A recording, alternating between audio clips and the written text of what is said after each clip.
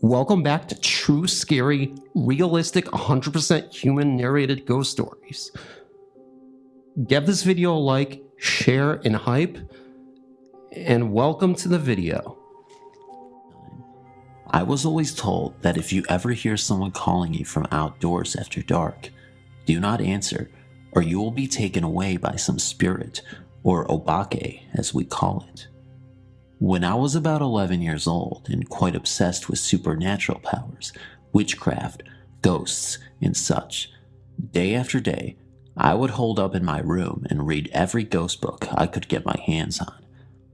In our backyard, we had two big mango trees, which for some reason would scare the bejesus out of me. You could not get me to go back there in the dark, even if my life depended on it. One night, while in my room reading, I kept hearing my dad call me from the backyard.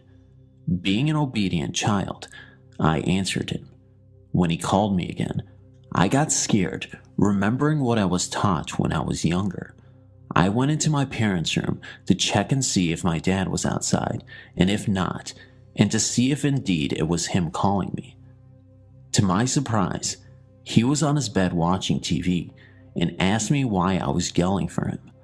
I explained to him what happened, that I heard him calling for me from the backyard. He told me to never answer a call from outside, unless I know for sure who it is I am answering, and that he did not call for me. Needless to say, I was scared to death and did not want to go back there, even during the day. All the neighborhood kids would want to go back there and climb the trees, pick mangoes, or play hide and seek, but day after day, I would refuse. Like all kids though, I eventually forgot that night and went to play with my friends in the backyard. We must have been playing back there all day. I didn't realize until around sundown that it was getting late. I remember the night someone called me from the backyard. The mango trees make good shade during the day, but at night, they make it even more dark.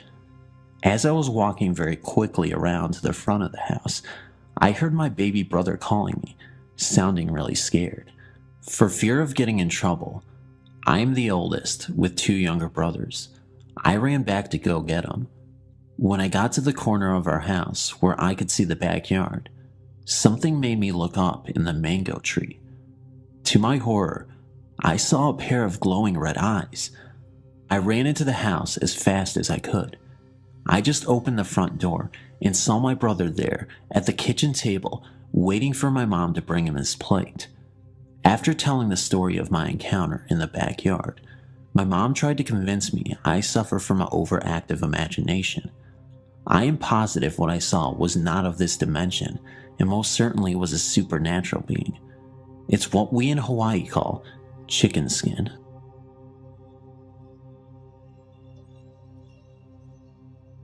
My family and I were out for a night drive and decided to head to Kiwanala Beach in Yokohama Bay, Makakawa. It is a drive we took many times to watch the sunsets or to gaze at the stars. On this night, we really didn't notice how dark the night seemed. As we entered the park, it seemed as though we were the only ones there. My sister needed to use the bathroom, which is located near the entrance of the park. When we stopped, we noticed 3 lights at the end of the park, about a quarter mile away. Most locals tend to park there to avoid police patrols who most times won't go that far into the park. We assumed that some locals attracted the attention of some officers. As we were getting back into the car, we noticed that these lights, way at the end of the park, changed from blue to green. Soon these lights started towards us. As these lights would bounce up and down, the number of lights would multiply by hundreds at a time. Each light was only about 3 inches long and 4 to 5 feet off of the ground. This covered the whole beach from the mountain to ocean, which is about 2 to 3 football fields wide. All of the lights move up and down at the same time, each by multiplying by the hundreds. It soon gained on us near the entrance in a matter of 30 seconds. We all got back into the car and quickly left.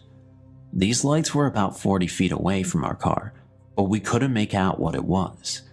As we left the park, we passed another car. We were so frightened that we drove as fast as we could to the nearest convenience store and stopped to talk about what we had just seen. As we did this, the car who passed us before heading to the park drove right past us at a high rate of speed. It was later that I found out that it was the Hawaii Po, or Night Marchers. Thanks for reading. Today I have a story for you that is very scary for me, but might be a bit sad. Also, this is fairly recent in memory. I'd say it was about a month ago now. I was chilling at my grandparents' house, which is quite large. I hated, and still do, going up the stairs alone when nobody else is in the house. Alright, so now I'm getting to the point. So me and my brother Tasman had stayed over the night. But during the night, it seemed that I would get woken up constantly to the sound of someone digging their heel into their wooden floor and then dragging it as if they were limping. This was very creepy, as neither my grandparents nor Tasman own a pair of hard shoes. Then I thought back to my great-grandmother. She had a broken leg, and since she was so old, she died because of it. She always wore those wooden-type shoes, so ones that look like clogs, but have a buckle and a heel. Then I have one more strange event that happened to me and my friend Katie.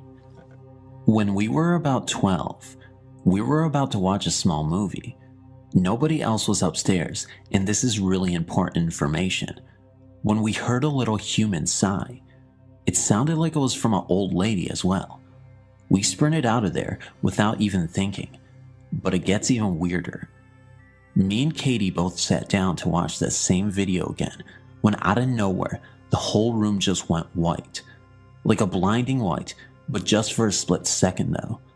There wasn't any cars around, and it was most certainly not the sun. So how? From now on, I'm not going upstairs by myself or with a friend to watch movies, and I haven't stayed the night since. This was all very strange, and I hope that it will not happen anymore if I go back to my normal ways. Thanks for reading. The following story involves a house that is literally across the street from my best friend David. By the way, David's house is haunted. You can hear the story in Hell Freezer's channel. This story takes place in my city and neighborhood of Silver Spring, Maryland. Anyway, one day, David and I were building a patio for his backyard. I decided to take a break and headed out front.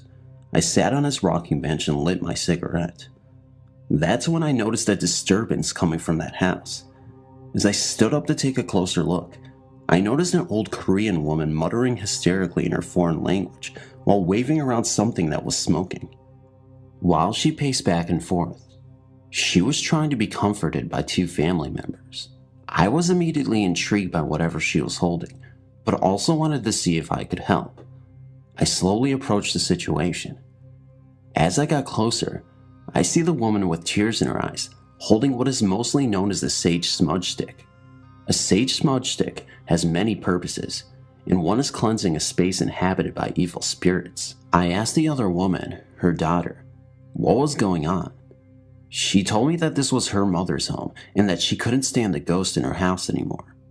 My mom thinks this place is haunted by an evil spirit. I asked if I can help with anything, but she declines. I wanted to keep asking questions, but this wasn't any of my business. David's neighbor knew a lot about our neighborhood, told me why the house was haunted too. He said that in 1989, a young man who lived there killed his parents and then himself. I found an old article on this story. It stated that a 27-year-old man, armed with a shotgun and a rifle, fatally shot his parents in their bed in their Wheaton home before killing himself. Back to me. His parents didn't live in that house, but he did. His sister was the one to find her dead brother. The police officer asked her whether her brother was mentally disturbed. She nodded yes. I suppose a troubled man can also be a troubled ghost.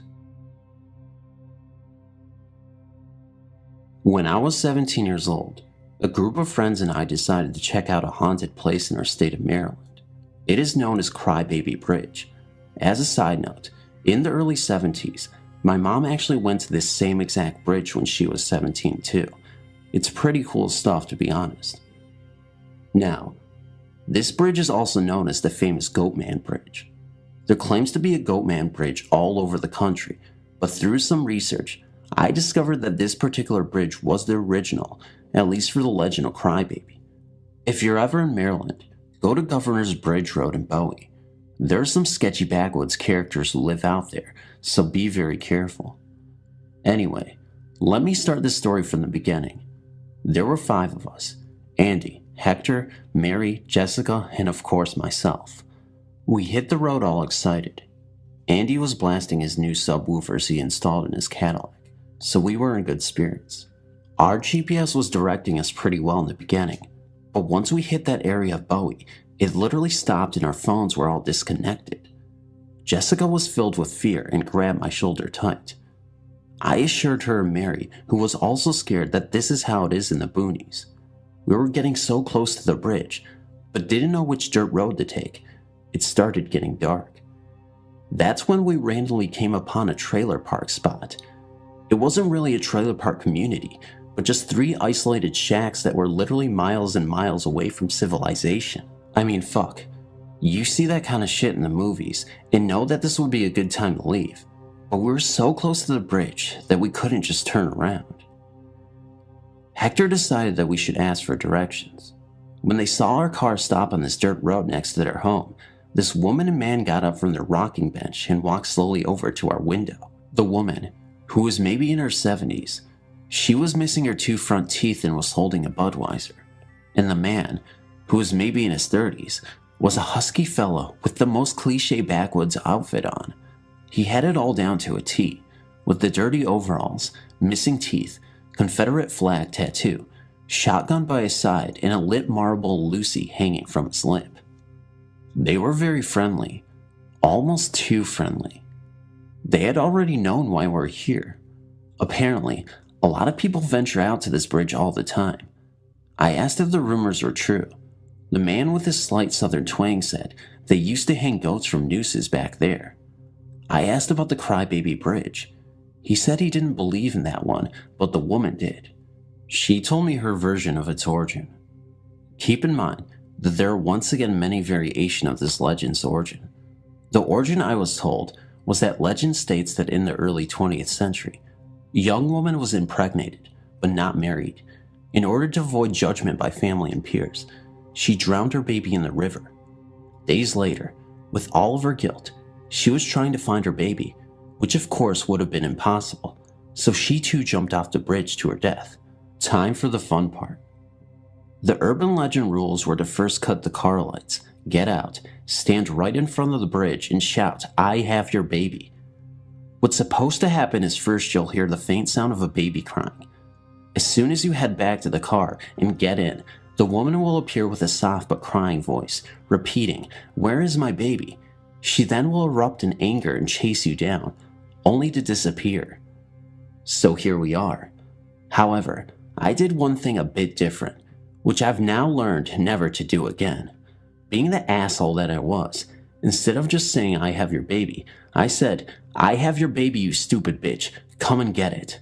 Yes, disrespectful. I know viewers will be mad, but I thought it might achieve more attention from the ghost. I was also trying to be funny and show off to the girl I was seeing. I was a dumb 17-year-old kid, so give me a break. Anyway, nothing happened, although I did feel a bit strange, but I figured it was all in my head. Now this is where it gets creepy. When I got home, I went downstairs to my computer to do more research on the bridge. I've only been home a couple of minutes when I hear a loud crash from upstairs. I thought it was my grandpa, who would occasionally drop something off his bed or even fall, so I rushed upstairs to his aid. I run down the hallway and reach my grandpa's room, and he was sound asleep. I look around his floor and nothing was on the ground. I shrugged and turned back around. That's when I see it. I must have missed it while I was running. I stand there shook and see that 3 framed pictures off both sides of the hallway walls had fallen off the wall and shattered on the wooden floor. As I look at each picture, I notice that every single photo was of me as a baby. One was even my mom holding me as an infant. I put two and two together and thought, oh shit, did this ghost follow me home? I must have really pissed her off. I thought this had to be a coincidence. I pick one broken picture up and notice that my dog is acting strange. She was staring at the front door. It was so intense. I was calling her, offered treats, and even tried to move her, but she wouldn't budge. This bugged me out because she always, and I mean always, loyally listened to me. I do believe animals can see things we can't, and my dog was aware of some sort of presence. I was starting to get really nervous, but kept my composure and remember my dad telling me a story about a ghost experience of his. I'll make it quick. My dad said when he bought his first apartment, it was extremely cheap, almost too cheap because the last two tenants claimed it was haunted and wanted out. Apparently, a woman was stabbed to death in the apartment 8 months earlier, and now she's haunting it. My old man could give two shits about it. It was cheap, and he didn't believe in that stuff. His outlook changed the very first night he moved in.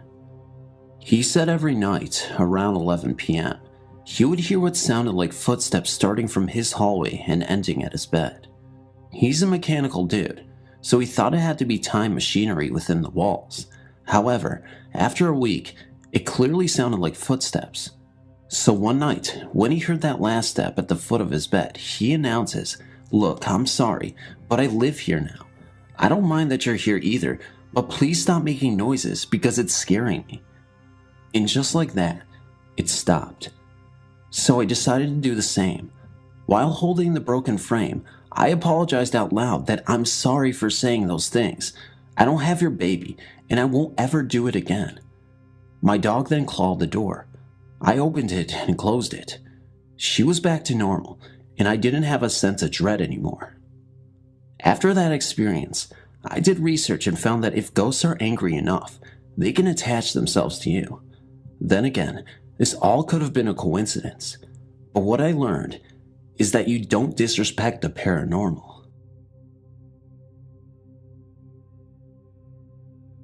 This is a story of a young woman that got killed on the highway in the town near us.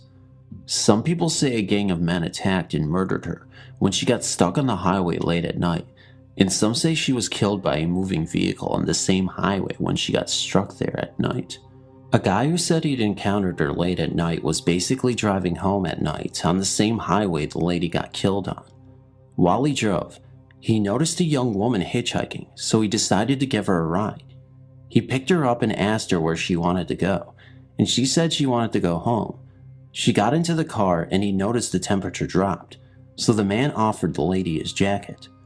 When he got to the young lady's home, she wanted to give him his jacket back, but he refused, saying he would pick it up the next morning since it was still a bit chilly.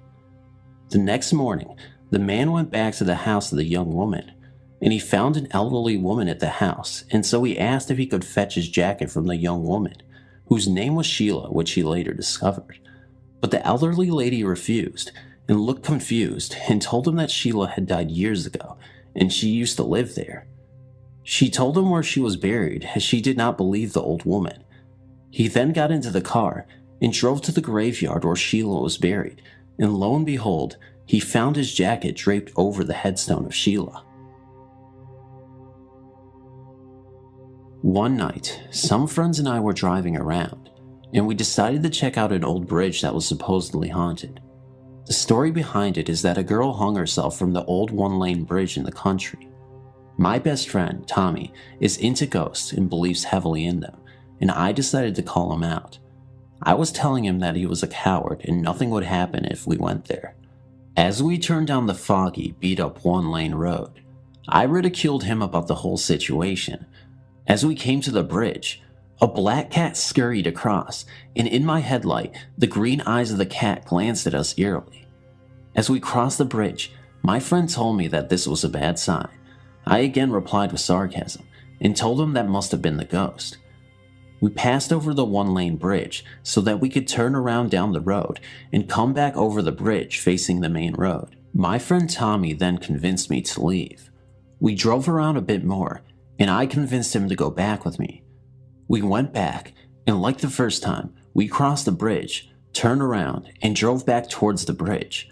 We then came to the bridge once again, and I decided to stop my vehicle on the bridge. I went to put the car into park and glanced into my rear view mirror.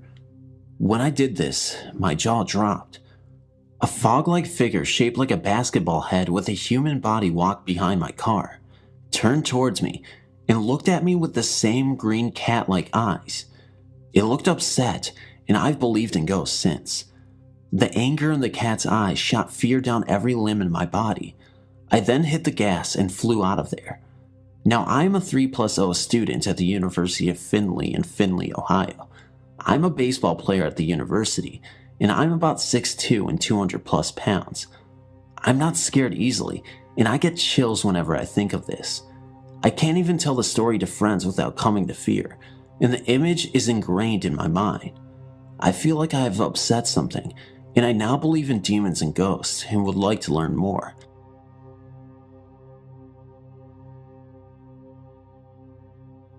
On January 8th, I was hanging out at a local shopping complex with a couple of friends of mine. My friend, Mary, turns to me and begins telling me a story of a bridge just over the North Carolina and South Carolina state line called Catswoman Bridge. She was telling me that a number of years ago, a woman was driving home one night, and just before she was about to cross the bridge, a cat ran out in front of her. Trying to miss the animal, the woman swerved and wrecked her car in the woods just before the bridge. The next morning, local police found her car sitting, upside down, underneath the bridge. Upon investigation, police found the woman's body being beaten by a group of cats. My friend, Mary, continued to tell me that if you park your car in the center of the bridge and turn off the engine, you can hear the faint sounds of a vehicle crashing into trees at the end of the bridge. I'm in total disbelief. She continues to tell me that if I go to start my car to drive away, then my engine will not start unless it is pushed to the end of the bridge. I decide, okay, let's test this. We drive to the bridge, and I park my car in the center of the bridge. As I go to turn off my engine, my other friend, Robin, starts crying with fear and begs for us to leave. Not wanting to upset a close friend any further, I put the car in drive and began to drive away. As I drive away, there was a very thick fog that completely obscures my vision momentarily, and I decide that it's time to go home. However, the only way to go back home is to drive back over the bridge again. I turn my car around and begin to make my way over the bridge. The moment my front tires are on the bridge, my engine dies. Now, this could have not been a mechanical failure due to the fact that I was driving a 2005 Chevy Impala. I apply my brakes to prevent wrecking my vehicle, but my brakes wouldn't work until we rolled over to the other side of the bridge. After we get to the other side, I stop my car, put it in park, and restart my engine. Just as we are about to pull away, we all see bright lights that appear to be car headlights beaming upwards at an angle as if it were a car that had run off the side of the road. Scared out of my wits, I drove as fast as my car would get to get off that side of the road. When we got back to my house, we look over my car as soon as we get out. To our surprise, there were cats' paw prints all over my car, the hood, roof, and trunk. There were also streaks that looked like someone had tried grabbing the car with their hands. There were also complete handprints on my back window. None of these prints were there prior to us going to the bridge. I sent my car through a car wash almost an hour or so before we went to the bridge. I tried doing a search on the bridge and have found nothing. At first I was skeptical about the validity of the bridge, but after this, I will never drive over that bridge again. Thanks for reading.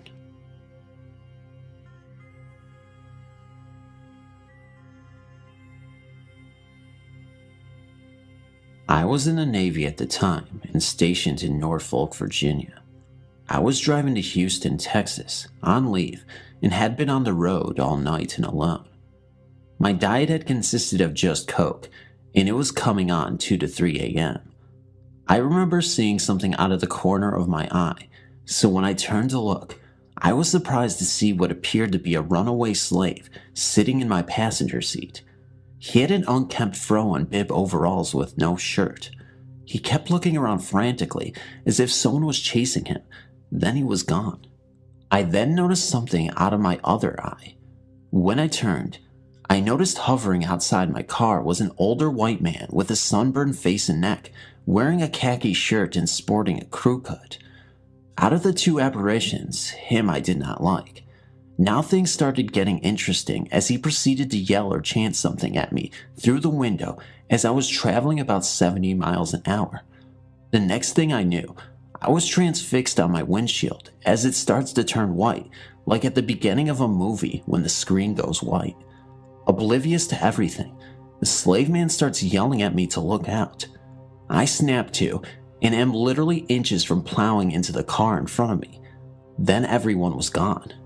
A few minutes later, the white man shows up again and everything starts over and ends the same way.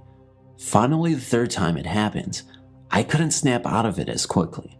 I felt the car shaking and bopping about as the white man chanted and the slave man yelled at me to look out. When I did snap out of it, I was in the median between the two roads headed for a bridge.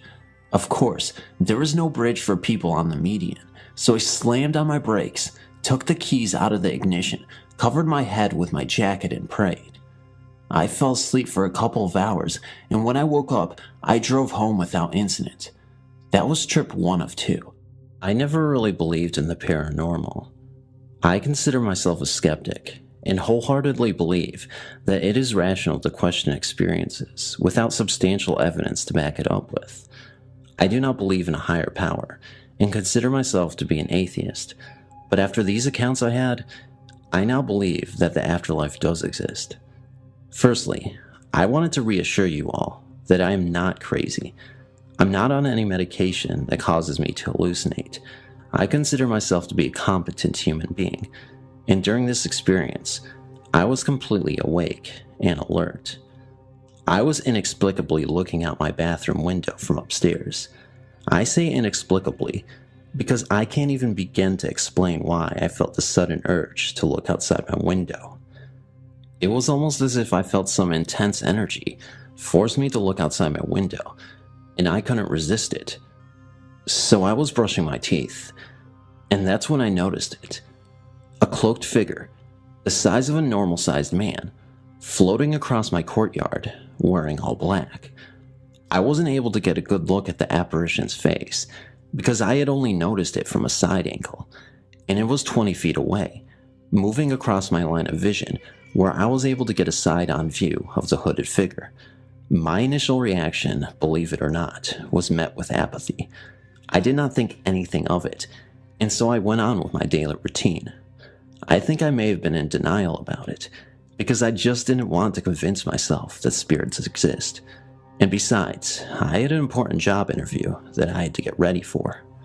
A few days later, I was sitting in the living room watching YouTube videos on my laptop. I decided it was time for bed, so I closed my laptop since it was getting pretty late. I can't remember exactly what time, and I was home alone, but still alert. I just couldn't sleep. I had completely forgot about the experience I had a few days prior. Now this is where it gets extremely creepy. As I was heading upstairs to go to my room, I swear on my life, I heard a distorted voice saying the words death and now, whispered faintly in my ear. I can't even begin to explain the eeriness of it all. It just didn't sound human, and it had a certain calmness to it. 7 months later, my 27-year-old brother died in a horrendous accident involving a car hitting him on the M40 after he ran out of fuel and was walking down the hard shoulder to get to the nearest fuel station. Could this have been some sort of warning? I can't seem to find the answer I'm looking for on Google, so I've signed up on here in hope of finding some expert help. Again, I consider myself a logical human being, but after these experiences, it seems there's much more to this universe that I can't truly ever explain.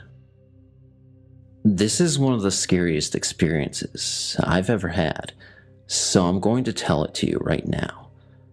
My friend and I were heading home from a friend of ours in a nearby town or village, I should say, because I live in a really remote location. It is at least 15 miles from my house, and there are a lot of alternative roads to use. The best roads are the longest, so we figured we could check the GPS to see if there was a quick route, and we saw an alternative road we decided to use, which to all of our surprise, we never heard of because both of us have a very good knowledge of this part of the county.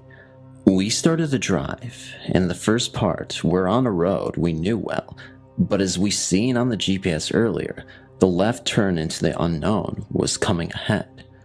We took the left turn onto a gravel road with no signs on it, and it was heading right into the forest, and we drove for a few miles. Suddenly, asphalt appears in the middle of a timber truck-like road, and thick smog was building up outside. So I was fighting to see the road, and it was getting really cold in the car.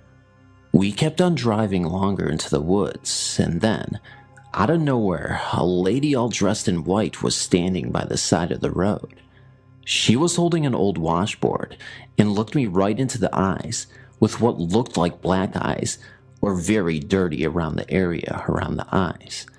I remember specifically her long white dress and the horror that struck me right away. I wanted to drive 120 miles per hour, but I couldn't drive faster than maybe 20 because of all the fog. So it felt like we drove for hours, which I'm sure wasn't more than 10 minutes. And then suddenly, fog is clearing up, and we're at a crossroad near a village close to mine. Because of the panic, I couldn't memorize everything properly, and then I drive to my friend's house safe, and dropped him off and got home. Today, we're trying to find this road again to show a couple of friends who didn't believe us, but it is nowhere to be found. We even drove to the same village at the exact same location where we dialed in the GPS, but it did not show that lost road as an alternative.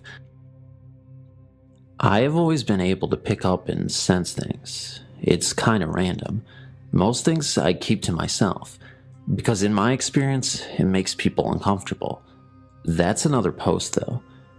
The first time I saw the Hat Man, I was 8 years old, about 1970. I lived with my parents and two sisters. I shared a room with my middle sister. It was late. I knew everyone was in bed and sleeping. I feel this memory like it happened yesterday, and I think thinking about him will open up that part of me that's sensitive to that kind of energy. It's scary. The terror and just the sense of having been watched. The energy or vibe of badness, wrongness, and or just a darkness. Hard to convey the shock that I felt when I knew I wasn't dreaming. I woke up and in the doorway, I saw a man with a long black overcoat, kind of like one of the old Western duster coats. He had on a fedora hat with a large brim. I couldn't see his face clearly. It was in shadow, but the nightlight from the bathroom lit him from behind. He crooked his right index finger, motioning me to him. I blinked, rubbed my eyes, and he was still there. It seemed like he was closer to me then. He was still backlit from the nightlight. I remember looking at him getting closer, closing my eyes, and saying the Our Father prayer.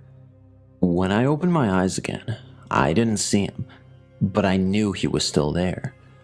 The energy or feeling was still there and very strong. I knew I shouldn't have got out of bed or tried to run across the hall, or else he would somehow get me, or so I thought at the time. I don't remember how long I sat there in my bed. It seemed like a long time. I finally got up the courage to run to my parents' room. Don't think my feet even touched the floor. I woke my parents. The police came. The house was searched. Neighbors all on alert. No signs of anything or anyone. I remember distinctly seeing my parents, their friends, grandparents, in little groups huddle up talking, looking at me. I don't think anyone believed me, and they thought I might be incapacitated in some way. It was close to 5 or 6 years before I would sleep alone in a room, much less by myself in a bed. Now all these years later, I've had a few incidents recently that brought it home again. Thanks for reading. After lurking around the site ever since the same age this happened, I finally decided to write out what happened to me 10 years ago. The following experience is my very first paranormal encounter, though not the only one. When I was in 3rd grade, I lived in the city of Spring, Texas, which is a suburb about 18 miles north of Houston. The subdivision this happened in was Oak Creek Village, Old Oaks. At one corner of the subdivision, near my house, there is a forest, and if you continue along the main path for about 10 minutes, you'll reach a clearing in which there is a small river with a large drainage tube with its mouth open perpendicular to the side of water. A neighborhood friend and his dad showed me how to get there, and I often rode my bike to the location to explore around. One holiday weekend, my mother invited a boy in my class named Steven to our home. As he was my only friend from school, I went to a school outside of our neighborhood because my mom taught there, and the nearby school wasn't very good. After playing baseball a bit, I told him about the forest, and he agreed to ride there on my scooter with me as I rode my bike. When we got to the clearing, we slid down the grass hill to get to the river, and Steven stepped on the rocks atop the water to enter the drainage tube as I watched from the grass nearby. About 20 seconds later, he walked out, looking quite bewildered, and said, "I just heard a gunshot in there." Being a brave child, and since I hadn't heard a gunshot, I wanted to investigate, so I walked on top of the rocks and peered into the drainage tube as Steven stood behind me, 7 or so feet away, not in vision of the inside of the tube. I had planned on walking inside the tube, but stopped because of what I saw. Inside the tube, about 50 feet away, was a glowing white figure, and though fuzzy-ish, was clearly in the shape of a human, as I could make out a head, shoulders, arms, legs, and torso, though there were no details. It was only an outline of mostly a man. Unable to comprehend what I was seeing, I could only stare at it in quizzical wonder. I started to look around the figure, but there was only darkness. It didn't appear as though anything, but the figure was inside the tunnel, and no noise whatsoever could be heard. I continued to stare at the figure, and saw that it appeared to be walking around within a small area, occasionally bending down and then standing back up. It seemed to be looking for something on the ground. As I continued to stare, I felt like it was gradually coming closer, at which point I realized, isn't that a ghost? Only having heard the word mentioned a few times before, and in scary stories, I started to worry about the danger of glowing figure behind me, so I stepped back, faced Steven, and told him what I was seeing. His eyes widened, and he told me we should get out of here, so we ran as fast as we could, and raced on my bike and scooter back to my home. Though I remember having a small interest before, this experience is what truly got me into the paranormal, and what led me to this very site 10 years ago. Though I've been back to the location several times after, as it is dangerous, I haven't ever stepped on the rocks leading into the tube since then. My own theory is that it was the ghost of a man who had died in the tunnel or nearby, and the gunshot was the sound of what had killed him. Though now an uninhabited and empty forest, I later found a mountain of bricks that I felt had been used to build a house in the clearing long ago. I grew up in Nashville, Tennessee, and went to school with lots of the country music stars' kids. This afforded me some rather unique experiences, and one of those is how I came to encounter a ghost. There is a hotel in Watrice, Tennessee, called the Walking Horse Hotel. I know it is still there because I visited it yesterday with my wife and kids on the way back to Atlanta from visiting family in Nashville. The property has changed dramatically on the inside, but as soon as I saw the outline of the building, I knew that it was it. It was in the early 1980s, and I was invited to go with some of my friends and one adult, the wife of a very prominent country music star, to stay New Year's Eve as the guest of the manager of a unique hotel located in Tennessee, Walking Horse Country. We were to be the only people in the hotel, as it was closed that evening. My friends had stayed there in the recent past and had some interesting experiences. This particular hotel was the resting place of Strutting Jim, one of the most famous Tennessee walking horses of all time. His trainer Floyd had lived in the hotel, and sometime after the horse's passing, had died himself in his room on the 3rd floor of the 3-story hotel.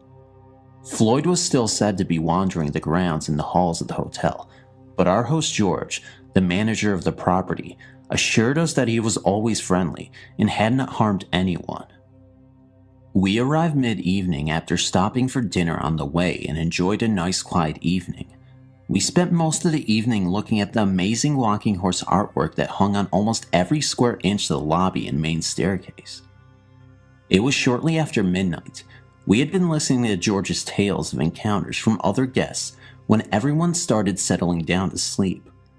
I was feeling a bit brave and still wasn't as sold as the others on the authenticity of Floyd the ghost, so we decided to go up and sit in his room on the 3rd floor to see if anything would happen. I sat on the bed in almost total darkness and waited for Floyd. When I opened my eyes, I was laying on the bed, still fully dressed in clothes and shoes, and day was just breaking. I knew that I had fallen asleep and that there had been no visit from Floyd. I went downstairs to find George, starting to put together breakfast, and the others were just starting to mill about. George suggested we go out and see Strutting Jim's grave marker and stretch our legs before breakfast. As we headed out to the back pasture to visit the stables and grave, it all seemed strangely familiar. As we approached a fenced-in area on the side of the pasture, I stopped George and asked how long the English sheepdogs had lived there. He looked rather surprised, as we had not been out there the night before, and there had been no mention of the dogs, but sure enough, they came running up to the fence and started barking and looking directly at me. We then proceeded to the stables where the grave marker was, and there were a few horses kept. As we approached one of the stables, George told us all to stay clear of the big black one as he bit anyone he didn't know. The black horse immediately came to me and started nuzzling my head and stamping his feet in excitement. We then walked over to the grave marker and I led the way as if I had been going there for years. By now, even George was blown away with all of this, and when asked, I responded that I slept in Floyd's room but didn't remember leaving the bed all night. We all walked back to the hotel, talking about the strange events, and without asking, I walked directly in the rear kitchen door like I owned the place. We had not been anywhere near this area of the hotel for our visit, but I knew exactly where to go. We all sat down in the dining room, and George asked who would like biscuits with honey to start. I jumped up and stated that these were the best biscuits in the world, and everyone should have some. George asked how I knew this since this was my first visit and we had arrived after dinner the night before. I walked straight into the kitchen, opened a pantry, reached up to a tin on the 3rd shelf and opened it up to reveal a tin full of the very biscuits. That pretty much sealed the deal. It is my assumption that Floyd took me for a little spin the night before, using my body as a vehicle to get to his favorite places and get some of his favorite food.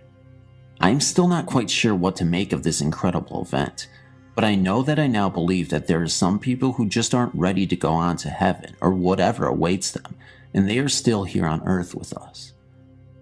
On my visit yesterday, it was so disappointing to learn that the new proprietor had gutted the hotel, changed the entire layout, losing the lobby and grand staircase, and didn't believe that any of the tales about Floyd were anything more than poppycock. The entire feel of the place was different, and I hope Floyd has moved on to his eternal resting place. I know the memory of that incredible day will always be with me. When I was 14, my family transferred from Danbury, Connecticut to Simbago, Maine for my mom's work. My parents bought a farmhouse with an attached barn so we could keep our horses on the property. I was a freshman in high school, and my sister was a few years behind me. Almost immediately, I began seeing, out of the corner of my eye, someone walk past the bathroom door and go down the stairs, but when I looked straight down the stairs, no one was there. This would happen every morning as I was getting ready to go to school. As the months and even years progressed, I'd witnessed voices having conversations that I couldn't make out. I heard banging and footsteps coming from the 2nd floor when no one was up there, and a voice calling me by name and demanding that I come to it when I was the only person in the house. I did not have the courage to come to the voice, so I stood there until my father came inside the house. There was also the time I was in the barn with the horses and was enveloped by the stench of decaying flesh. No dead animal could be found in the vicinity of the barn. During the summer of 1992, I was 17 and working for a family camping resort in the general store. I remember being asleep and being woken up by a man's voice in my ear. He said, "Wake up and hear the storm." I can still remember feeling the vibration of his words in my ear and being puzzled by what I had just heard. I sat up in my bed and was afraid that there was someone in my room with me. My father was the only man in the house, and I was positive that it was not his voice that I heard. Beside the fact that I didn't hear my door open or close, so I was sure that whoever had spoken to me hadn't left yet. Lightning was coming down outside, and I could hear the horses whining, so I got out of bed and tried for the light, but the power was out. I stumbled down the stairs and saw that my father was in bed sleeping. I took a flashlight with me to the barn and saw that the horses were outside loose.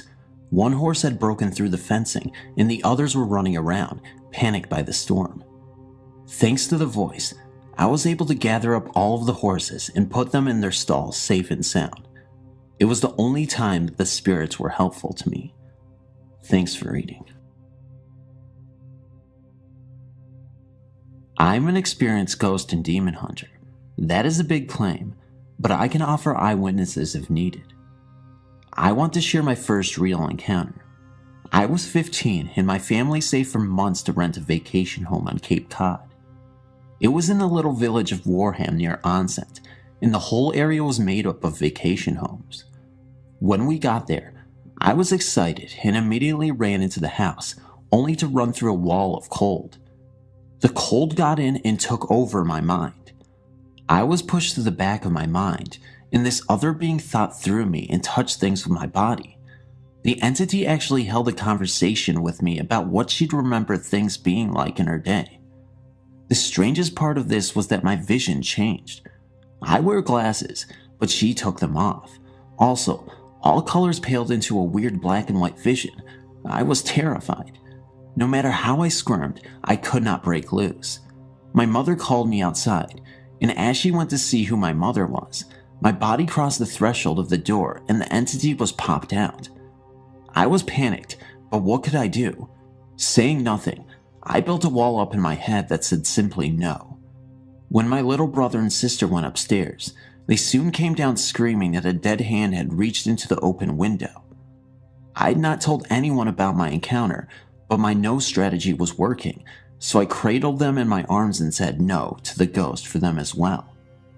My baby sister was stationed in a crib in my room. She often woke up about 2 or 3 a.m. screaming. I got good at waking up when the presence got near and throwing my proactive no over the baby too. We had so much poltergeist activity in that house. Like the salt and pepper shakers would fly off the fridge and onto the table. My mom would put things away, turn around, and they would be back. We also experienced knocks, footsteps, and bad smells. And when my cousin came to visit, he stuck his head through the open window that led from the TV room to the porch, a window that was jammed all 3 of us could not budge it, and it slammed down on his head. At the end of the week, I finally told my mom about the encounter I had. She believed me and went to see the realtor we had leased the house from. He casually told us that the reason we got the house so cheap was because it was haunted. A woman had been murdered there 20 years ago. We rented that house out a couple more times. Since we knew it was haunted, we would say hello to the ghost. My mom felt bad for her when we got there. It was never an easy thing for me, as she often tried to get into my head or talk to me. I built up my auric protection from that experience, but I was very afraid of ghosts for a long time afterwards. As will happen, ghosts were very interested in me. Then demons started being put in my path. It is one thing to believe in ghosts, but it took much convincing and hand wriggling to accept that there are demons. For every encounter with the demonic, I've had to reach deeper into old myths and religious writings to tease out what the ancients knew. I'm not a devoted Catholic, although I was raised to be. That path never held answers for me, or I should not say enough answers. yet I became an ordained minister of universal light. I know there is a great spiritual mind, a great source, and sometimes that source appears to me as female, sometimes male, sometimes both, or neither. I died a few times as a child, due to what I now know was demonic attacks. When I gave birth to my daughter, I had complications and bled to death. That journey took me to the great source, in a word, to love. But not love as an attachment to a person, idea, or pet. Love as an infinite ocean of creation. I was immersed in this oceanic experience while the Great One spoke to me. It was really more like receiving direct knowing. She said it was my choice to go back on or move on, that I had a hard life in addition to my non-stop illnesses. I had been abused in every sense of the word, and it was fine to let go. My children would do fine without me. I was needed, but not necessary. If I chose to go back, however, I would be sent teachers and would fulfill certain duties for the balance. I would be a teacher and healer and have the tools and gifts I needed as such. In this place I had no ego, no desire. I was awe-ish in love. I looked down at my daughter, not 3 minutes old, and chose to go back for her and my son. As was told to me, within a year my teachers showed up. Also, the demons showed up. Those first few years were dedicated to clearing out my mind and personal history. As I came to know my personal demons, a correlating world demon would make itself known. At first I did nothing but observe and clear myself. After practicing mindfulness for nearly 8 years and having the help and teachings of a medicine man, a Buddhist nun, a master therapist, and a couple of gurus, the universe gave me the nod and people literally started showing up at my doorstep. I worked with people on many levels for many years. I worked with hauntings and cast out some demons from buildings. I've not done an exorcism yet, as one has not been in my path, and I do not go searching for these things. I cannot say I would know where to begin, but for God's of grace, guidance, it can happen. I've trapped destructive forces and banished them or helped them transmute. The people involved always have dramatic changes, even the ones who don't know what happened. I've had spiritual duels with practitioners of dark arts and removed hexes and lesser known demonic attachments, but the hunter can become the hunted. I caught some backlash from a few entanglements that involved black magic and ghosts that stuck into my car and followed me home. Before I knew what hit me, I was really sick with an undiagnosable problem of my nervous system. I had to leave the city, move to Vermont, and get involved with horses to ground me and bring my being back to life. For the last 3 years, I've done nothing but heal and surround myself with nature. Some very tricky forces have challenged me here, as Vermont is ripe with haunting and strange energies, but I have not worked the public more than a few times. Now, I am ready again. I am also ready to learn new things. I would love to talk to others who have had any experiences like my own. Please feel free to contact me, and thank you for my very long read. I first got into the paranormal on October 16th, 2011, when it was my 11th birthday and my mom and I went on a ghost tour of a War of 1812 fort and saw a strange shadow. Since then, I've created my own paranormal group and expect to ghost hunt many haunted places like the Waverly Hills Sanatorium in the future. Today, technically this night of October 24th, my granddad took me on a ghost tour which had a bunch of people get led around a small part of Jordan Village in southern Ontario. There was this one point we got to go to a nice winery building known as the Cave Spring Winery or Cave Spring Wine Shop. Here, we got to descend down into the cellars here. Before that, we were informed about the 3 main spirits here. One was a nice female spirit named Margaret, the other was an unnamed male malevolent entity, and the other was a horse who was said to have had a heart attack and you could hear the hooves on the cement clip-clopping along. Anyways, our group of 30 or so people headed down to the tunnels and we learned a bit more of the history and discovered we could enter one of the supposedly haunted tunnels where screams and voices have been reported. When I went in there with my grandpa and 2 women on the tour, it was just 4 of us because we went 4 at a time. It was somewhat chilly. At first we didn't hear anything, just looking around for a moment then taking pictures. Then it happened. There was a loud clang right near us. It was as if someone picked up a sewer grate and dropped it right by us. We thought that they were closing the door on us, and we'd investigate the tunnel alone, but the door was open and the tour guide didn't seem to be reacting to the sound. Then it happened again. The same loud clang, maybe a bit louder, only a second or 2 after the first one.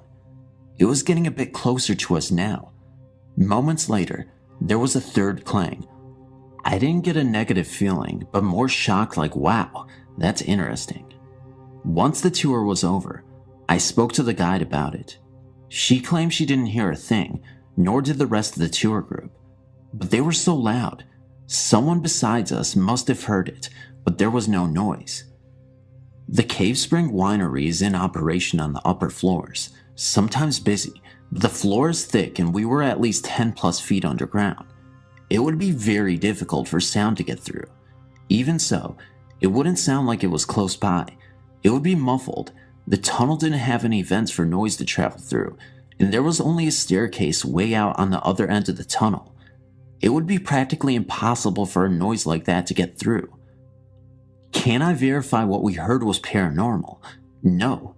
I can't conclude it was paranormal, but based on the evidence gathered with thick walls and a thick floor above us, and nobody but us 4 in the tunnel were able to hear these 3 loud noises, there might be something there.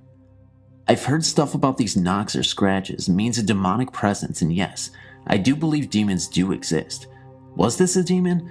This is somewhat unlikely. I'm a bit paranormal sensitive.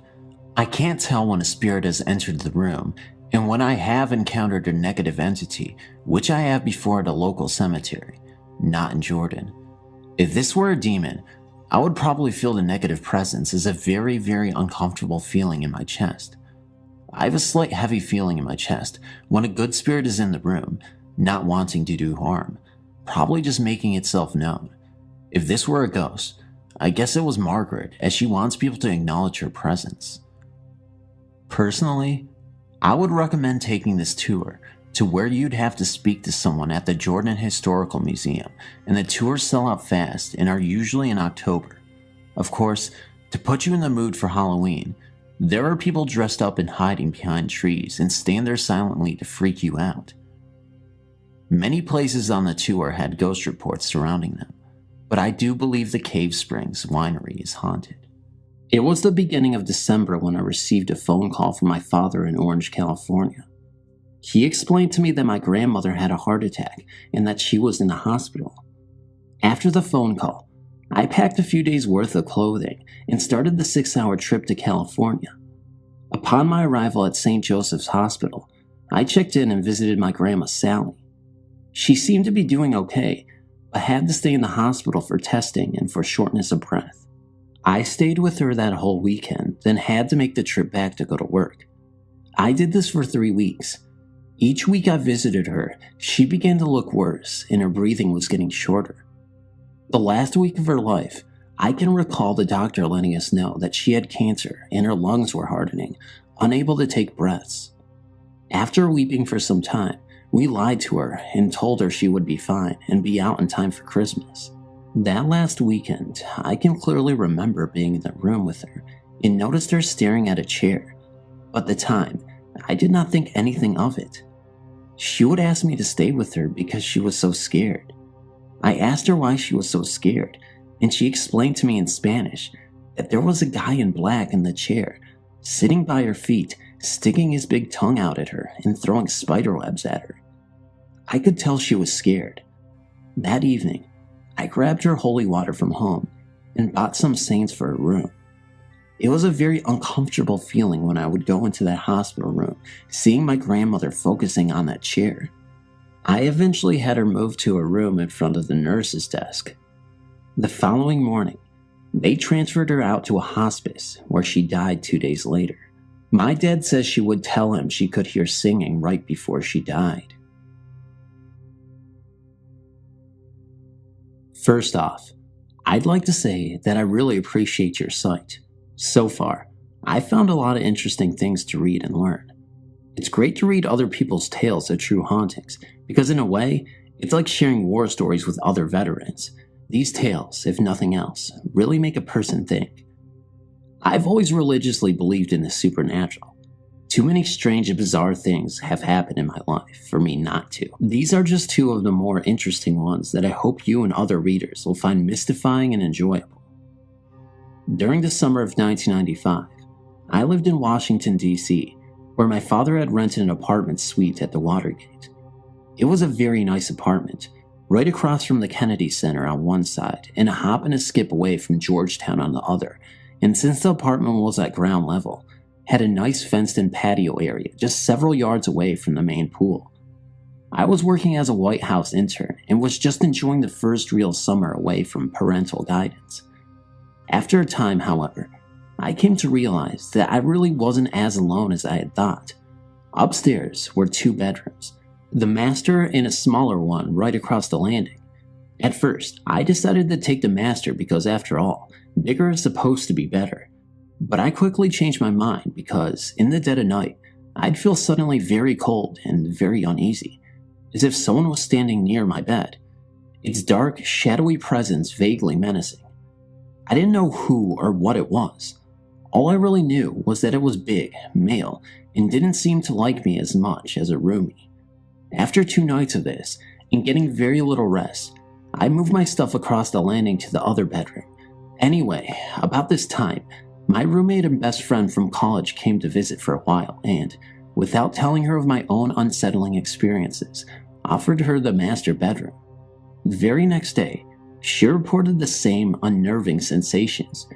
She told me that during the night, she felt someone breathing cool air on her cheek and felt a heaviness on her chest that both scared and kept her awake all night. After that, she promptly moved her things into my room as well. Since I knew what she was talking about, I graciously gave in, and the 2 of us were very careful to never enter that room unless we absolutely had to, and only in broad daylight. Summer came to an end, and we both got ready to head back to college. As I was in the bedroom packing, I suddenly heard her calling my name from across the landing. At first, I was puzzled because it was unspoken between us that we would never enter that room, and since we didn't have anything in there to pack, I hesitated before answering. Finally, I crossed the landing and entered into the master bedroom, calling out, "Yeah, what do you need?" When I walked in the room, nobody was there. Chilled by the episode, I went downstairs, calling my roommate's name. I finally found her in the kitchen area, the furthest part away in the house from the master bedroom. When I told her what happened, she shook her head in bewilderment and told me that she hadn't called my name and was, in fact, inside the pantry room packing up some canned goods. When she told me that, my back stiffened and an eerie shiver ran down my spine. Needless to say, we got the heck out of Dodge. An interesting postscript to this tale came near the end of 1998. My mother had been diagnosed with liver cancer in May, and in a desperate bid to lengthen her life, she had decided to become a Buddhist nun. She dressed in the traditional nun's garb and shaved her head, but at the end of September, she passed away, unfortunately. During this time, a close friend of hers was in DC, and so stayed at the Watergate apartment. She had not seen my mother in over a year, and in fact, did not even know that my mother had just died less than a week ago. She unpacked and fell asleep in the master bedroom. Around midnight, she awoke because, as she told my father later on, she felt and saw an enormous shadow sitting on her chest, cutting off her breath. She couldn't scream because of the weight, and for a second, thought she was dying. She struggled and fought, but the shadow wouldn't budge, and she finally drew in one breath and cried out for help. Immediately, she said she was blinded by a light coming from the closet door, and as the light drew closer and nearer to the bed, she felt the weight suddenly dissipate, the shadow fleeing from the unearthly glow. She opened her eyes and saw a woman standing next to her, brown robes flowing to the ground. Instantly, she said she knew it was my mother, but the only thing that made her wonder was the fact that this woman, this friend she had known for years, was shaved bald. The glowing woman then smiled gently at her and slowly disappeared. Only after this friend of my mother's had told my father about this incident did she learn that, indeed, the day my mother died, she had died with a clean-shaven head, dressed in brown robes. The second place I experienced a haunting was when I lived in a 2-story house on the south side of Las Vegas. The house was owned by a chief in one of the casinos near the Strip and was completely furnished as advertised. As I came from a traditional Asian household, my grandmother also lived with me and my father, and since he was frequently away on business, it was just the two of us there most of the time.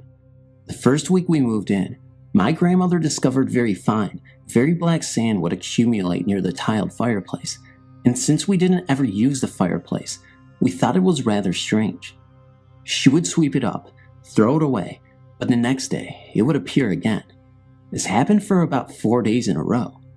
My grandmother, bless her heart, is a Capricorn, and thus rather anal about things. She was forever checking doors and windows, making sure they were locked and secured whenever we left the house.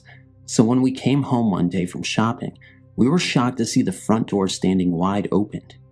We always came through the garage door, so it was very unsettling to see that door open, knowing we had locked it before leaving.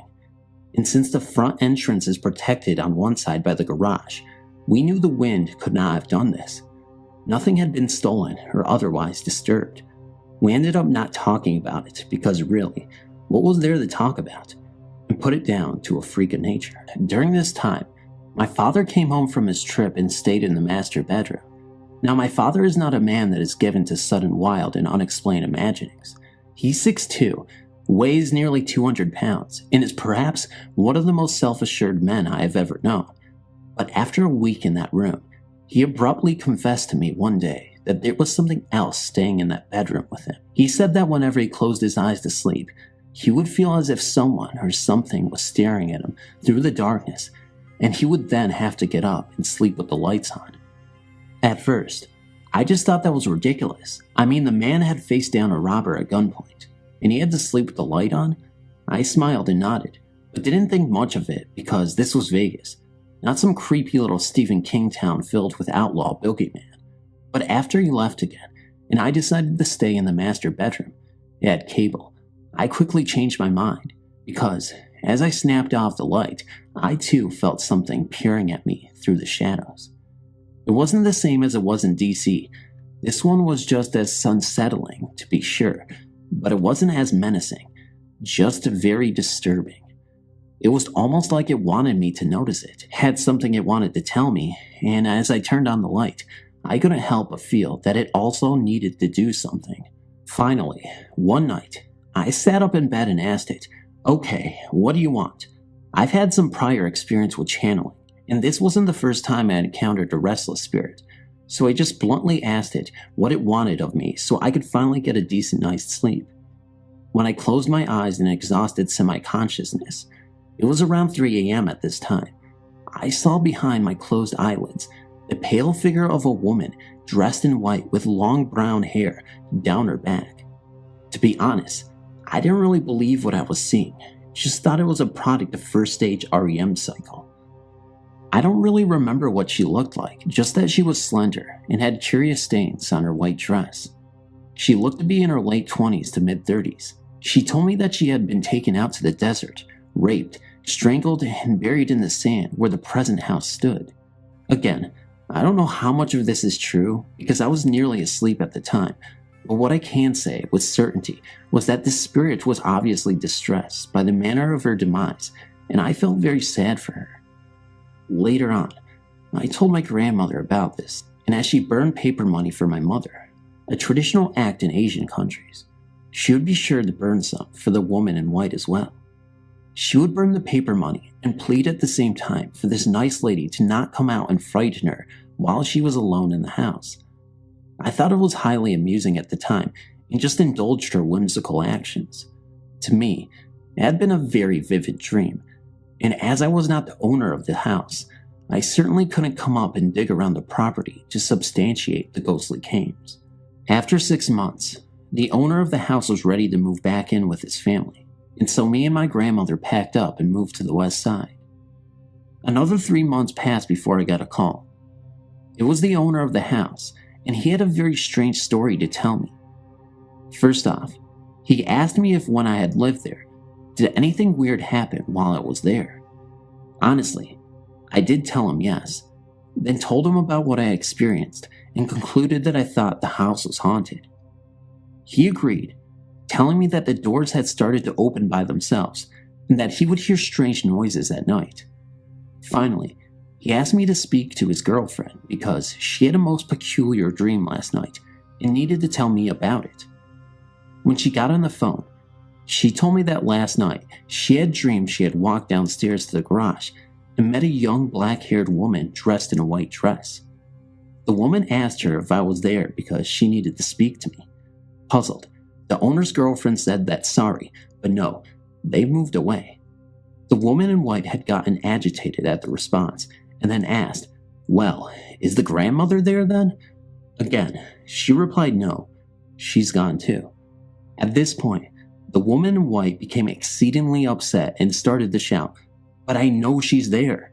I know, and I need to speak to her now. Please, you've got to let me talk to her." The owner's girlfriend was shocked at the desperation in the other woman's voice and kept repeating, "Sorry, but they're not here." Finally, she woke up, sweat pouring down her face, and immediately asked the owner to contact me. I really wish that I could tell you that there's a proper ending to all of this, but since I never went back to the house, nor my grandmother, I don't know what happened in the end. I just thought it was thoroughly bizarre that something which I had convinced myself was just a dream was actually probably based in some reality. Perhaps one day, I'll get the courage to go back there and tell him what the woman in white had told me. I still think about the poor woman at times, wondering if she's still on her quest to find some sort of justice or peace, and I hope that time really will heal all wounds. I just know that I've been blessed in the sense that I've been given opportunities to touch a world seldom seen by rational people, and hopefully this will not be a trend that will soon break. I also wish that I could include father's incidents that have raised my eyebrows a notch or two, but I think that I've taken up enough of your time. Thank you for listening. Oh, and by the way, my grandmother still burns paper money for the lady in white. She's convinced the poor soul will come after her if she doesn't. I was reading through your website, and it gave me the confidence to speak out about what I saw as a child.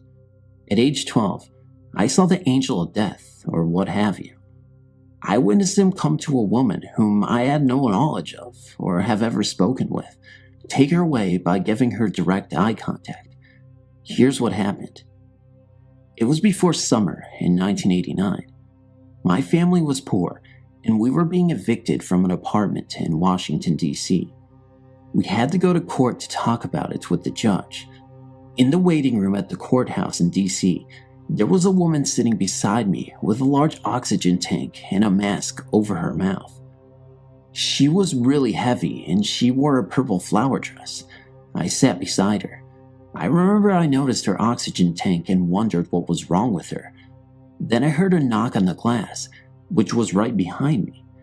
The seating arrangement was like the chairs were facing the waiting area, but your back was to a glass wall that if you looked through, you could see the security guards checking people in through an x-ray machine. I looked up when I heard a knock. 3 knocks. Then I looked up, and so did the other woman with the oxygen tank. We looked up at the same time. The angel of death looked at me with eye contact, then looked directly at her. He stared for about 3 seconds at both of us, me first and then her. When he looked at her, she wheezed a big then she fell on the ground in front of her chair. People, adults, started running to her and they said, "Get those kids out of here." And I just kept saying, "You did not see that man scare her?" Then I looked down the long hallway. He walked down and only saw his long black coat that looks like what judges wear. A black hat, black cape or cloak, and black shoes from the back. He did not look back and his arms were swinging. When I ran to catch up with him, he was gone. The security said no one came in with all black on, and they insisted I was crazy and to take me home. I still remember how he looks. He was a medium complexion black guy that was medium build and was older looking. The woman was white. This is a true story, and I'm not just saying that because I want you guys to believe this. It's because it is true. Thank you for reading. This is only one example of an encounter I had in a house I lived in. My daughter was only about 6 months old, and my husband and I were living with his parents at the time. On one particular morning, he had left for work, and I decided to lay on the couch until my baby woke up. I left the door to the upstairs open as well as our bedroom door, so I could hear when she woke. I fell asleep on the couch. Shortly after I fell asleep, something woke me. As I opened my eyes and looked up, I saw what appeared to be someone wearing a black hooded robe, going towards the stairs. I watched the figure. I sat there frozen, turn and go upstairs. At this point, I was freaking out. My baby is up there. I got up and started running towards the stairs, and I yelled for my mother-in-law to help. She was sleeping in the room off of the dining room. When I got upstairs and went into the nursery, my baby was laying there, limp with her eyes rolling in the back of her head. I grabbed her and ran downstairs. She was lifeless. We put 7-Up soda in her bottle and forced it into her and left it for the hospital. By the time we reached the doctor, she was okay. No one could explain what had happened. When they looked at her at the hospital, they thought we were nuts. She was laughing and having a great time, getting all of the attention. So, what was that? Had I beaten the angel of death? Or was she in trouble and that spirit was warning me? Whatever it was, thank God I still have my daughter. A little after 8 p.m., I was in bed, exhausted and waiting for my husband to come back from the kitchen with snacks.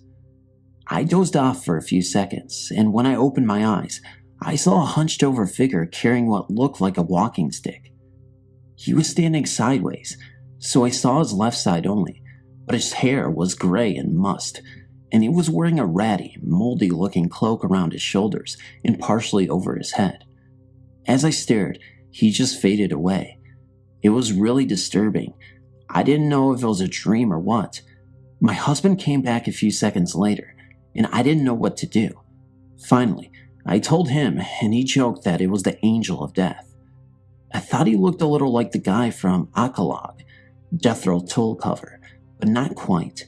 The next morning, my daughter told me first thing to call Dad immediately. His older brother in Italy passed away that morning. I asked what time, his time and our time. I saw him about 4 hours before he passed. The strange thing is that even though there are 11 children, the only other sibling, another brother, passed away 28 years earlier, on the exact same day. I've not seen him again, but I've experienced visits by scent mostly, and he has visited a few times, mostly to tell the other siblings to call Italy and take care of his widow. I had spent time with this man, and he really liked me and even gave me a memento of his. I believe he somehow knew I could see things others couldn't. He knew I could, and did, carry out his message to my husband and for him to make sure his siblings stay in touch with her, too. Oh, and by the way, he did have a stick that he used to carry with him.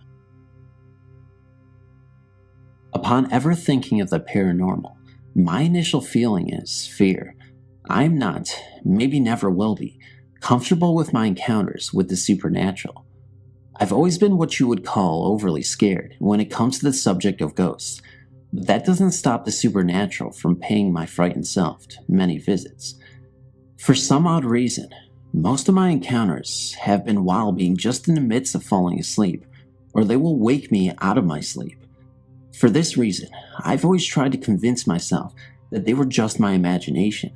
I've come to cope with the fact that they have been happening more frequently. The past homes I've lived in have been older homes, so you would think that if I were having encounters, the history of the home would be to blame. But I now live in a newer home, and I'm recently being visited by a close friend of mine who passed away almost 2 years ago. My first encounter when I was about 13. I was lying in bed, almost asleep, when I heard what I thought was my little sister talking and playing in my room. I told her sternly, "Holly, get out of my room." But when the little voice and rummaging through my belongings in the corner didn't stop, I opened my eyes only to see that the little voice wasn't my sister's. It was a little girl, whose face I couldn't really make out, being that she was a little ball of light. Some of her features were distinctive, but I could clearly tell what was happening. I jumped out of my bed and ran for dear life. My mother is a big fan of the supernatural and always says, "Elizabeth, you should try to talk to them if you see them. Ask them what they want." Is she crazy? My first experience made me run, much less strike up a conversation. We eventually moved into a much older home where I experienced a lot of lights turning on and off by themselves and the frequent sounds of someone walking up and down the hardwood stairs. But I grew used to it and never had any more visual experiences until recently. My closest friend, Morgan, passed away in a car accident almost 2 years ago at the young age of 18. I believe that she hasn't crossed over because she is confused. Her life was taken so quickly that I believe she is lost, and she is now visiting me. She has come to me 2 times in the past month, and I have a feeling that she's going to come again. Anytime I have an encounter, it scares the wits out of me. Again, this encounter came in the midst of falling asleep. I was actually having a dream about her, and I don't know if it was a noise that woke me up, but in my groggy state, I opened my eyes and someone was standing in front of me. I know it was her, but couldn't make her out. I heard her talking to me, but it was very muffled. I was scared to death, of course, so I closed my eyes and tried to fall back asleep, blowing it off as my imagination, until I woke up. The same night, I was having yet another dream about her. I'm a very light sleeper, so any noise, touch, etc. will wake me up. While dreaming of her, I popped awake instantly while catching a chill and having something touch my back in the dead darkness of the night. I tried to scream, but nothing came out, so I hugged my infant son closer and went back to sleep. My way of dealing with my encounters is to be very still, if you call that dealing. I would like to not be so fearful of the supernatural, much less my best friend. Please help if you can. My parents found a house to rent in a beautiful location off the Appalachian Trail for an extremely good price. Half of the house was fairly new, and the other half was very old, put together with wooden pegs instead of nails. The first odd thing we noticed was that one area of the lawn, which was enclosed by a stone wall, was constantly sticky and covered in flies. Then we started to hear balls bouncing and what sounded like children running up and down the hallway. Every night the front door would open and close, followed by the door into the kitchen and around the corner to the side door going out. My dog refused to go into the old part of the house and would urinate if we forced her. Things continued to escalate to the point where canned goods would fly off the shelves. My brother's closet door would slam open and shut rapidly, and we'd be woken up by faceless children. My father refused to believe anything was going on and always had some rational explanation for it. That is until he was asked by the landlord to replace the floor in the living room. When he opened the hatch to access the crawl space, a fireball of electricity shot out at him, which he ignored. But when we went down the ladder, we found a small dirt room about 4 feet high, and it was a stone slab approximately 6 feet long, with a groove carved around the edge and forming a sort of stone spout at one end.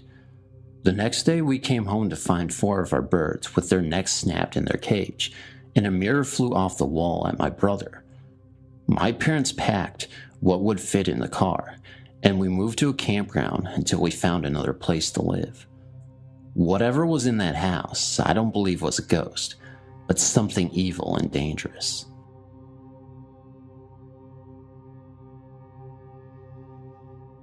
It all started when my fiance and I bought a new house. It's actually a few houses down from my mother's home, where we've also had chilling tales. Our houses are directly across the street from an old cemetery. Upon moving in, we had odd things happen. It started off where my dogs would stare into my dark hallway, always around 3 a.m., and growl and raise their fur. It always gave me a sinking feeling. I was taking a shower not long after the dog incident, and something touched my shoulder. I ran out of the shower, soap in my hair and eyes screaming. My fiance said the look of terror on my face made him think someone was in our house and caused him to panic. A few weeks later, I heard a low whisper while in the shower, and I ran out in terror again.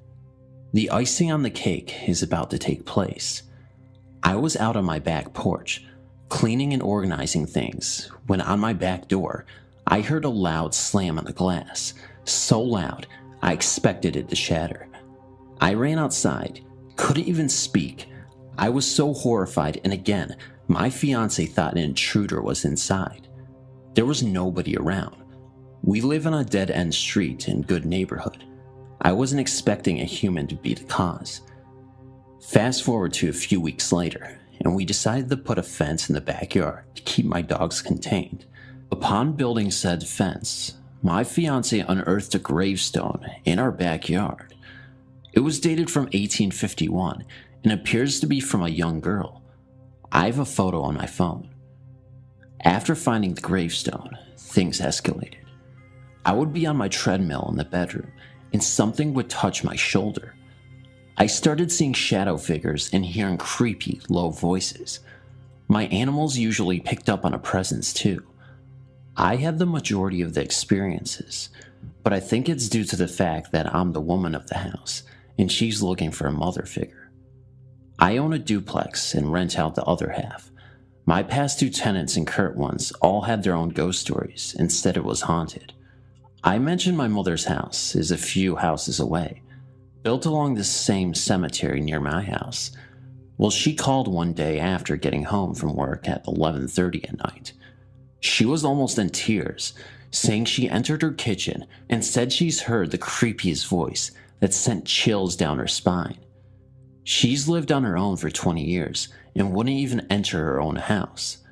She was horrified.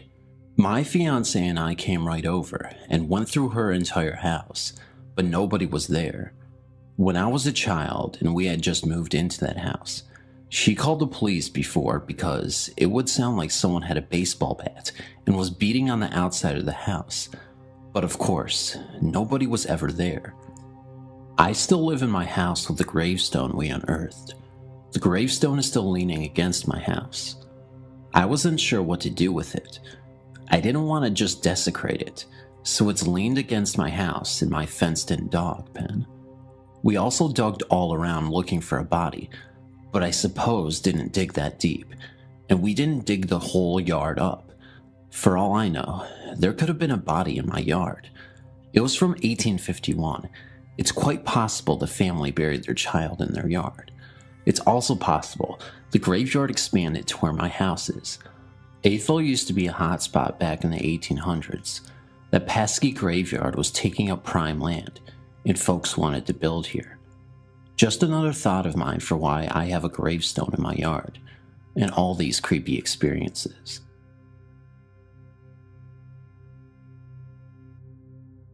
I can't remember the exact date.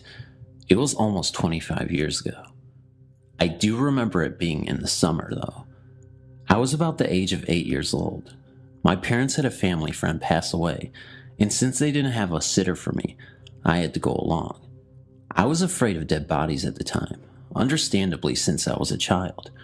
I just sat at my seat and waited until my parents decided it was time to leave. I distinctly remember a brunette woman coming up and talking with me.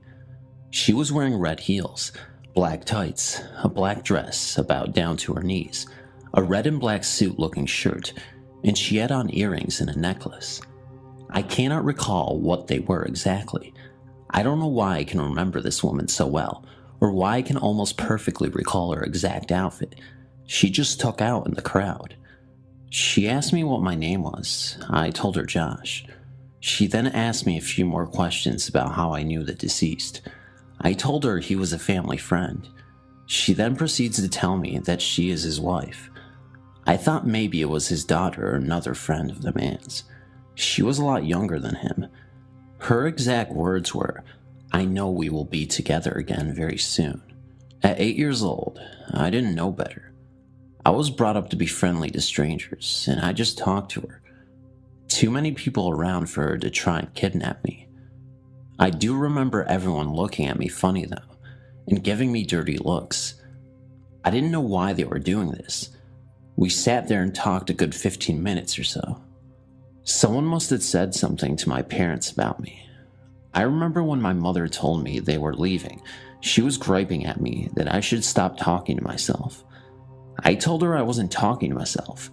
I was talking to the man's wife, who had died. She was talking to me. We still kind of mention this today and share a chuckle over it because even she says she remembers saying this. Josh, that isn't funny. That man's wife died. It was about 11 p.m. I had just gone into bed and turned on the TV. And after about 5 minutes, the TV turned off by itself and the telephone rang one time. It then felt like someone put their arm under my pillow and my head and shoulders were lifted up about 20 inches or so. I then yelled, "Oh God," and I was instantly dropped. Another time I woke up in the middle of the night and smelled a strong smell of urine. It was so strong smelling that I had peed myself, so I jumped out of bed and checked, but I hadn't. I then went to the bathroom to pee, and I saw a puddle of some liquid on the floor in front of the closet door. There was no reason for liquid to be there. I got paper towels to clean it up, and you could smell that it was strong urine. This worried me. I thought, did I do this in my sleep? It happened again a few nights later with the strong urine smell, and urine on the floor at the same spot.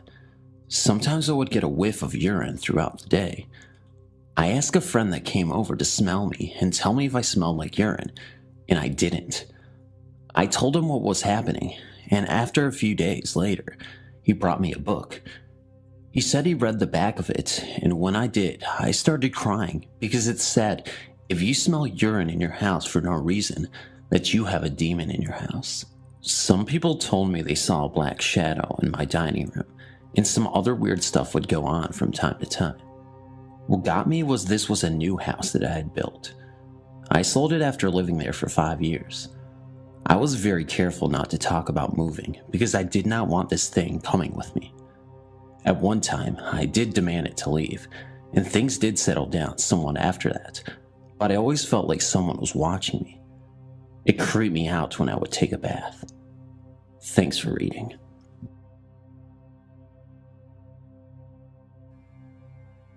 I've seen or experienced ghosts or spirits most of my life. My family is from a small town in southern Louisiana, where just about everyone I knew either saw ghosts or had a family member who experienced such. When I started telling my parents about the things I felt, saw, and dreamed, I was encouraged. One of my parents would always say, "Oh, your uncle sees this ghost. And don't forget about your Aunt E. She lives in a haunted house and talks to spirits all the time." So when my most recent experience happened, I was not surprised. My aunt died on January 18, 2016. She was 96 years old. And although it was sudden, I was happy that she didn't suffer and had lived on her own up until 2 weeks before her death. She was the last relative of my parents' generation, both having crossed over many years ago themselves. I'd been feeling rather blue to say the least, but I returned to my daily routine within a matter of days.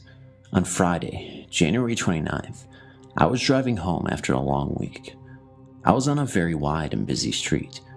I stopped at a stoplight at a major intersection.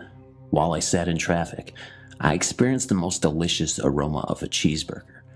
I could smell the patty on the griddle, the yellow-orange cheese, the hot, salty yellow peppers, the yummy pickles, and the bun on the griddle, as well as the crispy French fries. The aroma was so great, I said out loud, "Boy, if the burger wouldn't be cold by the time I got home, I would stop and buy one." And that is when it hit me. There was not a single burger joint anywhere in this area, so I smiled and chalked it up to a visit from my aunt. But my visit wasn't over. I got home and started to relax into the evening. I went into my bedroom and my cat followed, as he usually does. When I sat down on the side of my bed, I observed him to jump up in the air as if he was playing with a string of some sort. This went on for about 2 minutes. I just sat there amazed, wondering what Kitty found so delightful. Then it hit me. My aunt liked cats, but my mother loved cats. So again, I smiled and chalked it up to my aunt. Had also brought my mother, which was her sister, both of which loved cheeseburgers and pastrami. And my mother decided to play with my cat. That night, I slept well and happy, and I think that Kitty slept well too. It is nice to know the spirits are always with us, even when they take form in the mundane. About 10 years ago, when I was stationed in Japan, I had an experience that still makes the hairs on my arms stand on end. I was sleeping one weekend night about midnight. I lived in a dormitory with other military members, and this particular night, I woke up from my sleep to see a dark figure standing in my room. At first it didn't bother me because my friends would frequently come into my room at all hours of the day without knocking, and I thought it was one of them just messing with me. So I called out to them to let them know that I saw them and the joke was over. However, at that time the figure laid down on its belly and started to crawl towards my bed. Still, I thought it was a friend playing a joke on me, so I let them know the joke wasn't funny. However, each time I would call out to the figure, it would stop and stay very still, and then start crawling towards me when I stopped speaking. I quickly became frightened and got out of the bed and turned on the lights, and when I did, the figure disappeared and was never seen again.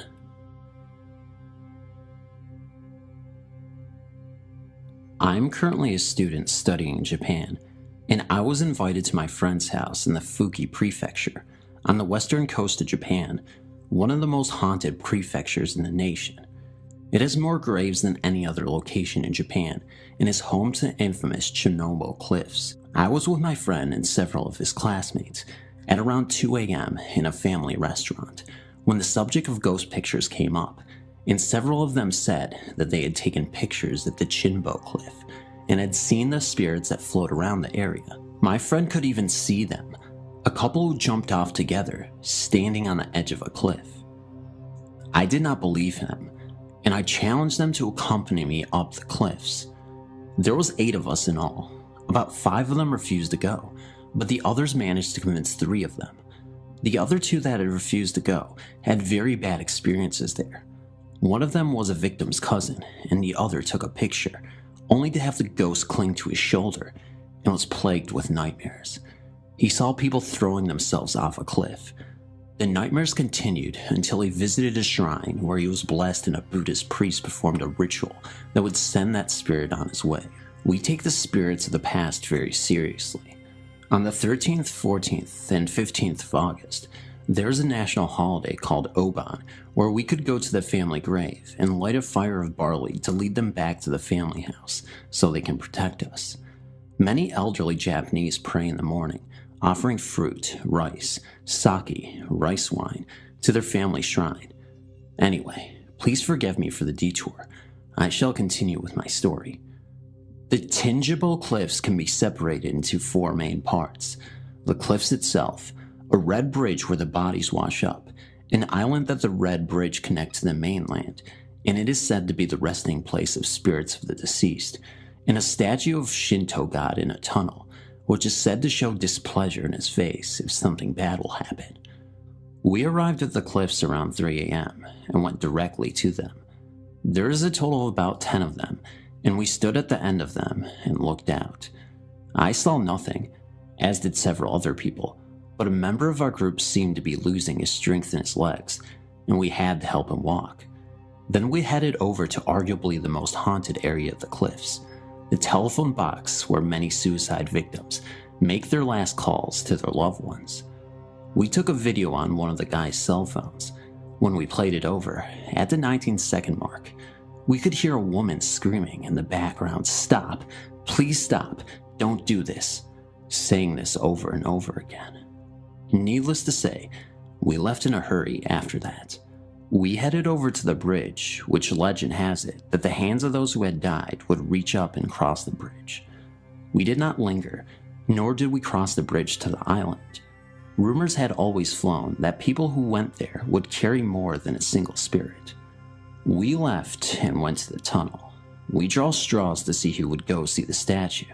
I was third, and when I entered, I found to my immense pleasure that the statue seemed to be smiling, like it was blessing me. However, the last member of our group was not so lucky. He came out and told us that the face showed displeasure, disgust, and hate. I called my friend the other day to see how he and his family was doing.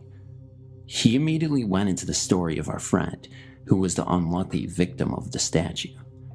He had suffered a major breakdown, quit school, lost his job, and broke up with his longtime girlfriend, then disappeared. They found him on the island, under the shrine, sobbing. My first experience was when I went to Japan for a family visit over the summer. It's been a long time since I visited them. I was only 15, and that's when it happened. Before I went to Japan, some of my friends would tell me ghost stories about Japan. I thought they were just teasing me, so I ignored them.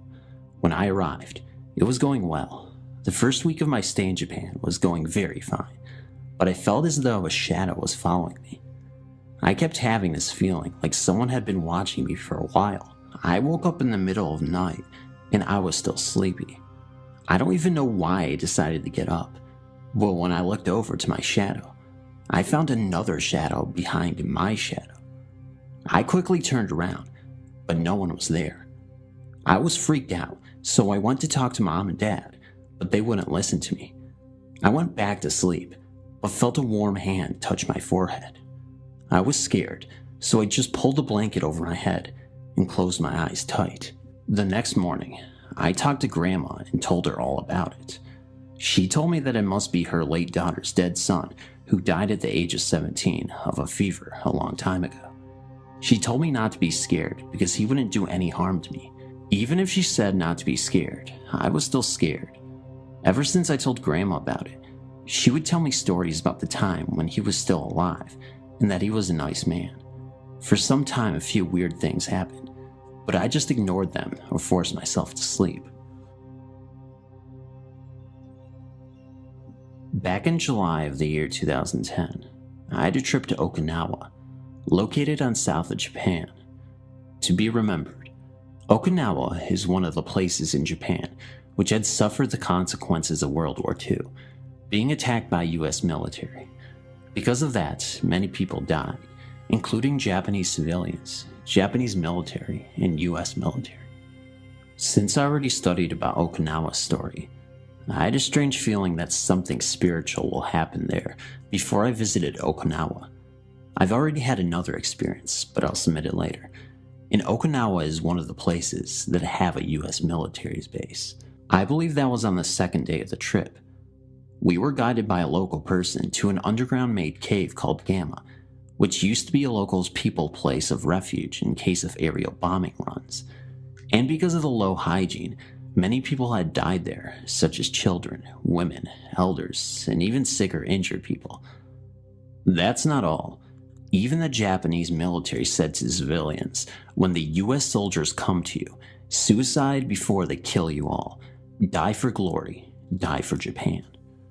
The cave itself was slippery because of the rain and too dark, or should I say, pure darkness, pure black. Because of that, we have to move with hand lights.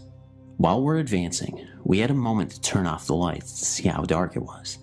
The cave was also chilly rather than too cold. A few seconds later, I could have sworn I heard a woman's crying voice in the cave, but I noticed that wasn't the voice of the girls who were with us at the time. No, there were only 2 girls with us. And then I started to think myself, this is not a living person's voice. Later, we went out of the cave, and in order to confirm, I asked the girls if one of them cried, but the answer was, none of us cried there. And I asked the boys too, but same answer. I really wondered what the crying woman's spirit really wanted to tell us. I'm in Okinawa, and this all started a couple weeks ago. First, I kind of ignored it, but it kept going on. First, I thought I saw something from the corner of my eye. Next, while sleeping with the lights off, I saw the light up a little. After that's in the middle of the night, I didn't feel part of the blanket down my foot, so I sat up and looked up, and the blanket was being lifted up a little. The other day I was hanging my clothes up, and I had a hanger on the bed. While hanging my clothes, I heard a noise. I turned around to see my hanger was now on the floor. I told my friend about it on the phone while in my room. After I hung up, I heard a whistle sound and I got cold. I had goosebumps on my arms. Recently, I was trying to fall asleep. I was laying on my side when I felt something on my back like it was pushing me a little. I ended up hearing the whistle sound yet again. The whistle sound is more frequent. It's a very faint whistle. I have no idea what it could be, but it hasn't hurt me. It's just like trying to get my attention and never leaves me alone when I try to sleep. And the last experience was when I was sitting in my room watching TV. I saw a goldish light orb in the corner of my wall, all the way up to the ceiling. I hope you guys can help me out. I'm out of ideas of what this could mean or be, and I'm so sorry if this sounds kinda jumbly or incoherent, but I wanted to get my thoughts down as fast as possible. Thank you so much.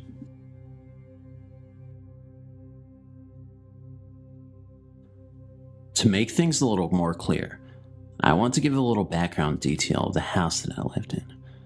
The house was an older traditional style Japanese house. The kitchen and living room area was on the opposite side of the house from where the bedrooms, including mine, were. I also was the only one on the side of the house because my host mother was in the kitchen cooking supper and the rest of my host family was working out late. The cat was outside too. My bedroom door was a fancy sliding door that was made of frosted glass, so I would have seen someone walking by. Also, the ceiling in the hallway leading to the other side of the house from my bedroom is kind of low, because I'm an unnecessarily tall Canadian. It was a little bit before supper, and I wanted to go and relax in my room. I laid down on my bed and started to reflect on how my day went. As I laid there, I got a strange feeling. It was a kind of excited, eerie feeling. I looked towards my door.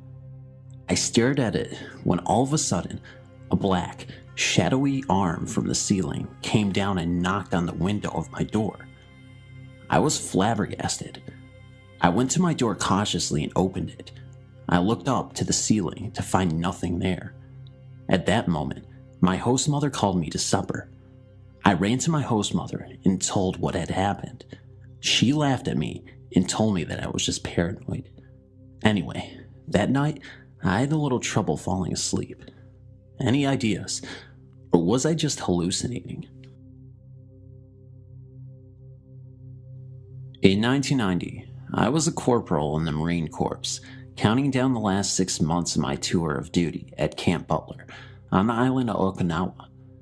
Being an NCO, I managed to get my own room. Although made for 2 people, the room was small. When you entered, there was a wall locker then a bunk on the other side, and on the far wall was a desk, a small fridge, and an end table situated near a window. Hanging on the wall above the bunk on the left of the room was an old, large mirror held in a strange-looking, heavy wooden frame. I took the bunk to the right. Having recently been promoted, most of my friends were of lesser rank than me, and I let them hide in my room whenever they needed to shirk any unwanted duty that came up. They never stayed long, though. At first, they would try to nap, but complained of angry, violent dreams. Arguments would break out, and even a few fistfights occurred over even the most trivial things. People would enter the best of friends, believe, angry, sad, or even depressed. A few of us were sitting around talking once, when one of them, who had entered in the best of moods, suddenly became upset about something and jumped at me, getting me into a chokehold that took the other 2 with him to release one from. Later he apologized and said he had no idea what had come over him. Feelings of dread, depression, and anger were only highlighted by the noises that came from the room. I can't even count the number of times the sergeant who lived in the room next to me would come banging on my door, telling me to turn down my music or the TV I had. The problem was, I was a very quiet person, only listening to music on my headphones, and, on the rare occasion, I would watch TV, kept it down to a low volume.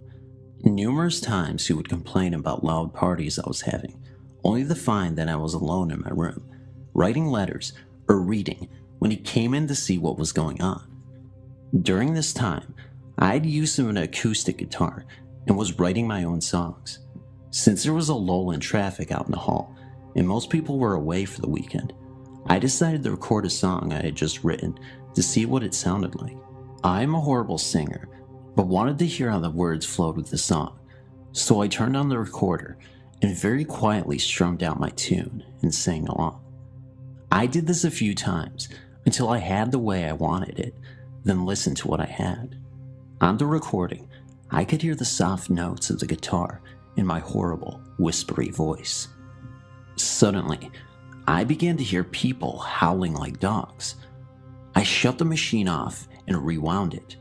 Again, I could hear my feeble attempt at singing and then a chorus of people howling. It sounded as if they were making fun of my lack of musical talent. I was completely embarrassed and decided to wait until later to record my songs when I was completely alone. It did not hit me until later that the hallways and other rooms were empty at that time, and that, upon listening again, the howling was coming from inside the room. The room had, to some degree, the same effect on me as it did everyone else, and it was easy to see that the mirror was causing it. When I had company, I noticed people would shy away from it. They would sit as far from it as possible and glance towards it now and then as if to make sure it hadn't moved. The mirror stood out, and although I used it, I didn't like to. I tried to avoid looking at it whenever I came or went, which was nearly impossible since it was so big. Once, after work was over for the day, with the sun still shining bright, I was getting ready to go out. It was the weekend, and I was to meet some friends nearby. I had showered and dressed and was about to leave when I remembered something I had left on the desk. Retrieving it, I went towards the door, quickly checking myself in the mirror. I stopped and looked again. I still have a hard time believing what I saw. There, in front of my own reflection, was the clear image of a human arm. It was tan and slightly dirty looking, stretched out as if to shake someone's hand. There was no body or blood or anything, just an arm from the shoulder to the fingers. I am unsure as to how long I stood there staring at it. A full 30 seconds at least, before it quickly faded away. It seemed as if I was in a trance the whole time, just looking at what should not be there. I couldn't move, or really even comprehend what I was seeing. Once it was gone though, I came to feeling cold, as if I were going to faint. I bolted for the door. Not quite sure what to make of all this. I met my friends feeling strange and confused, but said nothing. I needed more time to think about it. Soon after, the friend who had me in the chokehold was promoted and moved in with me. It took a week, but he finally said what everyone else had been thinking. He told me he couldn't stand the mirror and refused to stay another night in the room if it was not removed from the wall. He couldn't pinpoint one exact thing, but he said that the mirror was really strange to him, like it had a strong sense of, well, evil. Hearing this, I blurted out my own story about what I had seen, and we both agreed to do something. There really wasn't any place to store the thing, and when we tried to toss it out, we were told by an anal superior we couldn't dispose of government property without proper permission and to put it back in the room. Yes, he kept checking to see if we did. So we took it off the wall, wrapped it in a heavy blanket, and placed it behind the refrigerator with the glass facing the wall. This sounds silly, but it worked. After that, there were no bad dreams or fights to deal with, and things were noticeably better. It felt like someone had turned on a switch, and all the darkness fell away just like that. We had one more room inspection before leaving Okinawa and returning to the States, so we cleaned everything up, but forgot to place the mirror back on the wall. The officer giving the inspection was a friendly, easygoing lieutenant, and he gave us only one bad mark: the wrapped up mirror behind our fridge. When he asked why it was like that, my roommate, much to my embarrassment, told him the whole story. The lieutenant listened, nodded, and then ordered us to unwrap the mirror. He looked at it, nodded again, crossed off the one bad mark he had written down, and said, "Wrap it back up. It looks better that way." We did just that, leaving it covered up for the next tenants to find.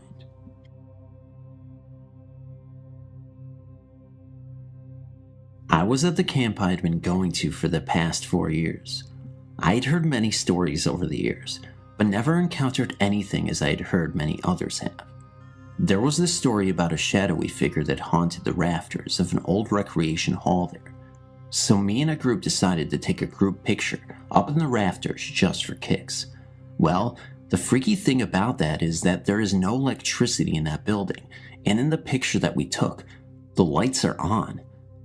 Then when we got down, there were sounds of something running in the rafters, so we started singing "Jesus Loves Me," and the noises got louder, and then suddenly they stopped. The next night, a lot of groups all slept in the Holland building, which is just an old building for sports and stuff. My cabin mates and I were all sleeping in a star-like formation, and after everyone had turned the lights out and laid down for the night, that is when it all took place. The only thing that lit up the room were exit signs. All of a sudden, something frantically ran by us. The floor was carpet, so we knew it had to be inside, judging by the sound and how close it was to us. I'd kind of been jinxing people all week, like I would think something and it would happen, so I told my friend that I thought about me opening my eyes and someone would be standing in front of me. The next thing I knew, Caitlin, on the other side of me, screamed and was so terrified she automatically went into tears. When we asked her what was wrong, she said she had just opened her eyes and saw a shadowy gray figure was standing right in front of her at the end of her sleeping bag. Then this big noise occurred right beside us. It sounded like a crackling noise of some sort. My counselor said she woke up and saw the same figure sitting in a chair near her. Then I felt like a presence was in my sleeping bag with me. Like there was a pressure on my body and something was playing with my toes. It's unexplainable. Honestly, I think we may have pissed off Rafter Man by taking our picture where he lives. Freaky, right? Not to mention this all happened at a Christian camp. Thanks for reading.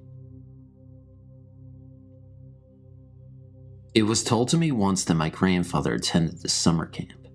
At that time, I'm sure the camp had a different name like Camp Gregson or something. It was told to me once that my father and my uncles attended this camp too. I'm sure it's possible. It was an old camp.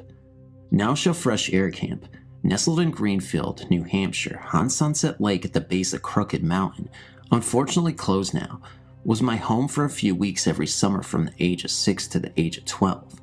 My story takes place when I was around 10 years old, 1988-ish. I was being punished for that night. I had a horrible temper. I decided to punch a fellow camper in the back at dinner because he wouldn't stop slurping his tomato soup. My punishment: sit outside the nurse's office on a small group of boulders and get eaten by mosquitoes. Horrible time to be punished. It was mid-season and everyone was celebrating with a bonfire down at the waterfront. I had heard of the games they were going to play, and occasionally I could hear their laughter being carried on the wind to my rock. Mosquitoes are ruthless, and even though I had tented my t-shirt around my legs and tucked my arms inside, they managed to still bite me on every surface possible. For a bit of relief, I concocted a story that I had to use the bathroom or something and entered the nurse's office. I shouted for the nurse but received no answer. I shouted for a counselor and received no answer as well. After a little exploring, I discovered that I was alone. I decided to go back to my cabin and read a book. There were 4 main cabins that I knew of that were reserved for campers. Bunny Hole, for the newest and youngest of campers. Eagle's Nest, for those who were a bit older. Hawkeye, for the oldest campers. And Dugout, which seemed to have a different use every year I went to camp. That year, Dugout was being used for the oldest campers, and Hawkeye had been turned into a cabin for camp counselors. And this is where I stayed that year, Dugout. To get to Dugout, you took a narrow road or trail from the nurse's office past the other 3 cabins, which were relatively close together on the right side of the trail, took a left turn after the bathrooms onto a new wide rocky trail leading up the mountain. This trail ended at Dugout. Each cabin held 24 campers.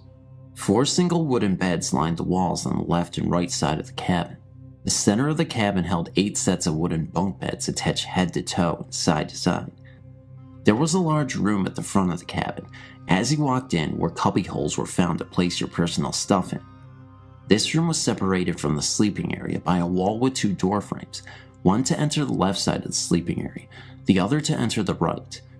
At the back end of the cabin was a single room reserved for the camp counselor.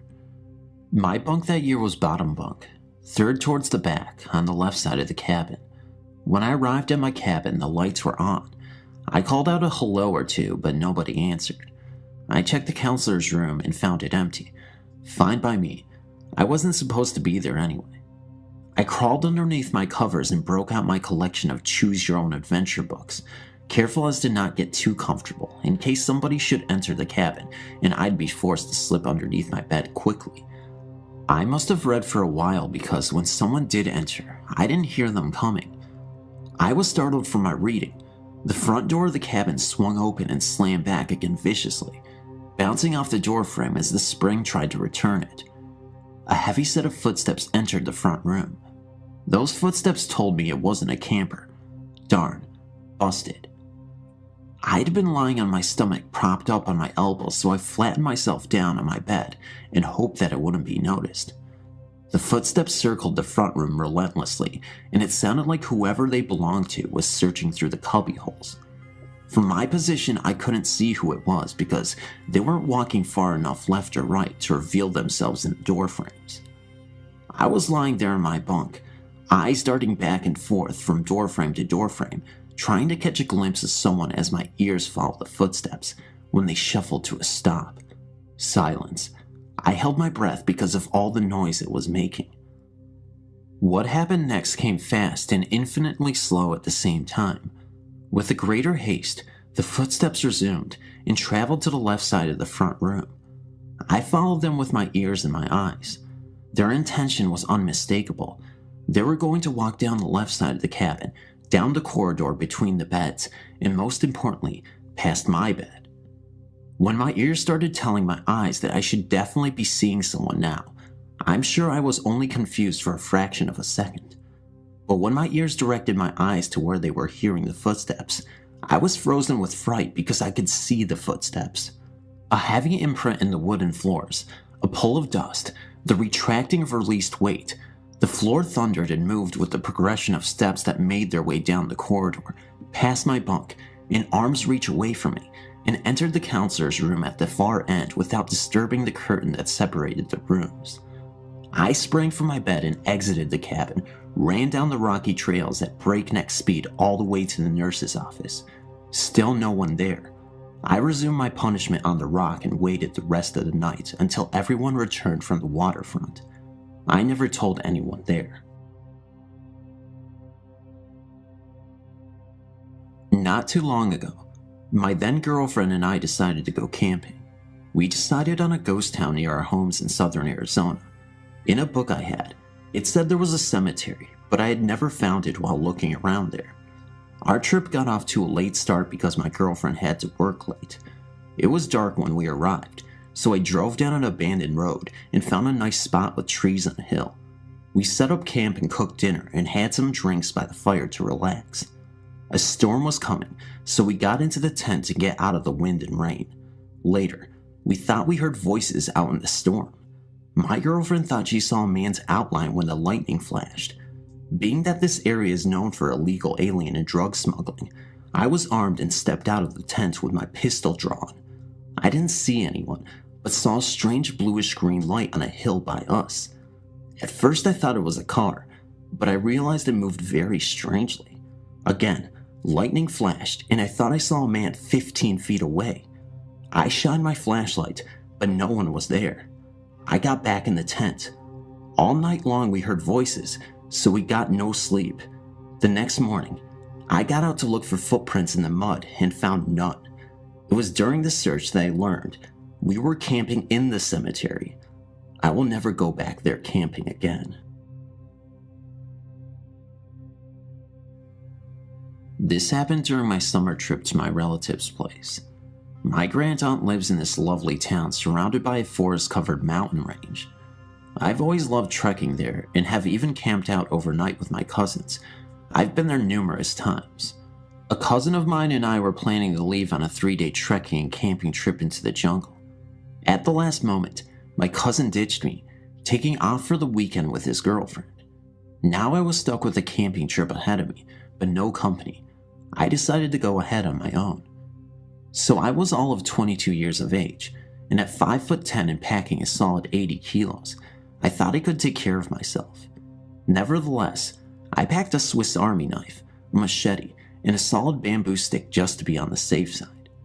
The trip started off well, and by evening, I had made good ground. But then, with the failing light, my nerves started giving out, and I realized I was in the middle of a jungle all by myself. But being a brave, young, and foolish lad, I went on. I camped after a while in this natural clearing in the midst of a thickly wooded area. Soon I had a roaring campfire going and settled down, leaning against my backpack, helping myself to tinned pineapple slices. The fire and the ambiance soon drove the fear away. Sometime later, I thought I saw something unusual on the other side of the fire. Not being able to get a clear view because of the heat haze, I got up. I got the scare of my life when I saw a boy, must have been 7 to 8 years of age, clad just in a white loincloth, sitting very still on a rock on the other side. He was staring straight into the fire. I called out to him in a variety of languages, but just didn't get a response. The rock he was sitting on was in the midst of a muddy and slimy patch, and so I couldn't approach him either. So I settled down myself. The boy just didn't move and went on looking into the fire. I was really spooked and just sat there smoking one cigarette after another. This went on for more than a couple of hours. Finally, feeling the fatigue of the day catching up with me, I cuddled up with my machete and went to sleep. The morning scene was predictable: smoking ashes, dew on the grass, etc. And of course, the kid had disappeared. I went close up to the rock and examined the surroundings. Not a single footstep or mark. Spooky experience. So, did I end up dreaming the entire thing? No way. I had a dozen cigarette stubs lying around as proof of those tense, sleepless hours. That's the end of the story, people. I asked around a lot, but couldn't trace the story of a lost 8-year-old boy, living or dead. Maybe someday I will, but till then, this remains a mystery.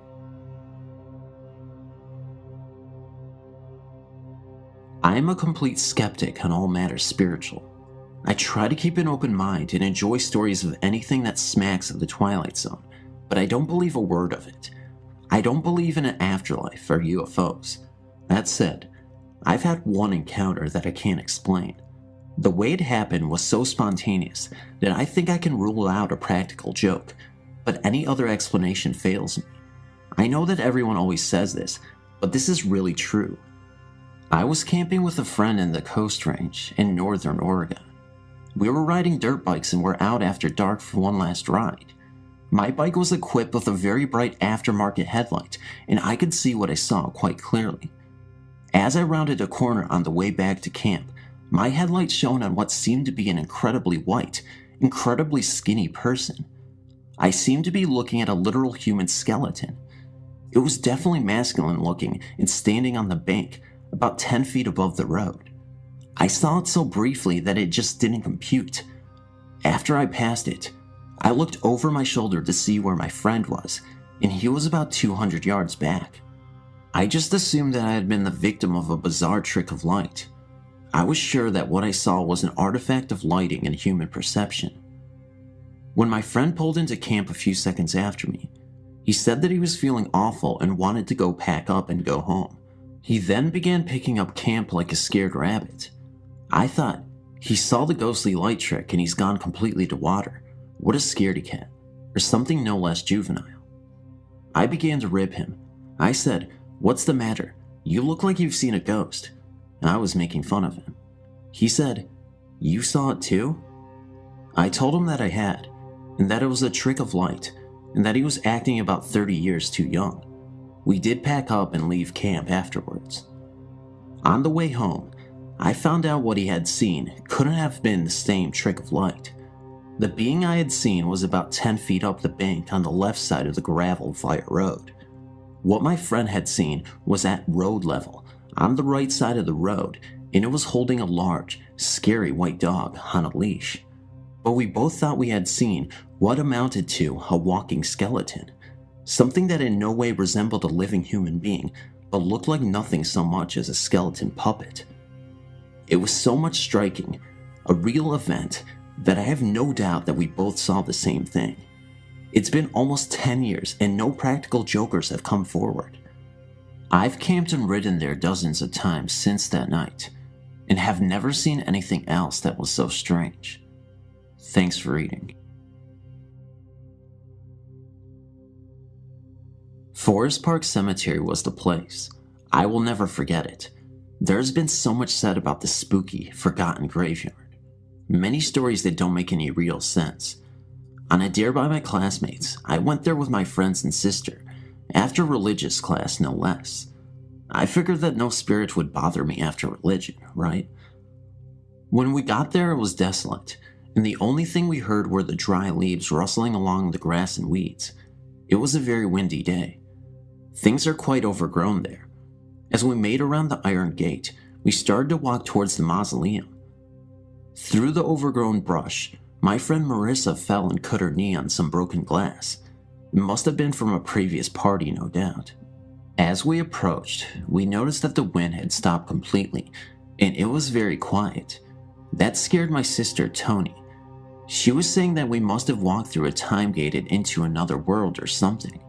She was saying things like, "We can't get back now unless we find the time gate." I yelled at her to shut up and said to her she must stop staying up late watching those freak shows. I had to practically drag her along. With the exception of our constant bickering, we heard nothing until a faint wailing that Marissa picked up on. I said it was a cat or something, and the other two were telling me that it was the sound of a baby's cry that everyone told us about. As we came up to the building, we noticed torn clothing scattered about. I picked up a dirty red t-shirt, and it had 4 tears along its back. I said, "Holy cow, maybe someone was recently murdered here, and we would be the ones to find the body." By this time, the 2 others were shaking in their shoes. We walked around the building and noticed some new sneakers on the ground. As I picked one of them up and began to jokingly say that it must have been from the last person that was here, and that she must have been so scared she bolted out of here so fast that her sneakers fell off, I noticed some hair stuck to the corner of the building stone. We all went over to take a look, and it was someone's hair, and parts of the roots were there too. All of a sudden, the wind picked up real strong, and a white sheet floated into the air and spun around in a devil spiral. It almost looked like a ghost. That was the end of my joking, and we got out of there quick. There were just too many coincidences that day for me to not look back at and say it was nothing. When I worked at an inn in New Hope, Pennsylvania, as a live-in housekeeper, I always knew exactly how many guests we had at the house. I always took time out to talk to each guest, trying to remember who they were and their names for the next morning when I served breakfast. That night I knew we only had 1 room left unoccupied, and I always felt relieved to have even 1 less room to clean in the 8-room inn.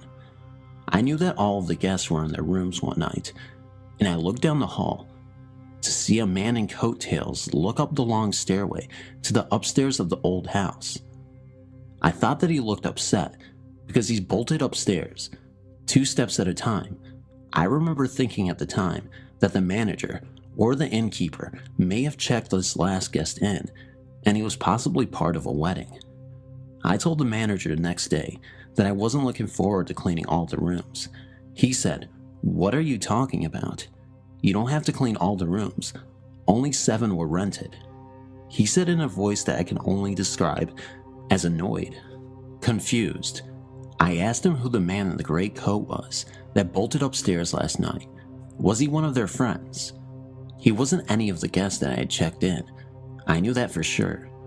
When I told the manager about the gray-coated man, he looked at me like he had seen a ghost. The manager said, "Don't tell me that. I don't want to hear any more about this." Still confused, I said, "What do you mean he wasn't a guest?" He said, "Oh no, it's Ann Miller, the movie star, all over again. She stayed here and started talking like this." Apparently others had seen this ghost before, and there was an old newspaper story on the wall about a ghostly soldier staying at the inn, or something like that. I'm just really, really glad that I didn't realize that the ghost was a ghost, or I wouldn't have been able to sleep that night in my room on the top floor. I had also nights in the inn where I was sure somebody was watching me, standing right over me. I used to hear very loud, almost insanely loud ringing sounds in my ears at the time. I remember thinking how cruel that was, that loud ringing sound, and I wondered if I was going to die. The energy was very, very strong.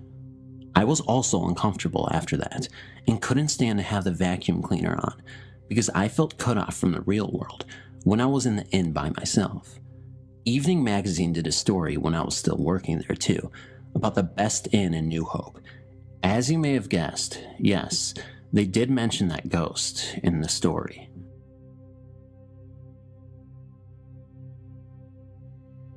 Me and a couple of my other friends were at a slumber party at my friend's house. All of a sudden, my friend starts talking about these people that went into the cemetery and never came out. So I automatically yell out, "Let's go check it out." So we did. We didn't go in the cemetery, but we saw some really freaky things, and I think you deserve to know what we saw. At first, I did not believe her, but then I saw this strange figure sitting on a pole on top of the fence. So I'm like, "You guys see that silver pole?" And they said, "Yeah." Then I said, "Look up." We all saw it. It was a faint sight of a woman, her head facing downward at first. Then she looked up. I screamed. We all did. Then we ran inside the house. After we were calm enough to talk, we started dancing around to the music. When we had come in, we closed the shades. But then something strange started happening. The blinds started to sway back and forth, faster and faster each time. By then, we were so scared we jumped on the couch, but none of us had the guts to get up to turn the television off. But another strange thing started happening. The TV started turning on and off and changing channels slowly. It was about 3 o'clock in the morning. We were tired and freaked out, but me and one of my friends were still up, so we look out the window. We didn't get up, but sure enough, we looked out a crack in the window and saw a ghost looking straight at us. We screamed and woke the other girls up. They saw it too. We went up to wake my friend's parents up to show them, but when they got downstairs, the ghost was gone.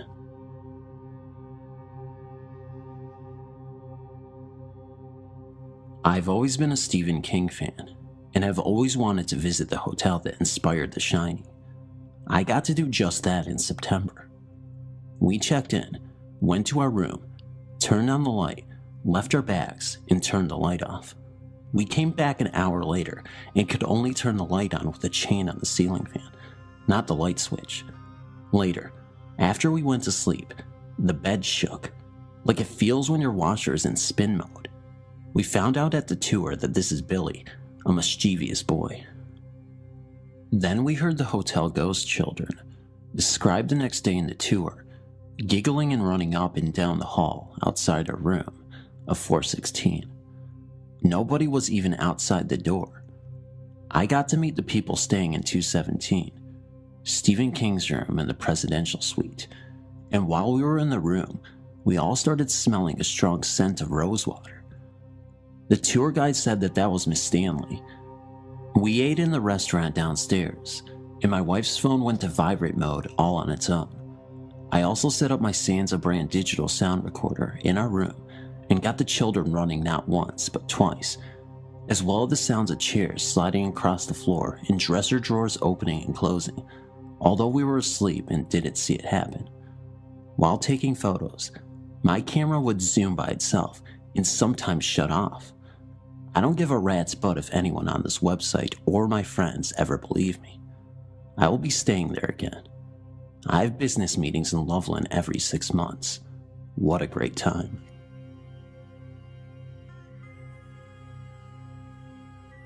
My daughter had just passed away. She was only 31 years old. She had a grand mal seizure, so it was sudden. After the funeral, I took some of the cut flowers and used twine to hold them together. I then hung them from a pipe in the basement to let them dry. A few days later, I was in the basement doing laundry when I got a really uneasy feeling, and it was getting worse. It got so bad that I started to feel that someone was in the room with me, but I was also too scared to turn around and look. I then turned to my right as slow as I could to walk towards the stairs. I never moved my head. Like I said, I was scared to death. I knew someone was there. I started up the stairs very slowly. I was afraid if I moved too fast, it would hurt, grab, touch, or do something to me. When I got to the top and turned the corner, the feeling left. But after about 5 seconds later, there was a horrible crash that came from the basement. I had a wall of shelves holding canning jars, glassware, knickknacks, etc. It sounded as if this whole wall just fell down. The noise was horrible. That was it. I packed a few things and got the hell out of there and went to a friend's house. After 4 days, I went back with my friend. We waited a little while because we were both apprehensive. But then we went into the basement. I expected to see a disaster on the floor, but there wasn't. To my amazement, the only thing on the floor were my daughter's funeral flowers. Fluffy, dried up flowers that couldn't have been heard falling if you stood right next to it.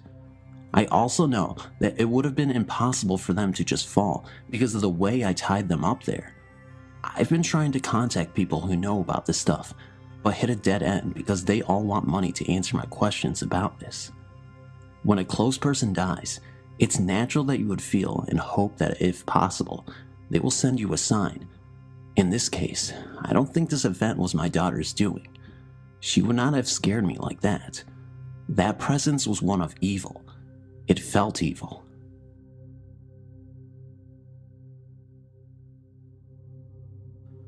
If I never was a believer before, I was on that day. I was 15 years old and was home from Arizona for the summer. I more or less grew up on our family farm. The house there is an older style 2-story farmhouse. I play guitar and like to play in the stairwell because the acoustics sound good there. It was early one afternoon in the month of June, and I was taking some time to play, sitting on the middle landing. It was a warm day out. As I was playing, I had noticed the air leading upstairs had gotten cooler. It was weird. Appearing from the north bedroom was an apparition of an older woman with short dark hair, wearing an older style dress, apron, glasses, and holding a rag.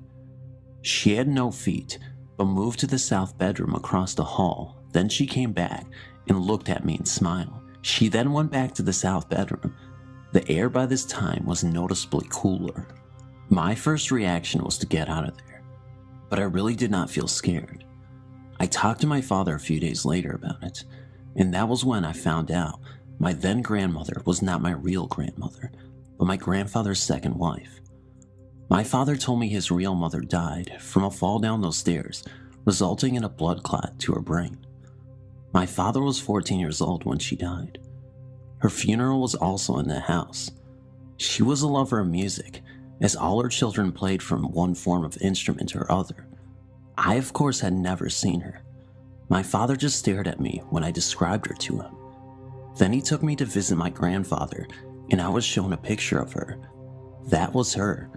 For some reason, when I go back to the house, I still feel a presence there.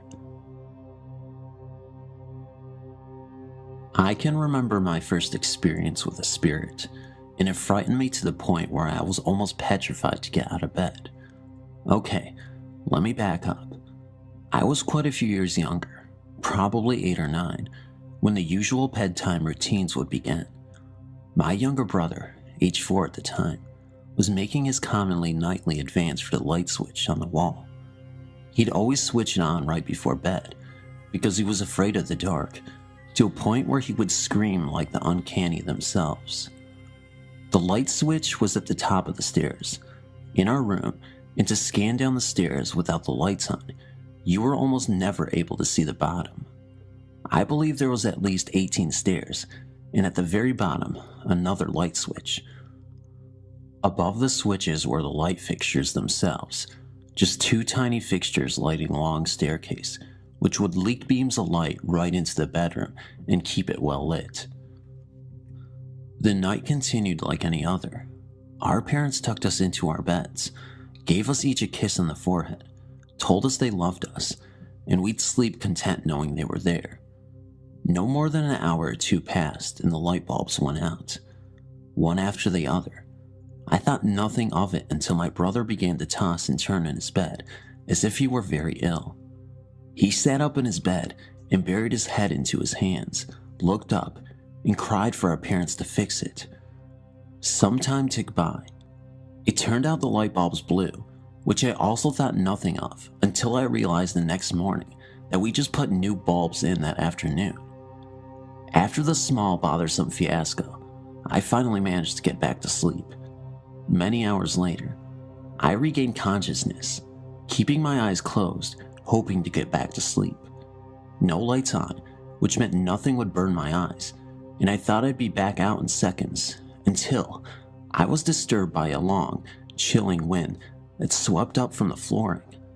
Immediately, I realized I had the chills and opened my eyes, seeing nothing more than a long, flowing, white fabric float over my entire body. Almost too afraid to move, I slowly jerked my head to look at the staircase, seeing how it was almost perfectly adjacent to the foot of my bed. I saw a woman. She seemed so peaceful, content, without a care. Standing at the top of the stairs, she reached for the handrail and dropped her right foot down one step. At this time, I realized there was something amiss with her beautiful, fluttering, chestnut brown hair. I was curious as to how her hair was flowing, as if in the wind, when she caught me glancing at her. She seemed so startled and afraid to see me, as if she did something terribly wrong. She began to become transparent as her head hung lower in shame and came back up in a gasp, as if she meant to say something or became even more frightened, and then she was gone. The breeze that filled my room as this event transpired died down, and my alarm clock read 3 a.m.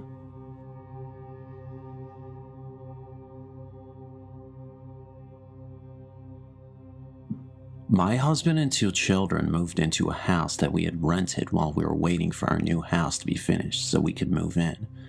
We had only been in a rental a few days when strange things started to happen. My husband worked long hours and wasn't home much, so my children and I spent many nights alone. At first, I dismissed what I was feeling was nerves for being alone in a new house and not knowing any of the neighbors. I would be startled awake in the middle of the night with the feeling that I was being watched and someone was trying to get my attention.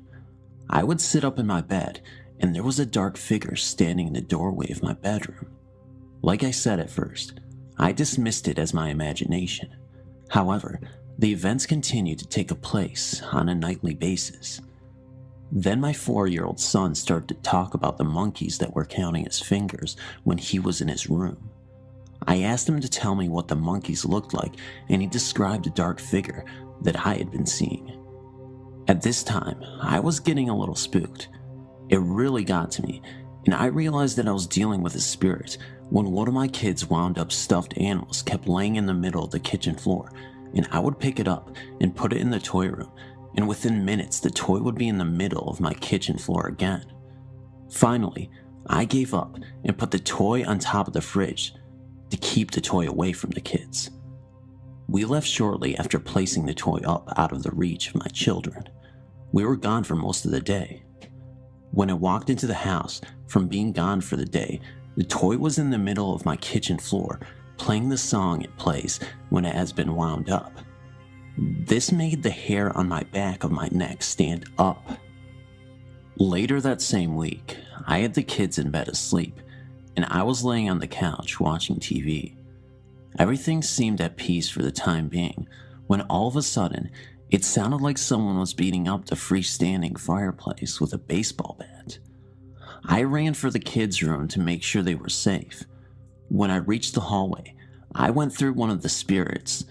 It was a cold that cannot be described. It went all the way through me, and it's a feeling that I will never forget. When I got to my kids' room, I saw that the children were fine and sleeping like babies. I went into the living room and started yelling at whomever it was, and I told them that they are welcome to stay in the home if they would quit scaring us. I said if they let us be, we promised that we would move out as soon as possible. The events calmed down quite a bit. However, they let their presence known on a daily basis. The monkeys continued to count my son's fingers, and I would be startled nightly with a dark shadow standing in my bedroom doorway. We moved out about a month later, and my son stopped telling me about the monkeys. My son is now 20 years old, and he still remembers the monkeys and brings the subject up from time to time.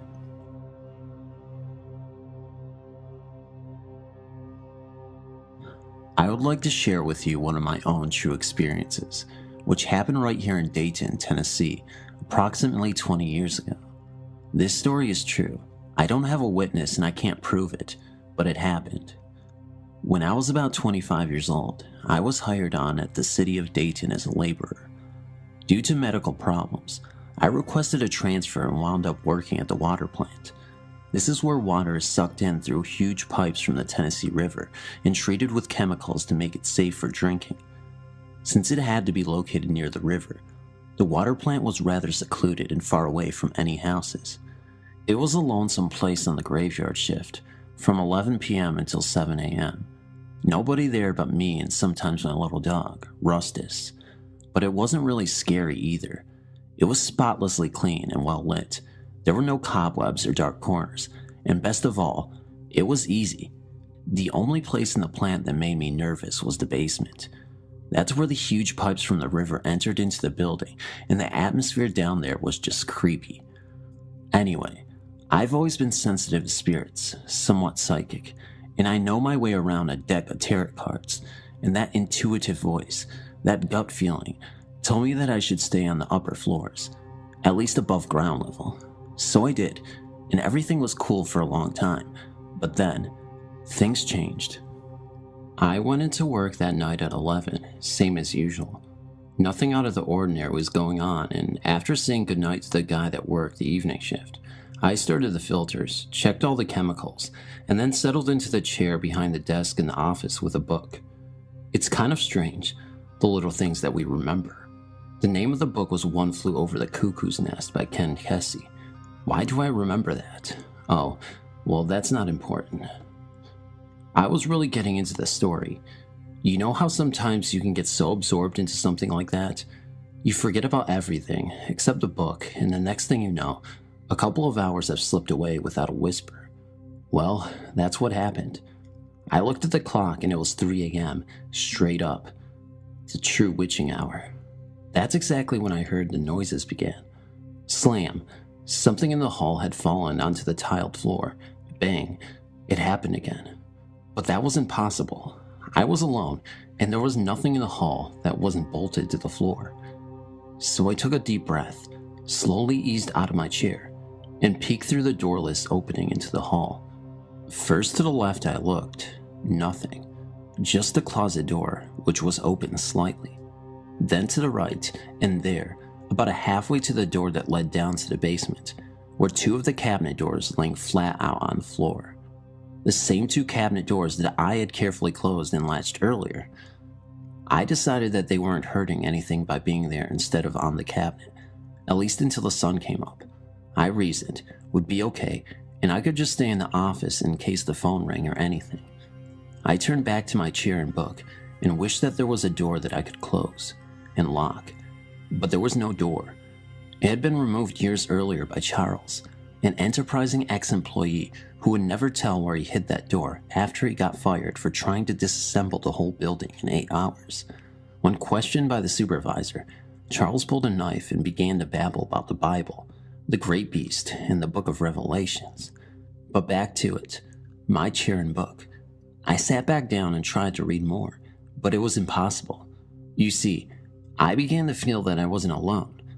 I knew that there was someone else in the building, in the basement to be precise, and I knew that it was not friendly.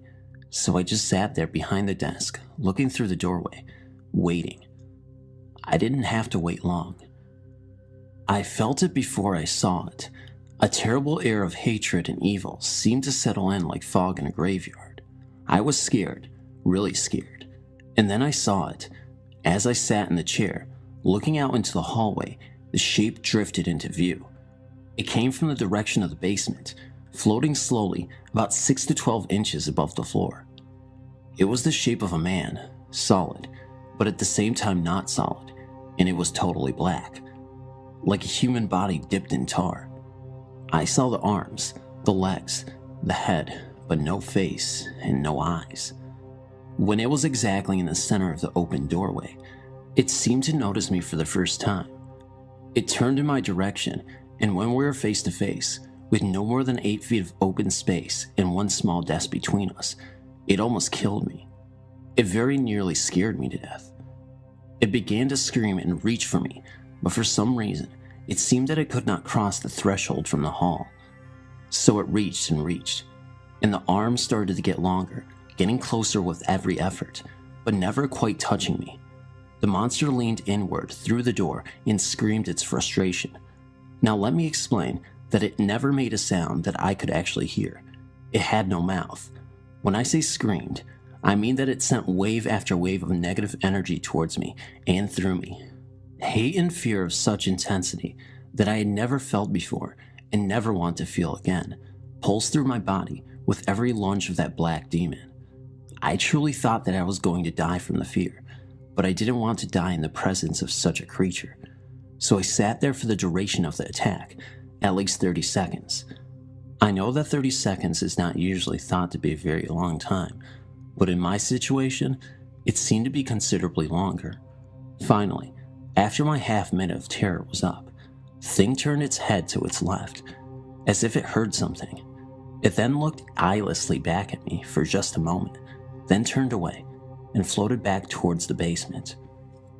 It was several seconds before I could breathe again. When I regained my senses, I was in a fetal position in the chair, with my legs in front of me for protection. Only my bugged out eyes were above my knees as I watched for any reappearance of the spirit, but thankfully, it did not return. As soon as I was able to speak again, I was on the telephone, calling everybody, anybody. I didn't care who, just to hear a human voice.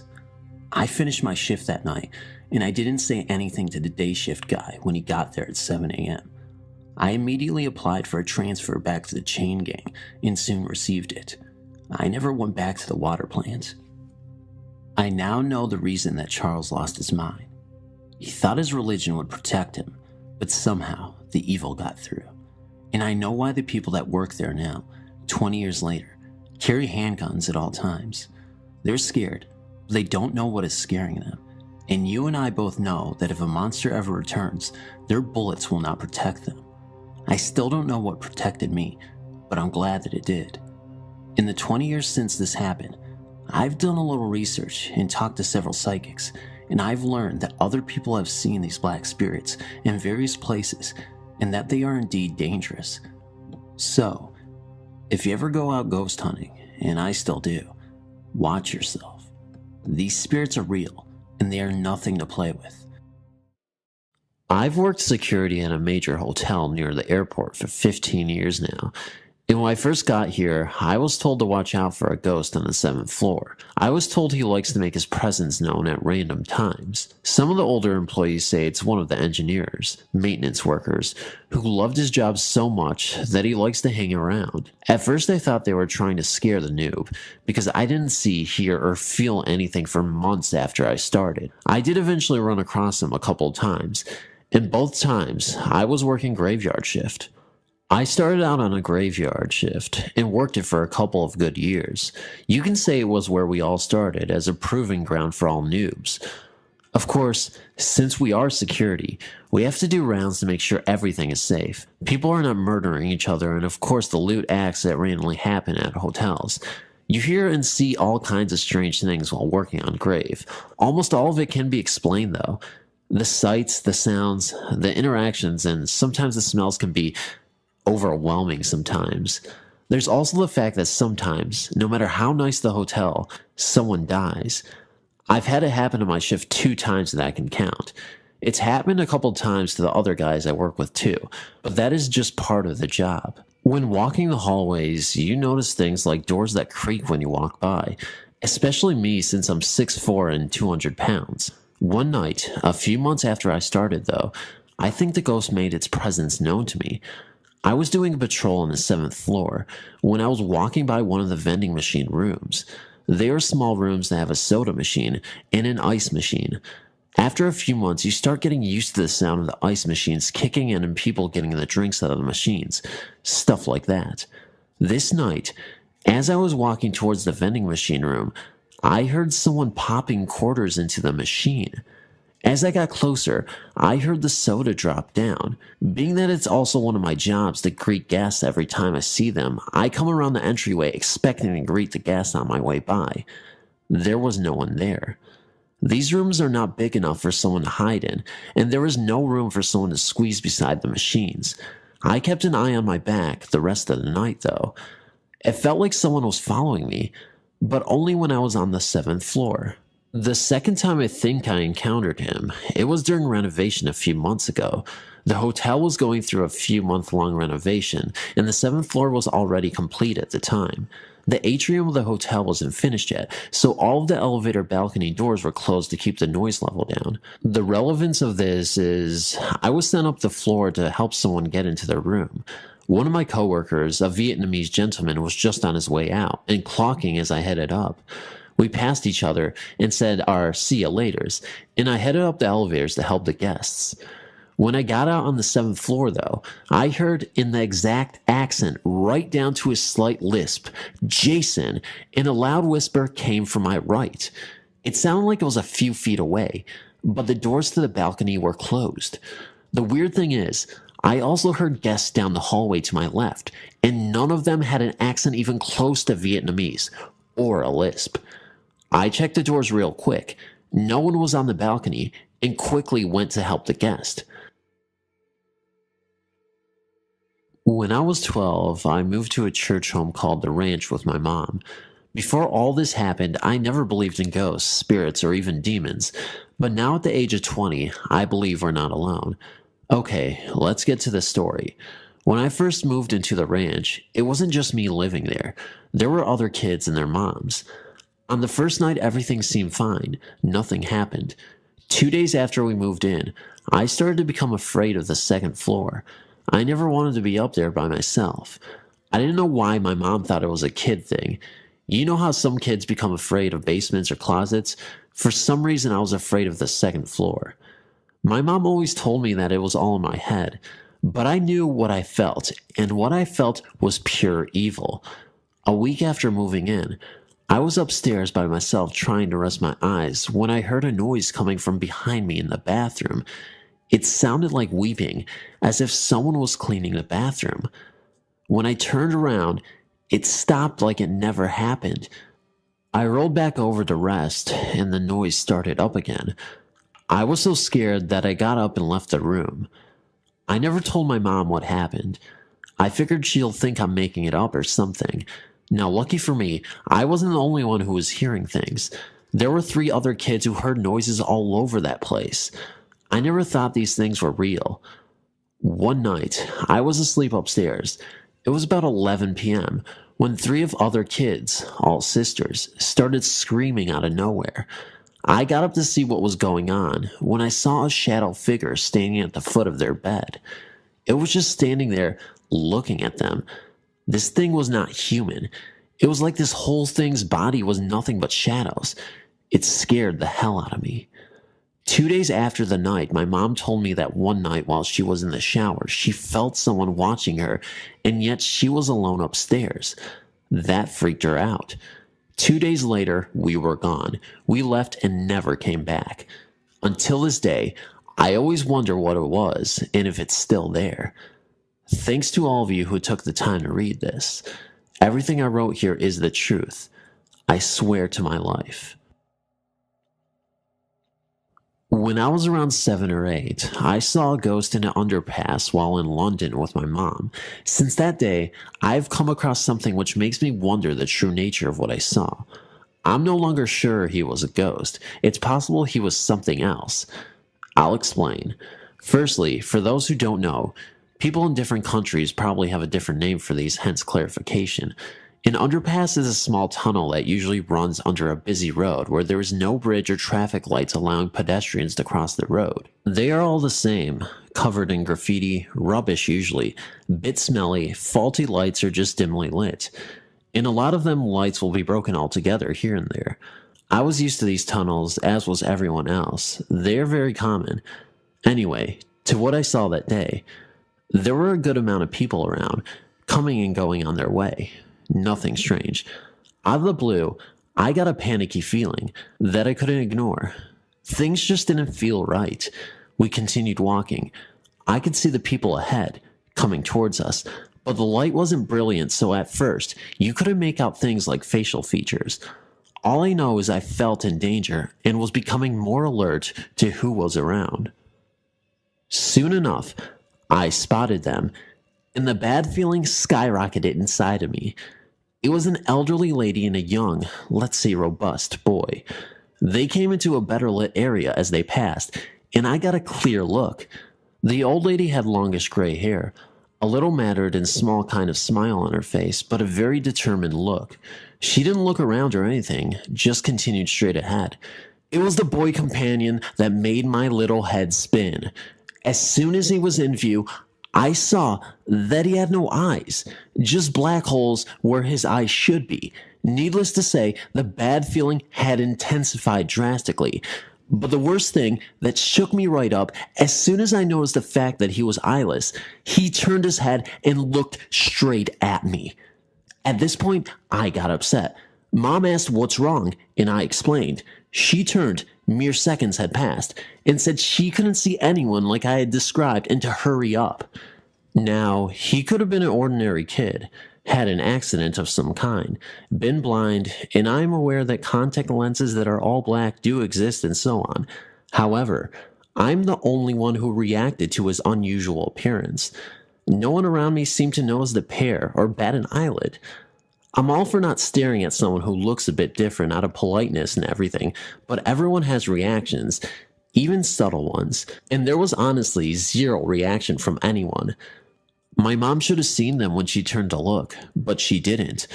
I deliberately never looked back at that point, as I still felt in danger and really freaked out. I know a lot of people will point out my age, the location, overactive imagination, but I'm pretty certain. Hence, up until recently-ish, it's always an experience I share whenever the subject of ghosts arises. However, as stated, I am now in some doubt as to whether this was a ghost encounter. I've since learned about the BEP phenomenon and read many encounters online. Some, I'm sure, have been faked. BEP stands for black-eyed people. They seem to be average men and women at first glance. Normal human body hair, clothes, you know, all that stuff. But no whites at all, and their behavior can set them apart. You'll have to go and read some accounts for yourself to know what I mean. And there are many sightings. Some think they are aliens, others think demons. They have even been compared to vampires, as in a lot of them stories, BEP or BEC, black-eyed children, will turn up at people's houses asking to be let in and don't seem able to enter without permission. I've no clue what they are. In a lot of cases, they try to touch people and always give off this evil aura. Eyewitnesses often state having a terrible feeling come over them, panic, and sensing evil and danger. And that's exactly what I felt, as I told you earlier in the story. The person who sees them at the time is totally alone in witnessing them. Everyone around the eyewitness goes on with their business, never noticing the BEP's presence among them. Since learning of these BEPs and reading other stories, I have to count the similarities to my own story. As in the feeling of danger I got before even seeing the boy, the fact that no one around me noticed at all.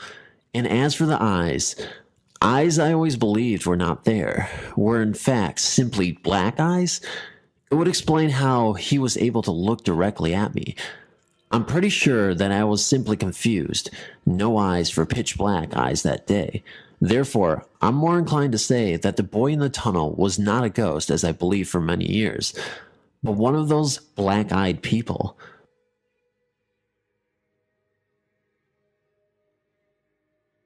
Most families have some kind of hero in the family tree. Some great or maybe even recent member they point at with pride and say, he or she was the first to, or fought in the war and was decorated. You get the gist. In my family, it was my maternal grandmother. Her familiar claim to fame was having drowned a boogeyman. It was back in 1946 in rural Kentucky. The twins, my oldest sisters, were 5 years old at the time and living with my mother in a small cabin on my grandparents' property. By all accounts, they were quiet, well-mannered children until the arrival of the boogeyman. No one knew where the children had even heard of them, but almost nightly their shrieks of fright roused the households, bringing my grandfather on the run with his shotgun. They became afraid of the dark and would beg for my mother to sit with them until they'd fallen asleep. This went on for weeks, despite the fact my mother kept reassuring them that the boogeyman didn't even exist. He was just something made up to ensure children behaved, and since they were always good, they never have nothing to fear anyway. My mother wasn't actually sure that there was nothing to fear. For weeks now, there had been odd occurrences in and about the cabin that she was at loss to explain for. For one thing, several times when the girls cried out, their room smelled of rotten eggs, and sometimes the window that she was sure had been closed was slightly opened. There were times when she found weird drag marks in the dirt outside their window, as if someone with a horrible limp had come that way. Privately, she told her father that she was worried that the boogeyman might be some hobo lurking about. Grandpa said if that was the case, they'd be more likely to steal a few chickens, and surely they wouldn't dare to come back every night, or have any interest in scaring little girls. Still, that same day, he brought old Jack, his hunting dog, to stay with Mom and the girls. According to my mom, Jack made himself right at home, but steadfastly refused to have anything to do with the girls' room, refusing to enter it, and at night would growl at nothing she could see. Days dragged by, the boogeyman taking its toll on my mother and the girls, mostly due to lack of sleep. One simply does not go from terrified screaming and responding to such screams as sounds sleep easily. They grew pale, and dark circles formed under their eyes. One day, Grandma decided to consult with Aunt Sylvia about the situation. No one knows what transpired between them, but it had to be serious for Grandma to pay a call on a known witch. No one is really certain if Aunt was an honorary title, or if she was truly related in some way. What is known is when she came back, she volunteered to sit with the girls for the night and even gave my mom money to go see the movie playing in the next town over with her cousins. A rare treat indeed. When Grandma came, she ushered my mother off and set about getting the girls ready for bed. Of course they did not want to go, so instead she put them in my mother's room, telling them enough was enough and she'd take care of that old boogeyman, and he would never ever bother them again. Then she gave them instructions that no matter what they heard, they mustn't leave the room. It wasn't long before they heard her talking in their room. Grandma was not a soft-spoken individual. "See this broom, you devil? I'm going to beat you with it. Now you get out of here in the name of Jesus and never come back." After that, there was a horrible racket that went from one room to another. It sounded like furniture was being overturned. Old Jack was barking up a storm, and Grandma yelling. They heard the back door slam, and running to the window saw Grandma running down the path, swinging the broom and shouting Bible verses. After a short while, she returned, telling them they didn't need to worry about the boogeyman anymore, as she had chased him down to the river where she had drowned him. My mother came home to find the twins sleeping peacefully, her home in disarray, her broom broken, every window and doorway salted, and Grandma reading the Bible. Whether the result of a theatrical performance by Grandma or some cleansing ritual, the twins never again complained of the boogeyman bothering them. A couple of years ago, I ran across an old Ouija board dated 1919. I remember how fascinated I was with an experience when I was about 10 with one, so I thought that this board game would be fun to fool around with again.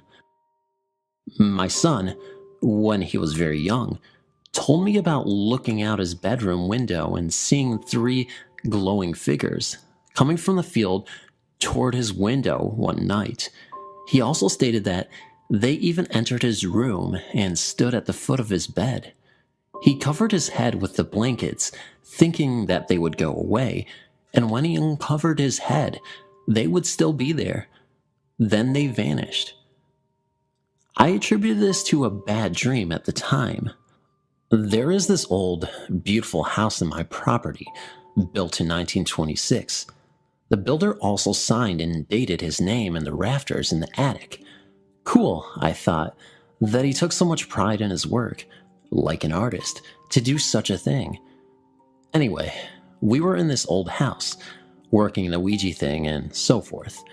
My son asked me to see if what he saw was real or not. We got an answer and a lot more.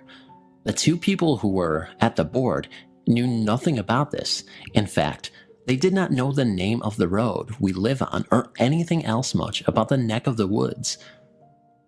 I asked if there were any ghosts who wanted to speak, not at all taking any of this seriously.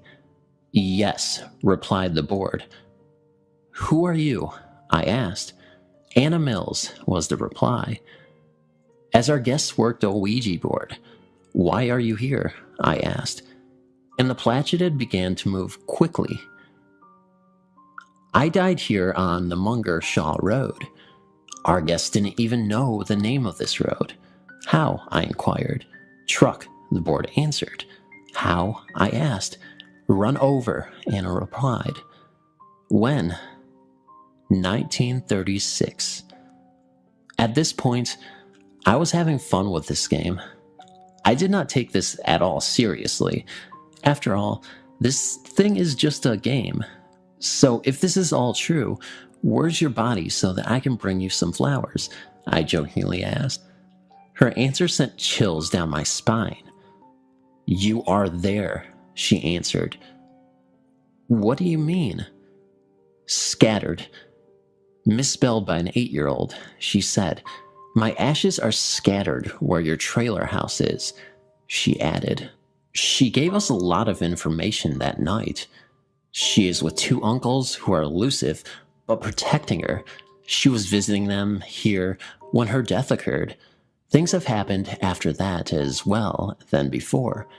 When I first bought the trailer house where it is now abandoned, for I am now living in the old house, my ex-wife and I heard the distinctive voice of a child crying. That I can say without a doubt. My ex also told me that she saw a small girl one night fleeing out the door one late night, blew her off. And so did I one night when I woke up to use the bathroom, through the corner of the eye, which I attributed this to being half asleep.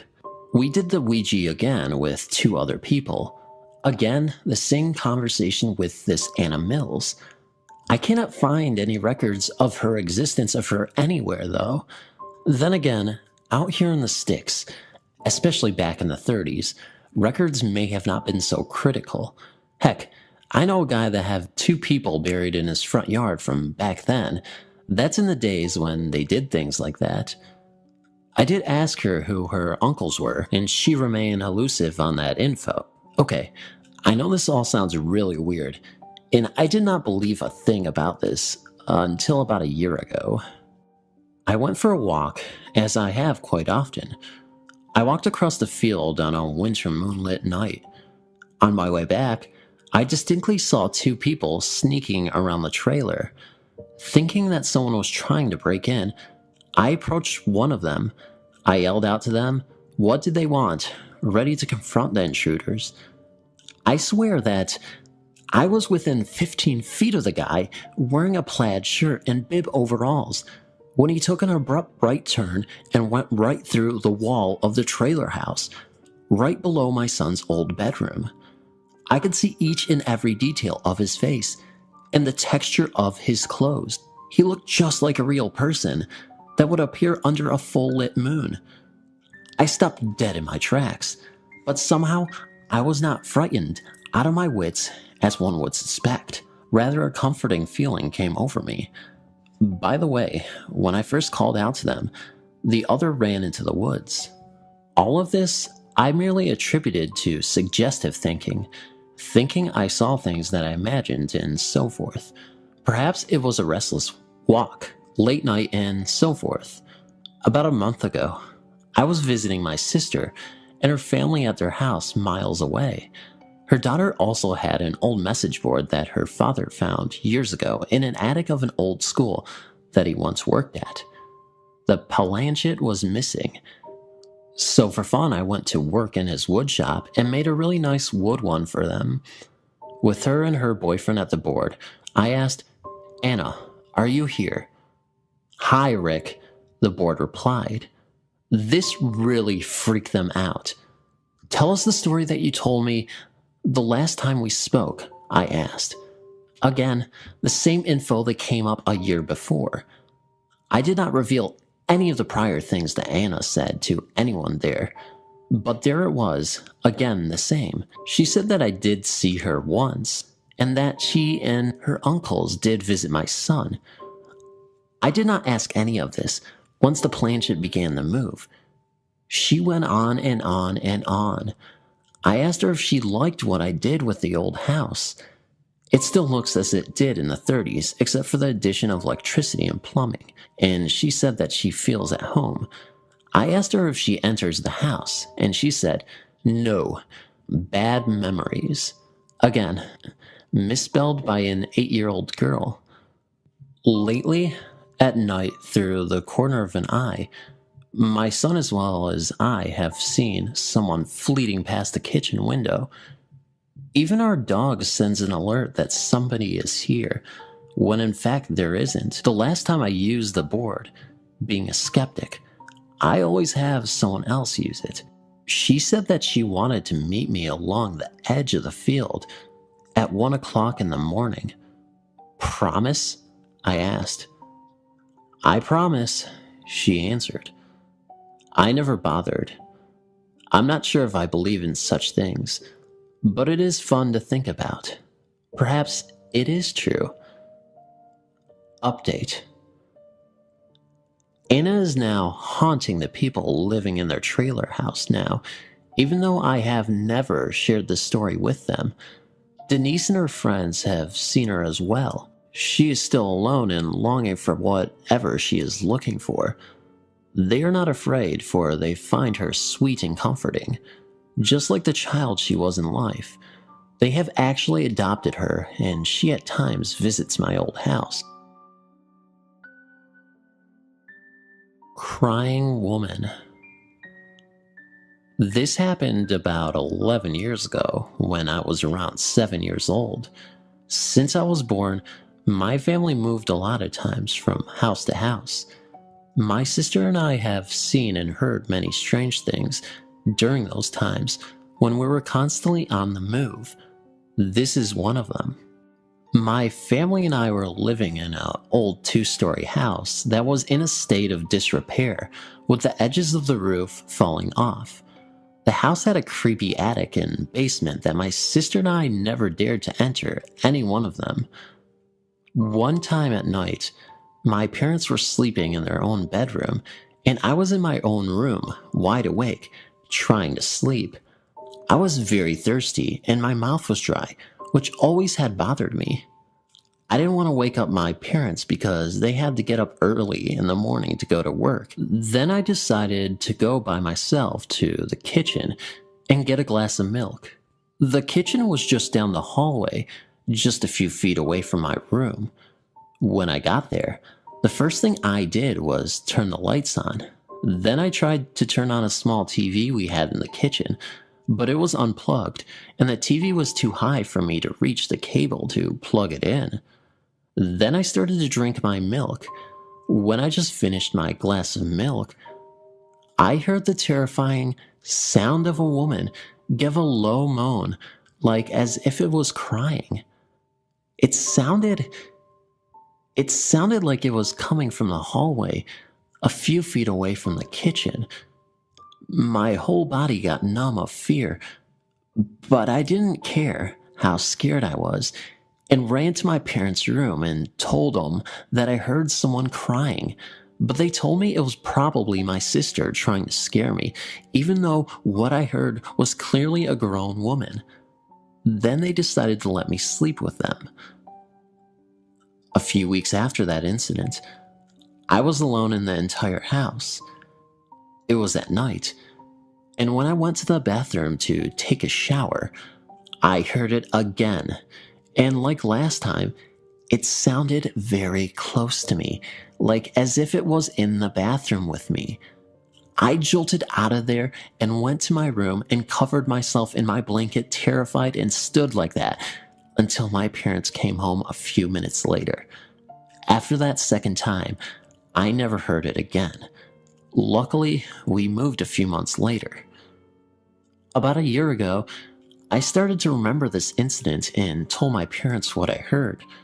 My mother didn't know what to make of it, but my father told me that in that same house, something similar happened to him.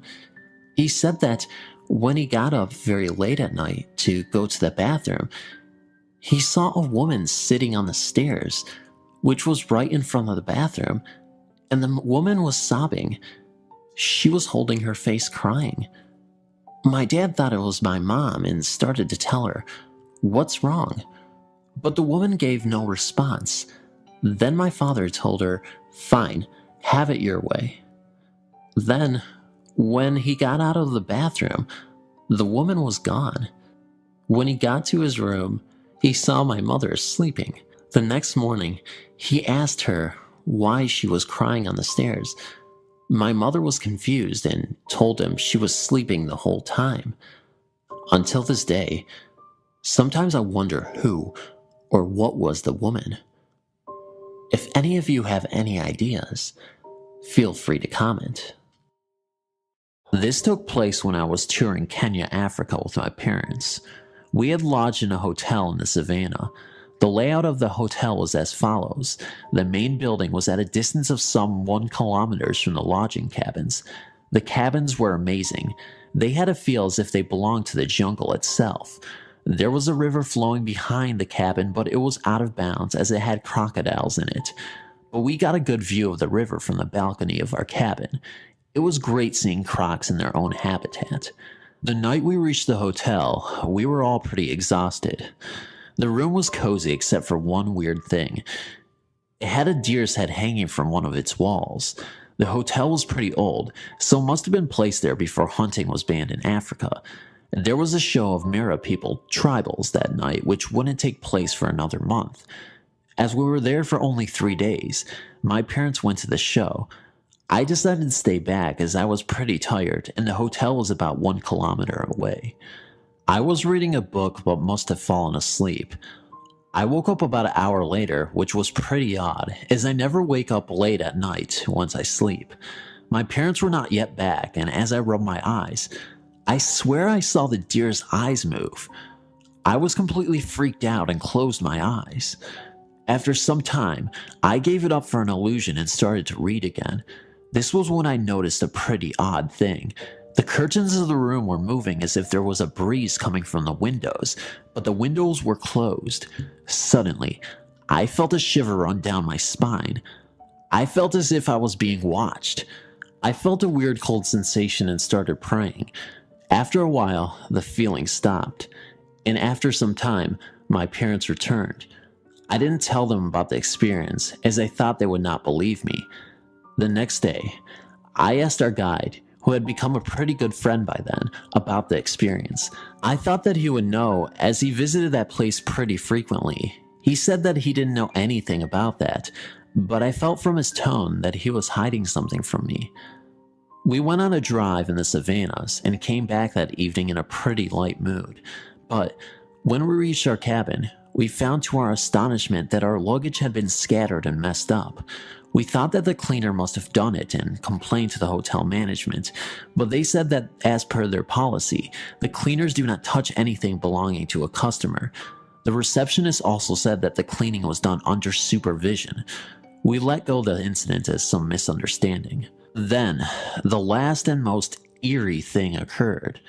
We were about to go to bed when we all heard someone knocking forcefully at the door.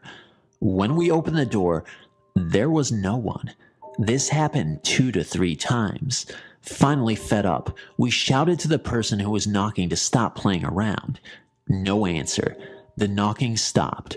We gave it up as some prank and retired to bed. But it must have been about 2 to 2:30 in the morning when I heard again the knocking. Sleeping on an extra bed near the door, so I think I was the one who heard it.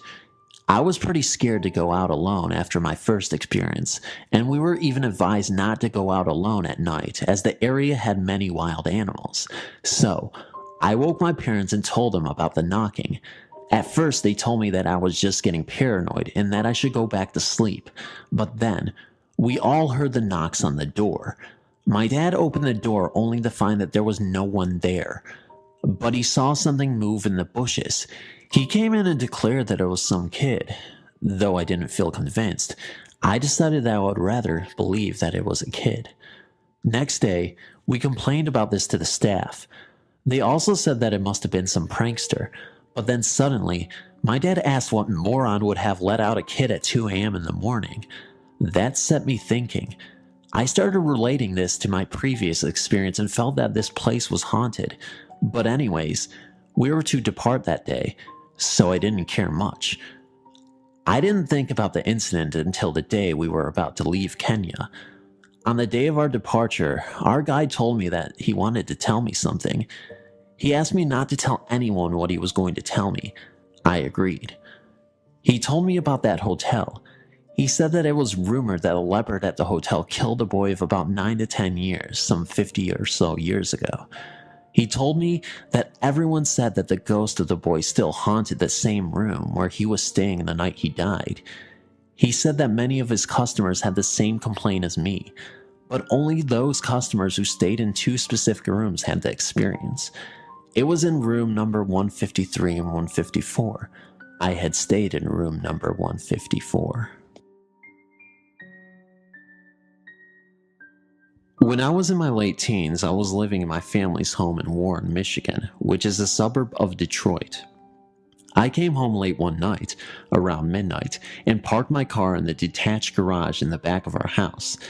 As usual, I rolled down the garage door and locked it. After exiting the garage, I faced the garage's entry-exit door and locked it as well. I'm not a person who is scared of the dark, and I definitely don't frighten easily. As I turned around to walk into my backyard so I could get into the house, I bumped into what I thought was a person. It was big enough and solid enough to be. My first thought was that someone was in my backyard, and I ran into them, possibly trying to break into the garage. Instinctively, I pushed back but no longer felt a solid body. I ran to my back door where I watched the backyard while trying to put the key in the door, which is a pain when you're scared. We had a small yard that was surrounded by a privacy fence, which would make it even more difficult for a person to get in or out of quickly. I never saw a person or heard a noise. What scared me so much was that I could feel the solid body. Have you ever turned around and someone was standing behind you and you walked right into them? That is exactly what I felt. The impact was enough to knock me back a step. It probably wouldn't have shook me up so much if it actually was a person. At least I could explain it. I eventually got into the house and told my parents. This is the same house where I frequently heard my name being called at all hours of the day and night. It wasn't just my name that was called, it was my nickname that only my close family calls me. There are many times that I thought my mom was calling out to me because I was up late watching TV, or she had come home early and needed my help carrying in groceries. Every time I checked, there was either no one home or the whole family was asleep. Years later, I found that both of my parents had experienced their names being called too. My mother's side of the family has always been sensitive. A lot of uncles and aunts and my grandmother would tell stories of their experiences. I haven't experienced paranormal activity as much as other family members, but I do have a few stories. I'll start with my favorite one. One night about 5 years ago, I was 18. I was staying over at a friend's house, Pat. He had his bedroom in the basement of his brother's house. There was a laundry room in his room as well. There was a huge bookcase which he used as a TV stand and as a wall between the laundry room and his area. You cannot see the door leading to the laundry room behind the bookcase, but it didn't reach the ceiling. I was sitting on the couch watching TV around 1 a.m. Pat was asleep on his bed. I heard what sounded like a door opening, and I noticed a light go on in the laundry room, and I saw the light in a shadow on the ceiling that looked like a man's shadow.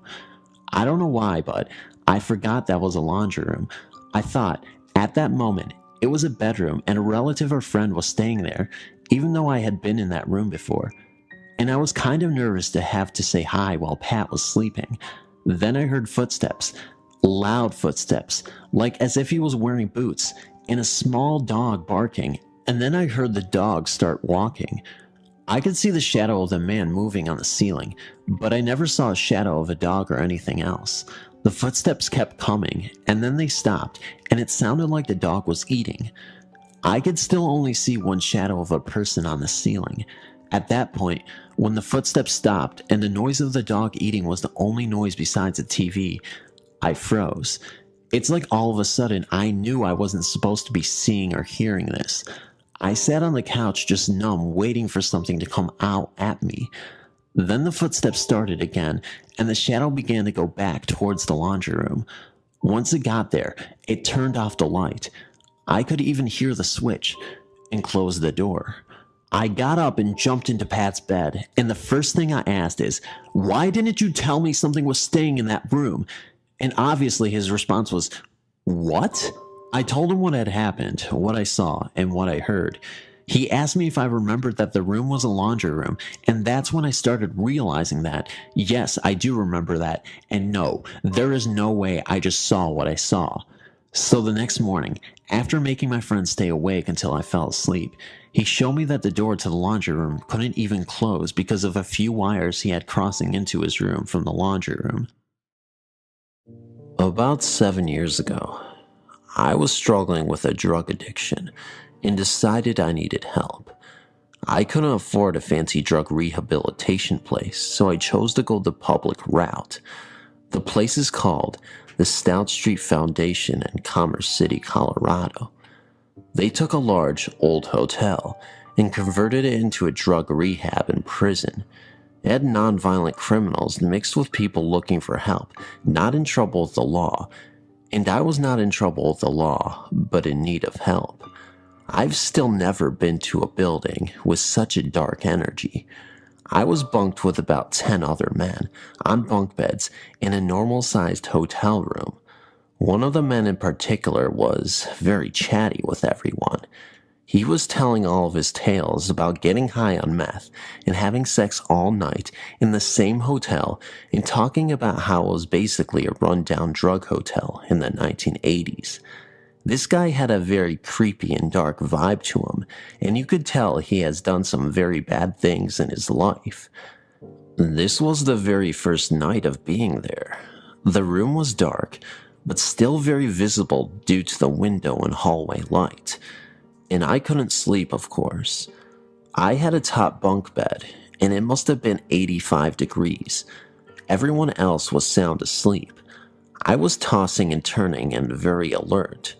And I remember I was on my side facing the wall and flipped sides towards the room. When I turned over and looked into the room, I saw this really startling figure of a large dark man with a huge grin from ear to ear with red eyes and was standing right over the man I mentioned before. He was sound asleep still. I stared at it for at least 7 seconds, just standing there grinning, looking right at the sleeping guy. I blinked and it was gone. I don't even think the grinner realized I was looking at him. He was just so fixated on the man. It seemed like he was attached to him somehow. I'm not religious and have never had a ghost experience before. I definitely know I was not hallucinating. The drug withdrawals hadn't even started yet. And this event has haunted me ever since it happened, and I can't remember the last time I had a good night's sleep. I know what I saw, and it was as real as anything. If anyone out there can relate to this, please tell me your experience too. In case you guys were wondering, I've been drug-free for 6 years. I'll get the miscellaneous information out of the way first. My soon-to-be husband and I moved into our current residence approximately 1 year ago. So as far as I know, there was only one previous family who called this house their home, and nothing sinister has ever taken place on the premise. The house is a newer construct in a quiet residential neighborhood. Though I am not a skeptic, I've never had to deal with anything paranormal. The past couple weeks have definitely been a new experience for me. 2 weeks ago, I thought I heard a voice while I was sleeping. Asking my boyfriend if he'd said anything, I got no response. As he was obviously sound asleep, I decided I was dreaming and rolled over towards the closet, which is situated behind my bedroom door, which always remains closed. Though I considered getting up and drinking a glass of water, I stopped moving when I saw a fuzzy white form near the closet door. A sweater that I have hanging there moved as it passed underneath it. Within moments, the shape had disappeared. Confused, but not scared or concerned, I convinced myself I was dreaming and went back to sleep. After that night, I've been consistently waking up between 3 a.m. and 4 a.m. Sometimes it is because of noises. Other times, the room just doesn't feel quite right. 3 nights after seeing the fuzzy shape, I woke up to the sound of something falling or someone stumbling. At least that's how it sounded to me. In the same place as the previous sighting, I saw the shape of a tall man. He was shadowy and seemed oddly formed. Slightly frightened at this time, I turned to press my face against my boyfriend's back. He did not wake up at all, and urged myself back to sleep. 4 nights ago, after continuing the pattern of waking up between 3 and 4 a.m., I was startled awake because the temperature plummeted in my normally hot room. Though it is usually humid enough in the bedroom so that I can't sleep without an industrial fan blowing at full strength, and though it is the middle of summer, the temperature became absolutely frigid. I was shivering and my skin was cold to the touch.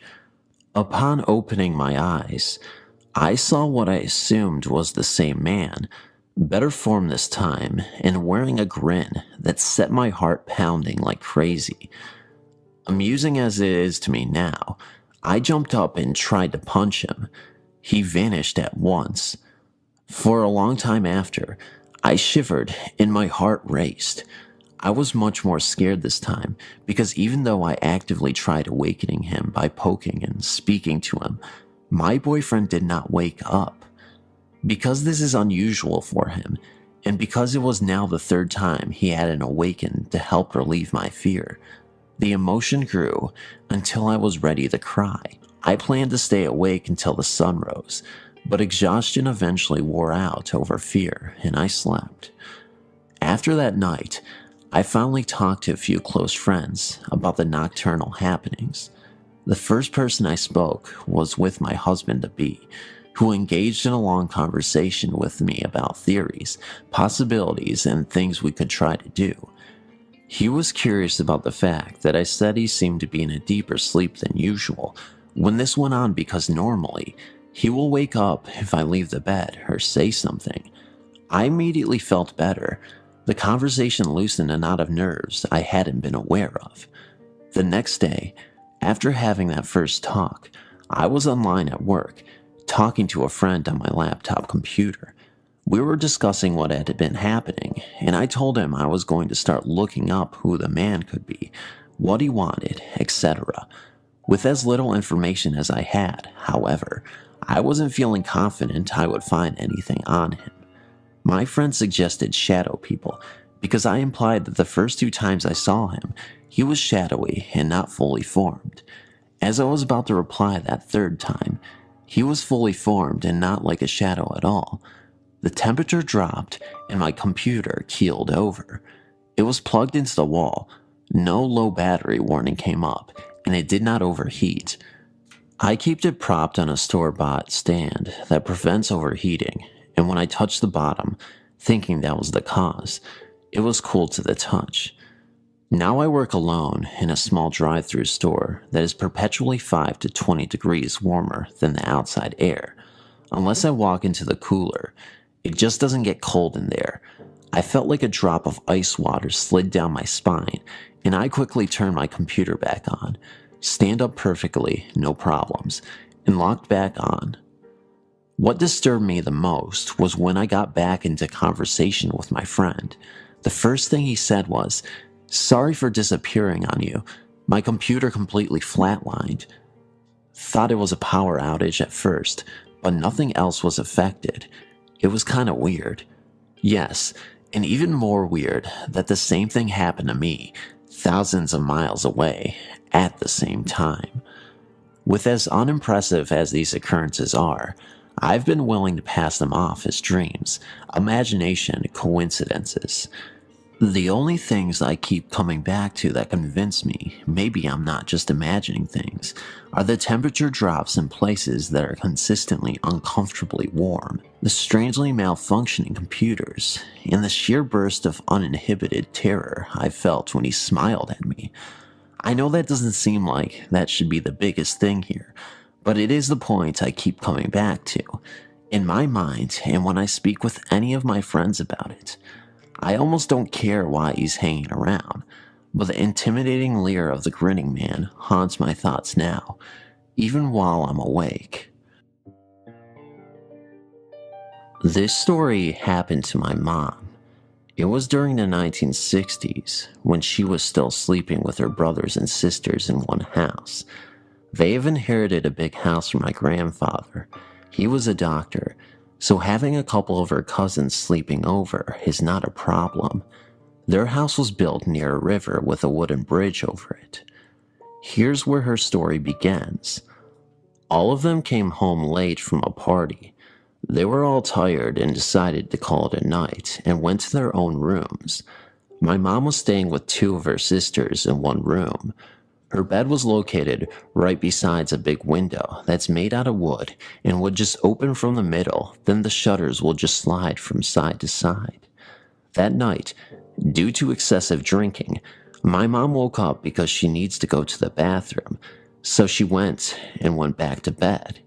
When she was about to doze off, she could feel something or someone was watching her. She opened her eyes and she saw a lady with long black hair outside their window. She was also wearing a black dress, and her eyes were red. The lady was staring at her with a creepy grin on her face. My mom couldn't move. The scary part of it was, my mom's room was located at the second floor. In short, the lady was floating. She tried to call her sisters, but they could not hear her. She felt so scared and just covered herself with her quilt. After a few minutes, she tried to check if the lady was gone, but when she peeped out of her quilt, the lady was still there, staring and grinning at her. Far away from the place I called home, now we are in Texas. The year is 1999, and with my parents being divorced now, my mom was the only person bringing in the money. So, we ended up moving from a beautiful house in a suburban neighborhood and into an old house far in the country. This house was old looking, blue. When you walked inside the long, tall hallway, it went straight back to the kitchen. Going up the hallway were two rooms to the left, and the living room by the front door on the right, and further up was my mom's room. The first time I stepped foot in the house, I already had a bad feeling. I was 15 years old and was into the scary stuff. Still remembering all the things that happened from my previous homes, I had my guard up for any funny business. One night, after coming back from a high school football game, I found that I was home alone. My mom and the rest of the family were at my uncle's house that was literally up the dirt road. I was too afraid to walk over there because of how dark it was. My ride was already gone, and I was just there standing on my lightless porch. Yeah, my mom forgot to turn on the front porch light there, before she left. So, standing there, I didn't really want to go inside. What to do? Well, at least she left the living room light on, I told myself. I unlocked the door and slowly walked in. The hallway was dark, not one single light on in the entire house. Only in the living room was the light and TV on. For a few seconds while shutting and locking the door, I stared into the dark hallway, hoping not to see anything. The kitchen was dark and had an eerie look to it, with the moonlight just barely shining into the window above the sink. I quickly ran into the living room. I sat on the couch and reached for the phone call to call my mom. But I then realized that the number list was hanging near the phone in the kitchen. There was no way in hell I was going into the kitchen. So I sat there, watching TV for a while. After a few minutes, I heard some music playing. I did not know where this was coming from, but I did know that it was coming from down the hallway near the bedrooms. My heart jumped and then stopped. At least it felt that way. Getting up from the couch, I walked towards the entrance and peeked around the corner. The music was playing louder. All I could see was darkness coming at me from all corners of the house. I decided to walk down the dark hall towards the sounds. I was trying to be the tough guy. The closer I went into the hallway, I could start getting a sense of where it was coming from. It was coming from the bathroom. When I got to the bathroom, I reached in and turned on the light before walking in. The radio was on, and it was on the sink. I thought to myself, maybe it was on the whole time and I just now heard it. I began to turn it off when I looked down and saw the cord unplugged from the wall. And at that instant, I ran out of the bathroom and up the hallway towards the front door. As I passed my mom's room, her door opened slowly, but I was running too fast to really notice. It seemed like an eternity unlocking the locks. I felt like I was going to go into shock.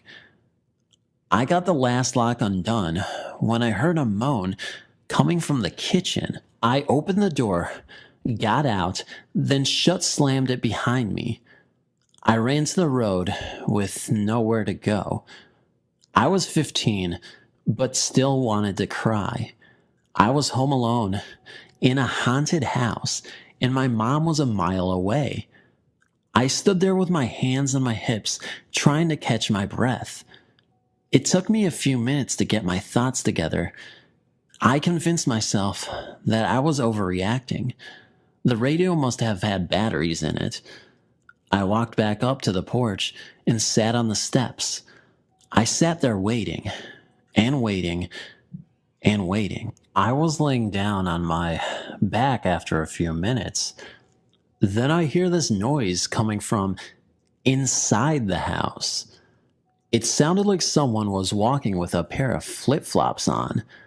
The sound was coming closer and closer to the door. I stood up and backed away from the porch. It got closer, all the while getting louder and faster.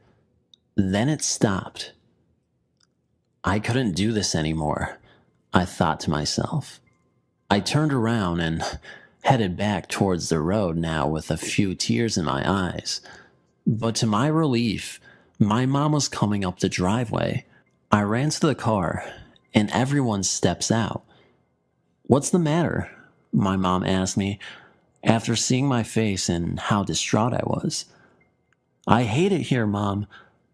That's all I could say before my older sister screams out and walks back to the car in shock with her hand covering up one side of her face to not look in the direction of the house. Her eyes were wide open and her crying was held back. "What happened?" my mom then asked her. I will never forget what she told me. She told us she saw. She said that she saw 3 faces looking out of the bedroom window at us. She described them as melted together and had these angry frowns with the eyes missing. My mom believed her. I then told her what I had experienced, and after that, we ended up staying at my uncle's that night. The next morning, we were very nervous about going home. My older sister never came back. She stayed with family until we moved out. My youngest brother and sister didn't know about anything, and I didn't want to leave them or my mom alone, so I went home to watch over them. We ended up moving out a little after that. We had to move in with family until we could get another place. I believe that it was something that was trying to get me that night. Some evil, strong force that forced its way into this world and did everything it could to get closer to me. I believe it used the music to lure me in to where it was hiding in the kitchen. If I would have stayed in that house that night, I might have become possessed or something. My sister is still traumatized from that image of these faces that looked entwined together. I also later found out that my mom had experienced a negative presence in the house and had seen quite a few things, but kept her mouth shut to not worry or scare us. Thanks for reading, and hope to hear from some of you soon. P.S. The radio did have 5 batteries in it, but it needed 6 to work with it being unplugged. Old House Ghost. This happened just last month. A few days of terror for my family and me. We were house sitting for my mom while she went downstate for a short vacation. She told us that we could take her master bedroom because it was bigger and we could sleep with our 3 kids in there with us. We told her okay, but ended up not doing it because of the fact that it was her room and we didn't want the kids breaking anything. So we decided to take another room that was almost as big and already had a king-size bed and a baby bed for my youngest child. My mom's house is sorta old and was previously owned by my sister and her abusive husband. So this place has some bad vibes for so many years. My sister always said that she thought he put some bad curses or something in the house because of things she would see and how angry her husband would get out of the blue. Anyway, the room that we chose was always scary because my wife and I had experienced something strange in it during one Christmas about 5 years ago, but it already had everything and was very comfortable. That first night, we went to bed sort of late due to the kids being excited about staying the night at Grandma's. So around 11 o'clock, we tucked the kids in, shut the lights off. After they got to sleep, my wife and I sat on the floor near the bed and talked for a while. The room is near the kitchen, so when the light is on, we can see it under the door. Like that night, because of the lights in the room being off, we can easily see the light. After a while, my wife looks over at the door and asks, "Doesn't that look like someone is standing at the door?" I looked over and saw what she was talking about, so I replied, "Yes, but you know it's not." I was thinking maybe it was the uneven carpet that was making it look that way. So, after a while of talking, we ended up getting up and stretching before going to the restroom that was also in the room. We got out quietly to not wake up the kids and began to put on our night clothes, or at least tried to, because it was too dark to see everything at 100%, but we could see a little. A few minutes later, and my wife was dressed and already laying down next to the kids. I was still looking for a shirt to wear, but couldn't find one that I packed in my bag. So I went to the closet that I had some clothes put away already. Trying not to stumble over toys, I get to my shirts and begin to look for one. Just then, with a little bit of light from the room, I see something on the corner of my eye next to me. I turn my head and try to adjust my eyes. Seconds later, I see a form of a man standing facing me with his head down, so all I could see was the top of his head. It looked like black hair, and it didn't have a shirt on. I could not move. The arms of the thing hung down to its sides, and the legs were partially spread apart. It almost looked like it was in a defense stance, like it was going to charge at me. But I did not move. I was in shock. Not too long after, I began to realize that the figure looked like me, as if I was looking in a mirror. I came to my senses and turned slowly towards the bed, at the same time looking at the bedroom door and seeing that the shadows that looked like a person standing there were gone. I went to my wife like a scared child and said, "There is someone in the room." She jumped up and turned on the light. There was nothing there. The bedroom door was locked from the inside, and the kids were still asleep. I was shaking up after I explained to her what I saw.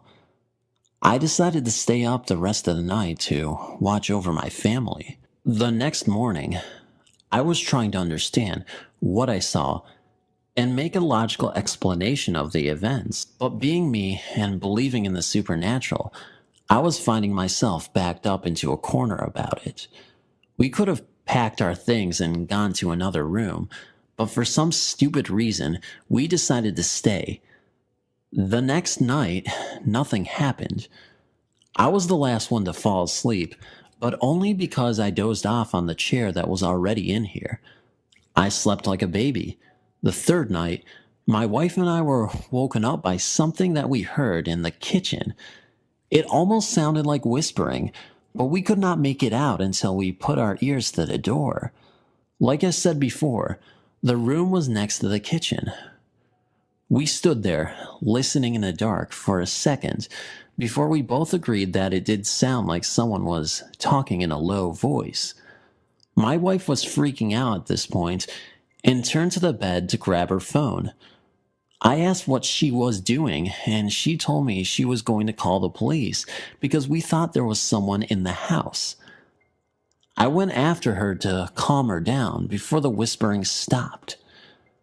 I went to the bathroom to turn on the light, so we had enough to see without waking up the kids. Then we put our ears back to the door. We heard nothing. Being in the room with no type of weapon or anything to go out there with to check out what it was, we ended up calling the police. I was trying to be tough about going out there, but I was also scared as hell. The cops got there a little while later and scoped out the place. The windows were all locked, and all of the doors that led outside were also locked. After the cops had left, I called my mom and told her what we had experienced so far while staying there. She wanted to come back home, but I told her to finish her vacation. I didn't want to be the reason for her vacation to be cut short. That was stupid of me. The fourth night, we did decide to stay in her room this night, to be away from the other one and the kitchen. It felt more relaxing in there because it was so empty, and it was brighter with the moon hitting the windows. We fell asleep once again. At around 3:30, my wife wakes me up and tells me that something was on the other side of the bedroom door. My heart stops right then. Just hearing those words coming out of her mouth made me want to die. When I got brave, I asked her what she heard, and she said, "It sounds like the doorknob trying to turn." I woke up the kids this time, thinking someone actually broke in. For a few minutes, we sat quietly, waiting to hear what we thought would have been people walking around, if they did get in. The house is so old, so it has a lot of old boards that squeaked when you stepped on them. Nothing happened. We eventually fell back to sleep. I mean, it could have been her imagination playing tricks on her, right? Of course, that's what I definitely would like to think of it as, but I guess it wasn't at all. The next morning was great. Because we knew that we could leave the next morning, we left the house all day and went out to eat. We got home late and decided to try to get the kids to bed by 10:30. We fell asleep with no hassle. It was around 1 in the morning when my oldest daughter shook me awake. She was sitting up in bed. When I looked over at her, I asked her what she was doing, and without being afraid or hesitant, and with a motion of her hand and finger, she pointed in a direction and says, "Do you see her?" I asked what she was talking about.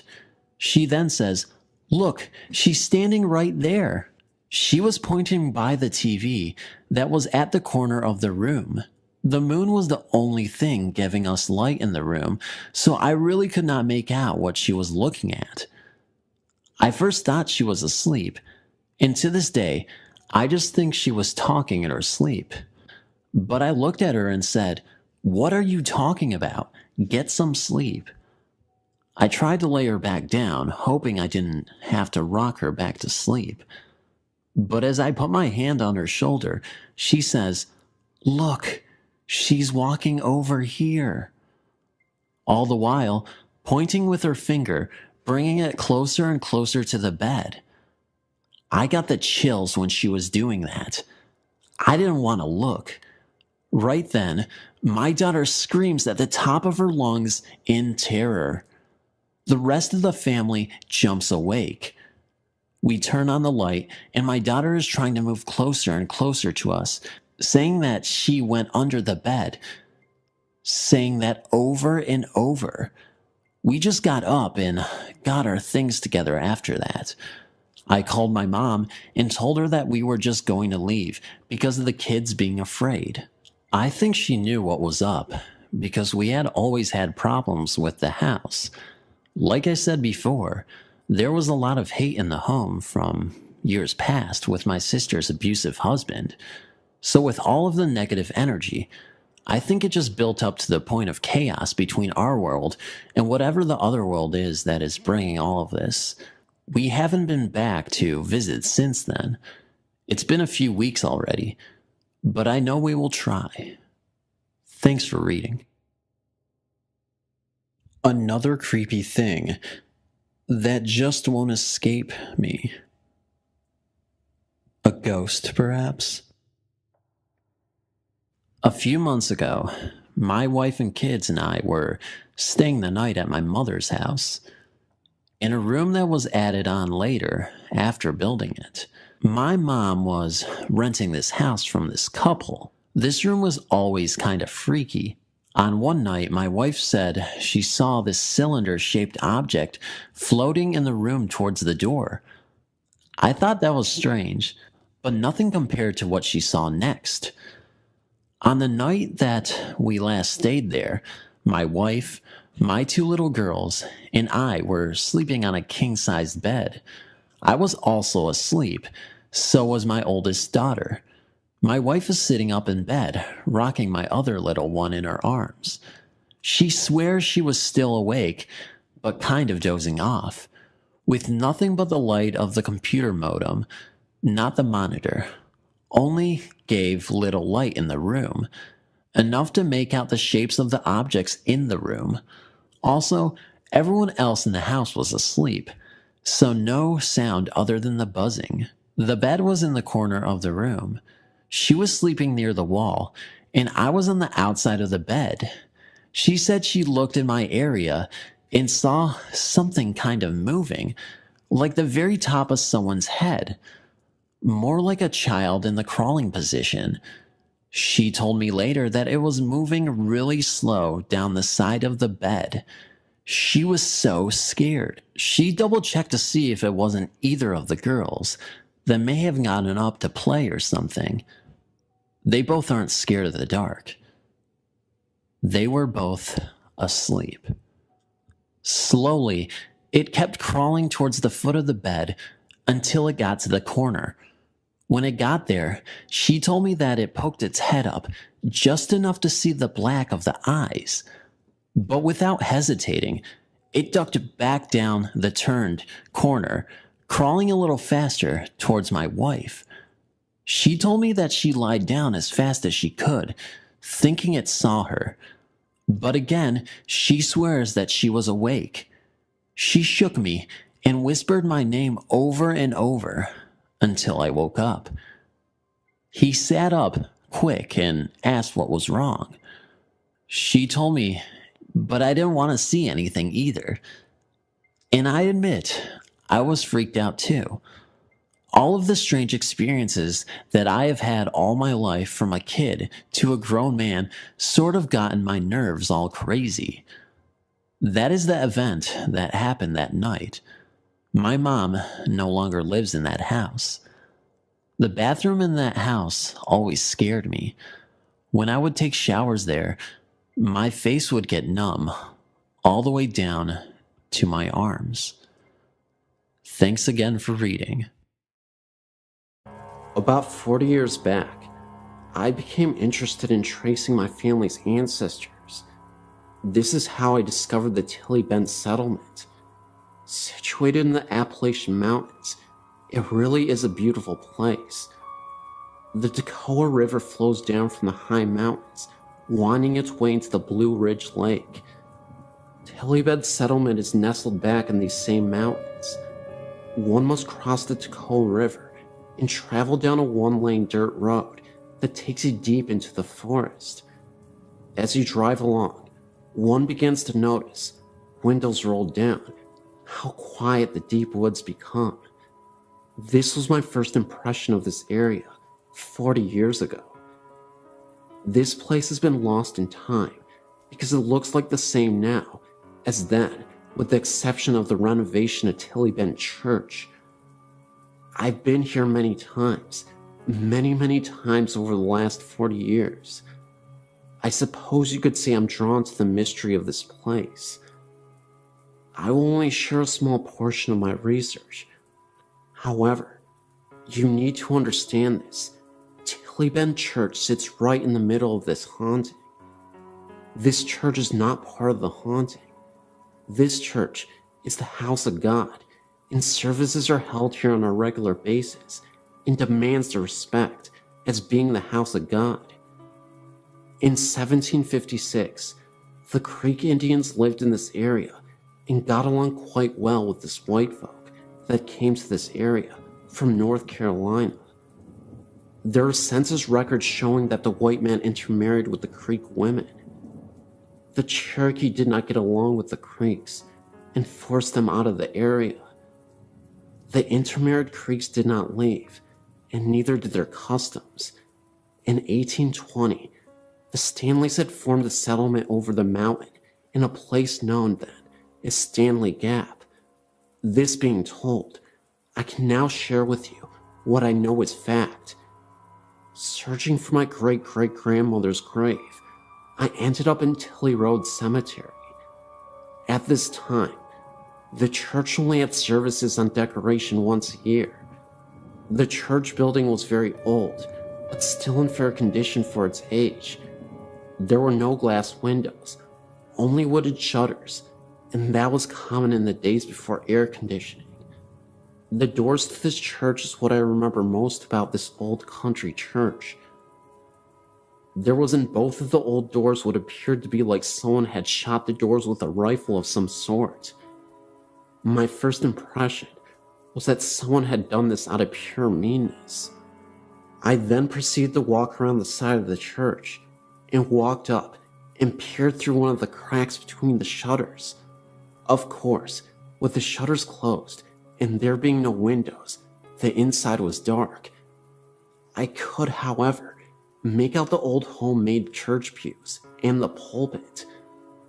I also noticed a high ceiling with the rafters showing. Yes, I thought this church is old, and the welcome sign out in front of the church stated the church was established in 1858.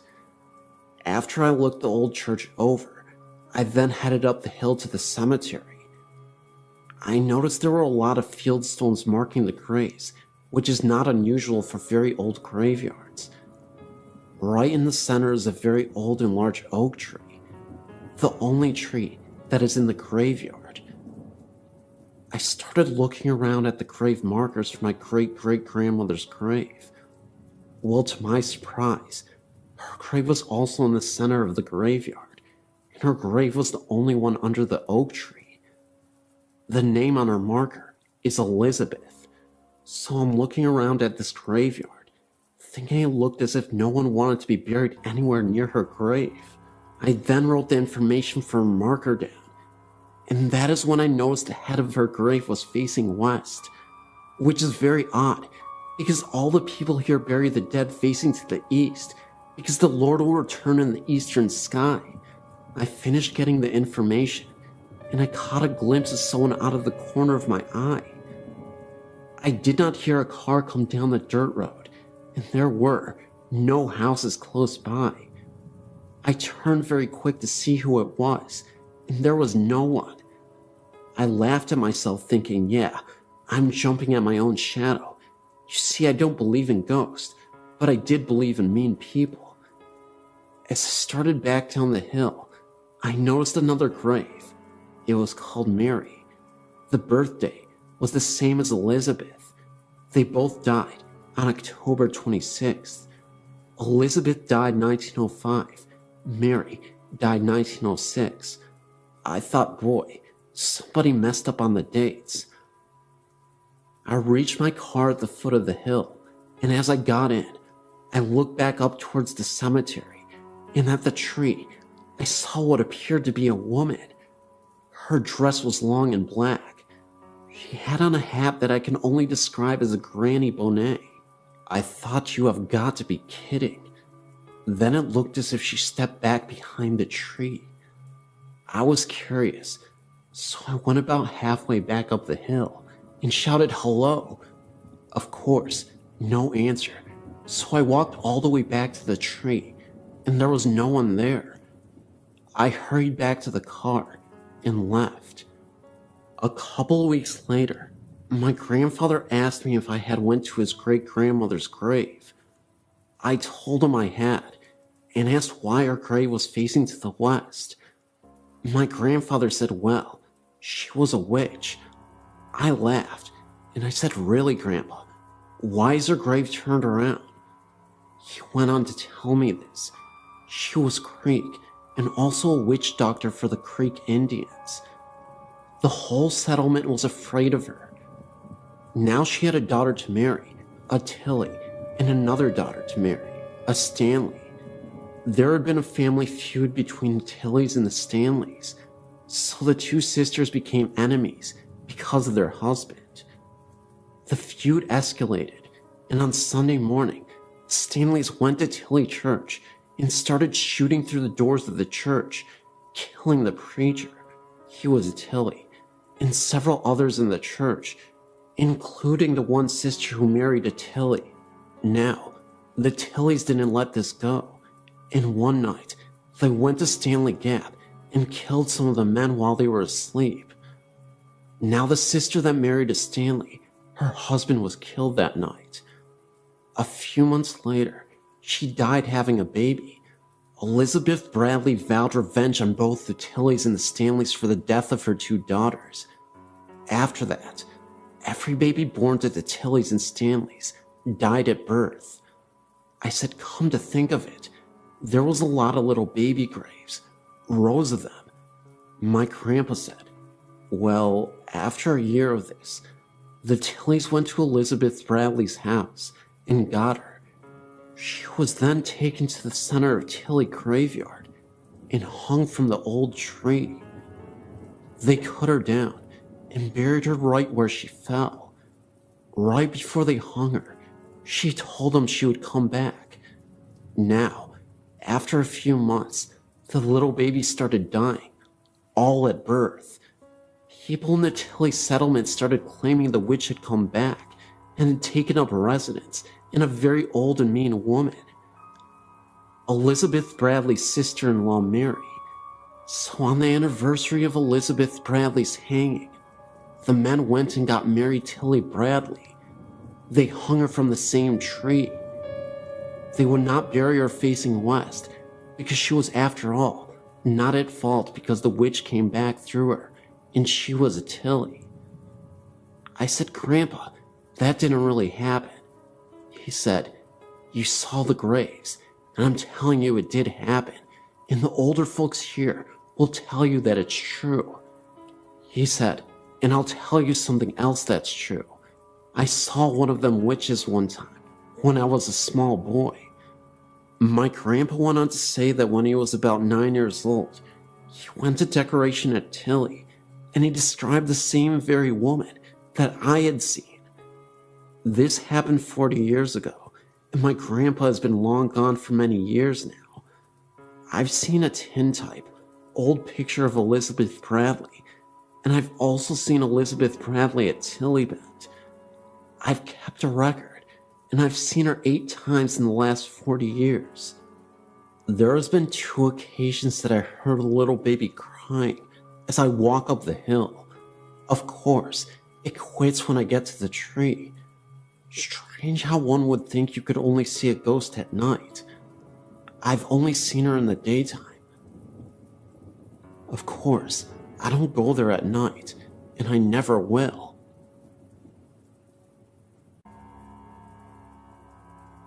I've always believed in paranormal things. I've had many encounters with ghosts, and it's never really bothered me. My daughter was born in 2006. Around the time she was 1.5, we moved into a nice older house. The first night in our new house, we were camping out downstairs because our beds hadn't been unloaded from the truck yet. Around 2 a.m., I was woke up because you could hear the sounds of someone walking around in a room above the kitchen. I just blew it off as an older building and such. I walked upstairs when I continued to find her closet doors open and things scattered around her room like someone had been in the boxes.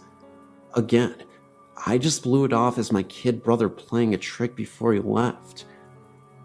The next morning we were setting up her room, and I noticed her sitting there, acting like she was playing with someone. It sort of gave me chills, because she was actually talking to someone. I just ignored it, but later, she started mentioning the man. 3 days into living there is when things started happening. Her room has never been warm. I can turn the heater up to 75 degrees. I've bought a space heater. The landlords have came and checked the windows and insulation. Everything's normal. Her closet doors open at random times by themselves. Now at almost 3, she still talks about the man in her room. She's informed me that the man tells her she can do things, be bad, and do things after she's told no. She still sits around and talks to no one. We lived 14 months, with just little things happening all around 2 a.m. Her bedroom door slams shut, and you hear stomping down the stairs. The laundry room doors open and slam shut. The water in the bathtub turns on by itself. But lately, things have become more aggressive and frequent. I decided to decorate her room. I put new curtains up, her new blankets on her bed, and hung clothes in the closet. I walked downstairs, leaving all the lights on, but shutting the closet doors. I was downstairs maybe 5 minutes. As I entered the hallway, I noticed her door closed. Nothing new, but I opened it, and there was this rush of cold air. Again, nothing new. The light was off, and you could feel someone in the room. It was an angry sort of feeling, like someone was glaring at me. I ignored it and turned the light on. The curtains I'd just hung had been ripped off the rod and lay in the middle of her room. Her new blankets and sheets were off her bed, and her closet doors again wide open. My daughter refuses to sleep in her room now, saying the man scares her, that he yells at her. I've placed crosses and went as far as to have my house blessed, and nothing. In the last 2 months, I've been woken up to someone screaming in my ear. the sound of my front door opening and slamming shut, and my bathroom shower turning on, all in the 2 a.m. hour, and on nights my daughter's at grandma's house.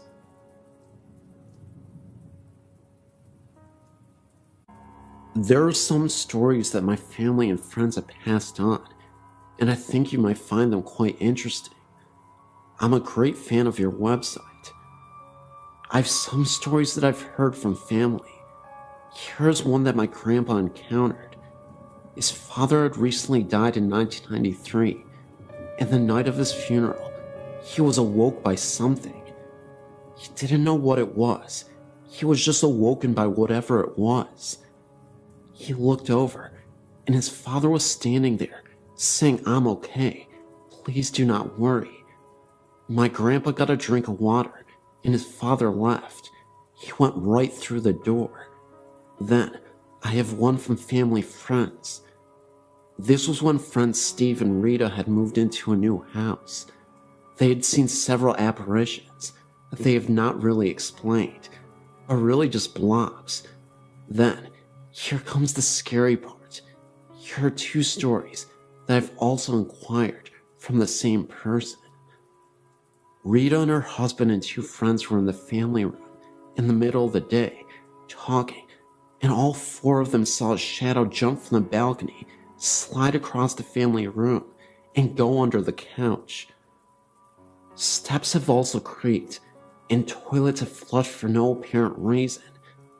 This was also a new house, with no history of violence on the property. Now for the second story. A couple of nights later, Rita was sleeping and woke up to feeling like someone was sitting on top of her, trying to choke her. Steve woke up to Rita's screams and flipped the lights on. She told him there was a man with a plaid shirt in the room, trying to choke her. No one was in the room. She got up out of bed and went to the dresser, looked in the mirror, and he was behind her. A lumberjack-looking man in a plaid shirt standing right behind her. This also might sound kind of weird, but my mother Bernadette lived in a new neighborhood when she was little. Outside of the development was a field with a very small house, almost a shed. Whenever my mom took a walk with her grandma, a little girl would come running out of the house and shed and talk with them. She was always dressed old-fashioned with a dress on. She resembled a little girl like Shirley Temple. She said her name was Judy. My mom saw her several times. Her grandma also did too. Years later, when she mentioned Judy to her mother said that nobody had ever lived in that house. It was used for storage, a shed, and said my mother was making it up, and that it was a story. We have never figured out if it was a ghost or not. My great-grandmother remembered her too. As a side note, I've passed this particular field many times, and have seen the shed, but have not had any strange things happen to me when passing the area. Like my grandmother has said, no one has ever lived in that shed, so I don't know.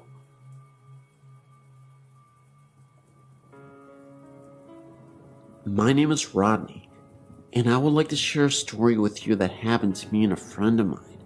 First, I'll give you some background. It's the early 70s in Enon, Ohio. My friend Mike and I were very close because both of our parents had gotten divorced around the same time we were in our early teens. We shared similar interests in magic and trickery in the occult. We used to save our money and either buy magic tricks from magazines or make magic tricks from plans that we would buy for our act. We appeared on a local after-school show for kids a couple of times, and in doing so, we got to meet a local famous person named Dr. Creep. He had a Saturday night show where he would host and show scary movies, and he also did magic. Dr. Creep was really knowledgeable and had a lot of contacts. He told us of a local magic shop in Dayton and gave us directions. We couldn't drive at the time, but I would beg my older sisters to take us there, discovering that magic store opened us up to a whole vast world of new tricks and illusions.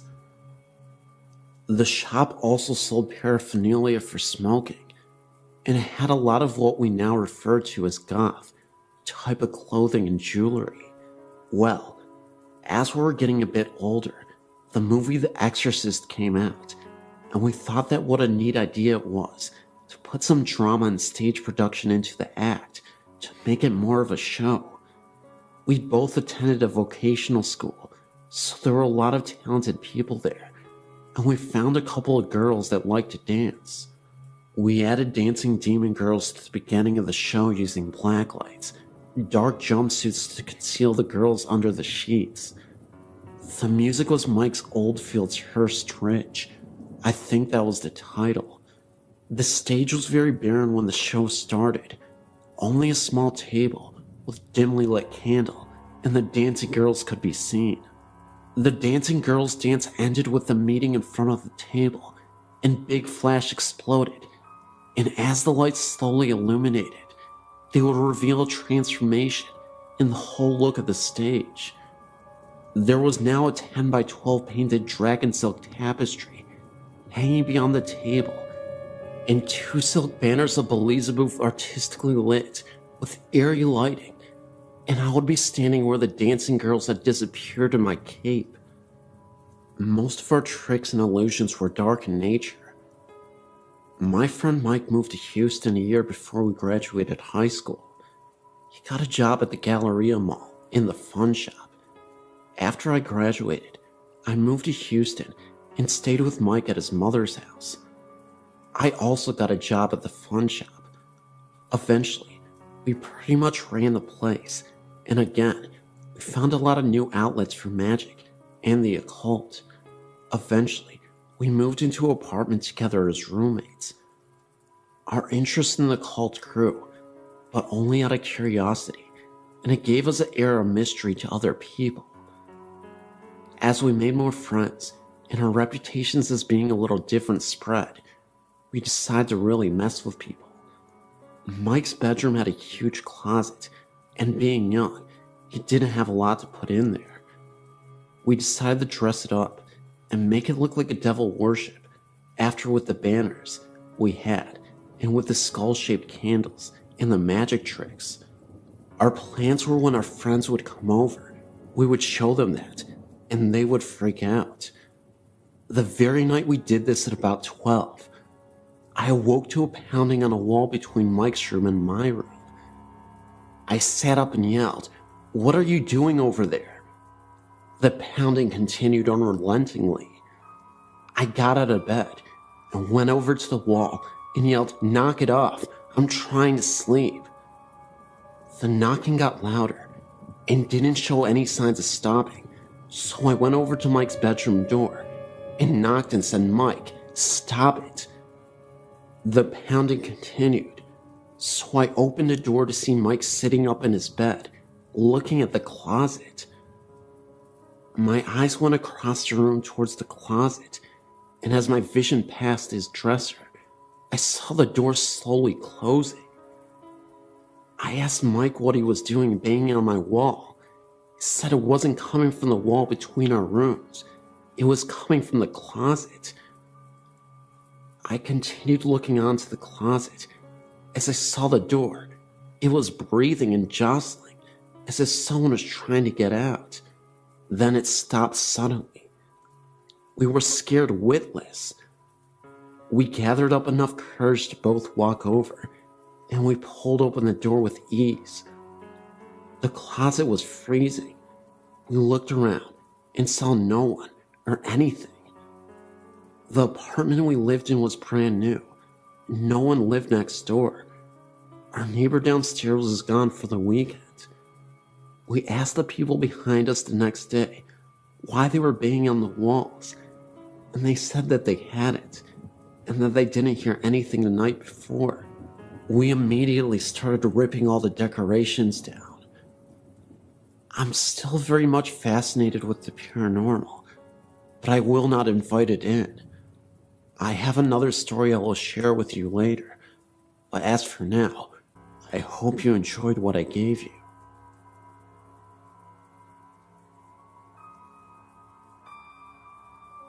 My parents own a lake house in northern Indiana, and we used to have a neighbor named Mr. Campbell. Sadly, Mr. Campbell was quite old and depressed, and one day he left a note and enough food and water to last his dogs at least a week. He said his body could be found in the lake.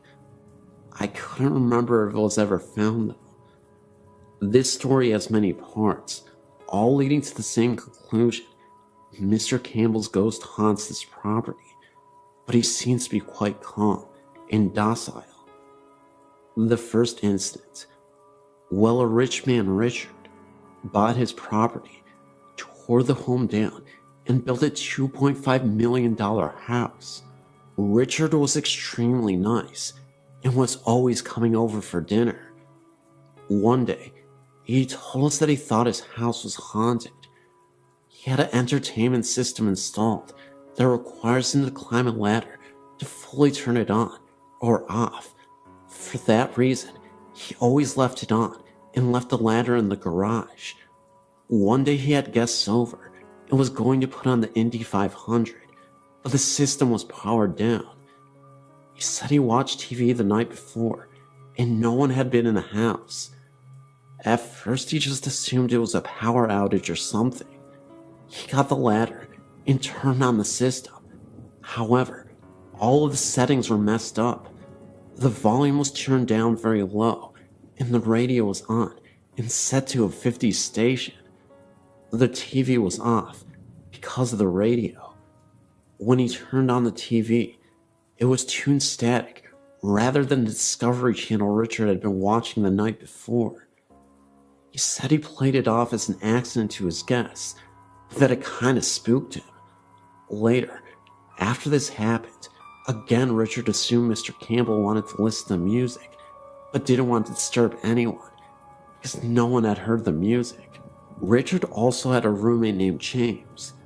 The thought is that they were lovers, but no one really asked. Richard would travel to Chicago a lot, and James would be home alone. One night, my sister and I were watching TV in our room and saw lights shining outside and heard men talking. We looked out our window and saw about 3 police cars and about 6 policemen walking all over the house, looking at windows and knocking on the door. We went outside with our dad to see what was going on, and the police asked if we had heard or seen anything suspicious. We said no. Why? They told us someone had called 911 from the house, but only breathed into the phone for a couple minutes and then hung up. We told the police that Richard was gone, and usually when he was gone, James would visit his mother down the street. My dad called James' cell, and he was at his mom's for a dinner and a movie. He said he was planning on leaving soon anyways, and came to talk to the police. James let him in, and they searched the whole house, but no one was there. However, in the kitchen, a burner was left on high. James said he made pasta to bring to his mom's and must have forgotten to turn off the burner. After the police left, James said he sometimes got a strange feeling in the house, like he wasn't alone when he knew he was, but that he never got scared. It was more like being watched over than stalked. My sister and her friend were sitting on our screened-in porch one Friday night after we got to the lake house late. They saw a man walk from the pier to Richard's house, and my sister called out, "Hi, Richard," or James, whoever it is. But the figure didn't stop or reply. He just walked up to the house and disappeared. The girl said a light never came on, and he never heard a door open. The next day, Richard was doing yard work, and my sister mentioned the night before and jokingly accused him of ignoring her. He told her he had not been home last night, and that he had just gotten back from Chicago early that morning. He also said that James was in North Carolina for the week for his sister's wedding. My sister and her friends were confused because they had both seen the man and they were worried they had seen a robber. Richard asked if the outdoor lights turned on, and they said no. Why? He said he has motion detector lights, so if there was a person by the house, the floodlight should have come on, and his alarm didn't register entry last night. The next incident, Richard had to move to Chicago. It had gotten to be too much for him to constantly be driving back and forth, so he bought a flat in Chicago and put the house up for sale. James left too. The new owners are really quite annoying and full of themselves, so no one ever told him about the possible haunting or the house's past. One day Janet came over and asked us if the house had a story. I asked why. She said she had been in the shower when she saw an old man staring at her. She screamed and he just disappeared. We told her about Mr. Campbell and everything, and she sort of freaked out. They tried to sell the house, but couldn't. She still says the old man watches her every now and then. The housekeeper says she has never seen the old man while she was showering, but that she thought she saw him one day while she was cleaning. He was in the entertainment room, listening to music. She also said that the 5 dogs will stare at all the same spot for several minutes on end, tails wagging, as if they were being talked to. We still talk to Richard, and he has told us many stories about the house, rearranged pantries, the entertainment system being changed multiple times, and other various things. We think Mr. Campbell haunts the home because he can't move on. My mom says my experience must have been Mr. Campbell trying to get away from Janet for a while. That incident was before the shower, but Janet was already in the home with her husband. We still hear the beeping every once in a while, and we all just say, "Hi, Mr. Campbell, you can visit as long as you like." The dog stops staring and following him after about the 10th time. They'll look up just after the beeping, and just before we hear him leave. I'm a bit of a baby, so I still get creeped out when I'm alone at night, even though I know he has never done any harm. My parents are the last people I think would believe it, but with so many incidents, we think he is there living out his days watching others. Maybe he regretted saying goodbye prematurely, and because of this is what keeps him from going to the other side. I was visiting my mother and some friends in Florida, and stayed with my mother while vacationing, to cut costs of course. She works nights at the local hospital, so I'm there alone from 7 p.m. until 7 a.m. when she works. It was a Friday evening, and my mom had just left for work. I was hungry, so I went out to grab a bite to eat. I got back to the house around 8 and called my friend, who was supposed to come over to keep me company, but he was running a little late. So I decided to keep myself entertained as I waited. I was in my room listening to music and stuffing my face when I heard what sounded like church bells. Now, these bells would have had to be kind of loud because I listened to my music on blast. I turned down my radio to hear the sound more clearly, all the while thinking to myself, there are no churches in the area that I know of, which made this all the more strange. As I listened, I heard the sound fade off into the distance, as if traveling away. I sat for a couple of minutes and turned my music back up and continued eating. About 15 minutes later, I heard something like someone trying to get in through the back door. My mom's house is a little older. I'd say about 40 to 50 years old. For someone to pry open the back door would not be a difficult task. So naturally, I ran to the back door to see what was going on. Once there, I saw that no one was there. but the glass in the door near the knob was fogged up like cold water would do in a glass cup. Thinking that was a little strange, I grabbed the handle to open the door, and I liked to scream bloody murder. The handle on that door was sub-zero cold, and it really caught me by surprise, just from how incredibly cold it was. I stepped out into the porch, turned on the light, looked around a bit for anything suspicious, and when I saw nothing, I reluctantly went back inside. Concerned, I kept my music to a minimum, just in case anything else happened, as it surely did. About an hour later, I got a call from my friend. Now this is strange. He lives about 5 minutes from my house driving, and about 20 minutes walking. Apparently, he came over to the house and rang the doorbell, heard my music playing, and figured that when I didn't answer, I was in the bathroom or something. He called my phone, but it kept getting cut off after the first ring, so he decided to go back home and come back since it's not far at all. He claims that as he was backing out of my driveway, he saw the front door open. He rolled down the window to see if it was me. He said as soon as he got the window all the way down, the front door violently slammed shut, so hard that my friend thought for sure that the front window should have shattered. I heard none of this.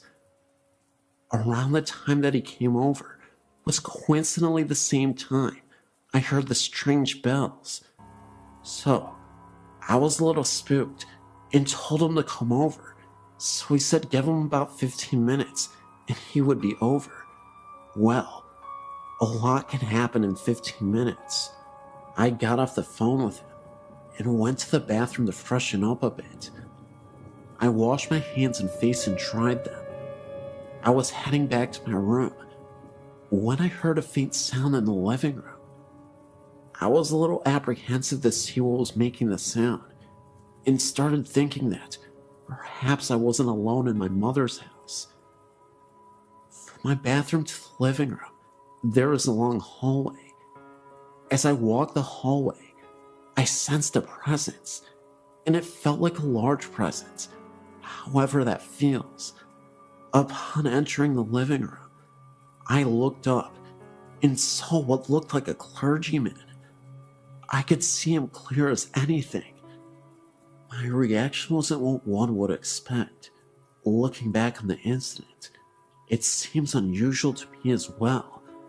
I began to cry, almost uncontrollably, and I still have no reason as to why. That's when I heard a knock at my door. My friend had arrived, and as I stood there, I saw the apparition seem to fade to nothing as he continued to knock and rang the doorbell.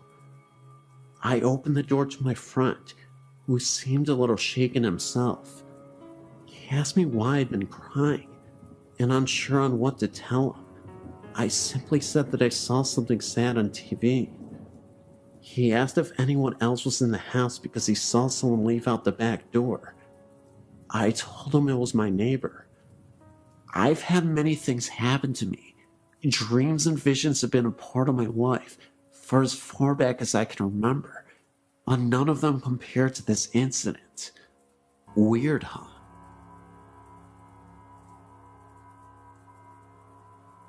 I was only about 3 years old when I first started seeing things in my old house. It started with the noises in the attic.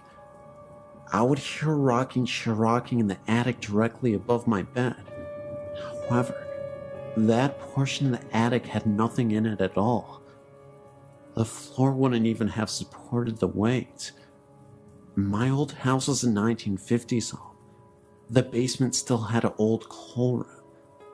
However, the coal chute was sealed shut to prevent breaking in. The coal room was directly below my bedroom and was the only part of the house no one ever went into. I can only ever recall even seeing the door open once. It was an empty, depressing kind of room. In addition to the noises above, I would sometimes hear footsteps in that old room below me, or footsteps on the basement stairs. The first time I ever saw anything was, as I said, when I was around 3 years old.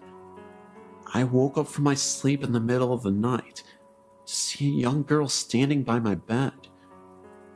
She had brown hair and green eyes and wore a 19th century style green nightgown. She looked to be about 8 years old. She frightened me at first, but I didn't get malicious feelings from her, and gradually I accepted her. She appeared to me often throughout my childhood, and even now I see her occasionally. The other ghost I saw was much scarier. I wasn't the first one to see him. My younger brother was. He was a tall man who held a knife in one hand and wore black. My brother began seeing him when he was about 5 years old. The man would appear in his closet, began to walk towards him, and then my brother in his fear would scream, and the man would disappear when my parents came running. I've never told anyone about my experiences with ghosts, for I was afraid I would be called crazy. But my brother told us all about what he saw. He saw the man a total of 4 times, once in each of our bedrooms, and twice in mine. I saw the man twice, but I didn't begin seeing him until I was much older, around 9 years old. I always got a fairly bad feeling from the man, and Victoria, the name I gave the little girl, would always disappear before he appeared. I got the sense that she was scared of him for some reason. In addition to this, when my great-grandma passed away, I inherited her jewelry box. The first night I had it, I'd left it sitting open on my bedroom floor. When I went to bed, I was around 6 years old. I was lying awake in bed when suddenly the movie in my VCR fell out of the VCR and onto the floor. A few minutes later, my TV turned on. There was no one else in the room at the time. As I got up to turn it off, it turned itself off. A few nights later, I'd once again been playing with the jewelry in the jewelry box. I awoke to find my basketball bouncing itself repeatedly against my dresser, sideways. There was no one else in my room at the time, and I kept it up for over a minute. After that, I became frightened and stowed the box away in the back of my closet. To this day, I will not open it, even though I'm now 16. The scariest thing of all happened when I was 11. I awoke in the middle of the night, unable to move the lower half of my legs. Terrified, I sat up to see a strange black shadow sitting on my feet. It was blurry. That may have been partly because my glasses were sitting on my bedside table. At first I thought it was my black cat, but quickly realized that it was much too big. It was transparent. It was about half the size of a small child. But the thing itself isn't what scared me.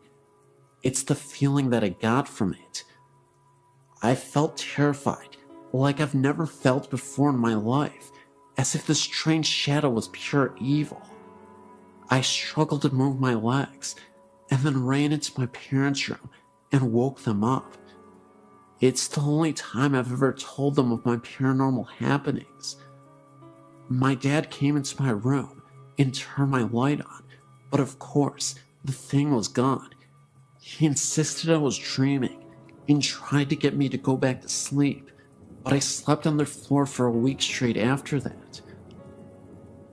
I've since moved into a new house. My grandma died here, and we moved in afterwards. Because she left it and everything else of hers to us, I don't have as many experiences here.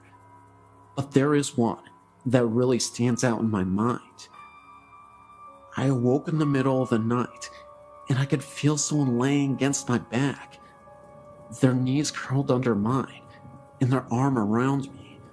I freaked out and literally jumped onto my floorboard and flicked my light on, but nothing was there. My mom was woke up from the commotion, and I told her about it.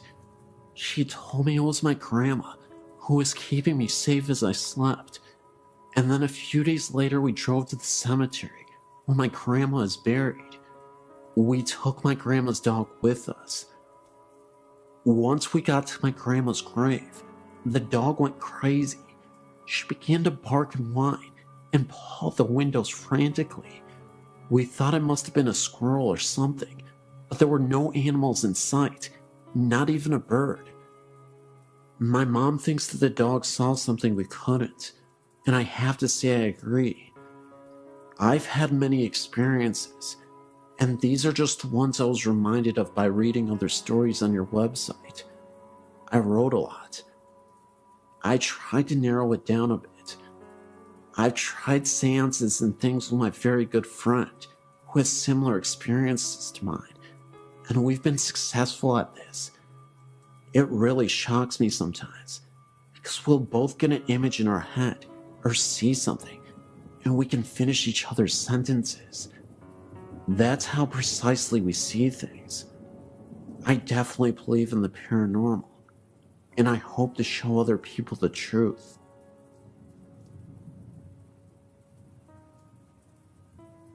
I lived in this area for over 30 years. Robinson Woods is the home of the Chief Chichi Pinque, as it is spelled on the sign, in the site of his burial marker. He was the last chief of the Potawatomi Indians, and he was related to the Robinson family. He died in 1953. There have been numerous ghost hunting expeditions conducted here, with reports of drums and shadowy forms of an Indian in pictures in the woods surrounding the memorial marker. These woods are connected to Catherine Woods, west of East River Road, south of the Kennedy Expressway. There's a trail that leads from behind the Chief's memorial marker, going to a small branch of the Des Plaines River. It is along this river that John Wayne Gacy buried several of his victims. Additionally, there have been numerous bodies found here over the years. In the late 1950s, 2 brothers went missing and were killed, and their bodies were discovered here.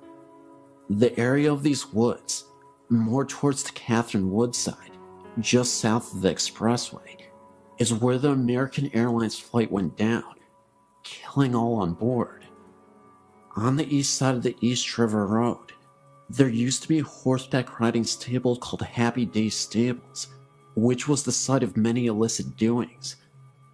John Wayne Gacy was known to be friends with one of the stable hands that worked there in the 50s and 60s, and he was a frequent visitor there. This stable hand is the one who was responsible for killing the 2 brothers in the late 1950s, and it's local legend that Gacy participated in the murders. Of course, both Gacy and the other man died without ever revealing the truth of this. These woods have been the site of more phenomenon than can be counted. Generations of kids have gone there to dare each other to face their fears. I personally experienced the drums in the woods, the face of an Indian behind the marker, felt overwhelming fear, anger and sadness, and evil along the river behind the trail, and horrifying fear around the airplane crash site. That's my story, and many others, and the rumors surrounding this area.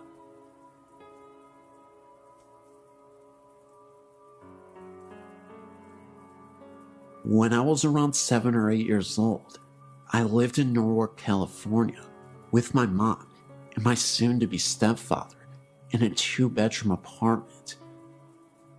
There are 2 things I remember most about living in that apartment. One was the beautiful Princess Canopy bed I slept in, and the other was the floating woman's head I would see coming into my bedroom from the hallway. I have and will never forget that image.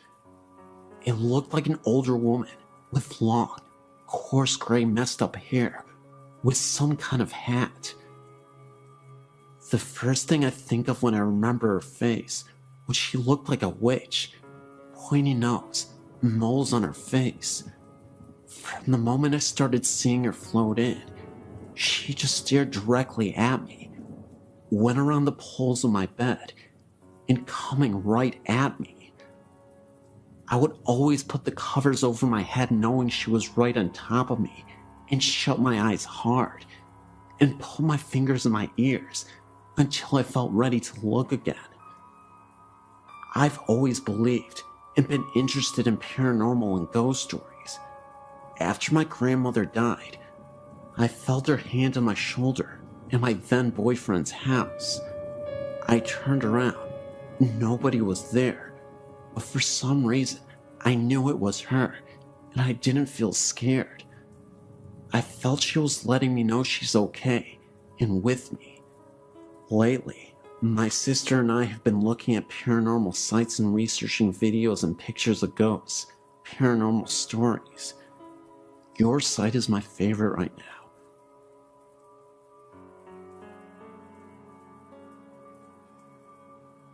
A few years back, I was at the White Horse Bar in Maloa and was doing a gig. When I was done, I left the back room and walked through the kitchen area, passed by a guy in a white outfit who was preparing food, or so I thought. I put my stuff out of my vehicle, came back in, and was going to get a bite to eat. I asked for a menu, and a barmaid gave me one. I ordered food, and the barmaid headed back to make me my food. After a while, she came back with my food. Her and I talked, and we started dating shortly after that. Well, a week or so later, I met the whole crew, 3 girls, and the owner. I asked where the chef was, and the owner told me they're right here. I laughed and said, "What about the guy?" They all gave me a funny look and said there is no guy. I had explained the guy I'd seen a week back that appeared to be a cook, dressed in white clothing that's similar to a chef, and was facing the kitchen stove that I walked by. They all gave me a weird look, and from there, the owner talked about seeing shadows going across the back room area late at night, and no one was there. He told me the owner prior said a ghostly head was said to appear down from above the bar one time in the past. There was a time that I had to change the light bulb, and it had to be replaced. The old one was loose and burned out. I tightened the new one in place and tightened down the fixture, and we were sitting down my girl at the time, and the owner and another of the bar ladies and I joked, the ghost will probably be here to flicker the lights, and the light will burn out. The crazy thing is, a couple seconds after that, the light flickered and went out. The owner got another light bulb, and I took the fixture enclosure off to find the bulb loose, but still good. One of the barmaids researched the property and told us the place a long time ago, back in the past, was a feed store, and that a guy in his teens got crushed to death from fallen feed sacks. I was born in Singapore in 1951 to British and Australian parents. We lived in various cities in Malaysia during the 1950s, 60s, and 70s. In 1957, we arrived in Kuala Lumpur, where we stayed until mid-1975. We moved into a company-owned house at Freeman Road, Kuala Lumpur, Malaysia.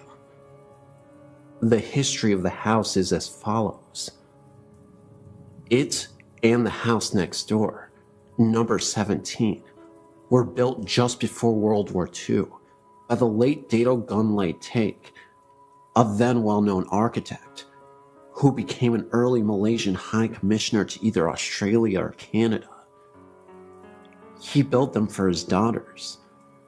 During World War II, the 2 houses, along with a large semi-detached house immediately behind, on what was then known as Gulfview Road, were taken over by the Japanese Army's secret police, known as the Kentapai, equivalent of the Nazi Gestapo. The 2 houses behind were used as Kompeitai offices, and the 3 in Jalen Freeman became senior military officers' brothels. The women in the brothels were both Asian and European, the latter being drawn from a pool of captured civilians and military nurses.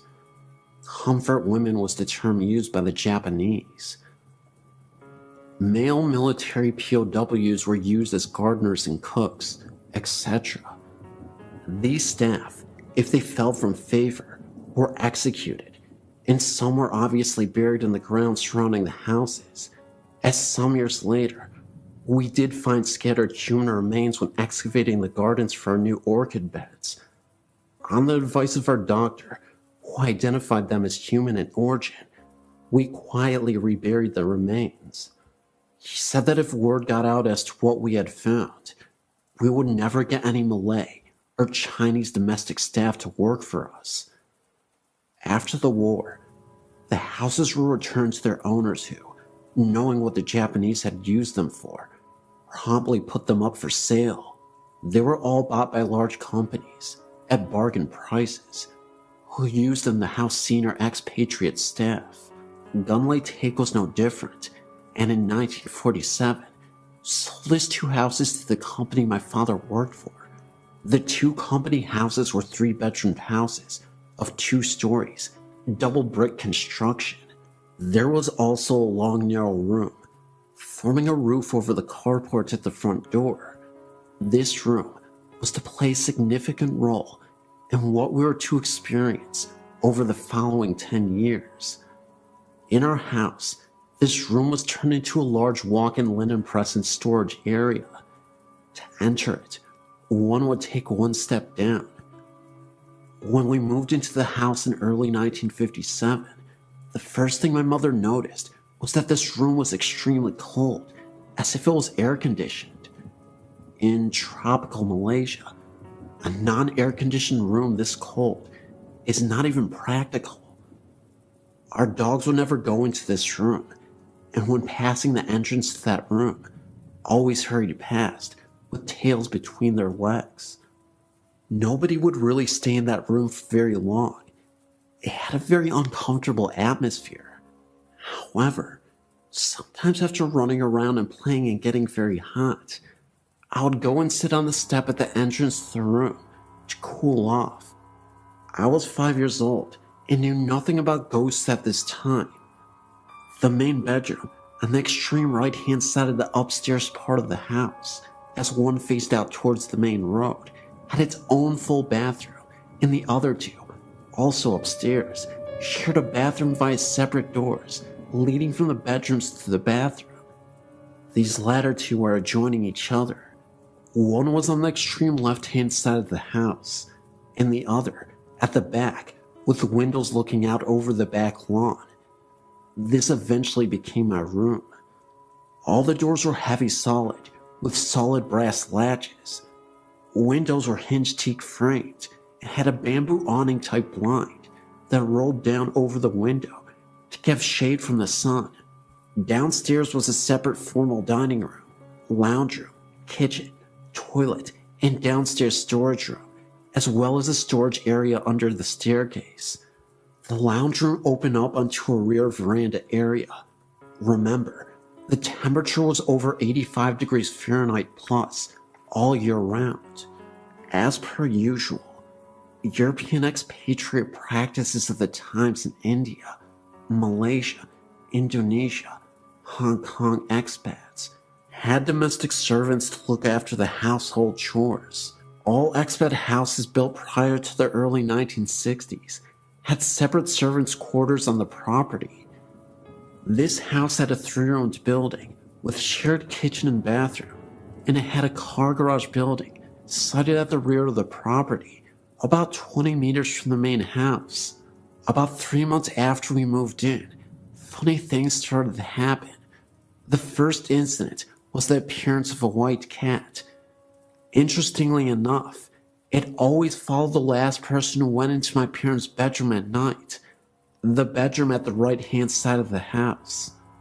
This cat made no sound, but appeared from nowhere and scuttled into the room as the door was opened. This bedroom was air-conditioned. A thorough search of the room failed to find the cat, but next night, there it was, entering again. At the time, we had no cats. This cat was seen every night until my parents moved to the middle bedroom, which was nearer to the room that my younger sister and I shared. Their old bedroom was then turned into a guest room. Over the years, visiting guests who stayed overnight with us also saw this cat. One evening, about dusk, my mother, looking through the lounge window, witnessed a woman with long red hair, wearing a sort of white nightgown, standing near the front gate. She thought that this was unusual and walked out the front door to go talk to the woman. As she walked across the lawn, the woman walked away and went behind the hedge, which formed our front fence.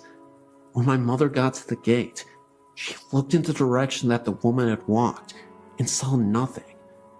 3 nights later, my father saw the same woman walk into the entrance of the servants' quarters. He followed her, but found no sign of her when he entered the building.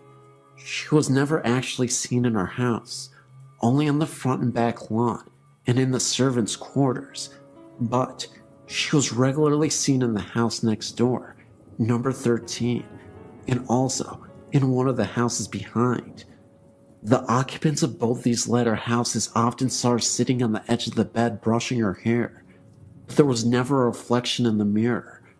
When spoken to, she would turn her head, smile, and slowly fade from view. We also saw an emaciated man in a military uniform. He was seen in our house, both upstairs and downstairs, as well as outside. One evening, my mother saw what appeared to be a body lying under a shroud in the front garden. About 8 years later, I also saw this figure, for lack of a better word, on the back lawn at first light one morning, and again at about 3 a.m. on another morning. From time to time, we would also see an old Chinese woman in the lounge room. She was wearing a white starched linen top with black pajama pants, cut in a traditional Chinese style. This used to be the standard Chinese domestic staff uniform in the immediate pre- and post-World War II era. We referred to them as black and whites. By the 1960s, the next generation of Chinese female domestic staff had abandoned this tradition for more colorful pajama suit type clothing. One would look up from reading a paper or a book and see this old woman standing in front of you smiling. She would then fade quickly from view. She was only seen in the lounge, in broad daylight, but never when there were a lot of people around. One evening when in my mid-teens, I arrived home from visiting a friend. As I walked down the drive, I noticed that the lounge room was lit up and a man with shiny, neatly combed black hair and wearing a khaki uniform was sitting in a chair with his back to the window and reading what appeared to be a newspaper. I got the impression that he was Asian and thought he was a friend of my father come to visit. Later, I recollected that the furniture in the room was different to what we had in there. When I entered, I found the whole house, including the lounge, to be in darkness, the rest of the family having gone out and the servants retired for the night. Thinking back, I think this man was probably a Japanese military officer. I only experienced this once, and my parents never did. Occasionally we would also hear a woman's voice calling out in terror. We couldn't figure out what she was saying, because she was saying it in Japanese. It was then that my parents realized that what we had seen and experienced were most likely the spirits of those who suffered there. After finding this out, we began to suspect that the cold room I described earlier in this narrative may have been used as a place for the ill treatment and execution of prisoners. My father learned that after the war, health authorities advised that the original septic tank was too close to the house and a new one had to be installed. While digging the new pit, workers had dug up human remains. We left the house in 1967 to move to a new house nearby. The next occupant, also working for the same company, also experienced funny things, but didn't actually see anything strange. This family's dog on several occasions also dug up human bones from the gardens. In the interest of preserving the local peace, they also quietly reburied the remains and said nothing. I didn't find out about what they experienced until many years after they had left Malaysia and returned to England. The company sold the houses in the mid-1970s after my family had left Malaysia. The houses at 15 and 17 were torn down, and a large mansion was built across the boundaries of both properties. However, this was demolished after a few years, and since then, the 2 blocks have remained vacant. In 2008, they are still vacant. This is a prime land in an inner suburban area, but the land is still vacant. The house at number 13 is still standing, but is abandoned and half the roof is collapsed. We wonder just what was found when the site was excavated for the new building. Also, the reason why the new mansion was also demolished and the blocks left vacant. Maybe the souls of those poor victims still occupy the site and are not at rest and reappeared in the new building.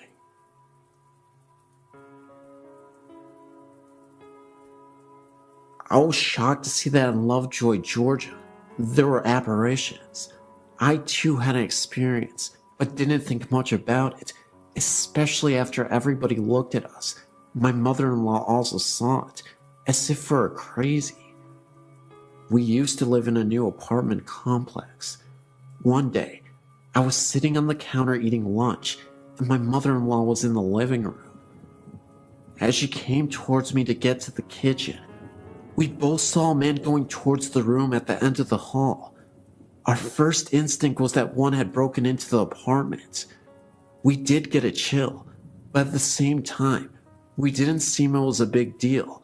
We just figured it was the fact that we had gotten scared. I grabbed the phone and we walked towards the hallway. When we looked, we saw nobody. We thought they had gone into the bathroom or the laundry room. When we saw nobody, we looked in the closet of the room, but again, didn't see anybody. After we came to our senses, we realized that nobody could have entered because we would have heard the door and the alarm would have went off anyway. 2 guys that slept in that room told us afterwards that they would have trouble sleeping for a long time. On occasion, they would hear the water running, but they thought it was the other one.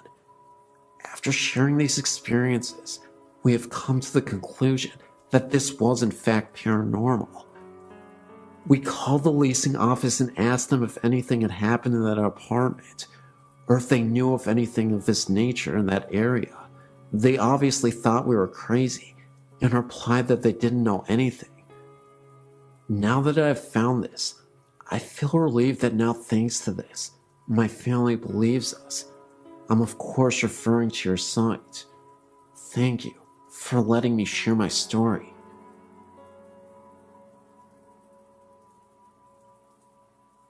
There's a lot of things in my life I've seen over the years, but nothing has disturbed me quite like this.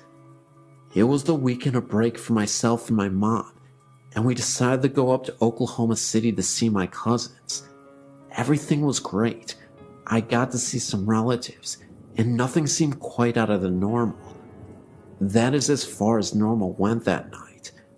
While taking the 4-hour drive back, I noticed that the moon was very huge and blood red.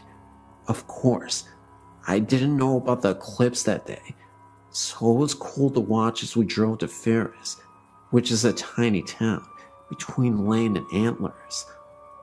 I remember that my mother pulled into the Veterans Bridge in Aloka, when a couple miles down the road, I happened to look up, and an elderly couple was standing on the side of the road, staring across as if watching something. It reminded me of the Grant Wood painting of the farmer. I remember looking at a clock a moment before and saw it was midnight. The moon was still out and still red. What makes it even worse for myself is that my mother also caught a glimpse of them. I turned around shocked, and I felt like if I turned around, they would be flying behind us screaming. I've passed by several times since then, and every time I get a shiver up my spine, remembering what happened that night. I still get teased a bit about it, even to this day, even though my mom was pretty spooked out herself.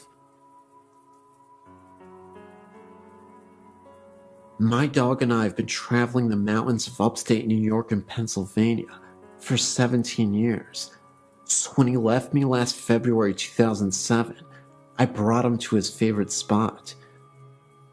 There was still snow on the ground, and tracking through the woods at this time was very difficult. I tried to break ground with the pick that I carried, but the ground would not permit me. I found a nice spot and laid him under some brush beneath some trees. I told Dylan I would be back. 3 weeks passed before I was able to get back to him. When I was driving up the dirt road, all I could think about was how I was going to find him. Being where I'd laid him down, I thought I'd find him in pieces.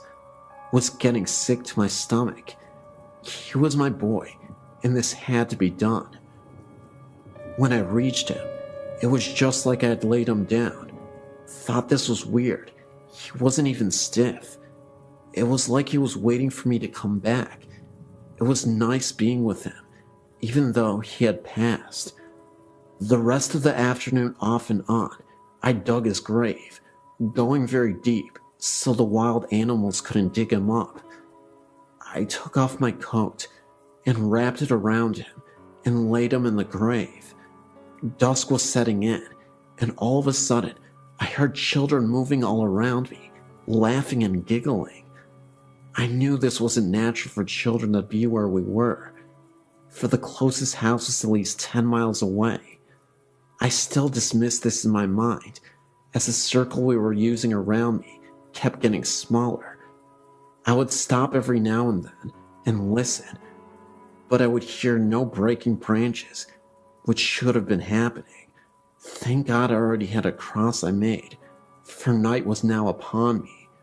When I was tracking up the mountain towards my car, these spirits were in a horseshoe behind me. Every now and then, I would turn around to keep them behind me, but this still didn't stop the giggling. Never heard this type of laughter before. When I made the clearing where my car was, the noise finally stopped.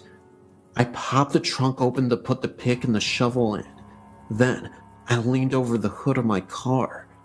There stood 5 solid white entities at the edge of the woods. They were not children.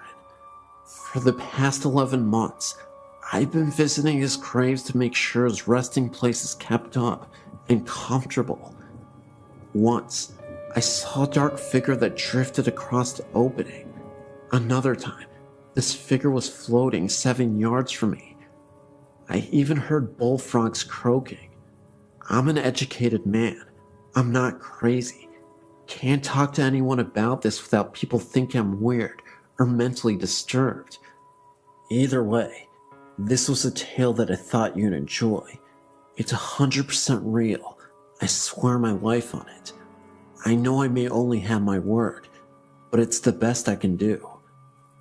I've worked at St. Francis Hospital in Peoria, Illinois for over 20 years. I've seen some of the nun ghosts on the 7th floor, where the laboratory was when I worked there. The morgue was also on that floor. I was working 3rd shift one night.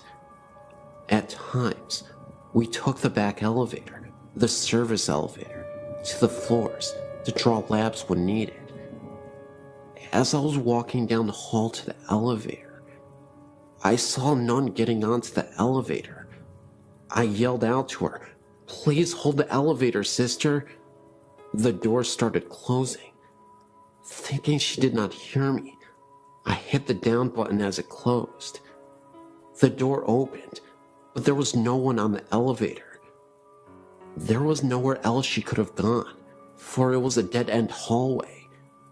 To take the stairs, she would have had to walk past me. This was a strange night, and it took place many years ago. Another moment, it was fairly late, and I was again on my way to the elevator. This time, I made it inside alone, and as the elevator was closing, I saw a man in a white lab coat standing all the way at the end of the hallway. At the time, the hallway was pretty dark, but there was just enough light that you could see down it. I knew for a fact that there was absolutely no one else on the floor at the time. The image of the man in the lab coat, and also the nun, will always be engraved in my mind. This hospital has always had a reputation for having had ghostly visitations from previous employees who used to work there. Some of my coworkers have experienced this as well. When I was describing what I had seen to a current coworker, she was a bit startled from the revelation.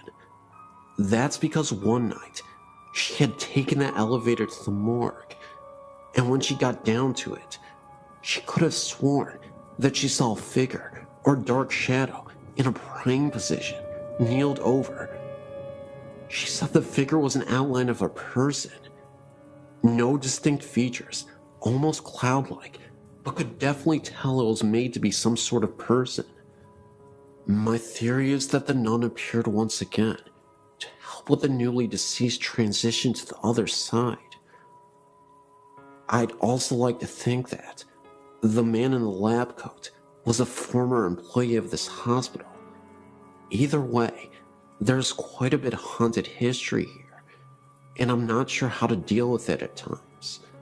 Since I'm fairly used to creepy happenings, it no longer frightens me like it used to, but there's always a bit of excitement in telling these tales to those who haven't heard them before.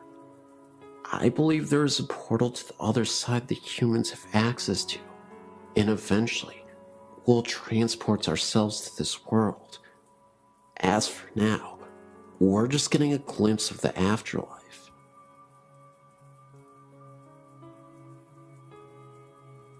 This is an authentic story, and it happened to me. I've already posted this on allaboutghosts.com, but I've not heard anything about this place other than my story. Maybe someone out there has had a similar experience, or even paranormal things happen at this place. What made me want to add my story here is when I read the story about Tacoma, Point Defiance Park, 5 Mile Drive. This story grabbed me and was almost disturbing to me because it is so closely related to mine about a little girl. However, this was no ordinary looking girl. She was looking real, of course, except she had no eyes and was smiling, and then all of a sudden she disappeared. I was searching here to see if there was anything from my spot at Eagle Falls. When I went to this favorite swimming hole of mine on the Socoa River.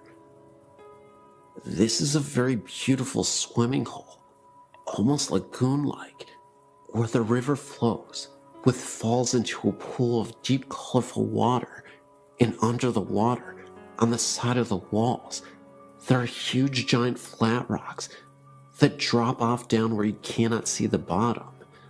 The rocks above have been carved into the star-like settings that have become flat, and then go down into where the river wall is. Across the river, which is only about 50 feet or so, there are rocks where people can climb to.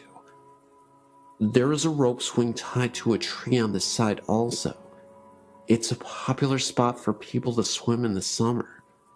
I really like this place for swimming and floating on my raft with flippers, so I can move faster to swim up the currents of the falls better and ride the river down. This brings me to my story. I was headed towards the place where I was going to do just that, and noticed there were two people to the right of me, a man and a woman, one sitting next to the rope swing, and the other climbing up the rocks.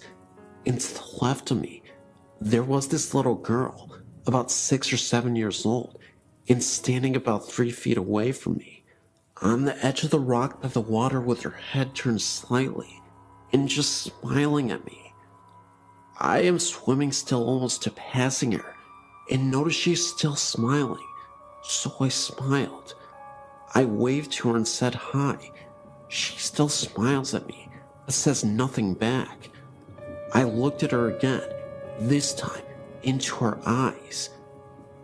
We locked eyes for a second, and that is when I noticed her eyes were very dark, to the point where I couldn't see her eye color.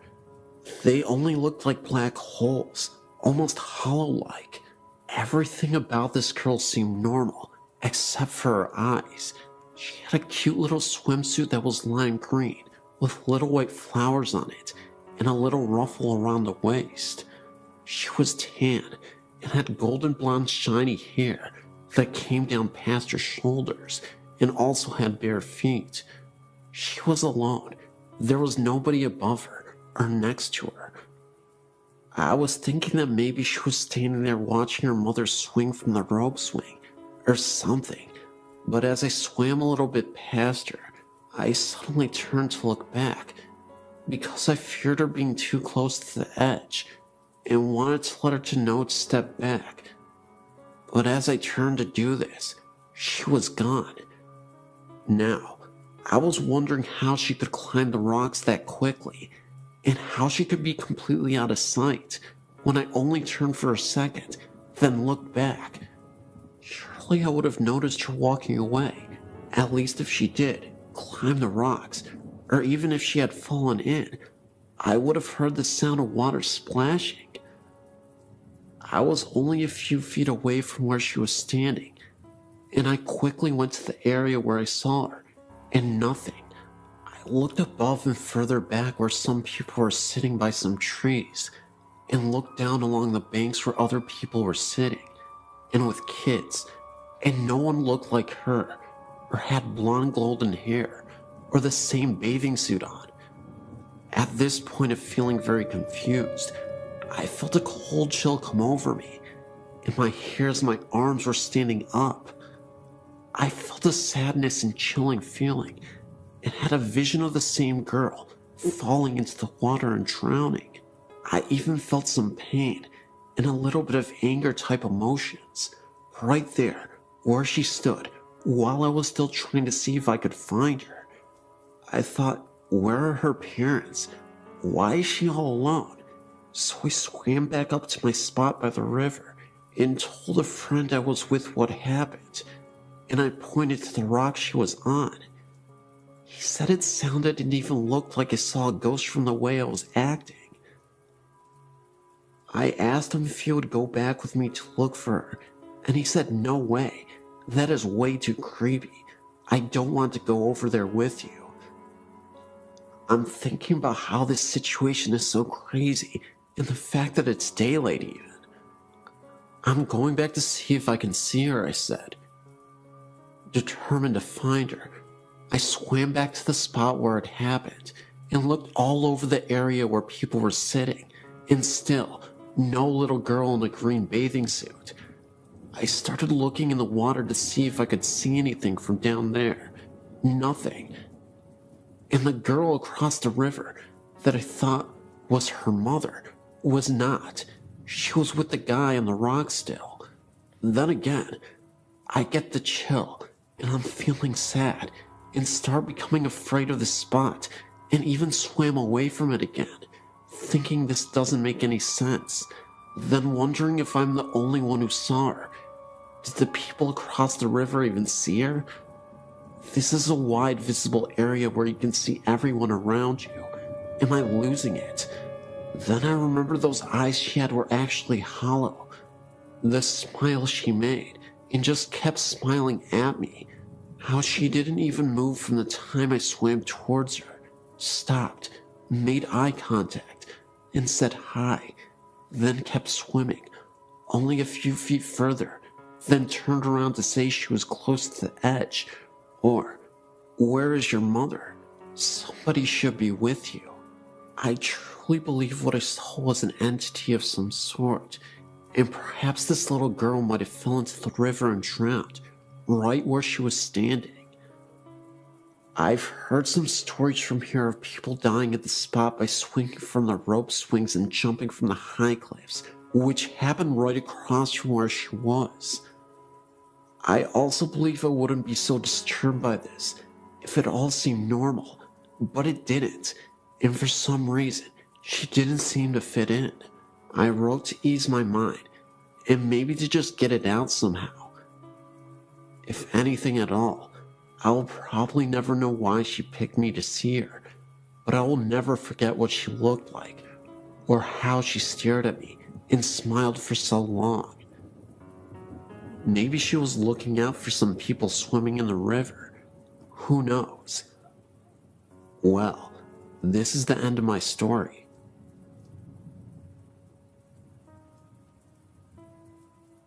Up until I was around 10, my mom, sister, and dad and I lived in a house called Fielder's Green, which was in Lanark, Cornwall. The house must have been around 50 years old, and was originally 2 cottages joined together, meaning it was fairly big. To begin, the only things that would happen would be the odd cold spot, and often I felt like I was being watched.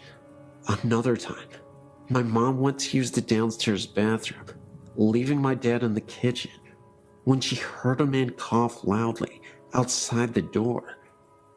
Thinking it was my dad using the study, she shouted something, only to hear no reply. She left the bathroom. There was no one outside, or even in the study. When she went back to the kitchen, my dad was at the same place. She asked him if he had followed her to the bathroom, which incidentally wasn't near the kitchen, and he said he hadn't moved. There was no one else at the house at the time, apart from me and my sister, and we were in bed.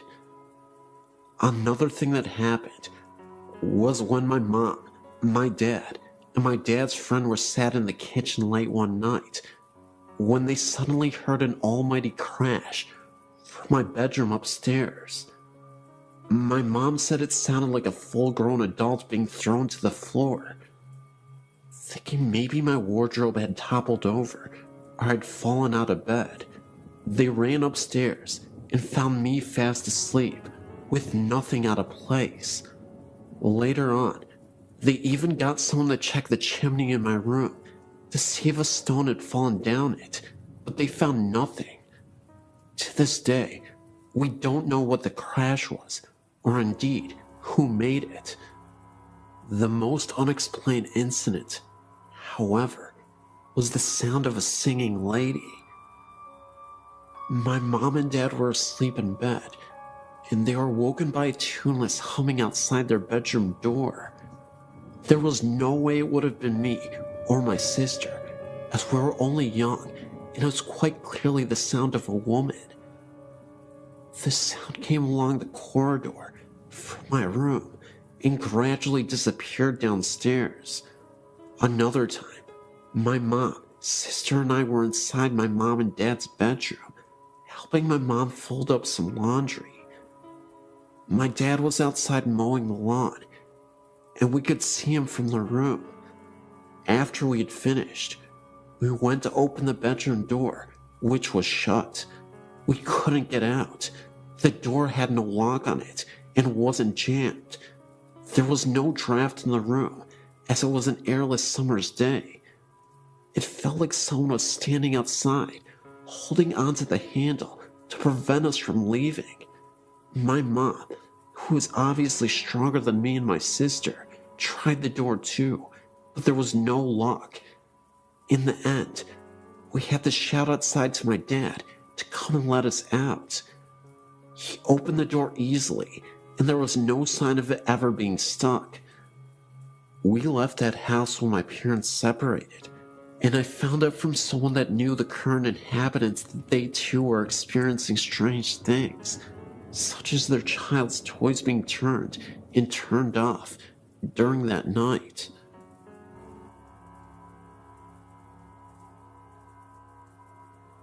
My friends and I went to Cypress Valley Cemetery in Villanova, Arkansas. We come to your site and have tried out some of the places and have gotten good responses. We parked our car out front and went into the gates around 3 in the morning. There were 4 of us. There were 2 guys, and then my best friends and I, who are girls. The guys went in first, and we followed them soon after. Immediately entering, we all had a very strange feeling come over us. My best friend and I decided to go back to the car and let the guys walk around and explore some more. We were alone in the car for nearly 20 minutes with the windows rolled down because we were smoking when we started hearing screams from the distance. They sounded like they were coming from a woman. We saw no one else there.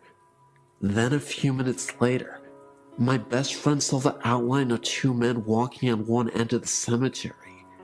She assumed it was our guys, so she called their cells, which when they answered, the lights from the phone showed us that they were on the complete opposite end. There is no way that they could have made it over there that quick. When we finally decided to leave, they got in the car and we sat for a minute. We had the windows rolled down, but it was about 68 degrees outside, so it wasn't cold at all. We all felt as if the air conditioning was blasting on us, but there was no source of air. It was very strange. Strange things kept happening to us later the next day. We go ghost hunting almost every weekend, and have been to many places, and this one was by far the scariest place. It just felt very uneasy, very dark. Just thought I'd let you know.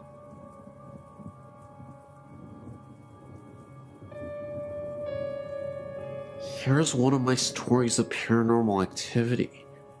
From being very young, my brother and I had always experienced things we knew were not normal.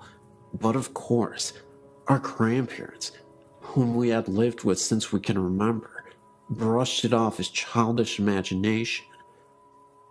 As we were growing up, we saw less and less unusual happenings. It all began when I was 15 years old. My brother at the time was 17, and our grandfather passed away. My entire family reported seeing him the night after he passed away. Now, my family has its skeptics and its believers, and every one of them reported seeing him laughing and looking much younger and healthier than they'd ever remembered. He smiled at them all and said goodbye. Now, my brother and I had not seen this apparition, so we brushed it off as their subconscious projecting an image they all wanted to see. Of course we were believers, but we thought if anyone would have seen him, it would have been us, for we had been there for him when nobody else had ever been. Well, our thoughts came to reality one night, around 5 months after his passing, and this supposed collective haunting. My brother and I were up in his room playing on the PC. My grandmother was out, and my little sister in bed. Now my grandfather, or Daddy, as was his nickname, always enjoyed his music and always had it on extremely loud. We were laughing at something on the internet when John Lennon, Imagine, began playing very loudly downstairs. Well, at first, we thought it was a cruel joke by our neighbors. This particular song had been his first choice for his cremation, and so I, being the braver of us, stormed downstairs to find it was indeed coming from the office room that was my grandfather's. I walked into his old room to find it was freezing, and there were no windows or doors open, and the CD player was not on, and the music was still going. Then, there was a knock on the back door. Usually our neighbors used our back door, and the music stopped. My brother was now downstairs with me, and we thought it must have been our neighbors there to complain, and the noise, so he unblocked and opened the door. Opposite the door was an outside toilet, and as my brother opened the door, he froze. His face paled, and I could tell there was something wrong. I looked outside to see nothing, but incredibly shaken by the music, I slammed and locked the door, turned every light on in the house, bar my sister's, as she was seemingly sound asleep, and sat downstairs, waiting for my grandmother. To this day, my brother will not tell me what he saw outside, but I doubt it was the friendly spirit of my grandfather coming to say goodbye. The reason I believe this is because the morning after, my little sister said, "Do you believe in ghosts?" I didn't react and merely asked why. She then replied that the night before Daddy had been in her room when she was crying about his passing, telling her to shush, that everything was okay and he was happy. Also, my neighbors, who were really quick to complain, never mentioned any loud music coming from our house. So I really want to know why only us heard this music, and more importantly, who had been outside when my brother had opened the door. There is a 2-story house right in the center of town that I lived in 1958 or 1959. It is known as the Old Van Delzum House. Both my cousin and I experienced odd things in that house. There were many times that we would hear footsteps, such as a man wearing boots walking from the upstairs front bedroom towards the back bedroom to the left of the stairs. My cousin also said that she saw an old apparition in the backyard. I went to see the psychic Carol Pete this week and showed her a picture of the house. She said she felt it was a soldier from the Civil War era. Also, she said that many horrible things happened on the property. No one ever died in the house, so it is connected with the land it sits on. We stayed there only about 2 or 3 months and moved to another location in the same town. I also found out that I am a psychic medium, have had many unexplained things happen through the years. This soldier is not threatening. He does not know he is dead. Wish the house was mine so I could try to help him. All this has been burned in my memory for nearly 50 years. Hi, my name is David. I'm a French student, and I wanted to share some eerie things that happened to me and to some of my friends with you readers. My grandfather died last year. He was a total atheist and believed that supernatural was just some bullcrap, and that people got interested in it were pitiful fools. What's more, he was a convinced internationalist communist and often led some speeches against God and the church. I was the contrary of my grandfather, a conservative Christian loving God in fatherland, so this situation often led to arguments between my grandfather and me, as we're obviously on a different wavelength, but it didn't matter. He was my grandfather. I was his grandson. He loved me, and I loved him as well, and we would often laugh together. Well, as a Christian believer, I believe and still believe in hell, and I feared that my grandfather would go there after his death because of his resolute anti-God feelings. So I said a lot of rosaries so that God would put him on the right way. One day, as I went back from the university, I got a phone call from my mother. She told me that my grandfather had been sent to the hospital in order to cure a little pain in the knee. But when the doctors started to inspect his general state of health, they found out that my grandfather had a generalized cancer, and that is why he felt so tired. I got so upset hearing that I rushed to the church and put a candle to the Holy Virgin so that she would get the forgiveness to my godless, communist grandfather. I went to visit my grandfather in the hospital, where he was sadly ending his life, and I could notice no changes in his mind and moral, and his Calvary in the hospital bed lasted for months. Here's the moment when my story becomes interesting. In my prayers, I would always ask the Holy Virgin to save him and let me know by a sign that she had taken him to the right place, near the God and far from hell. It was an ordinary night. I was reading in my bed with my bed light and listening to the outside noises as usual, and I closed my eyes to sleep afterwards. Oh God, I can never forget what I lived this night. It was about 5 a.m. because it happened just a moment before I woke up. I had a very powerful dream, and it looked so real that it is still sculpted in my memory.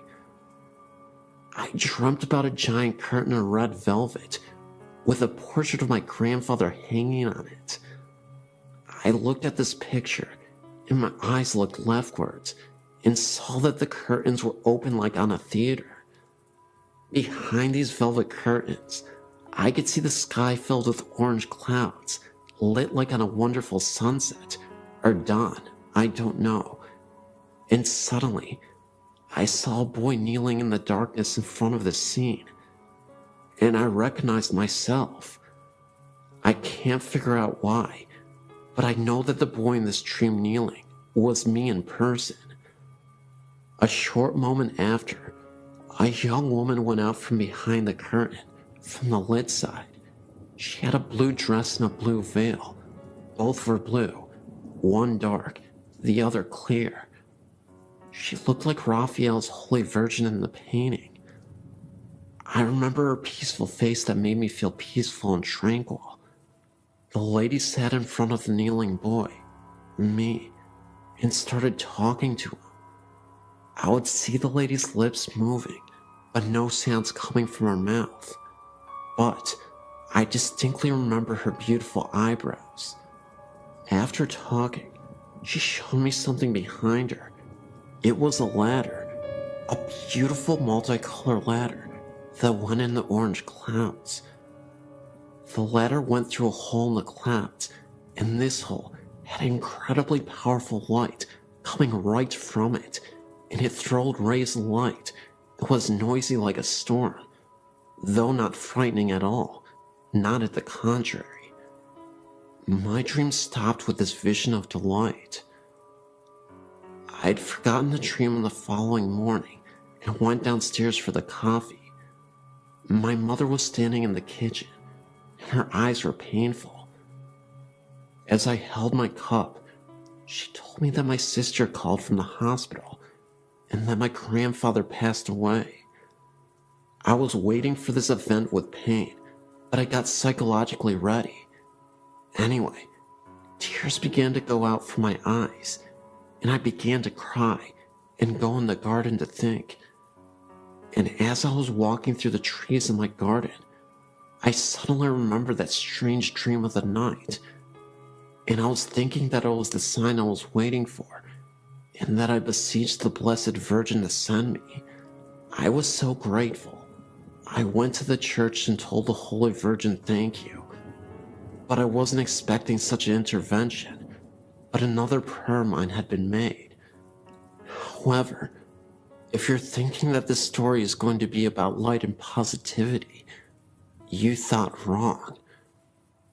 Because one day, a few days before the funeral, I was visited by a spirit with horns. That's right. I was lying in my bed asleep when the door slightly opened a little bit, and I was greeted by this creature, this horned figure. It was definitely a black mass, but it was just standing there as I was trying to regain consciousness in the middle of the night. It stared at me with its red glowing eyes. That's all I remember, the dark outline of this dark mass and the horns protruding out of its head. It was there for about 40 seconds, and I'll never forget the sight, and it just slowly disappeared. I have no idea what connection this is to my grandfather, or even if it means something, but it definitely rattled me to my core. I started to get a lot less sleep, and on days that I would get sleep, I would have these terrible nightmares of the same horned figure. In one of those dreams, the horned figure would be seen off into the distance, with again those glowing red eyes, and there would be candles scattered about, with the only source of light coming from the candles. They were all lined up row by row and in a line that eventually led to this horned figure. I remember waking up instantly after that dream and crying profusely. I yelled out to my grandfather. I said, "Please save me from these nightmares. I'm sick of these nightmares." Fast forward a few days after the funeral, and the most spectacular thing happened, though it was a little unsettling, not even going to lie. And I feel like this was truly confirmation that God was answering my prayers. We have this massive full-body mirror that rests in the living room. This is where I saw my grandfather in the mirror, standing right behind me. It happened so fast, and it disappeared so quickly, that I had to regain my composure and not freak myself out too much, because I knew deep down inside that my grandfather was here to tell me it was okay, and that I shouldn't fear evil. Was it a possibility that I was so distraught over losing my grandfather that I thought I was losing my mind in the process, and I was just imagining everything that I was seeing? I don't know. I can see why people would think that after this story, but what I do know is that I contacted my grandfather and maybe some unruly spirits, maybe deep below the surface, that we can't always reach. And it's truly terrifying, but also comforting to know that my grandfather has my back, even in the afterlife. One early morning, I'd been sitting in my family room, reading the newspaper. It was a very quiet morning, and I was all alone. The sun was coming through a bedroom window off the family room and shining down the hallway. It was one of those extremely bright sunrises, the kind where you can see dust particles floating through the air. I glanced up as I was turning the newspaper page. I then saw in the sun rays the outline of what looked like a man. It had a light black to gray color. It had no details, just the outline of its body. It was about 3 feet off the floor and had no legs from around the knees down. I could see the arms. It had no hands either. I just remember telling myself, "Wow, it's a ghost," and I took it all in. I told myself not to turn my head or blink. The ghost appeared to be looking into the bedroom. It turned its head slightly to the right. At that point, I had to blink. My eyes were drying out. When I did that, it was gone. I then got up and put my hands through the spot where it was. I guess I wanted to see if it would be cooler or something, but it was the same temp. I just stood there in amazement of how cool that was. I also needed to add, it was no one's shadow, and it's hard to describe, but it was not a shadow. I could see the dust particles going through the figure, and the figure was in the middle of the hallway. It was 3-dimensional. It actually looked like a hologram. I really love those rare ghost encounters.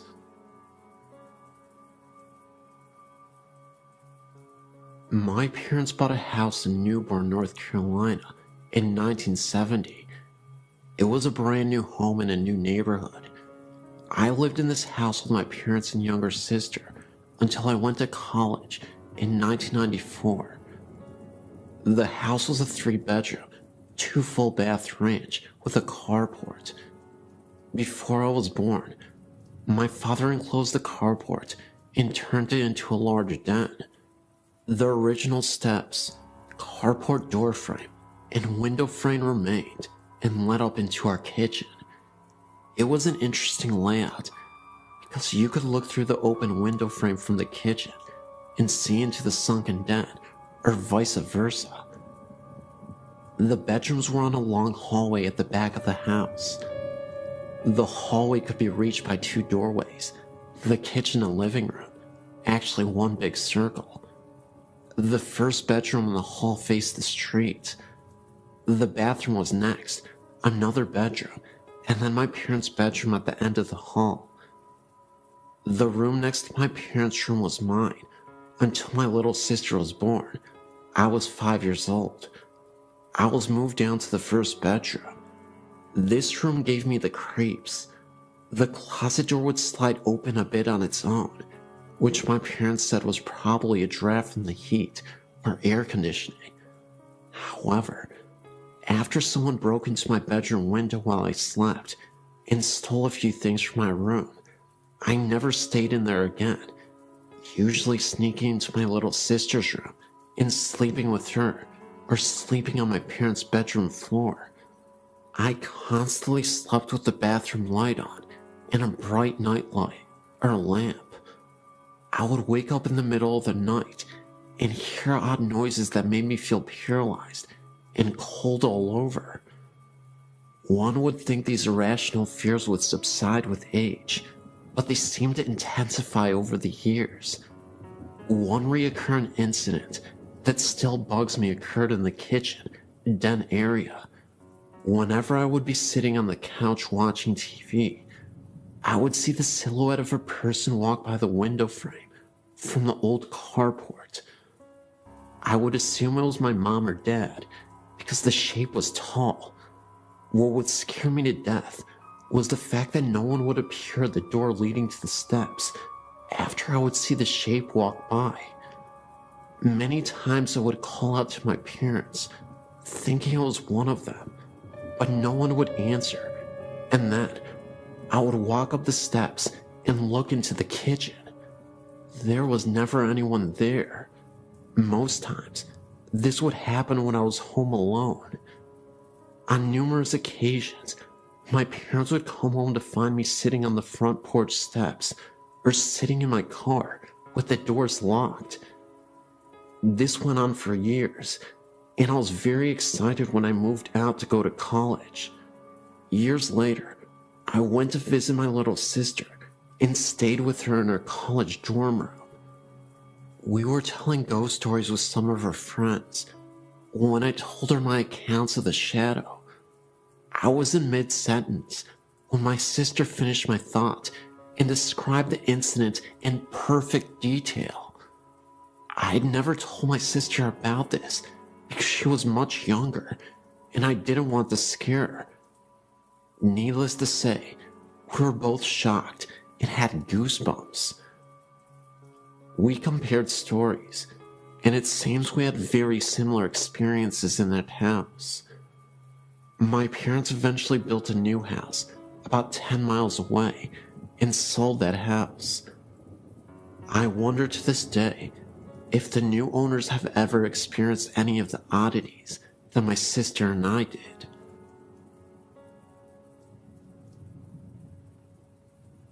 I'm 28 years old now. The paranormal has always interested me, but only recently have I started to research it. I've come to believe now that some things I've experienced as a child were probably more than nightmares. I believe my encounters were that of the paranormal, edited with a touch of child's imagination. Contrary to what you might believe, I think my touch of a child's imagination is what scared me the most. I decided to share with you those experiences that could be considered nightmares for your entertainment, but also those that I truly believe are paranormal. At the age of 5 to 7, I can't recall for sure. One night, I was lying in my bed, asleep. I felt something moving at the bottom of my bed, and the next thing you know, I felt like I was being dragged out of my bed. My covers had tightly wrapped themselves around my legs, so tight that I couldn't move them. I yelled, "My bed is eating me! Help! Mommy, Daddy, help!" By the time it stopped and parents got into the room, half my body was hanging off the side of my bed, while the other half was hanging on for dear life. You know what my parents' response was? "That's what happens when you don't fix your bed every day. Your bed eats you." No, really, I still never fixed my bed after that. I disproved that theory fast. It never happened again. I look back now and realize that whatever it was in that house had a weird and somewhat morbid sense of humor. Check it out. Several other times, I would wake up from a rather deep sleep, turn over, and open my eyes, as if something told me, "Wake up, Steph." Sure enough, I would open my eyes, and one of two things would be sleeping next to me. A, Bo Duke. He was like a hero to me at the time. Or B, an orange mummified witch with a cone-shaped hat and empty eye sockets. Now, you would think waking up next to Bo Duke saying "Hi, Steph" would be cool as all heck, but no. I would freak out, jump so high I would fall off my bed, and thump, and run to my mom's room screaming, "Bo Duke is in my bed, help." It was way more dramatic when I saw the witch. Now, here's what really makes me think it was actually a spirit playing games with me. As I got older, about 10 years old I would say, the occurrences were not so graphical. I would still hear a voice say, "Wake up, Steph." I would open my eyes and see a pitch black silhouette of a man standing in the far corner of my room, about 6 feet tall. I would blink my eyes a few times. He was still there. I would pull the cover over my head and then peep out. He was still there. Of course, I then freaked out and ran to Mommy's room screaming, "The boogeyman is here to get me. Help, Mommy, the boogeyman is here."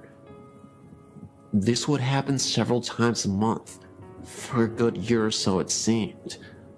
The last occurrence was years later, when what believed to be the same silhouette mentioned above ran across my room. First, I saw a blur run down the hall to my left and stop at the middle of the wall near the footboard of my bed. It took a moment for it to take shape, but it was definitely the silhouette of a human. I started to dart, and the moment I moved, it darted towards the other wall and vanished. I freaked out and flew to my dad and told him that there was someone in my room. Years later, when I was old enough to understand, my dad told me of the ghost of an old lady that dwelled in the house. She was a nice, but sometimes grumpy old gal.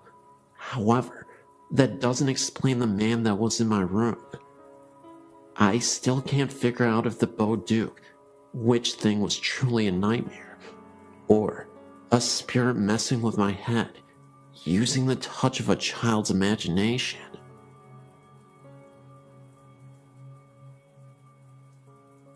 I've been to Gibbs Bridge twice, and we have seen something every time. The first time the signs kept changing. There would be a lot of writing on the signs, or none, every time we came around. I looked back and thought that someone was messing around with us, and I saw a figure standing alongside of the road, ran by the guardrail, and disappeared. Then, I kept seeing something black out of the corner of my eye. My cousin was with me, and she started to scream, and me and her both heard moaning over her screaming. Then, it was me and my sister and her friend. The signs again kept changing, but only a few, not at all like last time. We took pictures and got orbs. Then, we saw a figure again by the sign and disappeared. We went all the way down the street and turned around and saw a big bright light. I told my sister it was probably a car, so flash your lights to let them know that you're coming. She did that, and the light was gone.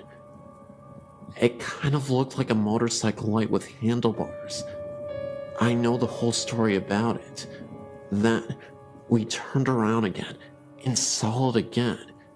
It was not the street light at all, because we turned around going back to the bridge about 10 to 15 times. It only showed up about 3 times. The weirdest part of that night was we left, and my sister's phone was in the center console. Nobody was touching it. Somebody that we know called us and wondered why we called. Nobody did it. It was in the center console the whole time. My sister looked down and saw her phone hanging up, and they said we left a message. It was all 3 of us talking, and it was muffled. Tell me what you think, and go out there sometime again. Thanks for reading my story.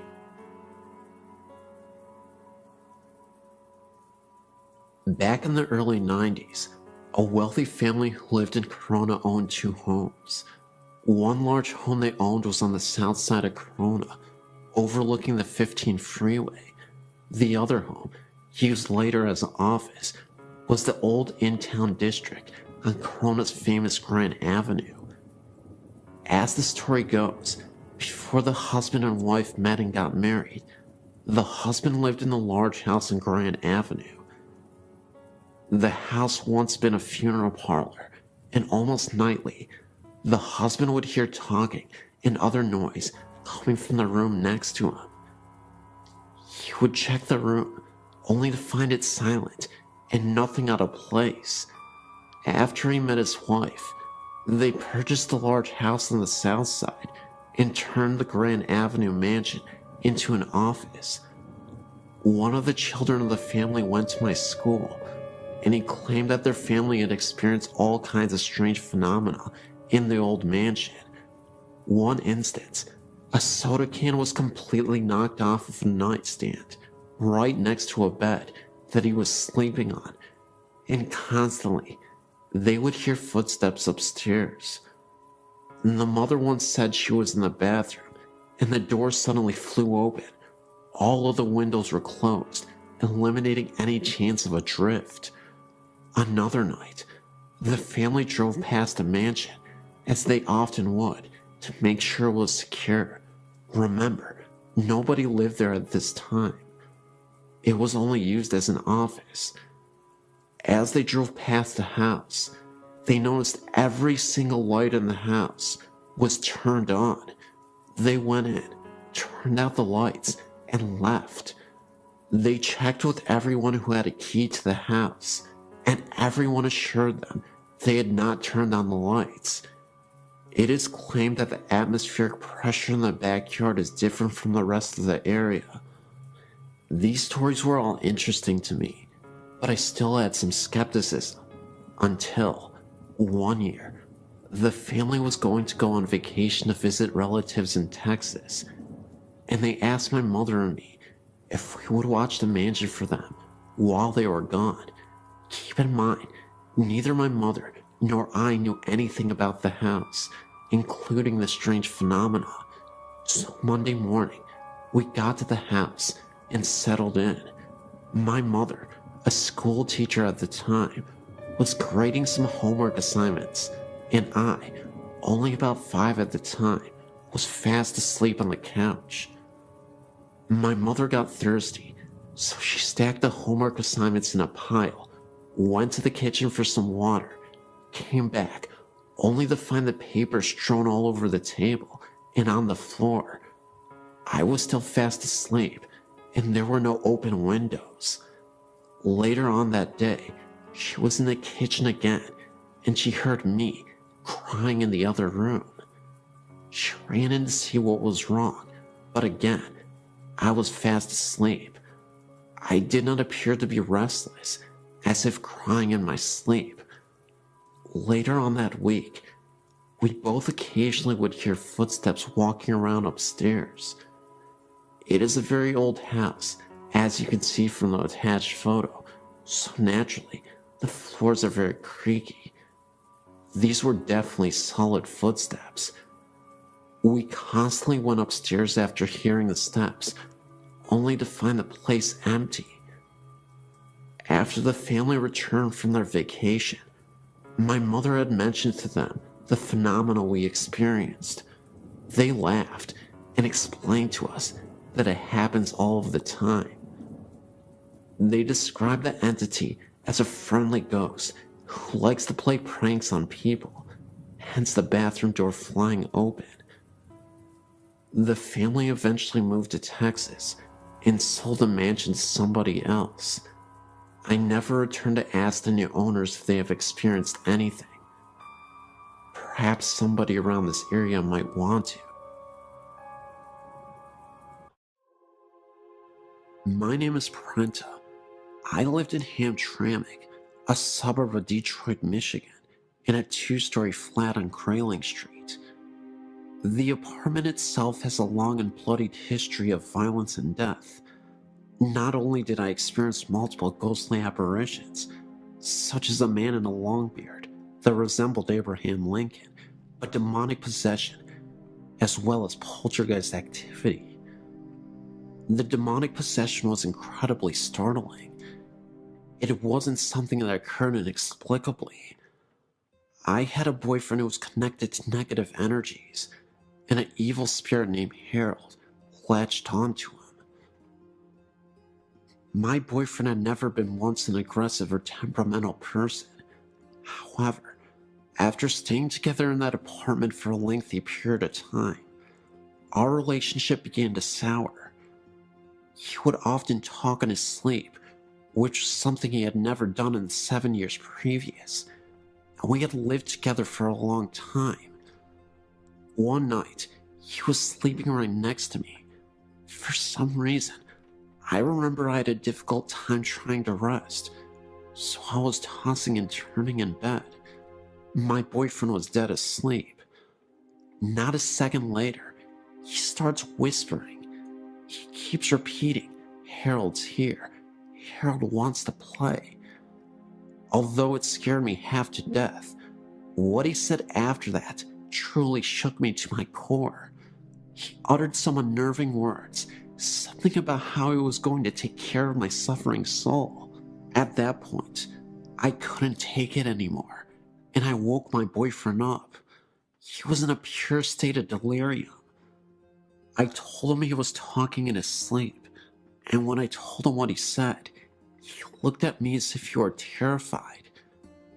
That's because he said he had a dream about a man named Harold. My boyfriend told me that in his dream, he was in the mafia, and Harold was his mob boss. He wore a pure white suit and looked like a traditional mobster from the 1920s. Well, a couple days later, I was cleaning my apartment when I discovered a secret room that I never noticed before. It was basically a walk-in closet. The room was empty except for a small cabinet with a drawer. I opened the drawer, and in it was an old newspaper from the 1930s. I kid you not. In this newspaper was an obituary about a man named Harold. The obituary didn't say he was part of the mafia, but he was a World War I veteran. I believe that Harold used to live in this apartment. My boyfriend told me that Harold appeared once while he was in the shower, and I was away at work. I often worked a night shift at a hospital, so I'm often away at night. He heard a crash coming from the kitchen that startled him. When he went to investigate, the dishes that were on the countertop somehow fell to the floor. He then returned to the bathroom to brush his teeth when he saw the face of a young man staring back at him in the mirror for a second, right behind him. It was so quick, but long enough to notice. He then had an idea to photograph the bathroom, a picture directly facing the mirror, and then the bathroom itself while standing from the doorframe. What he saw was incredible. It was an orb, clear as day, appearing right in the mirror.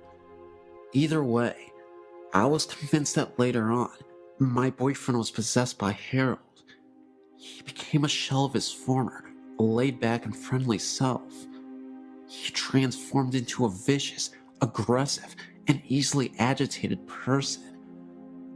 We eventually had to have a priest come over to bless the apartment and to perform a prayer on my boyfriend to release the spirit who could be inside of him. After we moved out of the house, the feeling of intense rage and negative energy seemed to subside almost entirely. He stopped talking in his sleep. He was more easygoing, and he started to become the man I fell in love with years ago. Still, there was one experience that I had while in that apartment that I'll never forget as long as I live. It was the evening, and I was starting to settle down on my first night off from the hospital in days. I walked to my bedroom to change. In the bedroom, there is this huge mirror that I often use. As I was walking through the bedroom, I was looking at myself in the mirror. That's when I saw a woman dressed all in black with a scarf. It must have been some kind of babushka woman. I instantly closed my eyes out of pure fright, and as I opened them back up again, I returned to look back at the mirror, only to see that this woman had disappeared. I only saw myself. All of these events are 100% true. I know sometimes when people tell these types of stories, they are often met with a high degree of skepticism. I should mention, though, that I have high integrity, and I think it is foolish to tell pointless lies just for attention or to have a good story. The possession, Harold, the poltergeist activity, and the babushka woman were all signs that something awful wouldn't leave that apartment. At this point, I'm just thankful that I don't have to experience that ever again, and that my boyfriend isn't being used as a vehicle for paranormal entities. I would say this is a story of a haunted house, but it isn't. Until about 10 years ago, it was just a haunted house in my book. I met my husband over 30 years ago. He told me about a house that he used to live in that had some very strange things happening in it.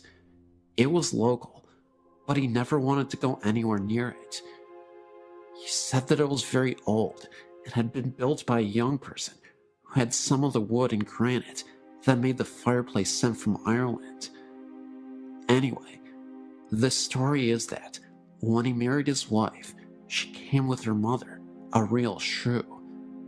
She harped at him and distressed his wife to the point where he went mad and killed them both, then ran screaming that the demons of the house had made him do it.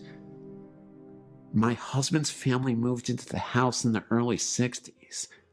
During the years they lived there, they heard doors closing and footsteps on the stairs, as well as the smell of coffee and frying bacon in the middle of the night.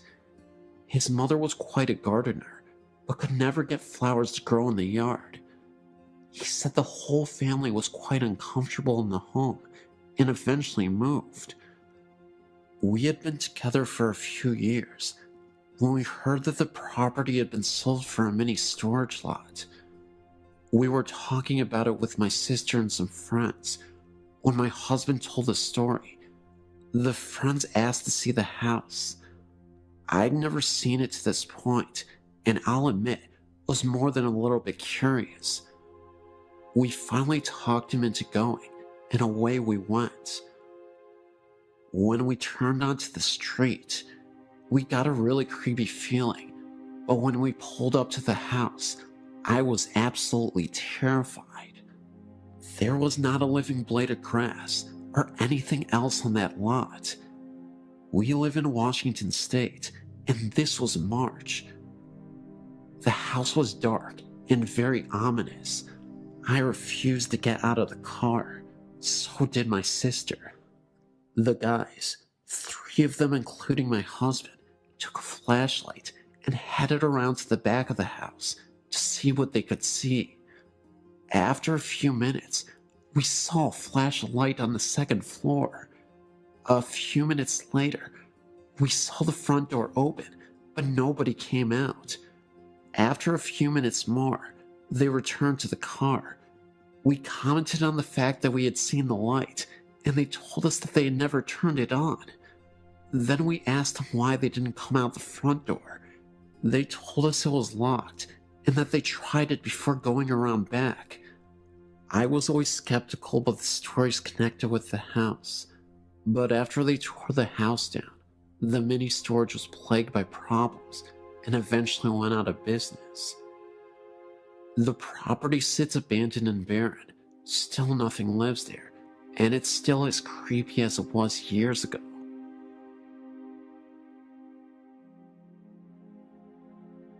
I've got a story to add to your website. I've gone back and forth about someone having come check it out. Just not sure I'm ready for it. But here goes my story. My husband and I moved into a new house built on a minor Civil War battlefield. We know there was another house in the vicinity. There was also a tree that was referred to as the hanging tree, not far from our backyard, on which about Union soldiers were hung. Soon after moving in, we noticed odd shadows and white lights that seemed to move across rooms with no apparent source. We tried to account for them by cars passing on the road, but never could pinpoint anything. One evening, we were watching TV when a shape ran past a door to what eventually would be our deck. The door was a good 4 feet off the ground, but the person running past ran level with the door itself. My husband and I ran for the door, flung it open, and my husband jumped down and ran in the same direction. At that time, we were the only house on that end of the street, and being a very small town, it's very quiet at night, and sounds carry for quite a distance. We didn't hear anyone running, nor did we see anyone. We were spooked, but figured it was a kid, and our eyes played tricks on us. Not long after that, my husband jumped off the couch and ran for the door again because he said someone was standing there looking in. Again, level with the door and no deck. There was no one we could see when we went outside. Some months later, I was up around midnight cleaning the kitchen.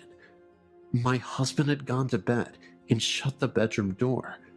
The bedroom was at the top of the steps and the door in plain sight.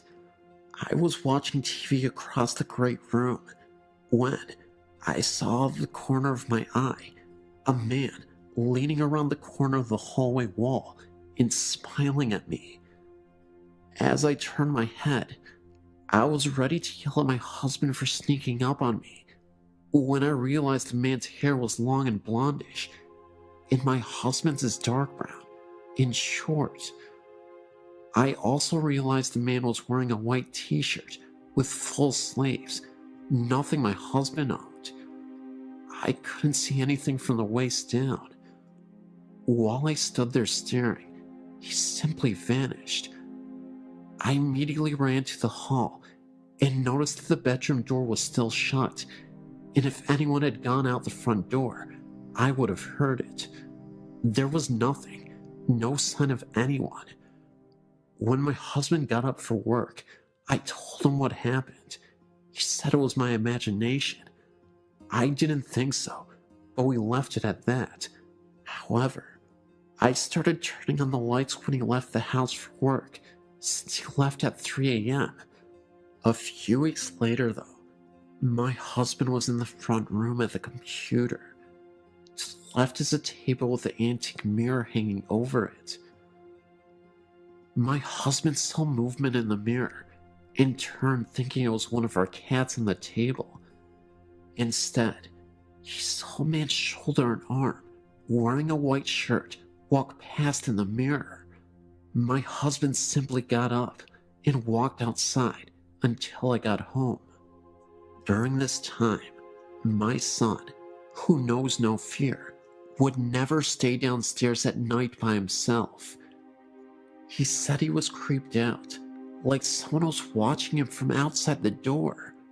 My daughter, a typical teenager at the time who kept to her room, would often come downstairs to hug me and sit close to me. When I'd ask her if something was wrong, she told me that sometimes she felt someone was sitting on her bed, and that she saw things move out of the corner of her eye. The strange thing is that my husband and I never told the kids what we saw until they were 18 and 19. There was a time when activity seemed to stop after my husband, getting the idea from my friends, stood in the center of the house and asked whoever was there to not show themselves to him. He was left alone after that. However, recently, we've been experiencing marital problems, and my husband moved into another bedroom. I'm now hearing footsteps in my room, and I'm constantly woken up by what feels like someone sitting on my bed. I'll roll over, but there won't be anyone there. One night was unusually bad, and I had to get up earlier than normal the next day for a class. Around 10 p.m., I said out loud that I needed to sleep, and he wasn't letting me. If you wanted to bother someone, to please go harass my husband.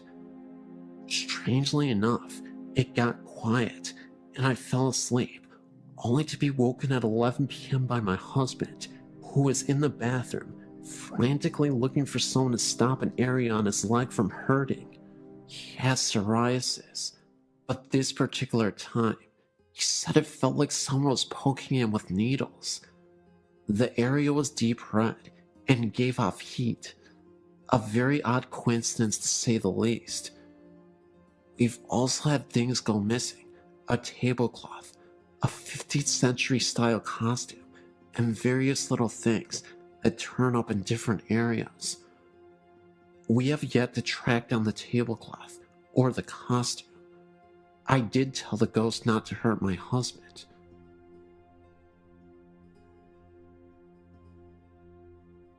My uncle and aunt now live in a house near the bank in Auburntown. When I was a little girl, my best friend Stephen and his family lived there. They bought the house and were told that the previous owner, an elderly lady, still haunted the house. They put little faith in the story and never let it bother them. I remember playing in Stephen's room and smelling an old lady smell, like medicine and lilac perfume. We never felt threatened by a presence at all. The smell would usually fade away just as quickly as we smelled it. However, one night, after the family had gone to bed, Stephen's mother was awakened by the sound of toys making noise in Stephen's room. Stephen had one problem. He was highly susceptible to nosebleeds. The slightest bump would set off a massive flow of blood. Stephen's mother thought it was strange that he was awake and playing with so many noisy toys at once in the middle of the night.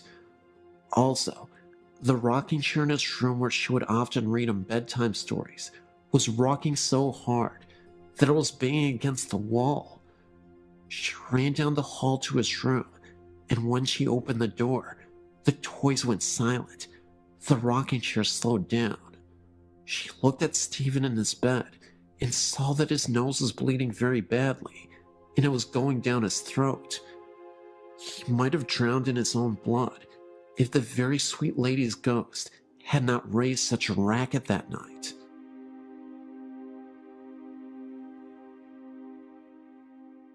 My grandmother Emily was a hard-working wife and mother, and during the Great Depression, she held her family together, even when her husband, Grandma William, died suddenly.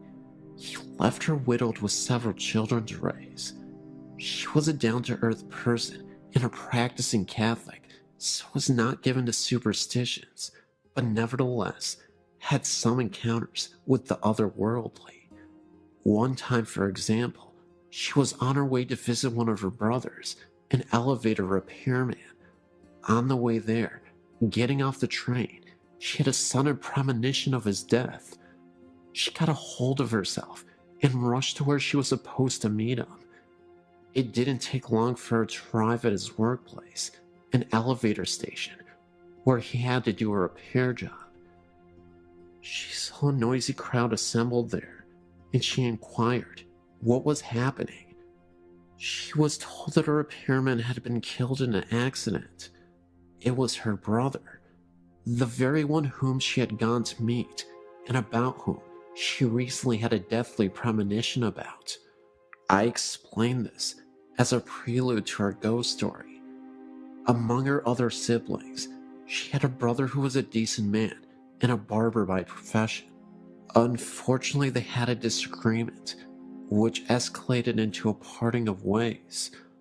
He uncharitably held a grudge against her all the while. Time passed, and one night, while she was asleep and her husband were asleep in bed, she was suddenly awakened out of a sound sleep and noticed a person kneeling near the side of the bed. It was her estranged brother, garbed in his brother's smock and weeping bitterly. He was apparently suffering.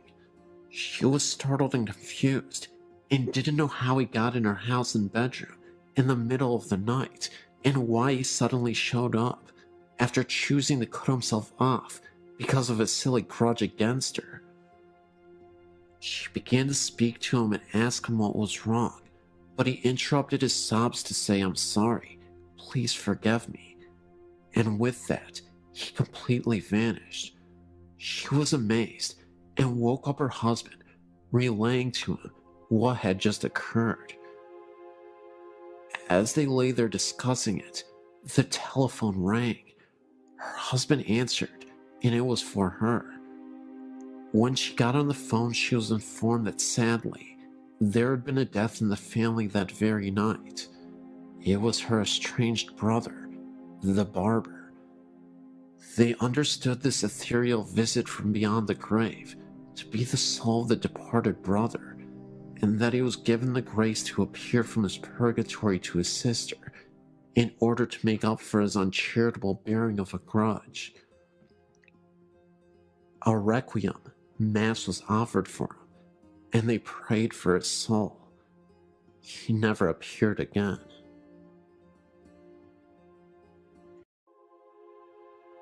I come from a long line of psychics, and I must have been about 7 when during an afternoon nap, I woke up after a very frightening dream. At the time, we were living in Mount Butler in Hong Kong Island, and Mom's family lived in Capiz in the Philippines. I ran out of my bedroom into a room full of family and friends to tell my mom about it. I saw this Filipino man in a wooden box, dressed in a cream shirt and brown trousers, and lots of our family were around him crying. As a young child, I'd never seen a dead person before and was distraught at the experience. My family consoled me and told me not to worry, but it brought to their attention that I too had the gift. It was only a few years later that I was told that the person I saw was my uncle, who had been shot by the local militia in my mom's village in the Philippines, and it surmises that the clothes I saw him in were the clothes he was buried in. So it turns out that I had a psychic snapshot of the actual Filipino funeral rites, whereby the body is kept in the family house for a period of weeks so grieving people can pay their respects to him. This brother of my mom's She had been having prophetic dreams around the time, warning him to leave town because something bad was going to happen to him. He didn't believe her and was shot by the local militia after a dispute. It is Filipino superstition that during this period that the body was stored in the family house, the spirit visits the family on the 3rd, 5th, and 7th day after their death. This, as it turns out, was during this time that we both had these visitations. Mom was in the kitchen washing dishes when she heard who she thought was Daddy coming back from work. That's when she saw a man from the corner of her eye, standing in the doorway, wearing a light shirt and brown trousers. So she chatted to Daddy for about 5 minutes about his day and what he had been up to, when it occurred to her that he didn't answer her back once. She turned around to ask him a question, and then she realized that there was no one in the doorway at all. It was at this point she was a little bit spooked, as she remembered my description of Uncle Fred in his coffin, and hurriedly went to check on Daddy. He had come in when she had heard him come in, but had just fallen asleep on the bed, fully clothed, in knit-wearing brown trousers and a white shirt. So it was her brother's way of saying goodbye, and I guess to say sorry for not having listened to her when she warned him. A few years later, it was 1987, around about the time that Edward Yule, Hong Kong's governor at the time, passed away. We were still living in the same flat in Mount Butler, but my sister and I had moved from the room we were in, as that had been converted into Mom's nursery, where she looked after preschool children during the daytime. We were now in the room where I would have my bedroom, until we moved over to the new territories. I must have been about 9, so my sister would have been 4. We shared a bunk bed, and her being smaller, stayed on the lower bunk. I awoke to pitch black, and the sound of flip-flops walking up and down our corridor. I thought, this is strange, as it is custom to remove your shoes at the front door, and to wear slippers around the house. As I heard these flip-flops getting closer and closer to my door, sheer terror took over.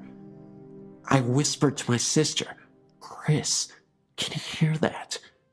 No one answered back, so I was trapped on the top bunk with nowhere to go, with this noise coming closer and closer. I hid my head under my blanket, like most kids do, wishing it to go away. I said this time, more incessantly, "Chris, can you hear that?" And something hissed back at me, "Yes." That did not sound like my sister at all. At this point, I was terrified. I tried to gather all my strength to get out of the bed, but I was too scared. After what felt like a millennia, I eventually gathered enough courage to jump off the top of my bed, ensuring by no means that I touched the lower bunk, and charged into my parents' room across the corridor from our room. I was so embarrassed being so old and being scared, I didn't actually get into their bed, but spent the rest of the night curled up in a ball at the foot of their bed. It turns out that my sister wasn't in our room at all that night. My question was, what was that in the corridor and in the bunk bed with me? The strange pink light. Around this time of the strange occurrences with the flip-flops, we were still living in flats in Mount Butler. My daddy, a complete atheist, had an experience of his own. Daddy does not believe in the supernatural, and if God actually spoke to him, he still wouldn't believe it. He was lying in bed one night when he woke up for no reason to this pink sphere to appear on the wall opposite their bed. It seemed to come out of the wall and sit there and go back into the wall again. He was puzzled by this and went to investigate. He checked out where the possible light source could be coming from. The curtains. No, we were on 3rd floor, so it couldn't have been vehicle lights. He went into the bathroom. All lights were off and couldn't have come from there either.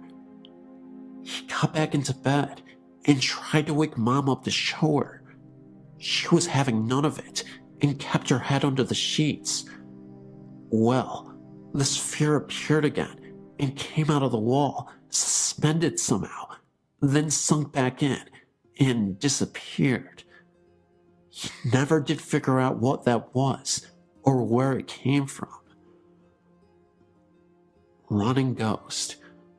When he was working in the Royal Hong Kong Police, he had another experience. At this point, he was the superintendent and managed a section of the traffic police. They were doing their rounds when a speed camera on the road flashed for no reason.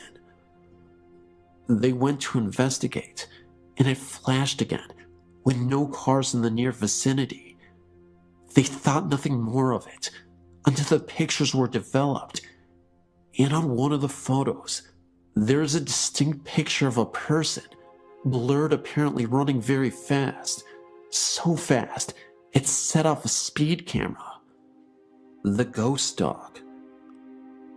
When we were living in Mount Butler, I had one other experience that reaffirmed my belief in the supernatural, and 2 other people I was with experienced it also.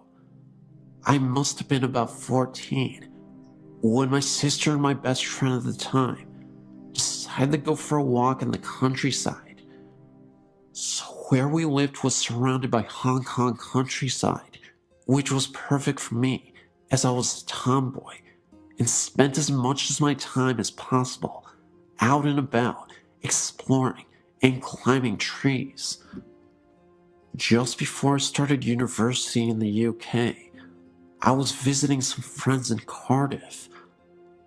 I was feeling very odd that night, and as we were heading out into town, a premonition hit me. I turned around to my friend and said, "Something very big is going to happen tonight." He just looked at me like I was stark raving mad, so I dropped it. So when we went out and had a lark and came back, thinking nothing more of it, imagine our surprise when we woke up in the morning and splashed all over the news was coverage on Diana's death. This, of course, being the famous Princess Diana of Wales, who died tragically in a car accident. But I predicted it the day before. At least I feel like I did. Could be a coincidence, but I don't think so. Udalexer Cemetery experience. So, I started uni in Derby in the Midlands, and where I was living was student digs on Udalexer New Road. I was heavily into my goth influence back then. Not so much now, but I still love old cemeteries and dramatic clothing. There was this beautiful one on our road that I used to visit regularly and read and draw, with many beautiful statues and old gravestones. One day, my ex-boyfriend and I went to visit it, as it was a lovely day turning to evening. So I wandered around looking at all the gravestones and the statues, trying to find the oldest tombstone we could find. It must have been coming up to winter time as the sun set quickly, and we realized in a panic that the gate had been closed, so we were locked in, and had to find another way out. So we walked along the perimeter, looking for a likely tree to help us over the wall, when the sun just disappeared, and we were pitched into almost complete darkness. Then, for no reason at all, the mist appeared over the headstones, so it was hard to avoid the graves themselves. So it suddenly looked just like a horror movie set, trying to avoid broken tombstones and holes in graves and that danged mist in the dark. By this point, I was pretty panicked, frantically trying to get out, with this feeling of overwhelming dread descending over me, and all cells in my body telling me to leave right now. We eventually scrambled over a wall into the student bar, and that feeling just lifted, just like that. It's only a few months ago that I was looking online about ghosts in Derby that I found out that very cemetery is haunted. Brilliant. My dreams. I thought that was the end of my experiences, but looking at the dreams section, I've remembered some more I want to share with you. I've always had very vivid dreams, some not necessarily all coming true, but all seem to have symbolic importance in the coming days, weeks, or even sometimes years. I more often than not have deja vu experiences, even if I haven't ever A, done this before, or B, seen places or people before, or C, really ever thought about these things when I am conscious. I haven't really wanted to tell people about them. As most people, I worry that most people think I'm quite mad. Haunted house. So this also happened just before I finished university in Derby, I think. It was just before my ex-boyfriend and I broke up. The importance of this dream is one that I've been able to break it down and understand it in its composite parts. So both of us were walking around this dark woods, and I was taking all that I had learned from watching horror movies into mind, and was very careful of not wandering off on my own. Made sure I had a weapon in hand in case anything happened. We eventually came to this clearing where this ominous house stood at the end of this garden. However, I needed the bathroom, and even though we knew it was a haunted house, I was not one of those people who would go to the loo in a haunted forest. So we walked in, and there were people there. Thankfully, none looking like psychopaths or zombies. Strangely enough, they were people we knew too. There was a feeling of dreaded sadness throughout the house though, and I refused to go anywhere by myself. We are directed to the bathroom, which was at the end of this corridor. He decided to sit and chat with people whilst I did my business. So, I started walking, but the corridor was like the one from the poltergeist. It just kept getting further and further away, until I had to break into a run, desperately needing to go, and leave this house as soon as possible. I eventually made it, and threw the door open, and did what I needed to do. Then I woke up, and realized that I still needed to go, so I ran for the loo. Luckily, I had the foresight to write this dream down once I had gotten back to bed, and knew that we were doomed.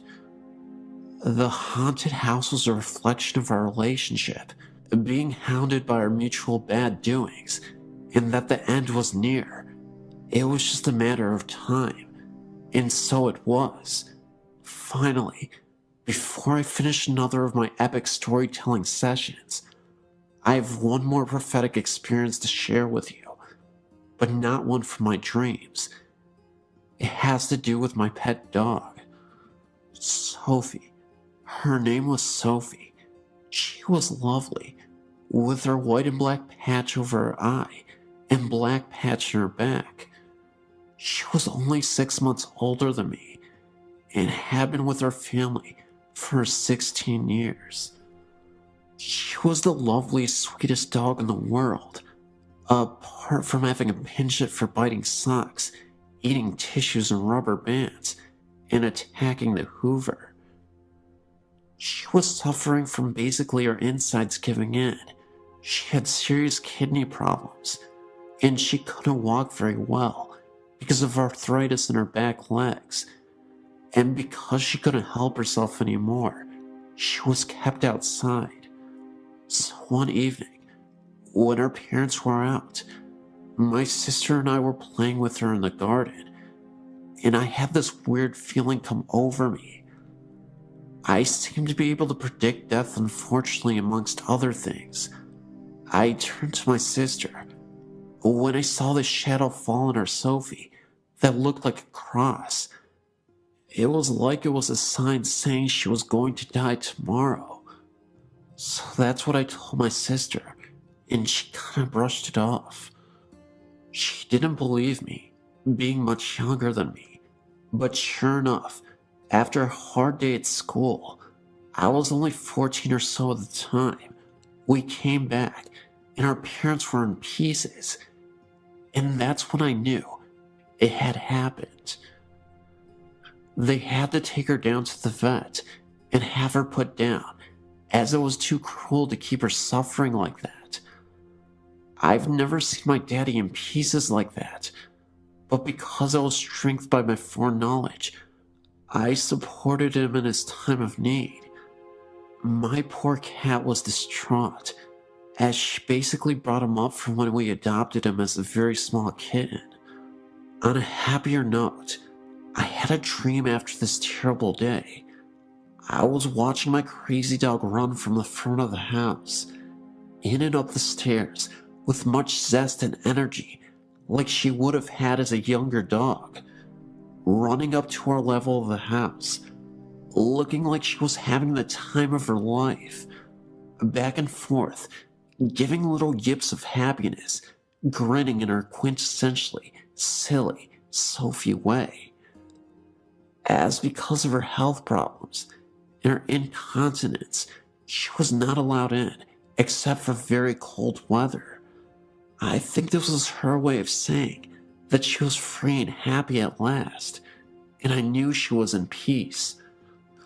She still does come and visit us occasionally when we walk by the front of the house, and you can, still after all these years, smell her, and we know she's still looking out for us. I keep meaning to write a dream diary. I'll do that this year, as these dreams seem to be too important to miss.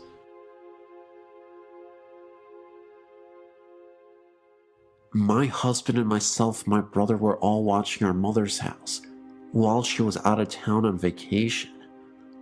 We had been there for a few days, and all happened to be on this particular evening and night. Well, we had finished dinner, and we were all just hanging out in the living room watching TV.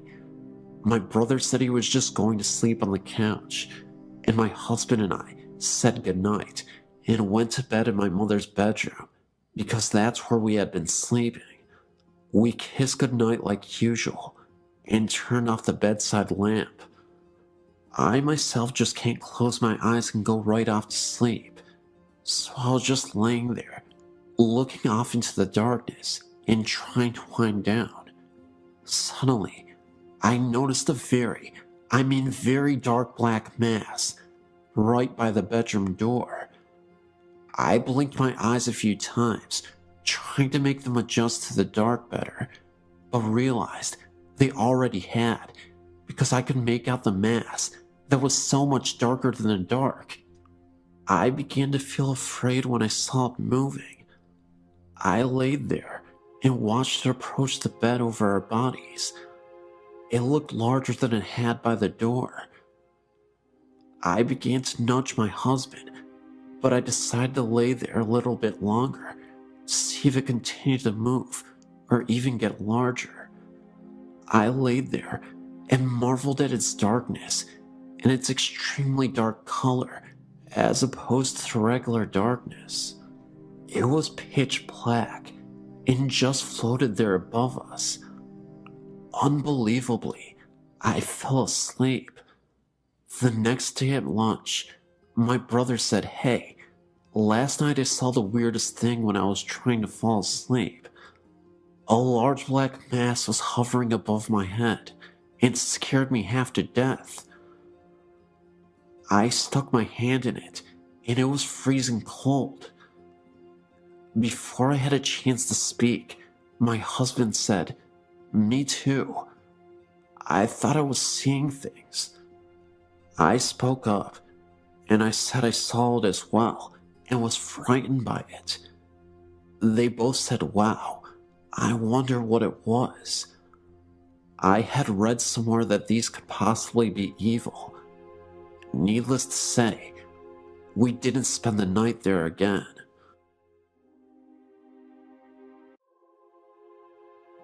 I'm a nurse and run our family's assisted living, and recently we had some strange things happen in our care home. I understand with caring for the elderly that sometimes strange things occur, in doing this for almost a decade. Recently, I had a resident that started to decline at the age of 93. One night, after helping her get into bed, she asked me if Bernie, her husband, who died 10 years before, knew where she was. I reassured her that he did. It caught me off guard, since her mind was intact and she was not forgetful. A week went by, and again, I assisted the woman into bed. She says to me, "I hear Bernie in the hallway. Can you tell him that I'm in here?" I told her to call for him, and he would come in. She refused and asked me to. So, I went out to the empty hallway and said, "Bernie, E is in here if you would like to visit with her." As a nurse, sometimes you do things out of the better judgment for yourself, as long as it helps your patient. Later that night, I heard the elderly lady talking to no one quietly. I've had some odd things happen in my personal life through the years since childhood, but that is another story. I was once told by an elder Japanese woman not to talk to the dead or invite them into my home. Another week goes by, and my resident took a drastic turn for the worst by refusing to eat or drinking fluids. After a week's stay in the hospital, she returned on comfort cares in hospice. The end was near, and we knew it. However, while she was in the hospital, I received a frantic call from one of our nursing assistants asking if I would please come back to work because she was really scared. When I got to work, all the lights in the house were on, and she was sitting on the couch with her back up against the wall. When I asked what was wrong, she told me wide-eyed and pale that she had seen a mist down at the end of the hallway and was hearing weird popping noises coming from the residence room that was in the hospital. After checking the entire house and silently saying the Lord's Prayer, the house felt calm. E spent her last days being pampered and showed care and compassion from staff and family. Many of the staff came in on our days off to sit with her, including myself. The last couple days of her life, she was sedated for pain and hallucinations. When no one was in her room and she didn't know we were checking in on her, she was reaching up towards the ceiling and mumbling. The day before she died, we had XM music playing on our TV. A couple of the nursing assistants were performing for their evening cares when the TV changed to CNN for 30 seconds and turned back to the music by itself. The TV remote was on top of the TV. Since our favorite lady passed away, things have stopped for the most part.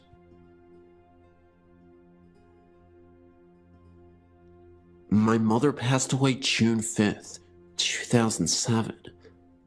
Me and my husband were in New Jersey at the time, waiting to get unloaded, We drove an 18-wheeler for a living.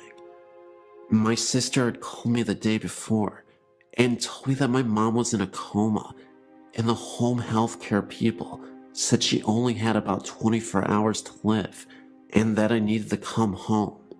So I called our dispatcher and said we needed to be routed back to the Chattanooga terminal so that I could see my mom before she passed. He said no problem.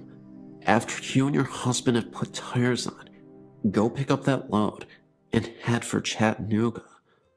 Well, while they were putting tires on our trailer, we decided to get some sleep. The cell phone rang, and it was my sister. She told me that Mom had come out of it and was sitting up and laughing and talking to everybody, and that she was okay. So I called my dispatcher and said we don't have to go home. We can do one more load out here. So it was late that night when they finally got the tires on the trailer, and we decided to just stay there in the parking lot till morning so we could get some much needed sleep. We get up that morning and pull out. As we're heading down the highway, my cell rings, and it's my sister. She's crying. She tells me that Mom passed away that morning early. So to make it a little shorter, our dispatcher gets us home 36 hours later. Now at this time, we are at my mother's house, and she has already been picked up by the funeral home before we got there. Later that day, my husband's cell phone rings while we are nowhere near it to answer it. So when we do pick it up to see if our dispatcher is called, it shows we have one voicemail and no number. So my husband listens to the voicemail, and it's my mother, the day after she died. The message said, "Connie, this is your mother. Call me." We decided to check if it was a delayed message, but it wasn't. I even took it to the cell phone company, and they said it was June 6th at 1:25 in the afternoon. My mom died June 5th, 2007, at the times between 1 a.m. to 3 a.m. It has really bothered me that we missed the call, even though she was already dead. She might have been trying to say goodbye to us. A few nights ago, a friend and I took a drive up Angeles Crest Highway. It was a clear night and wasn't too cold. As we entered the parking lot, we noticed there were no other cars there.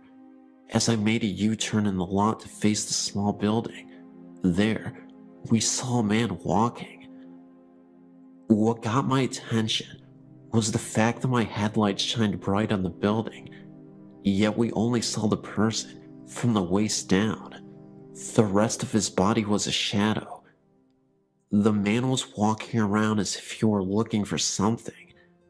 It appeared he had a flashlight in his hand, the way he was moving, but there was no light coming from it.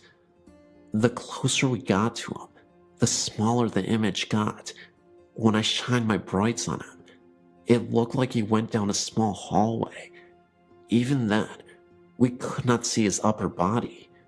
We went back the next day to see if we could find anything. One thing we did notice was the hall we saw the figure walk through was now a wall. Not a wall that was just put up, but one that looked like it was part of the structure since it was built. 3 separate spirits are said to walk the halls of the soon-to-be abandoned Middle Tennessee Medical Hospital in Murfreesboro, Tennessee, as a new, more modern hospital is being built right across the city. In the older section of the 3rd floor, one room is said to be haunted by the ghost of a mental patient who jumped out of a window in the 1960s in the psychiatric ward. 30 years later, in that section, administrative offices were constructed, and employees reported hearing running down the hall of someone with bare feet and a light outside the room where the man was said to have jumped, turns on and off periodically on some nights. The switch that turns that light on can be found only inside the room, which was not even in use at the time. When the lights were checked by maintenance, they seemed fine. Later, some orderlies enjoying lunch on that same floor reported seeing an IV stem being rolled up the same hallway. They left their food there and didn't return. In what was the pediatric area, the ghost of a red-haired girl in her early teens in a white hospital gown has been spotted at one point by a nurse who also had long dark red hair when the room was used for pharmaceutical storage. She claimed to see the spectral image of the girl staring at her through the glass observation window of the room. The nurse was also a redhead. Finally, the third spirit has been chronicled by the hospital's own sad history and has been spotted in a newer section. A young nurse who had just started was leaving for the night to go out with friends. As she hurried down the stairwell, she dropped her purse over the guardrail, a lunge too far, and fell down the center of the stairwell, landing on her head. She died 3 days later due to massive brain trauma. Ironically, one of the hospital's employees who had the task of cleaning up the bloodstains was the son of the woman who had seen the red-haired girl's ghost, as her family worked in the hospital. It is sad that sometimes you can see the girl repeat her fatal fall.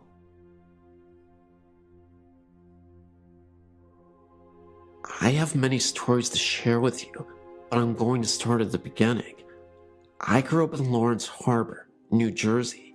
From the time I was a very young child, I knew that something was not right in our house. Our house was the last house in a dead-end street that faced the marsh.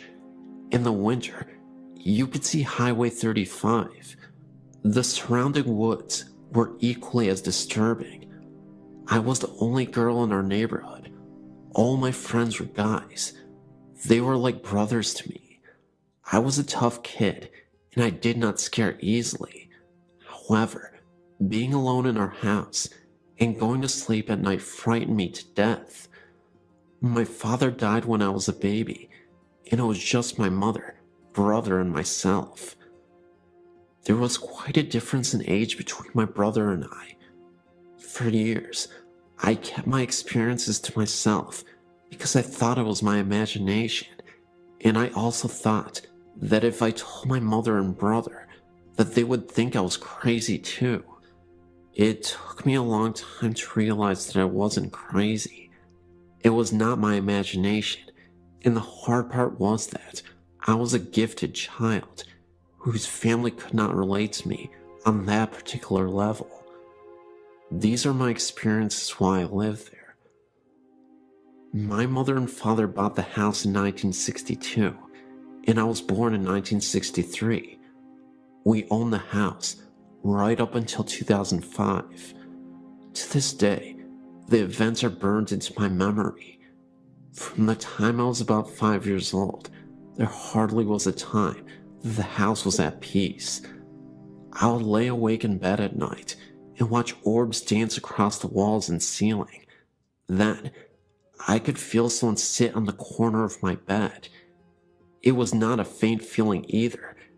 In retrospect, as an adult, you could actually see the corner of the bed being pressed down. My heart would pound in my chest so loudly that I couldn't hear anyone else, and I could feel every hair stand up on my entire body. I would pull the covers and pillows over me in such a way that only my eyes and nose would stick out, even in the summer with no air conditioning. Shadows were commonplace everywhere in the house. You could smell flowers in the middle of the winter as well. Then, just as I would start to fall asleep, I would be jolted awake because something pulled the covers of me so violently that they were on the floor at the foot of the bed. That would send me screaming out of my room to my mother. There wasn't a time that you didn't feel as though you were being watched, or that you didn't feel that something was following you from room to room. If you came home and put your car keys down, turn your back for 2 seconds, they were gone, and then after searching the entire house, they would suddenly reappear where you originally put them in the first place, and you were the only one home the entire time. When I was in high school, I would come home and shower because I played sports. I always locked the bathroom door. Every time I would pull the curtain back when I was finished, the door would be wide open. Once again, no one was home, and our interior doors had no keys. Until now, I've been very vague with you about my experiences, but now I will tell you in detail my most frightening experience. I was engaged to Mitch. We were just both out of high school. My mom was out, and so was my brother. Mitch and I decided to go to my house, watch TV, and eat some pizza. From the time we entered the house, I could feel that something was really wrong, really out of sync. The air seemed electrically charged. It was as though us being there had interrupted some unseen gathering. I ignored it, even though I was goose flesh from head to toe. Even with all the lights on, my mother's house always seemed dark. Mitch was sitting in the room watching television, and I went into the kitchen to heat some frozen pizza. We were having a conversation as I did so. My back was to the living room as we were talking, and I was placing the pizza on the baking sheet.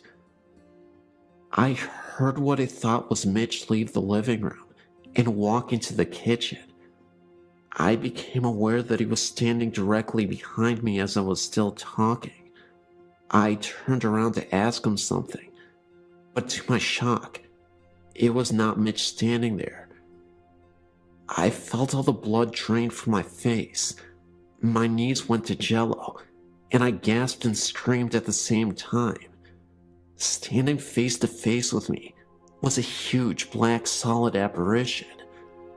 I could make out a head and shoulders, but the rest became more see-through as it went towards the knees and feet area. It felt like slow motion. I think that when I turned around and screamed, I scared it as much as it scared me.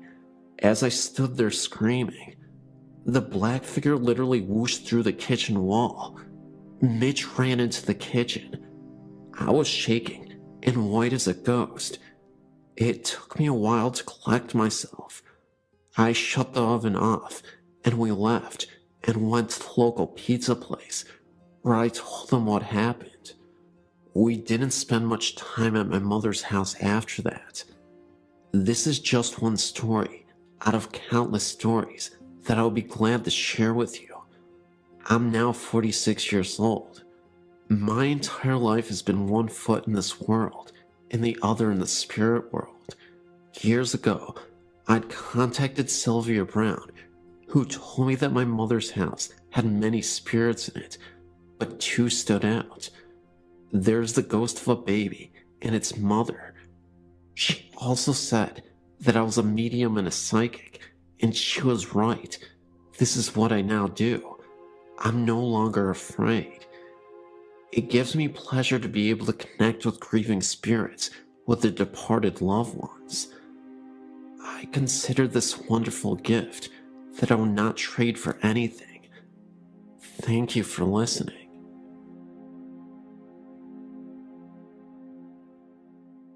All of my life I had reoccurring experiences of the paranormal, starting at age 7, as far as I can remember, when my father died. I used to believe the experiences were dreams or imagination until recently. I was telling my fiancé of my experiences, voices, mists, noises, marks on my body, being touched, shirt tugged on, hair pulled, etc. His suggestion was that maybe I am a sensitive. So, I started thinking about this possibility and decided to explore it further. My fiance and I previously tried going to paranormal meetings, which would go on ghost hunts. There was one in particular that appealed to me, and we signed up. The building the group was going to was in Newcastle, Pennsylvania, at an old building that was previously the Elka Club, built in 1914. This information was given to us by the leader of the hunt. When we arrived, we went into a room to get the speech about which rooms to be careful of. They would be marked by the yellow tape. Nothing else was told to us about the history of this building. But as I stood there, a name entered my mind, and it kept repeating itself. Sarah, Sarah, Sarah, over and over again.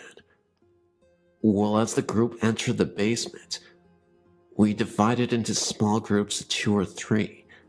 My fiance and I were in a small room, in the back, and I felt nothing, so we decided to head out into the main part of the basement.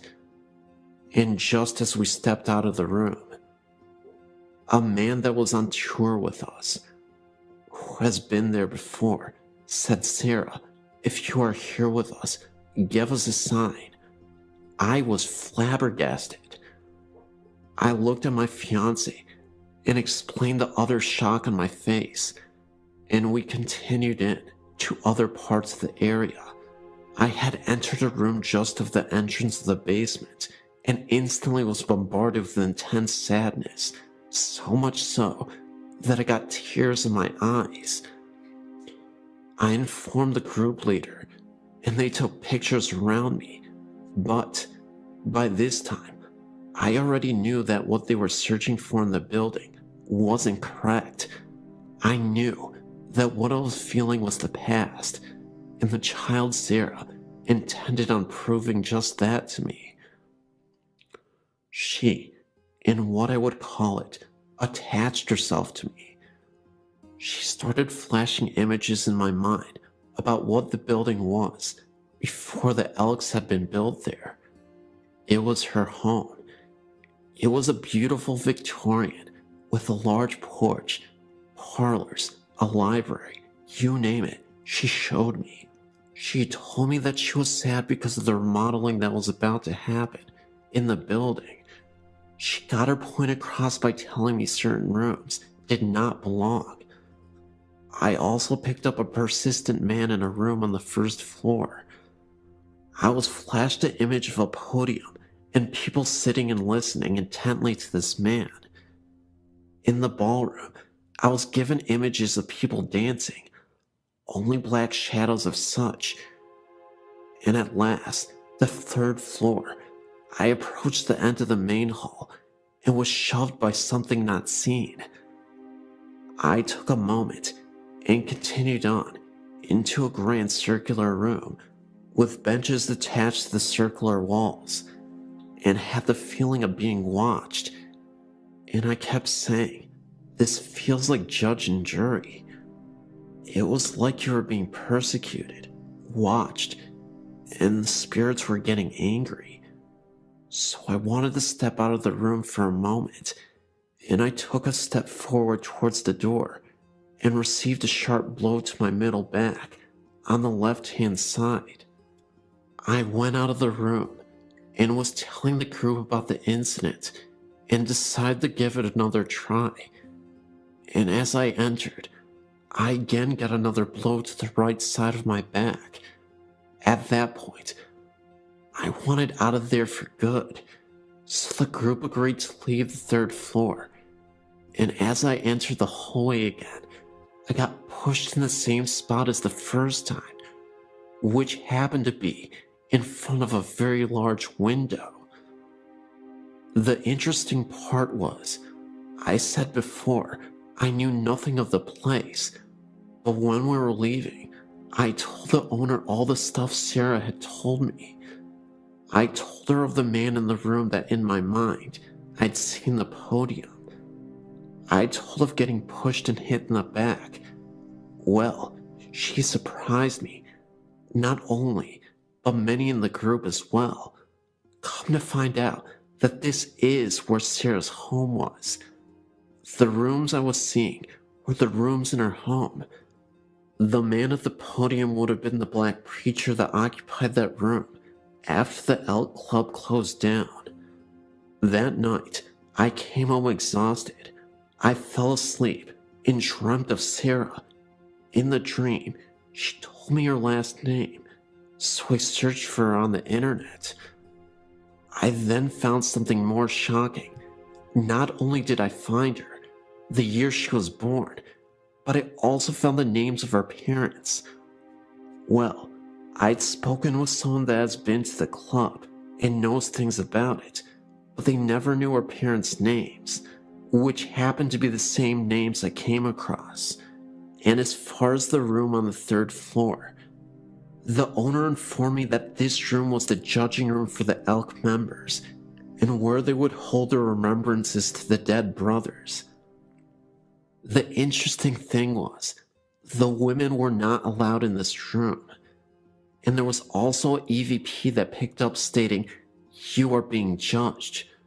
So needless to say, I'm no longer doubting my ability, and I'm more open to my experiences, which have been many since that night. Growing up in rural Michigan, I had several what the heck was that experiences. Most were minor, a moving shadow or an uneasy feeling, but one stands out. I was 8 to 10 years old in the mid-80s, and my family had just returned from a vacation. When we got out of the car, my dad headed to the mailbox, my mom to her garden, and I lugged my suitcase inside the house. All of the windows were shut, and I pulled the garage door closed behind me. Walking through the house, I passed the bay window, from which I could see my dad still on the road, and my mom picking some vegetables. The house was silent, except for my footsteps on the carpet. I walked into my room and put my suitcase down in the corner. I heard a male voice laughing behind me, maybe in the doorway 8 feet away. It was a hearty laugh, loud and clear. I spun around, and there wasn't anyone in the doorway. I ran back to the garage, through the door, and outside. My father was just grabbing his suitcase from the car, and my mother was pulling weeds. I wasn't scared when I heard the voice, but not having a tangible body to put it with did unnerve me a bit. Following the event, I was able to forget and had no issues in the rest of the house. It was only after I got older and interested in the paranormal did I realize that I must have had a run-in with something. About 2 years ago, I bought a 126-year-old, 8,000 square foot mansion in Missouri, just outside of Kansas City where I grew up. My mother had owned and lived in the house for the previous 15 years, slowly maintaining it. She had done a great job maintaining its mid-1800s character, slowly bringing the woodwork back to life, adding insulation, and replacing all of the plumbing and wiring. I mention this because I've heard that a disturbance in the environment can cause spectral activity to begin. I'd seen the house only once, as I live over 2,000 miles away, but I fell in love with it immediately. The first night I stayed over, I woke in the middle of the night to huge blobs, about a dozen, from golf ball to basketball size, floating around the room I was sleeping in. This is the one and only time I've ever experienced anything like that. I closed my eyes, said a prayer, and fell back to sleep in time. I said nothing to my mother the next day until she asked me, "Well, did you see the blobs?" One of the workers stayed down there the other night and said he wouldn't stay in the house after dark because of the blobs floating around him. She had not seen them, and still hasn't. However, the previous owner told my mother a few years later that he loved what she had done to the front room, but he could never stay in there while the house was his because of the blobs. During the summer of 2007, I went back to see my family. I stayed downstairs again and had several things happen. It is important to note that I've never felt in danger, only uncomfortable. My mom and her boyfriend went upstairs to go to bed. I stayed downstairs in the first floor master suite. For the next 45 minutes, the heavy footsteps above my head were attributed to the two of them settling in for the night. Finally, I decided I would go up and find out what was going on. The entire upstairs was dark and still. They were both long in bed. I returned to my bedroom to hear the continued walking above me. So, I went out on the living room to sleep on the couch. The walking continued above me, although there is only one attic above that living room. I could also hear a distant, quiet talk between a man and a woman, but I couldn't make out what they were saying, and it seemed to always be somewhere else from where I was. The next morning, I decided maybe I would have a chat with myself out loud, and if anyone else heard it, then maybe it would be for the better. I sat on the end of the bed. It was now daylight, so I felt comfortable to be in the bedroom again, and said that I was the new owner and the son of the woman they probably knew very well by now. I really liked the house and hoped to continue my mother's good work, but for now, I lived elsewhere. I also mentioned something that I don't suggest, but in this situation, I felt comfortable in doing so.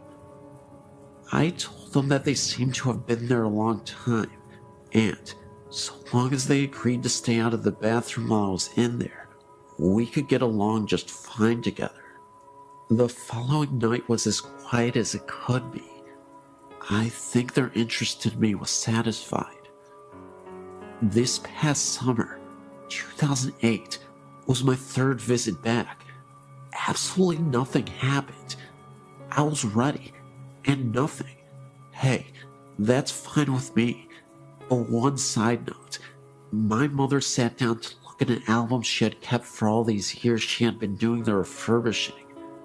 She was showing me the huge change in the house, from walls being ripped out and then rebuilt, and so on. In well over half of the pictures, there were huge light anomalies. There were smears, blobs, and strange twists of the image. I mentioned this to my mother, who looked right at me and said, "You know, I haven't taken a decent picture since I've lived in this house. I've owned one crappy camera after another. All the pictures look like this. I have to throw most of them away because they are no good." I just smiled. Right, Mom. Every digital and disposable camera she has ever had in the past 15 years has had the same problem.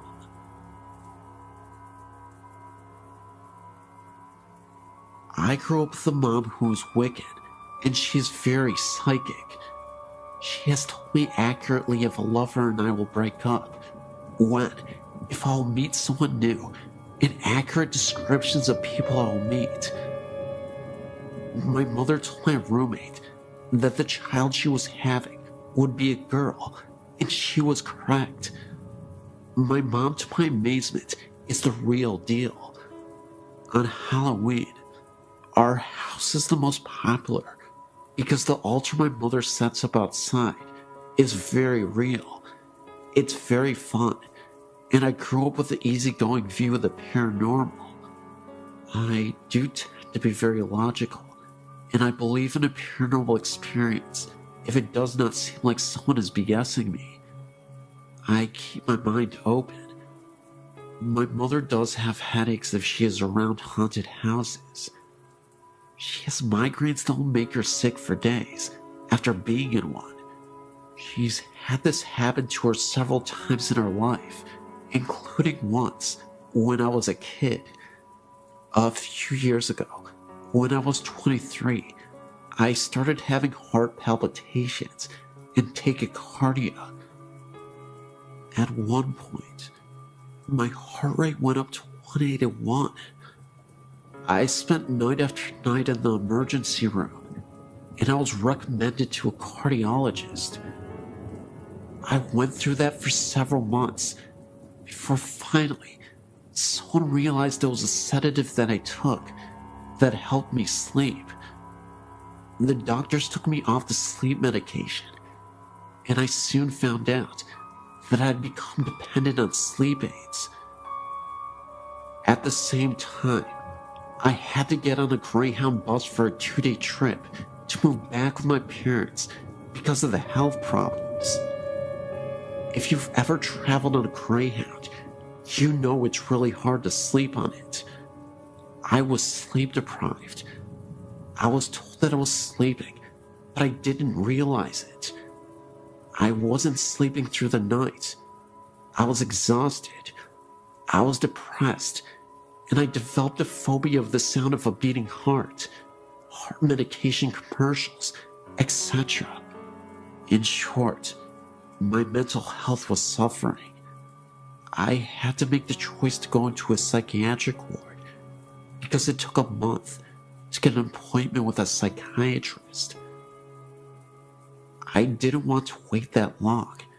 The ward was in a regular city hospital. All the patients were quiet and were there to heal. Nobody was dangerous. There were patients with bipolar and other types of mental illness, and nobody was dangerous. There are different levels of hospitals. This was a ward for anybody going through emotional difficulties. I started to sleep the first 2 days I was there. I was not dangerous, but they did have to give me something to sleep. I was having dreams in which in my bathroom, patients had bathrooms in their rooms. I could hear a woman crying and throwing up all night. It was horrible and nightmarish. I could never see her because in the dream, I was laying in bed. How can I describe this? Even though I was asleep and dreaming, it felt like I was aware of everything going on. It never sounded quiet. It sounded like patients were throwing fits, and that someone would go by my room and rap on the wall with a walker, and that poor woman threw up and cried. She sounded miserable. The ward was actually always quiet. Nobody threw fits at night. My mom had taught me how to interpret dreams. I figured mine showed my anxieties. I'd been through hell. I wanted to sleep, and I never gave one thought to the idea that the place was haunted or had residual hauntings. I had greater concerns at the time. However, my mom came to pick me up, and she refused to enter the ward. I didn't think anything of that either. We were driving home, and she asked me how I had slept, and if I did at all. I told her about the nightmares, and how I was completely loud, and I was still very exhausted. My mother was shocked, and it showed on her face. She said, "Sarah, those were not just dreams. This psychiatric ward used to be a cancer ward." I was getting a migraine because there are patients who have not moved on. Wow, that shocked me. I never heard doctors mention that I had been a cancer ward. The idea was never put into my head. Like I said, I wanted to sleep again and to feel happy. I was concerned for my health. I believe my mom. She's usually incredibly accurate about these kinds of things. I honestly have gotten tired of finding out if me and a potential lover are not going to work out. She's that accurate. However, I could not tell you if that ward was the former cancer ward. I simply don't know because none of the doctors ever mentioned it.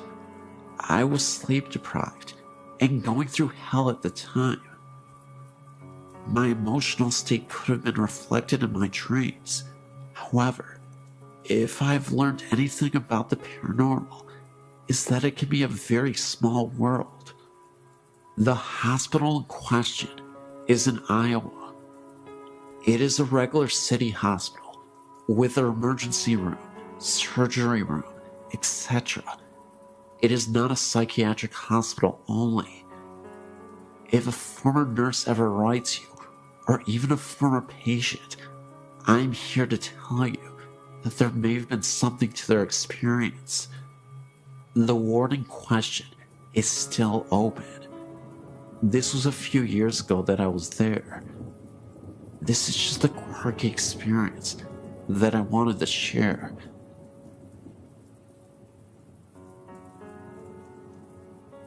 My story has been going on for a couple of years now. When I was 9, we moved into our house. It's a nice little place, backed by a large ditch. Behind the ditch is a large forest that I used to play in. The house itself is unremarkable. It's 3 bedrooms. The master bedroom is the first room you come to when you open the front door, straight in. To the right, there's a door to the garage, and to the left is the room we use as our living room.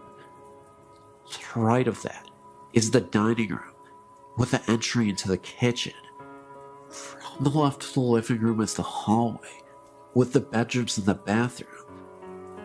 From the time when I first moved in, I've never liked the bedroom at the end of the hall. It has a window that looks out into the front yard. The room I shared with my sister has a window that looks out into the backyard. I'm not sure what it is about the room, but it's a creepy feeling. I was around 11 when my older sister moved out. By that time, it had been a while since I'd gotten any creepy feelings in the second bedroom. I was pleased with the idea of having my own room. I moved my bed in there, got everything set up, and prepared for the grown-up life that I wanted. The first couple days were okay. I had strange nightmares about something coming in from the ditch, something I couldn't explain. Finally, after about a month after I'd been sleeping in the room, I woke up suddenly from one of those dreams. I laid there for a while, not really sure of what woke me up. Then, I realized that the music box my grandma had given me a year ago, it was on. The music box was shaped like a carousel horse, and had a switch on the bottom of it that turned the music on. I sat up and took it down from the shelf above my head and turned the switch off. I figured that maybe my cat went up on the shelf and brushed against it. I laid back down to go to sleep. It was lying there that I first saw him. I don't know what made me look up into the doorway of my bedroom. At the time, I slept with the door open, but I did, and standing there was a man, clear as day. For a moment, I was sure that someone must have broken into the house. The light coming off the nightlight near the door, I saw that his mouth was moving quickly, and no sound was coming out. It was almost like he was screaming at me. He took a step forward and vanished. I slept in the living room that night.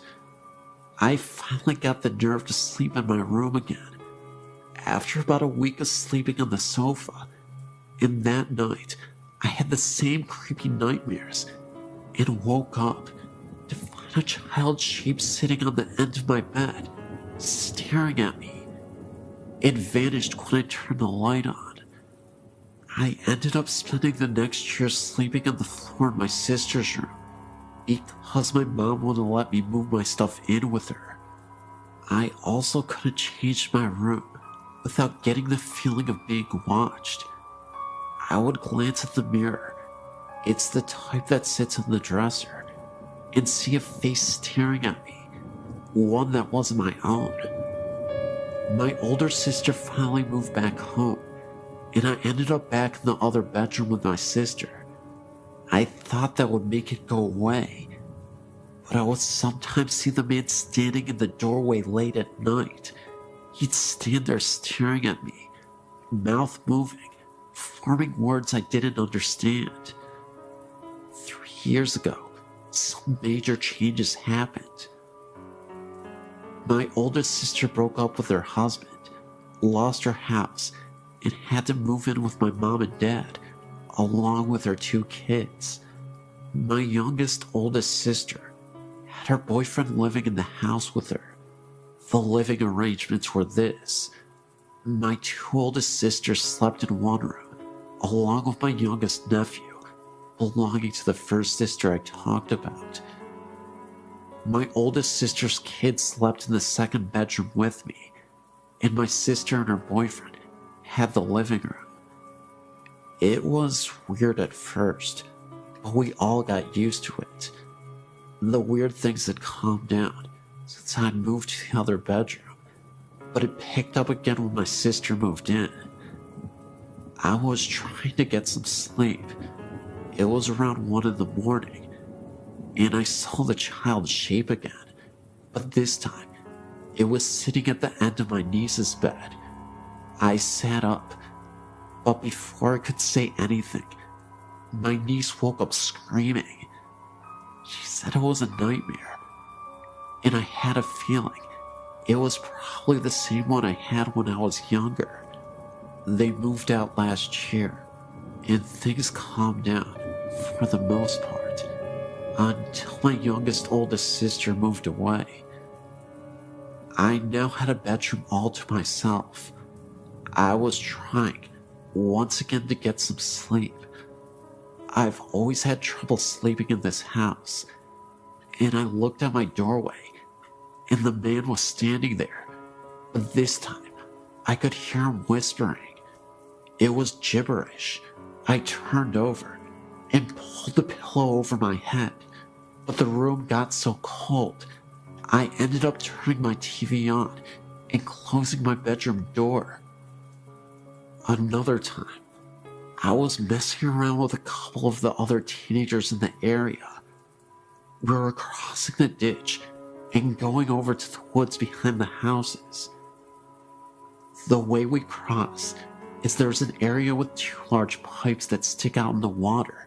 Surrounding the pipes are these rocky things that you can slide down, but also grip with your hands. They're kind of smooth and hard to hold when wet.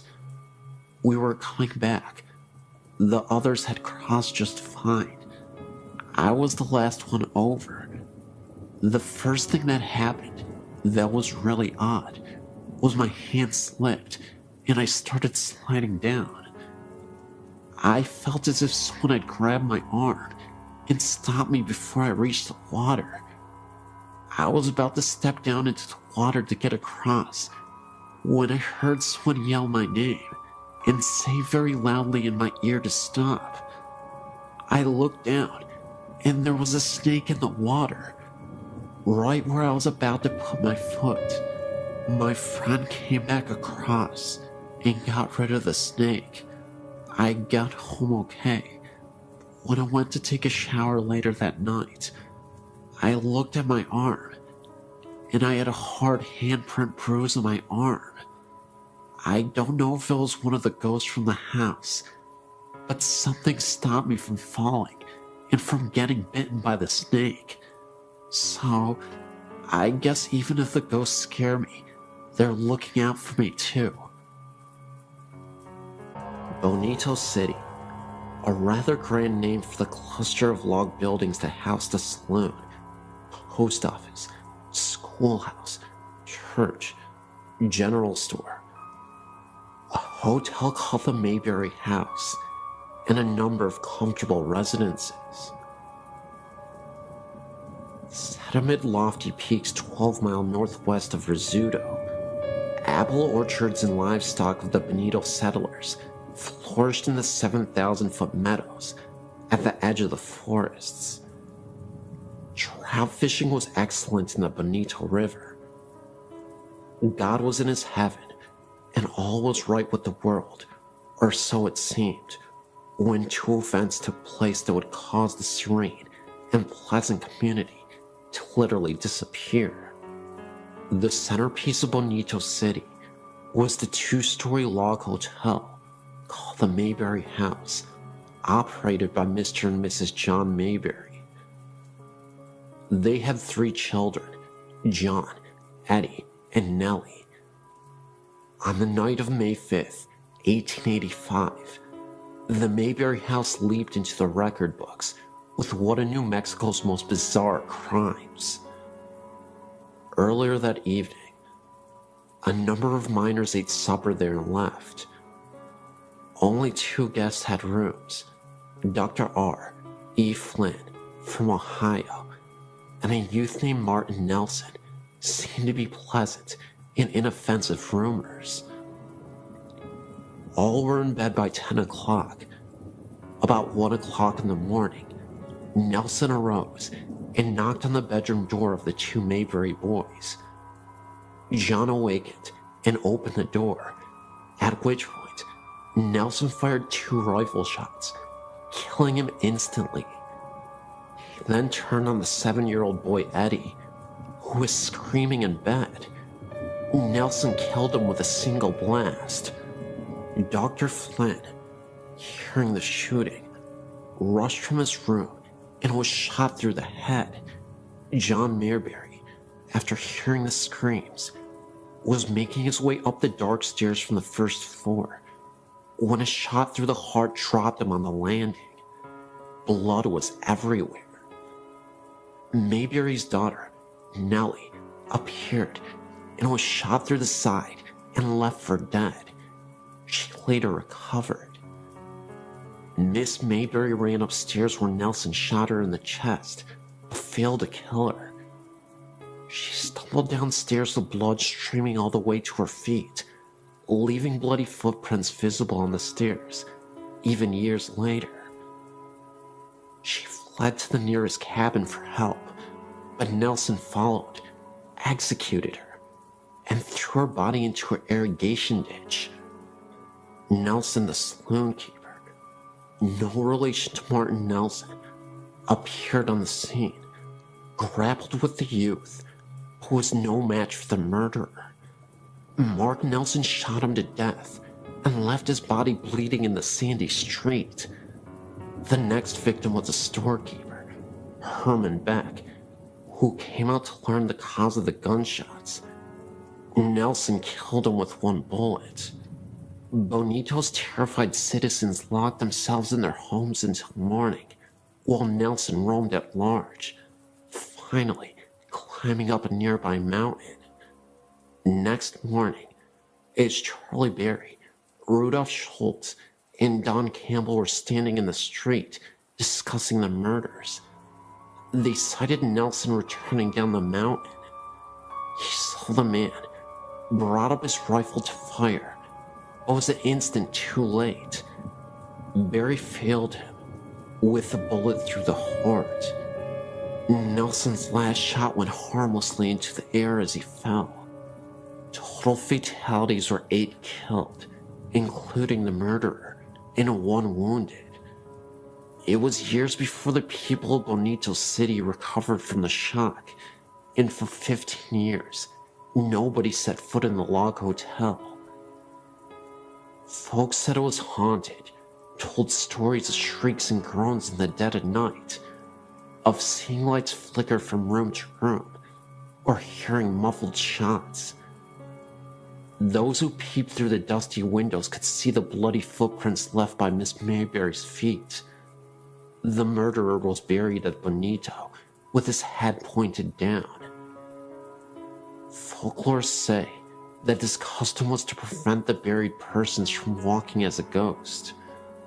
The victims were also buried in Bonito, side by side of each other, and a reasonable distance away from the murderer Martin Nelson. Gradually, Bonito City died.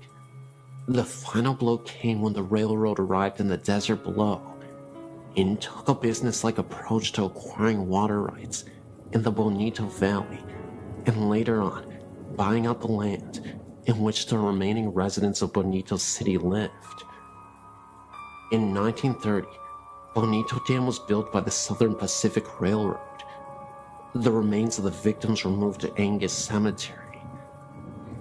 A large stone marks their resting place, and as for Bonito City, it is presently resting under 75 feet of water that is now known as Bonito Lake. Since then, Bonito City has become an old memory and a murder mystery of the past. Some people have claimed that during a well-moonlit night, they can see the top of the church steeple shining below the serene resting water of the night. Is it really the church steeple being seen 75 feet below the water's surface? Or is it a haunting image, reminding us of the presence of the city below? You decide.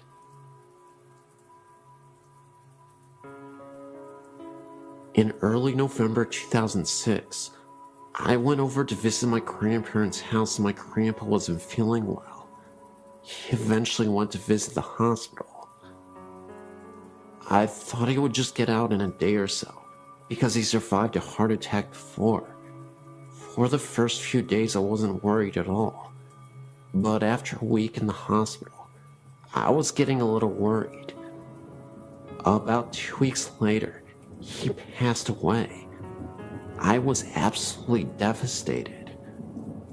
Before his funeral, his brother and sister came down to visit.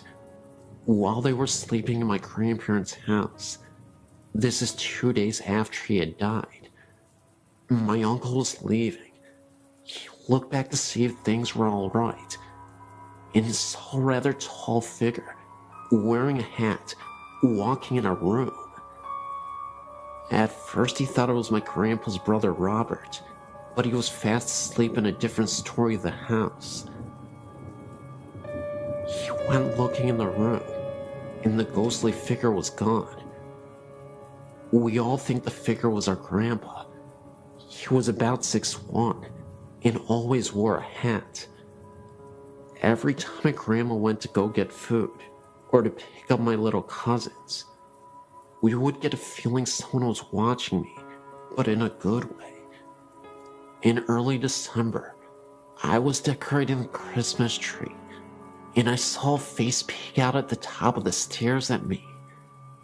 It looked exactly like my grandpa, a few years before he died. It kind of feels like a little bit of him follows every one of us.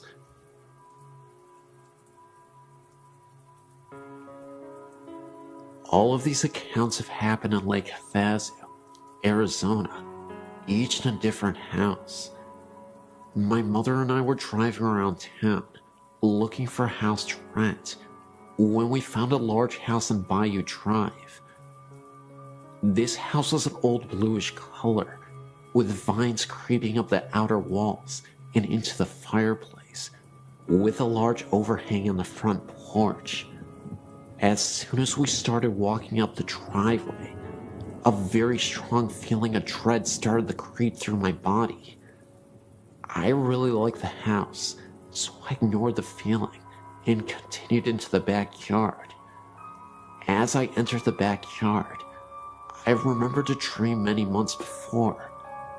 The exact backyard was in my dream, and the images of death and demons filled my mind. My mother had the same feeling, so we left without another word, deciding that a door had opened and a demon was dwelling inside the house. We moved into a different house where everything felt normal at first. We lived there for 7 years. I soon felt eyes watching me in the shower, which then led gusts of freezing angry wind rushing past my face and arms. Later I learned my mother was going through the same events, only she experienced only one of the gusts of wind. When we started talking about moving out of the house, things got worse. My mom once felt a figure sit down on the bed beside her and saw the indentation of the person on the bed. There were no dogs in the room, and the entire house was asleep. I saw blinds move and nothing in the room, and a shadowy figure walk across the kitchen. I was cleaning out a house, just about to move into it, when I repeatedly saw a figure of a little girl out of the corner of my eye. I could sometimes hear her talking softly to no one in particular. Later investigation proved that a little girl had drowned in the pool years before.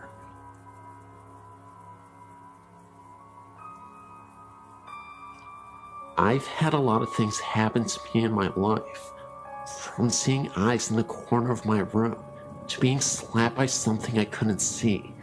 So I'm very open to anything and everything that someone would think was weird or crazy. My mom, however, is not. So for her to tell me about what happened to her, I know it's true.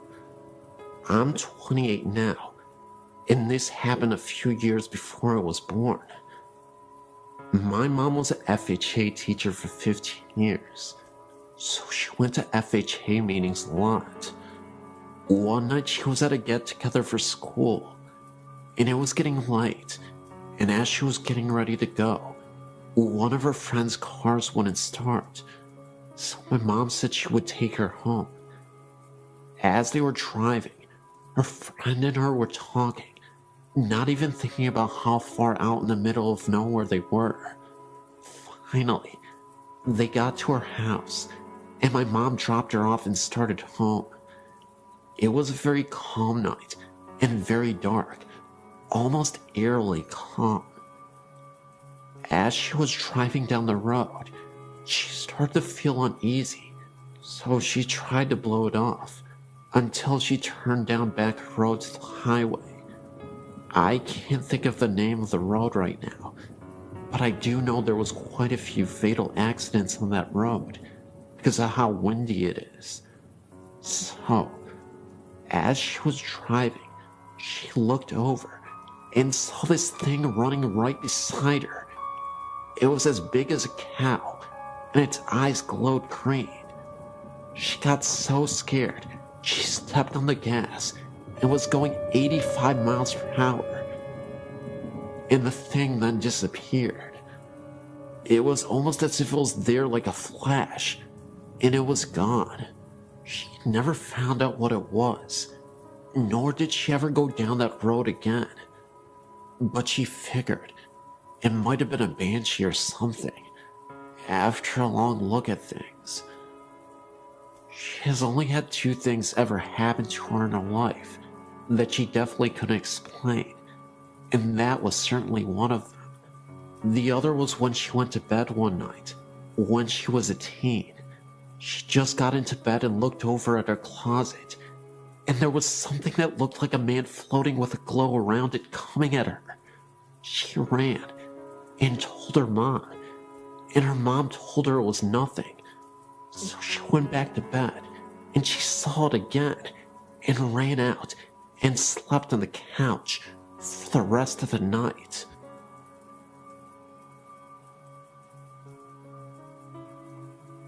I'm a clairvoyant, and I'm used to not being alone. The last house I lived in had a number of distinctive entities, and will only share a couple of my experiences with you now. There was a young girl, probably around 4 or 5, who was very prevalent around the time my son was 3. One night, I had a contact dream. Usually my dreams are surreal and nonsense, but when I contact someone, they're usually set in whatever house I'm in and are more out-of-body experiences. I walked to the end of my hall and looked through the dining room into the kitchen, and there was a small girl with waist-length dark brown, not black, wavy hair. She had a flowered white nightgown on, and she was pushing buttons on the microwave. When I asked her why she was here, she quickly, and I mean quickly, like Japanese horror across the room in a blink quickly, came up to me. I crouched down, but I couldn't see her face, and somehow I knew she had been badly injured.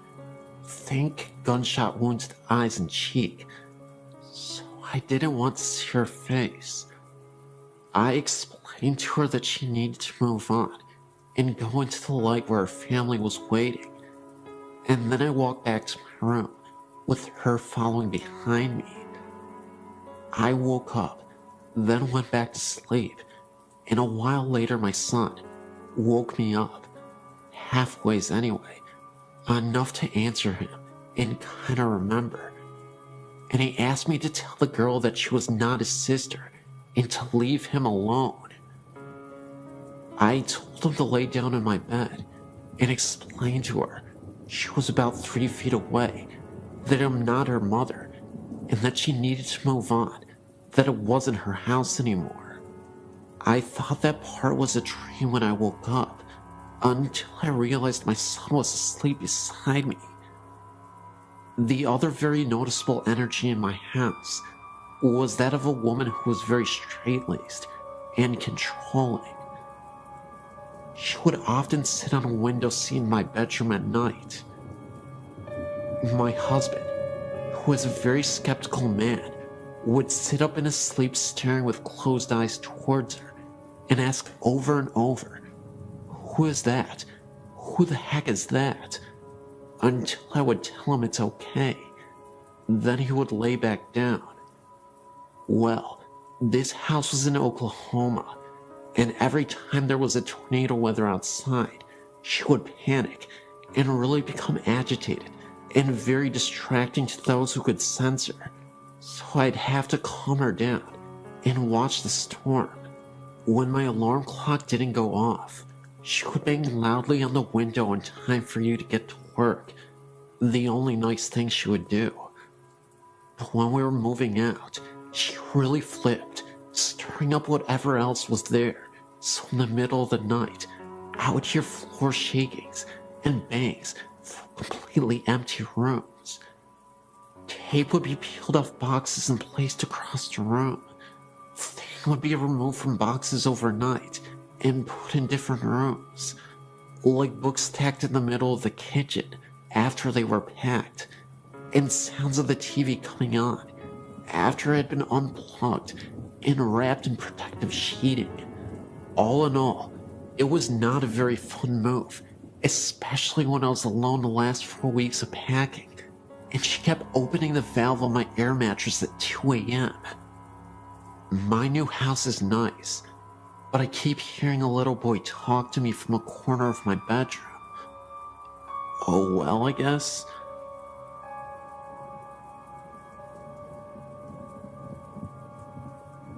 I'm 25 now, and have had strange experiences which, though I'm very analytical and skeptical, can't seem to find out how, or why, or what these things were. I will tell each encounter as simply and as accurately as I can. I used to live in Stockton, and my house was built around 1910 to 1912.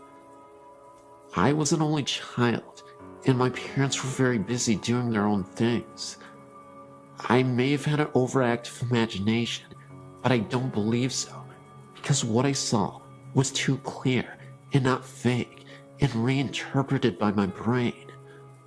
The sliding redwood doors that separated our living room from the dining room began to shake before my eyes, as if it was locked and someone wanted in. I got up and walked around to the other side, thinking it was my cat, but I didn't see her paw, and she never shook the doors, just nudged them apart. I walked around to the other side of the doors to the kitchen. All the lights were off, and I saw no one. I felt very scared suddenly, and went to bed, closing my door. Another time I was laying in bed, and my mother was on her hands and knees sniffing the floor. A bathroom connected our rooms, and I assumed she had begun sniffing in the bathroom. I asked her what she was doing, and she replied, "Your father and I smelled rotten blood." I can't remember what happened first, but I saw a clear apparition in my living room as I tied my shoes. A man dressed in black with a top hat and coattails, had a cane with a black long beard, walked briskly through the living room, and disappeared. I had a dream that I pulled the back out of the carpets in my parents' bedroom and saw blood stains. I don't know if she was moving them. She denies it still to this day. But I know I wasn't moving them because I was determined to find the truth. The board told this story. A married couple named Mark and Melissa Twain lived in the house with a woman's sister. One day, in jealous outrage, she killed them both in the room with a shotgun. I thought it was very fishy the wife had my name, and the husband's name was Mark Twain. Well, like I said, my cousin says she didn't make the Ouija tell the story. I was under the house one day, bored and playing around, when I found a small handful of large blast bullet casings. Not as large as a shotgun casing bullet, I don't think. Other things have happened. I heard a knock on my door late at night. One huge knock, but I was too scared to open it. I told my father in the morning, and he got very angry and shouted at me that I was too stupid. I don't know why that angered him. I surmised the knock was from my dog changing lying positions on the porch. Once a baby bottle just sitting on the counter just seemed to be thrown in the floor. My father said it was because I stomped into the kitchen. Perhaps. But the powerful way it fell, I doubted it. I was never able to tear my parents' carpet or find any information on the house that could point me in any direction. Though I did get all the paperwork on who owned the house, and no name Twain ever owned the house. My aunt, who claims to be a psychic, came over to the house and said that several ghosts live here. That was something I didn't hear myself. Another family member told me that. The house, which was always a bit odd, had a stained glass window on the front, not very large. It was of a cross. Later in life, I was in high school, living with a friend. I was trying to go to sleep and heard someone say my name very clearly right next to my ear. I got up and asked my friend what he wanted. He was in my grandmother's room, which they shared. "I didn't call you," he said. The voice didn't sound like his voice. It had a lisp, as was very girlish sounding. We went to the house in the Delta, abandoned and run down, as well as vandalized. I walked ahead of everyone, always ready to take on whatever. As I walked past a bush, these birds just exploded from it. Before, I heard no bird song, and they surprised. The house was elevated with a basement that had openings for water to flow through. Everything was pretty much ruined. A door opened nowhere, as the staircase had been brought down. It felt like a cemetery, not in a morbid sense, just so quiet and hollow. We went to the basement, where trash was everywhere. On the door, which had been removed then, placed back up, was a crude black painting of a devil or satyr. Being mischievous, I took a wooden bed frame topper. It was painted brown with a carved flower on each side, and it was painted red as well. After I took it home, that's when I heard the voice. My room was cold, and I saw something in the garage, and I had a really weird nightmare. The kitchen was being renovated, so we had to wash and get dishes in the garage. I went out to get a cup and felt very nervous in there. As I was walking to leave, I heard a loud boom in the wall to my right. I looked, not too long, but long enough, and this will be a very hard to explain situation and sound crazy, but this energy waved and glistened in the shape of something human, turned its head and looked at me. I ran out, scared for my life. I'd never been so scared. I took the bed knob back, and nothing happened like that again. The site has long since been destroyed. I'm not sure what any of this means, but I do know one thing for sure. I experienced it.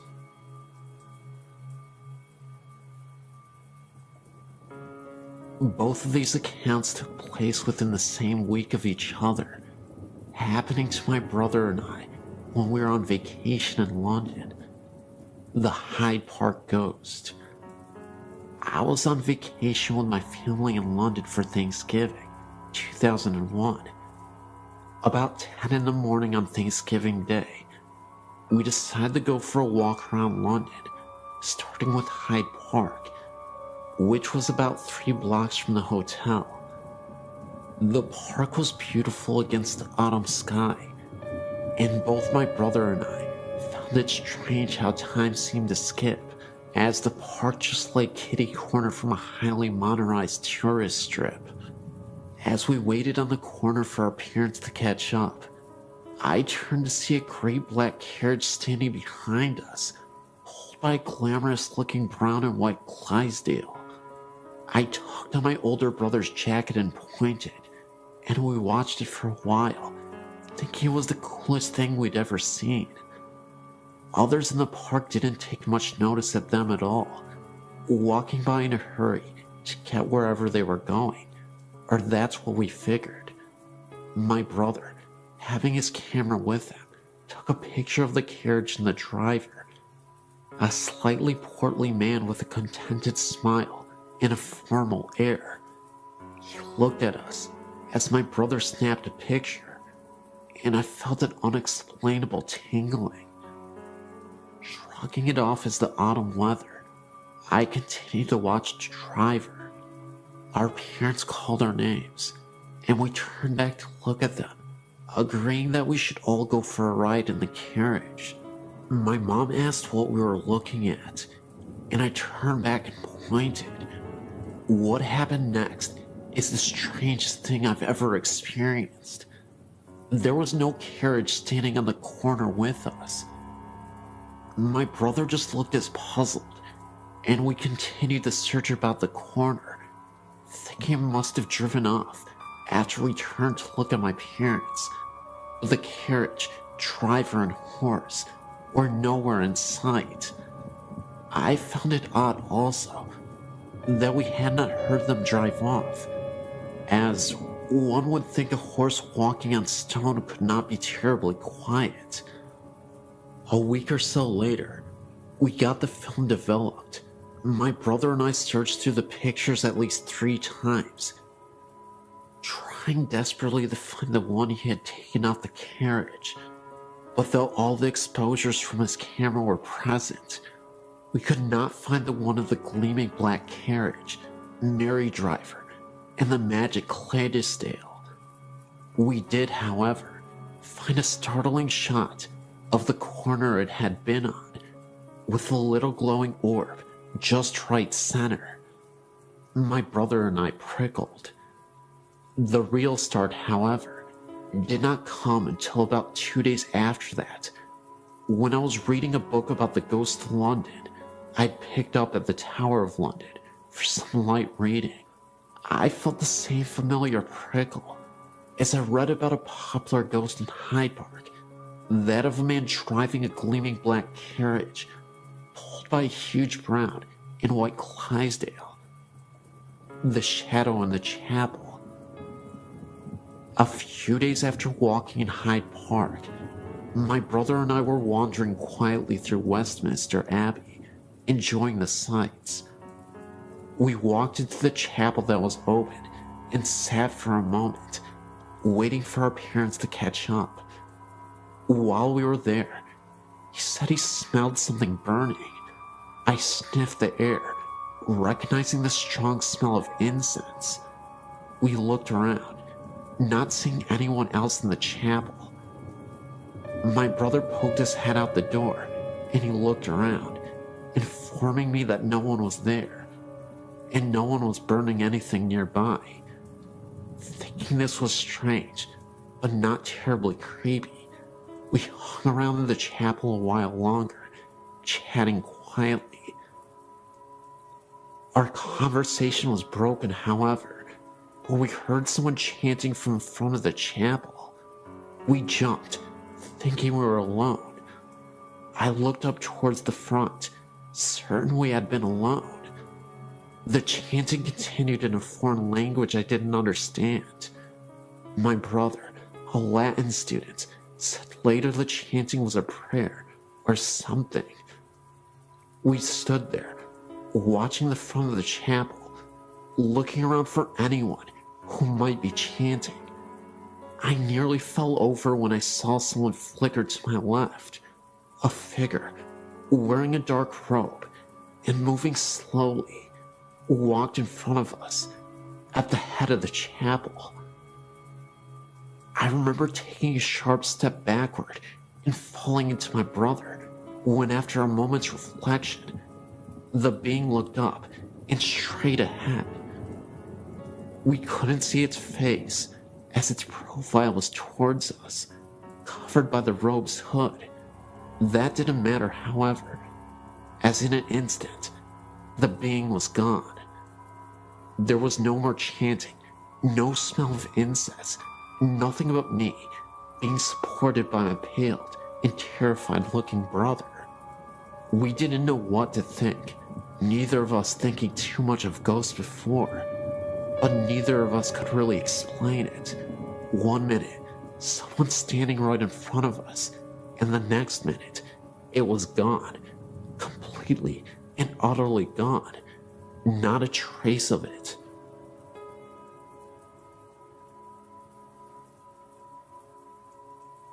First story. I was 11 when this happened. I was spending the night at my best friend's house. It was a pretty Victorian house. It still had the original barn. It was in the back. But anyway, one night we were staying up well past our bedtime, down in the living room, watching TV and talking. Well, our room, which we were supposed to be in, was directly over the living room. Well, we were sitting there, and all of a sudden, we heard what sounded like something being dragged the length of our bedroom. It was something heavy. We were so scared, so we stopped talking and muted the TV to listen. It sounded almost like a dead body. All you could hear was thump, thump, slide, thump. It was freaky. We checked on everyone, and everyone was asleep. And my second story. This is my fiance's story. He's in Germany right now. He would probably be mad at me for telling this, but I have to, because it scared me. Anyway, he's not the type of guy to get scared very easily. He doesn't believe in ghosts. We live in a town called Tacoma. It's south of Seattle. Anyway, a poor town of Tacoma is Lakewood. In this town is an old insane asylum that was torn down about, guessing, 30 years ago, and then rebuilt across the street. Go figure. It's called Western State. My fiance and a couple of his friends went to the hospital for the fun of it. The ruins are still there, They were down in the basement, which also happens to be the boiler room. They were walking down there and came around a corner and saw a bunch of bugs and such. They figured a bum was staying down there. As they turned to leave, Dave is a pretty small guy, so he got pushed to the back. As he was about to leave himself out of the window, he felt someone tap him on his shoulder and heard someone whisper something to him. He figured it was the bum, so he turned around, but there was nothing there. He freaked out because it was a split second that he'd heard something and felt the tap. So he started screaming for his friends to come and get him. His friends had to pull him out of the window because he was freaking out the whole time. A third story. I was sleeping one time in my bedroom, and it was like 3 o'clock in the morning, and I suddenly woke up because I had the feeling that someone was in the room with me.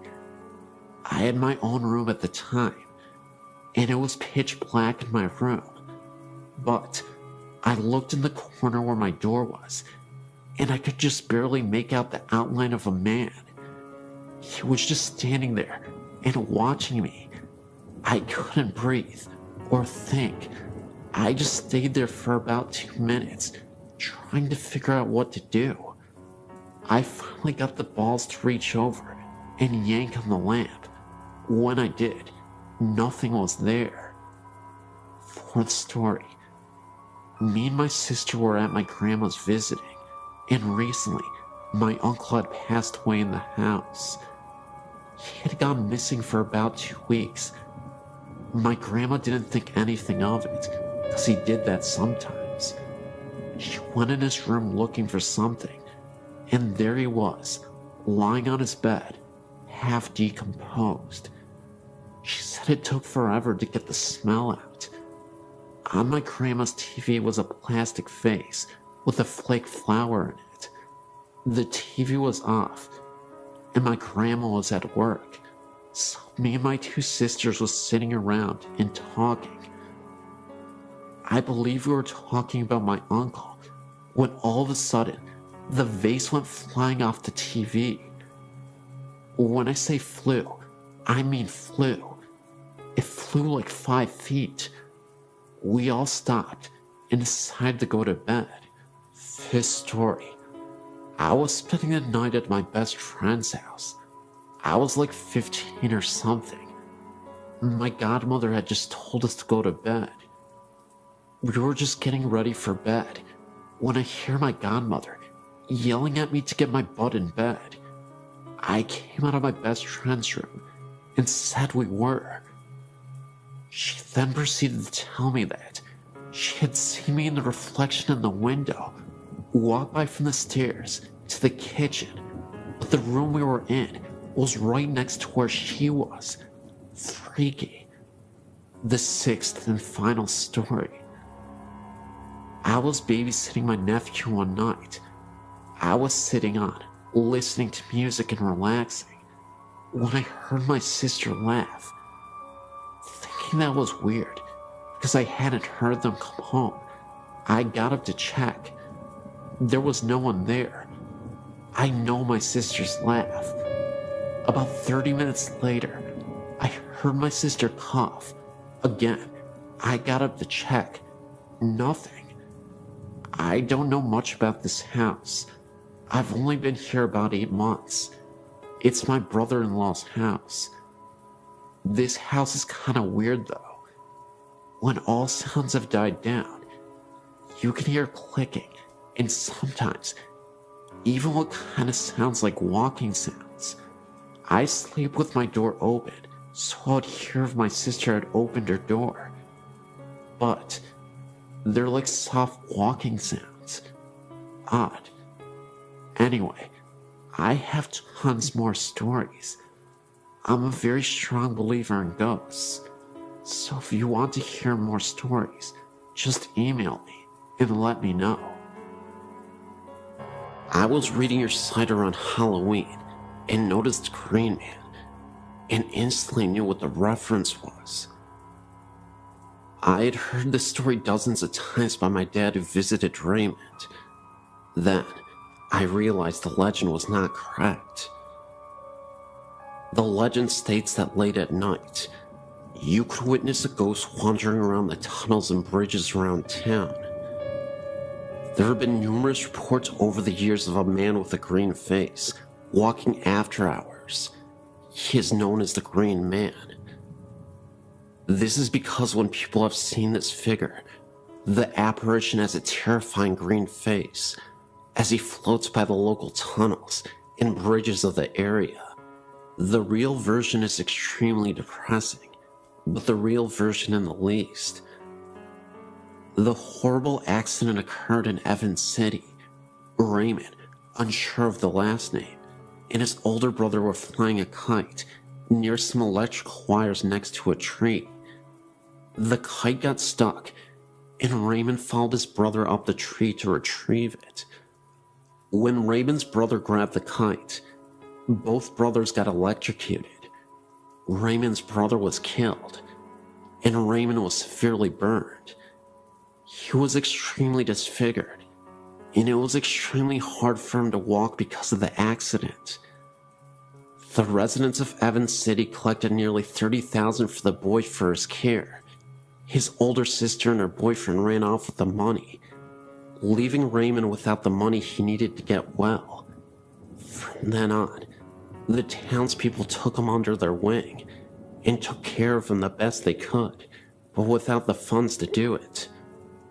My dad's grandmother, who lived in Suiki, told my dad and his brothers and sisters the story of the Green Man when they went to visit her. Raymond, now an adult, walks down the road to and from the tunnel every night. The sun would hurt his eyes, since it only had a thin sheath of skin to cover them, so he did not go out in the daylight. He could barely walk, but did so every night regardless. People from all over came to bring him money, gum, and cigarettes, even while he was on his nightly walks to the tunnel and back home. The Green Man came from the color his skin looked when the headlights would hit him. He had been charred so badly, he was gray, so the headlights actually made him look a greenish-gray color. Unfortunately, my dad couldn't confirm this because he is colorblind. Raymond had a hole for a mouth, no nose except for a hole, and holes for ears. My great-grandpa and my Uncle Carl, then a teen, got out and handed Raymond a pack of Lucky Strikes and a pack of gum. Raymond talked to them for a bit, though you could barely understand what Raymond was saying. Behind my great-grandma's car were many more cars, waiting to see Raymond, as there were more every night. At this point, Raymond was a bit of a celebrity. Raymond was watched by the town and the police, and he never had any trouble with the visitors. My family left, and the next car pulled up to visit. My dad recalls hearing of Raymond's passing some years later. Must have been about 1985.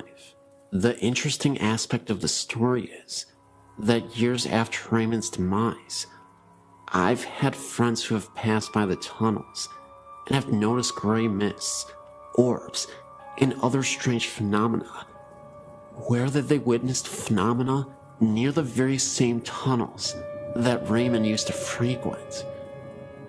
One of my friends is a non-believer and a true skeptic of the paranormal, and he had experience where he saw the Green Man years after his death. Just like the story, he shined his headlights as he was driving through the tunnel and nearly wrecked his car.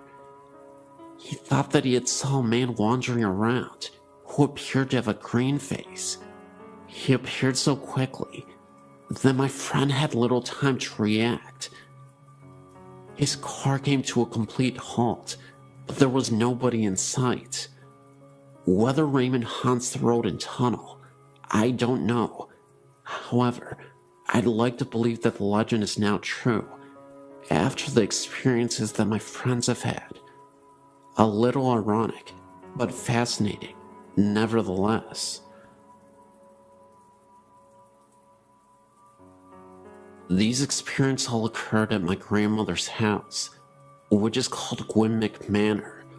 Although the house isn't very big, it's around 200 years old. All my dad's family have lived there, and my grandmother now lives there alone. There have been many different events, things such as footsteps, dogs barking at something unseen, and the shower being turned on and off, or just a few minor things.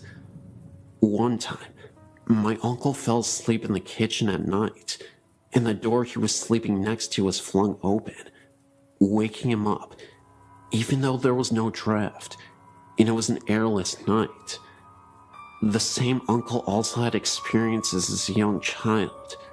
When he was younger, he would hear footsteps from outside his window late at night, as though someone was walking hurriedly over gravel. At the same time, he would see two big black dogs sitting by his bed. Another time, my grandma was walking upstairs with some laundry when she dropped something and bent down to pick it up. As she was retrieving it, she saw a pair of shoes on the steps in front of her, as real as a human's. She looked up and saw a long skirt and the start of a shirt, and then the figure disappeared. My grandma swears to this day that the story is true, and says although she didn't feel threatened, she certainly wonders who this woman is. There was no one else in the house at the time, and the stairs are curved, so if someone had walked down them, you would have seen. Most recently, my sister and I were in the corridor opposite the dining room, which is locked when it's not in use. There is a key on the outside of the door. We were standing there talking when the key started to move, as if someone was trying to get out from inside. We thought maybe someone was in there at first, but then we remembered that the key had been moving from our side of the door. Most recently, we were sitting on the lawn whilst my dad and uncle played badminton on the court behind us. The garden is raised almost on a hilltop, with steps leading up to it, so the grass we were sitting on was in line with the upstairs bedroom window, if that makes sense. We were facing the window, talking, and looking in at my grandmother's two dogs, who could have been sitting on her bed. My grandma had gone out shopping and had left her dog shut in her bedroom. First, we saw one of the dogs start barking urgently at something in the far corner, which was out of sight from us. This continued, and the dog then jumped onto the bed again and started barking directly at us. We thought this was strange, but what happened next couldn't be explained. A white mist, almost in the form of a hand, passed over the dog's head, as though it were stroking her. She then stopped barking. We both looked at each other in horror, knowing that we both had seen the same thing. There was no sunlight that could have reflected through the windows, and I honestly can't think of another explanation for the hand we had seen.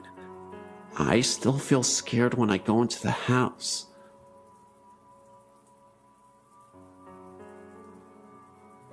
January 1999. I'd been working for an American company in Evesham in the UK. The company was based in a small industrial estate called Briar Close End East. On the edge of this estate is a small pub called the Oddfellow Arms. We all used to go to this pub now and then for a quick pint of a lunchtime. I personally used to have a pint, perhaps once or twice a week there. Anyway, as you go in on a fairly regular basis, you tend to get to know some of the locals. There was one couple in particular that the story is about. They were an old couple. He was an ex-counselor, and had to use a frame to walk with. He was always with his wife. She used to drive him everywhere. Obviously, he couldn't get anywhere without her assistance. It was just after the Christmas break, first week back at work in January. I decided to go for a sandwich and a drink at the pub. Funny thing was, I noticed that this chap was on his own, sat in the corner. He tipped his glass to me as usual, to acknowledge me. I thought no more about it. Later that day, I spoke to my warehouse manager. He frequented the pub on a more frequent basis and knew all the regulars by name. So, I mentioned to him how odd it was that the old guy was on his own. Astonished, he replied, "That's impossible. The old guy had died over Christmas." I have never forgotten this, and some people, including my wife, have told me I must be mistaken, but I know what I saw, and I know when I saw him. For all those people who know the Oddfellows Arms Evesham, perhaps some of you may remember this chap and his wife that frequented the pub, or maybe someone else had seen him too. I'm recently going to a neighboring school by this house, and have visited it frequently.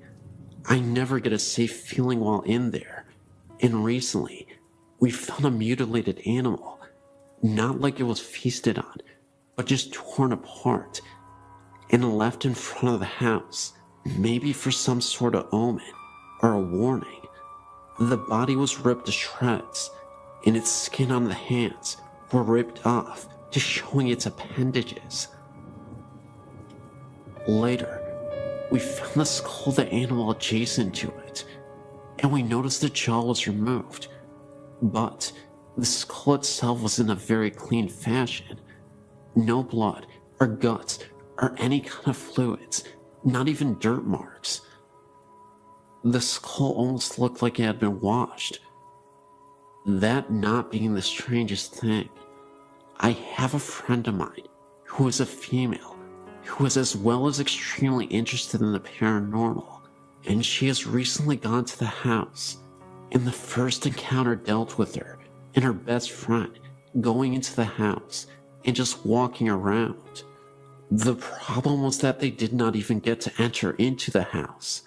Right before stepping on the yard, the house is surrounded by large bushes. They heard a sound coming from one. Other times that I've been with her, we swore we heard footsteps beside us in the bushes, as if being watched.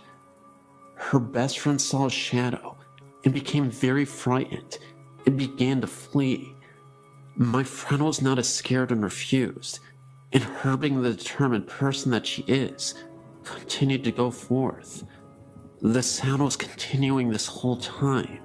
Her friend left sprinting, and so just to be a good friend, she decided to go catch up. She was not running so fast, and in her light jog, she turned around and noticed a woman with bright blonde hair, this being the only thing sticking out, chasing after them, and even got off the yard and continued in the pursuit.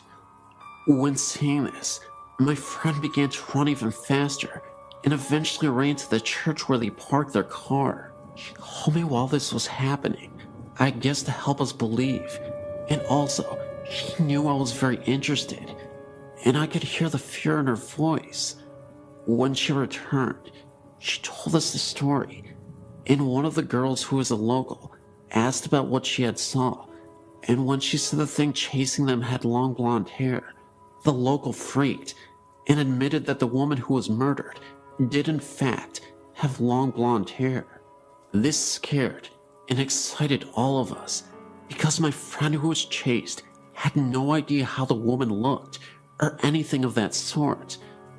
Not being enough for us, we decided to go back with another group of kids who swear they know much about demons. We weren't allowed to go on because the demon group refused to get on because they swore they could just feel the evil.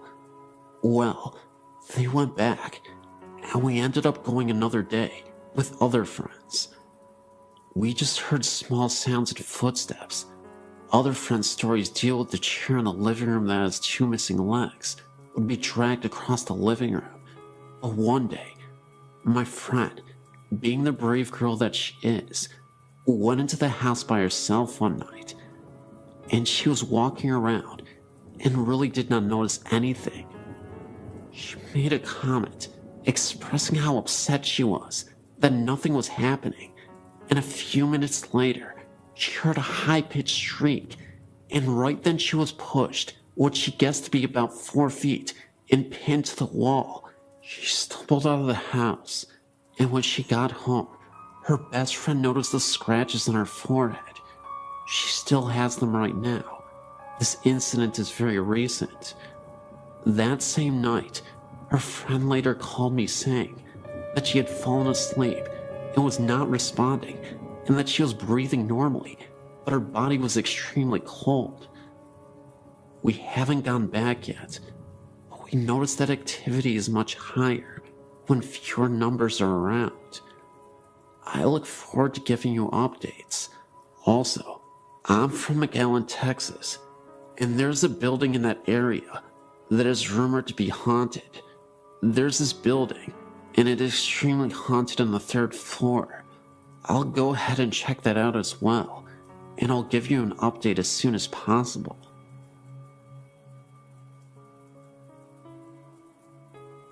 My name is Andrew Pierce, and I'm a local ghost hunter here in Warwick, Rhode Island.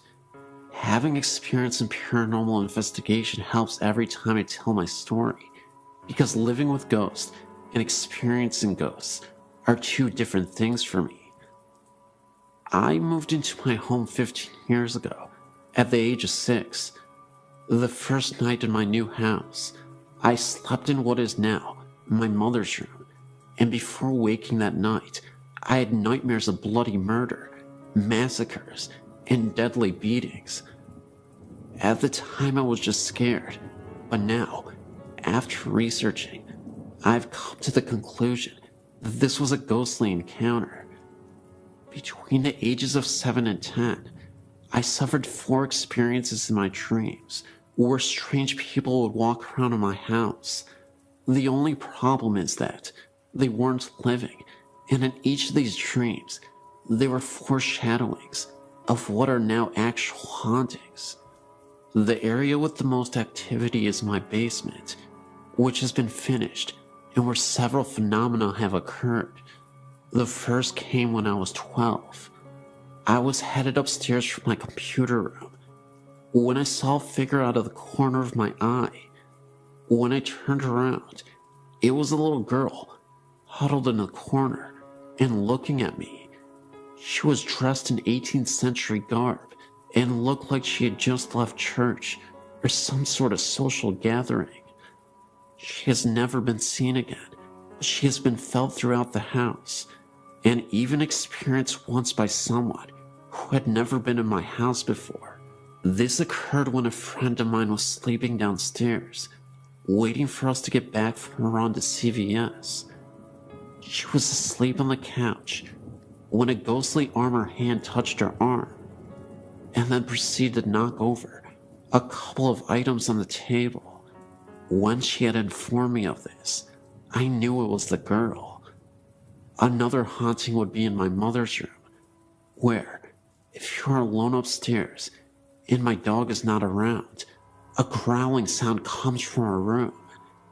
It is entirely inexplicable, but I have a feeling an angry ghost lives in there, but cannot gather enough energy to support anything other than making sounds and haunting dreams. Shortly after my neighbor died, he built the house for his children and loved my family very much. Most of the hauntings disappeared, and a sense of comfortability ran through the house. Everything was at normal temperature, and there was no more dreaded sense of being followed or even watched. This has comforted me greatly, but it only lasted for a short time. Since that time, several newer and less aggressive ghosts have entered the house, and they are seemingly very friendly with my dog. Where he used to bark at them, he is now okay with them and can even be seen playing with them. This was witnessed when I saw him playing with his ball alone, but then noticed that the ball was rolling to him on its own. He would bring it back, and it would only roll once more. Also, this same ghost apparently hates breakfast because it disturbed us one time by knocking over a bunch of papers on the counter and spinning the trash can lid violently. No explainable cause was determined, as it was the middle of winter and no windows were open, and we don't have a fan in our kitchen area. Another ghost prefers to walk around the foyer and up and down the stairs, but never seems to go past the hallways. That's really all that happens, but I wanted to report these since they are the only real, vivid ghost experiences I could ever recall. Thank you.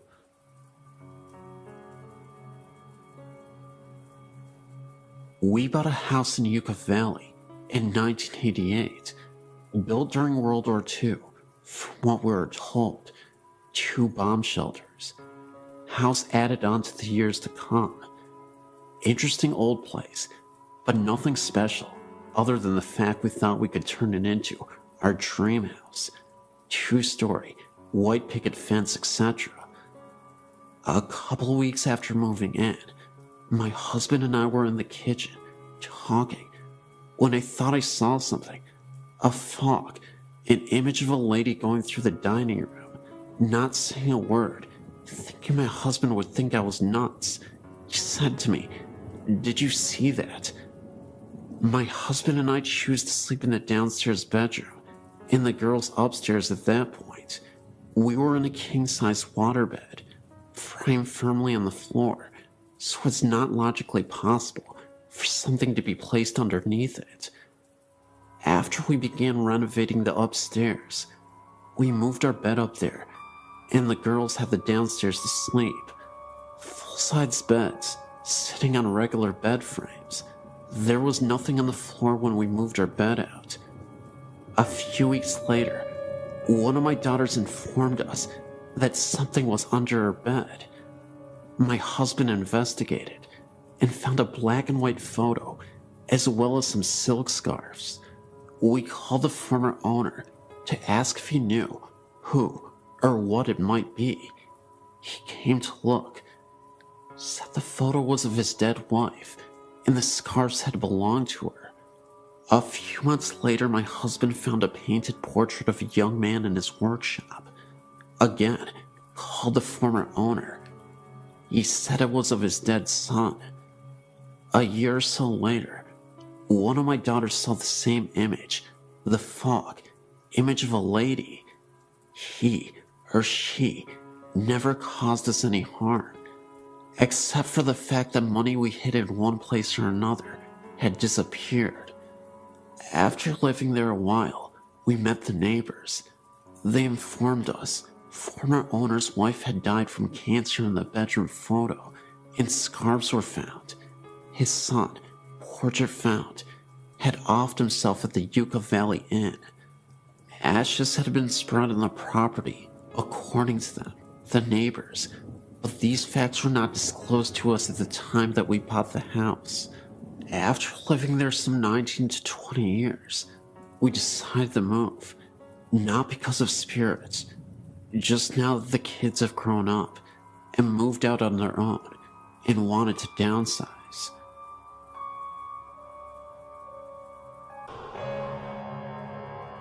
I used to live at the House of 1,000 Stairs in Redlands, California. I lived there for about 10 years off and on with my godparents. They lived there full time. I came on the weekends and during the summer. This place is very active at night. My godsister and I would see the spirits of ghostly nuns walking down the stairs. They would stop to ring the bells in the bell towers and then evaporate into a mist. After a while, we removed the bell that connected to the stairs.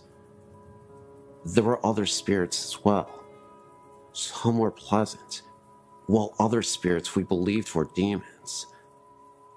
I think the scariest experience we had was one night when I was sleeping in one of the rooms. I woke up to seeing multiple green lights floating aimlessly around me before disappearing. They had to have been orbs. I remember there was a closet which was slightly open. When I looked at the closet, I noticed the head of a figure peeking out with red eyes. If you've seen the famous Amityville horror picture, that's how it looked to me, except with red eyes, of course. There are tunnels that run under the property, and rooms as well, all made out of dirt. Some of the rooms' doors have been covered over with dirt and rocks, so that you cannot get in. If you stay down there at night, you will see nuns going in and out of these rooms that have been covered over. I'm not sure what the nuns did in this house, but there are many restless spirits here. I also believe this place draws mentally unstable people to it. While we lived there, on multiple occasions, we had to call the police because people would break into the property, knocking at our door, telling us the spirits told them to come here. There are so many stories I could tell you, but it's a very unusual place after a while. My godsister and I would sleep in the game room next to our parents' room because we were too scared to stay in our room. That's about all I'm willing to share for now, but I hope you enjoyed these stories.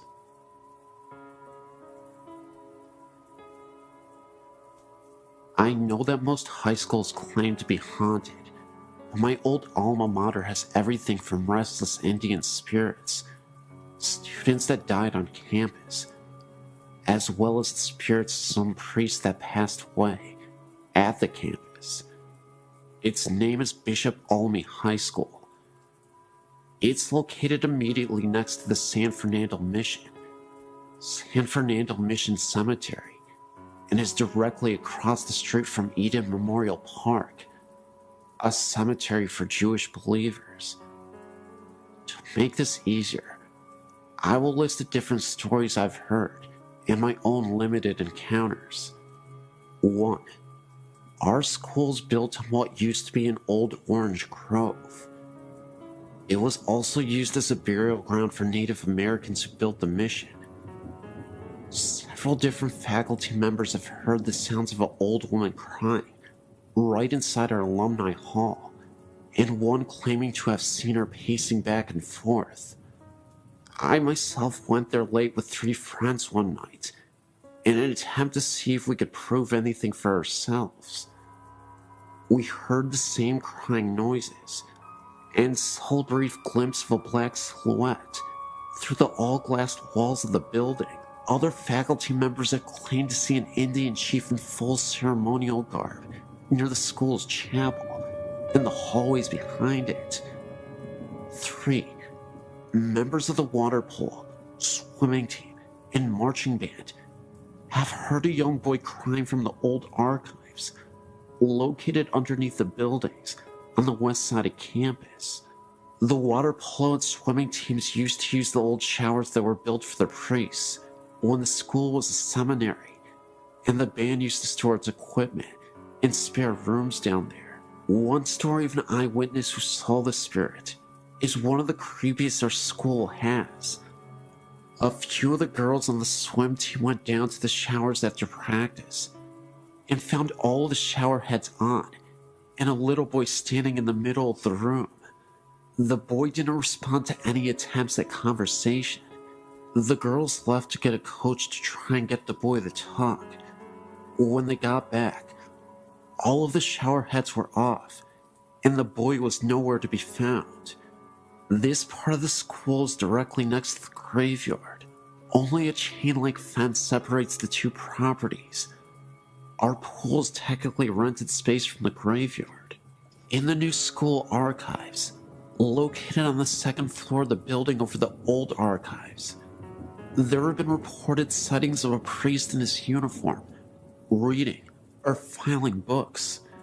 This same hallway, nicknamed the Forbidden Hallway by students, because it has all the permanent records in school's computers' mainframes and is off limits to any student without permission, was once the dorm rooms for the young priests in training when the site still served at the cemetery. A lot of men of God passed on at this location. 5. The hallway behind the school's chapel has had several sightings. The Indian chief, the little boy, and shadowy silhouette have all been seen here.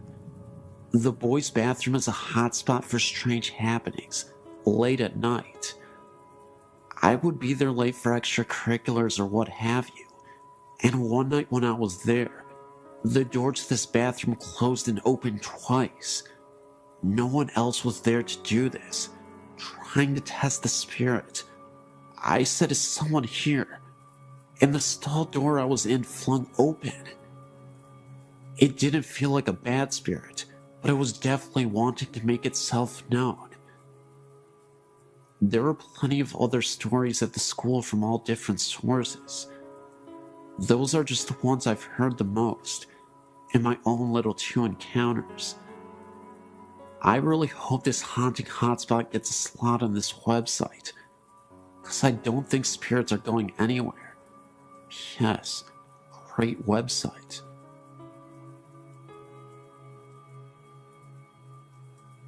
When I was a little girl, about 4 or 5 years old, I remember this clearly as if it happened yesterday. I did something bad to be sent to my room as a punishment. I was laying in bed, not sleeping, mind you, just laying there, looking up at the ceiling. As you may have guessed, I was bored out of my skull. Anyway, a few moments later, I looked at the head of my bed and saw 2 white heads, round-shaped, with red eyes. No teeth, or any body for that matter.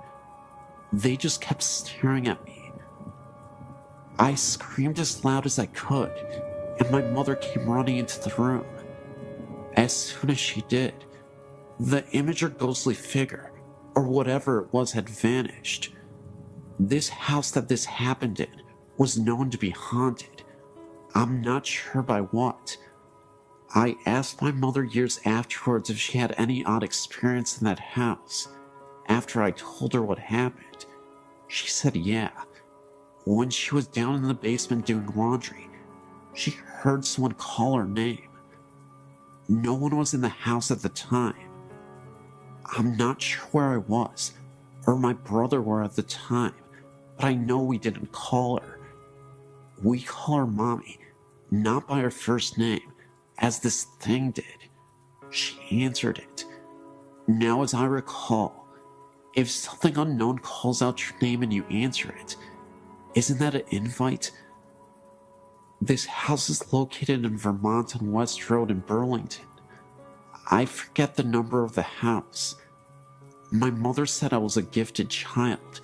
Gifted, meaning able to sense things, as well as sometimes able to predict the future, which I've had in the past. It's not something that happens to me all of the time. Just once in a blue moon, I'd get visions in my dreams that had come as warning signs. For example, my brother was going on spring break during the days of his high school years, driving his Jeep over to coastal beaches in Florida. I recall having a dream of him doing this, and his Jeep caught fire while he was driving down the road. Odd how this dream came about. I told my brother not to go. He thought I was crazy, of course, and he didn't believe in that sort of thing, nor does my husband. Anyway, my brother called me up one day and said that his Jeep caught fire. He had a flat tire and parked on the side of the road. He wasn't going to spring break.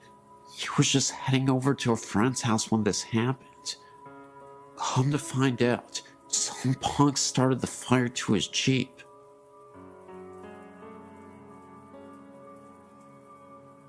In 1977, my friend and I were driving on Old Pleasanton Road during the night.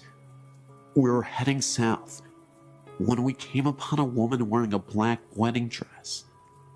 All she was doing was standing there, not moving an inch.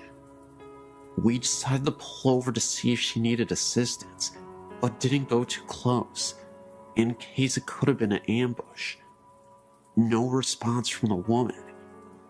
We didn't see that she had a vehicle anywhere around. It was beyond sketch, so we ended up not helping the woman out and continued to drive down the road. As we were driving down the road, we could have sworn we saw the lady through my rearview mirror. She was following us. The only difference was, she was not walking. She was floating towards us. This was after we had driven a mile from where we originally saw her, and there was no way she could have caught up with us in time. Within seconds, the lady disappeared, and she was nowhere in sight. We had to stop the car on the side of the road to gather ourselves, because it almost felt like something out of a movie. When I got home, I told my grandma what happened to us, and she was stunned just like I was. A week after this incident, around the same time period, I received a phone call that my friend was found murdered with a knife through his heart at the same location where we spotted the lady a week ago. My grandma told me that it could have been death coming for him. I still tremble at the thought of reliving all that happened that dark night in 1977.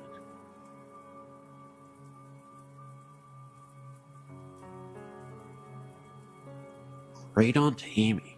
She lived in a small 2-room shack in the middle of a very remote wooded area in northern Michigan, next to her brother and his wife. I remember her writing to me in the mid-60s and telling me they had a road name and a sign now. My younger sister and I loved going there to visit. We would walk in the woods and explore an old cabin and trailer in the woods north of them. They lived very primitively, an outhouse with magazines for toilet paper, and slaughtered their own pigs and cows. There was a great green apple tree down the road, and we always stopped to get our pickings before heading home. One time, we heard a weird noise, and my mother told us to hurry up and get in the car. We had to get going. It was a bear calling for her cub, and we were downwind. Mom feared we may have been between the mother bear and her cub. Whenever we went to visit, we went to see the uncle and his wife first, then Great Aunt Amy. Although we would see her peering over the tiered kitchen curtain when we arrived, Great Aunt Amy was very short and stout, and you could just see the top of her head from the eyes up, over the lower curtain, and I'm sure she was on her tiptoes at that. But she was always so surprised to see us, and just happened to have cookies or rolls just out of the oven. The day of her funeral, the late 1970s, my sister Kathy and I got out of the back seat of the car on opposite sides. I looked at Great Aunt Amy's cabin and then looked over the top of the car at my sister. I knew she saw her too. Great Aunt Amy's little head, eyes peering up over the curtain, as she always did when we came to visit. I could almost smell those rolls baking that she just happened to be making. Recently, my sister and I took a random trip to the area and went by to see the little old cabin again. But this time, it was gone. A new home stood just to the east of its location. I was very disappointed. My sister turned to me and said, "That's alright. She's still there. Can you feel her?" I could.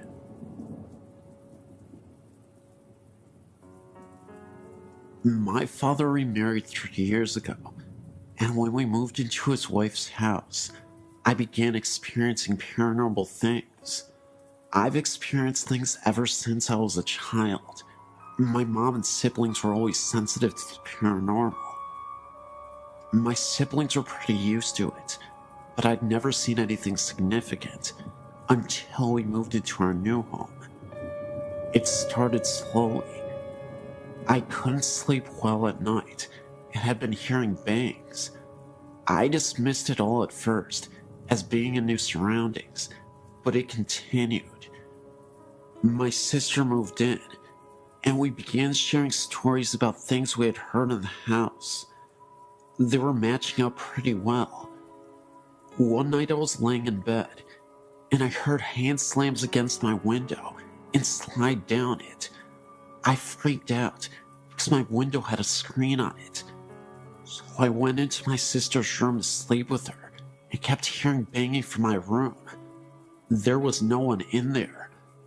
I slept in my sister's room a couple of times before I could sleep in my room again. I began seeing black masses for brief moments after a while, and my sister had one in her room that was about 8 feet tall and human-shaped. We began doing all that we knew, which was praying. After a few years of this, I got a little used to it, but couldn't wander the halls at night without being terrified.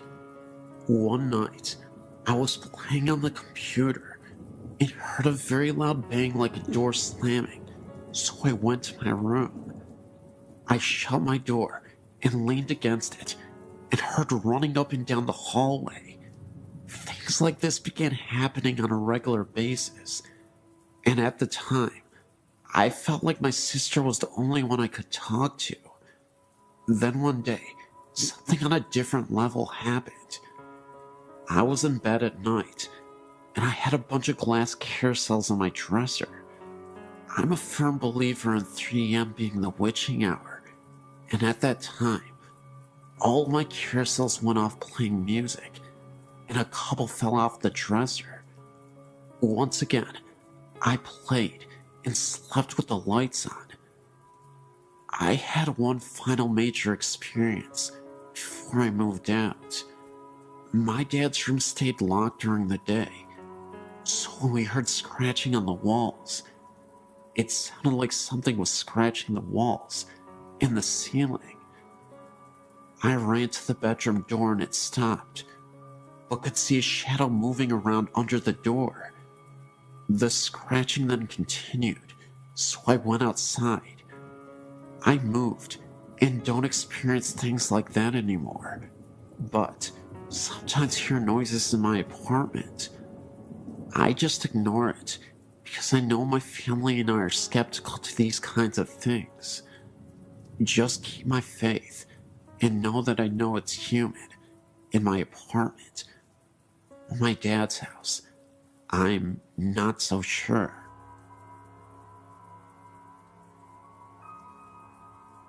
This happened to my mother's uncle in the 50s. Her aunt and uncle were coming back to San Antonio, Texas, on Highway 87 when their car broke down during the night. Uncle Steve went walking during the midnight hour to get help before he told my aunt to lock all the doors. She did just that. About 3 a.m., 3 men in a car stopped to help her. They told her that they would help her, but she told them that her husband had gone to get help, and he might be coming back. So, the men told her that they will leave, and they were going to leave her some food in a brown paper bag, which they left on the hood of her car. Hours after she thought about the food in the bag, but she was too scared to get out of the car. Soon, a highway trooper arrived. She told them that her car broke, and her husband had gone and never returned. The trooper asked her if she had seen a few gentlemen in a '57 Chevy. She told him about the 3 men that stopped, and before he left, he asked her about the bag on the hood of the car. She told him that the men left her some food in case she would get hungry. The officer grabbed the bag and peeked in it, and out of the bag, her husband's head came out. She has not been the same ever since then. I live in a small town in Kansas. I've lived in several houses in this town, and in just about each house have had strange experiences. The first I can recall was in a small farmhouse in the country. My sister and I shared a room and had bunk beds. The head of the bed was the opposite of how most people would set a room up. The head of the bed was by the window, and the foot of the bed was flush to the wall. I was in the bottom bunk, and my sister in the top bunk. I recall waking up one night and looking out the window to the shed that was across from me. In the top window, the second floor, I noticed a black human figure, no discernible facial features. It had a pale yellow light glowing around it, just purely out of fear and not wanting to experience this alone. I asked my sister, who was supposedly asleep on the top bunk, if she was seeing what I was seeing, not expecting to hear her to really answer me, and she said yes. We still joke about our psychic connection. When I was in high school and living in a small town as I do, my friends and I would drive around the countryside, mostly because we heard that there was some scary haunted place outside of town, and we always liked to investigate. But one night, I was sitting in the front seat of my friend's car and noticed that there was a small boy running in the road ahead of us. It was rather late at night, at least sometime after midnight, a very strange hour for young boys to be running out in the country. I noticed that he had on a red and green striped shirt and brown pants. What was really creepy, though, was the way he just kept looking back at us, almost begging to be hit. I could only see this boy at the middle point of the curve in the road. Just as we were rounding the last corner, he would disappear. It would only last several seconds. I questioned whether or not I was losing my mind, or if I really saw it, because no one else did. Another story I have was when I bought the house I live in now, still the same town. I'd fallen asleep on the floor in my living room. My dog was sleeping next to me. I'm not even sure what exactly woke me up, but when I looked towards my bedroom, I could see a small girl in a white nightgown. She had blonde hair, and next to her was a white cat. I could see through them. They had a mist around them. And again, just as it registered what I was seeing, they vanished. A few months later, I was in my room, standing on the edge of my bed, which is right next to the bedroom door. I was reaching for the light fixture to change the light bulb, with my arms extended. I noticed a man, dark short hair, and in his 30s. He had dark-rimmed glasses, and he walked past me through the living room, into my room. As soon as he got past my arm, so he would be standing right in front of me, he disappeared. I've also noticed small dark figures, a possible dog, like roaming around me when I was walking in my house at night. I always try to jump over them, thinking that it was my dog, but she was in another room when this happened. In 1978, my parents purchased a relatively new house in Niceville, Florida. The land the house had been built on had previously been a swamp that was drained to make way for the housing subdivision. Nothing bad had ever happened in the house, yet, after living in the house for a short time, we all began to notice odd things. It started the night I broke up with my fiance. My parents had got out for the evening, and I was in my bedroom crying. Suddenly, I realized I was not alone. I looked up, and I saw a woman dressed in the turn-of-the-century clothing. She had a look of extreme empathy on her face. I did a double take. Never take your eyes off of them, I've learned. And my visitor was gone.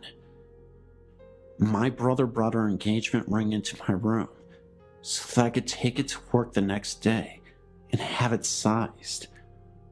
When I woke up from my nap, I got the ring off the dresser and noticed that it wasn't quite right. I got on my loupe and discovered that the ring had been squashed. I took the ring to my parents and showed it to them. Dad examined the ring. As a scientist, he was a little more observant than I was. He pointed out that the ring appeared to have been squashed from the right, beside the head that held the diamond, as if it had been sitting on the rear shank of the ring, and an incredible force put on it that literally broke the head from the shank, without leaving a single scratch or gouge mark. That kind of spooked me, since I had been sleeping with the ring on the nightstand next to my head, and it had been fine prior to being placed by my bed. However, events would soon unfold that made us all realize that the house was indeed haunted by the lady, but she was a friendly ghost, provided you were nice to her family. After having moved to the house, my mom was in a terrible car accident, which almost killed her. She was in the hospital for over 6 weeks, and even after she got out, she was in and out of the hospital repeatedly. By this time, I was married and out of the house, but my middle sister's kids would stay over while my sister worked nights. My niece slept in my old room, which seemed to soon become the epicenter for activity, perhaps because of the pre-adolescent age. It started with her being awakened by the feeling that someone was sitting on the bed. She turned on the light and saw depression in the bed, as if someone were sitting there. As she watched, the depression slowly lifted out, as if the person sitting there had stood up. She was too frightened to sleep in the room after that, so her brother slept there for her. He was awakened every night by the sound of a dresser drawer being pulled out and rattled. At first he thought it was Granny, but then he turned the light on and there was no one there.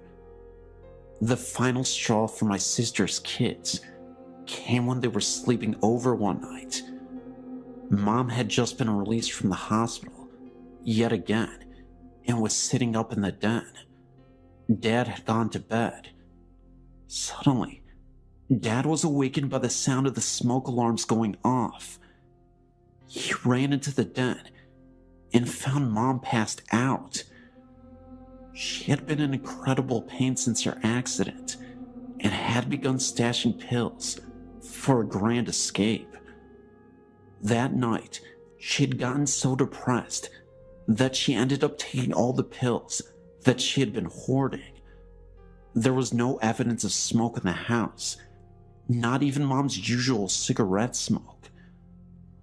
By this time, the smoke alarms had stopped blaring their alarms, but Dad stood there, surveying the scene and thinking about how much pain Mom was in and how horrible her life had been since the accident, and even going as far as to whether it was even right for him to decide that Mom was not entitled to escape the horror her life had become. Then the smoke alarms went off again. Dad figured somebody was trying to tell him something, and he called 911.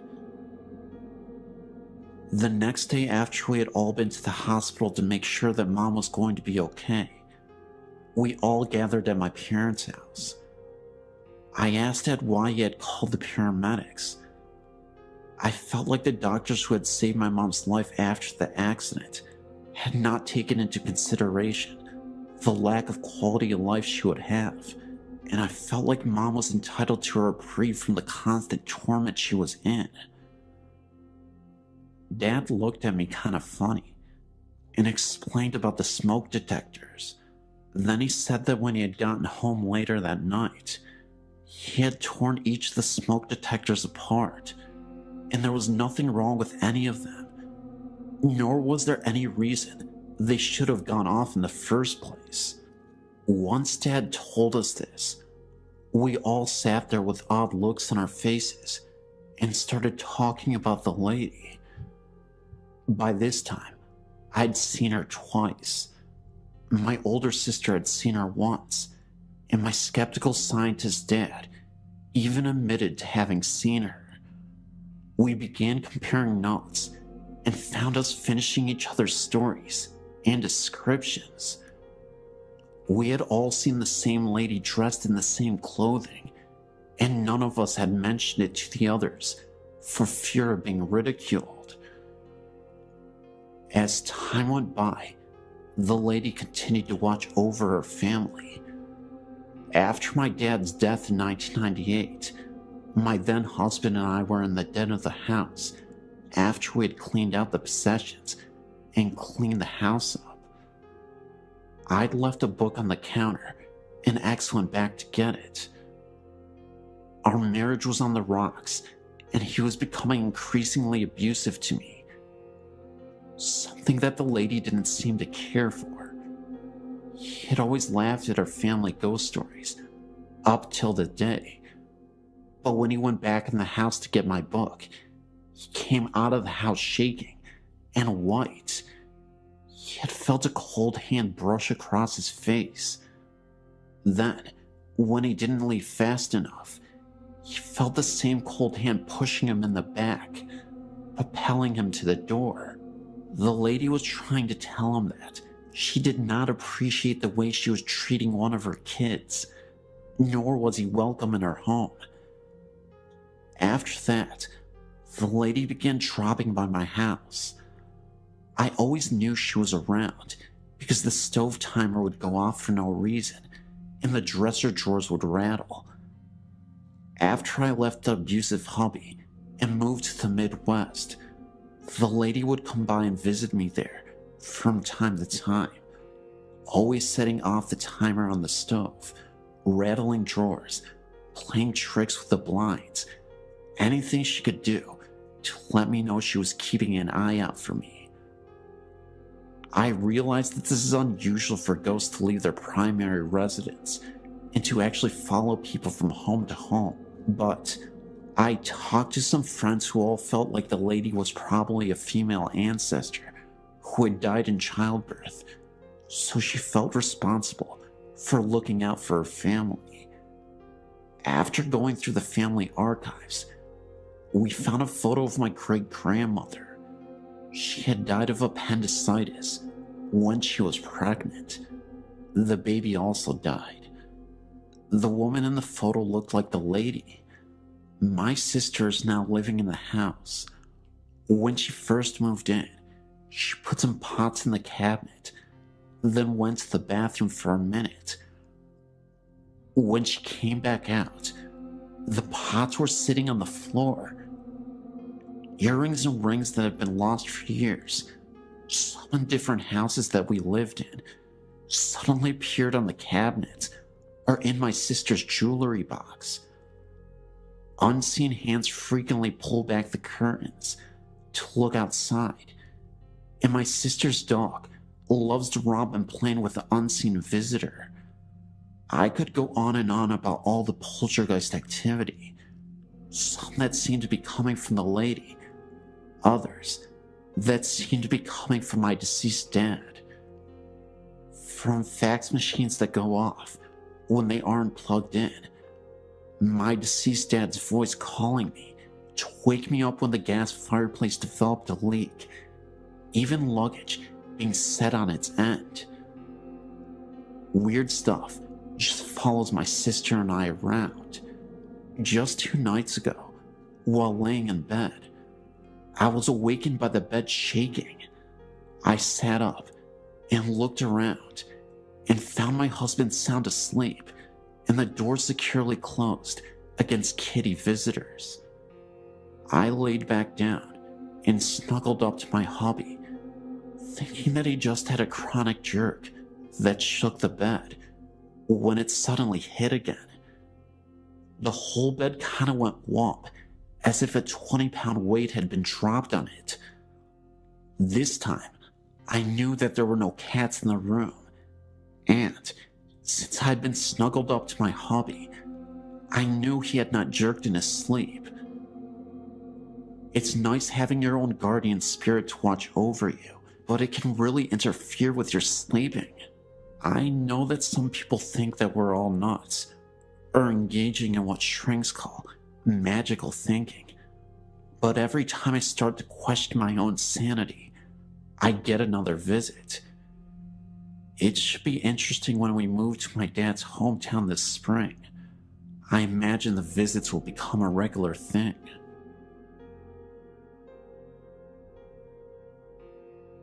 Growing up in rural northern Wisconsin, there were few opportunities for earning cash, aside from service positions and agricultural work.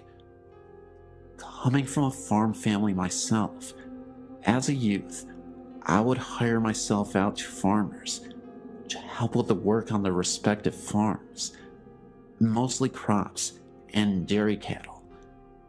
If you never have this experience, it may come as a surprise that these farms are usually isolated and could be quite unfriendly, creepy, and sometimes dangerous.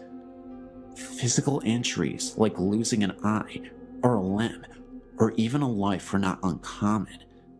This is the setting for my story. One January, I was a hired boy at a dairy farm owned by an elderly couple with whom I was acquainted with through a parish church.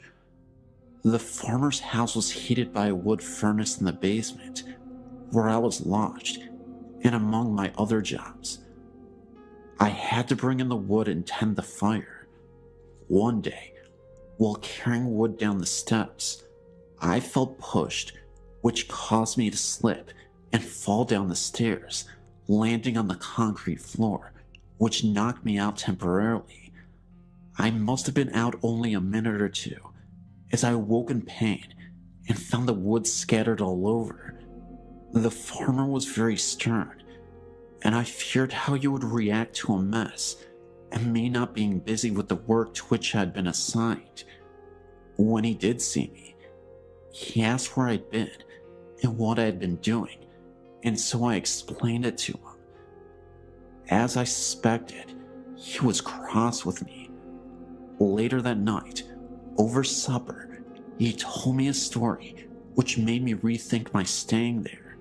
He related that some time ago, his wife, although a Catholic like me, had been dabbling in the occult, things like divination, astrology, cards, etc. Odd things began happening around the farm, and it was no longer prospering. He told me that the last straw had been when he awoke to find her levitating above their bed in the middle of the night. They decided to call the parish priest. The priest, whom I will call Father X in the story, was a mature, spiritual, and virtuous man whom I knew and respected. His brother was likewise a priest and an exorcist. The couple explained what was happening on their farm and house. Father X had to get rid of the occult books and the paraphernalia, and after hearing their confession and absolving them, offered to bless and cleanse the house with a kind of minor exorcism. Before getting out his handbook of rituals and his stolen holy water, he had them close and lock the doors and windows for some reason. He went through the residence, leading the couple in prayers and reciting the house blessing, and minor prayers of exorcism, all the while sprinkling each room with holy water. When they reached the last room, which was the kitchen, Father X was finishing the prayers, and after everyone said amen, the kitchen door, which led outside, unlocked by itself, opened and then slammed shut. Father X then explained that this is why he had locked the doors previously, to make sure that by the door opening and closing by invisible force, he could tell by that sign that the spirit had really left. The farmer went on to explain that he liked the instruction that Father X had left him with, namely, that the devil is like a dog on a leash. The demons are all restrained by the power of God, he said, chained, as it were, and they cannot really hurt you directly unless you come within their reach. Occult practices, blasphemies, and even grave sins can put people in places within the perimeter of the influence of evil spirits, and so if you want to avoid being harmed by them, don't come near them any more than you would approach a vicious dog that has been chained. I asked the farmer if the basement where I was lodging was also blessed. The farmer thought for a moment and said he did not recall that it was. The door to the basement was right outside of the kitchen door. After the experience with my fall that day, and the story that the farmer told me about what had transpired, I determined that I would not stay there another week. I left and didn't return. I didn't explain why, except to say that I wanted to be closer to the parish church and I wanted to go to daily mass. I did not have my own transportation at that time, except my bicycle. The farmer was unhappy that I left, as I was hardworking and well behaved, but for me, there were plenty of other farms where I could work that did not have such problems.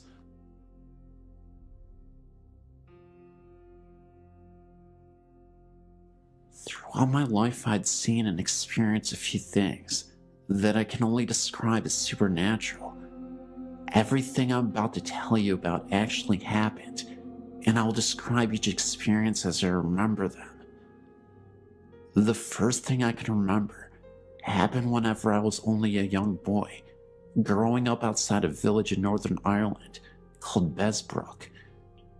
It was during the winter, because we had a heavy snowfall the previous night, and I was outside playing with my two brothers. After a while, I went inside to warm up because my hands were frozen. My mother told me to take off my boots so that I wouldn't tramp snow all over the house. I sat down at the table with a bowl of soup in front of me, and it was then that I noticed something out of the corner of my eye in the hall leading from the kitchen to the living room. I turned to see what it was, and what I saw absolutely terrified me. I saw the figure of a woman walking down the hall towards the kitchen. I just got up and ran out the door without putting on my boots and jacket into the snow, and refused to come back inside, even though my mother insisted that there was no woman in the house. Over the next number of years, nothing happened except what sounded like somebody walking around the house, even when the rest of the household was in bed or away. Everyone heard the noises, but chose to ignore them. Then one Saturday morning while I was still in bed, I was shook and awake and told to get up and come down to breakfast. Whenever I opened my eyes, there was no one in the room, so I assumed that they had already gone downstairs. While I was getting dressed, a voice was calling from downstairs for me to hurry up. When I did get down to the kitchen, there was no one around. Everyone else was still in bed. A few days after, my youngest brother claims to have saw a young boy standing in my parents' bedroom, who just stood there, looking at him. Shortly after this, someone unknown attacked my brother in his bed, leaving him with a black eye. The next few years were quiet, except for the noises. Nothing else that I know of has happened in that house, except for the noises. But I did tell you that I lived outside a village. The best way to get to the village is through a wooded area, and this place is a very strange place. I could distinctly remembering a moment when I had to walk through these woods to get to the village, and all of a sudden, in the middle of the night, I saw a circle of people in white robes just standing in a circle and holding hands. I was so scared about what was happening that I ran the other direction and no longer wanted to run through those woods ever again. I actually had a friend of mine who was walking through the woods, and he swears to this day that he saw a woman just flying from the distance from one side to the other. Looked like a witch, but she was floating, had really dark black hair, and it just looked like she faded out. These are the only things I've seen in my life, and with that last story, my friend has seen, but I've heard other stories by people I know. The shop at the bottom of the road is said to be haunted by the ghosts of the 7 British people killed there in the 80s, whenever the original patrol station was blown up. I mentioned earlier, I'm from Northern Ireland. There is a high viaduct in the area, which is used as a railway line. 18 people died constructing it, 1 for each arch, and numerous others have offed themselves off of it. The stories are that at times, you can see these people, and they all look sad. There's also the blood on one wall in a friend's house, and no matter how many times it is painted over, the blood still comes through. All this is true, and has happened within a square mile of where I live.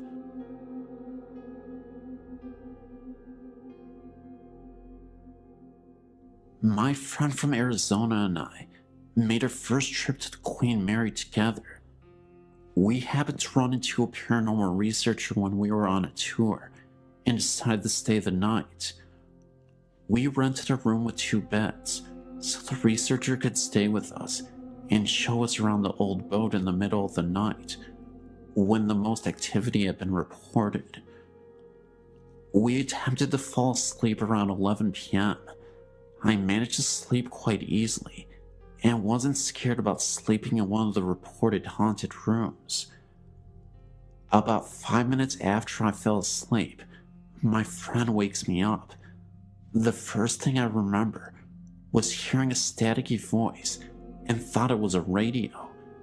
It wasn't until she asked me if I heard the voice. That was when I realized there was no radio anywhere in my room. My instant reaction was to turn on the light and look around the room. I reached up and tried turning on the light, and nothing happened. We were really freaking out now. The light had just been on. My friend finally turned her light on, and we laid there in bed for a few more minutes, and I decided to try the light again, and this time, it turned on no problem. We tried to fall asleep again because we wanted to wander around the ship at 3 a.m. to avoid security guards. As soon as we turned off the lights and laid down, I saw my blanket pushed down and felt something on my arm. My friend also reported feeling things brush against her arm. As tired as we were, we just decided to ignore it all and go to sleep. 3 o'clock rolled around and we went to the pool room, reported to be the most paranormally active area on board. We took several pictures, and the researcher and my friend called out to the known ghosts. I didn't want to because I really felt like I was intruding. I felt sad and angry feelings throughout the whole area. I was looking around when we all heard a man moaning. My friend and I booked it back up the stairs and stood against the wall.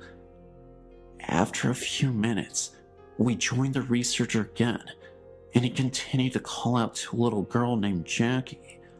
I wasn't paying attention at the time, but I heard my friend gasp, and I looked over, and she asked me if I heard that. I missed it. The researcher heard it too. It was the voice of the little girl. She was singing for them. I will never forget my experiences at the Queen Mary, and actually plan on going back soon. I came aboard not believing, and left a member of a paranormal research group. My girlfriend Liz and I haven't been together for very long, but we share a passion for ghosts and hauntings. On our second date, we went to a couple sites in our county that are supposed to be haunted. The scariest one has to be the Jericho-covered bridge, located in either Fallston or Jarrettsville, depending on who you ask. As Liz and I drove up to the bridge, a heavy fog rolled in, almost like the ones you see in the old movies, set in places like London. This was weird, because Liz and I have been driving around the county for the last 2 hours, and we had only encountered fog in this one place. Maryland was a neutral state during the Civil War, but racism ran deep here. The Jericho-covered bridge is a grim reminder of that. It is a well-known local legend that runaway slaves were hung from the rafters of the bridge, and sometimes left there for days.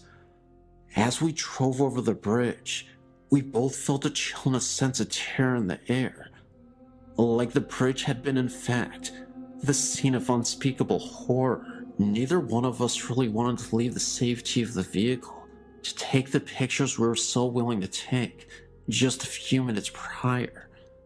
Eventually, though, we did take the pictures, and when we got them developed, we found only 2 pictures had turned out.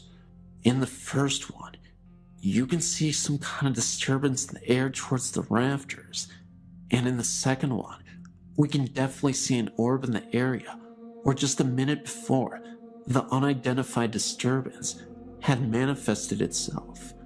A couple of months ago, I was living in a house with similar history as the Hanging Bridge. It was a super old Victorian-style home, very big, wide and spacious, multiple rooms.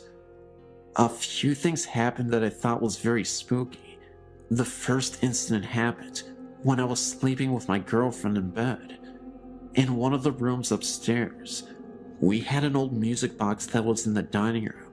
It came with the house.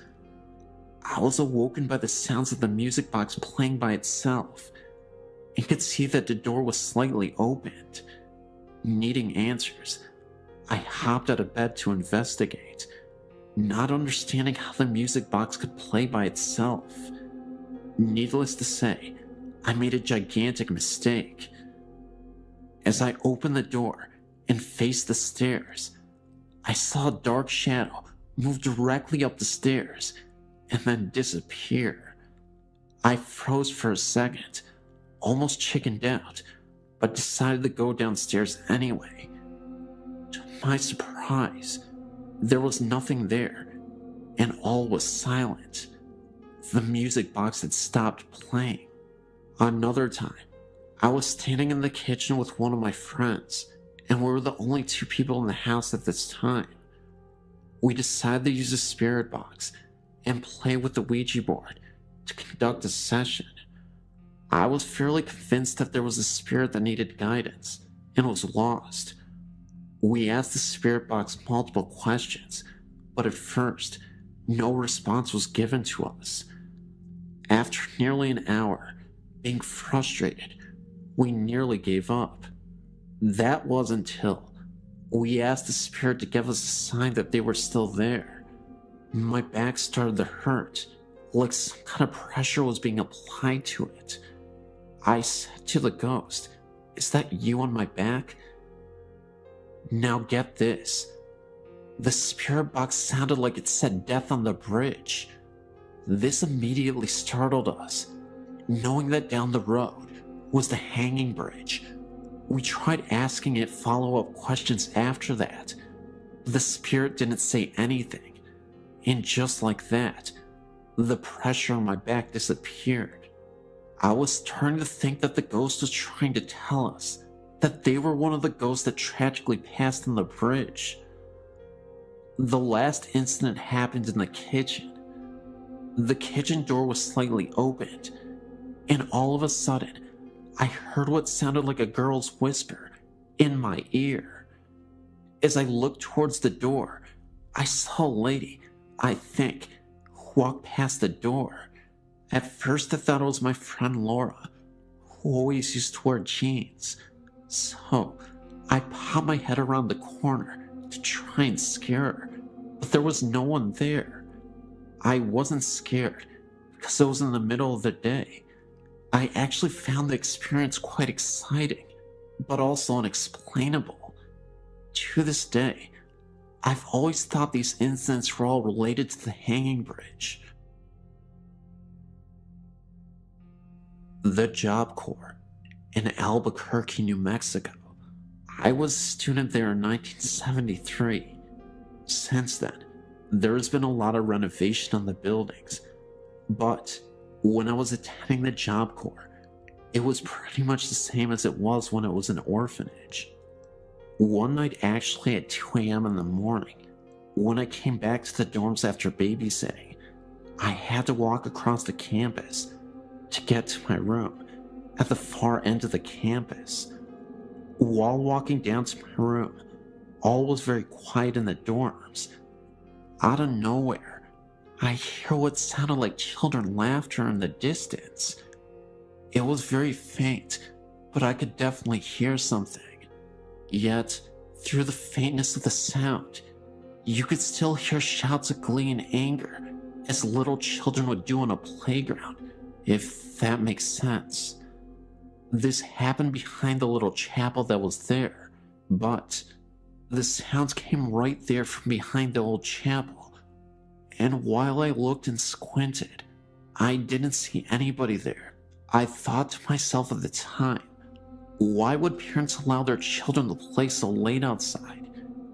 It was cold, and it was dark. Meanwhile, my hair was standing on end, and I tested the wind to see if the noise was carried from another place. Noises can carry long distances. There was no wind at all. At the time, I didn't know that the Job Corps used to be an orphanage until the next morning, when I was talking to my friend about hearing those children. This service worker told me that she used to work there as a service worker for the orphanage. She told me the voices I heard were probably the little children that died of broken hearts while she had worked there. Her face went pale as she told me that the children she thought were treated cruelly.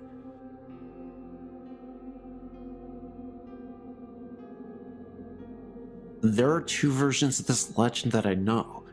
It's called the Devil's Footprint. The first is about a construction worker that was aggravated with a boulder that would not budge. The man stepped on the boulder and said, "I will give my soul to the devil, this boulder will move." By the next day, the boulder had moved, and there was an imprint of a human foot and a hoof print of the devil. The man was never seen again. The other version is about a farmer that was having a terrible harvest. He then said, "I will give my soul to the devil if I had a bountiful harvest." Indeed, the farmer's harvest was bountiful, and he made plenty of money. The farmer was quite pleased with himself, until the day the devil came to collect. The farmer refused to give the devil what he wanted, and a chase ensued. They ran all around the farmer's land, and the chase ended when they reached a cliff. I believe the footprints happened when they had their final fight at that cliff edge. I've heard many stories about the devil's footprint being haunted. My fiance told me about an occurrence that happened when he was there with his brothers when he was about 13. He said that his brother was contacted by a ghost, according to him, and his brother swears this very day he was standing in front of the church doors, and being a rebellious young man that he was, he attempted to kick the doors open. At the moment his foot hit the door, it swung open and knocked him off the steps. Now, you may be thinking that there was probably someone on the other side of the door playing a prank, but keep this in mind, the doors open inward, not outward. I also know someone that was there very late at night, and she swears that she saw hooded men walking the edge of the woods. I myself had an experience of sorts. One night, a friend and I decided to go find the place. We drove and drove, and we couldn't find it. When my friend was so sure she had driven too far, she turned back. We figured we better wait until daylight to look for it, so we turned on the road that we thought would take us home. And what did we see? The old cemetery and that unmistakable white church. Of course, we freaked out. My friend swerved and barely escaped going off the road. By this time, we were both feeling a little unsettling feeling in our chests. Now, whether this was due to some unwelcome presence or fear, I'm not certain. I'm assuming the latter. However, needless to say, we didn't stop there that night.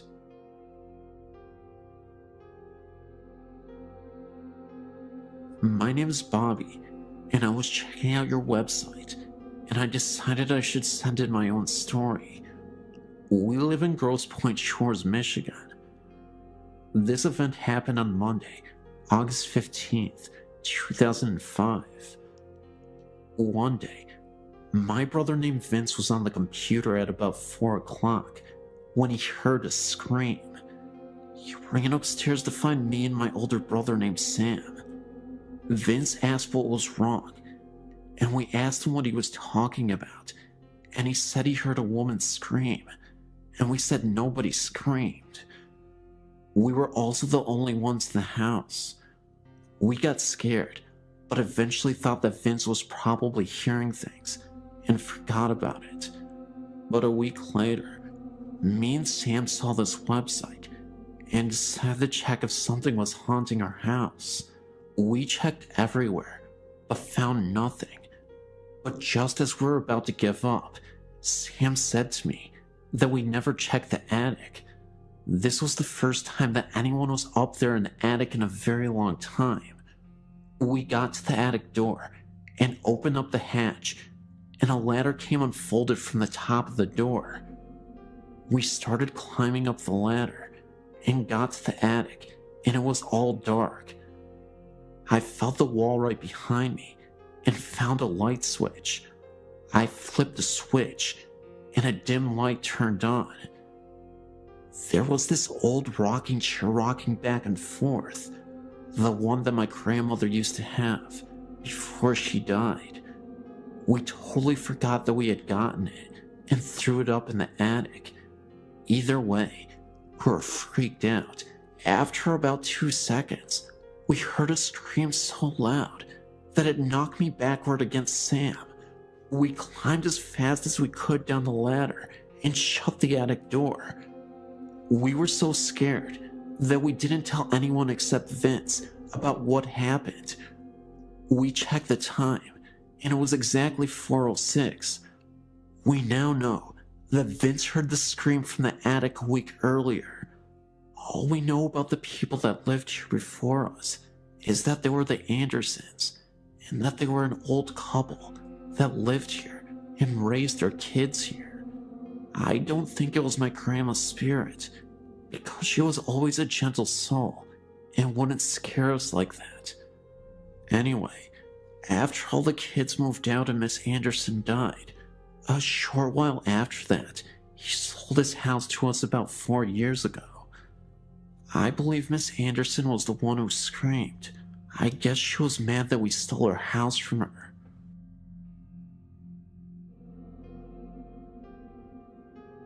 When I was a freshman in high school, my parents moved us from the city in central New York to a big, empty house in the country. Little did we know that the house is haunted.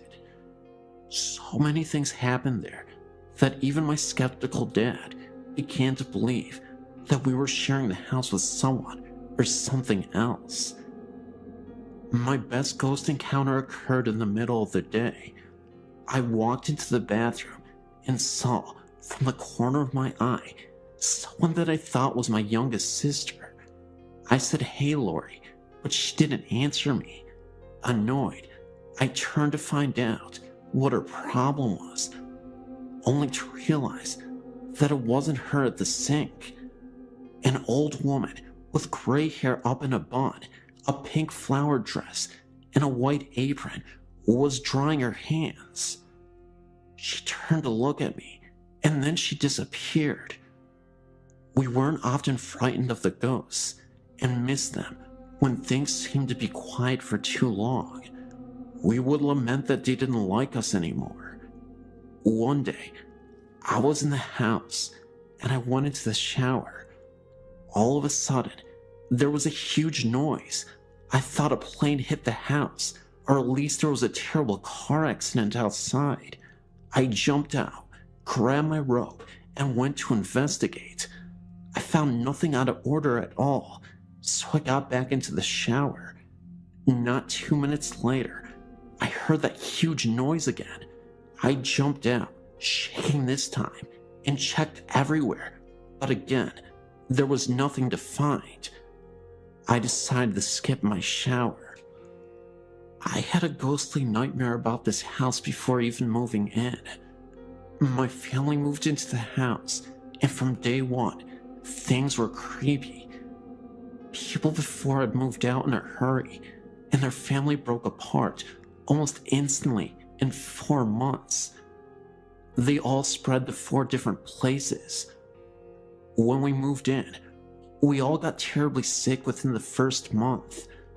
My mom had a life-threatening experience. My sister ran away. All the pets in the house died mysteriously with no known cause of death. My parents divorced. All of this happened in only 4 months. I walked into the house after school one day, and I heard my name being called. I knew no one was home because none of the cars were in the driveway. The voice calling my name sounded exactly like my mother, and I looked all around for her, even though I knew that she was presently in the hospital. Within the next few days, and a few more creepy paranormal events, all 4 of us left in just as much of a hurry as the one before us, leaving most of our personal belongings. We all split, each of us in a different car, to different places away from each other and away from the house. I will never go back to see it, nor would I wish the haunting of the house on anyone else.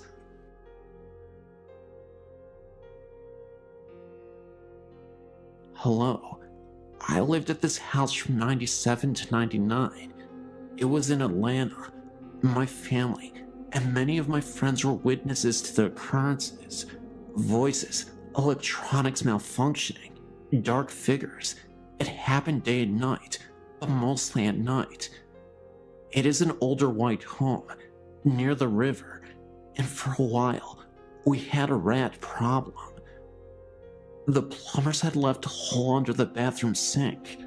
The rats, who are fond of shiny objects, left 2 human molars, complete with silver fillings, on the bathroom floor on 2 separate occasions.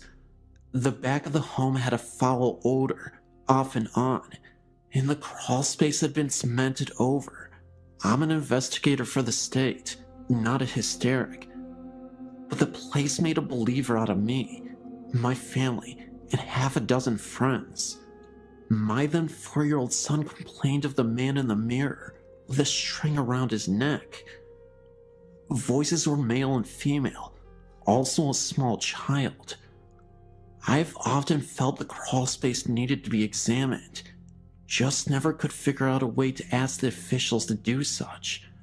I truly think that there is a body or bodies under that house. Myself and a girlfriend watched as a man-shaped shadow moved across the dining room wall into the kitchen where the light turned on. Well, we're checking out, if you can get the new owner's permission.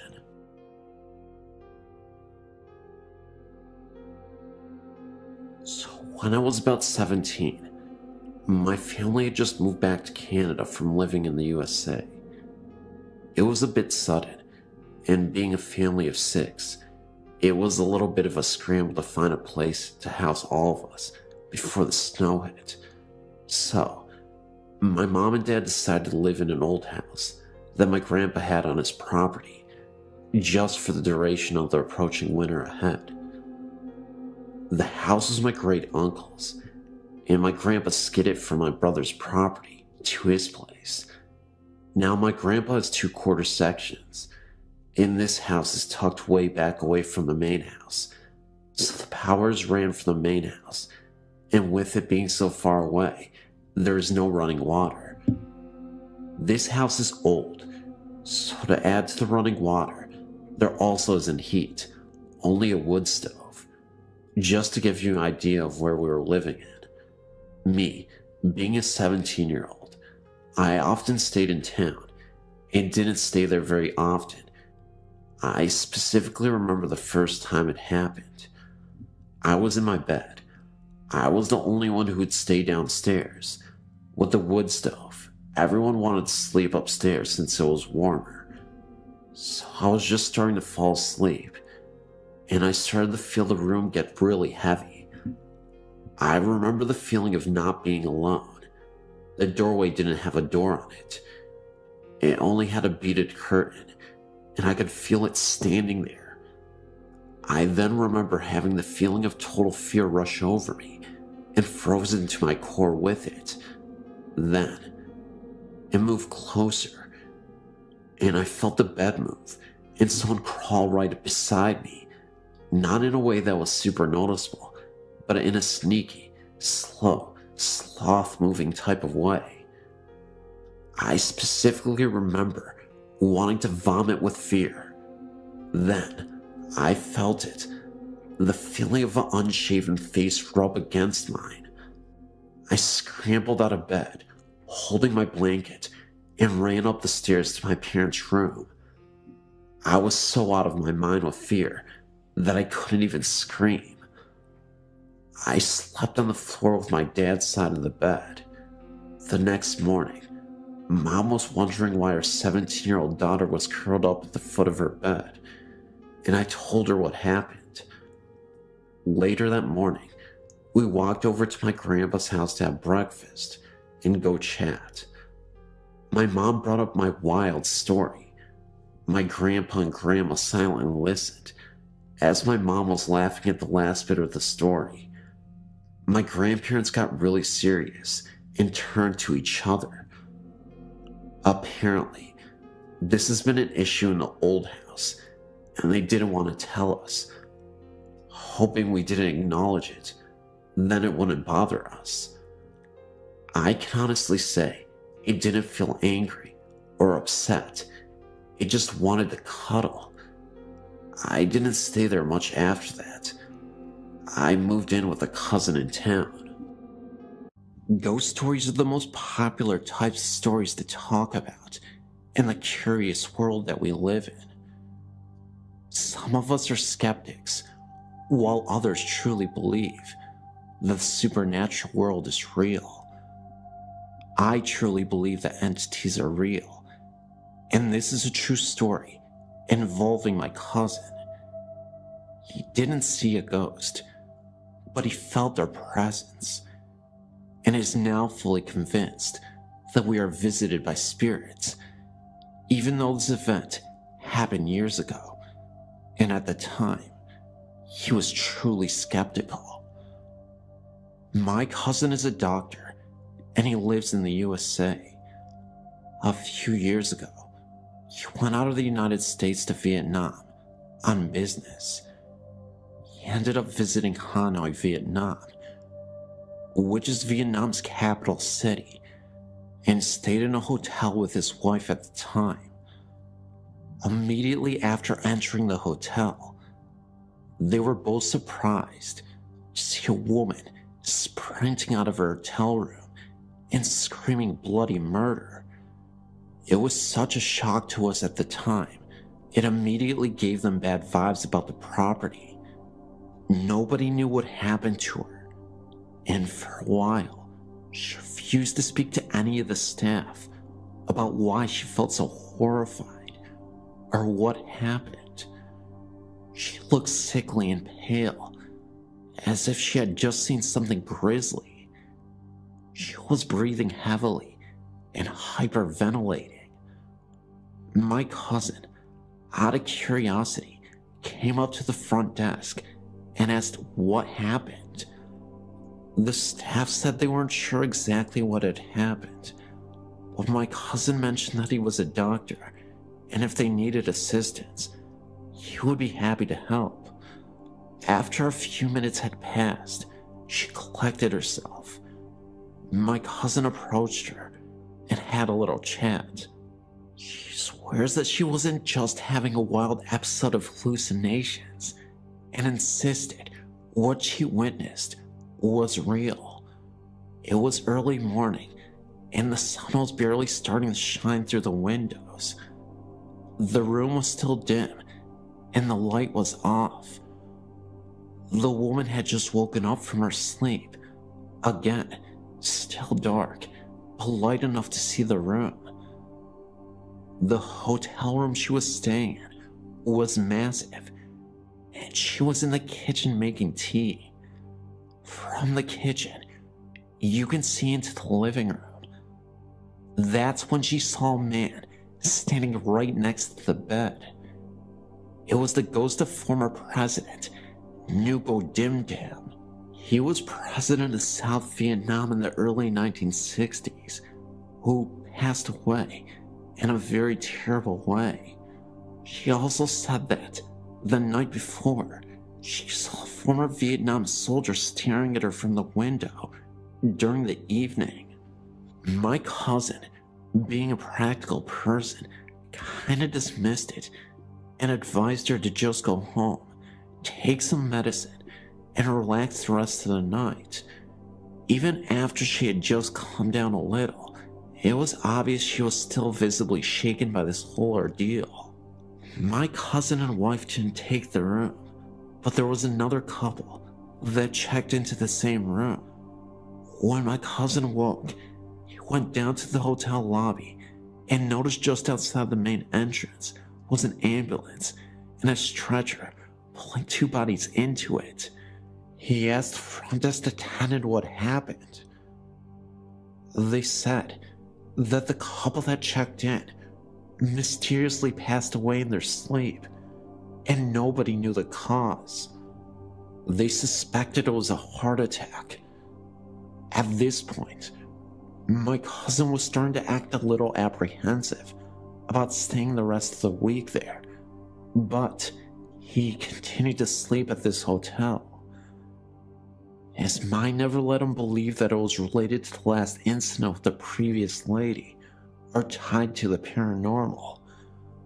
Until a couple nights later, all was silent.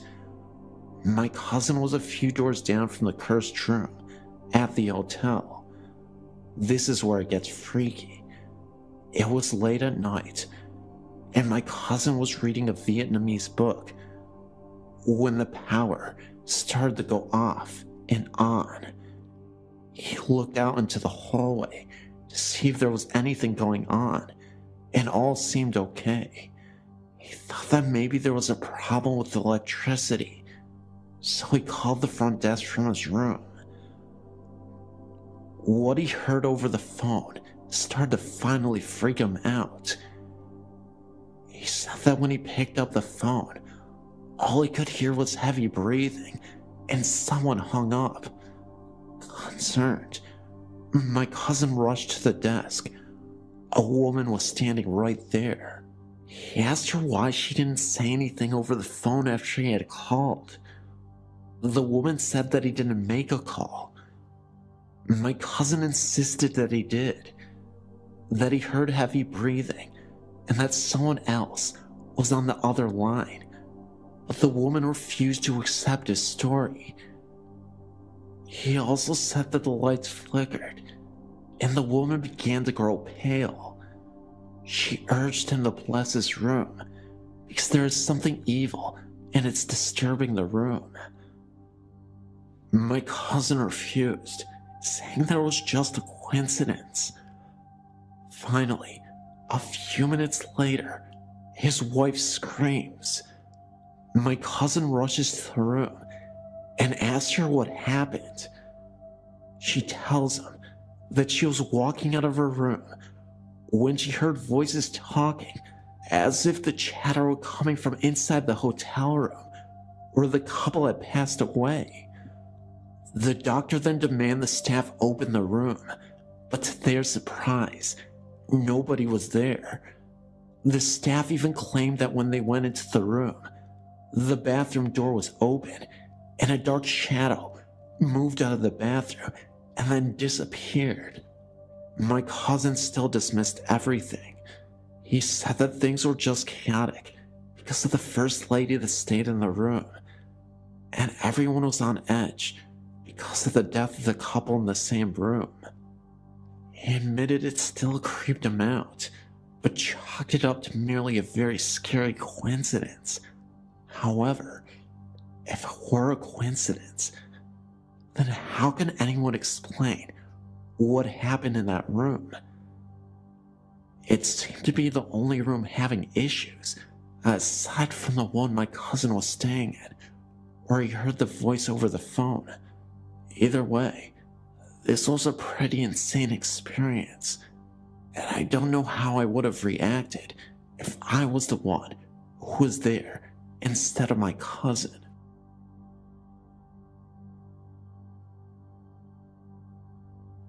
I don't remember the year that this happened, nor the age that I was. I still remember it though, as if it were yesterday. So, my aunt just got a new computer. She was never a technology ace or anything, so she had no idea how to get it started. When all else fails, call my mother. My mom was a whiz at computers, so my aunt asked her to come over and hook up the darn thing. My mother, being the lovely lady that she is, agreed to do it within the week. It was actually that weekend that she decided to do it. So, Mom decides she wants to go over my aunt's house, kinda late for some reason. I was very young and couldn't stay by myself, so she took me along, since calling a babysitter at the last minute would be very rude. We finally got there. I look up at the house, admiring its large size. I did think it looked pretty scary though. We struggled getting inside because my mom couldn't see the keys. As soon as we did get inside, I was frightened. All of the lights were off and nobody was there. Or so I thought. My mom wanted to get started with her work since it was maybe 9 o'clock already. She told me to stay upstairs and watch TV while she was in the basement, hooking up the computer.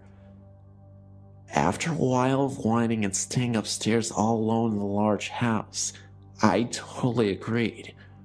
My mother stayed with me for about 5 minutes, showing me how to work the TV. I begged and pleaded for her not to go, but it was her duty as a sister to fix the computer. She finally went downstairs, and I was left alone in the huge living room. I decided to turn on the cartoons, thinking it would cheer me up a little. I finally started to calm down and even laughed at the silliness of the cartoons. Then, all of a sudden, I heard the loud noises in the kitchen. Apparently, my mom didn't hear it, and to me, she was God, so anything she said went. After she said nothing, I proceeded to ignore the noise. But then it happened again. I ignored it. It happened again. I ignored it again. It happened once more. By that time, I was so annoyed at the noise because it was disturbing my cartoons. I was so mad, I forgot my rule about my mom, and I jumped up from the couch, turned around, and almost yelled, "Shut up!" when I saw this mist in the kitchen. It seemed like it was in the shape of an elderly woman with a long white dress and long white hair. I was so shocked, I couldn't scream. So I ran as fast as my little legs could carry me, downstairs into the basement and into my precious mother's arms. I didn't tell her what happened, as I was still in shock, awe, and amazement at the creature that had stood before me. I only explained about the noises. She said she was hearing little noises, not loud noises, around where she was. I stayed down there with her because she said I could, especially when she saw my little white face. As I was sitting on the couch, playing with numerous toys that were scattered about, I heard a soft bark. Then I heard a whimper, and then another soft bark. I knew it was coming from the room that held the water tank and such. I thought about the dog, Oreo. It must have been him. But then I remembered he died about a couple months before. My aunt and uncle at the time owned no animals, not even a bird, and it was way too late for someone to let their dog out. Besides, I don't think I would have hurt a dog, as I don't believe anyone in the community even owned one. What frightened me the most was that poor little Oreo, a dog that had been banished to live outside for no reason and was never fed, died on the ground right above where I had heard the noise. I told my mom about this. She said that she heard nothing. I told her to hurry up with the computer, which she did because she was hearing things too. We both ran up the steps and out the door. After we looked, we ran to the car and got in. I was scared because the car was not starting up. Then all of a sudden, it did. I was so happy to be out of there. My cousin had heard noises such as the one I had heard in the kitchen, except they were outside of the room. Also, my other cousin claims that he heard a noise in the oven, like something was in it.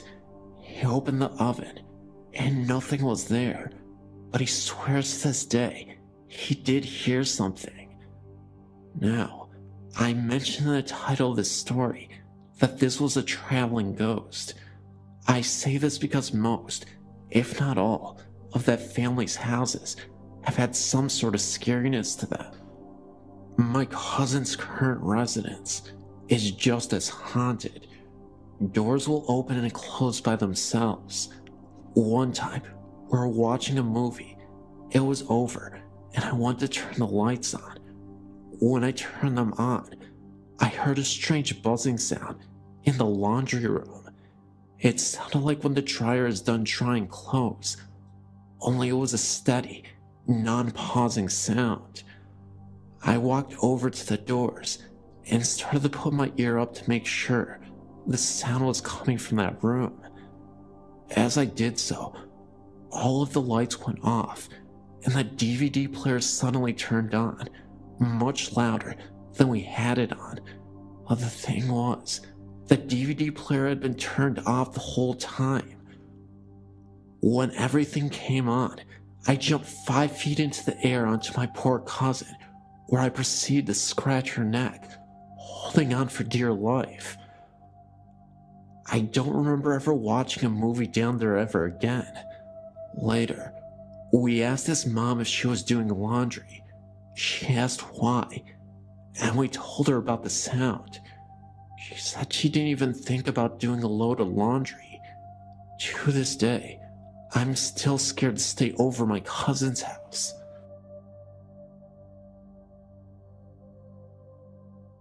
When my sister and I were young, we lived in a newer duplex in California. It was a small place with only 2 bedrooms, so my sister and I had to share a room. We had our beds on opposite walls, but they both faced the hall. On one side to the hall was my parents' bedroom, on the other was the bathroom, and in the middle of the ceiling was a big square fluorescent light. I think that's where it lived. I can't exactly remember when it started. All I remember is waking up in the middle of the night and seeing what I remember as the electricity man. It seemed to come out of the light, which my parents left on to help us sleep. It looked like a person, but seemed to be made from the light. This happened several times over the next few years we lived in the duplex. I never told anyone about what happened until about 15 years later. My sister and I had come to visit my parents. We're all sitting in the living room talking about our childhood when my sister had asked if I'd remembered anything strange about the duplex. I asked what she meant by strange. She asked if I had ever seen anyone in the wall. I then told her about my experience with the electric man. Turns out, she saw the same thing.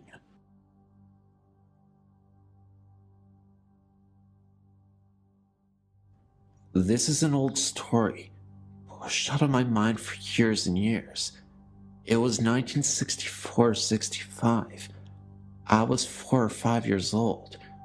Our family, because of my mother's recurrent mental illness, bounced around from apartment to apartment, from shelter to shelter, with or without one or both of our parents in tow. There were 4 of us. I do not recall if any of my siblings were with me when this happened. It might have been at a foster parent's house. I just don't know.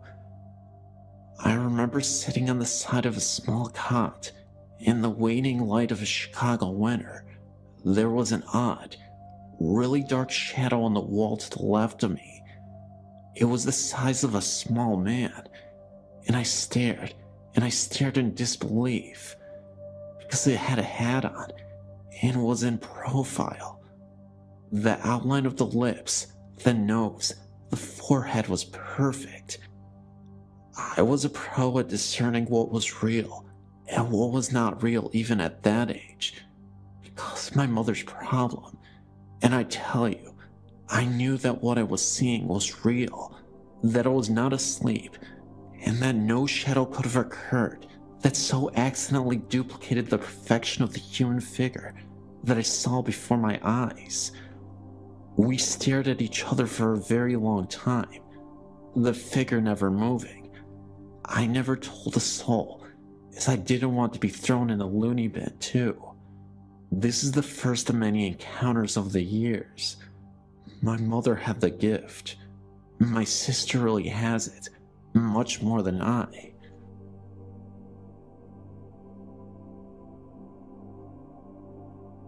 About 18 years ago, I was in the Jacksonville cemetery with my husband and 3-year-old son. We were reading headstones. I believe it was in June or July. The sun was out, and there was not a cloud in the sky. As we were walking through the headstones, we saw a woman walk through the trees. Both my husband and I saw her. We thought there was something odd about her, but couldn't figure out what exactly though. We were walking towards her, and she was probably about 80 yards away. She was walking away from us and stepped behind a tree. Then, we didn't see her again. I said to my husband, "Where did that woman go?" He said, "She stepped behind the tree." We continued to walk towards the spot where we saw her. All of a sudden, rain poured down on our heads. We both looked up into the blue sky, and water continued to drench us. We ran back towards the car, and it was like the rain just disappeared. We got back to our car, and we were all soaking wet. The sky was still blue.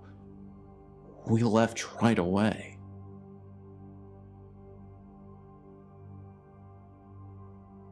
Hello, my name is Wanda. I've experienced a few things in my lifetime. This one recently, not scary or anything, but just strange. I lost a pet 2 years ago when he was still a puppy. Bernie got hit by a car and died all alone in the road while at my mother's care. I came home from work and we buried him. My brother and I loved him so much, I painted a stone on his grave that I'd done 1 year. Well, like I said, that was 2 years ago, and twice recently, I've experienced the oddest sensations. Both times I was laying in my bed trying to fall asleep, when I felt something, like little feet walking on my leg, and settling in down around my knee area, like a cat curling up, or a small dog. It felt so real, but I tried to explain it away, thinking maybe my circulation was doing something weird to my leg. Then a couple weeks later, it happened again. It walked up my leg and curled up on my knee area. This time, I had no delusions. I was sure it was Bernie, who came back to lay down and be with me. Since then, I shared my experience with a girlfriend, and she claims that when she spent the night here on my couch, she felt the same thing. We even got a ghost picture. My sister's dog was here, and my friend Yuri took a picture with her disc camera of the dog, and there's a big white circular mass over the dog, with what looks to be a foot appearing, or taking shape rather. I've no doubt it's Bernie, and he's been playing with that dog even as spirit. Sign me up as a believer. Yours truly. My name is Tracy. I'm not sure that I have a problem with the haunting, but would just like to share my story. It starts back to when I was a child. My mother and I always had this psychic connection. For instance, I never had to tell my mom what I wanted for lunch. She would just think of a few choices, and I would then walk in seconds later and give her the answer to the question that she never asked. Now this happened just a few times. I would have washed it off to coincidence, but this happened all the time. Now, as an adult, I get to do this with my children. It's pretty neat. I always had the psychic capability, not asking for it or concentrating on it. It just happens. Well, now with a little background on me, I'll get to the good stuff. When I was about 5 years old, my parents purchased their first house from an older woman whose husband had passed away, and she was moving to Florida. Hence the reason she asked us to keep her cat. From the moment I stepped into the house, I felt watched. This feeling only increased with time, so bad that I used to get dressed under the covers. I remember it happening in my bedroom more than any other room. I didn't feel that way in the bathroom after I took a bath or something. It just seemed to be in my bedroom. Then, the nightmares started. I would wake up extremely distraught, usually having the same few nightmares over and over again. I was terrified of under my bed, so I used to jump from my bed out of my doorway and run to my parents' room on the other end of the house. I would then go to sleep on the floor by their bed. I was never afraid of under their bed, though. I didn't realize how strange that was until I got older. As I would run to their room on many occasions, I would look behind me, and I would swear I would see something chasing me. Now, I guess I left this to an overactive childhood imagination, but I found out more. When I got older, my mother told me that she used to hear voices in the attic, but upon going up there, with a knife in hand, there would never be anyone up there. There was never anyone outside either. She said that she would always feel the presence of an older man. When I was 14, my parents divorced, and I rebelled, and in short, my father got custody of us, and we got the house. My dad is very carpenter handy, so he decided to rebuild the house and increase its size. Not too long after the remodeling of the house, me and my brother were sitting on my dad's bed, with the door shut, and all of a sudden, the door handle started to jiggle, so my brother jumped up and grabbed the handle as it was jiggling, and threw the door open, and nothing. There was no one else in the house, but my brother immediately ran down the hallway to the front door and looked outside to make sure. It's impossible that someone was there. The only original things left in the house are the original foundation and the chimney. I figured after the remodeling was done, whatever was here left. Until recently, about 2 years ago, me, my fiance, my 2 children, and my brother all took the house over. One night, me and my fiance were in bed, sleeping for about 30 minutes or so, and I woke up and saw a dark shadow leaning over his chest. I yelled stop, and then went right back to sleep. The next morning, I didn't even think of it, so my fiance called me from work. He asked me why I yelled stop, and I told him that I didn't know why, that I even forgot about it. Then I told him that I did see a shadow that resembled a short, bald, heavy-set man leaning over his chest. He then told me that he woke up gasping for air, and that the dark shadow was pushing on his chest and pulling him off the bed. Then when I yelled stop, it vanished. My fiancé is not a weak man at all. He's very strong, so I knew something was going on. I felt a presence in the room for a few weeks after that, but I went into each of the rooms before bedtime and told him that he was not allowed in there. Then one night, me and my brother were on the couch talking, and I told him the story, and he was in disbelief, of course. We then both dozed off, and I got woken up to a pale-faced brother who said that he got punched in the chest, and he was having a hard time breathing. I then did the same thing as before, and had nothing happen since. That's the end of my story.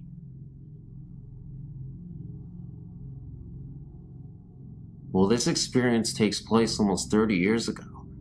It was on a cold February morning. In those days, I would wake up at 4:30 in the morning to get my husband ready for work. I remember making him a fresh pot of coffee, along with his breakfast, and packing him a lunch for the day. He would leave the house for work at 5:30. After he would leave, I would go back to bed, but on this day, I decided to lay on the couch in the living room because I had to be up again to get the kids ready for school. As I was laying on the couch in the living room, I suddenly heard the front door open. It was in the middle of the dark. I jumped to my feet, thinking my husband returned. Maybe he was coming back for something he forgot. As I approached the door, a man, a tall man, walked into the house. I was frightened. I backed away. I froze. Was he going to rob us? I shouted at him to leave, but he just ignored me and walked past me, as if I wasn't there. He was heading towards the kid's bedroom. I immediately ran after him, and just like that, he disappeared. I woke the kids and ran to my neighbor's house. We called the police who came and went throughout the house to make sure he was not hiding. They found no one. I was confused, no doubt, because I did see the strange man walk into this house. He was somewhat odd looking. I described him to the police as a tall man with a mustache. He was not wearing a coat, and I found it odd because it was the dead of winter, and he obviously would be cold. The police were polite and courteous, and told me to reinforce the doors with security locks, and left feeling a little like I was losing my mind. I did not just dismiss it. That night, when my husband came home from work, I told him what happened, and he too was worried, and the next day had Deadpool to put in. A few months later, I was preparing a potato salad for a picnic when my elderly neighbor called me to come over her house and change a light bulb for her in her bedroom. I noticed that she had pictures. Some looked real old and spread out on her kitchen table. I sat down and started to look through a few of the pictures.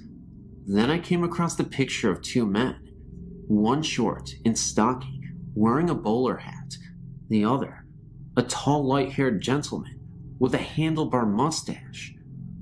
I recognized the mustachioed man immediately as the man I saw walk into my house. I asked my neighbor Phyllis who the men in the picture were, and she told me that it was her father and a friend of his. I told her that the man next to her father looked exactly like the man who walked into my house. She gave me a strange look and said, "Honey, he's been dead for over 40 years, but he used to live in your house. He was a barber, and he used one of the back bedrooms as his shop. The same room my kids shared. Could this have been the spirit of the man in the picture? I do not know."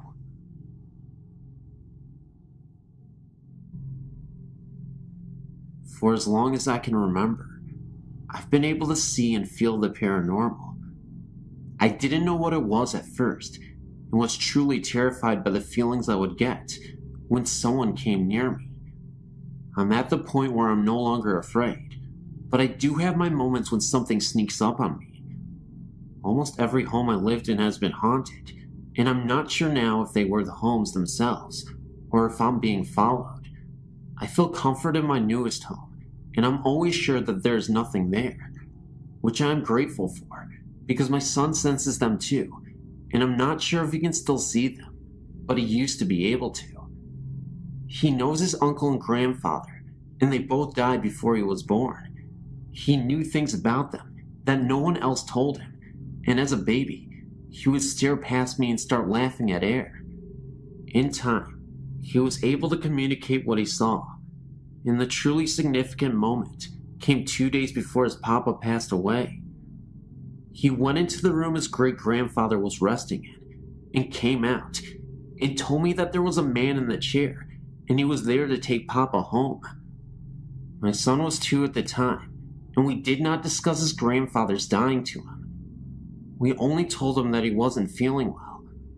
I knew for sure then that he was able to see and sense things as well. I've seen my brother-in-law praying beside his parents' bed a few days after he died in a snowmobile accident. He has made a clock in his grandparents' home run when it has no batteries and hasn't worked in many years. Every time someone truly missed him and wanted to know if he was there, they would ask him to make the clock go, and most times it did. I knew in my gut the instant my own father died. No one had to tell me. I had a very uneasy feeling in my stomach the night before he died, and I knew that I needed to go to him, but this feeling stopped me from getting on the plane to go home. The next morning, I knew the instant he died, and I was at my sister's house. The feeling just vanished, and I just knew. I told my sister that I had to go home, and that our dad just died, to which she pretty much told me that I was crazy, but I insisted, and I drove myself home. I don't know how I got home. I don't really remember the drive. I remember getting into my car, and this calm was over me, and I remember pulling into my driveway, and my mother-in-law was standing there waiting for me. I got out and told her that I thought my dad died. She confirmed it, and that is when I lost it. I was 5 months pregnant with my son at the time, and I believe that somehow I was being pushed to stay home, because I'm sure that I would have lost my son if I was with my dad when he died. The stress alone nearly killed me. My dad used to come to visit me. He would turn the lights on and off to let me know that he was there. I could feel him around me. It has been a while since I felt him, but I know he's still around. A duplex I lived in had two spirits. A man, that was not good, and a woman. The woman would unlock doors in the night and turn lights on. The man did not want us there, and I sensed that especially in the basement. A few people saw and felt both, but the woman kept him in check. The only time they really made themselves known, while anyone was awake, was the night that my cousin and I were looking on the internet at pictures of ghosts and demons. All of a sudden, there was a loud crash from upstairs. We raced upstairs, but nothing was out of place. I got a really bad feeling and ran upstairs to my son's room and grabbed him. My husband wasn't home, but I called him to come home. My cousin and I sat in my living room freaking out when I saw the man walk by me, and he was in black with a large brim hat. My cousin saw him too, and he had never previously had an encounter. It was as if he was telling us to stay off those websites because they were not good or something. All I could even remember was the absolute terror in my heart. The orchard I grew up on was haunted by more than 3 spirits. Not all of them are good, and they made it known that we were not wanted either. One spirit had befriended our family and would try to protect us from the little girl who wanted us out of there very badly. I believe that she and the little boy were my second cousins killed in a car accident with my great-grandfather, though no one has been able to confirm that. Walking down the stairs to the basement, the same step always seemed to break, and you would trip. It never actually broke, but 7 out of 10 times, you would trip on that damn stair. I mean, anyone would trip too. Faces would appear in windows. Gunshots would ring out behind our house, and no one was there. My dad even checked for footprints a few times, because the shots were that close.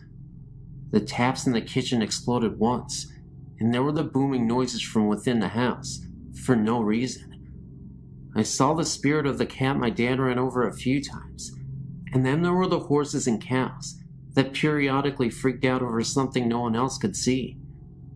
There was also the drifting odor of the orchard of a dead animal, though it was never in one spot, and there were no dead animals. I used to feel like there was something under the stairs to the basement. It was an old house with old wooden stairs, the kind that had no back, and under the stairs was dirt. I always had a bad feeling about that, and would fly down the stairs as fast as I could, and run them up 2 or 3 at a time. My dad had renovated the house, and my brother and I were fortunate to have bedrooms in the basement. I got locked into my room one night, and we ended up having to take the hinges off to get me out. No lock on the door. When we were moving, I was sitting on the floor in my room packing, when all of a sudden, the mirror on my dresser came crashing down, shards of glass missing me by centimeters. My friend's family rented the house from my dad for a short period of time, and one night, my friend had fallen asleep in the area of the basement by the stairs. The hissing cat woke her up, and she looked to see something clawing out of the dirt. She didn't stick around to find out what it was. A few days later, her brother came bolting into the room she was sleeping in, my old bedroom, and grabbed her arm and demanded to know if she was practicing witchcraft or something. She didn't, because he had 2 perfect bite marks on his wrist, and when they looked at her arm, she had the exact same marks as if they had been bitten by fangs or something. Of course, they left shortly after, but not because of the things they experienced. I didn't find out about any of this until after they moved. An older woman bought the orchard, and when my sister went back to visit a year or so ago, she happened to mention strange things that were happening around the orchard, and asked my sister if she knew anything about it. My sister quickly filled her in about the yellow and green orbs seen floating around the house, strange occurrences, and all the noises. The difference of what she had seen and felt was that she saw a cowboy, and we were told there was an Indian on the orchard protecting our family. Apparently, the land that my great-grandparents had settled on was once a battlefield, and our family had been told the Indian warrior died there in battle. The house we moved into after we moved off the orchard had its own spirit or two as well. My parents didn't believe me until a few years after I moved out, and my mom had been home alone, and the front door unlocked, opened, closed, locked, and she heard footsteps move around the house and up the stairs, and then they stopped. She also heard the kitchen cupboards open and close, and kept calling out to my dad. They lived alone by this time, but no answer. This continued like this for about half an hour. My mom got scared and refused to leave her bedroom until my dad actually came home an hour after that. She blamed him, but it couldn't have been him. He was at work. This was a frequent occurrence, but previously my parents blamed my brother or myself for the other until my brother and I moved out. There was also the time my friend and I thought we would play a trick on my brother and pretend that the house had been broken into. We trashed the house nicely, placing objects around as if they had been thrown or scattered in a rush. We were standing in the kitchen laughing about this whole thing when all of a sudden a hand reached up the window. You would have to be almost 7.5 feet tall to do this. We screamed and ran up the stairs to get the cordless phone. The doorbell started ringing and knocking on all of the windows started. We called the police, thinking that someone was actually trying to break into the house. The police heard the noises and told us to stay upstairs until they got there. My brother and a bunch of his friends walked in at this point, and we started to accuse them when there was another noise outside, and my brother went out to investigate. I saw him chase someone down the street in a plaid coat, and then the person just vanished. My friend and I were hysterical by this time, and the police had just arrived. They brought canine dogs, and the only scent they picked up was my brother's, and that is because he had chased someone out of the yard. The dogs didn't pick up anything else, and there were no footprints anywhere, except the police and ours. My dad came home, and my brother and his friends swore it wasn't them.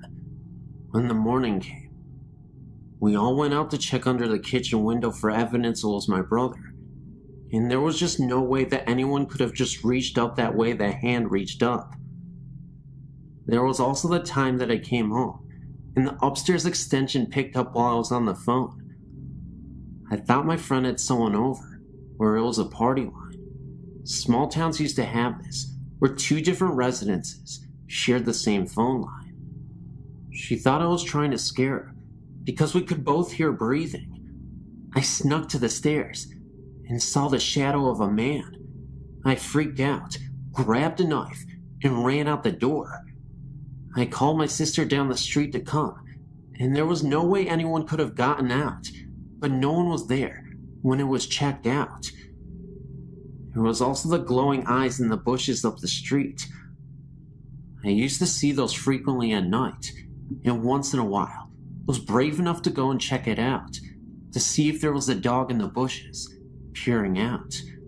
There never was, and the hairs on my neck would stand straight up on end. I wasn't the only person to see this or feel this way about those bushes. Quite a few houses in the area were haunted as well. I would hear a man's voice in the house where I babysat, and so did the girl I babysat. It was detached and floating in the air. You would feel tugs on your shirt when your neck was turned, and lights in the basement would flick on and off. A friend of mine who was completely skeptical lived in the house previously and had confided in me that she thought something weird was going on in the house. She slept upstairs, and every day she would look in the cubbyhole in the wall, and there was a sleeping bag unrolled and an imprint of a body on it, and every day she would roll it up and put it away, only to find it there in the morning again, or by the time she got home from school. She showed me this one day, which made me uneasy, talking about the babysitting job there when new people moved in. There is so much more, but honestly, I'm getting tired and drained out. If you want to hear more, let me know. My story is not very complicated. My husband, my son who is now 8, and of course me, moved into our current house a little more than 2 years ago. Once when my husband and son were spending a weekend at my brother-in-law's, I told my husband I was afraid of being alone in the house, even though I am reclusive by nature. He said to ask my guardian spirits for help. So, not really expecting anything, I said aloud before I went to bed that I would appreciate my guardian spirits for a sign they were present. Later that night, I was awakened by the sound of the doorknob on the bedroom door being turned. I looked over and actually saw it turning. I was terrified. Nothing came in, and there was no way I was going looking for the doorknob turner. At best, it was an intruder. When my husband came home, I told him all about it, and he told me that I asked for a sign, after all. About a year after we moved in, our then 2-year-old nephew came to live with us. He was very delayed and could only speak at about a 1-year-old level. We made a playroom for the kids in the basement. Josh, our nephew, refused to play down there alone. I didn't blame him. We had to totally run out of clean clothes before I'd go down there to do laundry. It was creepy, not dark at all, but there was always a feeling of being watched or someone standing close behind you. We also heard footsteps down there and water being turned on. That fall, Josh threw one of his little boots down the stairs, and my husband ordered him into the basement to pick it up. Josh reached the bottom of the stairs, turned to look into the basement, screamed ghost in mortal terror, and ran back up the stairs and shot into my husband's arms. By this time, we had named the presence Alex. Josh said Alex had made a very bad face at him. He refused to go down in the basement at all after that. We also had an incident where a broom was totally missing from our house for almost 2 weeks. I searched every inch of the house, including the basement. It wasn't in our house. We thought someone had borrowed it. No one had. Finally, I yelled down into the basement, "Alex, if you have the broom, we need it back." After a couple of minutes, and another good search of the upstairs, I went down to the basement and found the broom leaning against the wall, right by the stairs. I thought I was doing pretty well with the whole having a ghost experience. Sure, I was secretly scared to death, but I kept reminding myself that there are spirits all around us, and Alex seemed to be rather mild and harmless.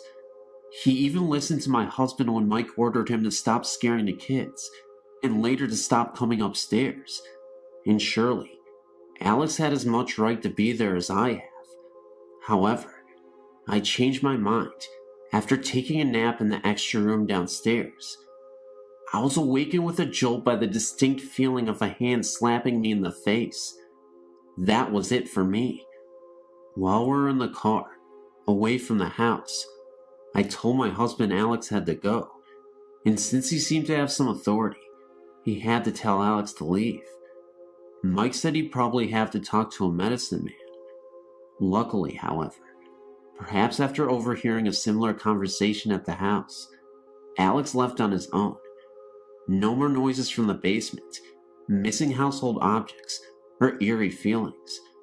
In fact, after a while, my husband and I even moved our bedroom downstairs, and we never had a weird experience down there. Josh was more than willing to come downstairs, although he still does talk about Alex occasionally. We did have to move back upstairs, but that only involved a mundane little mouse running around down there.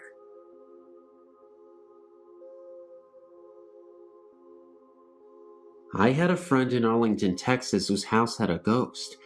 Her family called it George, and they laughed about it. There was no malevolence involved. Their house was relatively new, and not particularly outstanding. It was a classic 50s ranch house. Anyway, my friend's room was always chilly, The temperature was about 65 degrees. Her family had ducked people check out the ducts to her room on several occasions, despite the blazing North Texas summers, where the central heat turned on in the winter. Her room maintained this temperature. I had heard all the stories and didn't really know what to think. I spent the night, and that made a believer out of me. First, during dinner, things fell off of shelves in the adjacent den. Her parents laughed and yelled, "Stop it, George." Later, when I went into the kitchen for some water, the reflected view in the kitchen window started spinning. I was somewhat entranced, and then realized that the center of the spiraling image was the figure of a man. The figure was getting closer and larger. I ran into the den before I saw any more. As we went to sleep in the sleeper couch in the den, several books in the shelves opposite the couch slowly pulled out from their position on the shelf and almost fell to the floor. George is one of my fondest memories. My friend and I had other strange encounters after that, including many that didn't involve George. I think that some people are more receptive to energies and have more of these events than other people.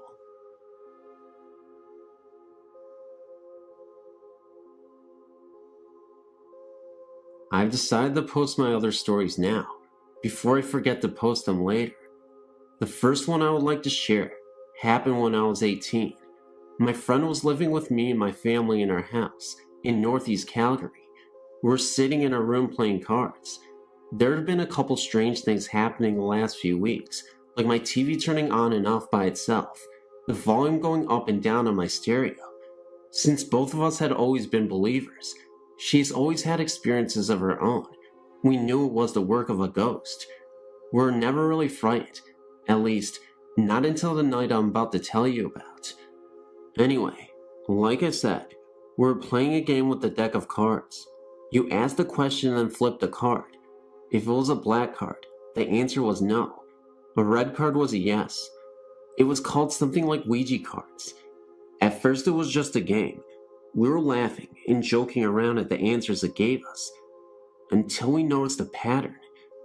Every time we got to the bottom of the deck and shuffled them for the next round, the first three cards flipped were 666. The first couple of times we just brushed it off as being coincidental, but by the third, fourth, and fifth times, we were scared. We decided it was time to call it a night and picked up the cards. We made sure to check underneath ourselves and under the pillows on our bed to make sure we didn't miss any cards. We hadn't. But after gabbing for a half an hour, I was going to go downstairs to my room.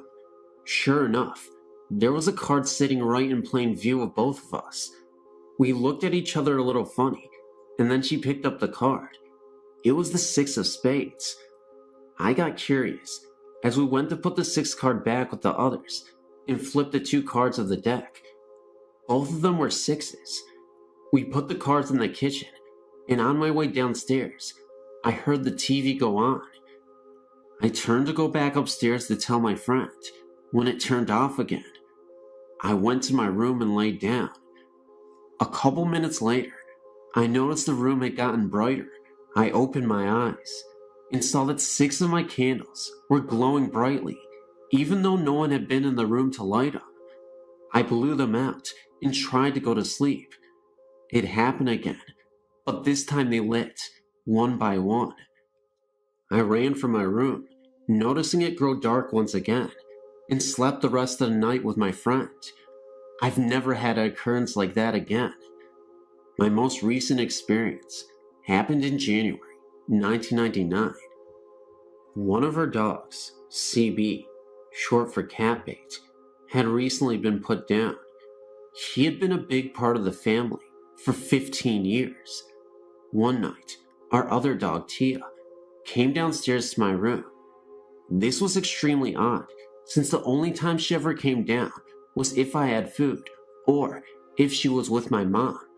But she never came down in the dead of night. I was fast asleep when I was awoken by the sound of her barking at the end of my bed. I told her to go away and to shut up, but she persisted. I sat up and found her jumping at the end of the bed. I asked her if she wanted outside, But that's not what she wanted. She wanted me to get out of bed. Irritated, I did just that.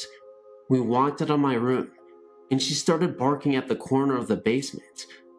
I thought maybe she had found a mouse or something. But upon turning on all the lights and investigating, I found nothing. She started walking around the basement. If I did not follow her, she would bark. I was getting tired of this game and just wanted to go back to bed, but she just kept barking until I followed her. Finally, she led me into the laundry room and went over to the pile of blankets laying on the floor and started barking and switched between looking at me and staring at the sheets. It then occurred to me that the pile of blankets were one of CB's favorite spots to sleep. I remembered hearing somewhere that animals, especially cats and dogs, had a sensitivity to spirits and ghosts. I smiled and asked Tia, "Is that CB?" Immediately, her tail started wagging, and she went over to the blankets, laid down, gave them one lick, and then went back upstairs. I know it was my little dog who was visiting me that night. I'm just glad that Tia decided to share that visit with me. Since then, Tia shared it with me a couple of times, although I still haven't seen CB's ghost for myself.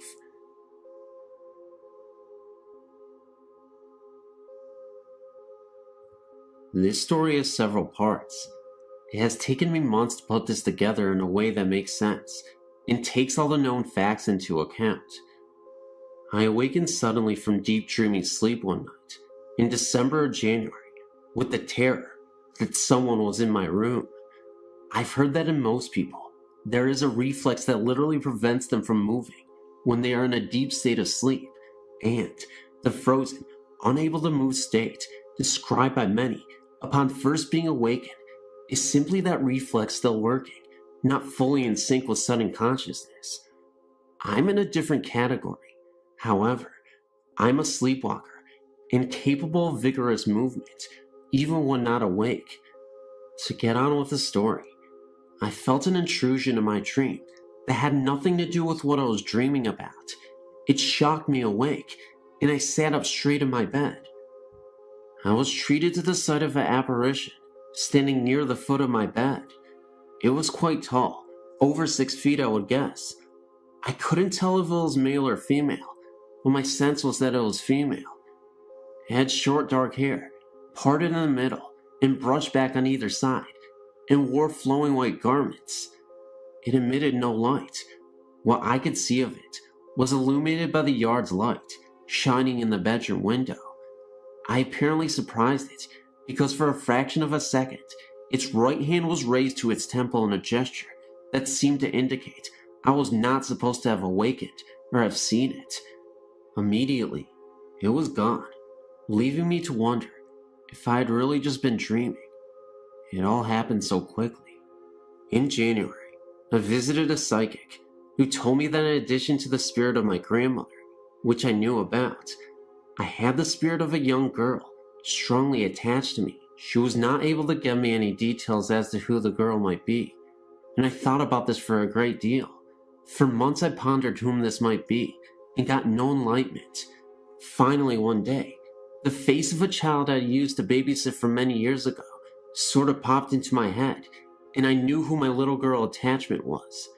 She was a tragic little figure, who was a foster child in a home that cared for her, but most certainly did not love her. Even as a teenager, my heart ached for that child, and I told my mother that once the lifeline on her left palm was extremely short. I always felt she would die young.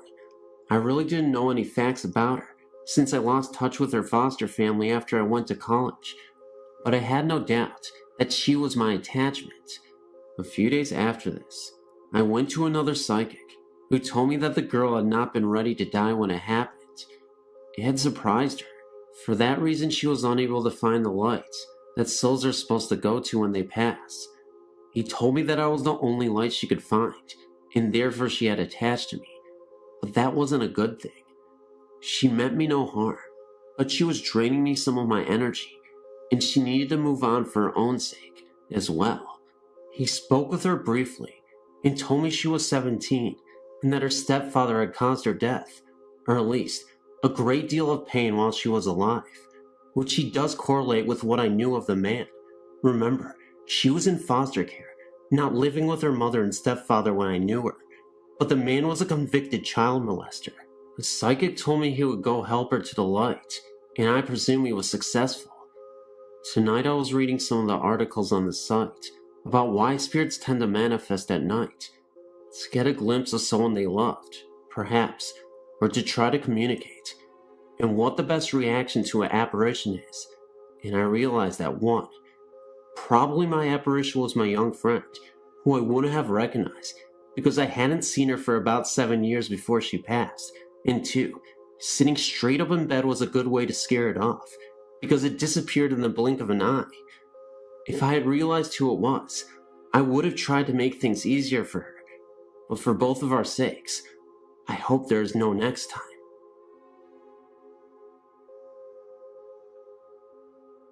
In 1975, my wife's parents and her sister Mary moved to the eastern shore of Maryland into a 100-year-old farmhouse.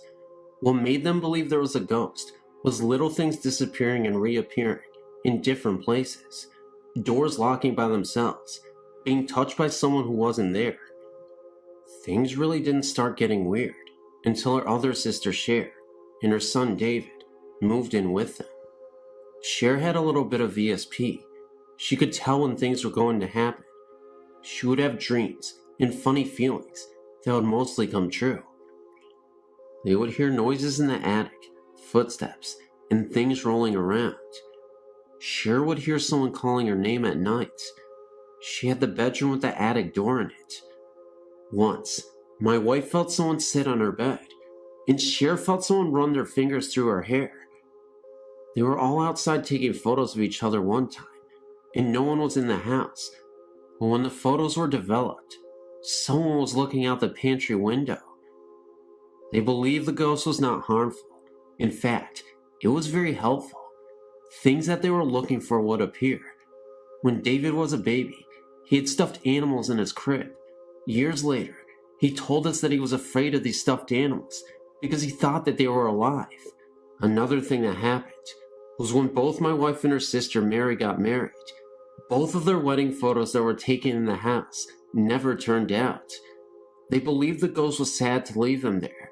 In the big foyer, there was a room that had been painted black from other occupants, and whenever they would pass the room that was by a staircase, they felt as if someone was watching them go up the stairs.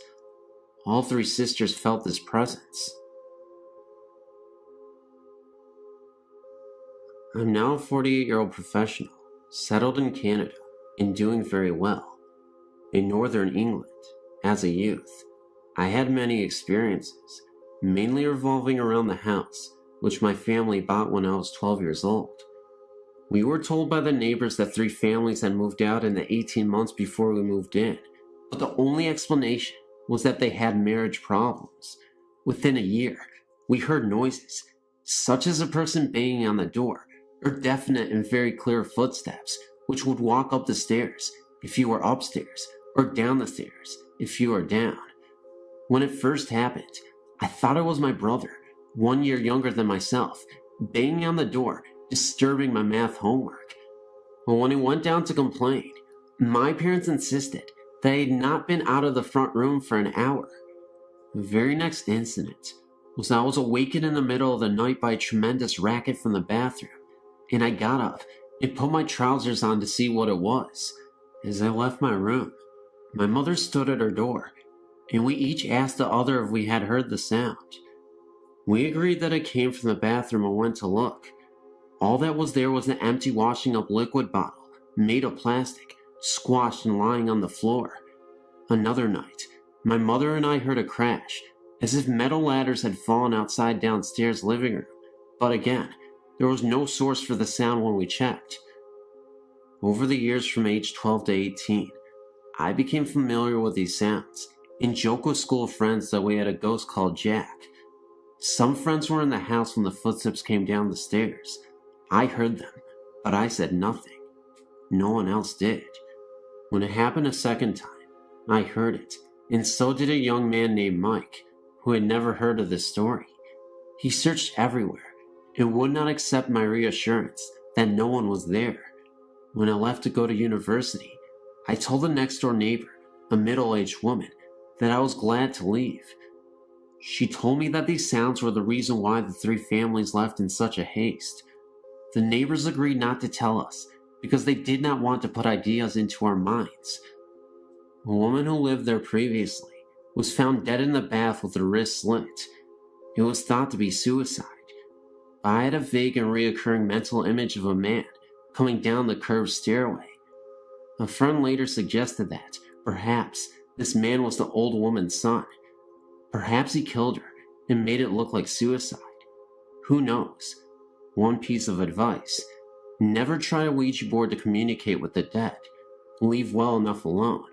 If experiences happen to you naturally, they are completely harmless, and in some cases, can be helpful. They might happen for a total of a few seconds in your whole life, but do not try to make them happen, because you might frighten yourself. This is my best advice.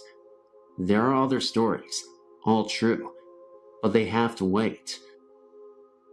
This happened while I was holidaying in Florida, at a motel we had stayed at several times. The first time we stayed here, we were in room 12.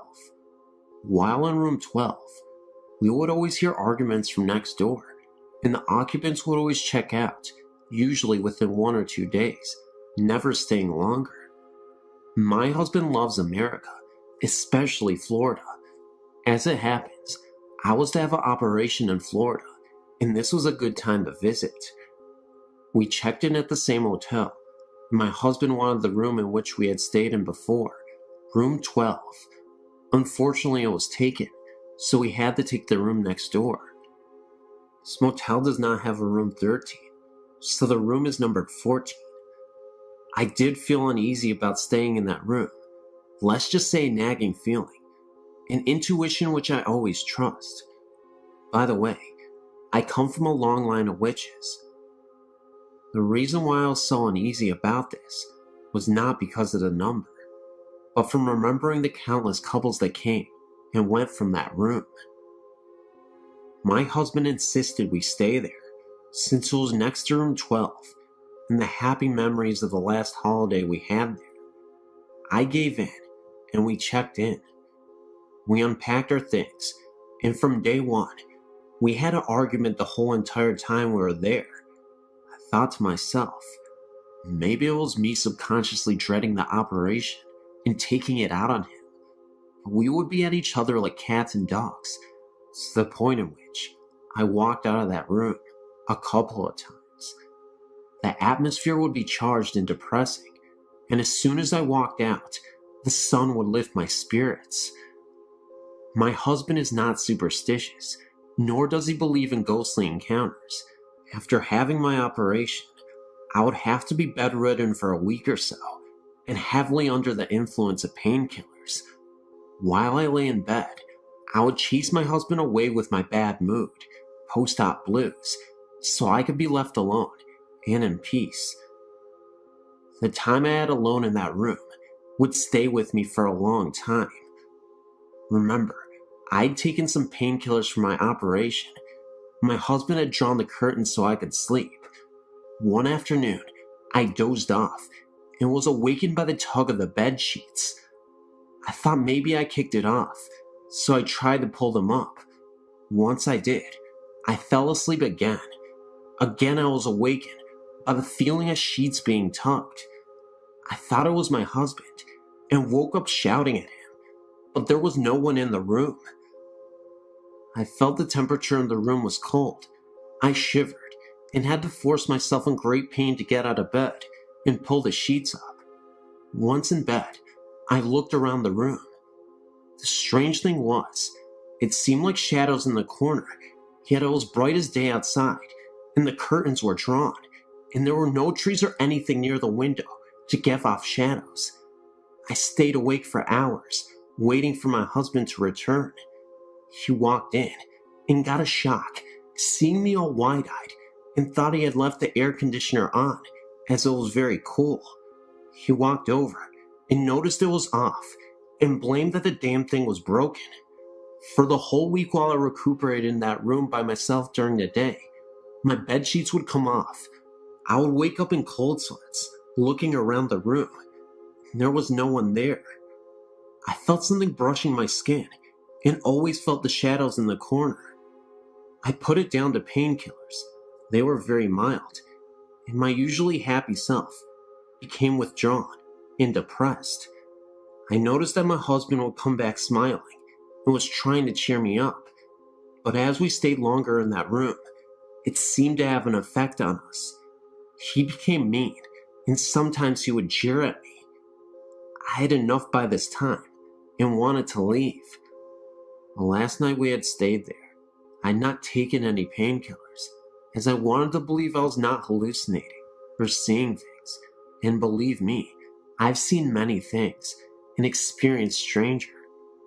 I was not sleeping well and looked over to my husband, who slept soundly. The funny thing was, he seemed to be illuminated by something. I tried to touch him, but my hand could not move. I stretched out to him. We slept in separate beds while I was recuperating. He was only an arm's length away, and yet I couldn't move. I was sweating now, with a feeling of dread. My whole body felt like lead, and I could only move my head. I tried so hard to move, yet I couldn't. I could really feel that there was someone or something that was in the room with me, but I couldn't even see them. Someone was there near my bed, but not fully visible yet. I started to say something and tried to call out to my husband. He was dead asleep and did not move. As I turned my head to the foot of my bed, my sheets were being tugged off. I really screamed, but nothing came out. I was forcing myself to say something, but nothing came. At the foot of my bed appeared a tall black outline. The figure seemed to be wearing a hooded cloak, but I had a profile view. It had its outstretched arm on my bed. I'm 6 feet tall, and my feet are slightly stuck out over the bed. I tried to move my feet to kick out, but my limbs were like dead weights. The black-garbed figure turned to me and began to walk towards me. At this moment, I was desperately repeating the Lord's Prayer. I'm not religious, but it came to mind. Over and over, and as it began to walk to me, I remember the eyes started to glow red. At this stage, I was turning my head to and from the figure to my husband, as well as stretching my arm out, trying to touch him to wake him up. I remember him sleeping soundly like a baby. As the figure approached, and I was sweating buckets, and repeatedly said the Lord's Prayer, I yelled out, "Stop," and that I worshipped only God, and that I belonged to Him. That's when the figure was no longer there. I blinked a couple of times, thinking it was a nightmare, but I noticed that my arm was still outstretched towards my husband, and he was still in the same position, sleeping soundly. I started crying and busted open a stitch. My husband woke up and said that I just had a very bad nightmare. I said I'm glad that we were leaving that very morning. We still go back to the motel, as my husband loves it, yet I insisted we do not stay in that room. Thanks for reading.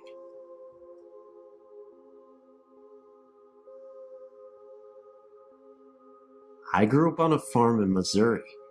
The house we lived in was built around the turn of the century. It was a big 2-story house with a wraparound porch. I shared a bedroom with my brother on the bottom floor. In the summer of 1975, something happened that had a long-term effect on me. It was a clear moonlit night, and you could easily hear crickets and bullfrogs singing in the night. I was sleeping very soundly when something woke me. I had the impression that someone was pushing down several times on the foot of the bed. I looked up and was startled to see the shadow of a short, plump figure watching me. Horrified, I immediately went for the light, but there was nothing there. The figure I'd seen had no face, but seemed to have a soft glow. It was definitely trying to get my attention. I never went to sleep the rest of the night, leaving the light on and reading.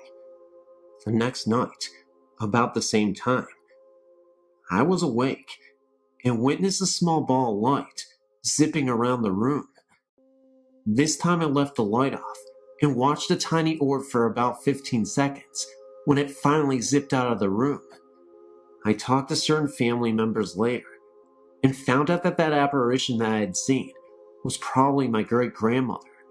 She had died in the same corner that my bed was sitting. In her later years, she began to lose her mind, and instead of putting her in a nursing home, the family decided to take care of her at her home.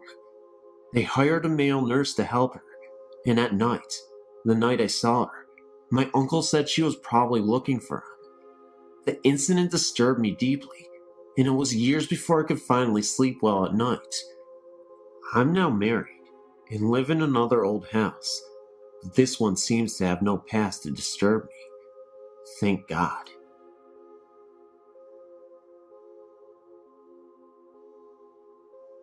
In 1999, my husband and I purchased our first home. We had 2 very small children at the time, and soon found out we were expecting our third. We had purchased an old Queen Anne Victorian. It was very large, and all the homes around it were large as well. We had looked at many houses before we purchased the old home. In fact, I drove past the home to go to work every day. I'd never considered buying it, but always felt drawn to it. Things seemed fine. I was alone in the home when I heard what seemed to be a child laughing. I thought maybe our family had come home early, but no one was there. One other time, I was in the cellar getting clothes out of the dryer and heard a child call Mommy. But again, I was alone when this occurred, and none of the neighbors' children were outside. I was lying in my bedroom with my eyes closed and could feel something breathe on me. When I opened my eyes, nothing was there. I have a cat who likes to go outside at night, and one evening, my husband heard her at the door. He opened the door and let her in, or so he thought. The next morning, he saw our cat waiting on the porch for us to let her in. We searched the entire home, looking for the cat he had thought he let in the previous evening, and there was no animal to be found. My daughter, who was 3.5 at the time, would come into our bedroom complaining that the little girl would keep her awake and would not stop playing with the curtains. She would also complain about the man who would whisper by her closet. My mother and I were hanging wallpaper in the family room, which was next to the dining room. My mother was facing the door to the dining area. I had the door to my side. As we were hanging a portion of the paper, we both saw a figure move through the dining room area and into the kitchen. My mother said, "Oh, good, Dan is home. He can help us hang." I called to my husband and asked if he had eaten lunch yet. I got no response. Thinking he could not hear, I went to the kitchen to ask again. He was not there. I called thinking he went upstairs, and still no answer. My mother and I checked the whole house and looked outside for the car. No one was there but her and I. It was a strange feeling. Sometimes lights would go on for no reason. We would hear someone climbing the steps. It was a little unsettling, but we no longer live in the home. We are now building a brand new house.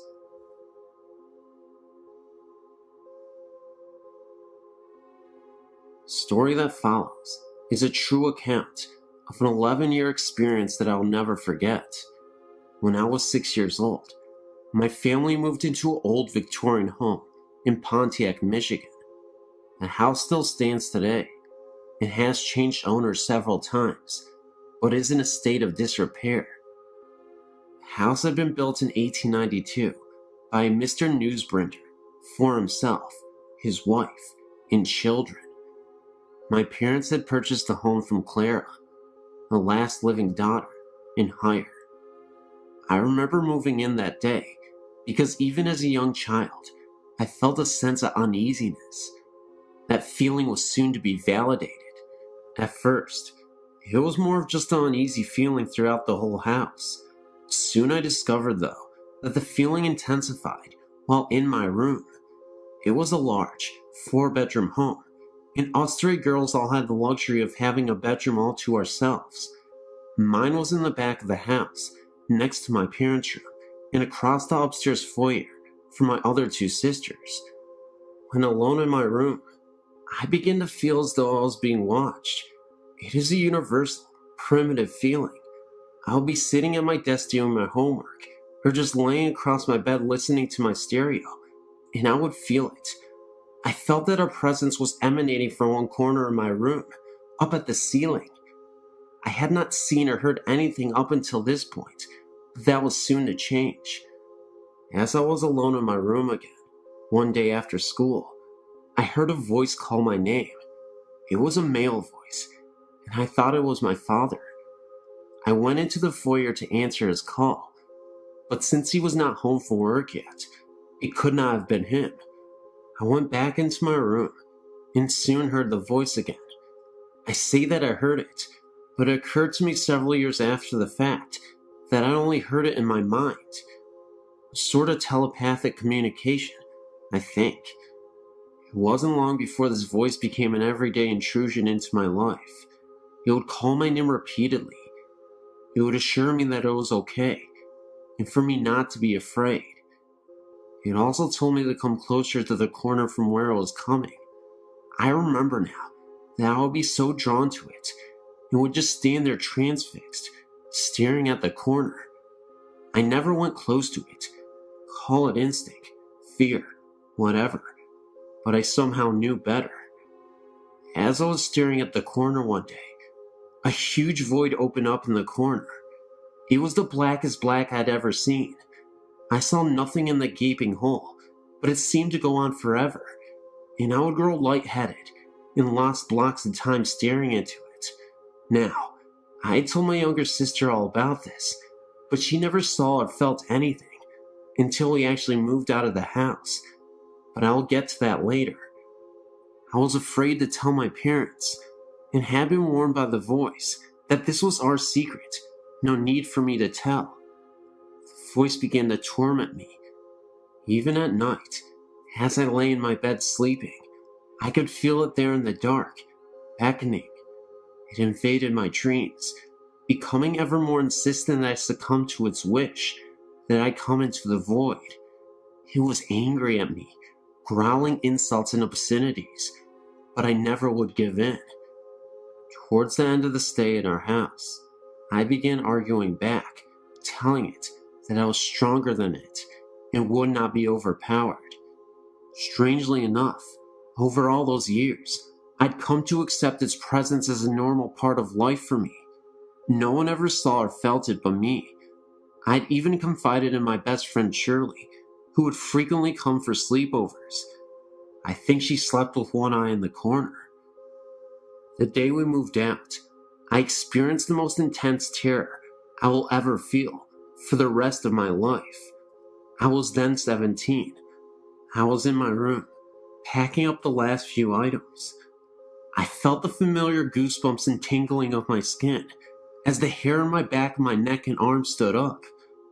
The voice was at a fervid pitch now, threatening and cursing me. I turned around to face my enemy, stared into the blackness, and was mesmerized to see the most evil eyes I had ever seen come out of the darkness. I could see the whites of his eyes, and the center was like black coal. The whole began to turn, and I heard a deafening roaring sound, not unlike that of a huge waterfall, in close proximity. I dropped what I was doing, ran down the steps, and got into the family car. I left the rest of my things in that room and never looked back. I never heard or saw anything like that again. After we had moved out, my younger sister began having nightmares about something dark and heavy chasing her in our old house. No coincidence, I think. I still get the chills when I think about this. I assure you, this was real.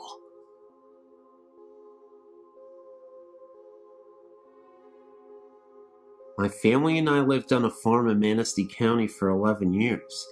It is a log home built sometime in the 1860s. We had numerous experiences, such as the older man talking to my toddler in her bedroom, while knocks on the front door in the middle of a snowy night with no one there, and no footprints in the snow. Heavy footsteps could be heard downstairs when we were lying in our bed on the upstairs landing. A back door was totally jammed shut, and the only thing my husband thought he could do was cut it open. But on a windless night, it just flew open, and there was a strange odor. We had a neighbor across the street tell us that he heard the piano playing when we were gone. I heard my name called often. We had people house sit because we only heated with wood. They heard noises, saw curtains move, and wouldn't stay there again. We saw a figure in my daughter's bedroom window when we pulled away from the driveway. I had a sunburn on my back in the shape of the barn. Now there were no trees or possible shadows, and we even showed a friend, and at the time, it didn't make any sense. Then our neighbor came and said he saw the barn swaying in the wind. At closer inspection, the main supports in the barn were almost completely rotted away. Was this someone's way of telling us something was wrong? There are more stories, but these are some of the best. I'm not lying. These actually happened, and if you don't believe me, well, I guess you're on your own then. But these did happen. Thank you for reading. I moved into the neighborhood that I live in at the age of 12. I'm 20 now. Ever since I moved in here, I was told of the woods and the strange things that went on in it. Sounds of drums, voices, screams, etc. Needless to say, the woods is creepy, so creepy that I refuse to go there at night. Let me explain. The woods consist of two sections, the front and the back. It's the back part that scares the bejesus out of me. In '98, a girl was killed in the front part of the woods, where she was raped and left for dead in the cold next to the old tractor. A tractor that had been rotting there for at least 30 years. Well, since the girl was killed, there have been some violent storms that have taken their toll on the trees surrounding the area of the death. My friend and I would go to the spot every now and again, until that night. I had a girlfriend at the time that lived on the road across the woods, so to get to her house, you could take the short way, which was through the woods, past the spot where the girl was killed. I'd walk my girl home, and I was returning through the woods, when I felt a sudden cold draft.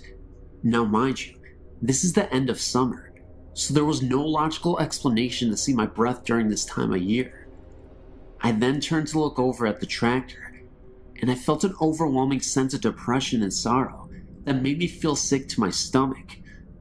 I started to walk towards the tractor, and I could have sworn I heard the crying of a girl's voice say, "Run away." At this point, I started to pick my feet up and walk a little faster, when I noticed a little girl standing from a distance behind the tractor. She didn't look to be more than 6 years old, and looked about as solid and real as anybody I'd ever seen. I froze in sheer terror, knowing that there would be no way that a 6-year-old girl would wander off into the woods unsupervised and by herself, especially knowing the history of these woods. As I got closer to the girl, she ran further away and behind some trees, where she ultimately disappeared. It was not long after that I hightailed my butt back to the house as fast as I could. The next day I told my friend about what happened, so from then on, he walked with me each time I dropped my girlfriend off, hoping to hear or see something. It never happened to me again, but months later, I was talking to a friend who still hung out in the woods, and he told me he was sitting on one of the fallen trees, and he heard a girl crying.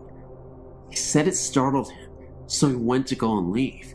Just as he got up, he heard a louder voice say why. He said he felt depressed, and ran the rest of the way out of the woods. The woods has had a lot of strange things happen to it, like fires that start and go out by themselves, houses adjacent to the woods that have their backyards vandalized, and the sounds of someone knocking on the back doors. Interestingly enough, I found out that there was a forgotten cemetery somewhere back in the woods that had been neglected for years. I don't know what kind of paranormal energies take place in these woods, but I don't want to discover more of it.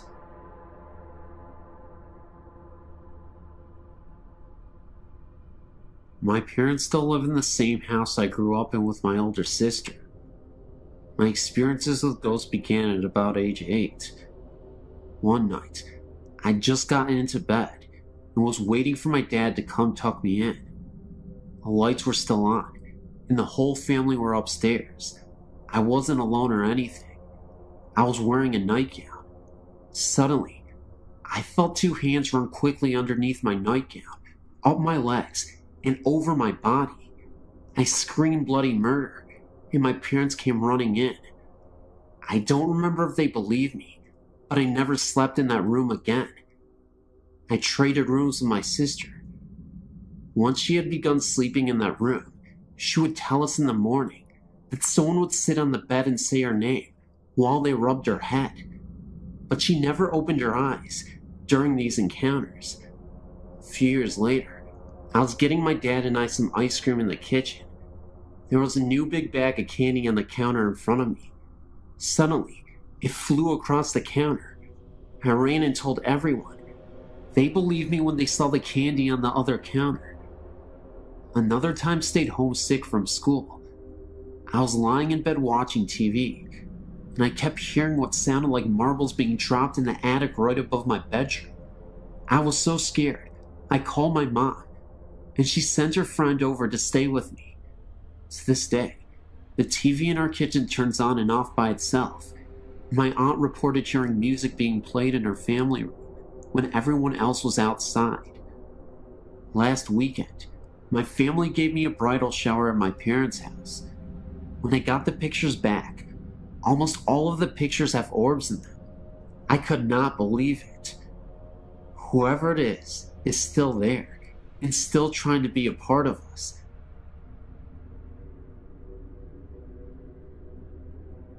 It was my first time going to the Gettysburg War site. First, we visited their museum and looked at old clothing and war supplies. Then it was time for the tour of the battle site. It started off regularly, the guide showing us all the memorials and explaining this and that.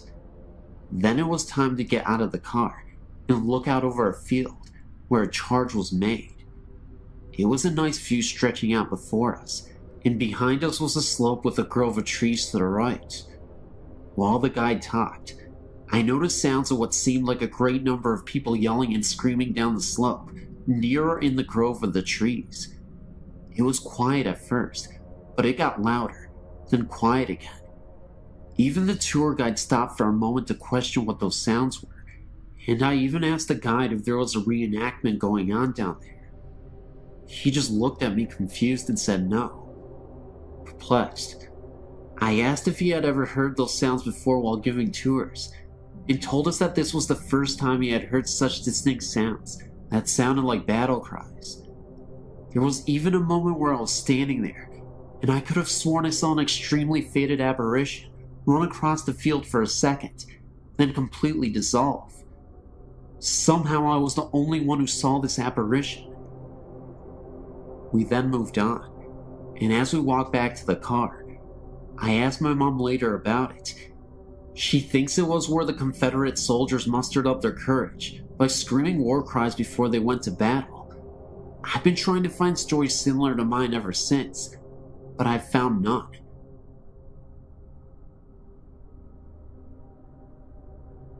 My name is John, and I've been a Civil War reenactor for about 4 years now, attending living history events and reenactments throughout the mid-Atlantic states.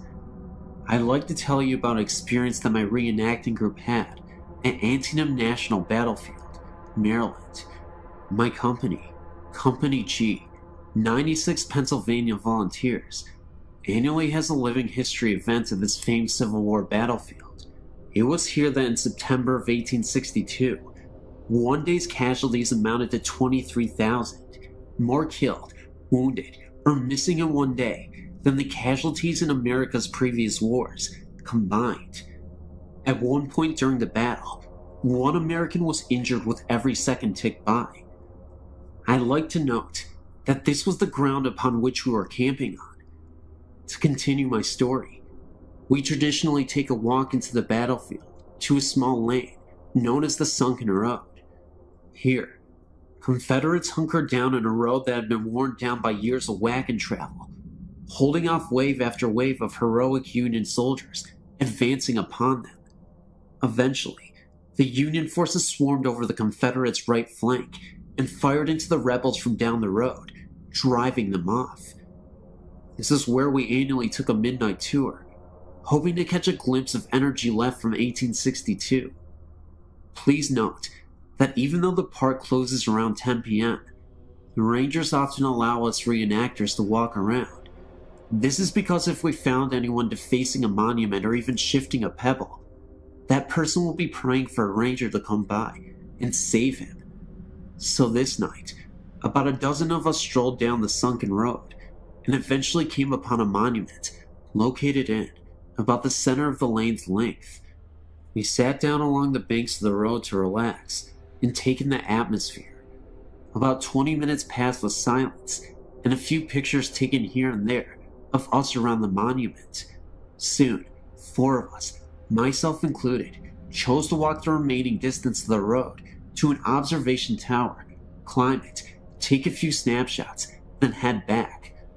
So we decided to walk down to the tower, ascend a few flights of stairs, and took a look around. Meanwhile, back at the monument, our captain decided that everyone had better get back to camp, so he sent 2 men to go retrieve us from the tower. No sooner had those 2 begun to walk down the road, when the remaining few men heard shoes and heel plates, horseshoe-like plates we wear on our leather shoes, on the gravel and earth down the road. First 2 pair, then 4 pair, then 6, and so on. Equipment could be heard rustling around on the body: knapsacks, canteens, cartridge boxes. If anyone knows what it sounds like to have men marching on a dirty road with full gear on, it's us. The sounds continually crescendoed until one man sat up, looked down the road, and stirred the other men to listen. Just as they began to sit up and peer into the darkness down the road, the sounds faded away just as quickly as they came in. Another man jumped up, went down the road and looked over the fences and banks, only to find weeds and small shrubs. He figured that if this was some sort of ghost regiment, it may have followed those 2 men who had begun to walk down the road to the tower to fetch us. I also had another story I experienced firsthand during a sleepless night in an old gun mill. We also used to have an annual event at Jacobsburg State Park, Pennsylvania. On the land is the Henry Homestead, including a mansion and a house whose basement was the gun mill. The house now is a museum to the Henrys, and the mill below it is open to see the machinery and processes of old-time gun making. The history of the homestead dates back to the Flintlocks. Our event took place very near the homestead, and since it was going to be extremely chilly that night, the caretakers were kind enough to allow us to sleep in the house that night. Little did I know about the death that occurred in the house long ago.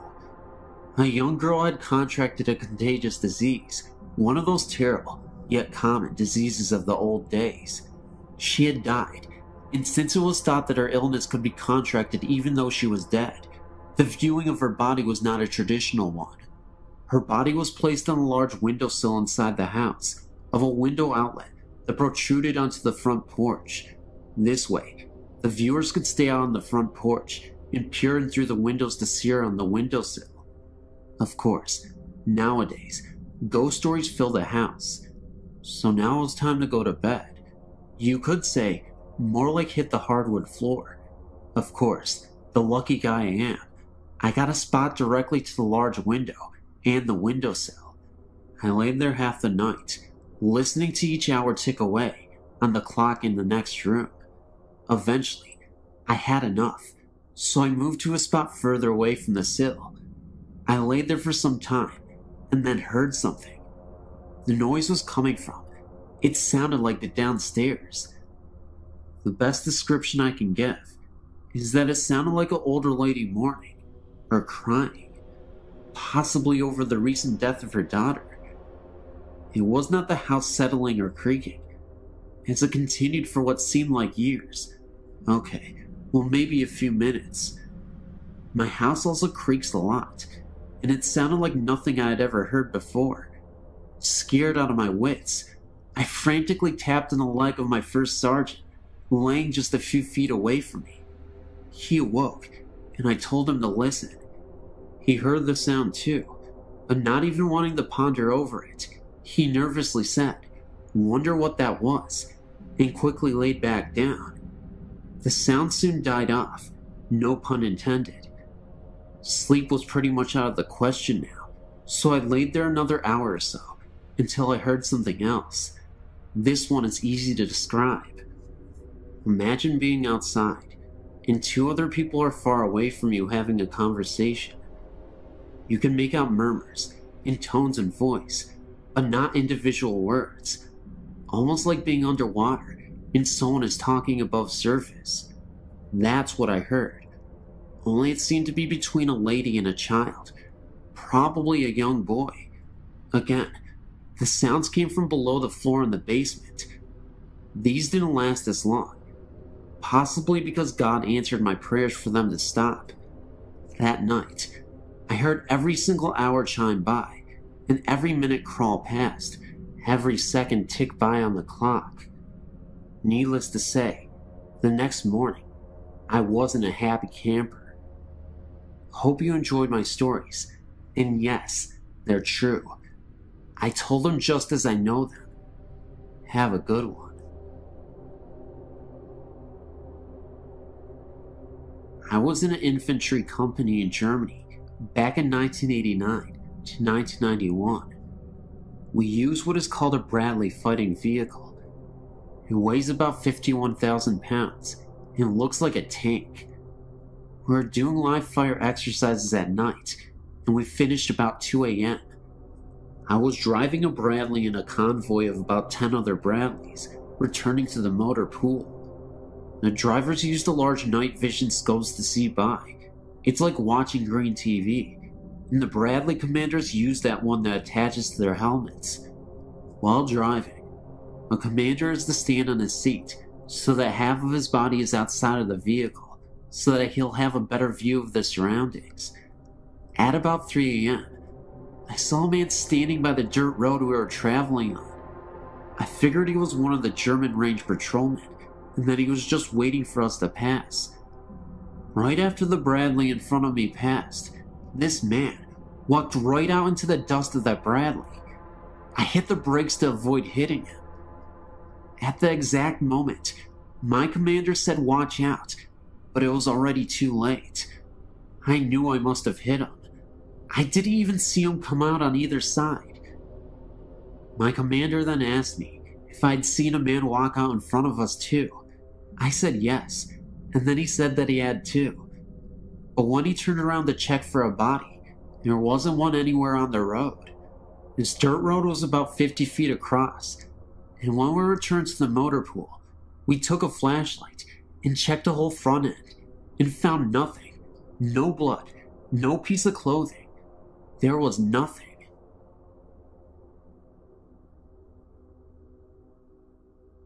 My name is Heather, and I live in Omaha, Nebraska. I've only seen a few ghosts or spirits in my life. Sometimes I do get the chills though, like someone or something is nearby. The first spirit I saw was when I was younger, about 13 years. My mother told me to go into our basement to get some candles, which wasn't unusual. We spent a lot of time in the basement, playing slot cars and electric trains, and my dad has a workshop down there for models. As I fetched the candles, I felt watched. I scampered back upstairs, startled and panicked, and told myself not to be so silly. I give Mom the candles. I don't remember why she needed them, and felt the nagging, watching feeling again. I opened the basement door, and a round, green-white light was bobbing slowly up the steps, I think about 3 to 4 feet off of the ground. I grabbed my jacket and ran outside to my grandma's house down the hill. I never saw it again, whatever it was, and everyone laughed at me for it, but I remember it clearly. It was green and glowing with a soft white light. Mom laughed and said it must have been a glow-in-the-dark Halloween candy bucket from the size and color, but she couldn't explain how it was floating. My house is quite old, about 80 years, and nothing like this has ever happened again. We're the third family living there, and nothing violent ever goes on. I still get the odd feeling, but it's never been strong enough to make me panic again. The second spirit I saw really floored me. I was 14 and was riding my bike around town since it was a nice summer day, and I ended up on 2nd and 22 in Q, about 3 miles from my house. There's nothing there but cheap houses, and it's not a bad neighborhood, but it's not the richest in the world, but it's not a cheap, run-down area. Just relaxed, second-hand. Nothing violent ever happened there before. It's become a run-down area now, and there was no graveyard or ancient Indian burial ground or anything that I or anyone else knows of. I wanted to go to Dairy Queen on 24th and Q, and I was behind it. As I came to 22nd, I saw a flat field where I knew there should be houses. It was filled with what I can now describe as short, rectangular tombstones. I saw a woman standing there, dressed all in browns and earth tones. I couldn't even see her face or hands. She had a headscarf on, and her hands were held in front of her, covered by her sleeves. I think she had on brown shoes, but I don't really remember her having feet or not. I'm inclined to think not. I asked her what this was, but she didn't answer. I turned back to the graves, which had vanished and replaced with the things that should have been there. Streets, houses, sidewalks, trees. I turned back to the lady, and she was gone. I had a very chilly, uneasy feeling, and a few dead leaves fluttered by. I rode away, as fast as I could. I once saw a strange figure in the mirror, a girl my age, 13, but with dark brown hair, with thin bangs, and braids past the bottom of the mirror frame. She just startled me, but caused me no harm. The last one I saw left me breathless and thrilled. I was staring out the window to our front window when I thought I saw something in the clouds.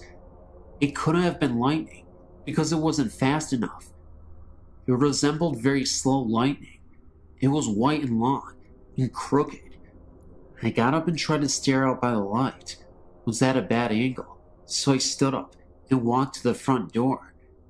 As I peered out the glass, I saw a flash of lightning and a giant pair of silvery white eyes, rimmed with blue, which then vanished in a flush. The outside of the window was covered with condensation, like breath, which smelled really sweet, like milk. I wiped it away. I've come to the conclusion that the first 3 were just random encounters, but the last one was a kind spirit, one that was looking in on me. I haven't seen anything so clearly after age 15, but sometimes I see holes in my vision, weird things. After rubbing my eyes and refocusing, they're gone. And sometimes I can hear odd noises and voices no one else can. I don't think I'm psychic or anything, but I do think I'm a little more sensitive than the people around me. I know, you may not believe this, but it happened. It's true. Thank you. When I was around 5 or 6 years old, I remember seeing a figure of a woman standing outside of my room. The living room was the next room from mine.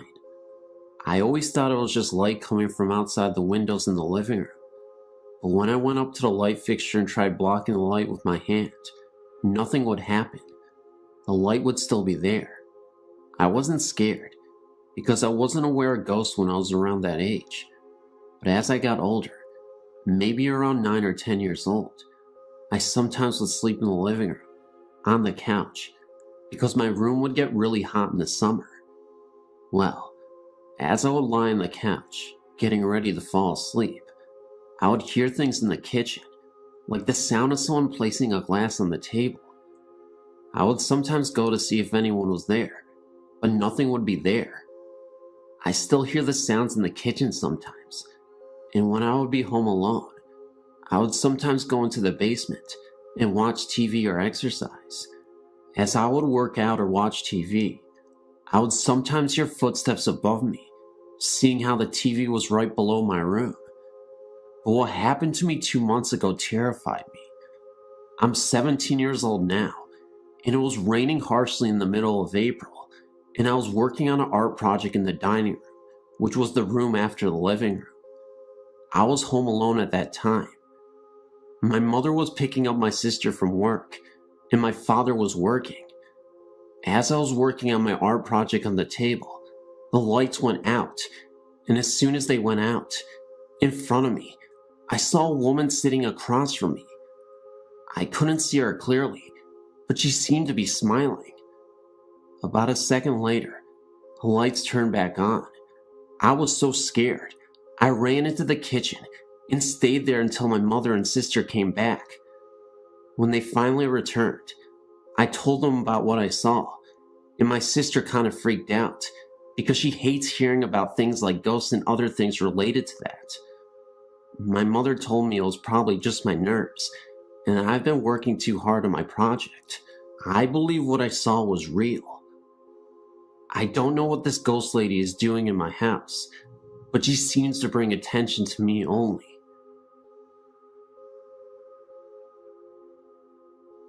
This is just one account from over 40 experiences I've recorded in my ghost journal. It was a very unusual day in Chicago, only 4 days to the new year, and in the middle of winter. It was 63 degrees, yet the skies were dark, but there were tons of fluffy clouds. My friend Christine and I decided to enjoy this rare day and go walking around the park. We watched as the clouds seemed to spread across the sky and realized the storm was near. Somehow, the conversation switched to cemeteries. She told me of an old German cemetery that was near the park that she had gone to. They have a section of infant graves from the late 1800s to early 1900s. She knows the babies died in groups around the same times. After hearing this, I wanted to go see for myself. She told me where to go, and as I drove into the cemetery, I pointed to a corner and asked her if that was where they were. She said yes. I'd never been there before. I don't know how I knew. We parked on the road, got out, and looked around. Some of the graves were old and worn, the names and dates hardly visible. The baby section was so sad to see, and we figured there must have been a plague of some sort in the area.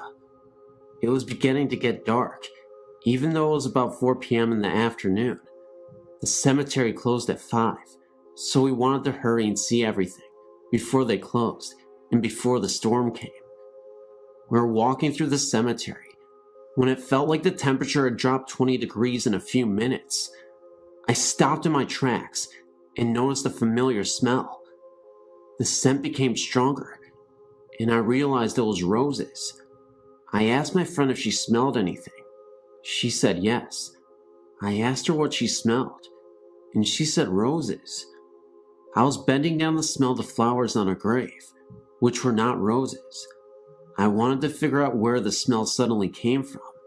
Suddenly, my friend told me to look up, and in the distance was a flower girl. And you guessed it, she was holding onto roses. Both me and my friend were in disbelief.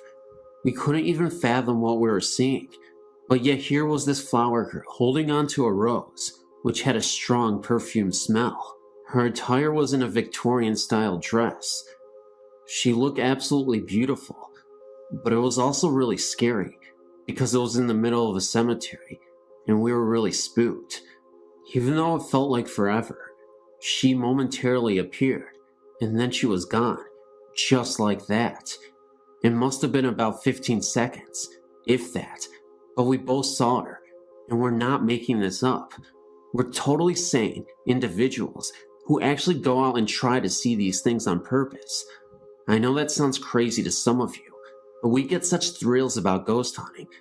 Anyway, we're not even done with the story yet, because right after, We heard the most blood-curdling scream I've ever heard in my entire life. It was a scream right after she disappeared, and I'll never forget it for the rest of my life. It sounded like a human trying to imitate a wolf, as in, a human howling, but in a wolf style.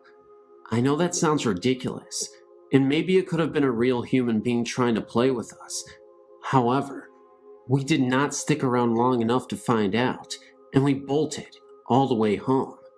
I guess the moral of the story is, yeah, you can be interested in ghosts and whatnot, but even if you are interested, be very wary, and just remember, ghosts can't hurt you. If that was real, I have no idea what to say, but if it was a human being, I guess you gotta stay clear of the cemeteries. I'll tell you what though, the roses, the girl, and the scream, they were all very real to us. We did not hesitate to leave, because we did not know what to expect if we stayed longer there. Just remember to be very careful. Ghosts are crazy, but humans can be just as crazy.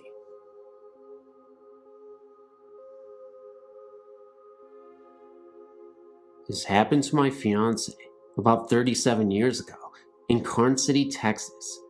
He was about 5 years old and was attending a church function with his grandparents at the St. Paul Lutheran Church there. He was running around with two of his slightly younger cousins, having a good time. This function was taking place outdoors. Now, there were actually two church buildings there. A new church had been built, and the older wooden structure was still standing close by and being used exclusively for storage. The church had been collecting clothing and had put it in the older building. Anyway, my fiancé and his cousins had been told to stay out of the churches, but being little kids and the adults having their attention taken up with visiting, the boys decided to explore the old church. They went into the older building and looked into the large room where the clothing was piled on 3 tables. My fiancé said the first thing he noticed was the clothing on one of the tables agitating violently, and he could see a lady who just happened to be transparent, sorting through the clothes that were shaking. All that she remembers of her appearance is that she was a motherly or grandmotherly looking figure with a high-necked dress and her hair pulled back in a bun. She did not pay any attention to the 3 little boys, but they ran out of the room as fast as their feet could carry them. He says that he may have been the only one to see the lady. He thinks the other 2 boys just saw the clothing shaking on the table.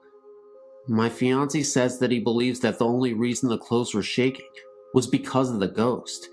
The windows were all closed, there were no fans, and of course, no central cooling system in this old building. And remember that the clothes on the other tables were lying still. They went to tell their grandmother about the situation. Naturally, they got chewed out for being where they weren't supposed to be, and were told that no one was in that building, but they remember it well.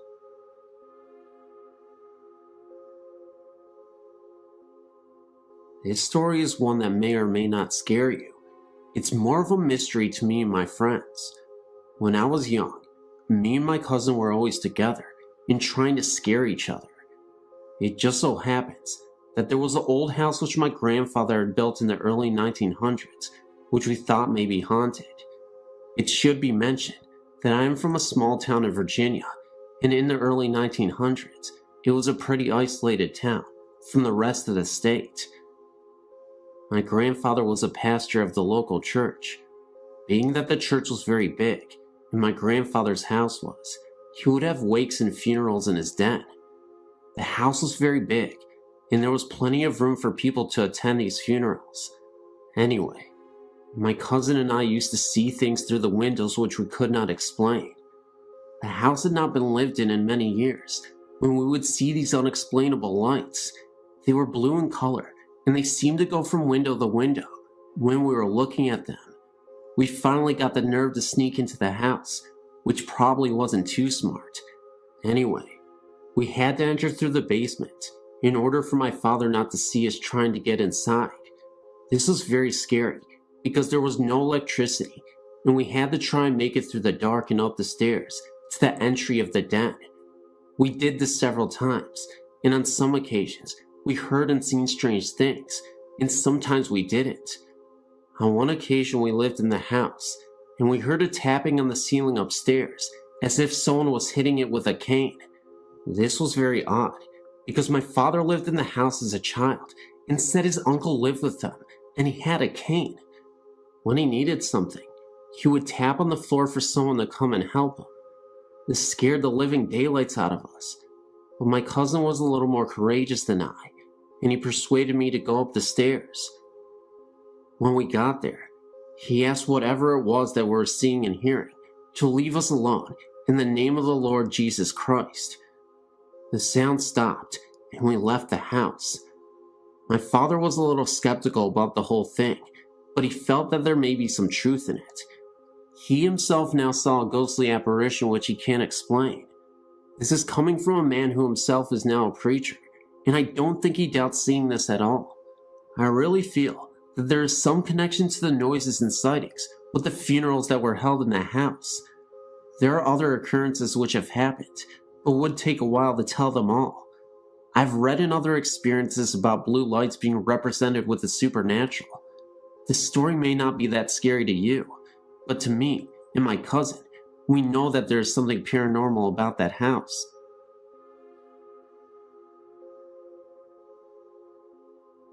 Myself and a friend recently moved into a house in Belmont, Massachusetts, right outside of Boston.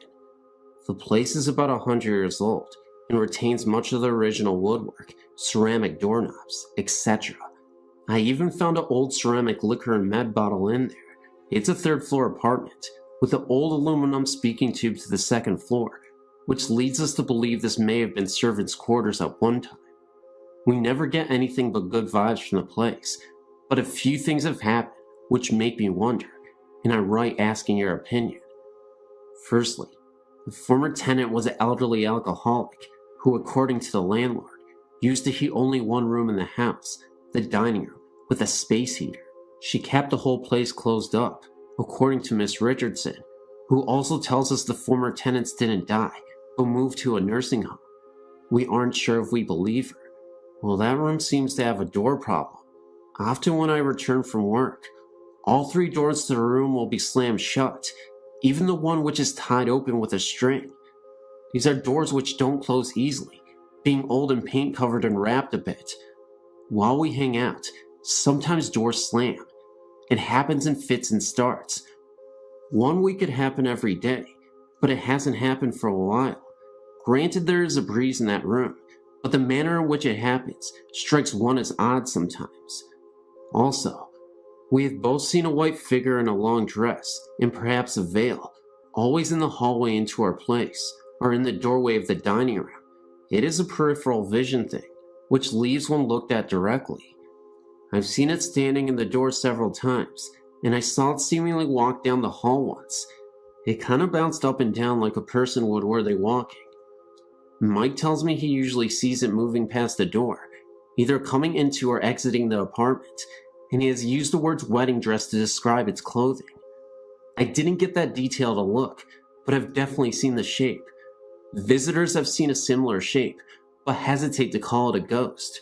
Lastly, and this is not so much an experience as a creepy coincidence, when first repainting the place, we decided to do the kitchen in blue and white. I proposed that we paint only the panels on the kitchen doors blue. We haven't done this yet, which both of us thought was a good idea. Later, when exploring the basement for the first time, I found an ancient door of the same style as our other doors, removed from the hinges, and brought downstairs years before. It seems to be the one door from our apartment, which has been taken off the hinges, the kitchen door, and the panels painted years ago in cracked blue paints.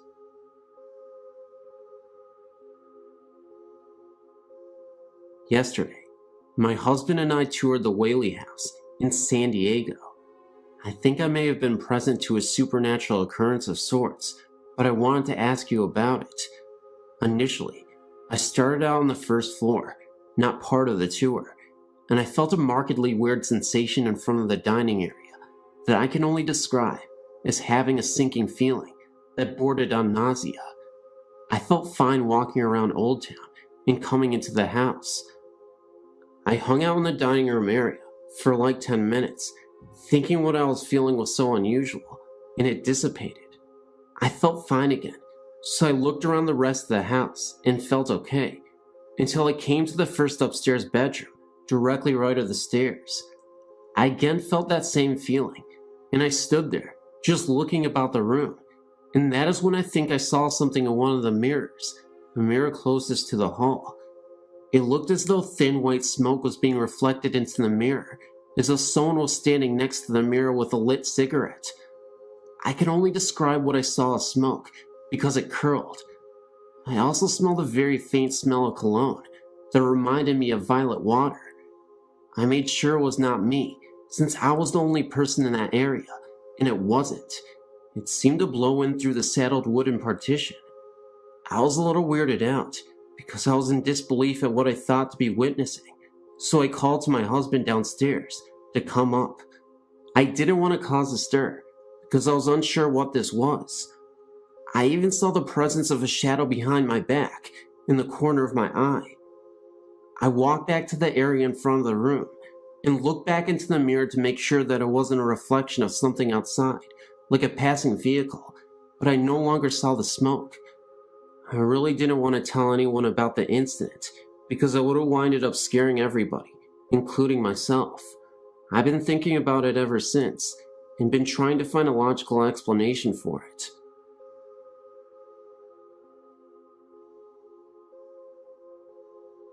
I've always been very interested in the subjects of ghosts and the paranormal, but never thought I would have a direct experience with them. Although I'm currently part of a theater group that is renovating an old theater, and we definitely have some spectral energy in the place, but that's another story. This story is about the first time I had something strange happen to me. I'm originally from a small island off the coast of Italy. The community dates back to 700 BC, so you can imagine they have their fair share of ghost stories. I was 15 and staying at my aunt's house with my sister. Our grandmother had died 3 years before, and as part of our week-long stay, we went to visit her grave. The experience was unsettling to say the least, and I think I was most affected emotionally by the visit. Trying to remember a woman who I love very much now, reduced to nothing but a picture in writing on marble mausoleum. Although it was a very hot and humid summer day, the cemetery seemed to have an unsettling chill about it, and I couldn't wait to get out of there. However, anyone who is Italian or knows of Italian cemetery visits is that they are family events that take a long time. Feeling very sentimental and depressed and somewhat bored, I couldn't help but look around and read more grave sites. With each name and picture that I saw, I thought more about the people behind them, their lives, and who they have been. The atmosphere seemed more oppressive, and I started seeing flashes out of the corner of my eyes. Nothing definite, but it was almost as if something had passed in front of me very quickly, and the experience left me somewhat disturbed. We left not long after, much to my relief, but still with this heavy, depressed feeling. Later on that night, I had fallen into a deep sleep, but was awakened at 3 in the morning by a male and female voice arguing. I was very groggy, but I immediately thought the voices were strange, because they didn't sound like they were coming from anywhere, in particular at least. They sounded as if they were right in my ears. The room I shared with my sister was directly over a busy main street, and being a summer resort, there is always some activity going on. However, the street this night was totally quiet, with no one in sight. The voices continued to argue in Italian, and though I spoke it, I couldn't make out what they were saying. Also, the intensity of the voices didn't change as I moved around the room. They always seemed to be in my ears, and were continuing to grow in intensity. At this point, I thought it was my cousin and her husband who were arguing from their bedroom. They shared the room with their 2 small children, and I thought what could be so important to be arguing at this hour of night, and why weren't their children reacting? I decided to investigate. As I slowly opened the door, the voices suddenly stopped. Not a cutoff in conversation or a conclusion, but as if someone had switched off a radio. I walked to the room and found the whole family sound asleep. I returned to the room dumbfounded, but found the room was very cold. The day had been extremely hot, and the night had not let up, and I was just in the room a minute before. But I knew the temperature had gone down at least 10 degrees. It was then I felt the same heaviness that I had experienced at the cemetery, and a large chill moved right through me. Almost immediately, the room returned to its original temperature. During this whole experience, my sister was asleep next to me, and when I asked her about hearing anything during the night, she thought I was crazy. To this day, I'm not sure what I heard and felt that night. However, I spent many nights in that room over the years and never had a similar experience. Did I touch something or someone? And did they follow me back from the cemetery? I don't know. I never shared this story before, but this seems like the right place to do it. When I was born, my parents rented a portion of a 3-family house. The house was huge and previously owned by an old German woman. Apparently, the house belonged to the same family since the early 1700s when it was built. After the old German lady died there was no one left in the family to take on ownership of the house. Someone new took the house over and rented it out to 3 other families. As soon as we moved in, my parents had odd things happening on a daily basis. The TV and all of the lights in the house would constantly turn on in the middle of the night. One night, my dad had some friends over to watch a football game, and all of the power in the house kept going on and off. His friends were so freaked out that they left. What bothered my mom the most was that all of the rooms in the house stayed warm, except for mine.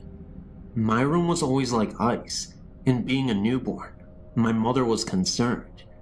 She would turn the heat way up, and still my room stayed cold. One night, she heard a woman's voice coming from my room. As she neared, she could hear an old lady singing a lullaby. When she opened the door, the rocking chair was swaying back and forth, and my room was warm. After this occurrence, my room remained warm. This became an ongoing thing in the house. The rocking chair would constantly rock, no matter where in the house my mom moved it to, and oftentimes she would hear a soft voice coming from my room. The lights continued to go on frequently in the middle of the night. As I got a little older, into the toddler years, I can still remember certain things happening. My parents found it odd that I am able to remember things so clearly. I can describe my bedroom in distinct detail, as well as the other rooms in the house. I only lived there from newborn to 2.5 years. One night, I woke up and felt absolutely terrified. I remember climbing out of my crib onto the little table and chair set, and stepped onto the floor and dodged for my parents' room. As soon as I climbed into bed with my mom and dad, I heard my aunt, who was asleep on the couch, screaming. My mom woke up and ran into the living room to see what all the fuss was about. My aunt kept crying, I saw her, over there by the lamp." Apparently, my aunt says that she saw the old lady standing at the foot of the couch by the lamp. When my mom reached over to turn the lamp on, she disappeared. All of my parents' old friends remember the house, and everyone has a story of something that they experienced there. We know that the old lady died in the house, probably in the section where we lived. At first, I think she was angered that the house no longer belonged to anyone in her family. She was harmless and just wanted to make her presence known. We only lasted there for 2.5 years. Sometimes we drive by the house and contemplate stopping in to see how the current owners are making out, but I never had the courage to go back. Here's some spooky experiences that I remember from my childhood. The first one didn't happen to me. It's something that my mother told me about. Her mother died in 1959. A few years later, she remembers waking up in the middle of the night and hearing her mother calling her name. This always gave me the chills, especially if I thought about it at night. When I was maybe 6 or 7, something happened that scared the living daylights out of me. I can still picture it in my mind. A short time after I went to bed, I was lying there awake, and I looked up at my bedroom door, which was closed. There was a window across the room from the door. The curtains were open, and the moonlight was shining through the window, making a square of light on the door. In the middle of the square of light, I saw the shadow of a hand slowly moving back and forth. I was so scared that all I could do was just stare at it. I was trying to scream, but no sound would come out. Finally, I managed to get my voice to work, and I yelled as loud as I could, "Mom!" My mother came running in, and I told her what I saw. I don't remember if she saw the shadow too. Probably not. She didn't see anything outside, and she shut the curtains. Now, there were no trees right outside my window that were close enough that they would make a shadow. Not to mention that this did not look like a tree branch. It was definitely the distinct shape of a human hand. Looking back on this as an adult, I realized that this was most likely not anything supernatural at all, but someone actually trying to break into our house, which, quite frankly, is more scarier than a mere ghost. When I started screaming, the person heard me and ran away. Shortly after the previous incident, I asked my parents if I could move into the room across from that one. Gee, I wonder why. My new room had a little trap door in the closet, leading to an attic of sorts. My parents never used it for storage, as it was too hard to go up there through the trap door, and it most likely wasn't even high enough to walk upright in. When I was about 10 or 11, my best friend and I were playing in my room, and we noticed that the trap door was open about an inch or so. We slid it closed. Every once in a while, I'd look up there and find that it was open again. I'd keep sliding it closed, and then a few days later, it would be open. My friend and I naturally assumed that we had a ghost in the attic. I really don't remember if I actually heard anything up there or not. Around the same time, this same friend would occasionally spend a night with me. Several times, we'd be lying in bed and hear the sound of a newspaper or some sort of paper being crumpled up in the living room when we knew no one else was up. We called this the newspaper ghost. Another time, I think I was about 7, I was riding my bike around in circles in the street. This was in a housing development where there was very little traffic. My aunt, uncle, and cousins were visiting, and I recall looking at the bathroom window on the side of our house and seeing my aunt's face looking out the window. Later, I mentioned it to my aunt, and she said she hadn't been looking out the bathroom window, and neither had anyone else. Now, I realized that this could have easily been a reflection of something in the window, but at the same time, it seemed pretty spooky to me. In the summer of '69, I was about 13. We had some relatives staying at our house for about a week. One evening, after everyone had gone to bed, I was still awake. As a child, it always took me a long time to get to sleep. I was always too wound up, I guess. Anyway, all of a sudden, there was this loud crash that came from my closet, like something metal or aluminum falling on the untiled floor. The thing that came to mind was a metal vacuum cleaner hose. There was no vacuum cleaner or any other large metal object in my closet that could have fallen and made such a noise, and even if there was, what would have made it fall off the shelf? I was too scared to get up and look in my closet or go and ask anyone if they'd heard it. Now, this was a small 3-bedroom house in Levittown, Pennsylvania. If anyone is familiar with the houses, if a loud noise occurs in any part of the house, it would be impossible not to hear it all over the house. The next morning, I asked my parents, aunt and uncle and cousins if they heard a loud crash in the night, and no one else had heard it. And by the way, I looked in my closet in the morning, and nothing was out of place. This has always puzzled me. Here are a few things that have happened in the last few years in the house I live in now. Nothing blatantly scary, just weird. I thought I'd share them just for the fun of it. One night, I was asleep, and all of a sudden, I screamed and woke myself up. My husband came running in, and I couldn't for the life of me remember what I'd dreamed that had scared me. But I had a vague memory of looking beside the bed and seeing something in the form of a human being, made up of little points of light. There have been a few occasions where I've woken up in the middle of the night and heard a kind of electrical humming that sounds like it's coming from our bedroom closet. My husband said he could hear it too. I could never figure out what's causing it. It sounds like it could be the refrigerator running, except that the kitchen is not right next to the bedroom. And if it was the fridge, wouldn't I hear the noise every night, since obviously the fridge runs all the time? I haven't heard it in over a year. Just as well, it gives me the willies.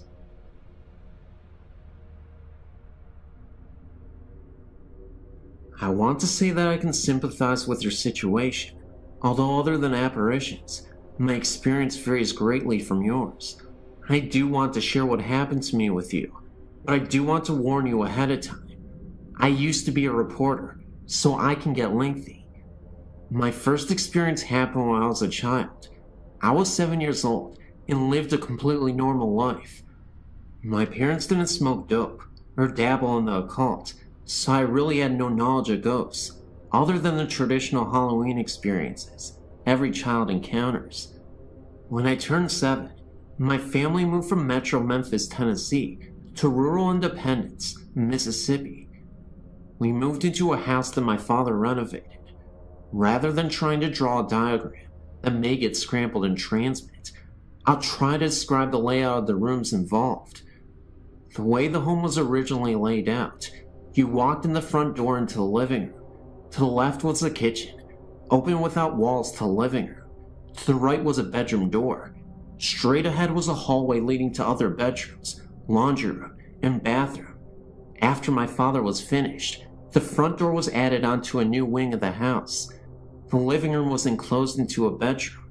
The bedroom now directly led out into the hall, which now led to the kitchen also, and had a new doorway to the bedroom that previously opened up to the living room. Is that confusing enough? We moved into the house, and I immediately was terrified of my sister's bedroom, the one that had previously opened up into the old living room. I just felt that something was there, and it was watching me. I felt like it wanted to possess me or something stronger than a mere presence.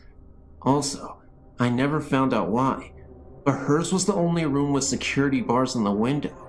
No other family member noticed anything strange in the house. I ended up in the new bedroom, and sometimes at night, I'd hear noises. Being so small, I don't remember exactly what they were, but frequently, I'd see an incandescent, glowing form in the shape of a human walking across my room. What made me know that it had to be a previous occupant of the home was that it would walk from the bedroom I was so scared of, through my room, into the kitchen, the way the house used to be laid out. Once when my grandmother came to visit, my parents forced me to sleep in my sister's bedroom. I was so terrified, but I finally went to sleep. When I woke up, I saw what appeared to be an ectoplasm swirling above my head. I spent most of my childhood years terrified of sleeping. Being a middle child of an older sister and a younger brother, I'd hide my prized possessions, jewelry, money, whatever I thought I didn't want them to get a hold of.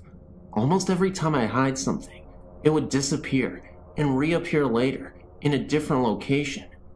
Thinking my siblings had discovered my hiding place, I'd find a new one, each time to have them disappear and reappear once again. The really strange part came later.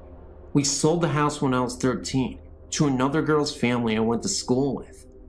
After she'd moved in, I'd asked her one day if she noticed anything weird in the house, and she said no, but her sister refused to go into the bedroom that scared me. Sister's explanation was that someone was watching her, and she was a middle child also. I guess there must have been some connection to middle children. I said something years later about the house being haunted in front of my aunt. She said she'd always had a feeling that something was wrong with the house. I'd appreciate your input as to what you think my experience meant. I had a person tell me one time I was a demon that wanted me, but I'm not even sure. While I lived there, although I was the only family member that had strange experiences inside the house, I wasn't the only one who had strange experiences in the area. In the fall, between the hours of 10 p.m. and 12 a.m., my mother would see balls of light floating in the field and wooded areas across the road from my house. She would always ask me to come look, but I had enough terror inside the house, and as far as I was concerned, the woods were my only safe haven while at home. So I never looked and never witnessed the lights myself, but both my sister and my mom did. When I was 19, I started dating this guy who was friends with a neighbor from the house I'd lived in. Basically, he lived catty corner from me, with their house backing up to the woods mine faced. My new boyfriend asked me if I ever saw anything strange in the woods. I said no. He told me that his neighbor's kid, who was a friend of his, told him that he'd seen balls of lights in the woods. I then told my boyfriend about my mother and sister's experiences. So apparently, it wasn't just restricted to my family. Another experience I had was when I was in my early 20s, when my grandfather passed away. We'd always loved each other very much, but didn't have a close relationship because of my grandmother, whom I didn't get along with. I was present when he passed away and was devastated. 3 months passed, enough time to allow me to grieve and get on with my life. I was asleep one night and awoke to find my grandfather sitting on the side of my bed. He told me not to be scared, that he had a message for me. He told me I needed to get my life straight, or I was headed for trouble. I remember he held my hand and told me that he was going to tell me what heaven is like, but I'm not allowed to remember what he told me.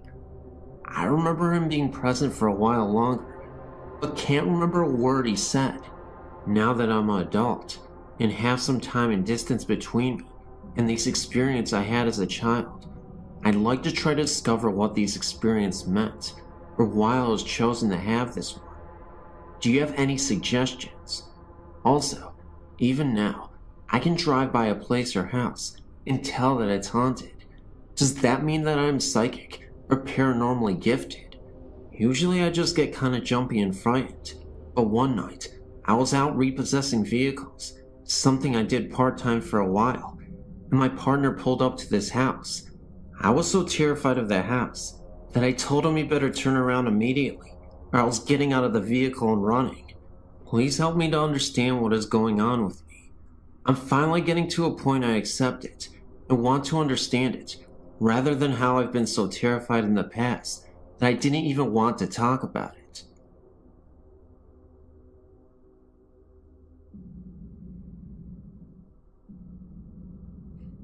In 1983, when I was 18 years old, I was severely ill. I woke up one morning and my face was badly swollen. My mother took me to the emergency room. I was placed in the ICU the next day as I went unconscious. It would take a team of doctors over a week to finally diagnose me. It was a rare disease. There was only 2 case histories. They both died from it years before. That's why my doctors had no idea what it was. It was from a sinus infection that had backed up behind my brain. From this, I developed a brain abscess. The night before they would make the decision if I needed brain surgery to remove the abscess, I was lying in my hospital bed, praying that the abscess would have shrunk a little. I felt someone standing beside my bed. I was sure it was a nurse, as it was very late, too late for visitors. When I turned to talk, it wasn't a nurse at all. It was my grandfather, who died 1 year earlier. At that moment, I wasn't afraid. He said to me, "You'll be fine." When I asked if you were sure, he then replied, "Do you doubt me?" I replied, "No." He then said, "Everything will be fine. You will be alright." This part has puzzled me ever since he told me. He said, "Take care of your mother." This was my mother's father, and he simply turned around and walked out of the room. The nurses came in, and I was wondering what happened to my grandfather. They didn't say anybody walked into the room, and they told me to calm down. I swear I knew what I saw. I knew it was my grandfather, but the whole situation was just weird, and it gets weirder. I thought he meant that I would do fine through the surgery, my grandfather. Now here's the kicker. He had brain surgery about 7 years before his own death. Even crazier, the next morning I had an x-ray, and they came to tell me that my abscess was completely gone. First of all, I have no idea what happened. Even the doctors were confused. They wanted to take even more x-rays, and I obliged, and they confirmed no abscess whatsoever. As for my grandfather talking about my mother, I had no idea why he was mentioning her. She was pretty healthy at the time, but it makes sense now. Recently, she has been diagnosed with MS, diabetes, and in September, she had heart failure. In November, she almost died and had triple bypass surgery. Through the years, my family has had many encounters with the spirit world, but this was the most wonderful one.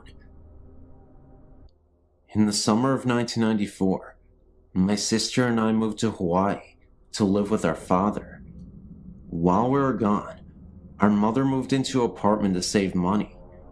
Right away, strange things started to happen. Her 2 cats would never enter the bedroom of the apartment, choosing instead to sleep in the living room.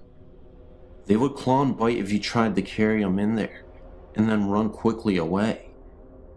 Mom only spent one night in the room, and then opted for the living room as well. She didn't see anything, but felt as if there was someone watching her, or that someone was in the room. A few weeks later, she returned home from work to find her disposable razor disassembled on the bathroom counter. Even the twin blades were removed, and the whole apparatus was laid out in a straight row. The next night, my cousin, Stacy, and her husband, Mitch, went to stay over at my mom's with her. They were in from out of town, not going over to ease her fears. She wasn't scared yet. The two of them argued with Mom over sleeping arrangements, and she assured them that they never slept in the bedroom anyway. That night, my mother woke to hear Stacy and Mitch screaming in terror. Mom ran into the room to find Mitch trying to pull Stacy off the bed. She was screaming to get her off the bed, so Mom started pulling too. Once they got her to the floor, Stacy said that it felt like someone was sitting on top of her, and she couldn't breathe. And while it was going on, she said she could see a teenage boy in the corner, laughing uncontrollably. The 3 of them decided to drive to my grandma's to spend the night. Fast forward to Christmas break, when my sister and I came home to visit. Our first afternoon at the apartment, we heard a loud crash from the bathroom. All people and animals in the house were accounted for in the living room, so we went to check it out. Everything from the cabinet under the sink was out on the bathroom floor. It wasn't all tipped over, however. It was lined up in a straight row. After that, Mom told my sister and I about all the strange things that had occurred. My sister and I were thrilled, thought it was really cool. Mom said that we were more than welcome to sleep in the bedroom if we wanted to, so we did.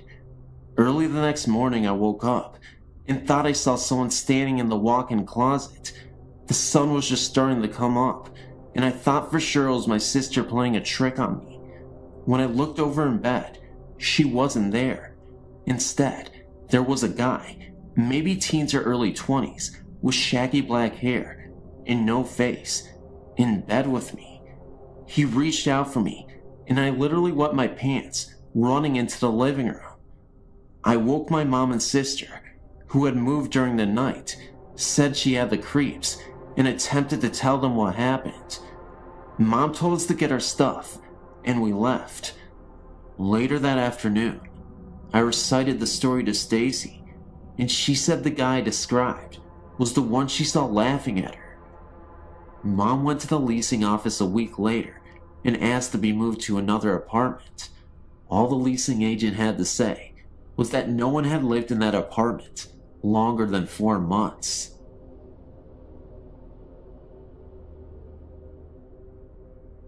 It started some years ago, and I'm happy to say that it's been over for some time now. I'm confident that I'm no longer being followed by Mage, but I would like to share my experiences with you, and if you can provide any insight or better understanding of what happened to me, I would be most happy. Some years ago, I was sleeping over at a friend's apartment. I went to bed and lay there alone with my thoughts until I think I fell asleep. I was awoken by 3 sharp knocks, similar to someone knocking on a solid wooden door, and turned my head to the bedroom door, which was 3 yards away to my right. The door was closed, yet within the doorframe was a figure. To my eyes, the figure was shimmering and vivid with colors, without any real human form, yet to my senses, I was certain that it was a woman, that she was extremely tall, and that she was wearing jewelry. I perceived her with the absolute clarity that my eyes were unable to support. I opened my mouth to yell, but could not. It lasted only a few seconds when the door opened and my friend entered the room. The vision was gone.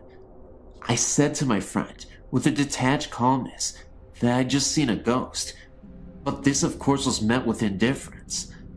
I did not press the matter, as I was already beginning with self-doubt.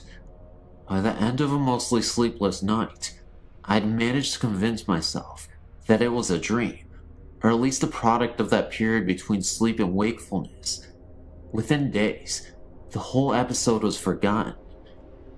Some 6 months later, I was at home with my parents and decided upon an early night. I had a lot on my mind that night and needed some space and some quiet for contemplation. I was lying on my single bed in my small bedroom, lost in thought, when I heard the 3 knocks again. My heart leapt. From my bed, I could see ahead of me, and to the right, the bedroom door, which was open, and the landing is accessible by 3 ascending steps. Through the door, I can see about 3 yards of the landing until the angle of the door frame cuts off the view. There, just at that farthest point, was the same vision, the same shimmering colors.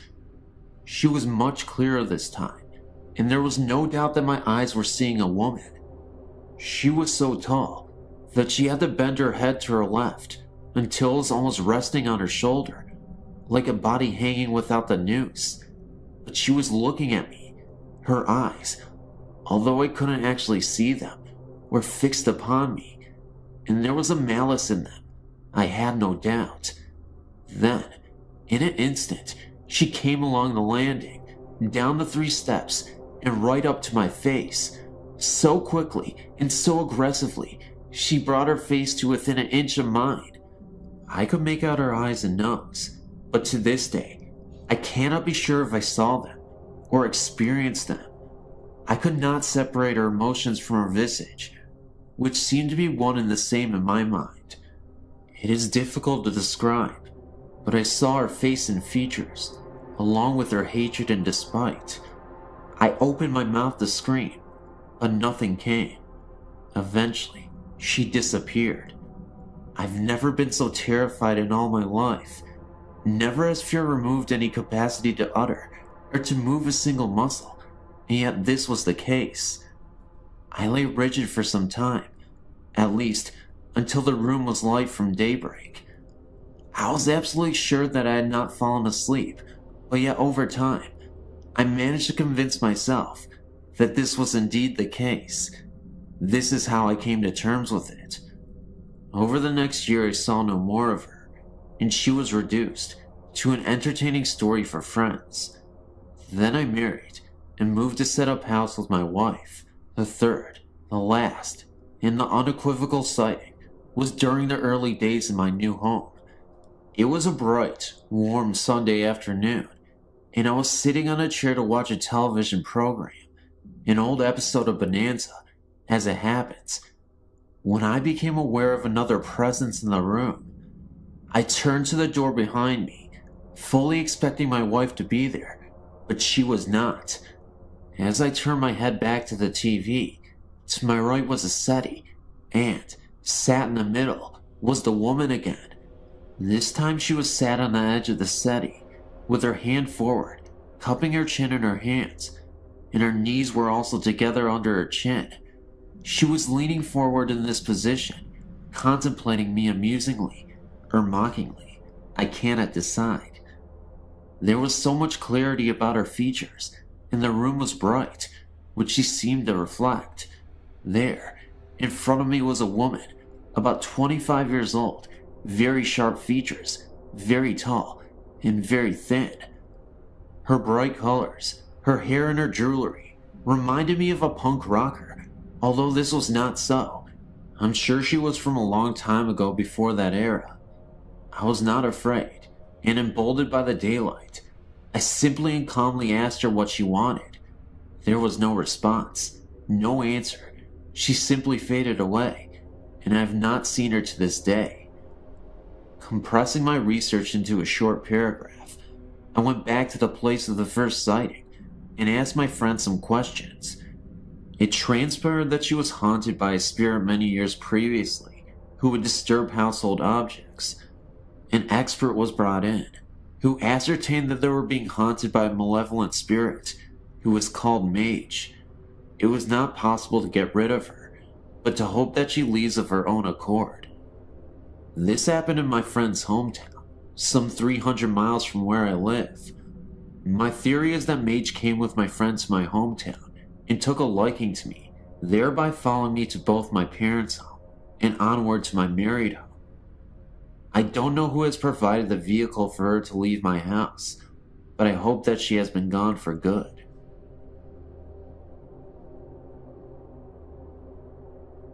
When I was in my early 20s, a friend and I decided to rent a house together.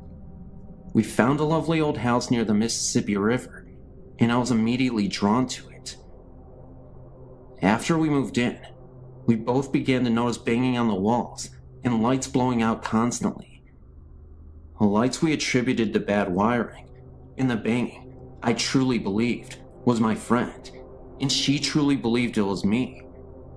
The layout of the house was one we had never seen before. There was a hallway that led from the front living area to the back bedroom areas that was at an odd, slanted angle. I always felt uncomfortable going down this hallway and found myself going around by way of the kitchen. After months, my friend and I decided to take in a third roommate to help with expenses. During the next month or so, after this third roommate moved in, we noticed an increase in frequency to the noises, banging, and lights going out. We also began to notice that every month, and this is really weird, right around the time that all three of us began our menstrual cycles, a very large stain began to appear in the middle of our living room floor. We tried constant shampooing, but it would always reappear immediately. Then after our cycles were finished, the stain would disappear on its own, only to reappear the next month. Our third roommate then became very withdrawn after only a short time of being in the house.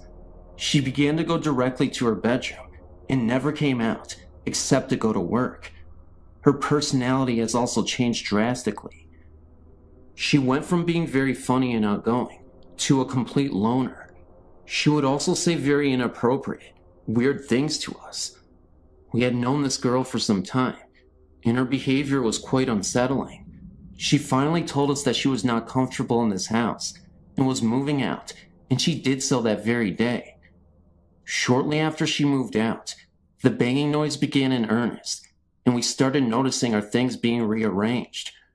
We began to laughingly and nervously admit to each other that something was not right in this house. However, neither one of us felt threatened by any kind of the weird happenings, and in fact, I personally actually felt almost protected by it. We started to call our ghost George, and would talk to him whenever the banging would begin. We were trying to watch something on TV, and George would start banging or knocking. We would say, "Please, George, not right now. We're trying to see this." And he would actually stop, at least until the show was over. Unfortunately, No matter how much we begged him to stop putting the stain on the floor every month, that never ended. In fact, it got bigger and darker the longer we lived there. One kind of amusing episode happened to us one memorable evening. I decided to let my boyfriend at the time stay overnight with me, although I usually didn't do this. Just as we were dozing off, a very loud bang sounded, coming from the hallway. My boyfriend sat up and asked, "What the heck was that?" Immediately, a knocking began at the far end of the hall and rushed towards my room very fast, knocking louder and louder the closer it came. My boyfriend said, "That has to be your roommate being funny." I just laughed and tried to explain about our ghost, and that I thought he might be angry that I had a male friend overnight. He said that was bull and got up to investigate. Just as he came to the hallway, the knocking began again, all around him. Needless to say, my brave 6'4" boyfriend ran straight out the front door and never came back in the house. Anyway, after a few years, my roommate and I decided we were going to move to a cheaper apartment, closer to where we worked. As soon as we started packing, the noises, and especially the lights going out, began to get really bad. I was even starting to get a little frightened. One day, as we were finishing up packing, we decided to go check in the basement and see if we had anything left down there. While we were down there, we decided to go in the old fruit cellar, since neither one of us had actually looked in it. We found some old fishing equipment. We also found an old shirt box that was sealed with tape and felt kinda heavy, so we brought it upstairs and opened it up. Inside was a bunch of old pictures. Most of the pictures were of a young man of about 25 or 30. In many of the pictures, he was in our house and standing on the porch of the house. There were also some antique glass slides with pictures of him in the military uniforms. We dated the stuff around World War II. We decided to call our landlady, an elderly woman, around 80 years old, to tell her we had found the box. When we called her and told her what we had found, she hung up on us. We called back, and her daughter answered and said that they didn't want that stuff anymore, and we could have it or throw it away. We thought it was very strange, since normally our landlady was a sweet old lady, so we decided that some of the stuff in the box might be worth more money, and we would sell some of it. Some war medals, and even an old stock certificate. That night, I put the box on the kitchen table, and we went to bed. In the morning, we were going to move the last of everything, and as we were preparing to go, I asked my roommate what she had done with the box of stuff. She said she hadn't touched it. We looked everywhere and couldn't find it. Finally, around lunch, we got hungry and decided to cook a frozen pizza. We turned on the oven and immediately began to smell something burning. When I opened the oven, there was the box. Okay, I swore my roommate did it, and she swore I did it.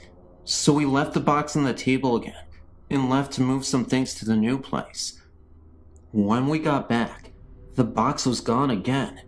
This time, we found it immediately in the kitchen pantry, so we kinda laughed it off and put it back on the kitchen table.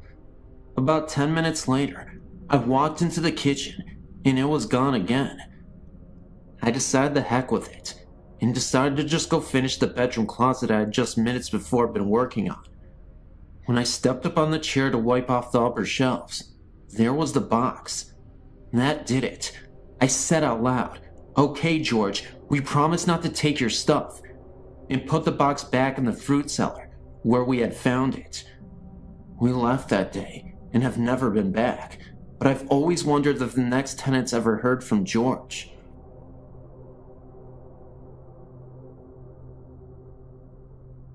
I've worked for a domestic violence shelter for approximately 7 years. While I personally have never seen anything, there are always odd sounds and unusual occurrences. Let me start at the beginning. The house is 2-story with an attic and a basement and over 100 years old. I really don't know much else about its history.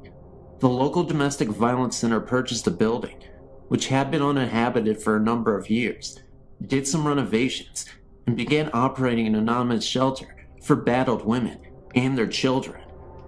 Over the years, there have been numerous sightings of a young couple. A woman in a long flowing dress can be seen periodically walking up the long staircase. A man in dark, old-fashioned clothing has been seen in the living room and at the top of the stairs outside the attic door.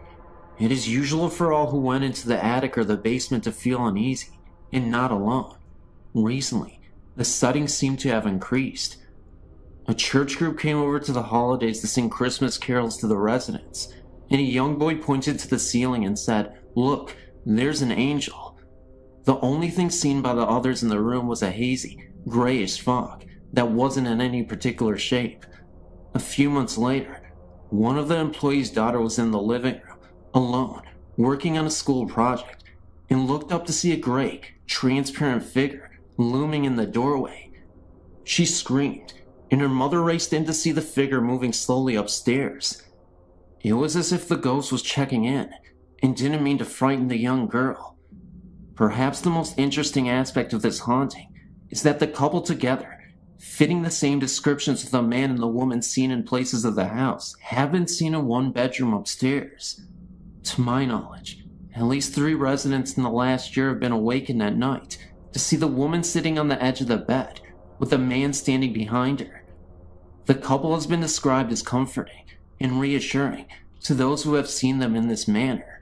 And these apparitions have seemed to know when these residents were about to face a particular trying experience. One woman was going to court the next day for an order of protection. One lady was facing a decision about the custody of her new little baby. And one woman was about to embark on the dangerous underground trying to change her identity in order to hide from the husband who tried to kill her.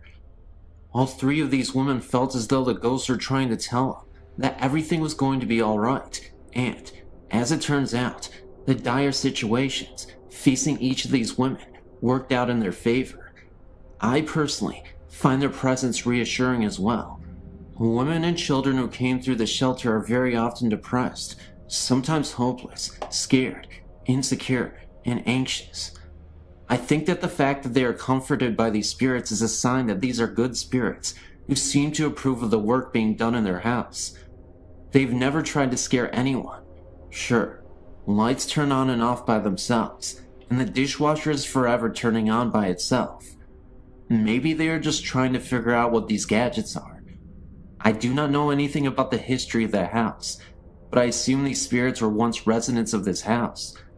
Based on their actions, they seem to be good and well-wishing. I hope they continue to watch over the shelter and help the current residents. Hi, my name is Tariq, and this is my supernatural experience. It happened to me when I was about 5 or 6 years old. I seem to remember it was quite a sunny afternoon. Nothing particularly unusual about that day. My mother asked me to go upstairs and wake my father, who often took afternoon naps. I remember feeling quite lazy, and I could not really be bothered going all the way upstairs to attempt to wake my dad sleeping. However, my mom insisted, so I did. I was about to walk up the stairs when I suddenly was overcome with fear, as what I had saw made no sense to me. There, at the top of the stairs, was the biggest dog I'd ever seen in my life. It appeared to fill the whole space of the landing and was near the height of the ceiling. The dog appeared to be aggressive and was barking and growling so loud that it could have woken the dead. I was so shaken and scared that I just froze in the spot. I shouted for my mom. I said, "Mom, I can't go upstairs," and she told me not to be lazy.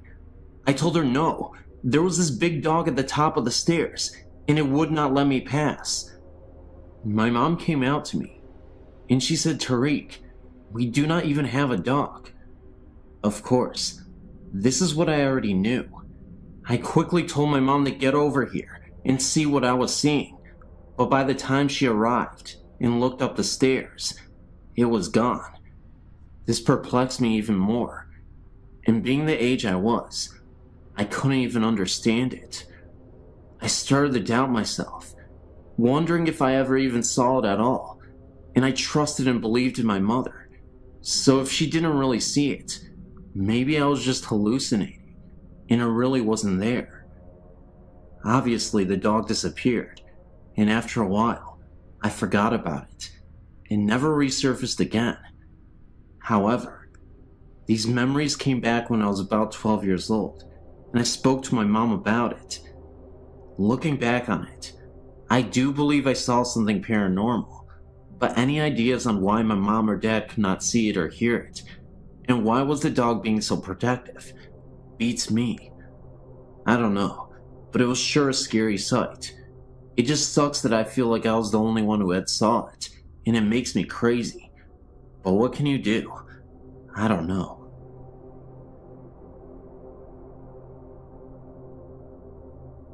I recently had an experience that I can't explain, and decided to tell my story here. In June, my boyfriend Ian, our then 15-month-old twins, of course me as well, we all went to his family reunion. While we were there, we had a wonderful time meeting his family and getting to know everyone really well. We stayed at his father and stepmother's home with the immediate family. One night, while everyone was asleep, one of the girls started crying, most likely from being in a new place or losing her pacifier. I woke up and, still groggy, I sat up in the bed. I looked over to the crib. Next to the crib, there was a little old woman standing there looking into the crib. When I saw her, she didn't scare me, and I thought nothing of it. She looked at me, put her finger up to her mouth, kind of bent down, and whispered, "Shh." So I laid back down and fell back to sleep. Brianna slept through the rest of the night. The next morning, I got up and remembered what I saw. Not sure if I dreamt it or not. I pulled Ian away from the family and asked him if he had a picture of his grandmother. The family had spoken a lot of her the previous day at the reunion, but I had never met her. Ian was very close to her and was very upset at the time of her death. It would have been almost 9 years ago. They found one, and after I saw the picture, I felt this warmth, the only way I can describe it, and it filled my body. It was the lady I saw the night before. I wasn't sure if I should tell anyone, for fear of them thinking I was insane, but I decided to tell Ian. When I told him, he kinda gasped. Like I said, he was very close to his grandmother. I'm glad I told him. Well, later, as we were talking to the family, someone said, "Oh, it would have been so wonderful for her to be here and see all the family together." Speaking of the grandmother, Ian looked at me and asked me to tell everyone what I saw. I'm still new to this family and wouldn't want to be dubbed as the crazy one just yet, so I kept it to myself. Thanks for giving me a place to share this.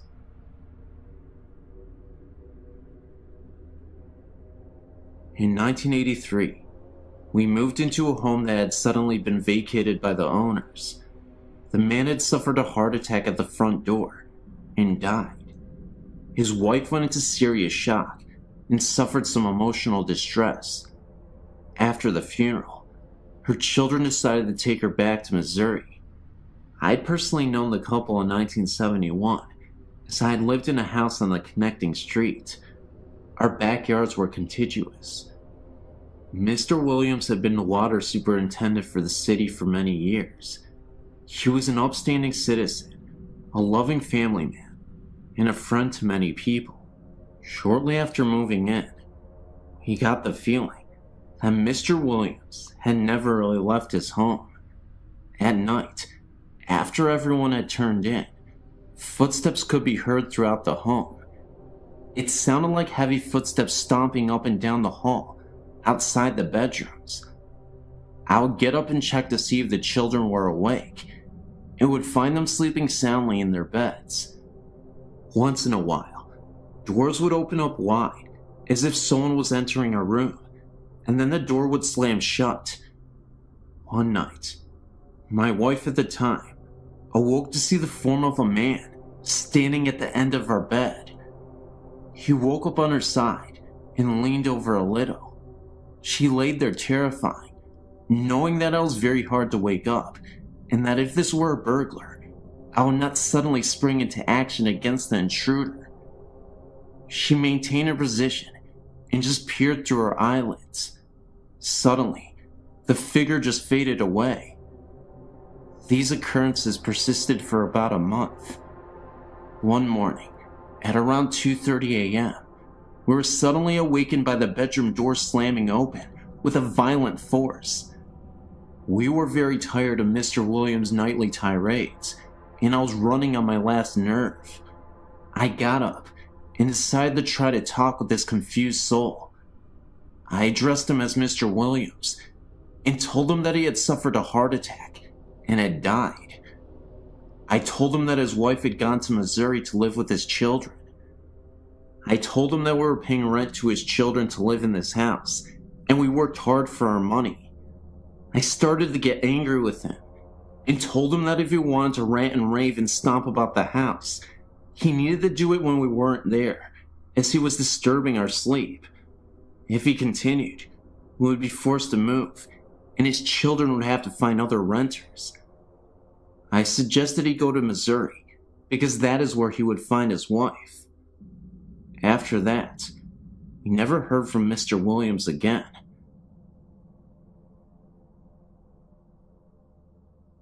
In August of 1997, I was helping a friend deliver some things for a post-funeral reception that was to be held in the officers' quarters number 1 at Fort Concho in San Angelo, Texas. Fort Concho is the best preserved and reconstructed cavalry fort in America. This is where the Buffalo Soldiers were stationed. It was very early in the morning, and we had to get the key to the building from the curator. We drove to the other side of the parade ground and parked the van. We went inside, and I took some things up to the staircase to the second floor, while my buddy worked on the first floor. I walked into the west bedroom upstairs, and immediately felt like I had just walked between two people that were standing shoulder to shoulder. I was walking into a tremendous field of static electricity. I had a cold sensation, and the hairs on my neck and arms stood straight out. I put the vase down that I was carrying, and found myself compelled to say, "Excuse me." Then I proceeded to the east bedroom. When I entered the room, I saw a little girl out of the corner of my eye, playing on the floor to my left. I placed the vase, and when I turned around, she faded away. A couple of days later, I was again with my friend. We stopped by the house of the lady who was responsible for financing the restoration of officers' quarter number 1. My friend mentioned that I had felt a presence and saw a little girl. I told her that I had seen her in the east bedroom, and she told me that a little girl had died in that very room.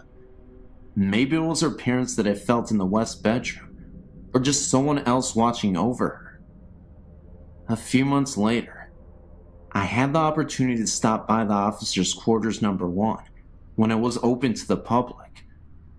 I was walking around, and a staff member volunteer came up and asked me what I thought of the building. I told her I thought it was haunted, and repeated the story of the little girl.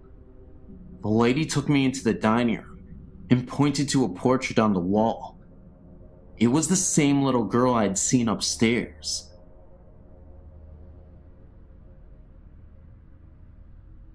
I would first like to say, I was not a believer in ghosts or spirits.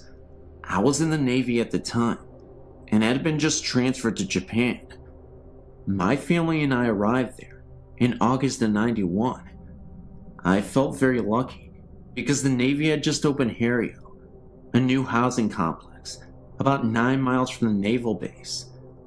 This meant that my family and I would not have to live off base. My wife and I were taken out to the Harrio to pick out a house. Being newly opened, we basically had the pick of the litter. My wife and I chose a nice 3-bedroom room townhouse in the center of the housing complex. We moved in within 3 days and began to settle down. Nothing much happened for the first month or two. Then one night, my daughter, who was 3 at the time, started waking up at night crying. She would point at the wall and tell me to make the snake lady go away. This happened about once a week. Of course, I thought she was just having bad dreams. We would let her sleep in her bed when this happened. My wife became pregnant at the time, and we were allowed to move into a 4-bedroom house. I was hoping this move would solve the snake lady problem. As we moved into the new house, I assured her the snake lady was gone forever. Boy, was I wrong. It was about 2 weeks before our encounters with the snake lady started again. This time my wife and I could actually feel some sort of electrical charge throughout the house. These encounters intensified, and my daughter started to see more and more apparitions. She would tell me that the snake lady wanted to take her away. I, being a skeptic, thought the electrical charge was sort of funny, but never gave much thought about my daughter's nightmare being real. Then one night, my wife and I were awakened by my daughter, screaming at the top of her lungs. We rushed into her room to find her pressed against the far wall, her feet approximately 1 foot off the ground. My wife and I both grabbed her arms, and with one of my feet pressed against the wall, I pulled with all my might. She wouldn't budge. I'm not a small man, 5'10", 191 pounds, and I worked out all the time. I could not get her off the wall. All the while she was screaming that the snake lady wanted to take her away. Scared to death, I started praying in my head. My daughter started to slide down the wall, and she fell into our arms. I don't know what it was, but I believe there is something out there that we don't know about. The next day I blessed every room in the house with olive oil. This seemed to do the trick, because my daughter never had another experience. My wife is Japanese, and she did some investigating of the area's history. Harryo was once an internment camp for the sick and dying Japanese soldiers of World War II. There is a shrine just outside the back gate for the soldiers that died there. And that's what we found out. Thanks for reading. It's funny, really, because I've been reading your site for quite some time and have marveled over the experiences people have had, but never, ever thought I would be emailing you my story. This experience is mainly my 2 friends, but I experienced it firsthand last night. They live in RAF, Royal Air Force Quarters, in Middlesex in England, and have never really mentioned anything before. A couple of weeks ago, Susie and I were chatting about various things when the subjects of ghosts came up. Funny enough, the handprints have come back since Elena was born, said Susie. Handprints? What handprints? I replied. It seems that since they moved in over 3 years ago, they've had various things happen. So she took me upstairs, and there, clear as day, was a set of huge handprints on the wall just above their bed. Apparently, she has tried everything to get rid of them, and they disappeared when she was pregnant. As soon as the baby was born, they came back, and when I saw Susie and Jay last night, they casually informed me that the handprints had moved. By now, I was getting quite spooked out. We went outside for a cigarette, with one of the music channels on the TV playing. When we came back in, the channel had changed to some gruesome true murder documentary. The hairs on the back of my neck were standing on edge at this stage, and it took Susie a good 5 minutes to change the channel back. Also, they've both watched a candle that stood on top of the telly very casually move from the middle and drop off at the end. Things have been moved around, never hidden, and the TV also turns on and off. Susie and Jay were very relaxed about this, and the ghost obviously means them no harm. Last night, it was Susie, Jay, and me, and they told me what happened last Sunday. Apparently, Susie had gone up to change Elena and had set out her pajamas and nappy out in the changing mat in the bedroom. She was bathing Elena and thought that perhaps she could use one of the smaller nappies instead of the big one that she had pulled out. When she went back into the bedroom, the pajamas and the big nappy had been thrown onto the chair, and in a perfect arc were 3 of the smaller nappies on the changing mat. Poor Jay got it right in the neck for that, until he explained that he hadn't been upstairs at all. Again, the hairs on my neck were standing on end, and when I had to go upstairs to use their toilet, Susie had to come with me. We then went out for a cigarette, and as we were sitting there, I saw the shadow of someone walking to the kitchen. Didn't think anything of it until I realized that we were all sitting outside.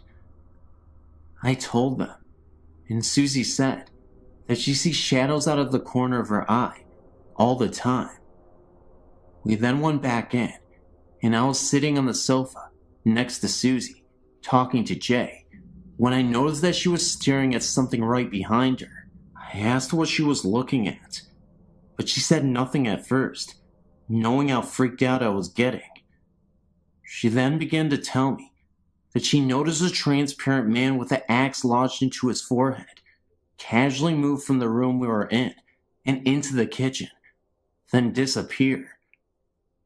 She had told me that when she was alone in the living room another time, that she also saw a man sitting down at the kitchen table, as if he was writing on a piece of paper, then disappear shortly after. Apparently, they are not the only ones to experience things.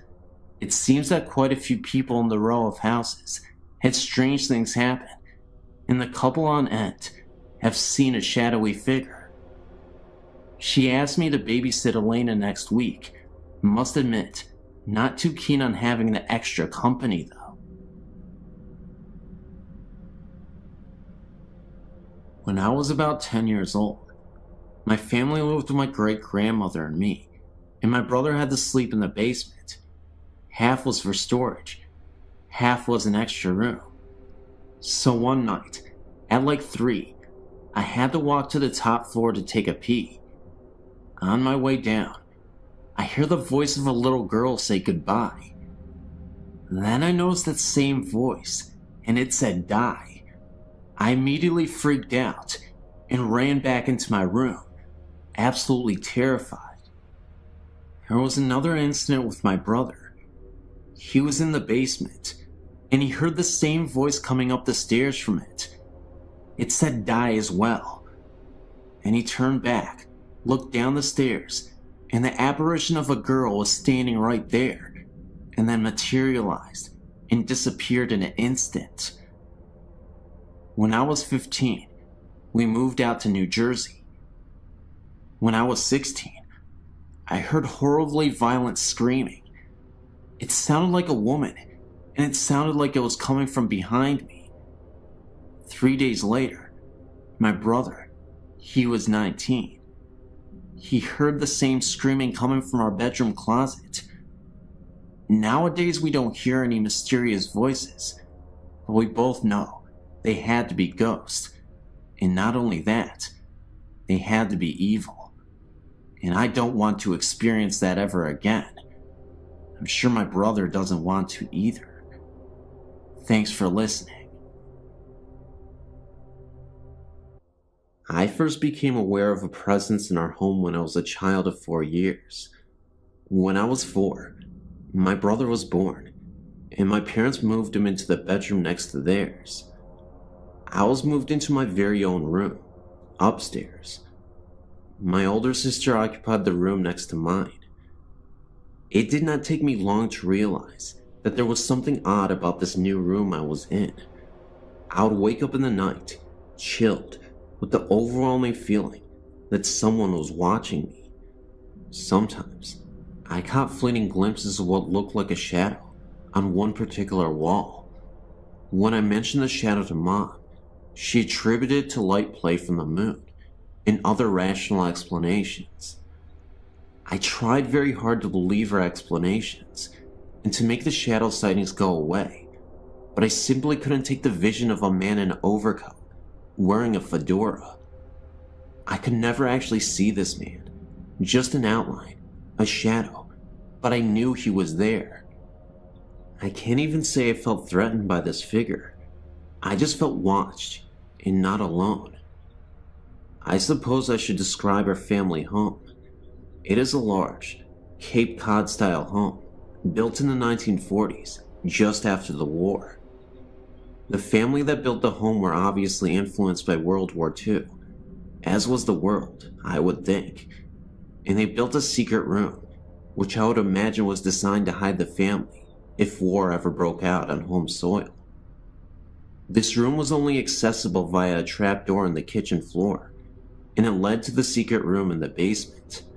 My dad sealed this room off before I was born, although I know exactly where the trapdoor is. There is also a secret passageway that leads between the closets of the two upstairs rooms. This passageway has been sealed before my parents bought the home. This house was the second built on the foundation. The first was a farmhouse, dating back to the late 1800s, which burnt when my mother was a child in the 1930s. The family that originally built the Cape Cod didn't live there long, and it became a rest home for the affluent elderly in the community for many years. My parents bought the home in 1954, and I was born 11 years later. There were other strange occurrences in the house in my younger years, such as doors opening and closing by themselves, and doors locking when there were no locks, and the piano playing by itself. But I'll fast forward to 1974, when my older sister got married. I took the opportunity to move into her larger room, and that is when the strangeness went into overdrive. I hadn't actually even moved completely into the room when the weirdness began. I'd moved my record player into the room, along with a student desk. I was showing the room to a friend one afternoon, when the door slammed shut behind us. When we turned to look at the door, the shade in the opposite window flew off the hinges and landed at our feet in the middle of this room. We both screamed and ran to the door, only to find it locked, and there wasn't a lock on the door.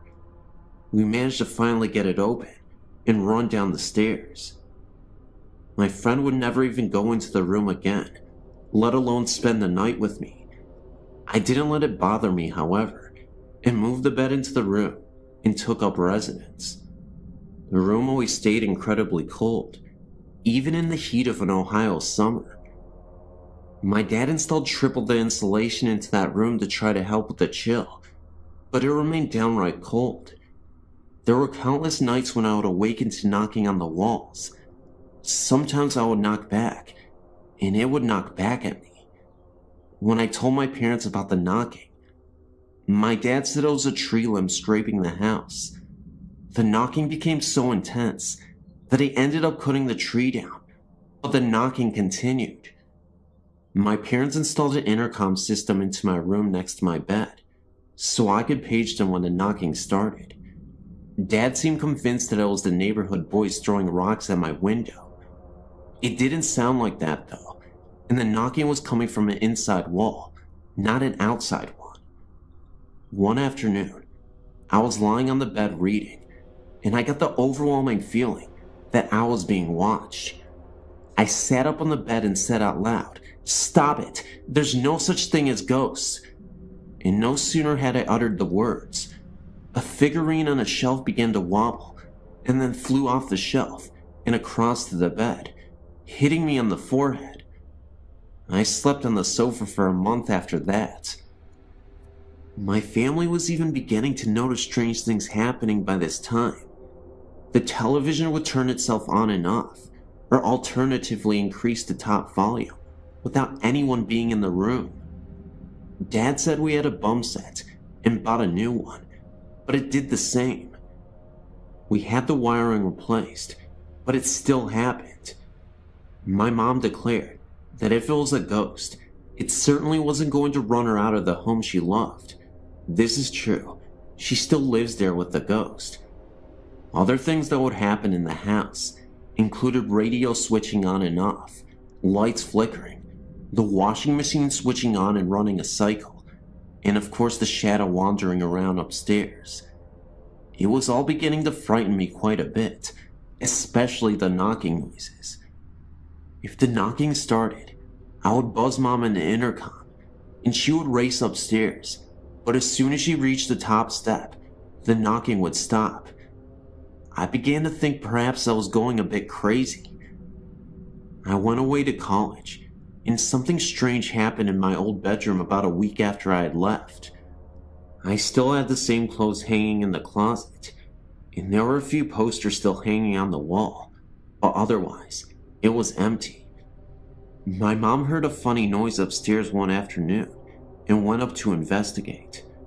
She checked the first bedroom and saw nothing amiss and went down the hall to my room. She opened the door and discovered that the mirror tile on one wall had exploded all over the place. There were shards of glass sticking in the opposite wall and had scraped across the ceiling like claw marks. My posters hung in shreds. She noticed my closet door hanging open and shreds of glass sticking in the clothes, still hanging inside. She shut the door and waited for Dad to get home from work. He decided that it must have been a freak lightning hit, although the day was sunny and cloudless, and rang the insurers to come out and investigate. The investigator noted that the point of impact seemed to be the upper corner of the wall, where the mirrored tile met the adjoining wall. Oddly, he also noticed that the broken wood in the corner was pointing outward, as if the lightning had been inside the room and went out, instead of the lightning hitting outside and coming in. The insurance company still paid for the damages, although they could never find the point on the outside of the house where the lightning had come in. When I heard about it, I came home to view it, and noticed that the wall in question was the one where I had always heard the knocking. As I said, my mom still lives in the house, and strange things still persist. She keeps the washing machine unplugged, but unless the water is cut off, it still fills up. This is the third faulty washer we've had. The TV still plays tricks too. My dad passed away in the house 2 years ago, and on a night after he died, I was staying with Mom, although I wasn't about to go upstairs ever again. And in the middle of the night, we both heard faint music playing upstairs, bluegrass music, to be precise, which was Dad's favorite, and we reckoned that there must have been a party going on to welcome Dad to the other side. Mom has since sealed off the upstairs and only lives in the downstairs part of the house. My brother has had plenty of strange things happen to him in the house as well, as did my sister, and as a result, none of us want Mom to bequeath the house to us. She can't understand why.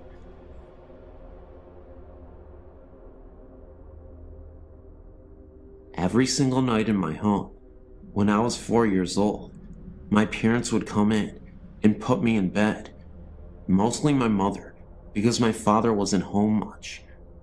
I never liked to sleep in the dark, and there were no outlets in my room for a lamp, or none that wanted to work at the time. As I laid in bed, almost every night, I'd look out into the hall, and I would be able to see the hall light on. Almost every single night as I lay in bed, a boy would walk past my door several times and then stop. It was a white glowing type thing that I remember perfectly well.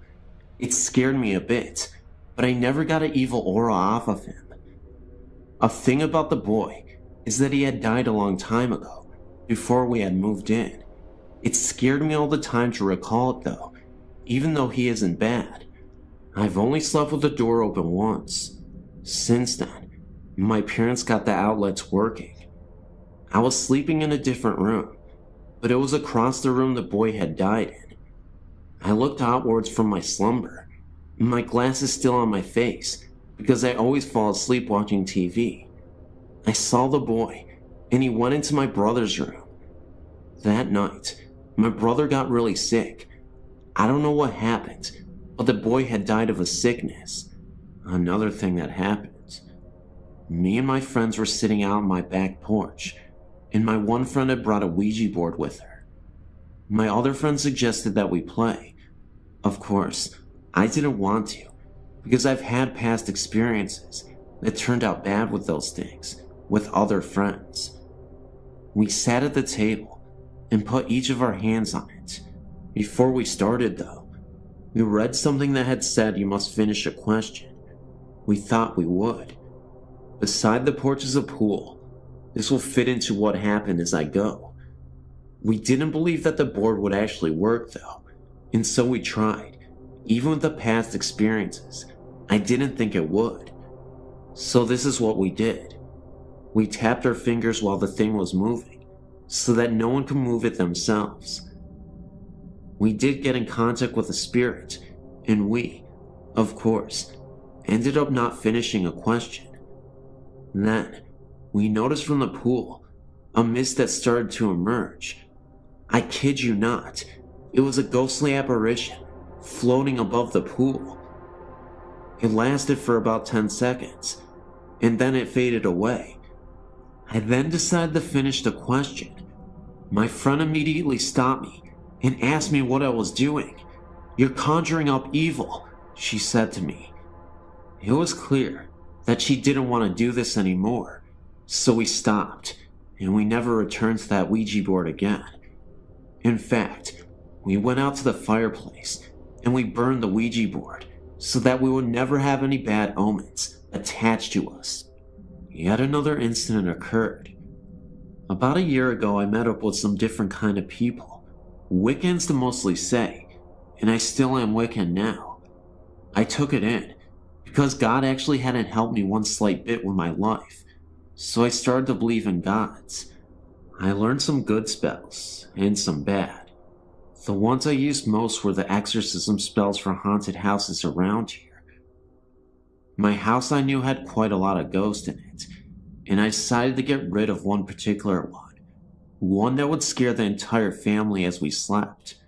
At night, if you were to turn the light off in the living room, the room would turn a deep dark blood red, and the windows to the place would disappear.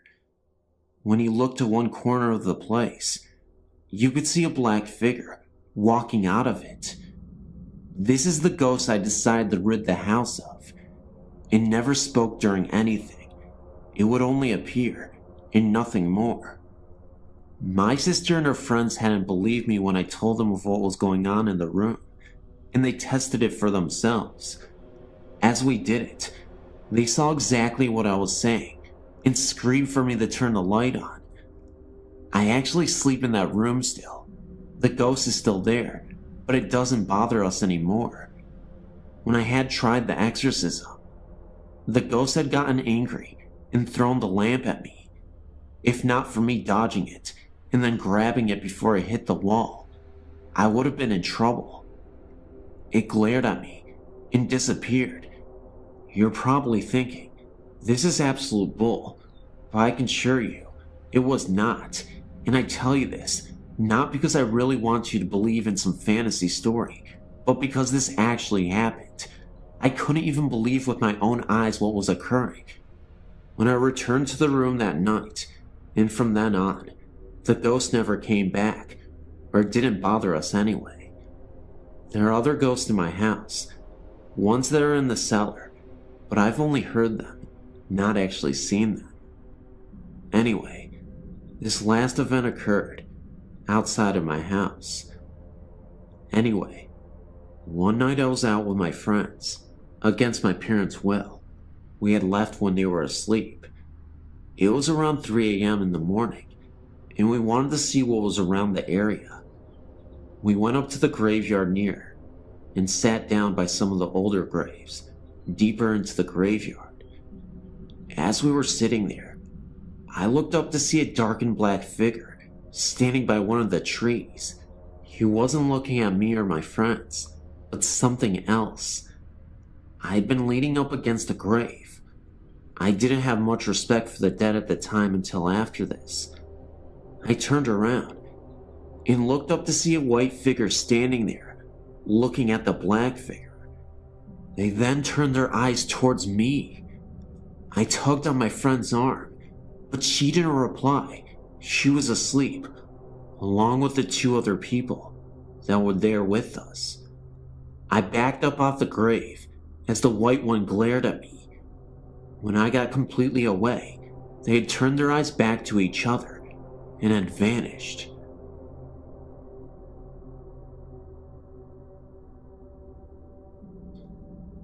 Before our marriage, my husband purchased a home built sometime previous to 1870 in the center of a small town in Michigan.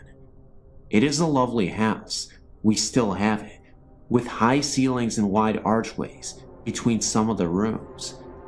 When we moved in, we had very modern furniture, which really didn't look right in the house, so our friends would bring us antiques whenever they could find them, very cheaply or for free.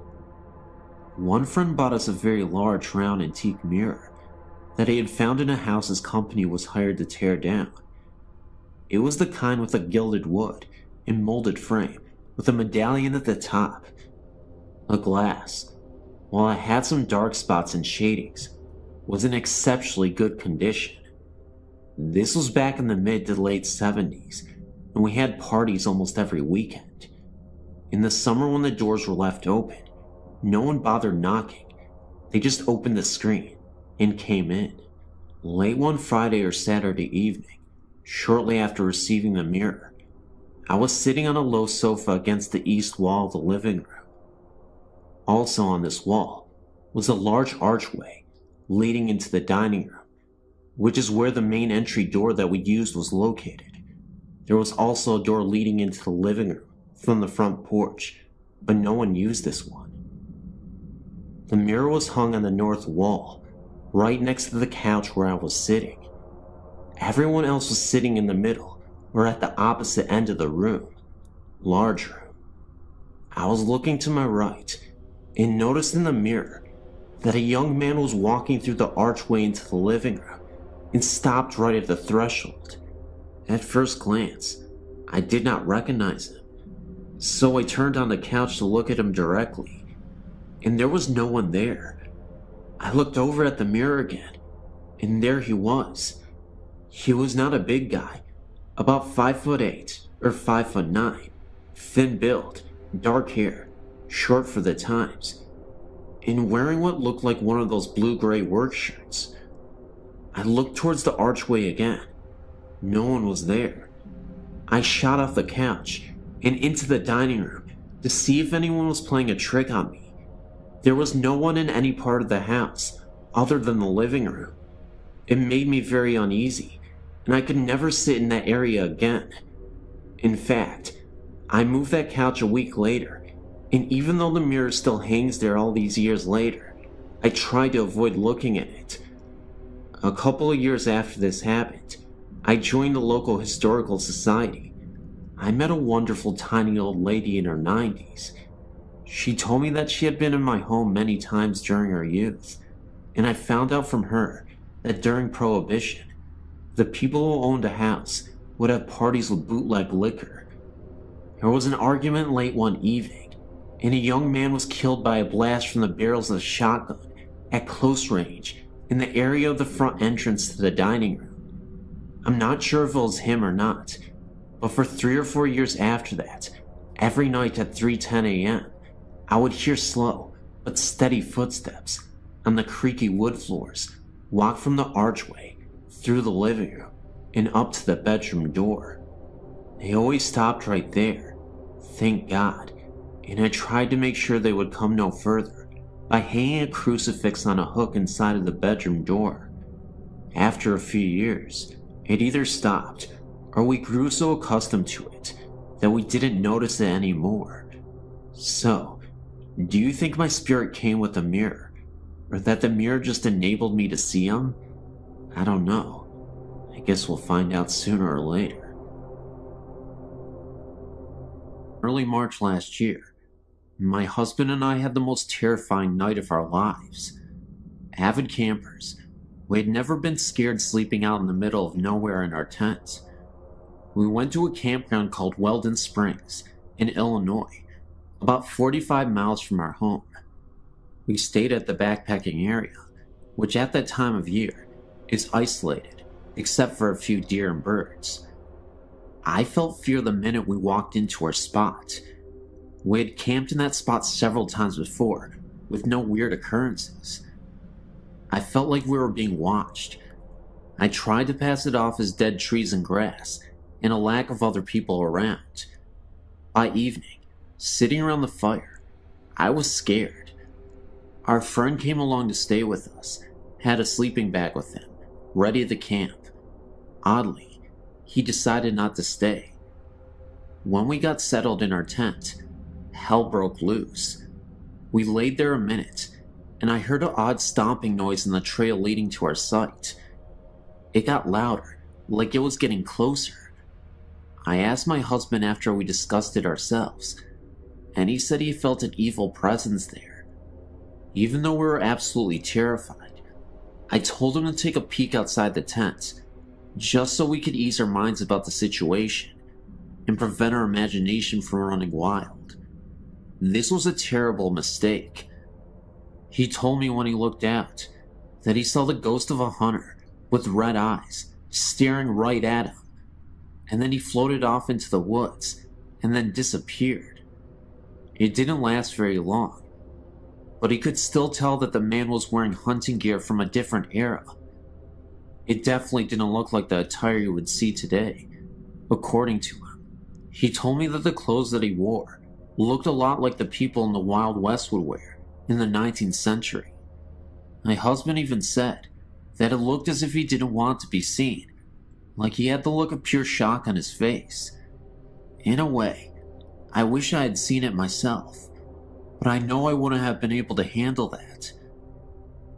We know that there was something strange out there that night, and we'll never forget it.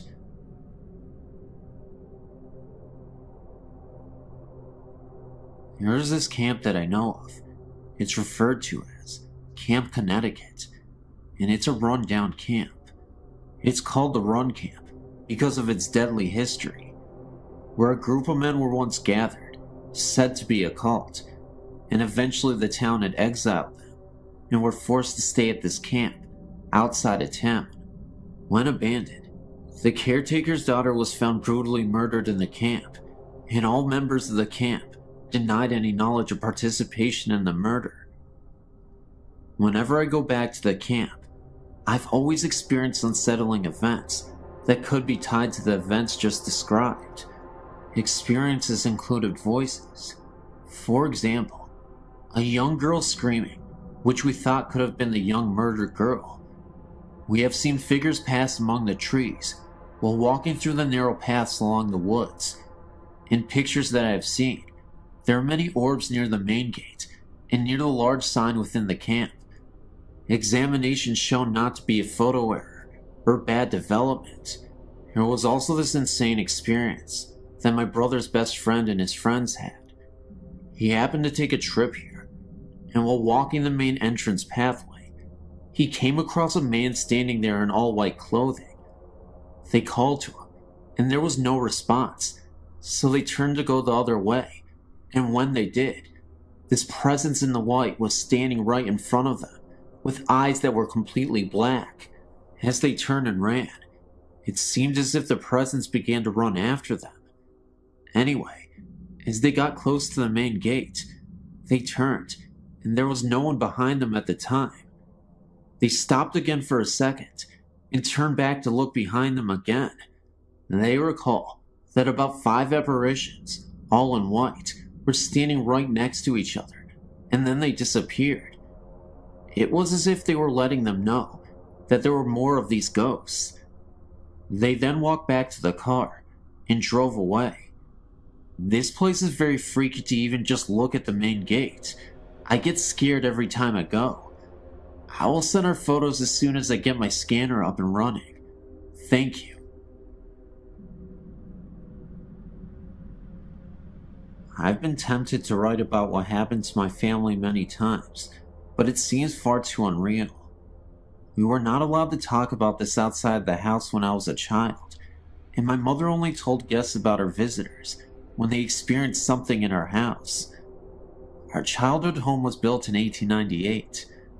My parents bought the home in 1974, when I was only 6 months old. The house was very large and had been converted into a double.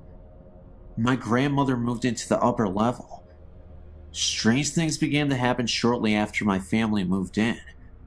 My mother had her first experience one night, after she had sent my older sisters to bed. From her bedroom door, she could look out and see into the kitchen hallway and into the bathroom. My family had only lived in the house less than a month when my mom saw a little blonde-haired girl walk into the bathroom. All of my sisters have very dark brown hair, and this was clearly a blonde-haired child. My mother panicked and yelled to the little girl, but the door shut. My mom jumped out of bed. In her mind, she was thinking that this little girl was a neighbor's child, that my sister must have snuck in the house. When she opened the door, there was nobody inside the room. My mother nicknamed the little girl Jessie, and I have no idea why. My mother had many experiences in the house, and with the younger children, myself, my younger sister and younger brother, when we were very small, it was as if we were playing with someone else. I don't remember this, but my mom did. But I do remember that in my oldest sister's bedroom in her closet, there was a paneled off section that led under our hallway steps to the second floor. I remember talking to someone that we called the lady under the stairs. I always thought that it was my mom or grandmother, but I later learned that this was not the case. When we told my mom about this, she would not let us play this game anymore. I do not remember being scared at all. My younger sister and I would also go into our hallway and play with the lady on the stairs. I have very little recollection of this at the time.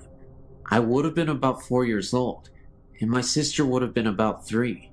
When we described the woman to my mother, she forbade us from being in the hallway alone.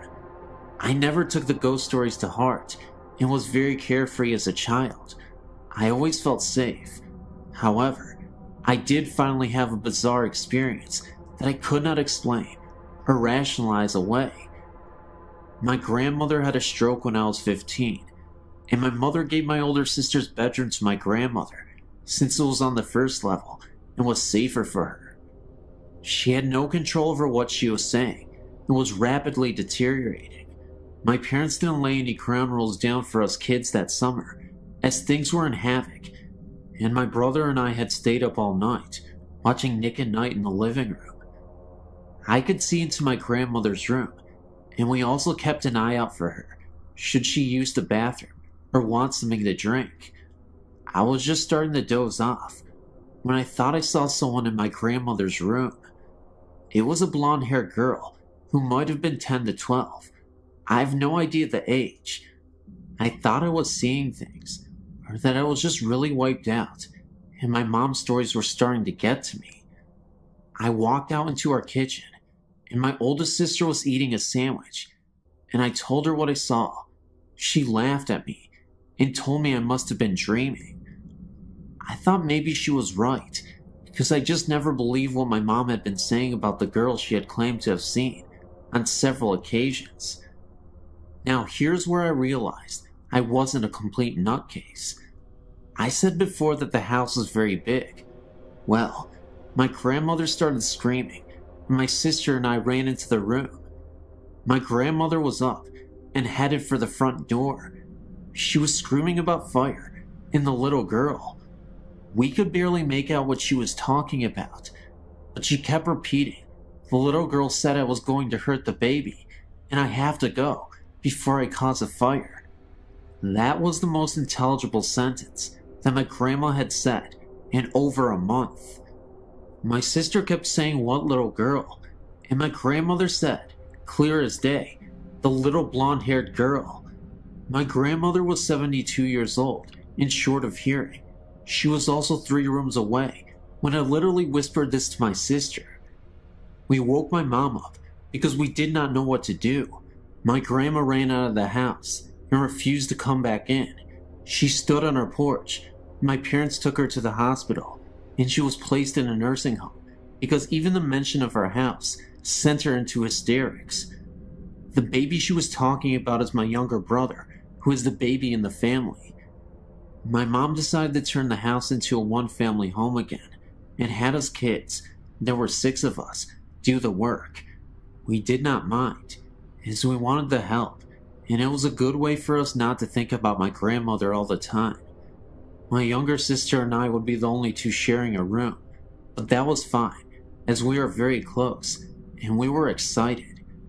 Again I was up, and could not sleep, so I went up to the room that would be ours. It had been my grandmother's, and I was scraping wallpaper off the walls with a putty knife. We had started this project the night before, and I was bored, so I went up to get some more done.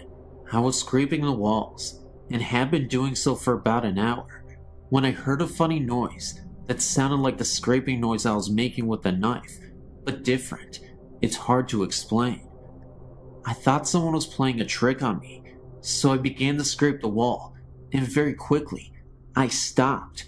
However, the sound that I heard continued, and it was the sound of scraping, but it was coming from across the room. I do not know if whatever was in the room was mocking me or playing a game, but the scraping kept going on. Whoever or whatever did not care that I heard them. I screamed. I thought it was one of my older sisters. I ran down the front steps and opened the door, and the house was completely quiet. Everyone was sound asleep, snoring. I woke up everyone in the house. I was terrified, and I never slept in that room.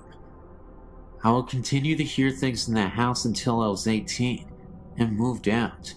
As for our house restorations, my mother began working on the kitchen and back hallway that led to our attic. While doing so, she found where the house had burn marks and was scorched. My mother mentioned this to one of our neighbors, a woman who had lived on our street from the day she was born, in the early 1920s.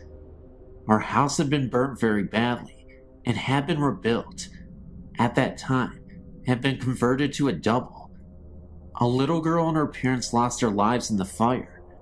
My other sisters had things happen to them too. One of my older sisters was looking out the living room windows. Something grabbed her shoulder and called her name. One more thing, please don't think I'm nuts, but I've not had this happen in any house or apartment I've lived in since. And one thing I did notice is that whatever was in the house is not frightening to me in my youth, but only became frightening when each of us hit a certain age. I have no idea why. This was also something I thought that was so weird. The little girl was never visible upstairs, and the woman was only spotted downstairs once. A neighbor who was alive when the house caught on fire remembered that the little girl's name was Jessica. My mom had been calling her that for years, and had never known what the little girl's real name was, but I just called her that because it seemed right.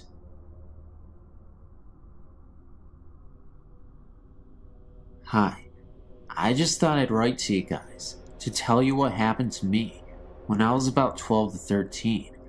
I'm from northwest England, in a county called Cheshire. I was staying with my father in a small village called Wrenbury.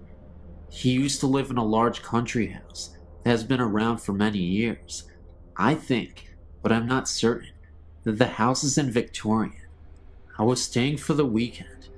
The house does look spooky, but I never felt any kind of presence there until Sunday afternoon, when my father popped out to the local store. He was only gone for about 15 minutes. It was about 9:30 p.m., and I decided that I needed the toilet. There was a downstairs toilet, but that was full of boxes and tools, so I had to go upstairs. I walked upstairs and went to the toilet. After flushing the loo, as the noise from the loo had gone, and I was washing my hands, I heard the sound of a baby crying and screaming. Sound was coming from a nearby bedroom. This scared me a lot, because I knew there was nobody in the house, and it was not coming from the outside, because the house is stuck in the middle of nowhere, just miles of farm fields around. I walked out of the toilet and headed towards the direction of the crying.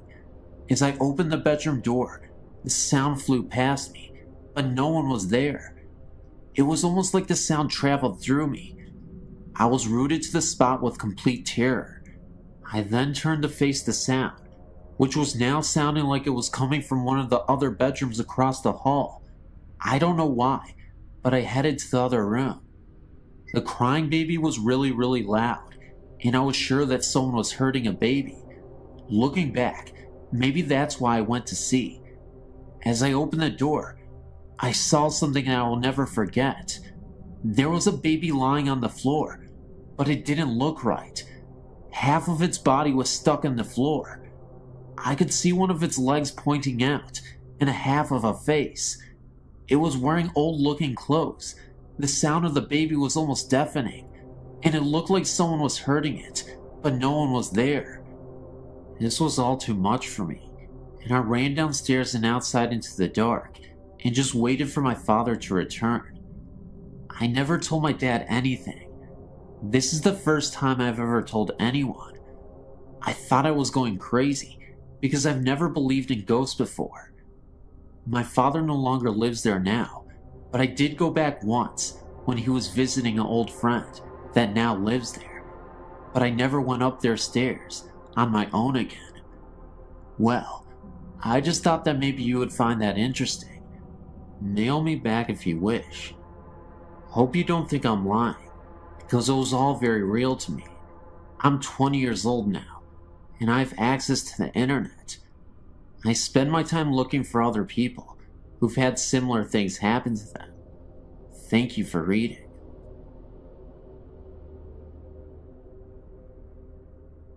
Many years ago, my family and I lived in a lovely Queen Anne style home. We lived in it for 13 years, 11 of which we experienced paranormal phenomena. 2 years after we moved in, we had a first of many odd occurrences. My daughter was in the kitchen, and I was upstairs, when I heard her call out that the upstairs toilet must have overflowed because water was running down the outside of the staircase.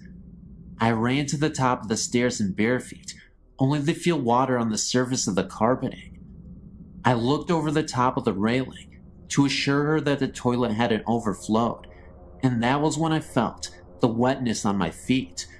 But there were no water pipes in that part of the house. When I got down the stairs, I found the water running in rivulets down the wooden molding. My daughter reached up to turn on the light under the stairway alcove, and as soon as she did, the water stopped. We had to wipe the trom down, and we never found any reason for that activity. Months later, while preparing for bed one night, I heard footsteps running down the attic stairs. The door crashed against the opposite wall, and then nothing. I was terrified, thinking that someone was there. They would have to pass my room to get downstairs, but nothing happened. When we finally went to look, the door was against the wall. We even thought that maybe a ball had bounced down the stairs, sounding like footsteps, but there was nothing. Strangely, when we started to think our house had unseen guests, we were no longer frightened. As time passed, we had many more experiences. I heard a woman crying softly, but pitifully. 2 of my daughters saw images of old-fashioned children, dressed in long white nightgowns and mob caps. A visitor to my house saw the same thing, and asked me who the little girl was. On another occasion, my nephew was spending the night, and thought he saw someone standing at the top of the stairs in a long white old-fashioned nightgown. My nephew was 16 at the time, and we hadn't told him about the house. My husband thought we were all crazy because he didn't believe in this sort of thing. My daughter came home late one night and was just lying in bed, going over her evening, and looked up to see a male figure suspended over the bed. She watched the image dissolve from the top, as if it were sand falling. There were other things that happened there, although nothing dangerous, and finally, we sold the house and moved down. It was several years after we moved on from the house that we met a family that had lived there years before we did, and had very similar things happen to them. When they said their experiences were very frightening and mean-spirited, I sometimes think our guests moved with us because from time to time, we still get very strange sensations in our present Victorian home. I've had quite a few ghostly experiences over my life, all of which have been rather benevolent, except for one that happened a few years back. I was 24, living with my mother, my sister, and my 2-year-old niece. One night, I woke up and looked up into the darkness. This thing flew down from the ceiling, straight at me with its arms out. I can still see it. It looked like a cross between a gargoyle and an alien. It looked so evil. It sounds silly, but I was so terrified that I ran out of my room screaming into the living room to be with my mother. I was shaking uncontrollably, and I sat with her for quite a while before I could convince myself that it was just a dream, and I went back to bed with no further problems. Well, a few months down the road, my sister was at home with her friend, Kelly, who seems to have some sort of connection with the paranormal, like her mother, and she sent her down the hall to get a towel for my niece. The linen closet is down the hall in my mother's room. Kelly came back a couple minutes later, white as a sheet. Now, my sister and Kelly are always talking about stuff like this, but this is what really freaked me out. She said that there was something in my mother's room, and it was a threatening presence. She then went on to describe it. About 3 foot tall, gray, kind of a cross between a gargoyle and something. I'd never mentioned anything to my sister, and the only thing I had told my mother is that something scared me. I'd never described what I saw to anyone. In another related incident, prior to my sighting, my mother was trying to sleep one night in her room, and as she is about to fall asleep, something breathed near her, kind of like a sharp exhale, right into her ear. She woke up the next morning with scratches in the middle of her back, and the freaky thing is, she slept alone, and there were only 3, long, about 6 inches thin, scratches on her back. Needless to say, I'm very happy to be out of the house.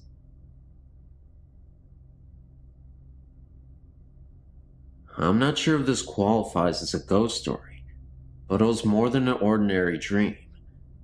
My cat Johnny, my sweet silver bad boy for 10 years, died at home of aggressive cancer in March. During the month between his diagnosis and his death, I showered him with even more attention than usual. So by the time he passed away, we were closer than ever. On several occasions, including at his grave just before burying him, I invited him to come back and let me know he was okay. A few nights after his death, I was aroused by a dream by the sound of Johnny's meow, coming from the direction of his special spot at the foot of my bed. Coincidentally, his grave is about 30 feet further in the same direction. I waited with a mixture of hope and anxiety to feel him walking up my body to my face, but it didn't happen. Instead, I became aware of something tickling my left ear and tried to reach over to pet him, only to find that I was paralyzed. That's when I panicked, remembering all the scary ghost stories involving a period of paralysis. That was the moment where I woke up, and I suddenly saw something in the corner of the room.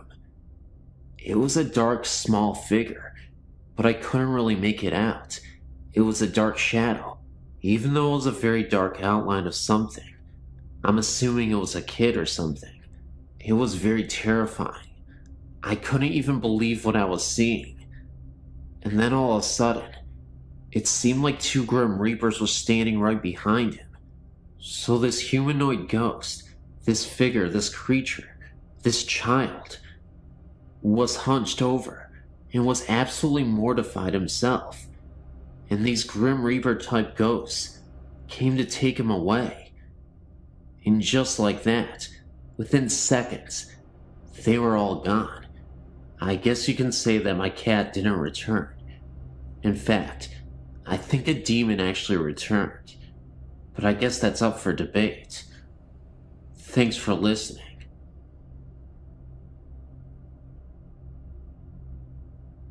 After you read this experience, you might think I'm crazy or something, but believe me, it was the most terrifying night in my life, and it has taken me a lot of time to get over it. Before I moved out, about a year ago, I lived in a 100-year-old house. It had 2 floors, and my family only lived on the top floor. We barely ever went into the basement, because the floors were all rock, and there were no lights down there. One day, when I was about 15, I had a friend sleep over, and we thought it would be cool if we slept in the basement and told ghost stories. We gathered up our sleeping bags and our candles and went down to the basement. As soon as I entered the room we were going to sleep in, I immediately felt as if we were being watched, and I told my friend that I thought we should maybe sleep upstairs. She just told me to quit being a wimp and to set up my sleeping bag. As soon as we stayed up and talked and laughed, we never did tell ghost stories. I felt more comfortable and fell asleep easily.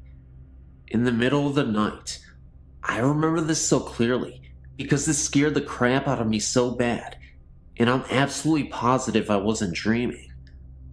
I woke up to knocking coming from one side of the house, and slowly getting louder and closer, and right when it was so near that it was shaking the ground, there was a big crash, and it went away. I sat up straight in my sleeping bag, and my whole body was trembling.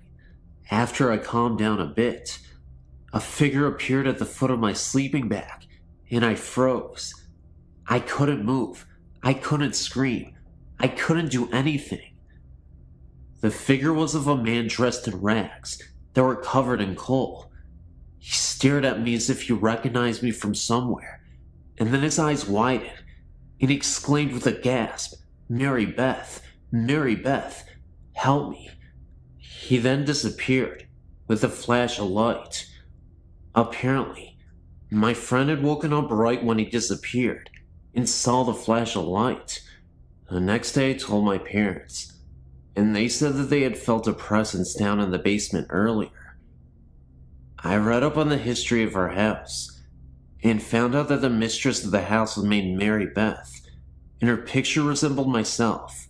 One of her servants had been trapped in the basement, and tried to climb out of the coal chute without succeeding, and after being trapped for about 3 days, he died in an unexplained fire accident while in the basement. Thank you for taking your time to read this.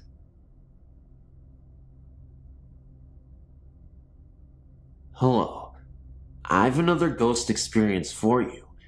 In March of 1994, my husband, my oldest daughter, and I, we visited Venice. We booked a room at the ancient Palazzo. We were assigned a room on the 2nd floor, overlooking a canal. The view was accessed by opening the heavy wooden shutters, which opened into the room. These had a metal rod, which fit into a U-shaped hook on the other window. Opening out were double windows, also heavy, with numerous panes of glass. This room had double beds, with a narrow walkway between them. About 3 times during our 2 days there, we would hear footsteps start from approximately the middle of the room, march smartly over to the windows, at which point the wooden shutters would fly open. We would track this phenomenon with our eyes, but saw nothing and felt no fear. The first time we rushed over to the windows to check them, these shutters were so heavy that it felt doubtful that a gust of wind was blowing them open. What's more interesting is that the glass pane windows remained shut and seemed pretty airtight. The catch was not all that easy to work, either. My daughter, then 14, remembers having to struggle with it to open it. Even my oh-so-logical and mechanical husband looked over the shutters and could come up with no good explanation. The last night we were there, We retired for the night with my husband and I in one bed, and my daughter in the other. She and I could hold hands in the space between the beds. They were so close together.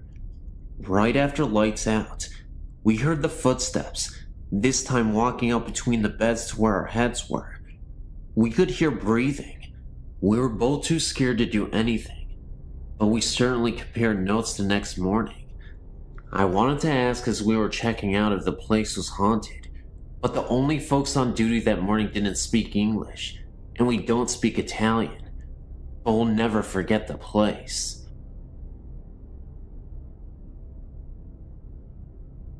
About 10 years ago, when I still lived in Pennsylvania, a group of friends and I took a joyride out to the Quaker Cemetery, just for a good night scare. It was a chilly, full moonlit November night, and there were 6 of us there, 5 guys, and me, the only girl. It was the perfect setting for a ghost. Now, I don't know how many of your readers have ever been to this cemetery, but to describe the first time I saw the place, I screamed and just about curdled my boyfriend's blood. The crematorium scared me the most. I don't know, something about the way it looks and what it was used for. Anyway, back to that night. 2 of the guys were acting like morons and jumping all over the place and around the markers inside the cemetery. I was angry at their pure disrespect for this old place, and so I tried telling them to stop. But of course, as excited as they were getting, they wouldn't listen. Me and this other guy were too chicken to go along with them, especially because of the way they were acting. They were bound to disturb peace in the cemetery, so we stayed by the car. We kept hearing a fake bird call coming from the trees along the opposite side of the road. And then I started smelling the lilacs. The lilac scent somehow wasn't disturbing, even though it was November and none were blooming. And also, there weren't any fresh flowers placed on any of the very old graves. The fake bird call almost scared the life out of us, because it just sounded so unnatural, and with each chirp, sounded closer and closer. We decided that we really needed to get out of there, so we both sat inside the car, waiting for the others. I got myself in such a worked up state that when I found a quarter on the ground, I swore, "In blood we trust," was written on it, rather than the usual "In God we trust." My friend just laughed at me.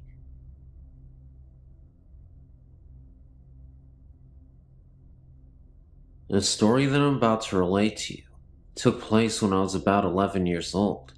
I'm 17 now, and most people whom I've conversed with about this matter shrug it off as the hallucinations of a child. It was the fall of about 92 or 93, maybe before, maybe after. I do not honestly remember. I was living with my father here in Texas at the time, because my mother had hauled off to Arizona to take care of her father, who had succumbed to a stroke. My father and I had gone to my grandmother's house for dinner. My grandfather was out of town visiting relatives in another part of the state. My father, my grandmother, and myself were in the kitchen conversing about things that I can no longer recall, because my memories of this occasion are starting to fade and jostle in my mind. My father told me to go wash my hand in the restroom, as my grandmother had just finished making dinner, and we were about to sit and eat. I walked out of the kitchen and into the dining room. As I looked in the general direction of the restroom, which was about 15 feet from where I was standing, I noticed 2 things immediately. The toilet was making strange noises, which isn't uncommon in houses, and there was what appeared to be a man in a shroud, standing in the restroom, with his hands under the faucet, staring at me. I don't remember exactly what my feeling was at the time, except for a bit of fear and a bit of awe at the supernatural. I'm a big reader, and around that time in my life, I was getting into ghost stories and other paranormal phenomena. I then walked back into the kitchen, and my father asked me if I'd washed my hands. Of course, being as frightened as I suppose I was, I told him that I had, and then I proceeded to eat my dinner. But the events of that night have never entirely left me. I'd seen the man in the cloak on at least 2 other occasions since, but those stories are for a later time. Thanks for reading, and good night.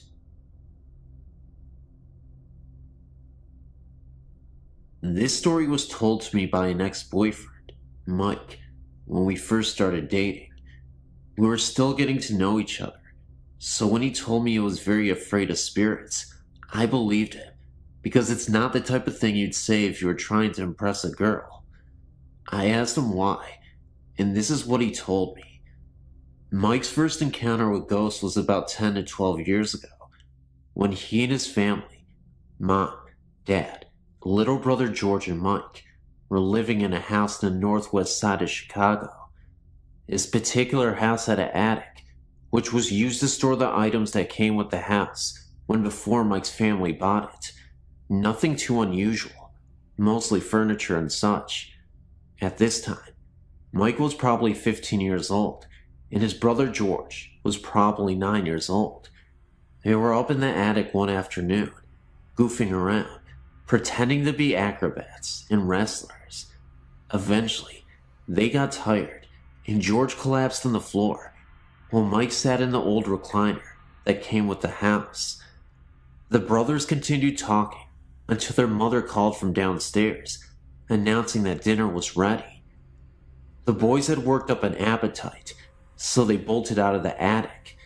Mike was the last one out, and as soon as he shut the door behind him, he remembered that he left the light on. Knowing his mother would be mad if he didn't turn it off, Mike opened the door to the attic, took one step in, and froze. The recliner that Mike had been sitting in was slowly turning towards him. Mike tried to command his body to run, but he was so scared he seemed rooted to the floor. The recliner turned enough so that Mike could see the form of a knee, and it was at that point that Mike got the strength to bolt out of the room and down to the kitchen. He told his parents what he saw, and of course they didn't believe him, but Mike refused to stay in the house any longer. He was so upset that his parents made arrangements for him to sleep at his aunt and uncle's house that night. Furthermore, this was the last time Mike ever stepped foot into the house. He stayed with his aunt and uncle until his family sold the house a few months later. Of course, his parents objected to his imposing on his relatives' hospitality, but they were too afraid to force him to come back, fearing he would have some sort of breakdown. The next house Mike's family moved into was still in Chicago, and not too far from the old house. Everything was going fine until one night, when Mike's family had friends over for dinner. After dinner, the adults and Mike sat around the island in the kitchen, having coffee and talking, while year-old George played outside in the backyard with the guest's little boy, Sam. At one point, George opened the kitchen door and ran through the kitchen, past all the adults, and straight into an adjoining bathroom.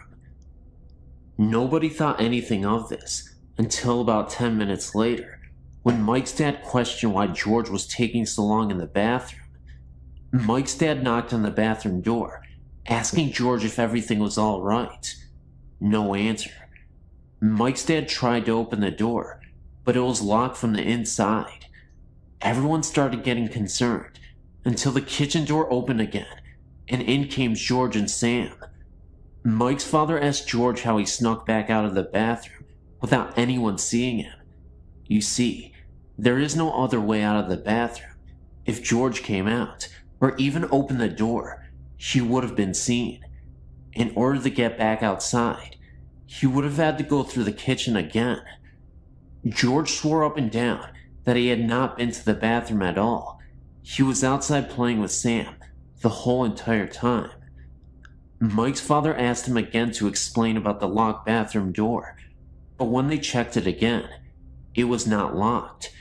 There were other strange incidents that happened in the house, mostly to Mike, more than anyone else in the family. The last incident Mike told me about was something that happened to him a few months before we met, when he was about 22 years old. One night, as Mike was laying in bed, he woke up with an uneasy feeling. He was lying on his side facing the wall, and he felt as if someone was staring at him. It was the middle of the night, and pitch black in the room. Mike turned over and opened his eyes and saw a black figure standing next to his bed, staring down at him. Mike shut his eyes and screamed for his mother repeatedly. When she came storming in the room, Mike told her what had happened. It seemed as if such occurrence happened sporadically. Strangely enough, when Mike was getting to the point of forgetting them. Seems as if the spooks recognize this and remind them of their presence every now and again. I was kind of skeptical when Mike told me the story, mainly because I was just getting to know him. I couldn't tell if he was a habitual liar or something, but the way he acted and the way he told me the stories was enough to make me wonder if he was a spook magnet. We only dated a couple of months, and maybe that was for the best. I might be younger than some of you, but I've had a lot of experiences. I'm 18 years old. About a week after my 10th birthday, my uncle had taken his own life inside my grandparents' house, the one I'm currently living in now. After his death, I would refuse to go down into the basement where it happened. I would always hear unsettling noises, to the point in which I would feel so uncomfortable being in that home.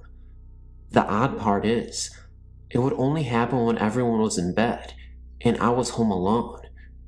As creepy as it was, I still had somewhat of a morbid curiosity to go down there. Though, of course, I could never bring myself to do it. There would be times I would hear very faint snarling and growling sounds. Other times, I would hear weeping. It was very disturbing. Then about 6 months after my uncle's death, my 17-year-old cousin had died in a car wreck. One night, I was so upset over the deaths that I had stumbled down there without thinking about where I had went. I was so overcome with grief of emotions that I was bawling my eyes out. It got to the point where it was too much for me.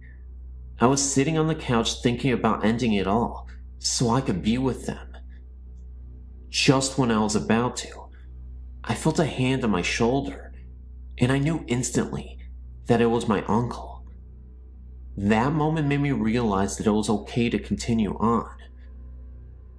That may have been a positive experience, but I assure you, it didn't get better in that basement, in the house moving forward. One evening, I was up in my bedroom. My parents were again fast asleep, when I heard a disturbing wailing again coming from the basement. I have a vent in my room, and it connects directly down to the basement. I could hear these cries coming from the vent. I listened closer through the vent, and I could have sworn I heard my name being whispered. Like an idiot, I thought maybe my uncle had returned and wasn't feeling well, so I swallowed my pride and went down into the basement so I could at least tell him that everything would be okay.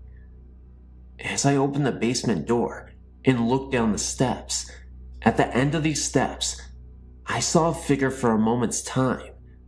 It wasn't my uncle. In fact, it was a black misty shadow, and it slowly evaporated.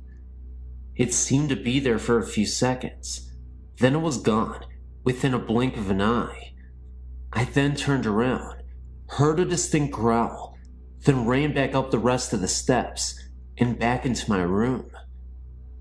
Sometimes when I walk around the house, I can feel something watching and even following me. It's not always my uncle, but it definitely feels like something evil. It wasn't too long ago that me and my 21-year-old cousin went to go see her dad. Now, this is the cousin that was in the wreck with the one that passed away. Jean, the 21-year-old cousin, had told me that she had felt her sister's spirit with her before. While we were up late at night talking about her, we suddenly felt her presence with us, It was like she was sitting there and listening to us. Then, not too long ago, I was over at a friend's and was going to stay the night. We were in her room, talking about how she thought that maybe she had a ghost living in her house. Of course, I'm sitting there nodding my head. Then I felt something grab my necklace that I was wearing. So we got freaked out and ran to the living room and checked out my neck. Whatever had touched me left a great big red check mark on my neck. Then about 5 to 10 minutes later, it felt like something was grabbing my legs. I pulled up my pant legs, and it had red marks all over my legs. So me and my friend decided to get out of the house and go bowling. Over at the bowling alley, the marks had turned white and disappeared. Well, anyway, when we got back to our house, the marks returned, and I kept feeling things grabbing me and following us occasionally. But the weird thing is, nothing was happening to her, and she told me that nothing like this has ever happened to one of her friends before. I was beginning to think that this bad presence at my home was starting to attach itself to me. So we decided to go to bed. While we were laying there, it felt like someone had come up and sat down on the bed between us. So I looked over, and no one was there. I haven't been over to my friend's ever since.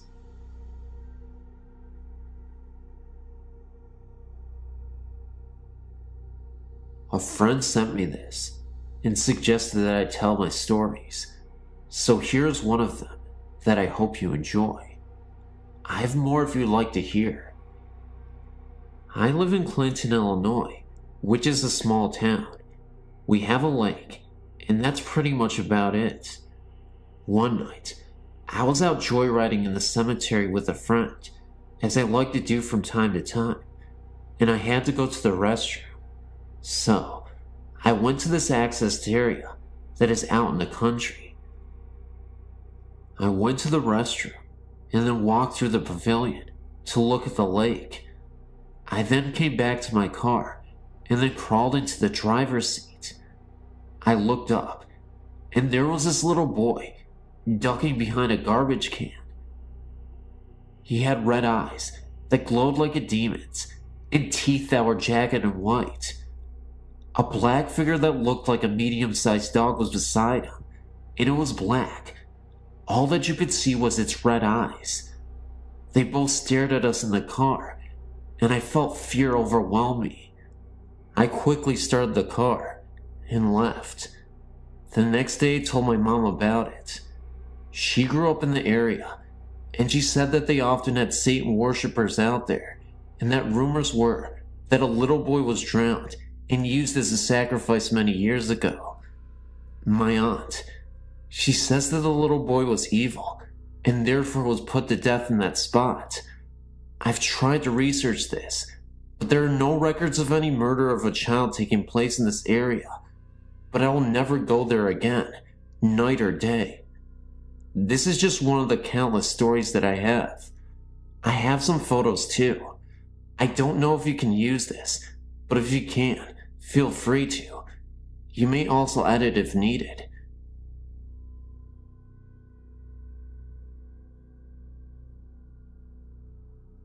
Have you ever stayed at the Holiday Inn? You should, because this story is outrageous. In early of July 1999, I spent a work week there for a regional curriculum camp. I had originally been slated to share a room with other teachers on the first floor.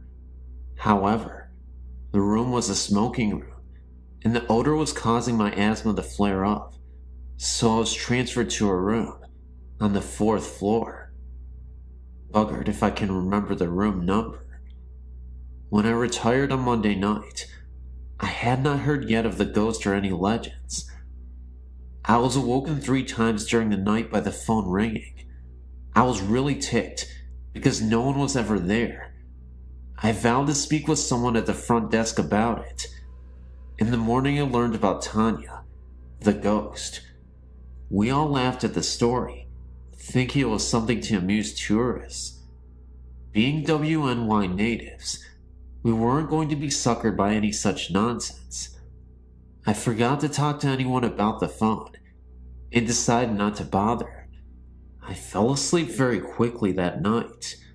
I was awakened that night by the sensation that someone was staring at me from the left side of the bed. I have small children. My son often wakes me using the stare method.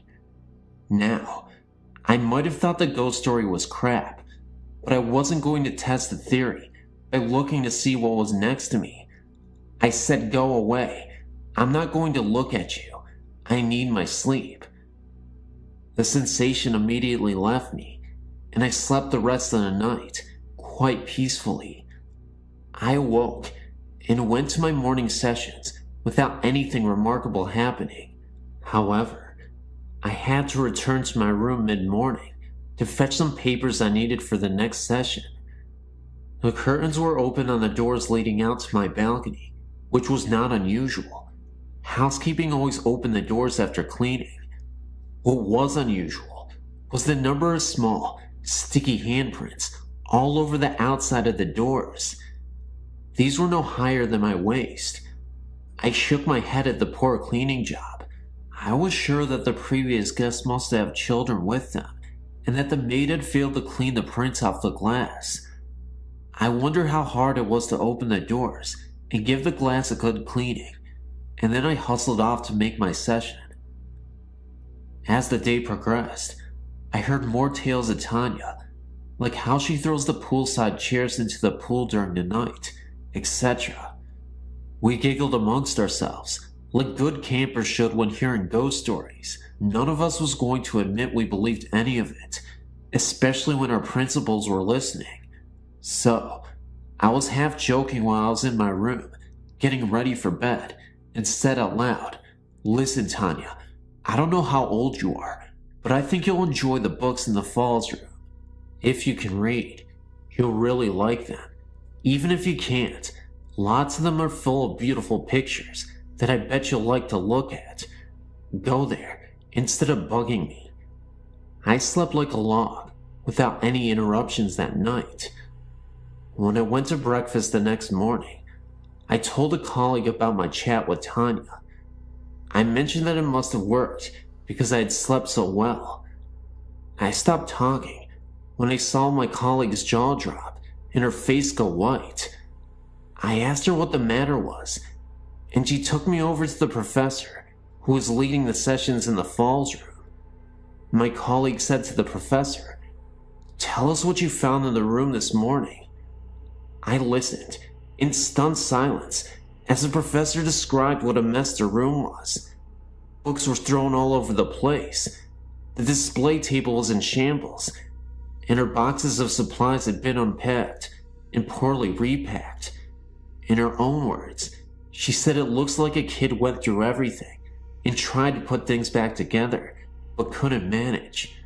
The professor had questioned the hotel staff about who had access to the room, and all swore that no one had been in the room after we had left, and that the door had been locked until the staff let the professor in the morning. I apologized when she finished and explained that it had probably caused a mess by inviting Tanya to go there. We all laughed uneasily at that. Some other teachers on the fourth floor admitted the strange things, like the ringing phone, no caller, and the sensation of being watched.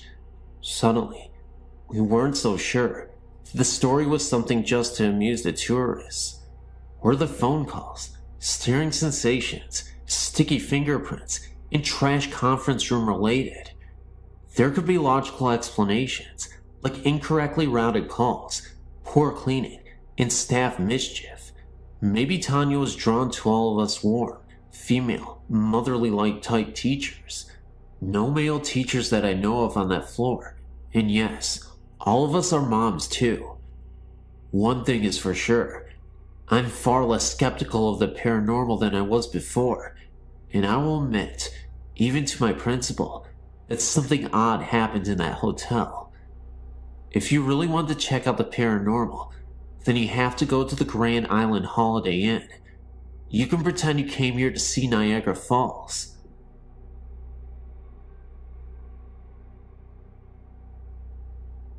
I've had many experiences with ghosts and hauntings, all beginning around age 3. I'm now 28, and my connection to ghosts and spirits has only grown stronger with time. I suppose I should start with my earliest haunting. I was around 10 years of age. My parents had just divorced, and I was feeling alone and angry. I don't like to sleep with my bedroom door open.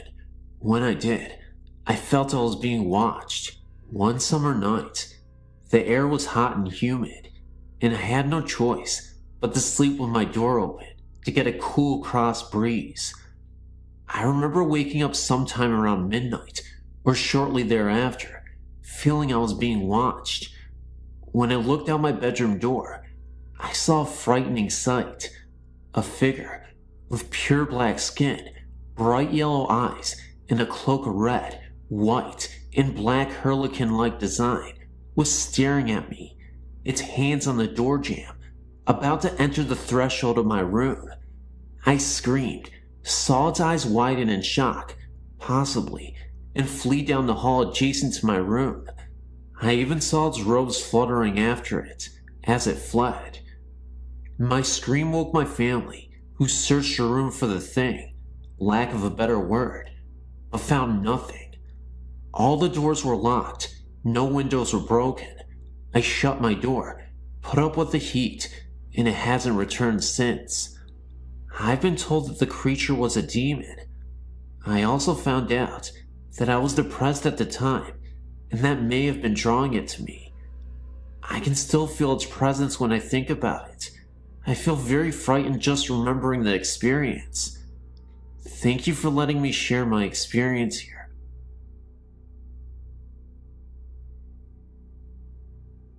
I wanted to share my own personal experience with you regarding my beloved Nana. She passed away in 1984. I took her death very hard and would go to visit her grave often. After my now ex-husband and I married in 1998, I became pregnant within the year. Since I knew that my ex and I would not stay together for the long term, and since our marriage was so troubled, I found myself up at Nana's grave many times, sometimes just to talk to her and ask her to guide me and to watch over myself and the baby. The first time I went to see her grave, I hadn't been there for nearly 2 years at the time. I was pretty certain of what row her stone was in, but not completely sure. I asked her out loud to help me find her, and so help me God if I'm lying. I ended up parking directly in front of her row. I thanked her and walked over to her grave, placing a single rose on it, and crying. I was about 6 months pregnant with my daughter at the time, and I was very certain that her love for us would get us through the rough months ahead. Shortly after our daughter was born, my ex-husband and I were having major problems, major fights. It was obvious to the both of us that we would eventually split up permanently.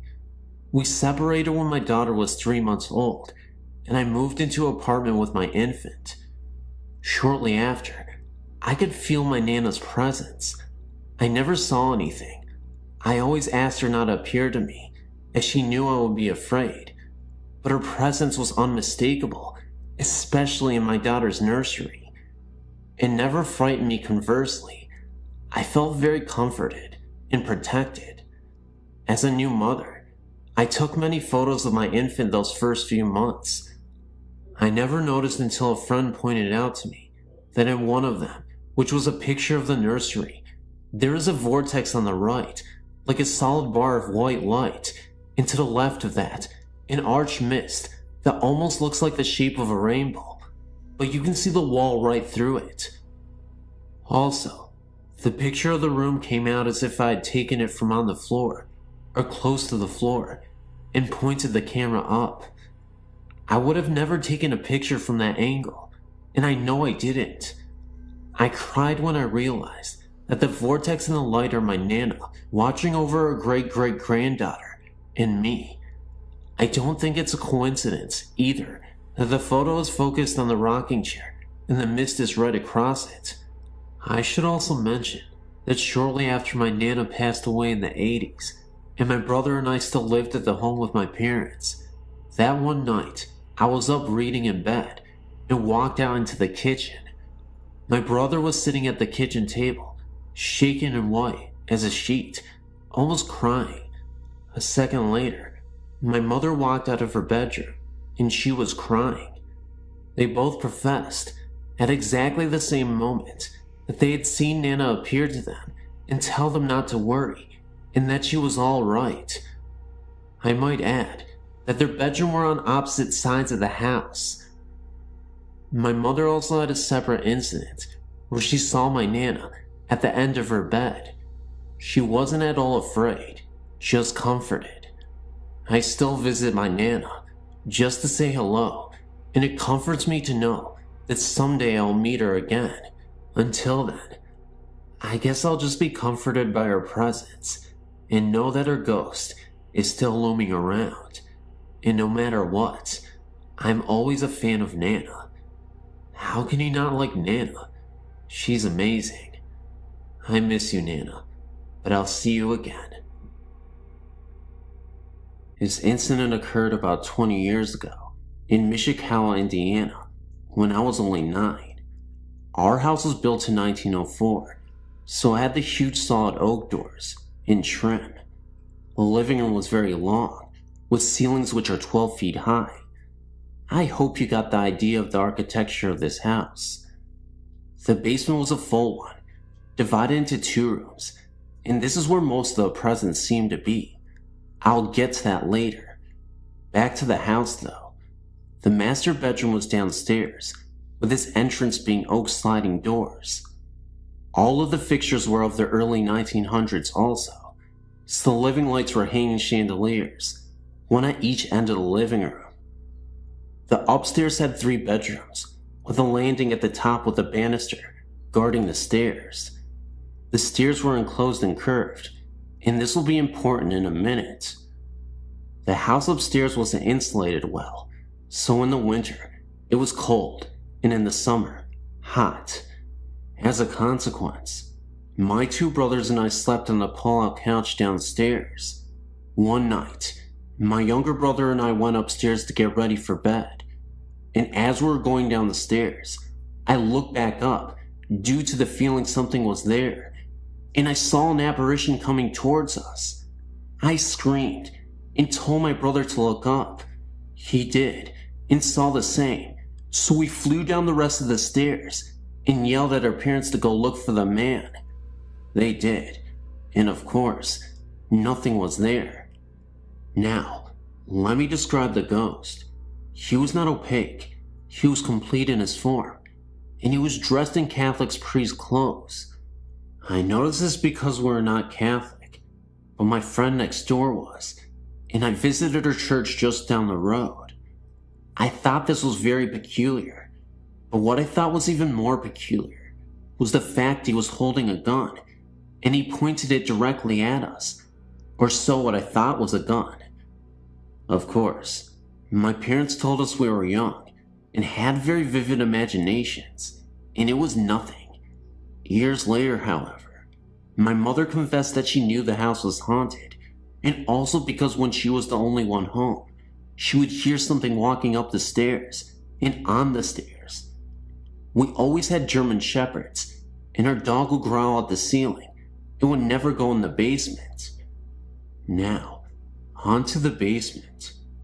I knew there was a presence here in the back room where the water heater was, because it was much colder, and felt wrong. It felt evil and bad, and didn't want anyone there, because it felt you, and you just had to leave immediately. I want to say that the upstairs didn't have this feeling to it, even though this is where we saw the man. I'm not sure of the history of this house, and soon after this incident, we moved to Florida on my dad's company transfer. I just want to give my opinion on this. After researching different types of hauntings, I feel that this was a replay of some kind, and I was a witness to it. I do feel that there might have been more than one presence, because the evil in the basement was different than the other, and the one in the basement didn't want anyone there. He did other things to give us this feeling. Mostly, the noises were harmless and no bother to us, but it was the basement that we avoided for whatever reason.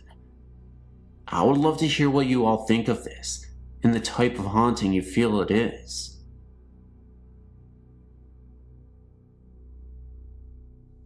I used to spend a lot of nights driving around in my youth.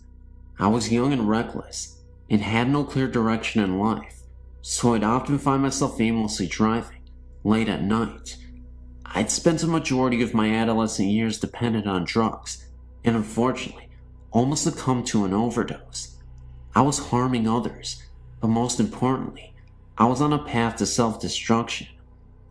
The night before my overdose, I had a creepy paranormal experience that, fortunately for me and those around me, changed my entire life for the better. It was another one of those late night drives. I'd gotten into a verbal altercation with my parents. Words that weren't meant to be said were exchanged, and I ended up running away from home. I took the keys and headed out driving for hours until I ended up in an unfamiliar town. I was starting to get a little exhausted, was 6 hours away from home, and was running low on gas. What happened next will always be embedded into my subconscious for the rest of my life. I pulled up to a gas station in the middle of nowhere. Now, like I said, this area was completely isolated from the rest of the world. It had a last house on the left kind of feel. Until I ended up at the gas station. I'd driven past miles and miles of just cornfields and farmland. Woods all around, nobody in sight. I ended up walking to the gas station and bought myself a pack of cigarettes from the station attendant. He noticed I looked a little confused and asked if I was lost. I said yeah, I was. This was before GPS and cell phones, and I didn't have a map with me. He told me there was a bridge in the distance that was visible from the gas station less than a mile or so away, but said if I crossed it, I could pass another town nearby and find a highway that could take me back home. I thanked him, pumped my gas, and went driving towards the bridge. As I started to make my way through this road, and on my way through the bridge, rain started to pour down, and I could barely see through my windshield. It had rained so much that it almost obscured my vision, and there was no source of light anywhere along the dirt road I was traveling on, except for my headlights. The guy at the gas station told me the bridge was very close by, and even though I could see it in the distance before it started raining hard, it felt like it had been forever before I could see it. Just then, I finally came across the bridge, despite the downpour.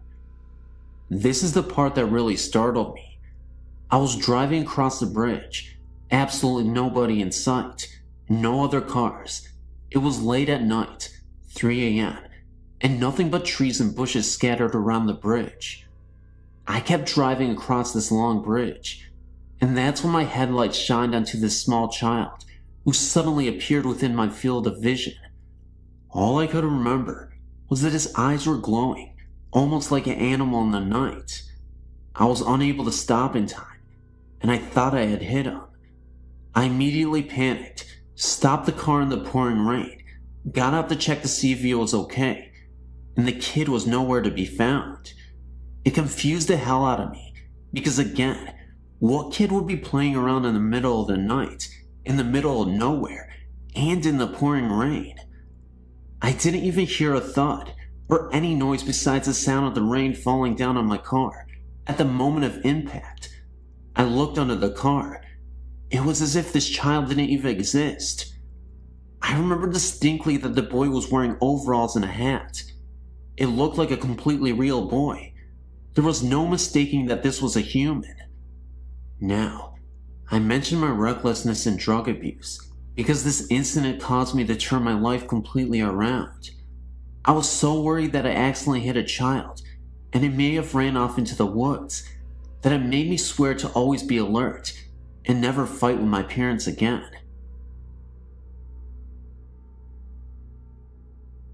This happened when my brother was around 5 years old. It was around 2 a.m., and he went into my parents' room to get in bed with my mom. My mom's bed was right by one of the bathroom doors. The door on the other end of the bathroom led to where the back door was, and the stairs to the basement. He got in bed and was facing the bathroom. He got scared and woke up my mom and asked who the little girl in the bathroom was. He said he had never seen her before. He told my mom that she was just standing there, staring at him. My mom said the way he was talking, like there was really someone there, it really scared her. She said she just rolled over and shut her eyes. She was too scared to even look. I don't think a 5-year-old imagines things like that. While we were in the same house, my mom's cousin was hunting in the mountains and accidentally fell on his gun and killed himself. The family thinks he came back to say bye because it was such a sudden death. A few days after he died, when we were all in bed, a light in the hallway bathroom would click on and off. It was an older house, so the switch made a really loud click when he turned it on and off. My mom would be sitting on the couch late at night, with her back facing the hallway. You can sometimes feel when someone is behind you, and she said she heard me breathing hard and walking up the hallway. She called my name and turned around, and no one was there. At the same time, at her cousin's parents' and sister's house, similar things were happening. His old toys from when he was younger were stored in the basement of his parents' house. One night his electric train turned on. It was going around the track. No one knew this was happening to other family members until my mom called his parents and told them what was happening to her. The next day they went somewhere and tried to contact him. They all said they loved him and it was time for him to move on. They think he was trying to contact the family because he died suddenly. After they talked to him, everything stopped.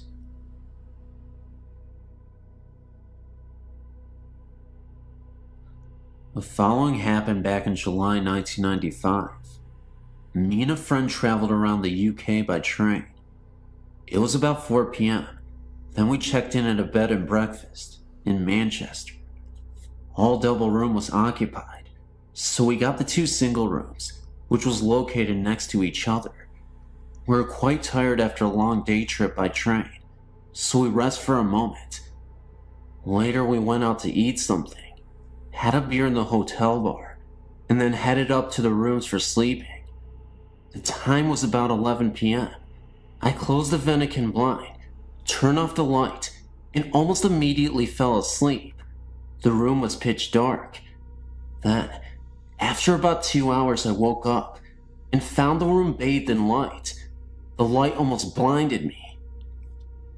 I had a strong emotion to walk towards the window, just like I was enforced to do so, and then I went up.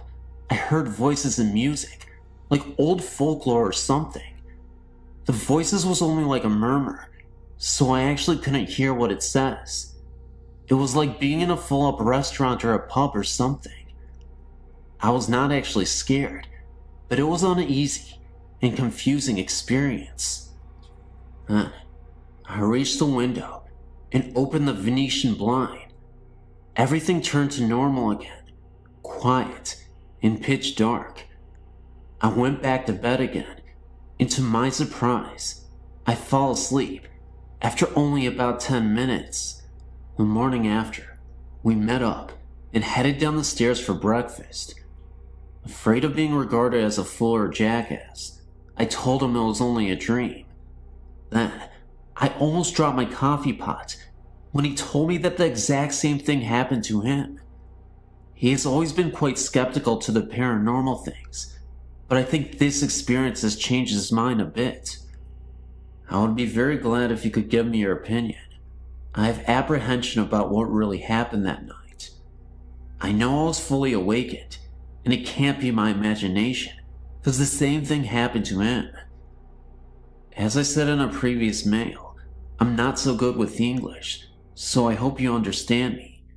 You may publish my story if you want, but you better circumscribe it before.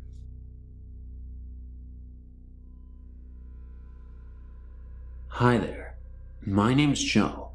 My friend Colin probably wrote you recently about some recent activity. For the past I don't know how many years, I've been able to feel, and to an extent see ghosts. I can sense what they are feeling and what their intentions are. However, for about 3 years, my friend Colin started having sleeping problems. I already knew his house was haunted, but what was haunting it was the spirit of what I think is a 5-year-old child. For Christmas the year before, a friend of ours that lived in Thailand sent us all gifts. However, Colin was the one that received a house that you would leave tokens and gifts in to help ward off evil spirits. Over time, it stopped doing that. Trapped in the house was some kind of creature, like a demon. It was huge, dark, and very menacing. I still don't know how to use all of my abilities very well, but at the time, I sure as hell didn't, but I attempted this anyway. We attempted to destroy the house, and everything in it. It took 45 minutes just to get it to catch fire. During this 45 minutes, I was attempting to immobilize the creature inside the house. After 45 minutes, I was able to trap it, by pure luck. After I trapped it, I was able to see what was being stored in the house. It was a large field, fire everywhere, dead bodies on fire, blood everywhere. It reminded me of what hell would look like when described to you as a child. After that, I was drained. I couldn't do much of anything. I thought I lost all my abilities, but after 2 months they started coming back, very slowly. I knew this only because I was able to see the ghost in Colin's house again. While I was living in Korea, I encountered a few spirits, but they were by chance and left over from the war. That was when I knew my abilities were back to full, but I wanted to learn how to better use them, and I'm not having any luck. Well, to end the story on a bad note, last week my friend Jess asked about any ghost encounter any of us have had. So Colin and I talked about this one. So Jess got curious and wanted to see where it happened. Reluctantly, we took him there. Surprisingly enough, development has been going on in the area for the last 5 years, but at the spot where we destroyed the house, nothing is built. We went to the spot, and I was able to feel it out from residue from when we first destroyed it, but after a few minutes, it wasn't just that. The feeling I was getting became stronger until it made me sick. I almost passed out, and I doubled over dry heaving. It turns out it was still trapped there until that night. Somehow, it got loose. I don't know how or why, but now I have to get rid of it for good, and I don't know how.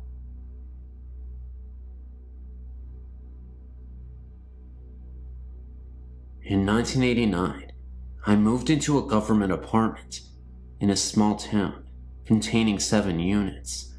The last apartment was occupied by a single mom with a small child and her boyfriend. The previous year, they, man and woman, were murdered and shot to death in their bed, in their first bedroom by the woman's estranged ex. No one wanted to move into the apartment because of the history surrounding the apartment.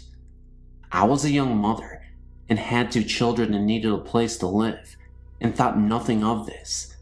In time, I was told of the strange happenings of the place, and chalked it up to superstition, or small-minded people with too much time on their hands. Things were pretty quiet for me and my little ones for the first few months. Then small things started to occur. Light over the sink area in my kitchen would mysteriously come on in the middle of the night. Being the only adult in the house, and the only person who would actually reach the switch, this had me worried that I had an electrical short or something, and promptly had it checked out.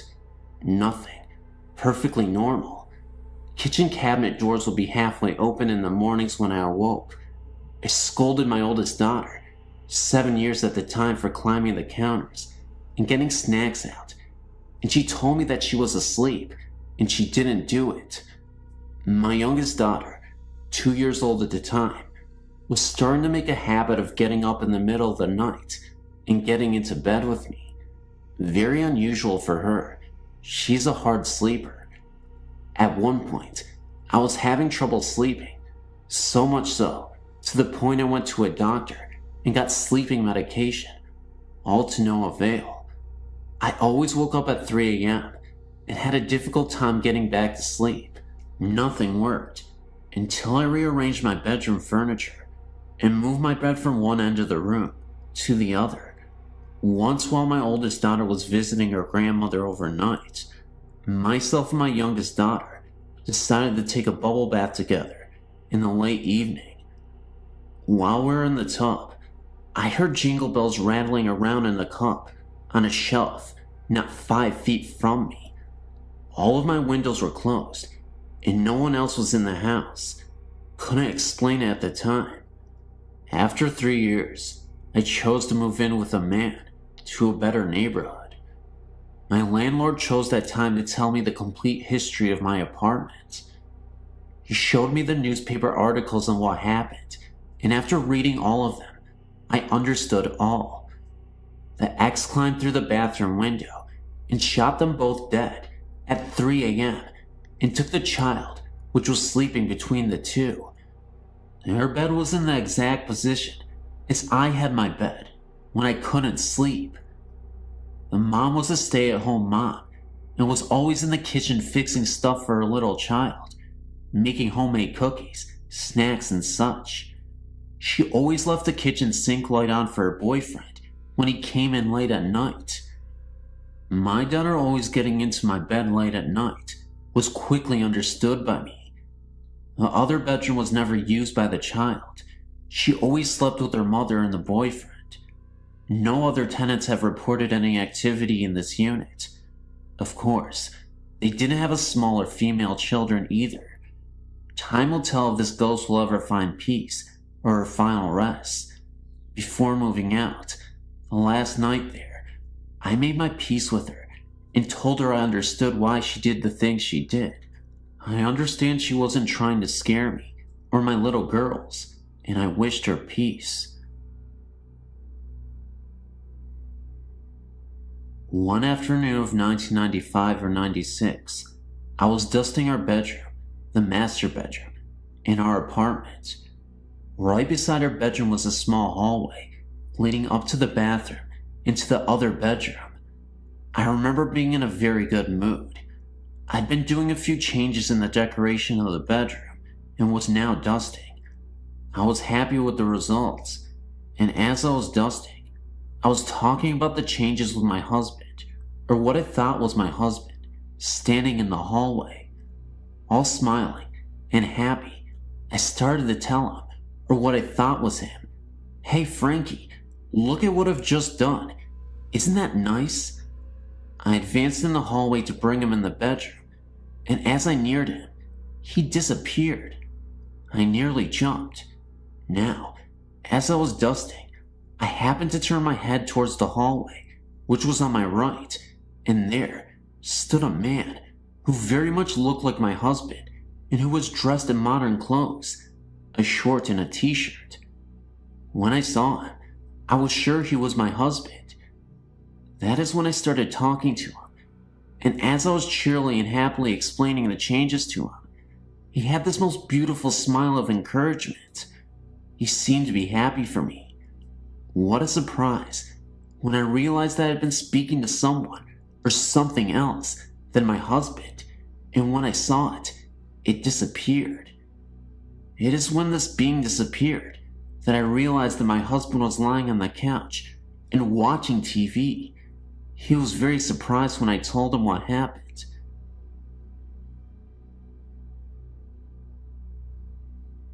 I live in Australia, and I've been seeing spirits ever since I was about 2 years old.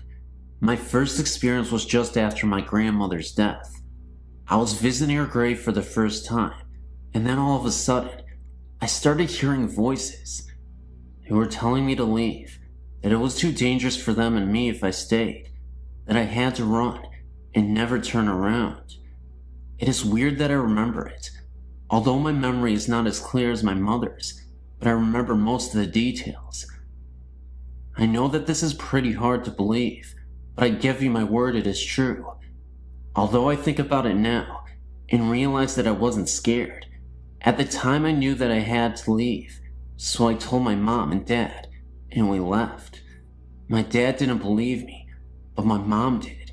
Since then, I've had many experiences with spirits, all of which have been good, except for one. This happened when I was 15. I'd been roped into a swimming carnival, and I can't swim too good, so I was practicing in my pool. The pool is down the very back, and you can't see the house from the pool, as it is behind a shed. I've often seen spirits down the back, but it has never worried me. It was getting late, and I've been swimming for a while, so stopped for a break. Whilst I was standing in the middle of the pool, I seen a baby sitting on the fence that surrounds the pool. I tried to look away, but I was in a trance. I finally stopped looking at it, but it was good, as I was suddenly dragged under the water. I struggled for about 2 minutes before it would let go. When it finally did, I ran inside. I told my mom, and she never believed me, but I've never been down there on my own ever since.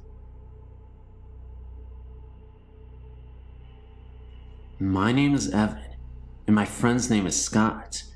We're making a trip to North Carolina for a concert in August of 1996. After the concert, we drove for a long while, finally making it to South Carolina, and were in need of a place to camp, as it was getting pretty late. We found the Kings Mountain State Park entrance, but being almost 2 a.m., the gates was locked.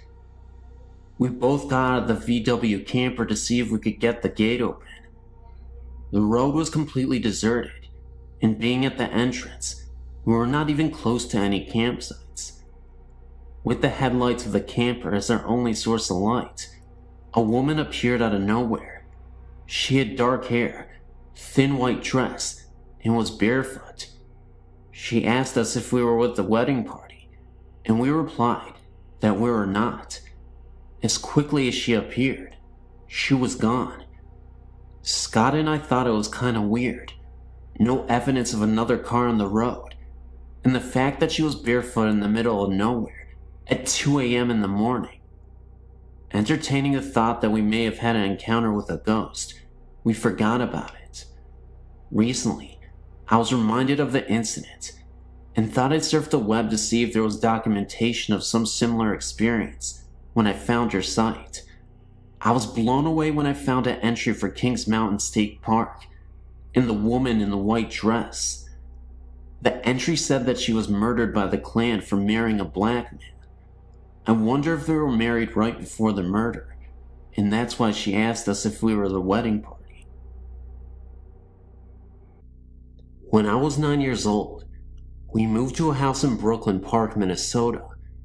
My mom had just gotten remarried, so I now had a stepfather, whom I absolutely despised. About a year or so later, my dad started renovations on the house. We added almost half a house on. There was a 3-season porch, a mudroom, a bathroom, and 2 basement bedrooms. My sister moved out of her bedroom to the new one in the basement. A few days later, I was in my bed. My bed faced the wall by the door, but I couldn't look out down the hall.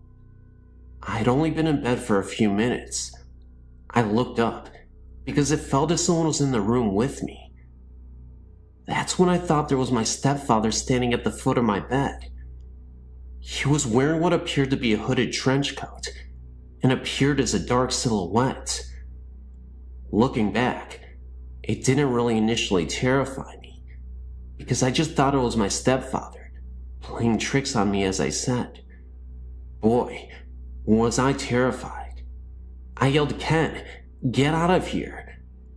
Suddenly, my mom, who was in her bed at the end of the hall, yelled back at me that he was asleep in the bed next to her. Suddenly, the figure disappeared. I ran as fast as possible into our bedroom.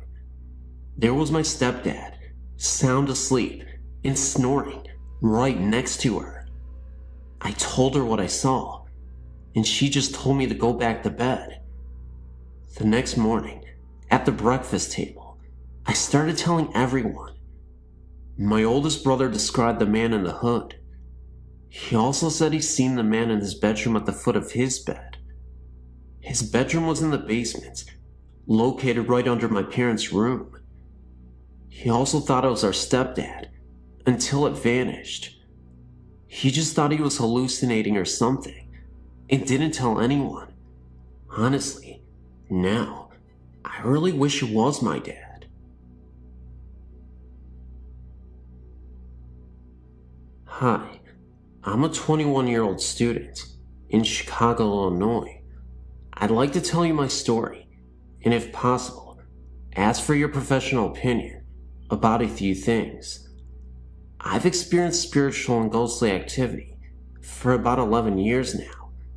I used to be frightened by these experiences, but now I'm quite intrigued. However, one incident stands out in my mind and still bothers me to this day. This is the story that I would like to tell you about. About 5 years ago, I lived in an apartment on the second floor. It was an unusually warm summer's night, so I decided to sleep on the couch, with the sliding door open to let in the breeze. I woke at about 2:30 a.m. to a horrid stench and a strange coolness. Confused, I looked around the living room. I looked then, and directly in front of myself, and I was lying on my right side, with my right arm tucked under my head as a pillow, and I saw a figure. I was frozen with fright as my eyes began to adjust to the darkness, and I saw the figure's face. At this point, I was thinking that someone broke into the apartment. However, this was no person. This ghost had a human-shaped face, but it was a grayish-white color. Its eyes were darkened, and what I remember the most was the huge prominent cheekbones. Furthermore, this thing only had a torso and a head, nothing else. Suddenly, with great quickness, its head descended, positioned its face directly in front of mine, stared at me for a moment, and as quickly as it descended, it pulled its head back to the original position. I began crying at this moment, and that's when I felt a sort of punch on my chest. It then seemed to kind of run off into the kitchen, and then I heard the door slam. I jumped from off the couch, turned the lights on, and checked the door out. The door was locked from the inside, so there was no possible way that someone had broken into the apartment and left through the kitchen door. To say the least, I was badly shaken. I took a moment to collect myself. When I realized my chest hurt, I went to the bathroom and pulled down my pajama top slightly, which revealed a large red mark, as if someone had punched me. This mark eventually developed into slight bruising as the morning came. Needless to say, I didn't sleep that night. Since this event, several other experiences have occurred, none as frightening as this, thank goodness. However, a cluster of events did occur directly after this experience. For what reason? I'm not sure. I did go to the library and search for possible causes for such an occurrence. The closest I got to a logical answer was something called a night terror, which I'm sure you are familiar with. But I've excluded this as a possible explanation, for many reasons. The only thing I can think of is that I had seen a ghostly entity. As to why there was a stench or a cold chill associated with the experience, I can only guess. Also, I've always been under the impression that spirits cannot harm the living, but I simply cannot believe this to be true anymore.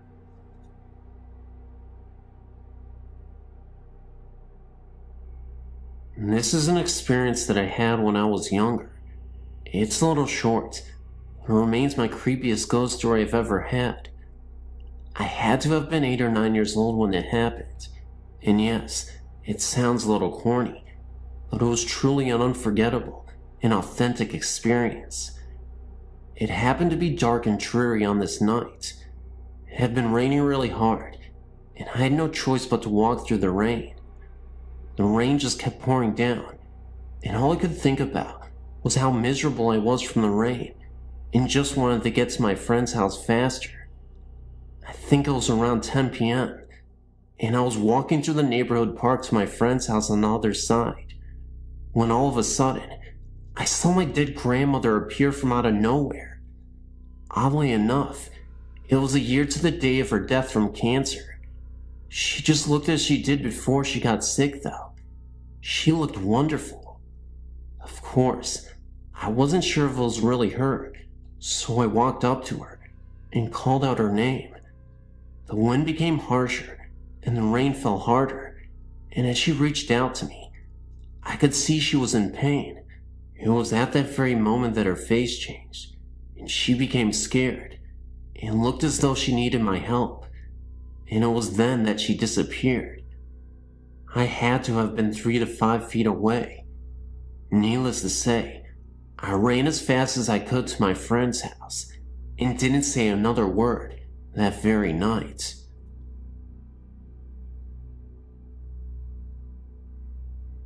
I was sent to live with my grandparents when I was 3 years old. I loved my grandpa with all my heart, and he and I became very close because he could not work due to a serious heart condition. We took wonderful care of each other. Even at the age of 5, I've always been very responsible due to my grandfather's ill health. One day, when I was 9, my grandma kept me home from school to look after Grandpa because he was not feeling well. About 9:30 that morning, he went to lay down because he said he did not feel well.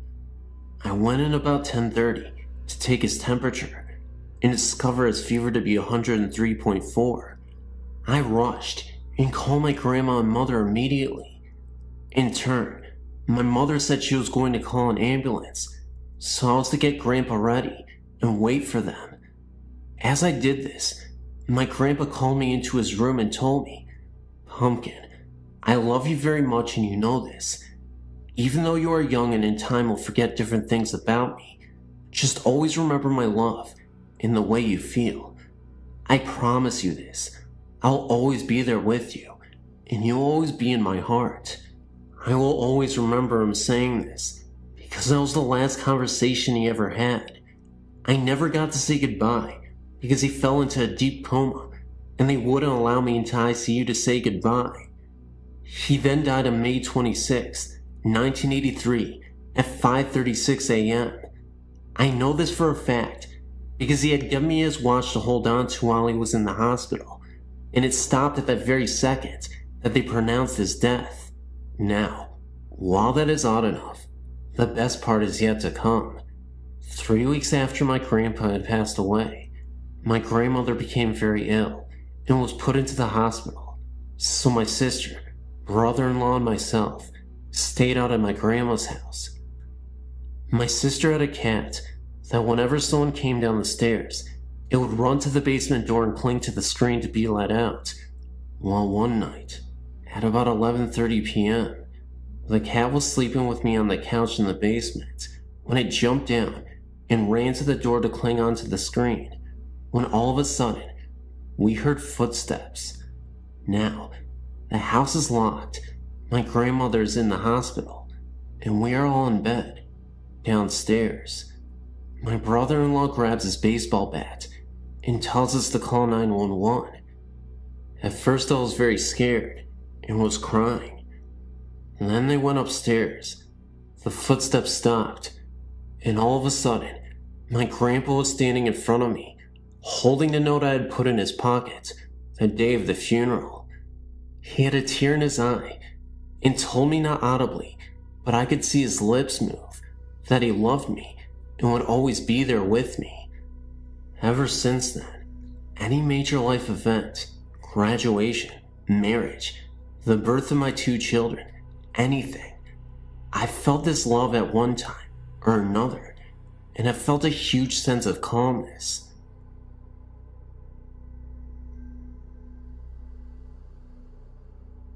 I guess this would be a second account of a previously encountered ghost story.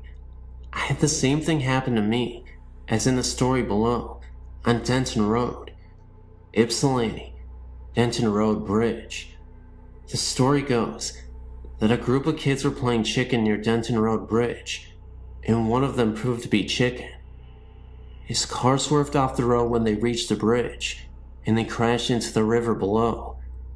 Many people claim to see a light come out of the river and chase their vehicle to the end of the road if they stop at the center of the bridge at night. I'm a racer and have a very fast, very built up 1969 Dodge. Once stopped on this bridge simply because we were lost, and a pair of headlights came up the embankment and behind me and started coming up on me very fast. I thought some drunken redneck was out four-wheeling and was going to rear-end me. The car was in gear and running, so I simply stepped on the gas, and the headlights behind me pulled up within a few feet of my rear bumper. I floored it, and the light stayed right on my bumper. Couldn't see a thing behind me because the brights were on the car following me, and they were far brighter than any car I'd ever seen. I had the speedometer buried past 120 miles per hour, and they were 2 feet off of my bumper. I remember the red glare of the brake lights lighting up the road behind me some, and the moon was very bright that night, so I could see the way to the bridge practically, and there was not a car on the road. I was a little stunned, and almost lost the car at the turn. We went back to make sure that no one behind us had got into the ditch. Well, there was nothing. And then I got freaked. Made it back to Windsor in record time.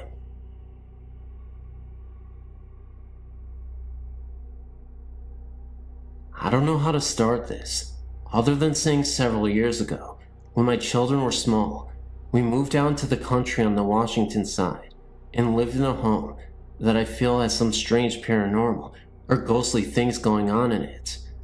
I would have to say that during that time, there was something in there causing all havoc in our home. To make it short, I used to on a regular basis have something come to me, and I'm not sure what, but let me explain what it looked like. I would wake up from a sleep most of the time, but sometimes I was fully awake in bed when it would happen, but for the most part, I would wake up from a sound sleep and notice this lavender-colored smoke, or whatever you want to call it, coming from the corner where my closet was, and it would do different things at different times. It would wrap around my perimeter of my room, and then go to the end of my bed, and separate into 5 different lines, and then dart at me, and then would go away. Sometimes it would wrap around the room, and then come down from above, into 5 different lines. The first few times that this happened to me, I was very frightened, and would wake my husband up, and of course by the time I could wake him up, there was nothing there. He slept very hard. This went on for a whole 7 years that we lived in this home. During that time, my husband also became very mean and violent. Also, in the room adjoining where my closet and my son's closet connect, my son was having these horrific nightmares that we could not wake him up from. We would sit there for sometimes 20 to 30 minutes, trying to wake him up, and he would be begging for his mother or his father, and crying out, asking them to go away and leave him alone. He would describe them as ugly and short, very ugly and mean looking in the face, and they would torment him and scare him and try to hurt him. This was heart-wrenching for me to see him go through this and not be able to wake him up. I would cry right alongside of him when I was holding him, rocking him, trying to wake him up from these nightmares. All of my children used to tell me that in the house, they would see a ball of light sometimes that would move quickly through the home.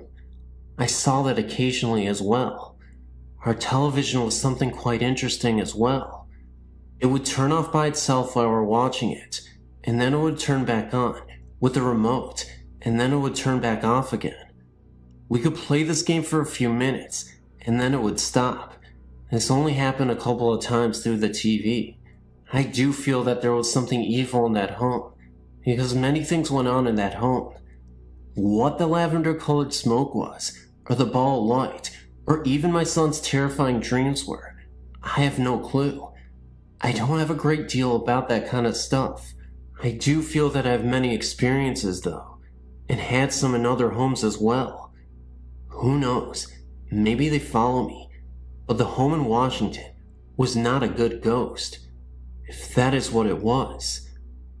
Our family went through some of our hardest times in that home. Can you tell me what the lavender smoke was, or what the ball of light was? I would be very interested in knowing. You could respond to me. Thanks so much.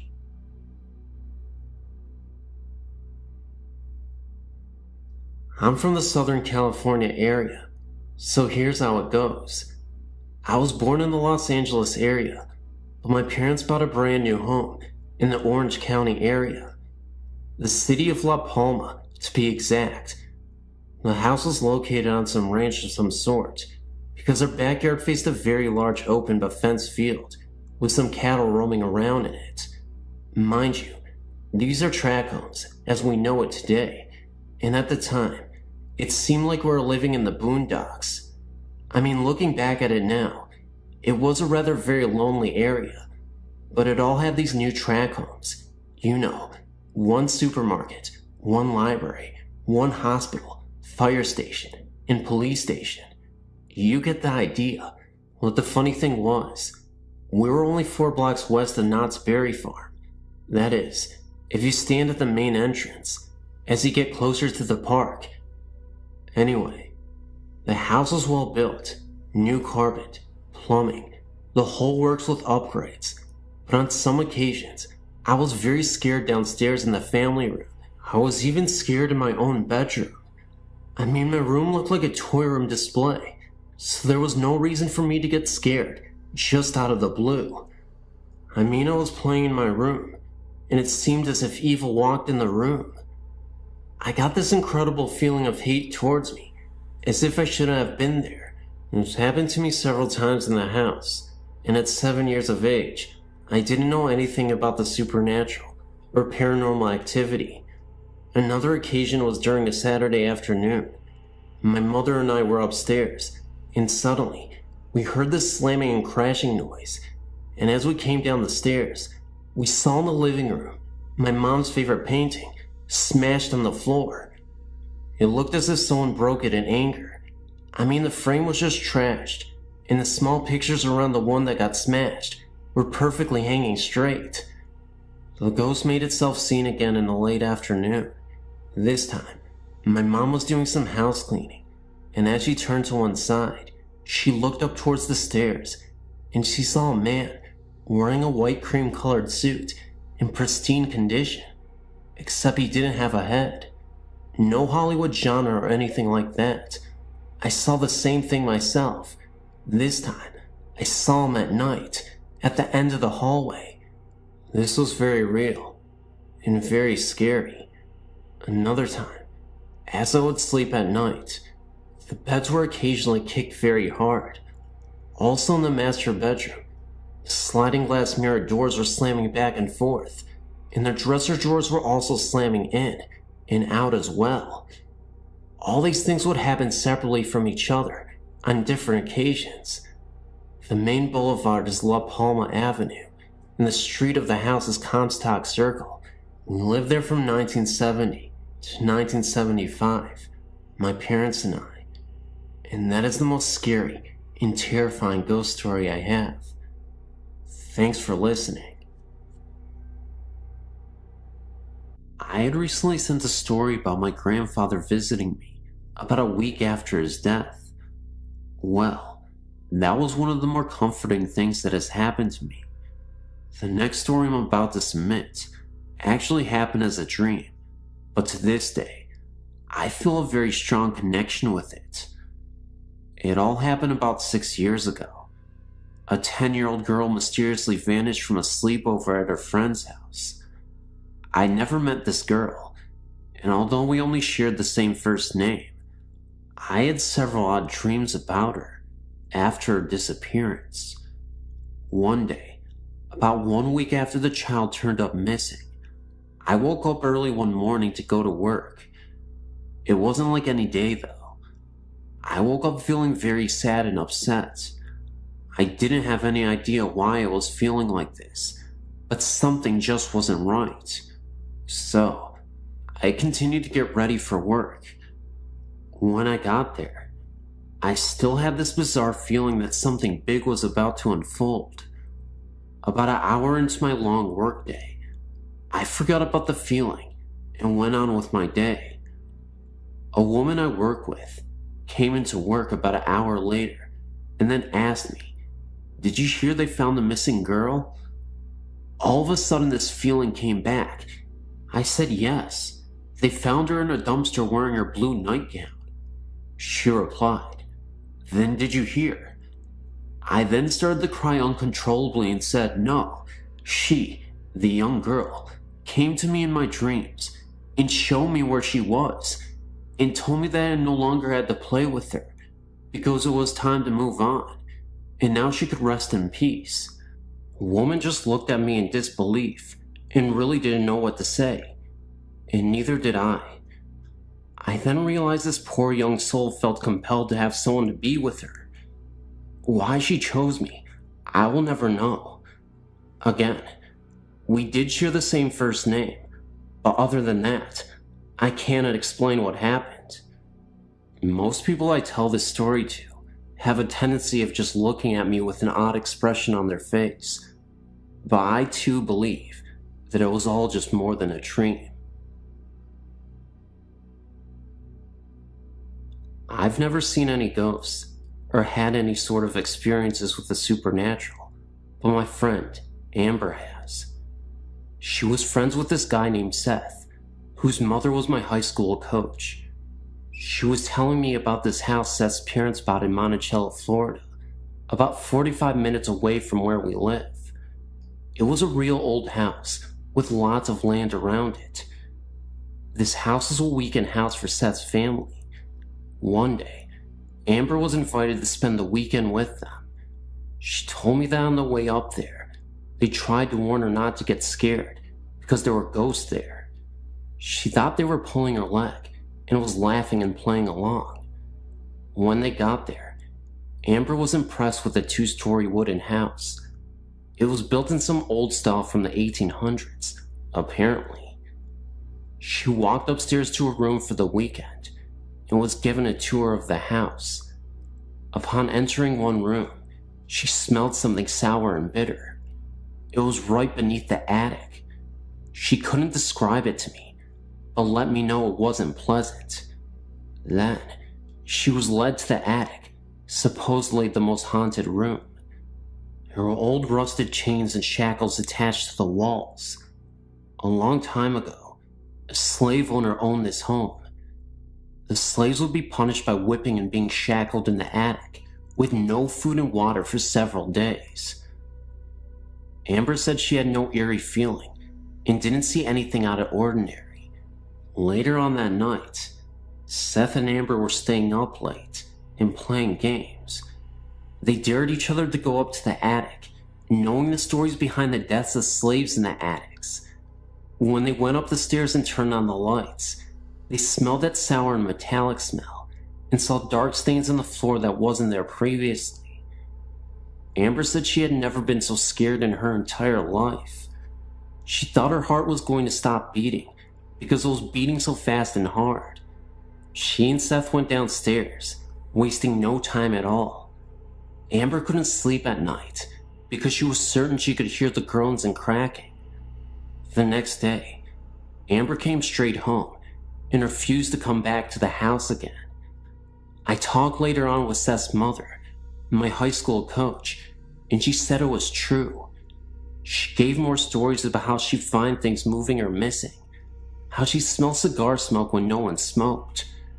She told me how she would come home at night and all the lights would be on in the house. She told me she had not seen any ghosts or even felt threatened. She actually thought of them as her friends because they would turn on the lights for her at night when she came home. I wouldn't be able to stand it. Weird, huh? It makes me leery of my own house. even though my parents originally built it. I have a few experiences. In 1976, I was living in an old building, and every night I would hear footsteps, heavy ones, walking on the floor above me. I then asked the apartment manager, who lived upstairs, and learned that no one did, and there was a crawl space. He checked it, and no one was there. So on a weekend when I knew no one was in the building except myself, I decided that if I heard the footsteps again, I would not be scared. Then the footsteps began pacing all night. I kept my wits and made plans to leave. I left the building. Second experience, about 1985. I was at work early one day, 9th and Market, and was going into the bathroom. A woman went in before me, not less than 1 foot in front of me, and so when I walked into the bathroom, no one was there, and I looked under all the stalls, and still, no one. Yet there was one way into the bathroom, and the same way out. The woman just looked like a solid body. The same thing happened once again late one evening, when I was going into the bathroom, and I just rushed in just behind her to see her, and when I got in 2 seconds later, no one, not even in any of the stalls. Later I learned that the cleaning staff in the building saw the same thing. They saw the woman enter the bathroom, and they waited for the woman to leave the bathroom, but no one left, and when they went in to find her, she was not there. In 1977, a friend committed suicide. All that weekend that she had died, I was depressed and could not shake the feeling. Then on Monday, I went to my university library, and as I sat there trying to read late in the morning, I hear that someone yelled in my ear, except it penetrated my body, that Holly committed suicide. I jumped and looked around, but people were quiet, and no one was saying anything, and I thought, where did I hear that? And I must be thinking negatively. I became uncomfortable and left the library to shop. When I returned at about 6 p.m. to read, a woman came up to me and said, "We're looking for you this morning. We're talking about you and wanted to tell you that Holly committed suicide." I said, "So this is true what I heard?" I was told to call Holly's husband, and he verified it and said he searched for me the whole entire weekend. The next day, a strange thing happened. In my grief, I meandered my way to work in a different direction, passing a funeral home where I noticed a coffin in a hearse, and my heart and love went out to it. Then, after I got to work, I checked the obituaries for the funeral home where Holly was. It was the same place I passed that very morning, and so I invited a friend to come with me to pay my last respects to Holly at noon. I met my friend at the funeral home, and we were told that Holly had been sent out that morning for cremation. She had been the only one sent out, and she was in that coffin in the morning in that hearse that I passed on my way to work earlier. In 1982, when my father died, I woke earlier in the morning and was calm. Then my mother called to tell me he died. Everyone in my family woke up, and my mother got out of bed, sat by the phone, then it rang, and she got the word. At this time, I could hear people cry. Only the sound came from their body and not their mouth. My brother was in a deep grief and not crying out loud, but I could hear his spirit cry, and he just had a sad look. In 1992, my mother was very ill and in a rehab center. I did not like staying in her house because I thought it was haunted. On this particular morning, it was 5 a.m., and I was typing and printing a letter on the computer. I typed most of the letter, got up and stuck a mug of water in the microwave, and set it for 1 minute. Also, I prepared a plastic cone with filter and coffee in it. Then I rushed back to the computer to print the letter. I added a few lines to the letter, and then began to hear the microwave beep and beep. I ignored it, then the beeping stopped. I got this creepy feeling, but I ignored it, and then I thought the microwave had a timer, and so the beeping stopped because of the timing, not because anyone opened the microwave door. I printed the letter, ran to the kitchen to get the mug of water out of the microwave, and poured in the cone. I found instead that the mug had been taken out of the microwave, and the coffee was made, waiting for me on the ledge of the kitchen counter. Yet I know I did not get up from the computer to make it, because I made a conscious decision to ignore the microwave and finish my letter. My mind worked overtime to figure it out. I grabbed the letter and left the house that morning and told whatever did that it was taking the coffee. I didn't really appreciate it. Other things happened, like the rustling of papers when I was trying to sleep, etc., and I had to leave the house. Sometimes, I've heard other people think that they were not directing their thoughts to me, as what happens with schizophrenics. Enough for now.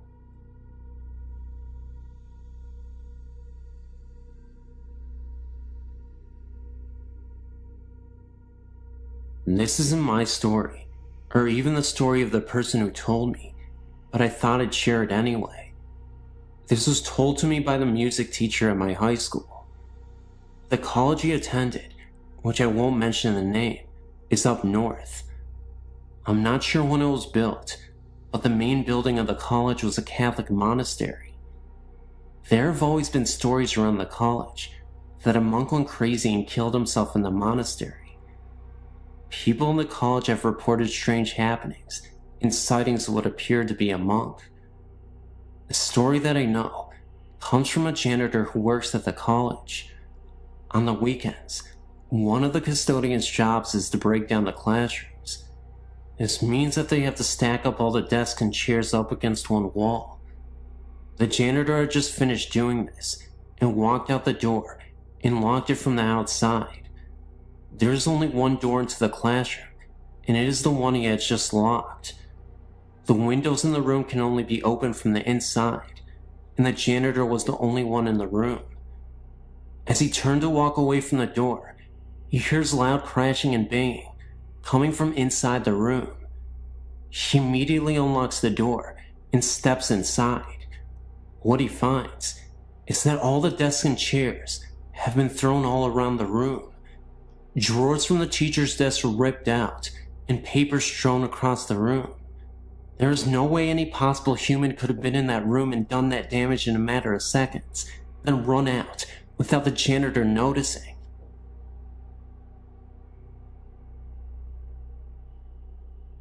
As I was reading your website, I was recalling my own happenings.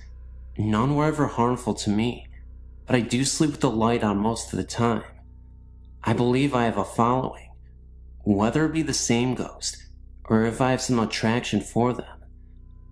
It started when I was about 4 years old. I had this imaginary friend. I named him Jingles. From what I am told, I do not recall any part of Jingles other than what I was told by my family. I made my friend Jingles so believable that everyone in my family actually started to believe there really was someone named Jingles. I would talk to him, play with him, and of course, if anything was broken or stolen, Jingles did it. If I was good and got a treat, Jingles had to get one too. Jingles remained my friend until I reached first grade and moved to a new home. While in the kitchen with my sisters and mother, a man's voice from the woods called my name. I was about 8 years old then. We all froze with our mouths dropped to the floor and our hearts racing. All 4 of us could not have imagined that someone called our name. I was young, so my mother made a joke about it, and it was forgotten. Throughout my childhood, strange things happened in this house. Images were seen out of the corner of my eye and my family's eyes, but we would just chalk it up to our imaginations. Certain toys would flip in the air, stuff like that.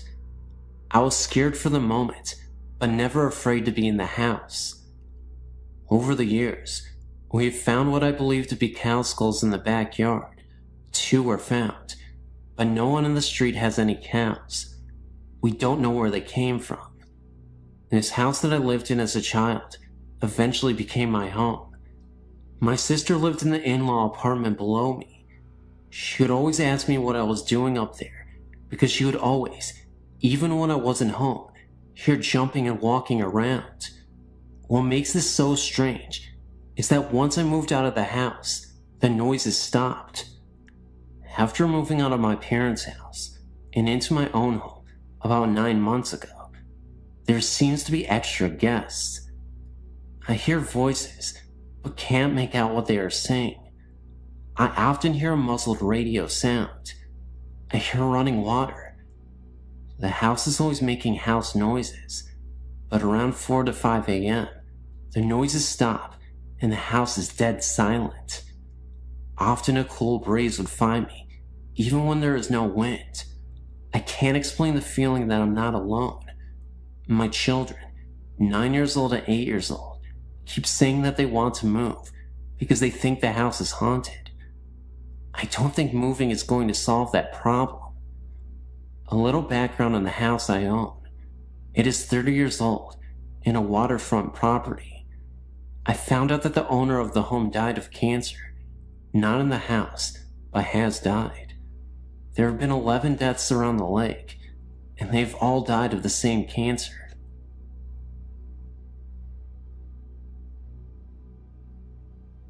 When I was 9, my grandfather died in the dining room of his house. It was not unexpected. He had been very ill and was bedridden. Shortly after his death, we moved in with my grandmother due to the fact that she was also ill. She was a very unhappy and hateful person. She blamed all life's injustices on my late grandfather and hated him for dying. After we had moved in with her, we realized how serious her illness was and took her to the doctor. She had Alzheimer's. As her illness progressed, my parents could no longer take care of her, so they placed her in a nursing home. Big mistake. She transferred all of her anger from my late grandfather onto my father. During the last stages of her illness, she would repeatedly tell us that she did not want to be buried near my grandfather, that she had spent all of her living years with him, and she did not want to spend eternity next to him. Well, as fate would have it, my grandmother passed away. Funds were tight, and we not only had to bury with my grandfather, but her casket was placed on top of his. We had no other choice, because all of the extra money we had for her funeral was used to care for her in the home. Anyway, on with the story. After my grandmother's death, strange things began to happen. During dinner, the back door would just fly open, or at night, the sheet would be tucked around my body while I slept. We always made jokes that say that grandfather was home, or he was looking in on us. Then, things took a turn for the worse. One night, my father awoke to the sensation of his legs being pressed into the waterbed mattress. Once he was fully awake, he realized he could not move, and whatever was pressing him into the mattress was continuing up his body. He glanced over to get my mother's attention, but could not speak. This entity was now cutting off his breathing. Finally, he thought, "Mom, I am sorry. I had nowhere else to put you." And then it all stopped, as fast as it started. The next morning at breakfast was when Dad told us about his experience. The next night I had a similar experience, but chalked it up to dreaming. I figured that I heard my dad telling us about his experience, and that I was just dreaming based on that. Now, let's jump ahead 9 years. I'm married, and have just given birth to my first son. It was morning time, and my husband already left for work. I thought I would just take a short nap and rest, while that baby was not fussing. So I dozed off to that place between sleep and wakefulness, where you're not fully totally asleep, but resting. The next thing that happens is something that I'll never forget.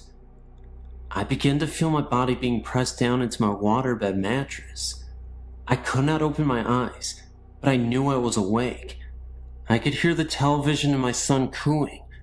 I could not move, and then I began to hear this voice, a horrible, evil voice that not even a word can describe, saying, "You know I love you." This went on for what seemed like an eternity, but was only probably about 2 minutes. Then, in my mind, I thought, dear God, what is my baby seeing? And just as quickly as it started, it stopped. I've not had many experiences since then, and that was just 2 years ago.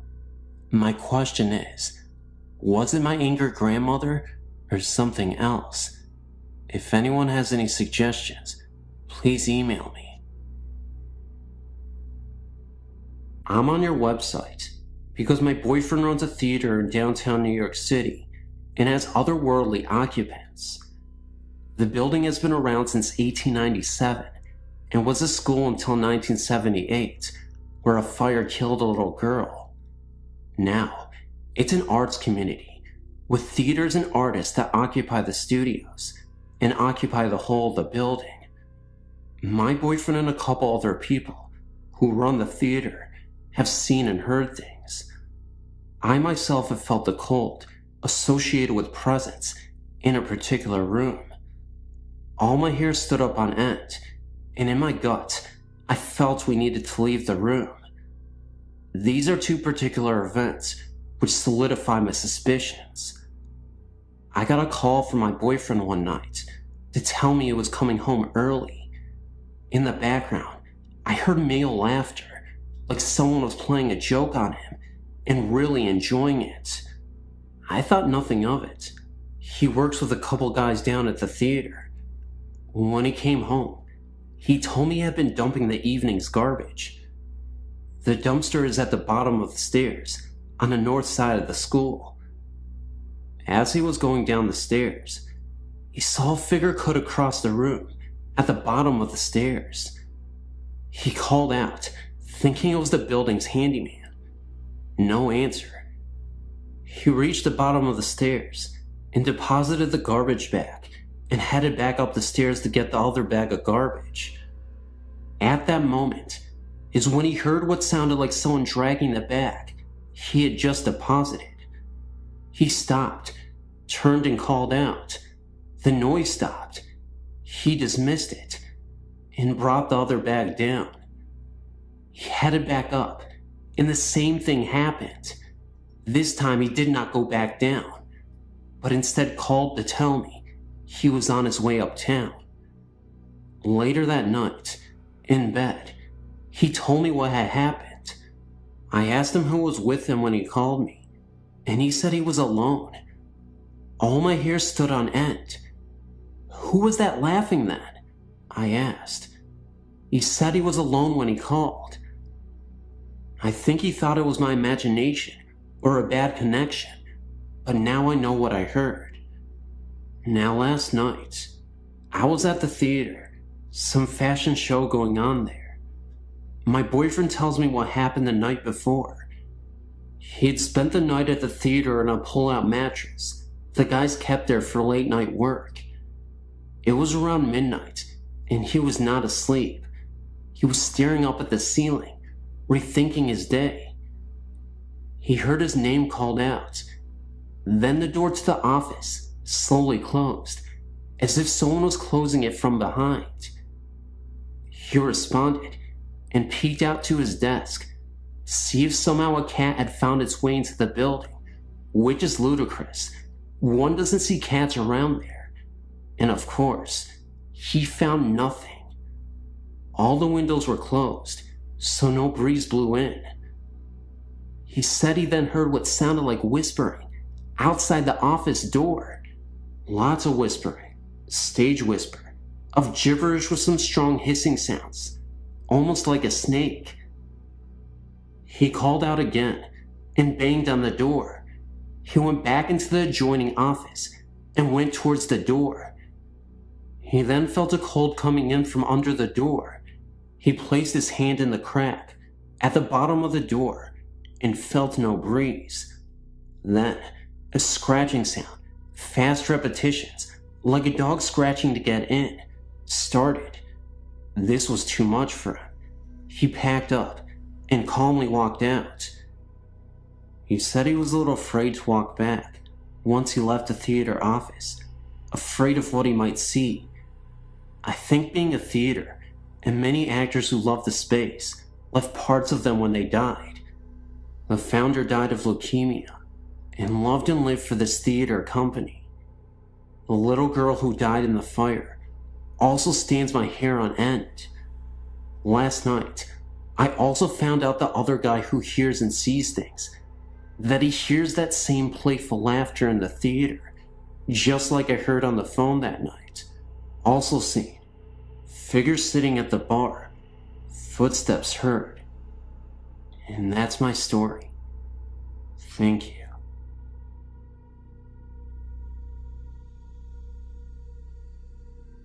Hello. I'm writing about a few experiences I had at my home. The home is called Edgefield Manor. First, I want you to know that this may sound like the classic haunting in a big old mansion. Well, believe me, what lives in this house is no Casper. I moved in the fall of '86. The estate is huge, gardens and rooms upon rooms. It was originally going to be condemned.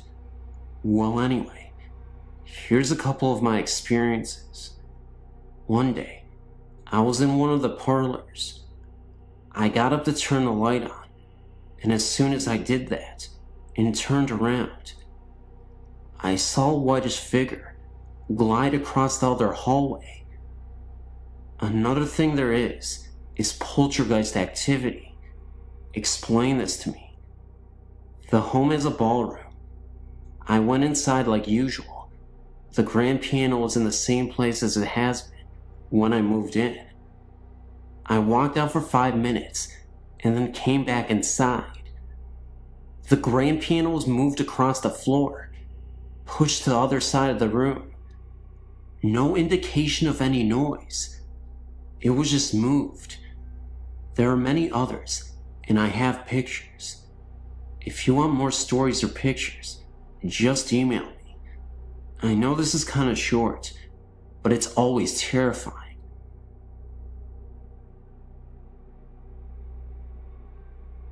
Hi, my story begins in Maine. Our family owns a cottage in Castine. We go there every year. We're going next week, actually. The house belonged to my great-grandfather. The house dates back to the Revolutionary War times. People have died on the front lawn. The house is a 3-floor tower. This is a story about a crazy lady who used to live in that house. She used to scream out of the tower at people. Well, I think I saw her in the tower one night. When my great-grandfather lived in the house, he claimed that he saw it a few times when he would read on his rocking chair in the living room. He said it would walk in front of him. 3 other people in my family saw the same thing. I never heard the story about the crazy lady until I brought up my experience to my parents after we got back from vacation. The funny thing was, this ghost, it was wearing a maiden's outfit. When my dad told my grandfather, he said that I experienced it exactly as he saw it. I've never heard the story until I saw it. I am no liar.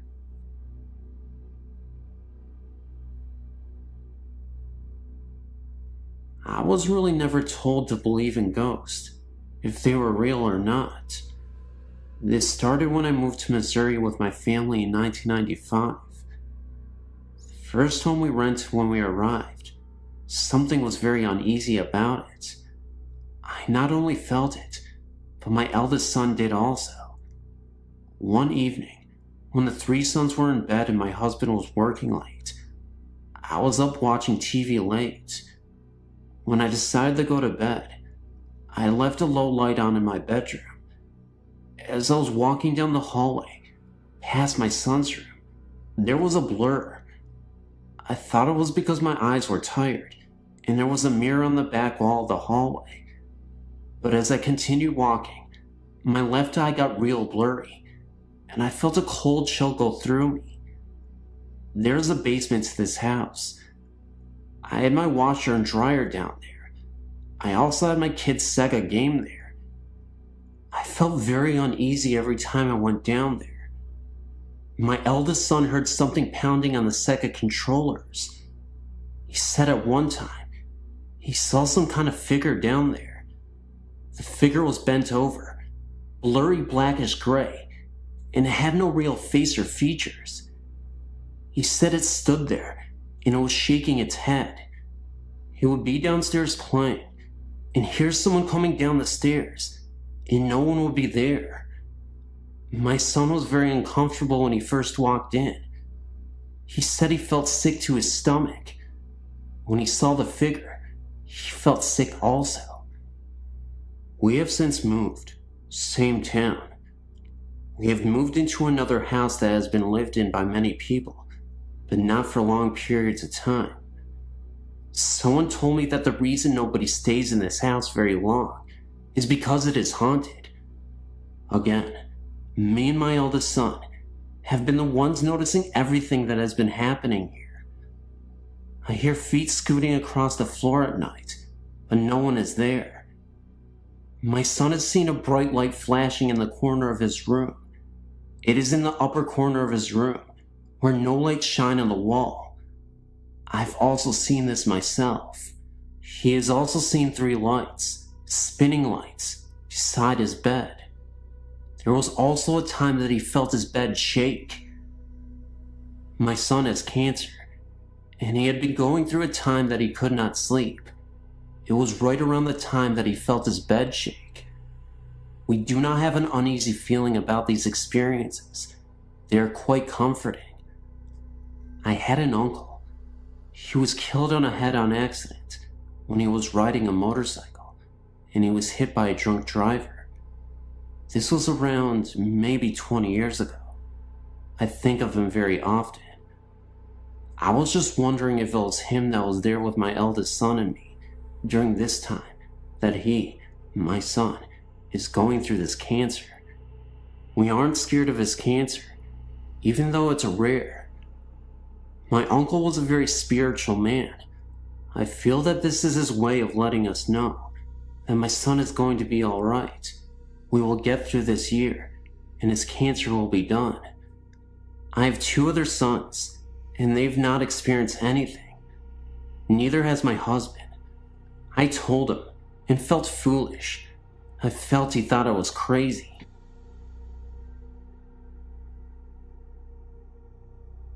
To start my story, I've had these experiences for a good part of my life. It started long before I was born, in a house that has been in my family for almost a century. My oldest brother Mike, he was around 3 when he saw the presence of my great-grandmother in a corner in the attic during a visit to see our grandmother. This house is an old 2-family home with a basement and an old apartment attic that had been dismantled in the 50s. My family moved into the house in the late 80s. Since the house has been in my family for almost 100 years, the house has seen many losses, and a lot has occurred inside the home. The attic had a very high spooky factor to it, I guess you would say. The house had a very spooky feeling to it all over. A lot of 2-family houses, built in the 1900s, in the New England area. I've been told that a door that led into the living room. The door was for coffins to be wheeled into the living room, so the wakes could be done in the home. Knowing this always freaked me out. The doorway had been covered, decades before my family moved in, but the eerie outline was still there, on the living room wall. Now that I give you a feel of my old home, I'll explain my happenings. I lived in the house for 10 years. I have 3 older brothers. My oldest brother, Mike, heard and saw a lot happen in the house. He didn't always tell the rest of us, for I guess reasons of his own. I started having things happen 7 years after we moved in. When I was younger, I thought they were just nightmares. June of 96 for my birthday, I received a dog. August of that summer, my parents were staying in our summer home, and my brothers and I were home. My oldest brother Mike and I were lying on my mother's bed when all of a sudden, my dog went wild. She went from a dog that never barked or growled into an attack dog. She started barking and growling at the wall, and when we pushed her towards the wall, she cried and whimpered and shifted herself back towards us. I, being brave, stood in front of the wall and tried to beckon her towards me. She just barked and kept at her growling. My brother Mike and I were convinced we weren't the only two watching TV and left the room. My brother and I kept what happened to ourselves, and later that night, my brother Joe came home and slept in my mother's room. I slept in the living room, and my brother Tom was watching TV in the room with me. At 4 a.m., Joe and I heard my mother's sliding bedroom door open and shut 3 or 4 times. The dog started going nuts again, and Tom jumped up and ran to see what was going on. Joe sat straight up in bed, terrified by what he had seen. That night, 3 of us slept in the living room. Mike and Joe and I have heard voices of 2 men talking to one another. I've heard the doors open and shut, and when I went to see who it was, no one was there. Mike, he once saw what he thought was Joe. Joe looks just like my uncle, who had died in the house. Mike said hello to the figure and went to his room.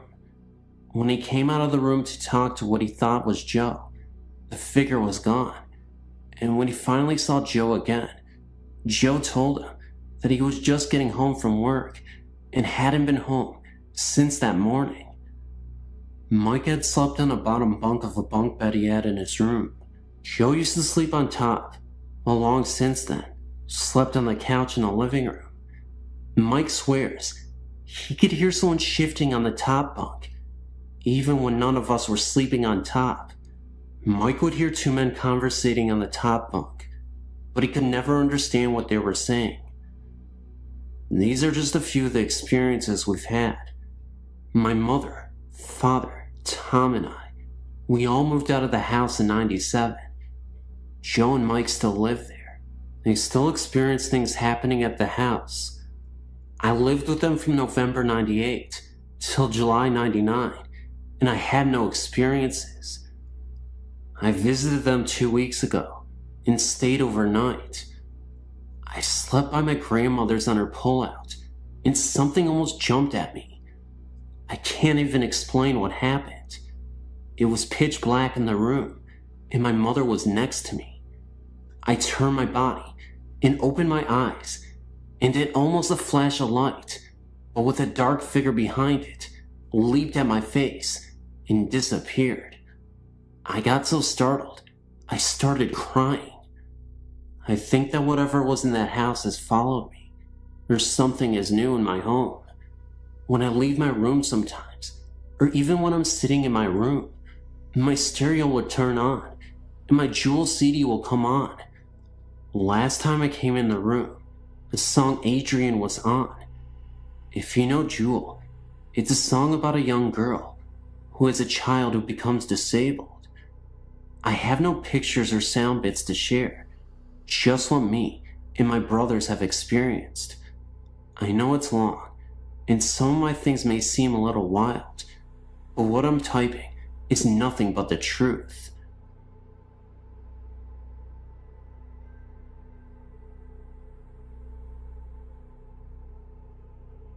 I don't really know where to begin with my story. I told very few people about it, for the fear they might think I'm crazy. I'm glad to have found a place where I can talk about it freely. I'm 26 now, and have not experienced anything like this since I was a small child, but it changed my life forever. When I was around the age of 3, I was still sleeping with my mom and dad. There were several things that happened around this time. I'll start with the worst first. One morning, I'd just woken up, and I turned over like I always did, But this morning, I saw the most horrifying sight that no 3-year-old should have seen. Laying next to me was this terrifying demon. I know it was a demon because of its eyes. It had a human form of a woman and was nude. It was about 10 feet tall, had thin bony fingers, and the darkest eyes. It was like you could almost see through them. You could just feel the pure evil. It had the most wicked smile on its face, like it was taunting me. I stared at it for a few seconds, and then turned back, hoping I was dreaming. Then, I felt the bony finger poking me in the back, as if to say, "Hey, you." I turned back over, and it was still there, grinning that sickening grin. I watched it get up to go to the window, which was closed and about 20 feet off the ground. It turned and gave me one last grin and went out the window. It was also around this time that I awoke one night to see 3 demons. They seemed to be like children. They were standing in the doorway, laughing the kind of laughter like I've never heard before. This was the same room where I'd seen the other one. At the age of about 7, I awoke one night to see a Grim Reaper standing by my bed. Needless to say, these things have disturbed me all my life. I also saw my grandfather and his past child after he had died, but that was a peaceful sight. I've not had any other experiences since I was a child. Oh, they've always been noises that I could not explain, but nothing like before. It was like the experience did something to me. I've never had normal dreams, not as a child or as an adult. Always strange dreams and nightmares. Like I have some way of knowing when a spirit is near or a house is haunted. Some people call it a gift, but I just wish I could understand it and what happened to me as a child. Thank you for letting me share my story. And this is a true story. And this happened to me when I was 8 years old. I'm now 28, with 3 kids of my own. It happened in my hometown of Soak Village, Illinois, which is known to be a place that Indians pass through using South Trail to get to other destinations. At least, that's what the official story is. There are others, like myself, who believe more. We believe that Indians actually settled there, if only for brief periods of time. There's always been talk of bones being found when a pool is dug up or a garden was put in, but most say it's just that. Talk. Not me. I believe it. I also not only believe, but know that the ground the Soak Village is residing on is sour, cursed, beyond anybody's wildest dreams.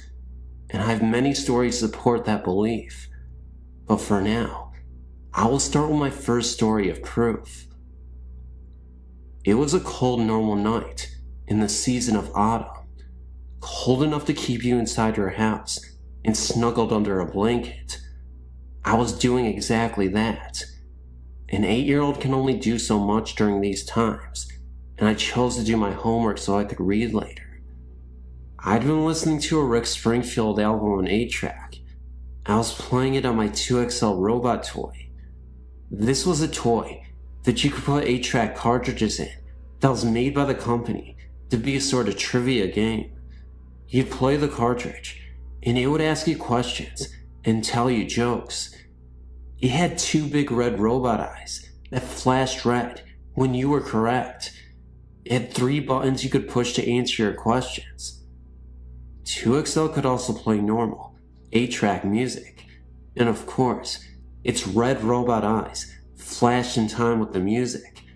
So it was doing exactly just that on that cold autumn night, flashing its eyes to Rick Springfield, and I was quite contented. My bedroom was on the 2nd floor of my house and faced north, along with my bed. I had a window north of me and east of me. Of course, It was dark outside, but it was so warm inside and so very comforting. Every now and again, I'd look up from my homework and just look out into the darkness. No reason. It was just something I did. Well, this was the last time I ever did that again in that house. As I was sitting there, all of a sudden, I felt instantly cold, and every single hair in my body was raised. My blood felt like it had ran cold and decided to just stop pumping through my body. My heart was racing. I was perfectly terrified, and I didn't even know why. Yet, my 2XL was suddenly stuck, and it kept playing the same verse from Rick over and over. Hole in my heart. And its eyes weren't flashing anymore. No, they were just burning, bright red, blood red. Then I felt this magnetic pull, like something was pulling me to my right. I turned my right head and looked out the east window and saw something that haunted me for the rest of my life. Sitting just barely outside my window, levitating, was the most horrifying image I'll ever see in my life. A creature about 2 feet tall, but sitting Indian style. His skin was snowy white, and you could see the outlines of his bones because he was that skinny. He wore some sort of white cloth draped sideways on his body. This is why I later named him Gandhi Monster. My young mind thought his skinny body and his white cloth looked like the real Gandhi's did. This creature's head was too big for his body. His two horrible, big dark eyes were piercing my soul as he stared at me. He opened his mouth and grinned a grin at me that haunted my dreams for years. His mouth was full of long, snarly, razor-sharp looking teeth, dripping with blood. I don't know how a mouth could fit so many nasty teeth into it, but it did. I watched as the blood dripped from his teeth and slid down his chin and onto his white cloth diaper shorts. He raised his hands and reached for me. The fingernails were at least 4 inches long, gnarled looking, and sharpened to points, also dripping with blood. I wanted to scream. I wanted to run, but I was locked into place by his piercing eyes. I couldn't breathe. I felt as if my brain was being scrambled and my soul was being raped. His grin became larger, and he opened his mouth wider. He kept looking at me as if he knew me, as if he had been waiting for me. He started to lift his arms, and it looked as if in seconds he would actually be inside my room and not just outside my window. All traces of reason disappeared, and my mind snapped. I still don't know how I did it, but I managed to tear my gaze away and leap off the bed and out my bedroom door, screaming with every inch of my soul, all in like 2 seconds. I could feel him pulling me. I could feel that horrible stare penetrating my back as I screamed down the hallway to my mother. Of course, when her and my father and younger brother came back, it was gone. But they knew I saw something, and they did not try to tell me it was my imagination. They comforted me and taped up all the windows in my room. They actually had to pull down all the shades and seal all sides with duct tape. I couldn't even sleep in that room for almost a year. My brother even remembers coming into the room with my parents afterwards. The Gandhi monster was a story we didn't often tell, but it always brought fear to speak of it, to us and to others. My parents never spoke of it again either. As I grew up, I tried to face my fear and sleep in that room, but never did I sleep with my back to a window. Never. 18 years later, I moved to Florida with my own little family, and I found peace within myself, but I'll never manage to forget that creature. and I will never sleep or sit with my back to a window. And I will never forget the one thing I heard it say to me in my mind as I was running out of my bedroom door. Someday, I'm coming back.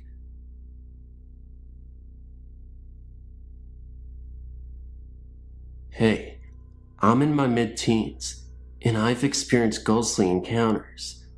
The one that really freaked me out was when me and my family moved to Scotland. For a few months, we lived in chalets. Me and my older sister shared one on our own.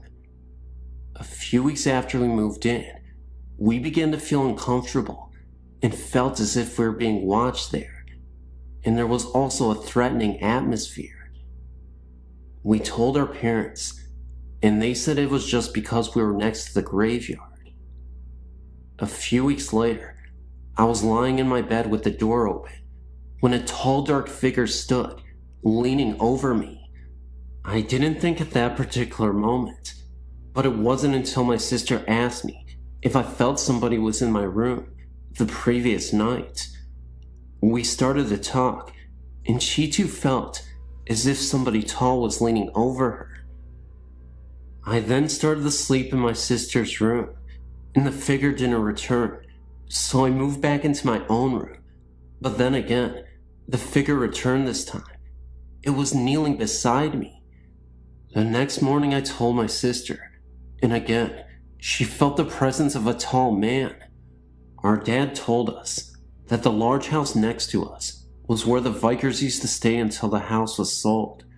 One night, my mom came in, and she was holding two necklaces with crosses on it. Me and my sister aren't religious, so her mom thought it had something to do with that. So we went to bed, holding the crosses. That night, it was very uncomfortable in both rooms. After that, we haven't felt the presence of the tall man. The figure that visited did so on a few occasions. Each time, it felt as though it was getting closer and more angry.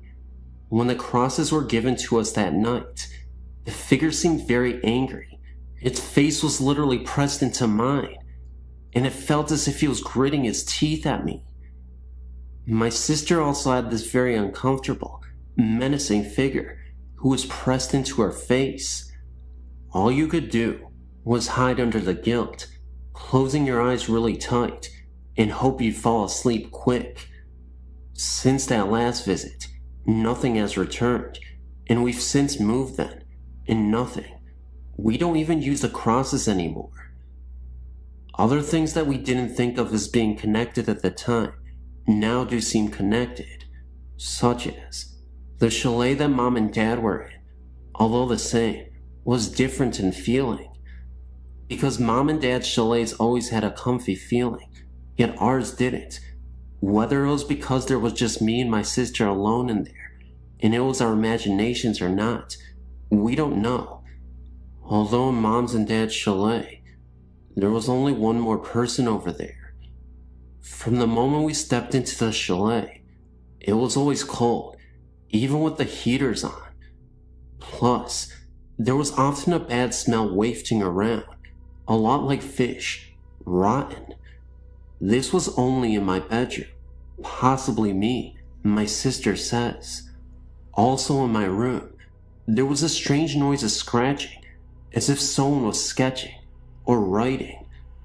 This noise accompanied the presence of another figure, smaller in stature and of the female sex. My sister also felt the smaller presence, but not the noise. She only came once, very different, not menacing, quiet in nature, and much older. She was almost a comfort. But it's still not nice to be watched over at night by ghostly figures. It's strange, because we didn't actually see anything, yet you get so much from these feelings, the sex, age, angry, happy, etc. Plus, we get almost exactly the same feelings. But is it just our imagination? Are we certifiably insane? Are we demented? No, we definitely feel we had a visitor. Previous to this experience, My sister had not really believed in it, ghostly visits and such, but now, I think she has had a change of mind. Me, myself, I've always believed. My mom's granddad often visits, a kind presence, bringing good luck, such as when she was having problems. He visits to let us know everything will be okay. He often visited when we were babies, watching over our cots. Our dad also saw what appeared to be him. Whenever he visits, we know him by the distinct smell of putty. He used to repair windows. So really, we are used to the visits, although my sister had never experienced any until now. Unfortunately, it wasn't a happy experience, one not to forget.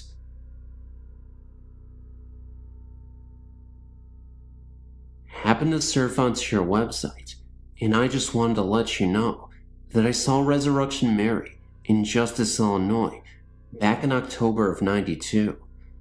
After getting off of work at 3 a.m. from a chemical plant, Whitco Corporation, near 51st and Central in Chicago, I was driving by that particular cemetery at about 3:30 a.m.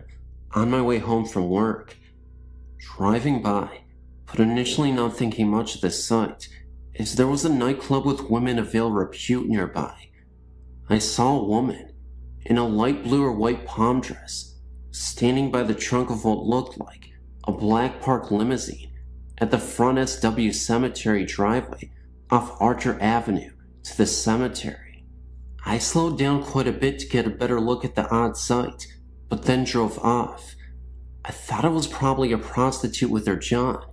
However, looking back at my mirror, maybe a second later, the woman and the limo were gone. Let me reassure you that there was no way that I would have missed the limo driving off in that second that it took me to look back in the mirror. They weren't on the road or in the cemetery because I looked for taillights. The cemetery gates are pretty large, and it would have taken a great effort and time to open both of the cemetery gates for the car to get through. I did not think much of the incident until a few days later. I was talking with some of my employees that lived in the area near the cemetery. Two of my employees mentioned that I'd probably seen the ghost called Resurrection Mary. I didn't much believe in ghosts until that incident, and I'm still somewhat skeptical, but I cannot fully explain what I saw that night. That incident is still vivid in my memory, and kinda creepy to think about it, to this day.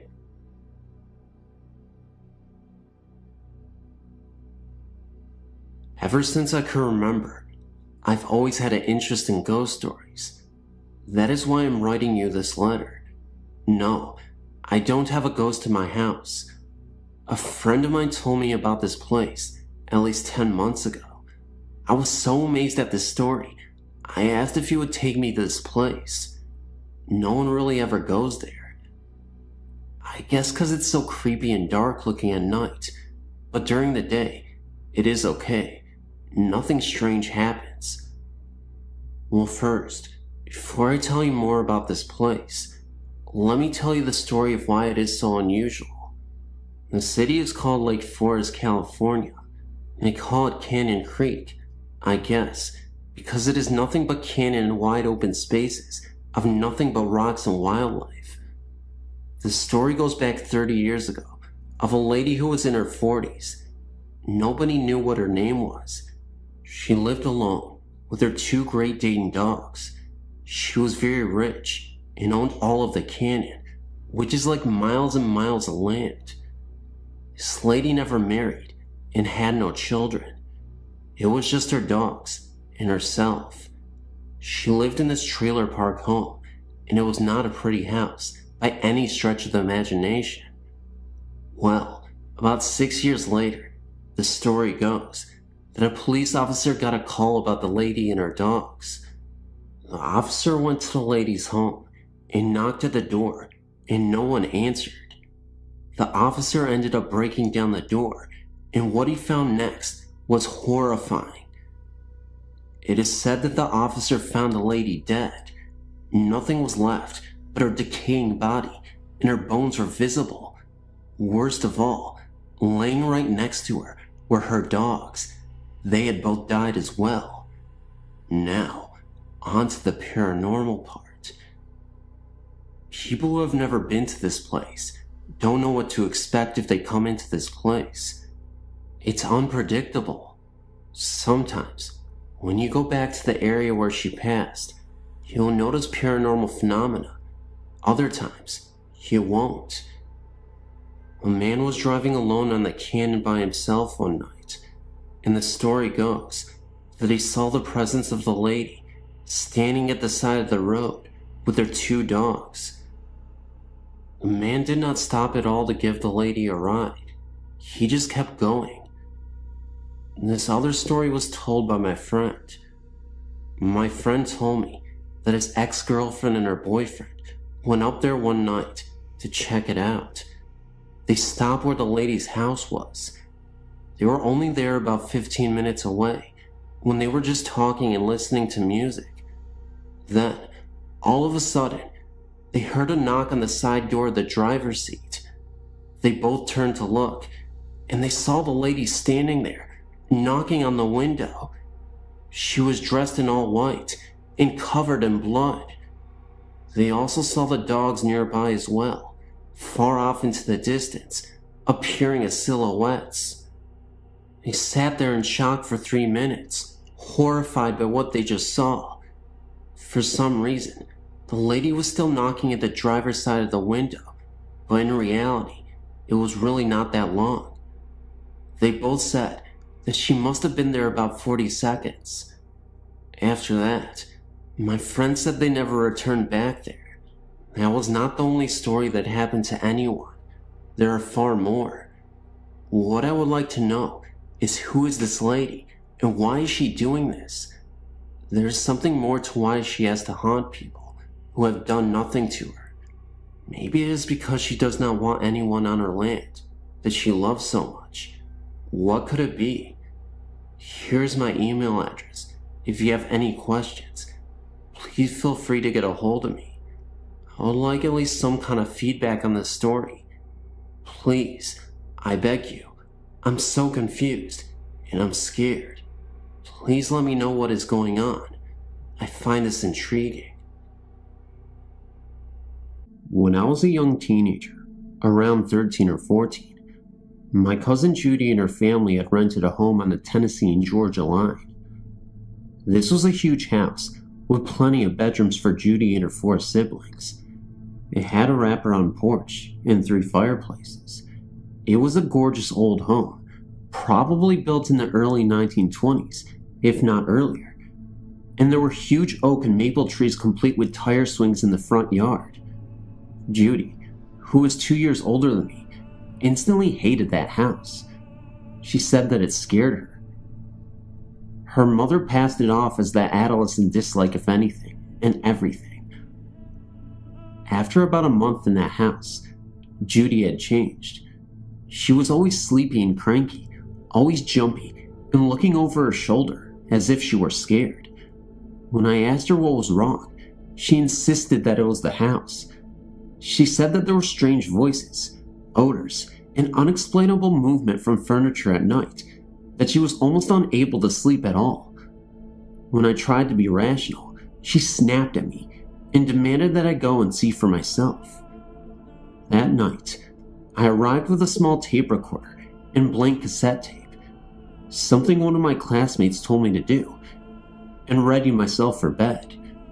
Just after 11 p.m., I awoke to the sound of fingernails tapping rhythmically on a wooden table. Figuring it was just Judy trying to save face, I rolled over and went back to sleep. A short time later, the radio alarm clock sounded, blaring some static-filled rock tune.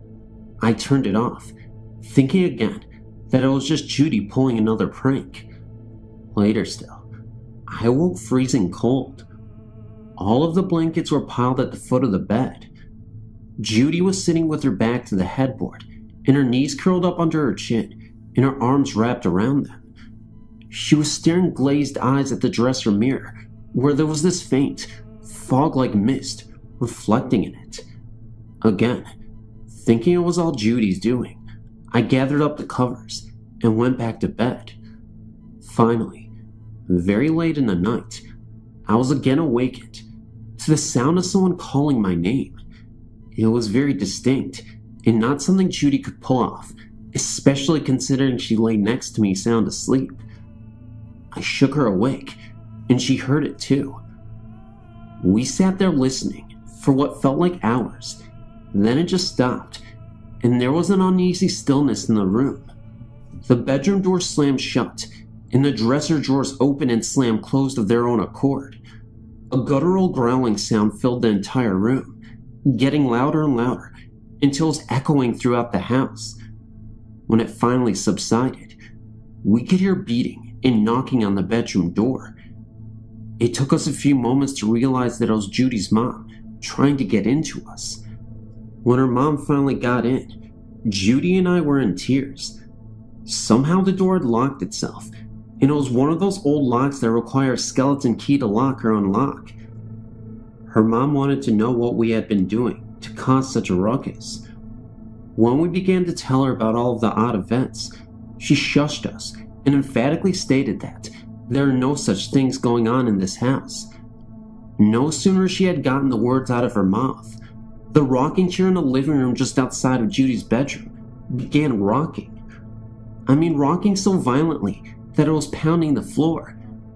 After that, the kitchen and living room lights began to flicker on and off. Judy and her family moved from the house the very next day. The day after Judy and her family moved, one of her brothers found the tape recorder and began listening to the tape. There were at least 3 different voices heard, and no one could decipher what languages the voices were speaking in. Judy threw that tape in a brush fire after listening to it, and said that those sounds were the sounds she had been hearing since day 1. On a side note, that tape recorder never worked again. When my dad took it to a repair shop, they could not find a thing wrong with it. It simply would not work. I'd forgotten about that night in that house until this past weekend. My spouse and I were driving around looking for a place to hunt when we stopped at a 4-way stop. A chill came over me and my feet began to burn as if I was suddenly standing on hot coals. I felt lightheaded, nauseous, and weak when he said, "Man, look at that house. It's like staring at us. Gives me the heebie-jeebies." When I looked to my left, there it was, like a nightmarish blast from a long-forgotten past. I called Judy when we got home and told her about seeing that old house. Judy, now almost 35, was extremely upset about the mention of that house. She made it very clear that she did not want to discuss that house or anything that went on beyond its doors, and she made me swear to never bring it up to her ever again.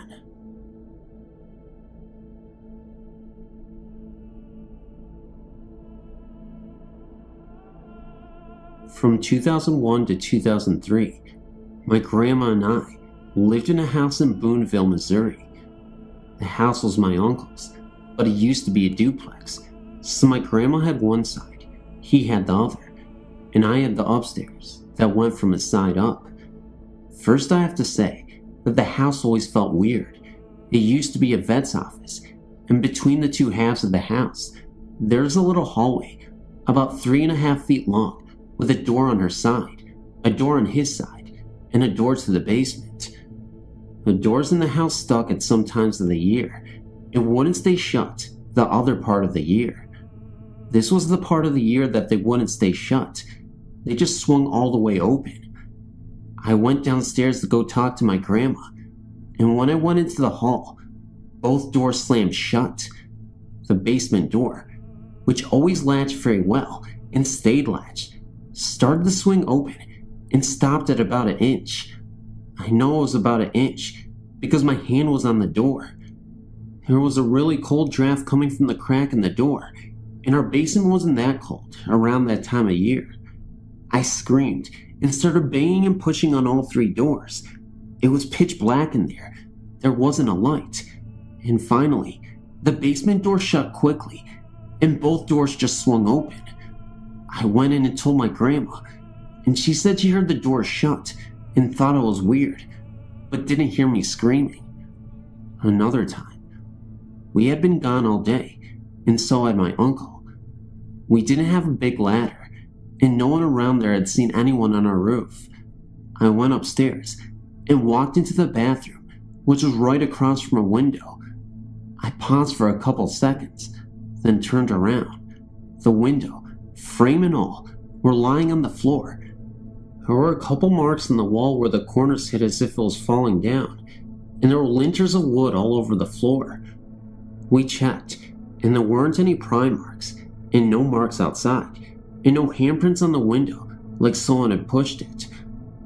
My uncle still thinks I somehow pried it off the wall. That is the window he kept telling me to keep shut. I tried, but it was one of those windows that opens from the top and leans in. Every time I shut it and locked it, it would come open. He slammed it shut, and the next time it was open was when the window fell off the wall, as we put it.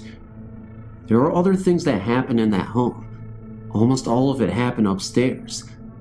The locked doors would pop unlocked, open, shut, then relock themselves. If I put too many things on top of the filing cabinet in the corner of my bedroom, it would shake violently until some stuff fell off. When anyone went up or down the stairs, something grabbed your ankles about halfway and even tripped you. I had a particularly nasty fall down the stairs one time. The closet doors in the hallway would open and close slowly sometimes.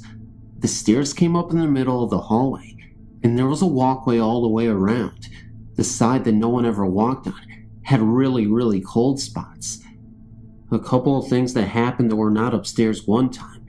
I had my door open and was just laying there thinking, and I saw something come from my upstairs living room and walk down the stairs, ever so slowly. I followed it down the stairs on my rear end so I didn't get tripped, and through to my grandma's side of the house.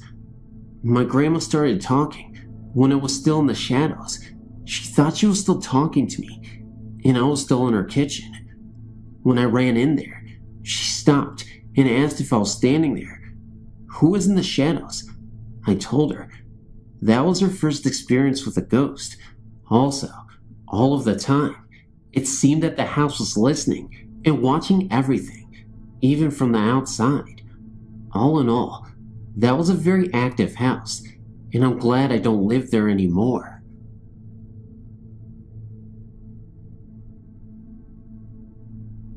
We moved into our house in August of 2001.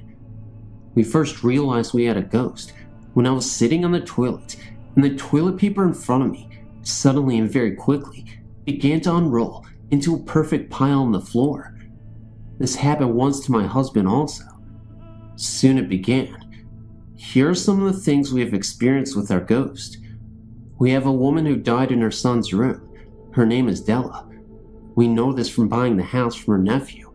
And we have a male ghost, but we do not know who he is. Her son will sit in the game room and turn his stereo on. It will turn off. He will get up and turn it back on. It will turn off again. He finally, after a while, gets frustrated and just leaves it off afterwards. Once my husband was plugging in the television in the game room, and he felt a breath on his neck and heard a female voice say, "Too hot." We do not know what she meant by that. Her son was sitting in the upstairs TV room one day. We have a bookshelf in this room. On the top shelf were 2 tall candles and plants. The candle came up over the plants, across the middle of the floor, and hit him on his knee. One evening, my husband and I were the only ones home, and we had heard a crash in the kitchen. One of our glasses had come out of the top cabinet and smashed into the middle of the kitchen floor. One morning we woke up, and the kitchen stool, which had been under the table at the end of the kitchen, was in front of the stove, as if Della had been sitting there, watching something cook. We had several people over, and videotaped the comforter on her bed, being straightened by invisible hands. Also, at this time we asked, "What are you doing here?" A male voice whispered, watching. That is when we realized we had not only had Della in this house, but a male ghost as well. We have had on numerous occasions the smell of baking bread, and no one was baking bread. According to her nephew, she died in her son's bedroom in the month of June. The first June that we were there, we had approximately 7 times that the police would call and say that they just received a hung up 911 call. After a while, we figured out who was doing it and removed the telephone from that room. It never happened again. One summer evening, my husband was in the backyard. When I walked out, he asked, "Where's my beer?" I did not know what he was talking about. He said he thought it was me walking through the kitchen, and he had yelled up for me to bring a beer. I had not been upstairs. I was down in the laundry room. Her son took a picture with his camera cell phone of a dark figure of a man sitting at her desk in front of the computer. We have things like our shoes being upstairs and ending up downstairs, just small things like that being moved. And finally, we can hear someone walking around upstairs when we are downstairs in the game room. It has just become our way of life. They are like part of the family. We don't even consciously notice half of the stuff happening anymore. One of the most horrifying incidents, though, occurred one night while sound asleep. My husband had been sleeping in another room at the time, when I could have sworn I heard faint screams coming from the room he was sleeping in. Although the screams sounded faded and far away, the tone still sounded as if people were being buried alive. Naturally, I rushed to my husband's assistance in the event that he may be in trouble. Fortunately, he was completely fine, but before I could turn back completely and head back into the hallway and into my room, I saw a shadow figure zip past me from the corner of my eye. I decided, at that point, that I was going to stay with my husband until the morning arrived. I was too scared to go back to the other room, to go back to bed.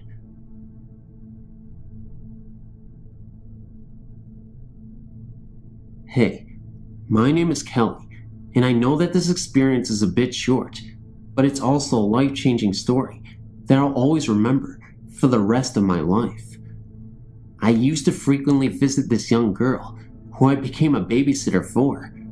Her parents' house was a typical American dream type home, nestled inside a friendly subdivision of similar looking homes with white picket fences, perfectly manicured lawns, etc. One specific occasion, I was watching that girl play around in the front yard. It was late night, and I know it wasn't the smartest thing to do to let a child play around outside in the yard, but I was watching her, and the neighborhood was always very safe. I think it was about 11:30 p.m. at night when this whole event occurred. The streets had been empty. Absolutely nobody was out there but me and this little girl. That was when I noticed a man aimlessly wandering down the street just in front of the house. Since I was so focused on paying attention to the little girl, I didn't really notice him pop into my field of vision until he passed us by. This was an older middle-aged man with tattered clothing, looking completely out of place in a neighborhood that wouldn't even have these types of people wandering on the streets. He looked delirious and was walking slowly. He didn't seem to turn to us or even recognize that we were on the lawn. He just kept walking. Immediately, I grabbed the girl and ran back into the house and locked the door. I decided to look through the drapes when I noticed the man had disappeared on the street. It didn't make much sense to me because the man was walking so slowly and I'd just seen him the second before. I asked the little girl if she'd seen the man I'd seen, and before I could even finish my sentence, I heard a soft knock at my door, my heart pounding. I was too scared to even look through the hole to see if it was that man, but I did anyway. Oddly enough, there was nobody there. I ended up telling the family of the girl, and of course called the cops. They came over and told me to be careful, and that they would do their best to patrol the area in case they see a suspicious man outside. Later on, I thought that it could be possibly a ghost, though I'm not sure, but it does certainly seem like it. Another night I was out playing with this little girl. When it started the storm shortly after, her parents were home this time, but I liked to bond with the kid. My mom called me and told me she wanted me to come home so I wouldn't be out in the middle of the storm. The drive is probably about 10 minutes at the most, back to my house.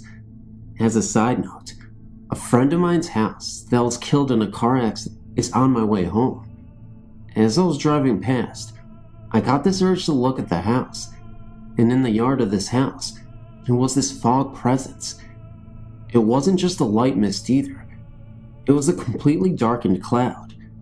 What completely shocked me, though, was that I swear it had some sort of definition or defined shape. It had the build of a person, but as I said, was still a dark cloud. I saw it for about 5 seconds, then it disappeared. It scared the crap out of me, because nowhere else around had any kind of fog. It definitely seems that this area has a lot of supernatural energy, and I'm not sure why. Thanks for reading, though.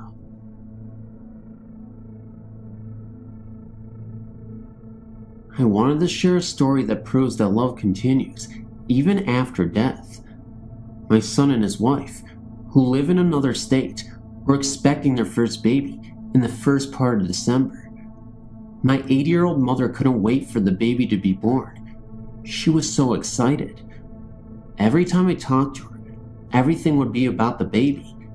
In mid-October, Mom suddenly fell ill and was hospitalized. My son and his wife came down and spent a lot of time with Mom in the hospital, making plans for the baby, etc. On November 5th, Mom died.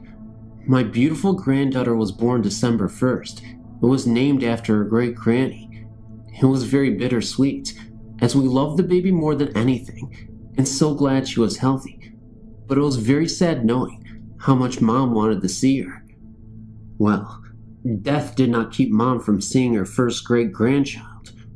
While in the hospital, my daughter-in-law was alone in the room, with the baby, kind of dozing in and out. Suddenly, she felt something nudge the end of her bed. She looked up and saw Mom at the foot of her bed, smiling at her. About this time, the baby started to fuss. My daughter-in-law watched in awe as Mom glided across the room to the baby and started rubbing her back. The baby immediately quieted down, and Mom slowly faded away. The baby is now a month old, and my daughter-in-law says that now that they are home, the house will start to feel different, and the baby acts like someone is playing with her.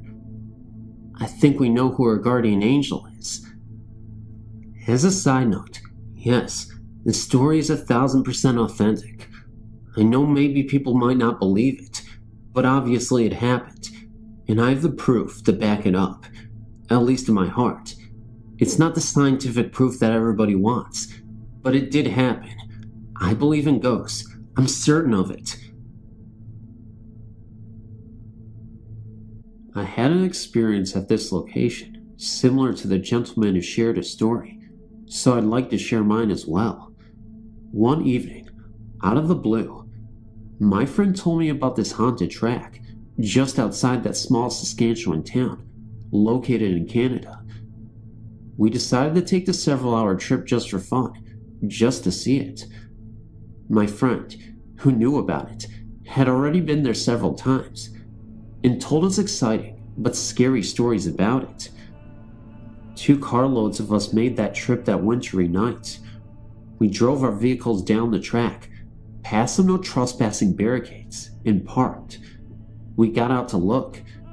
So to speak, we saw the light. This bright light, similar to a single headlight, slowly moving towards us. We then noticed it would split in 2, move fast, slow down, merge back into one, and repeat at fast rates. Freaked out, we ran back into the cars to leave, to notice the one larger car got stuck in the snow. We tried to get out. The longer and harder we tried, the brighter the light got. We couldn't move the vehicle away from the light because of the snow, but the guys figured we could move it forward, towards the light, unfortunately. Myself and another girl slowly walked towards the light, to see if there was a clearing so we could turn around. When we did this, the light seemed to fade away.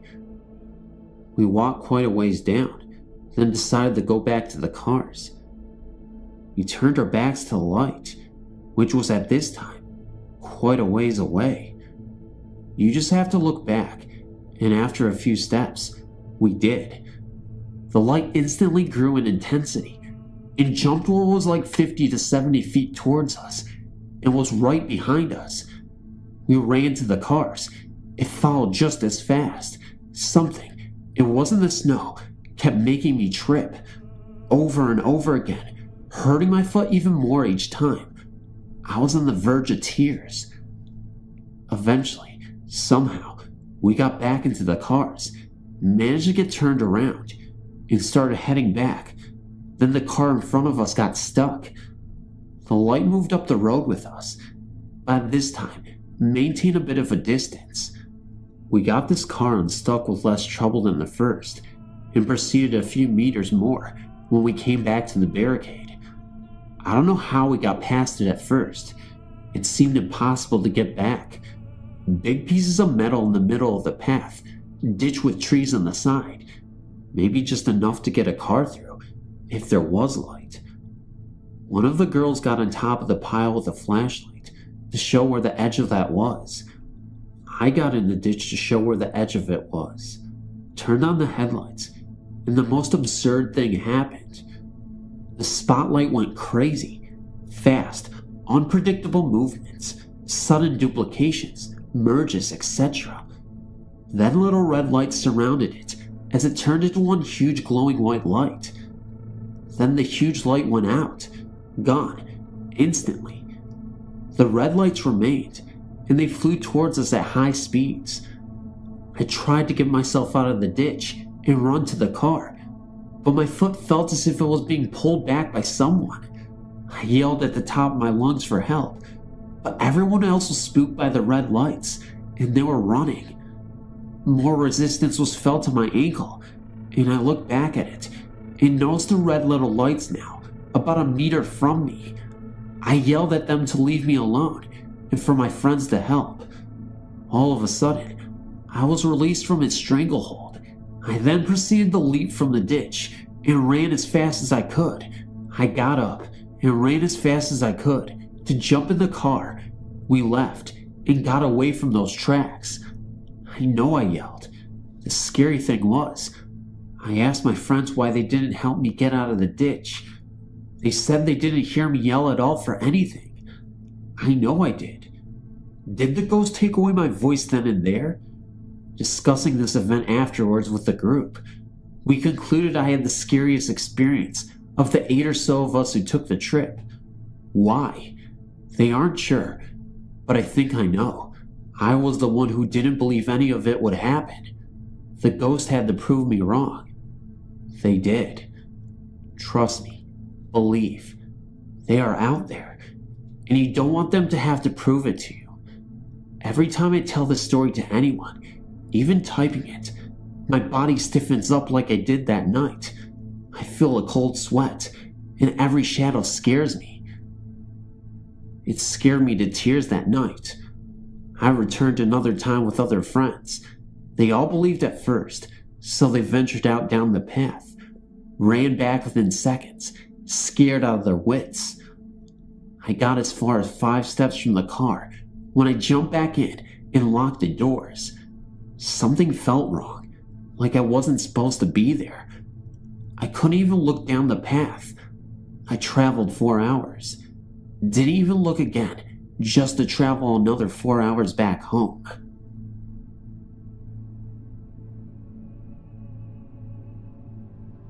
Over 35 years ago, in our farm neighborhood, there was a farm where an old woman lived alone. It was said around the neighborhood that the old lady was a witch. I don't know if she actually was a witch, but she was pretty scary looking. She wore long dresses and always had a scarf tied over her head. She walked with a cane and was kind of stooped over looking. She didn't own a car, and we would see her walking up and down the roads, picking up cans and bottles, which I guess she sold. We would pass her in the mornings on the school bus, and whenever the bus went by her, all the kids would quiet down and sit silently in their seats. We wouldn't admit it, but we were scared of her. As I said, she lived on a farm. She did not farm the land, but rather cash rented her ground to another farmer. The land was a mix of ridgeland and rich bottom ground, prime farmland. There was a nice large woods which held an abundance of wildlife. The farmstead itself consisted of a large 2-story farmhouse, 2 barns, and a spring house. Large old pines surrounded the house. It actually was kind of a pretty farm. In 1963, the old lady died alone, and her land was bought by a neighbor in a sheriff's sale. The neighbor was never successful in finding a tenant for the house. It seemed that nobody would live there very long. Then, in 1966, the house and all the outbuildings burned to the ground. The ensuing investigation didn't ever turn up much, but to this day, the rubble of the fires is still there, and the site is slowly going back to nature. Just the large pines still mark where the farm stood. Along came 1967, and for me, life changed. Graduation, the Marines, and Vietnam. Thoughts of witchy-looking old ladies were the furthest from my mind. Presently, after 2 tours, I returned to the good old USA, and for a while, traveled around, seeing the country. Soon, I became homesick and moved back home to Indiana. Having lived in the bush for a couple of years, I guess I had a hard time adjusting to life among people, so I would spend a lot of time in the woods hunting, or just sitting alone, in the quiet. Upon my return home, I asked the owner of the old witch farm if I could hunt on the ground he owned. He responded affirmative, as the ground was no longer good for farming. It seemed that after a couple of years after the old woman died, springs burst forth out of the hillsides in the farm and saturated the bottom ground, ultimately turning the farm into a marsh. Today, you can slog through the marsh and find the tops of fence posts sticking out of the ground for about 10 to 12 inches. Fence wire is still attached to the post, disappearing into the ground. Now, I started hunting on this ground, but I was always uncomfortable while I was there. I constantly felt as if I were being watched. It was kind of creepy. You could just feel something unnatural was there with you. However, having survived the NVA, I was not afraid of any creepy Indiana woodland. One rainy night, in the late 1970s, I decided to go fox hunting. I left my uncle's home and ventured out in the woods with a light, a fox call, and a shotgun. I knew the best hunting would come in the field behind the old witch's woman's farm stand, so I crossed the creek and went up the ridge to the old farm. I set up and began to use my fox call. I was not afraid. I'd learned long ago not to let my mind get the better of me.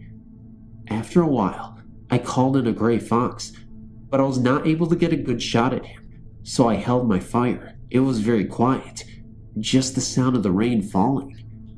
Now, I need to explain that when fox hunting, a call is used to call in a fox, and a powerful light with a red or amber lens cover is used to shine or reflect the fox's eyes, revealing the animal's position. This is a common method used by hunters everywhere. After I was convinced that the first fox I called in was not going to present a shot, I resumed calling. After several minutes, it seemed that I was hearing a noise coming from the old farmstead area. I shined my light in the direction of the pile of rubble that had once been the farm buildings, and suddenly I realized that the light was reflecting back a pair of eyes that seemed to be 8 to 10 feet off the ground. Okay, no need to panic. Probably a raccoon up in a small tree, trying to get a better view of an animal that was in distress, a noise my call makes.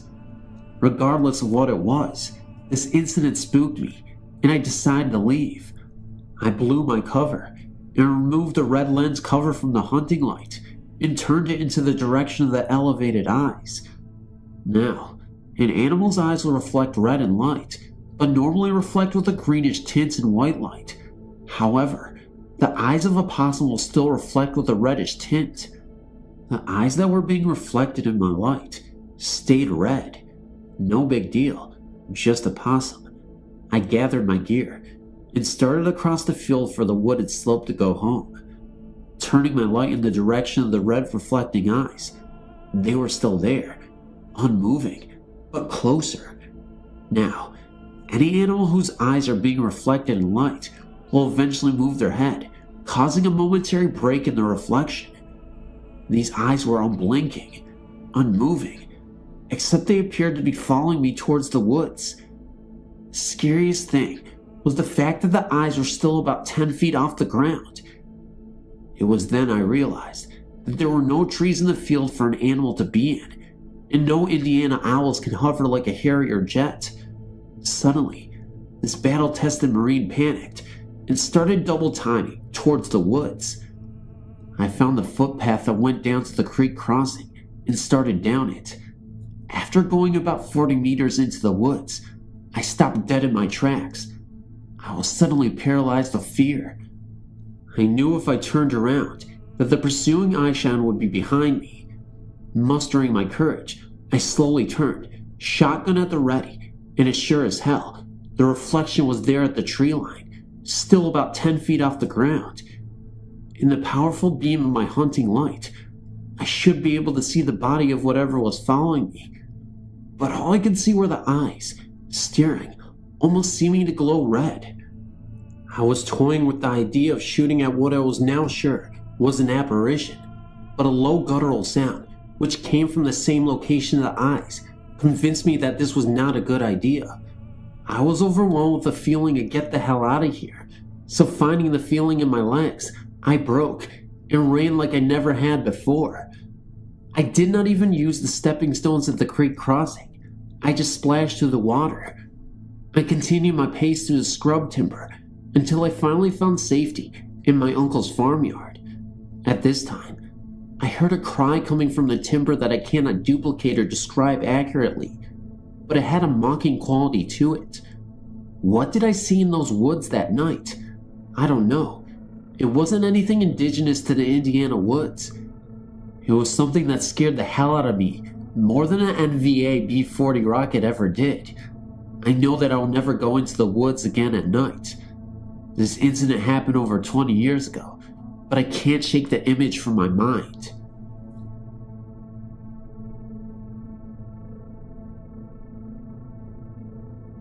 I was reading the many accounts of ghost hauntings and appearances, and I thought I should share mine.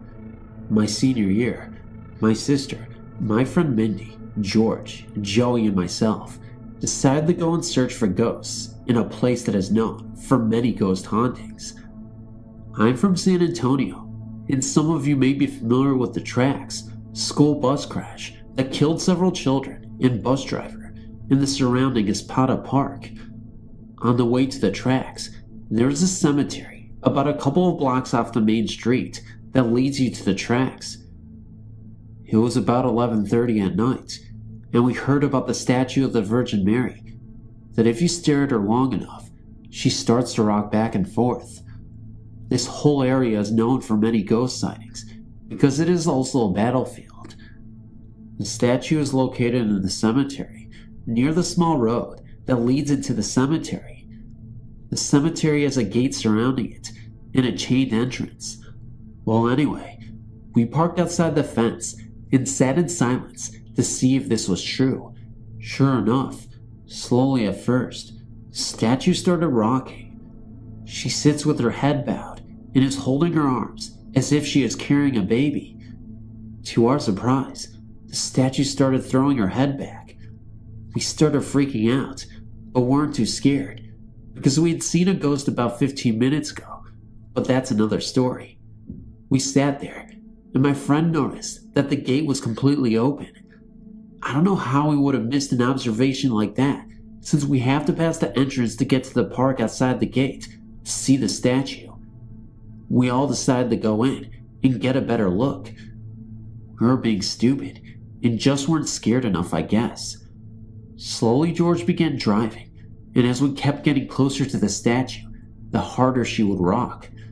When we got to where we were aligned with the statue, about 10 feet, the most horrifying thing happened. The statue lifted her head and stared at us, but with no eyes and no face. It was completely black, and what made everything worse was that as soon as she looked at us, the car shut off entirely. We were in hysterics, screaming as if we were being murdered. Even George and Joey, two 18-year-old men, were screaming like girls. The car was a year old and had no problems with it. George continuously tried restarting the car, and it just would not turn on. The rest of us are looking away from the statue, and I was praying to God to start the car.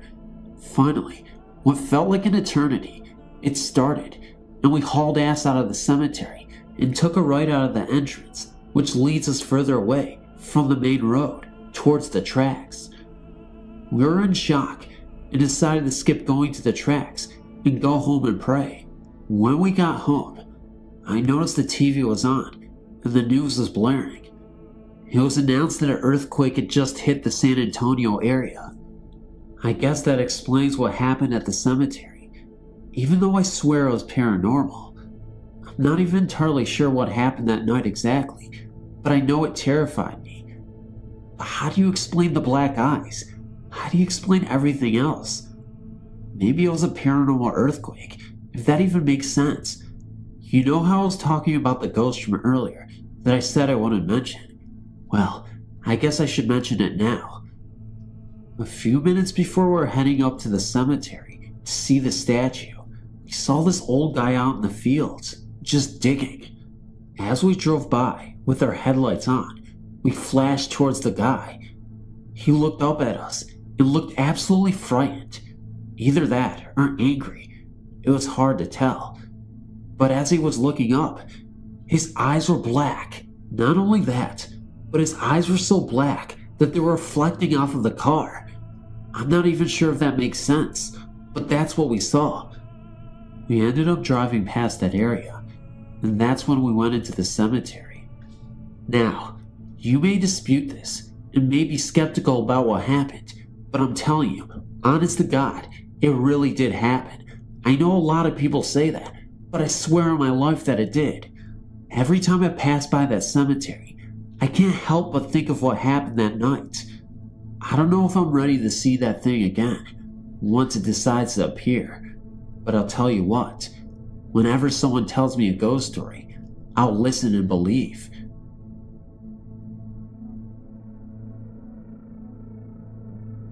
We moved into a house that was about 100 years old and had not been lived in for about 20. The rumor around town was that it was haunted. I did not believe this, even though I had grown up with people that had spent nights in the house and said that they experienced it firsthand.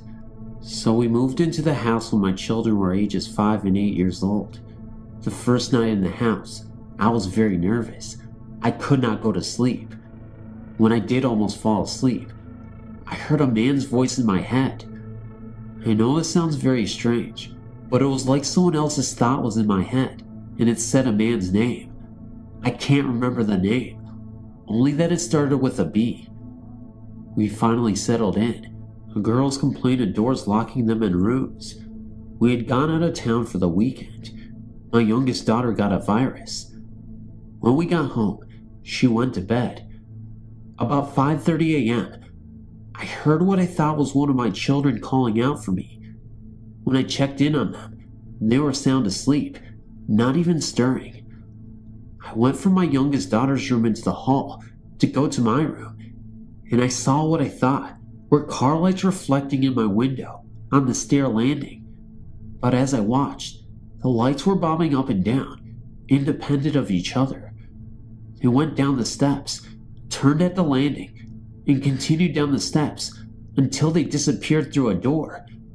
Another time, at about 5:30 a.m. again, I was awakened by someone touching my leg. I thought it was one of my children, but nobody was there. I also experienced the man's voice in my head one more time. Near Halloween of the same year, I was in the car with my children, when my 5-year-old complained that she always felt that someone was watching her when she was in bed. This scared me. It was time to get out. We bought a brand new house and moved out. When we had moved into the old house, I had 2 cats. They were so scared in the old house that they didn't come out from under the couch for a week. I thought this was a reaction from moving. When we moved into the new house, they were at home right away. I feel that they sensed something. After we moved out, my mother-in-law confided that she had an experience in the house while getting my children off to school. It was a foggy morning and not yet light out. She heard someone come in the house. She walked into the dining room and could see someone in what was called the parlor. She thought it was my mother, who liked to get up early and walk every morning for exercise. When she spoke my mother's name, the presence went up the steps. She thought my mother had gone up to check on the children. When she never came down, my mother-in-law went up looking for her, and no one was there. She became concerned and called my mother to make sure she was all right. My mother confirmed her calling. She said she wondered why she called so early for no apparent reason. My husband also experienced hearing what he thought was the children calling out for him, and they were asleep. For about 6 months after this, I had nightmares about the house. I hope I never experience this again. Some people think that we are crazy, but I believe that you believe that it is real. In 1972, my parents purchased a house and we moved in. I was 5 at that time. During the 5 years that we lived there, so many strange and terrible things happened. Right after moving in, we had a sense that we were not alone. Late at night, my sister and I would see a man standing over us while in our beds. I got accustomed to sleeping under the bed for years. We would lock our door, and he would unlock it. We would put things away, and he would take them back out. He was always taking things and placing them in the exact same spot a week later. We asked neighbors about the house shortly after moving in, when we arrived home from shopping, and it sounded like there was a party going on inside. When the door was opened, there was nothing, just silence.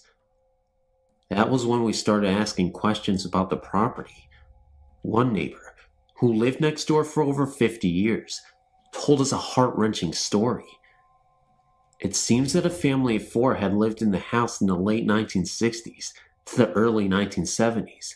Man, wife, and 2 sons. In 1969, one of the boys was crossing the street and was hit and killed by a speeding car. The other child was also killed in the same spot, same time, same way, 1 year to the date. The mother was so upset that a few days later, she hung herself in the living room. The father came home to find his wife, and he shot himself in the kitchen. This was 2 years before we purchased the house, and had been on the market since the tragedies. I cannot say as to whether the spirit was content with us or not. For instance, at the age of 8 and my sister 11, she got sick and was admitted into the hospital as dead on arrival. Thank God the doctors did not give up. They saved her life and gave her back to us. She was diagnosed with encephalitis, a deadly disease during that time, and still is.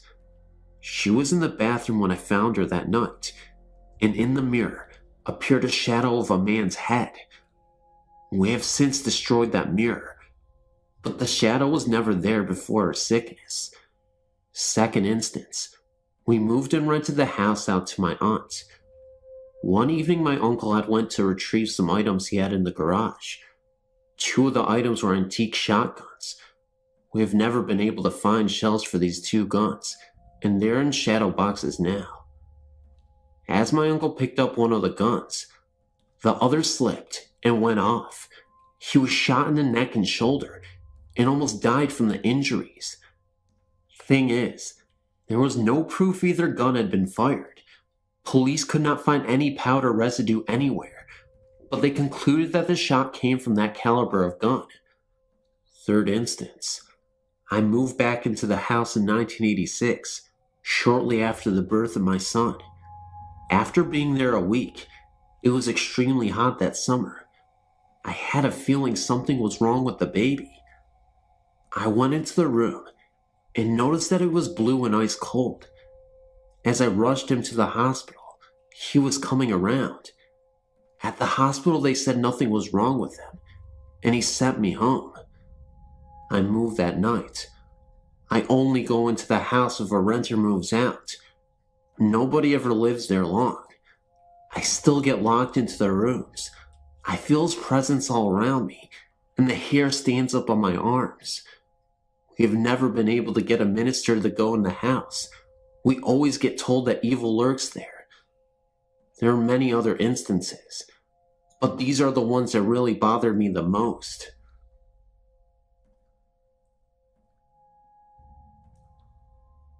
I'm 60 years old at the present time, but when I was in my early 20s, I married a very loving, handsome man, and we moved into our first home, which was a big red brick house in a small town. The house was separated into two halves, an upstairs and a downstairs. We lived in the bottom half. Soon after moving into the house, we gave birth to a beautiful daughter. Our life was fulfilled. Back then, I was still very much in love with my husband, and even today I am. And he was ever so proud of his little Joy Lynn, our daughter. Our life couldn't be better at this point. Until one day, during a hot summer, the family above us had to move due to work, and I was asked if I could clean and paint the upper half, and tried to find a new family to move in. I cleaned a little one day, and then decided to start again early morning, when the sun wasn't beating through the windows. And so I did. I started at 5 a.m. and decided to take a break and do one of my own chores that needed tending to. I left the door open that led to the upper half of the home and began to wash some clothes. When I went out in the yard to hang them, I thought nothing about my very curious 5-year-old daughter being alone in the house. I was only right outside the door. I went back in the house to make lunch for her before I began to clean again, and called for her and got no answer. I began searching for her, and she was nowhere to be found. After searching the streets, I called my husband home and then contacted the authorities. They found her daughter. She had explored through the door that was to the upper half of the house and climbed up into the attic. And when they had found her, she was dead. I was in shock. I was only outside for a short time, and she had no marks on her body to show cause, and the medical people couldn't even explain what the cause of death was. This was the hardest thing I even had to endure. One night, while lying in bed, trying to reenact the day out in my head and figure out what could have happened, my husband made a strange noise and yelled, "Did you see her?" I sat up and asked what he was seeing, and he swore my daughter had entered the room. I assured him no one was there, and that his mind was playing tricks on him because he missed her so much. That was one of my many long tearful nights, and it happened several times a week, until exactly 8 months to the day that our daughter died. When I was leaving to go to the mill, I found my husband's lifeless body lying on the basement stairs that led to the outside, and in his hands, tightly clutched, was the doll my daughter lost the day before she died. The doctors say it was a heart attack, but at the young age of 30, I think he had too much strain on his heart over the loss of his daughter. I began to blame the house, and it took my only happiness from me. I moved out shortly after, but rumors have it that the families that lived there soon after swore to see a man and a little girl walking the house in search of each other. This is my true but sad story, and someday we will be together again. As for the house, it still stands, and every so often I drive to see if I can get a glimpse of my family it took from me.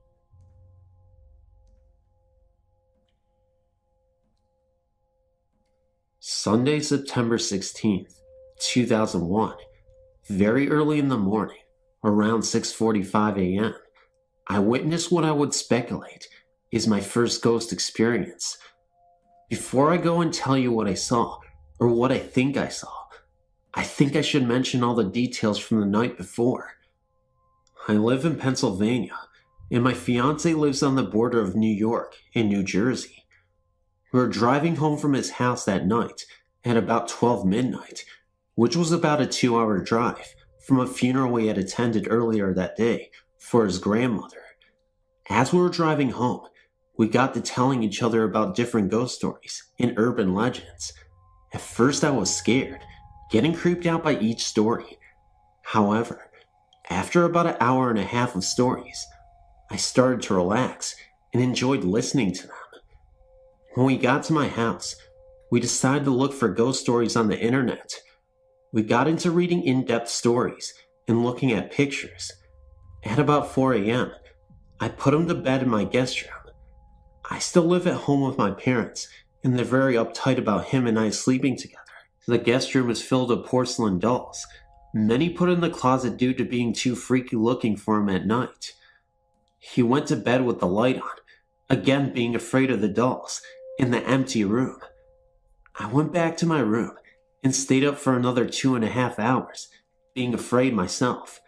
I wasn't afraid of dolls, but instead my room.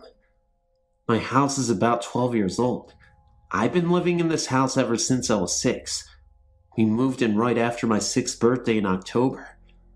The area is new, and we were the first people to ever live there. The area before this was a dense forest, and it wasn't torn down until a year before the house was built. The area wasn't a graveyard, nor was it ever. When I was younger, I used to think the area was, so I went and did research directly where my house was located. As a child, I was sent to school in St. Anne's, a Catholic school in the area. I went to church either Saturday night or Sunday morning for years and years of my life. When I got to about 5th grade, I started to not believe in God. Around the same time, my parents were asking priests to come over and bless our house. I asked my parents nicely to keep the priests out of my room, not wanting it to be blessed. At first, my parents thought I was into the devil, but I explained that me not believing in God meant no devil either. When I reached 9th grade, I dropped Catholic school, and my parents no longer started to attend church. I know I've been going off subject, but I guess I should give you the background information before the details. I didn't want to go to bed at all, but I knew I should, so I waited until the sun came up and crawled into bed. My room is the hottest room in the entire house. It is so small. By the time I had gone to bed, I'd gotten so cold that I had to sleep fully dressed with a sweatshirt on. I never even did this in the winter. When I was under the covers, I looked up at the ceiling. Maybe it was my imagination, due to all the fright I've been going through, but it looked like something was above me. I started to doze off for a second and looked straight up at the ceiling. What I noticed was absolutely terrifying. I noticed a spider, only had a human face. It was translucent, and it looked at me with piercing eyes. The eyes were even red. I closed my eyes yet again, and when I reopened them, everything seemed fine, and there was nothing on the ceiling. I've never in my life been this scared, and I've never in my life imagined things, even when I was scared. I closed my eyes and refused to open them. I fell asleep, from what I recall, a few minutes after. Later the next day, at around 8 p.m., Derek and I had been talking about what happened the previous night. We were both hungry, so I decided to go downstairs and go find something for him and I to snack on. When I came back up, we started eating, and he casually drops the line. He told me that while that was happening, last night he saw a person in the distance while the door was open in the hallway. He said he knew it was a ghost because it was transparent, but not transparent enough to notice the spiders crawling all over this person. He noticed it for about 10 seconds, and then it faded away. He was absolutely terrified, even though he seemed really nonchalant, telling me the story. I could see it in his eyes. A split second later, he felt a cold draft enter the room. Although there was no windows open at the moment, before this, I never really believed in ghosts the way I do now. However, maybe we were both scared and imagined this. And one day though, everything that was told in this email is true and exact. Nothing was exaggerated. I would really like some help and hope maybe someone could answer my questions.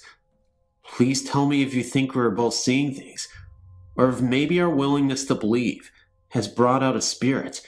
Whatever the case, it was horrifying, and I do not want to experience the spider ever again.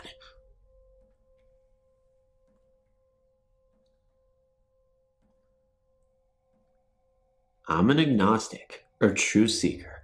My wife is not, but both of us are open-minded people. We also believe that spirits exist, as well as ghosts, and my wife considers it creepy, while I simply remain fascinated with them. We moved into an apartment just after we were married, in 1999. I believe that there are ghosts and residual energies in various places in our apartment. The place is the standard apartment layout, and every once in a while, night or day, doesn't matter what time, she and I, or both, would hear the sounds of footsteps on carpet going down a short hallway. These were not boots in the hardwood footsteps, but more like bare feet on plush carpet. We felt that the ghost was female and very sweet. She would just walk down the hallway towards the bedrooms. If I were in one of the bedrooms, I would always have a small feeling of happiness go through me after I heard her coming.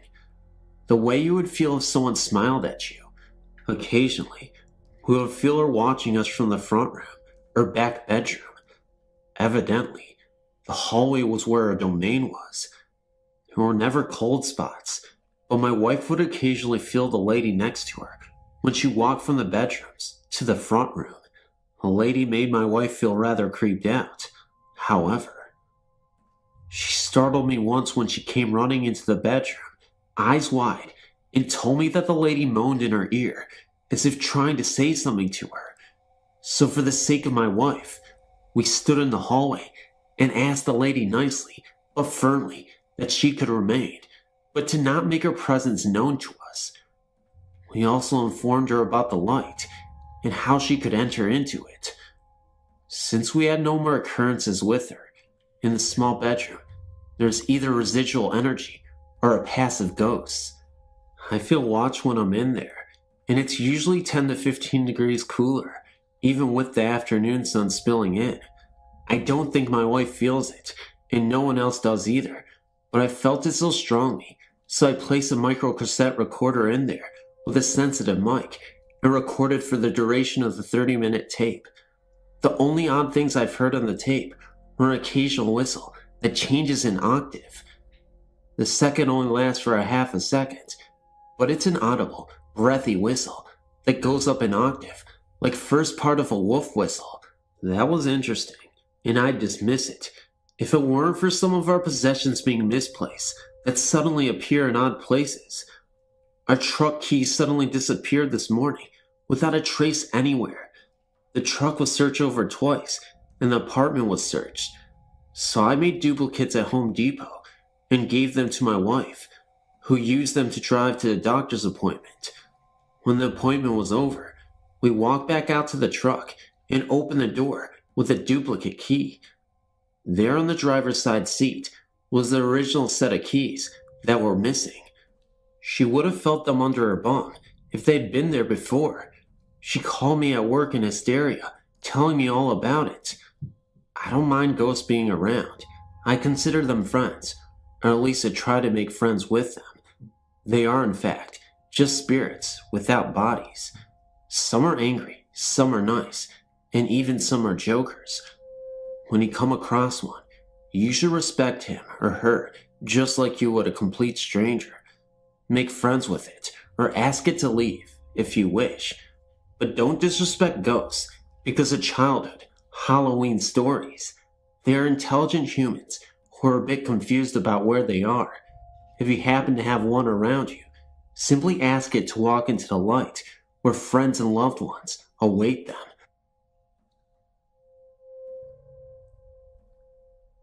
This experience is not that exciting to hear about. I do not wish to embellish it with creepy anecdotes or a mysterious plot, but nevertheless, this is how it went. I attended Hagengrove Military Academy in Chatham, Virginia, a town that in itself is stuck in time. It is the home of racists, bigots, and sadists who have inherited land from their ancestors. It is not a place in which I would suggest visiting. Having said that, I used to make a trip with some of my classmates in a beer store, 57's, which was an hour-long walk through pasture and woods from the campus. We never left with the intent to be caught by school officials, one of which, Captain Stout, a double Medal of Honor veteran, who is as sneaky and stealthy as anyone on the planet. The penalty of being caught was very high. We did not mention this experience to anyone who was not present. It surely would have spread. We were on our way back from 57's at about 1 o'clock in the morning, a little buzz from cheap beer with the intent to distribute alcohol to other students, when the three of us, mainly my roommate and best friend, stopped dead in our tracks for no reason. I'll remember the next sequence of events until the day I die. We heard the unmistakable war cries of rebel soldiers on the charge. It is a sound somewhat akin to imprisoned tribesmen intent on killing you. From atop a hill, directly in front of us, through the trees, came 30 to 40 purely solid figures charging, apparently unconcerned with us. We hit the forest floor and did not make a sound as we witnessed a battle. First 10 or 12 volleys of gunfire, and finally hand-to-hand combat, and then retreat. It is pointless for me to explain every troop movement I witnessed. Just use your imagination, and you should understand. The whole incident lasted no longer than 2 to 3 minutes, but the cries of those men will haunt me forever. I live in the town of Anaconda, Montana, and I used to work at the Copper Bowl. We all used to joke around about Wilbur, the previous owner, who haunted the place. At first it was just little things that would happen. Casino machines would all of a sudden have credits on them when no one was there, which could be a mechanical malfunction. Things would move from one place to another, but nothing was as horrifying as what happened one Saturday morning. It was earlier in the morning, and it was just the cook and I.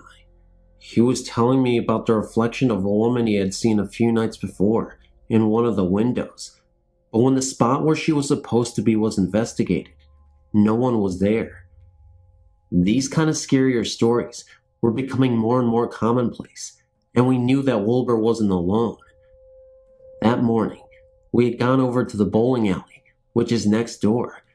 It was always dark in there until the owners came, and always cold. In the dark, you could hear someone walking across the boards, which makes a very distinct sound. Now, what I mean by walking across the boards is that someone is walking in the gutters or on the lanes themselves. You could hear the footsteps coming towards us, but there was no one there. You could also hear the jingling of keys. A little while later, we were alone in the restaurant, and you could hear things next door getting louder. Not just footsteps this time, but other noises that we just couldn't explain. The cook had to go over to the bowling alley to get ice and was gone for what seemed like a very long time, so I went over to find him.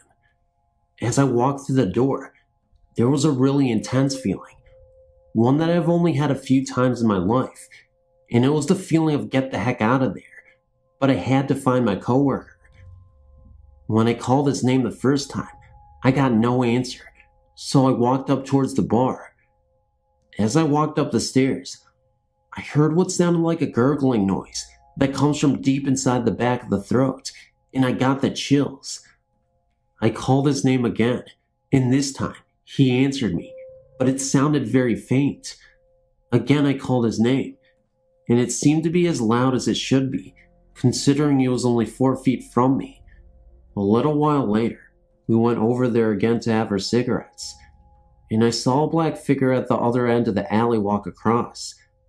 My coworker saw the panic in my face and turned around. He then turned to me and told me we had to get the hell out of there. I found out that Wilbur had died when he drowned on a fishing trip. Needless to say, I quit not long after that.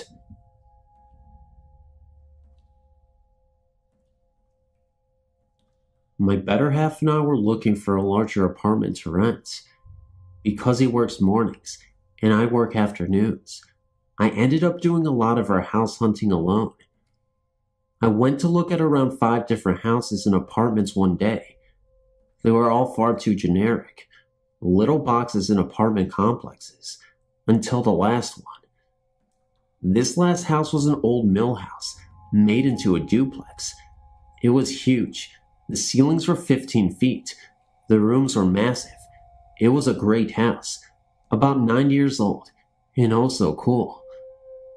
My boyfriend came to look at it the next day and also liked it, so we moved in. It was little things at first, an odd pounding on the wall that we attributed to our rambunctious neighbor, cold winds that we thought were just the usual drafts of an old house, but the cat, we couldn't explain the cat. Our kitty is a smart little beastie, more so than the average feline. He wouldn't go upstairs without one of us. If he was asleep on the bed and he left the room, he would go streaking past you down the stairs. He would sit and stare at something in the corner. He would leap up from a nap and chase his tail, like someone had pulled it. We didn't even really think about it. We figured the cat was weirded out by the move. Then more concrete, odd things began to happen. I would see little figures out of the corner of my eye, quick shadows that were gone before I could turn my head. Or I would hear laughter, but it would vanish just as quickly. Sometimes I would hear crying as I walked up the stairs, but these things were always short and soft enough that I would think it was a trick of my mind. My boyfriend and I were watching a movie one night when something happened that convinced me I wasn't insane or overly imaginative. My boyfriend, who does not believe at all and is incredibly pragmatic, suddenly stopped the movie. He asked me if I heard that. "What?" I replied. He looked at me and said, "Children screaming." I hadn't heard it. I could see how upset he was. And more odd things have happened since then. My boyfriend and I love kids, especially me. It's a running joke that I'm a baby magnet. Kids love me. We have several friends who bring their young children over to visit, or for me to babysit. So I have toys all over the house. Our kitchen and living room are connected by a doorway with no door, so you can see straight through. I was making a tuna fish sandwich a couple of days ago and happened to glance into the living room. A small, brightly colored ball rolled across the floor. At first, I thought the cat must be playing with it, and then I realized the cat was sitting next to me, hoping to catch some floor-bound tuna. I was the only one home. My boyfriend swears that he saw a blonde-haired kid in our kitchen, hiding under the table. I was babysitting our friend's toddler that day, and he figured it was Mickey. So he snuck over, planning to lift up the tablecloth and play peekaboo. But when he lifted the tablecloth, no one was there. Mikey and I were 2 blocks away at the park. I know I've gone through all this setup, and nothing really freaky's happened, so here's the clincher. It happened this morning. That's why I'm writing this now. I woke up late. My boyfriend had gone to work, and I was planning to laze around the house and maybe do some yard work. I laid down on our couch and decided to watch a movie, and I apparently dozed off. I woke up because someone was crawling onto the couch. Seriously, to anyone who has kids or spends a lot of time with them, you know what this is like. You're napping and feel tiny hands on the couch, Then a little body crawls up and snuggles down next to you. This has happened so many times that at first it didn't even faze me. Then I realized that none of the munchkins I'd take care of were in the house. No one was in the house, and when I sat up, the weight was gone and no one was there. None of this scares me. I rented this house because I told my better half that it felt happy, like a home. The only thing I can come up with is that the children of whatever mill worker lived in this house are still around, and that's okay. I hope they like us in our home. I'd rather have happy little ghosts than not so nice other ones. I'm so glad this site is here, and I can tell someone about these events. Our friends just laugh. Great work.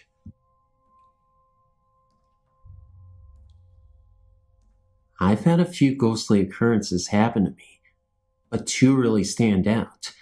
I call it Lady with the Long Black Hair. When I was a little girl, growing up in Somerville, Massachusetts, I was around 3, I think. I would wake up every night because of a bad dream.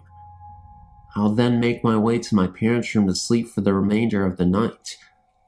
I would have to pass through the kitchen to get there. The lights were out, but there was some light coming in the windows from the street lights. I would see her sitting on the kitchen counter, up against the wall by one of the windows, a lady with the long black hair, which is how I always referred to her. She was dressed in a long black dress, pale-faced but shadowy, with illuminated green eyes. She would just be sitting there and looking right at me. It always took my breath away. I was so afraid of her. I would inch my way towards my mother's room with my back against the wall, never taking my eyes off her. Her eyes followed my progress across the room. I always thought, she's going to jump off the counter and get me, but that never happened. Years later, my mom told me she had strange things happen to her in that house too, but that's another story. In another story, my Nana came to visit me. Years later, living as an adult in Hampton, Virginia. One night, I was awakened by something. When I opened my eyes and looked around, I was startled to see my Nana sitting in bed with me. Nana had died 6 months earlier. It was kind of scary because she was gray and just slightly transparent. Also, she had a shocked look on her face, almost like she was the scared one.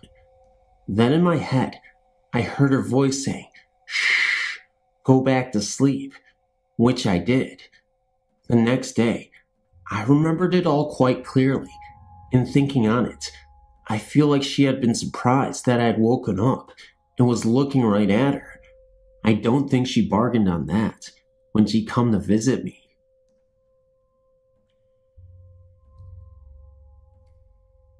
Hey, my name is Tyler, and this is the story of my sightings of the ghost in my uncle's house. I moved to Bend, Oregon to live and work with my uncle, and I slept upstairs where nothing happened at all for the first 3 months. Then my dad and 2 brothers moved in also, so I had to move downstairs. Well, downstairs had like its own living room, a bathroom in the bedroom with its door next to the stairs. Well, we used to hear 2 sets of footsteps upstairs, walking around, when there was no one up there. Sometimes we would think it was my brother and his friends, but when my little brother went up to check the door, it was locked, and they were still out. One night, my brother fell asleep on the couch, and when he woke up, he heard a very loud scream, like a woman being killed downstairs. When the scream happened, our cat ran up the stairs, hit the hardwood floors, and ran right into the room, under the bed. Also, right up the stairs, our fridge faced the window with the oven right in front of the fridge door. There was a magnet calendar on the freezer door, and one night, while watching television, me and my brother and my dad were scared when we heard a loud bang in the kitchen, and then the calendar was thrown hard down the stairs and hit the door downstairs. Thing about it is that there is no way that the calendar could have went downstairs at the angle it was. Thing that made me really believe in ghosts, though, was this one night. After my dad went to bed, I watched some TV, and it was summertime out, so it was hot, and I decided to sleep on the floor. When I was about to fall into sleep, I heard a light chuckle behind me, which I thought was my dad. But when I looked behind me, there was absolutely no one. I tried to go to sleep again, and the same thing happened, and I got a little angry. Well, again, I was about to fall asleep when I had the feeling that someone was looking at me. When I opened my eyes, there was a gray male figure about 6 feet long and a dark figure about 5'10" standing right next to me. And when I looked at them both, they both looked back at me. I got so scared that I closed my eyes and prayed that they would leave. And when I opened my eyes again, they were both walking. Again, I closed my eyes, and when I opened them again, they turned the corner and went up the stairs. I picked up my pillow and ran into my dad's room. He woke up right when I got into his room, and when he asked what happened, I told him in a very shaken voice that I saw a ghost. Right when that happened, we both heard 2 sets of footsteps right above our heads, and the door opened and closed with a lot of force. After that night, I believed in ghosts, and there's nothing in the future that will ever change my mind.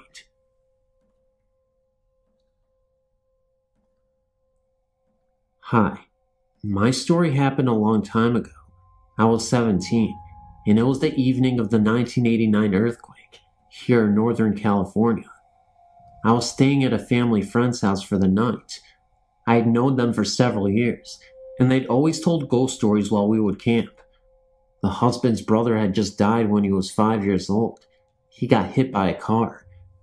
He said he thinks that his brother was still around. They still lived on the same property that he grew up on. Anyway, to get to the story, that evening, we all went to bed.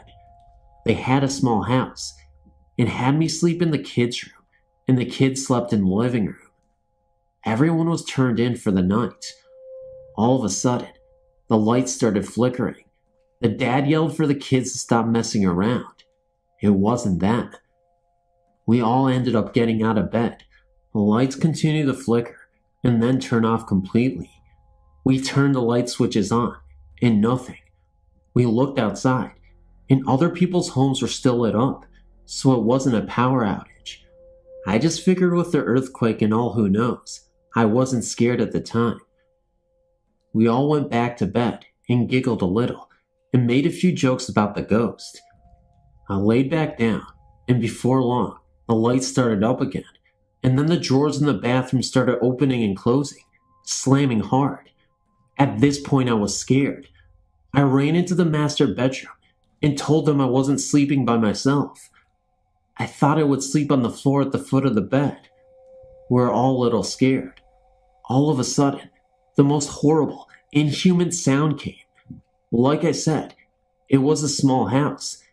It sounded like the home had surround sound. It came from every corner of the house. This loud, guttural scream or moan. It was a long moment, and then it all stopped. I sat there and cried. I didn't sleep a wink that night. I couldn't wait to get out of there. I told them in the morning that I would never be back to their home. I felt that whatever it was, didn't like an outsider in the house. I look back at that night and wonder about it. I lost contact with the family. It has been close to 20 years now. At the time, it made me a firm believer in the paranormal. Now as I get older and am more skeptical, I can't help but wonder if it's some kind of joke. I don't see how. At the time, I don't even think there was such thing as a surround sound. And that is the only way that sound could have come from the house. It was as if the house itself was screaming. That is the only paranormal experience that I have ever had. Just thought I would share it. Thanks.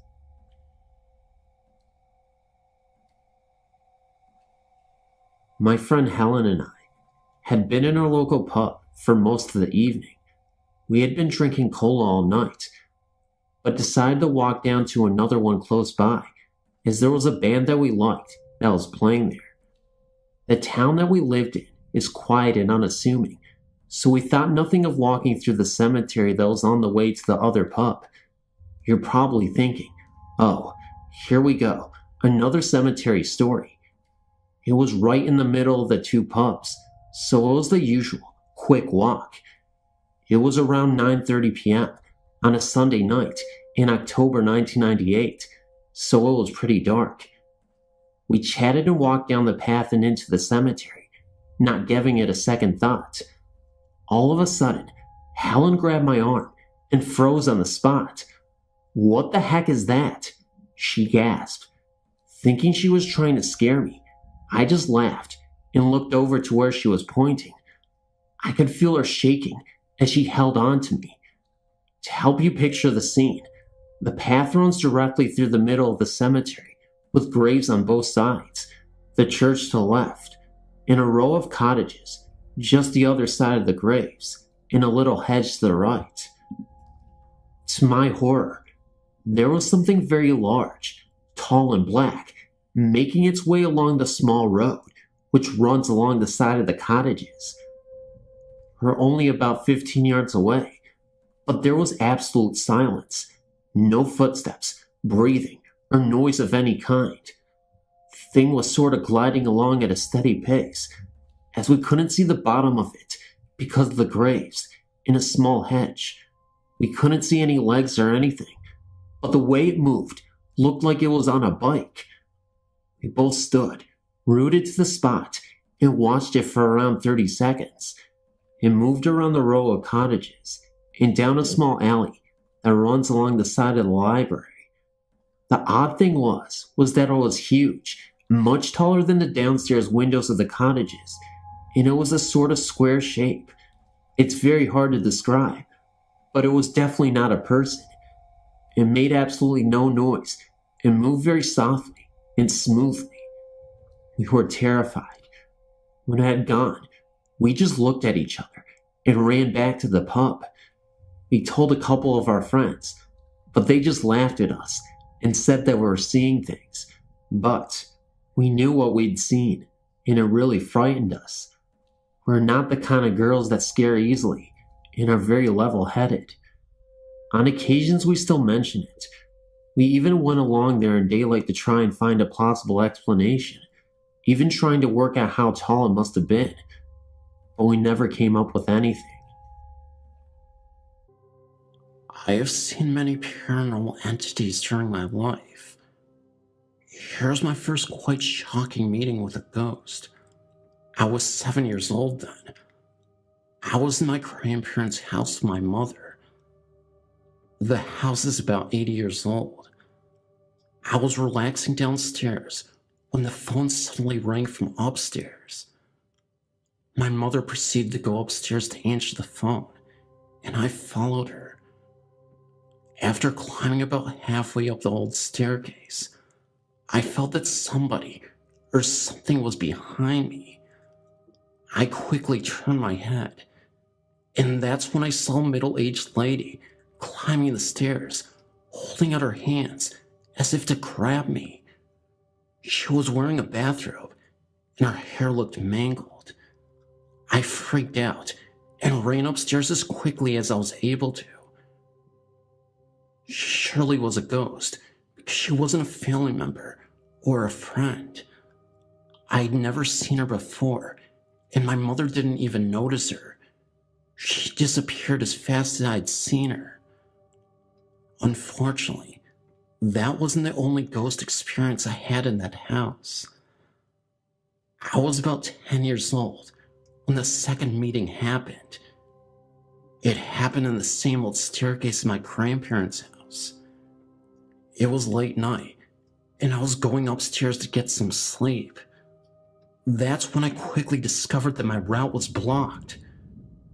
At the end of the corridor where you turn right to get to the staircase was a man, a very unusual man standing there. He was wearing a gas mask, so I wasn't able to see his face. He didn't speak, nor did he move at all. He just stood still, and I was too afraid to go past him. So I then got my grandmother and went back to the corridor with her. The gas man was nowhere to be found. Understandably, I was too afraid to sleep, so my grandmother stayed the night with me. I'm pretty sure that my grandparents' house is haunted, and my friend has witnessed that too, as the next experience tells. I was 11 years old, and my friend was 12 when this happened. We were playing in the basement of my grandparents' house. It's no surprise that the basement is also quite unsettling, just as much as the rest of the house is. We were in the big room just under the staircase that leads to the middle floor. We were having fun, until both of us felt a strange feeling that made it obvious that we were not alone in the basement. We felt that there were other beings present, entities that couldn't be seen with the naked eye. We're also sure it wasn't our grandparents, because both of my grandparents were upstairs. That feeling also told us to leave the basement. It felt like we were surrounded by invisible people, and that we really needed to leave the basement immediately. After a few minutes, in a panic, we fled back up fast. Even at this stage of my life, it is still frightening for me to walk that staircase or be in the basement. I often feel the same feeling in these places that I felt 10 years ago. My friend also feels the same energy as well. Luckily, I haven't seen any ghosts since then. Regardless, one thing is certain. There's a lot of paranormal activity going on in that house, and I'm the person the spirits need to target, for whatever reason or another.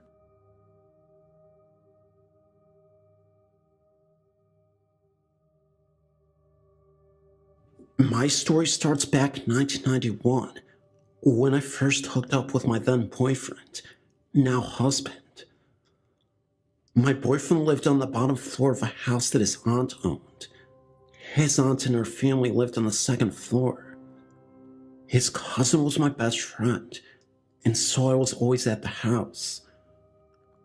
We had a small, close-knit group of friends, and were over our house one time playing Truth or Dare. I remember it as being late at night, and we were sitting on Holly's bed playing this game, when one of the girls asked her if the house was haunted. Holly said that it was, and that it was her maternal grandmother. She then went on to tell us certain things that would happen, and most situations would take place right next to the father's recliner chair. About 15 minutes after we finished playing the game, I had to use her bathroom. Though I was so totally afraid to go alone, I didn't want to seem chicken, so I went on my own to the bathroom. Just as I was passing by the recliner, I noticed I suddenly got cold. It was a warm summer night when this happened. Okay, I chalked it up to being my imagination, seeing as we had just been talking about it. Then, years later, I had this woman I was working for, and we got along really well. So, one day she had invited me to her house. Well, as we were at her house, we were talking about ghost stories and the like. She excitedly pulled out her digital camera and led me upstairs to their master bedroom. We stood just outside the bedroom doorway, and she told me to take the camera and just scan around the room, starting in one corner and going to the next. Just see if you see anything, she said. I took the camera, still not knowing if I was truly a believer, and scanned the room. Suddenly, I moved back to the corner I just scanned over. She said, "You see something, don't you?" I did. I saw a greenish male figure standing in the corner, looking out the window. I was scared to death. But even when I scanned the corner again, the figure was there. We returned to the first floor of the house when she started to tell me all about it. They had bought the house just about a year prior. The first week they lived in the house, their children, very young children, would awake in the middle of the night screaming and crying. Finally, one night, my boss's husband got so furious, he yelled, "I don't care that you're here. I don't care if you just stay. Just leave my children alone." The children never woke up crying again. Then about a week later was when my boss had noticed the image through her camera. She'd been going through various parts of the home, taking photos to send to relatives that lived out of state. When she was scanning the master bedroom, looking for a good view of the room, and found the exact image I found.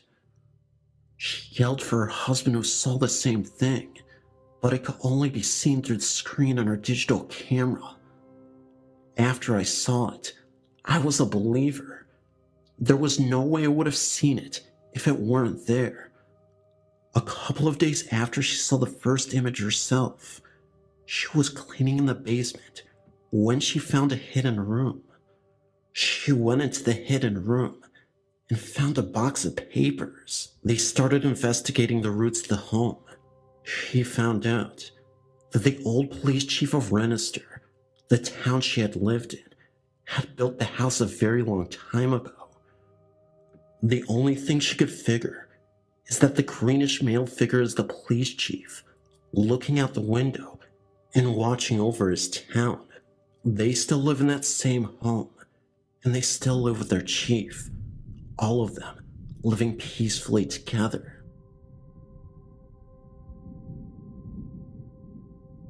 Since I was little, I've been sensitive to ghosts. Sometimes I had dreams that would later turn out to be true. Also could tell which song was on next on the radio, knew who the phone call was next, etc. My experiences tend to happen at times when I'm either feeling low or just open towards the other side. My stories. As a little girl, I didn't like being in my room after it got dark, or darker when it was summertime. I remember feeling watched, and something wasn't right. A lot of times, I was so afraid of the door leading to the back of our house and the stables. I felt like something was looking at me and wanted to hurt me. This went on from when I was around 8 and stopped when I was 12. At times, they would show up only once. Once I was in bed and was close to falling asleep. Suddenly, I heard a voice calling my name. I woke up completely and looked into the corner of my room, and there was an old woman there. I couldn't see her clearly because she was kind of blurry, but she had a friendly feeling about her. She then disappeared, and I never saw her again. When I was 17, my dog died, and I was devastated. A few weeks later, I heard him coming up to my room from the kitchen and saw him enter my room. He then jumped up on my bed, walked around 3 times before sighing, and got down. I could feel him on my bed and against my leg. When I tried to touch him, he disappeared. My parents' farm, where most of the events happened, is old.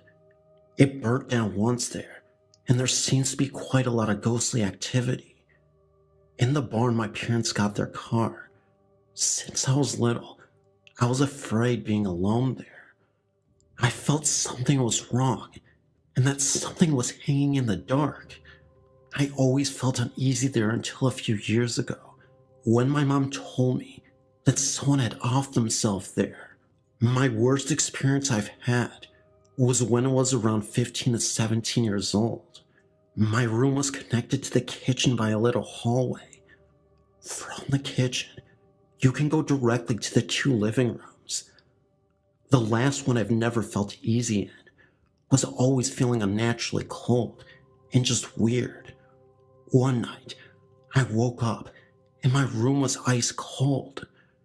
I heard someone open the door from the hall to the kitchen.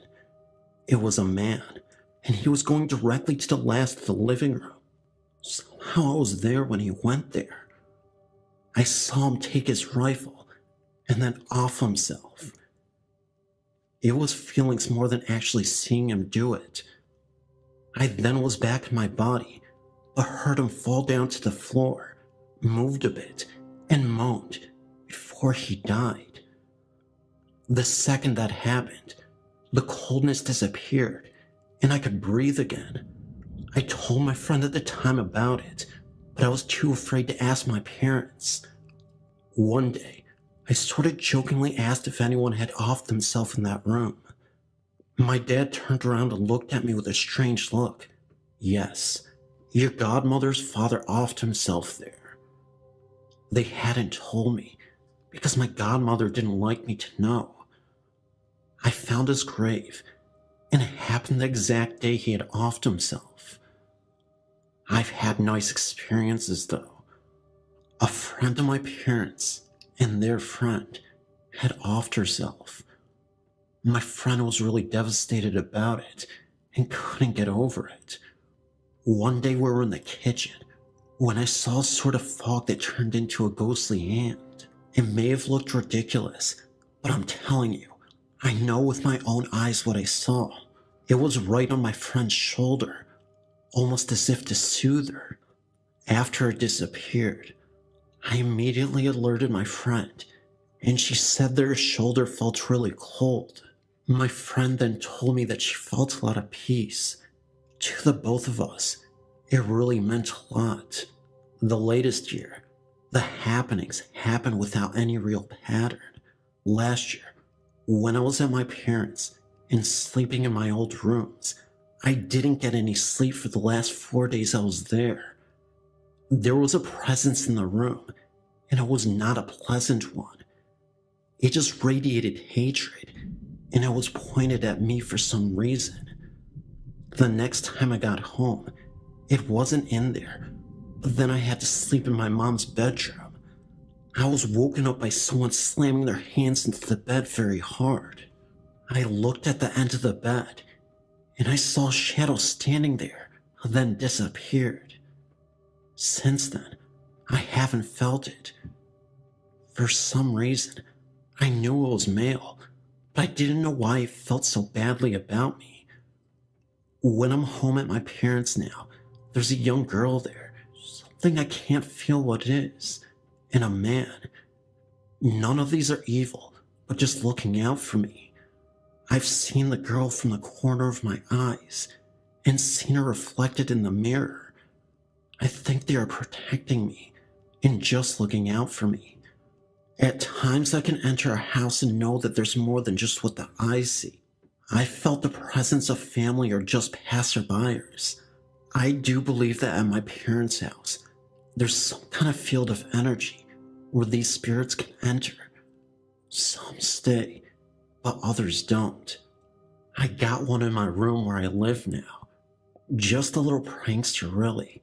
Turns on my computer, or opens all the cupboards. I did have an old man though, who loved to watch me shower. I told him that it was rude, and I didn't like it. Since then, he hadn't been there. At the same time, there's a girl running every night on the upper floor. My brother is sensitive too, but apparently never experienced the same as I have at my parents' house. Seems I'm the only one they get attracted to. Also felt being pushed, but that happened at my parents' house as well. I don't mind having this ability, but I know I have to learn to control it. It can get to be too much at times. I've been doing some research about black spirits and ghosts. I had an experience in January 2000 when I lived in an old house in Portland, Maine. It was late in the evening, about 10 p.m. or so, when I felt something peering at me from a closet in my basement apartment. I thought nothing of it, but when I looked again, a materialistic, three-dimensional human-shaped figure with no facial features darted from the closet and stood behind me. It was suspended above the floor, about a foot or so. Before I knew it, two more had come out of nowhere. It happened so fast, and they moved so quickly, that I didn't even know what to make of this incident. I was a skeptic at the time, and had been all my life on ghosts, supernatural, etc. I was 36 years old at the time. There were multiple instances where I seriously felt like the house was shaking. Doors being slammed, open and shut, cabinets being open and shut as well, pots being moved around. It was seriously like a horror movie. I remember one time this happened, and it scared me half to death, almost literally. I ended up having a mild heart attack, and I ended up waking up in a hospital. All I remember was feeling the energy of what was happening that day, and then I lost consciousness. And that's when I was in the hospital bed. The doctor told me that the neighbor noticed something was wrong in that house, and noticed me lying on the floor. So she went and called the cops for me, and the ambulance arrived. They even told me that my heart stopped for a moment, and they had to use a defibrillator to bring me back to life. I was clinically dead, even though they only classified it as a mild heart attack. Anyway, I know this all sounds absurd, but I'm telling you, it definitely did happen. I'm just glad that I don't have to deal with it anymore. I don't live in the same place I do now. It was not worth it in the end. And after that heart attack, I don't think I'll ever be worth it. Scary stuff, poltergeists, and black beings on the walls. Definitely not something I want to deal with.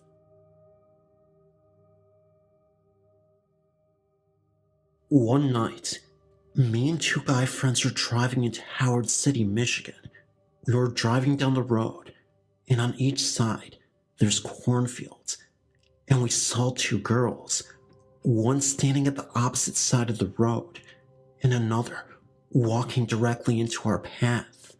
The girl walking into our path was wearing a gray sweatshirt, blue jeans, had blonde hair, and white eyes. The girl that was standing on the other side of the road was wearing a red sweatshirt, had brown hair, and wore blue jeans. As we're driving towards them, I tried as hard as I could to tell my friend's boyfriend to look out for her, but I couldn't. I couldn't say a word. I tried, and nothing came out, because I was so terrified of what I thought I saw. The girls had completely vanished. After we got to the stop sign, I said to my friend's boyfriend, "Did you see that?" He said yes, and the other guy that was in the truck with us asked me what, so I told him, and he said, "We have to go back and check it out." So we turned back around and went back down the road and found no signs of them. This is a remarkable story of ghosts from my experience. This happened when I was studying at my university. At that time, I was far away from home and stayed in a hostel near my university with my friends. Before I moved into the hostel, my friend who lived in the hostel told me that it was haunted. Actually, it was a house whose owner intentionally left this world. That's why many people have said that the hostel was haunted. They said that the spirit of the owner appears near the kitchen at night. Another said that sometimes you could hear the crying voices from the woman who owned the now hostel. At that time, there was only one last room available for me to sleep in, on the second floor, so I had to stay in that room. My room was in the last row. Many people have said that my room was terrifying because the surroundings around my room were quite dark, and sunshine couldn't enter my room. There were multiple nights in which I kept waking up around 2:30 a.m. One night, I was terribly tired and went to bed earlier than usual. When I woke up, it felt as if somebody was pulling on my blanket from my feet, and so I pulled it back up again. However, when I went to pull the blanket back up, I still felt a resistance on my blanket. It definitely felt as if somebody was pulling it down again. I then felt annoyed and wanted to sleep. So I just said, "Stop it. Don't disturb me. I really want to sleep." Surprisingly, it actually stopped, and I was able to sleep the rest of the night. In fact, nobody ever pulled my blanket again. In the morning when I woke up, I remember what happened last night and I started shaking. After that experience, it was pretty obvious why I always felt on edge whenever I slept in that room. Ghosts are pretty freaky.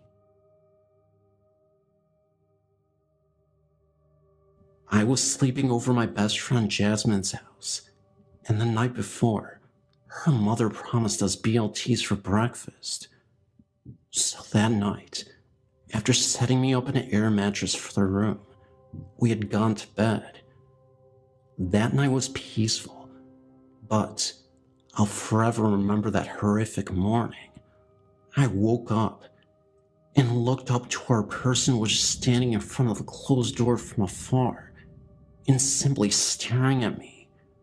She was young, around my age at the time, with features almost identical to my friend. I was still half asleep and just figured it was my friend anyway. I began to ask her when we were going downstairs for the BLTs, and she just stared at me without saying a word. I closed my eyes for a little bit, then reopened them, and that girl was gone. I never heard the door open in her room, and somehow the girl was gone. I looked at my clock, and only 10 minutes had passed since I closed my eyes to lay down. I had screamed loud and ran down the stairs to find Jasmine and her mother sitting in the kitchen. They looked very concerned and asked me why I screamed. I told them that just 10 minutes ago I saw Jasmine, but she didn't say a word. Her mother looked at me and told me that Jasmine was downstairs for over an hour and had never once went back upstairs in the time in which I saw this girl. It was then when I realized that it was a spirit. Ever since, I've only seen the girl twice. On my friend's birthday, I was downstairs getting cake for some of the other girls, and I saw her standing in the pantry watching me. And the other time, I was in the basement with Jasmine. We were getting some laundry done when we all saw the girl run across the basement living room to a storage room.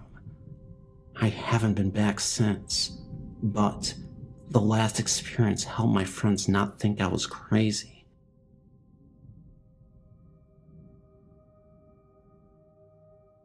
I've been enjoying your site, and I wanted to share some of my experiences. Well, I went to Mercyhurst College in Erie, Pennsylvania in 1995 to 96, and I left in the fall when my father died. Anyway, I lived in Egan Hall, which is connected to Old Main and the chapel, and I saw the nun and her antics almost daily. In the fall of 96, I saw a reflection in the bathroom windows at night. She often opened and closed the windows and doors, turned faucets and radios on, and flushed the toilets for hours on end. I was absolutely frightened at first. My roommate, a very down-to-earth, logical girl, told me a friend of hers who lived on the boys' floor saw the sister every morning, around 4 a.m. when he got up for crew practice. He would end up seeing her, but she was only there supposedly to look out for us. It turns out that the heartbroken nun story is just a fun, creepy story, and the truth is that the nun died peacefully of old age and stuck around to keep an eye on all the students. I also used to see a blue orb floating from the chapel through Old Main when I was coming back from the computer lab late at night. Other students had seen the orb originate from a small statue in the chapel, and a figure had been seen in the organ loft as well. I have heard that the path between campuses and New Covenant is haunted, but I can't verify that. In Springboro, Pennsylvania, there is a large Victorian house which had been used as a stop in the Underground Railroad. There had been a tunnel between the basement and the barn, but the tunnel was filled in the late 70s to early 80s for safety reasons, and the barn was moved to Cunnaville at some point. There are cold spots throughout the house, and a feeling of being watched. Sometimes, you can see strange reflections in the windows and lights or figures, just at the edge of your field of vision. The basement is very frightening. There is a feeling of pressure, and a very dark and menacing feeling. I mean, I feel very threatened if I go down there, no matter the time of day. When I'm alone in the living room without the TV on, I can hear muffled voices from the basement. I have always felt very negatively in this house.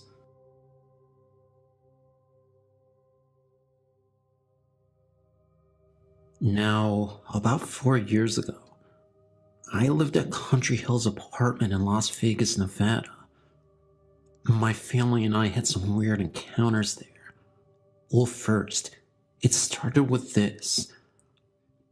My sister and I went to my grandparents while my parents stayed home. We were all the way in Cali from Las Vegas, Nevada for a weekend. My dad woke up at night, the night we left, claiming he heard a little girl singing in mine and my sister's room.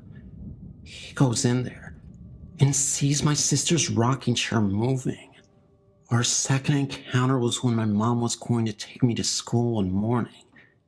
And right when we open the door, the DVD player goes on. The radio on the DVD player.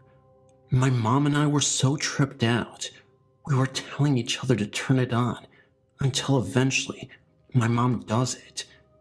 Now how freaky and unexpected is that? Our third encounter was when the blinds for the sliding door that leads to the porch just started moving. It was strange, really strange. My uncle had moved in with us a little bit before the second encounter, but the only encounter that he shared with us is when he invited a friend over and the blinds were closed. Then he noticed that all of a sudden they were open. He told us, and we got tripped out. I was right next to the blinds too. That was my story, and thank you for reading.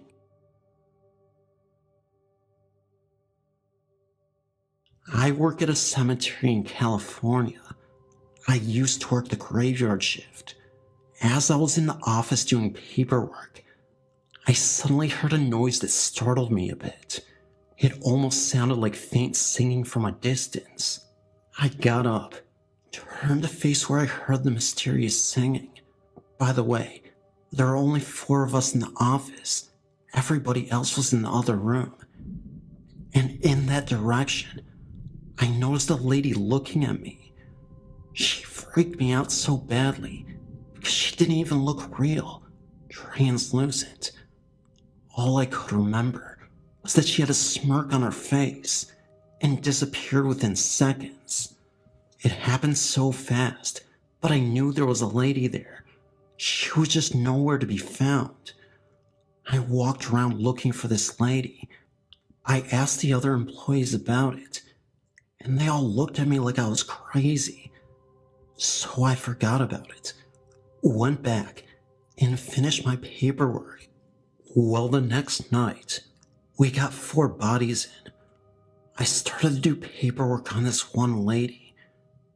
As I started typing in the information, I went to check the tab on her toe and took the sheet off to see her face. And it was the lady from the night before. It freaked me out. And after that experience, I never doubted ghosts again. I was at the job for only 1 week at the time. It's now been 10 years. I believe we walk and live with ghosts and spirits every day. They don't know they have passed on. I say that because I've experienced a few ghost sightings and I heard things. It is so fascinating. In September of 2002, I was in Geneva, Switzerland on a business trip, and I was due to return home the day of my girlfriend's birthday. For her birthday, I purchased a violin, and I planned on giving it to her after she picked me up from the airport. The violin was at my house.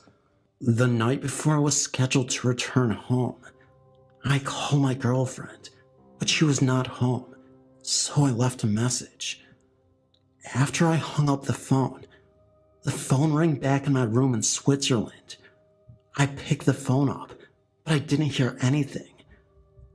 After saying hello a couple of times, I hung the phone up. Later that night, I again tried to call my girlfriend, and this time, she was home. As we spoke, she told me that she received both my messages. Having only called once before, I was very perplexed. I asked her what was said on the messages, and she described the first message that left to a T, but she thought that I was teasing her with the second message, since she thought that I might be giving her a violin for her birthday. After some prompting, she told me that she heard scratchy violin music, like a beginner tuning their instrument, followed by me saying hello, hello. I thought she was joking, but when I could tell that she was serious, I asked her if it sounded like the music, static, or some other background noise. She had the voice messages still on her answering machine, and she played both messages back to me. On the first message, I could clearly hear my voice saying that I just called to say hi, and that I would see her tomorrow. The second message starts with about 4 seconds of clear but scratchy violin music, and then I could very clearly hear my voice saying hello, hello. My girlfriend said that both the messages had my phone number and the caller ID. By this time, I had convinced her that I did not leave the violin music on her machine, nor were there any TVs or radios turned on in my room during the call. All I could think of was that I may have been hearing some future event when my girlfriend would be tuning her violin, and that I would not be around to hear it. So I changed my plane reservations to take a different flight home.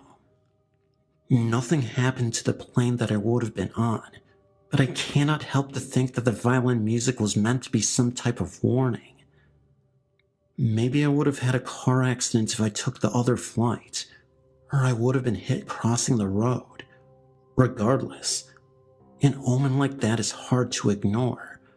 I've kept the message recording as a reminder of this very strange experience. May 2006, it happened again.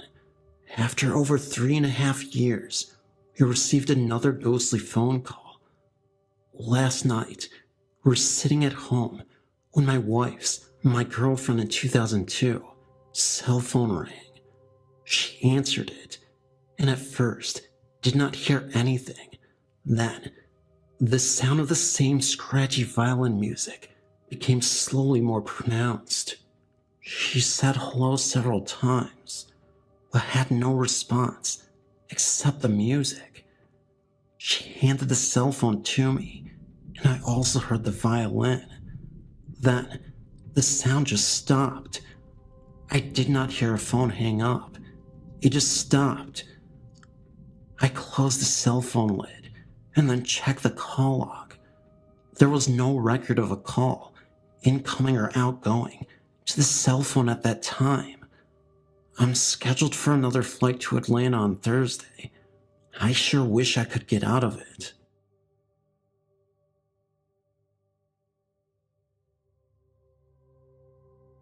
In the Chinese calendar, people believe that the month of July is the time where all the ghosts come to Earth from hell. We call it the Ghost Festival. This is why Chinese people are very used to buying incenses in order to pray for these ghosts. During last year's Ghost Festival, something strange happened onto my family. It was the time where all my aunts and uncles and other relatives came back to my nanny's house. The entire family of mine sat in the living room, watching TV and chit-chatting. Suddenly, one of my aunts started yelling very loudly, "I'm cold, I'm bleeding, I'm in pain." She then ran upstairs and started throwing everything she saw. She acted insane, and her face turned pale. Every one of us in the family was shocked by her actions. We were panicked and did not have any idea of what had happened. My nanny was the only person who remained calm. Immediately she called the ritual witch, whom we called her as Boombo, to the house. As soon as the Boombo arrived, my aunt ran to her and wanted to choke her to death. She yelled, "I'm dead, and now it's your turn." Two of my cousins immediately captured her and pulled her away from the Boombo. The witch then murmured as if to cast spells on my aunt. About half an hour later, my aunt was awake. She said she felt exhausted and asked everyone what had just happened now. At the moment we told her the truth, my aunt was frightened and couldn't believe that. The witch told us that she was possessed by a ghost who was killed in an accident years ago.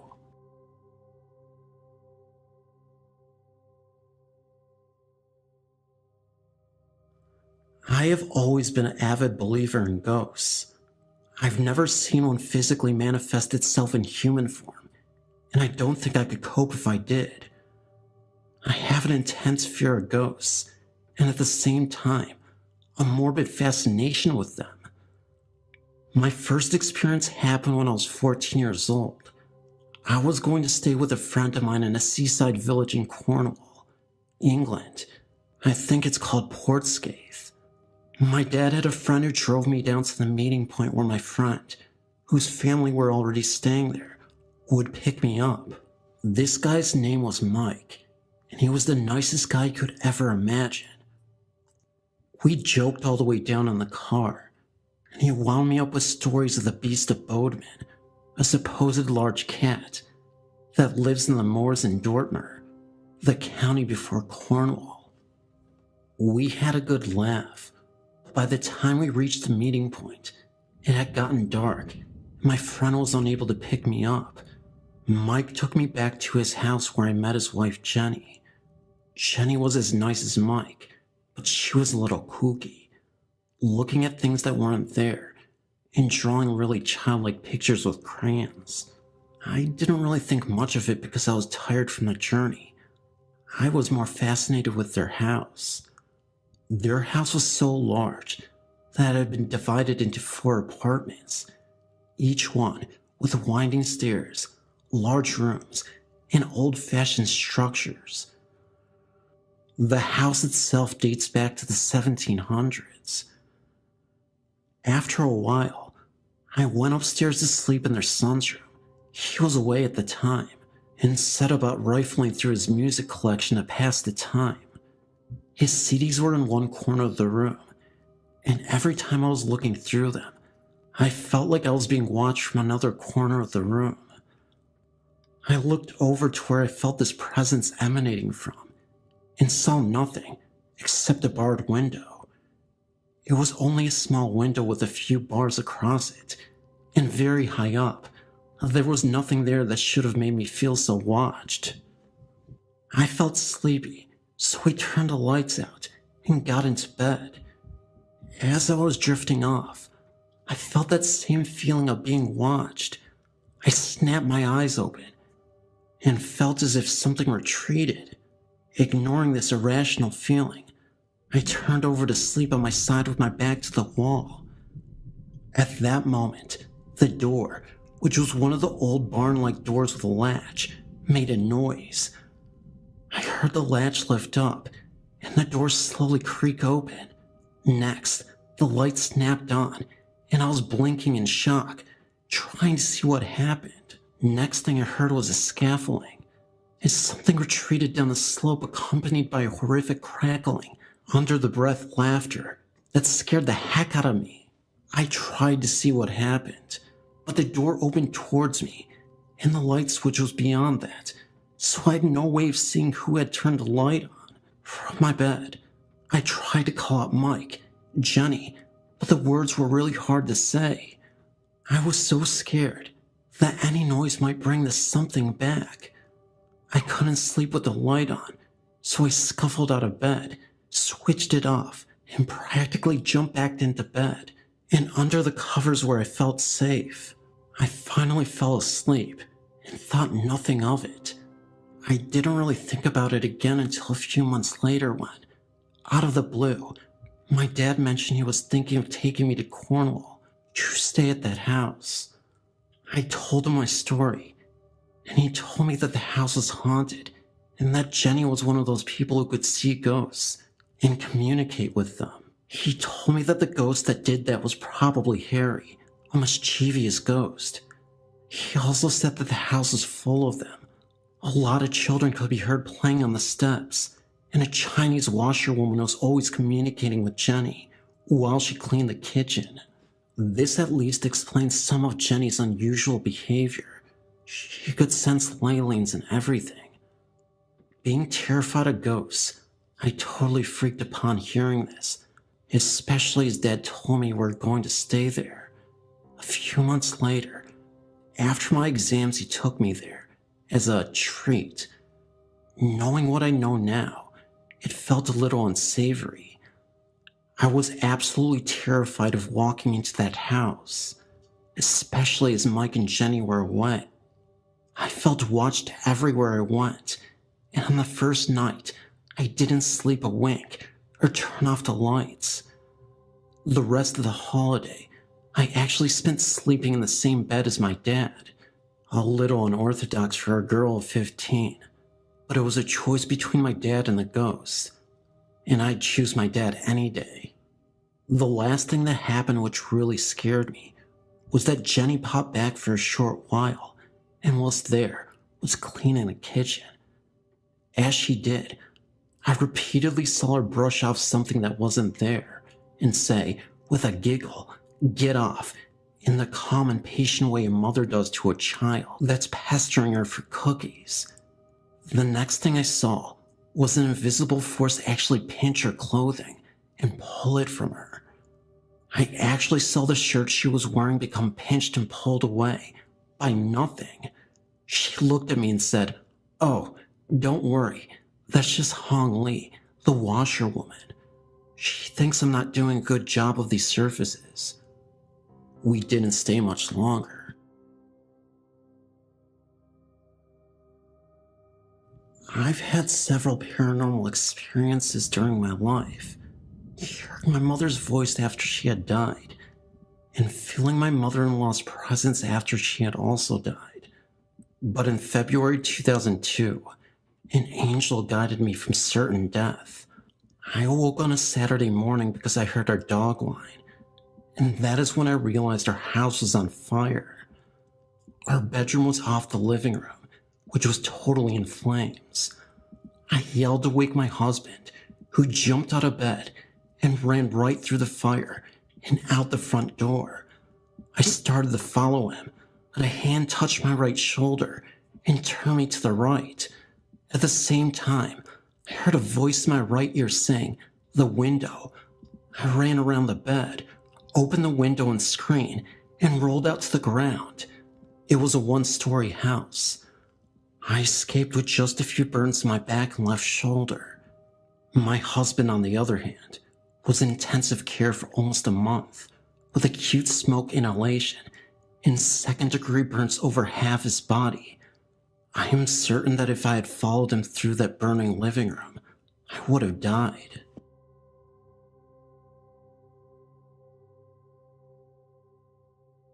When I was in grade 3 of primary school, about 10 years old, I lived with my grandparents. Before, my great-grandmother also lived with us, but she had also passed away for approximately 5 years. I remember that night, it was Chinese New Year Eve. My family members all came back to my grandparents' house. After dinner, nearly 8 o'clock, my parents and other uncles and aunts went to play Mahjong game. When I was watching TV with my cousins, I felt thirsty, so I went to the kitchen to find some water. But something happened that I couldn't believe when I saw. It was a lady in the kitchen, a transparent figure. She was standing in front of the stove, However, the lady did not have any legs. She was just hovering above the kitchen. I was so scared to death that I ran out of the kitchen as fast as I could and ran into my uncle's and aunt's arms.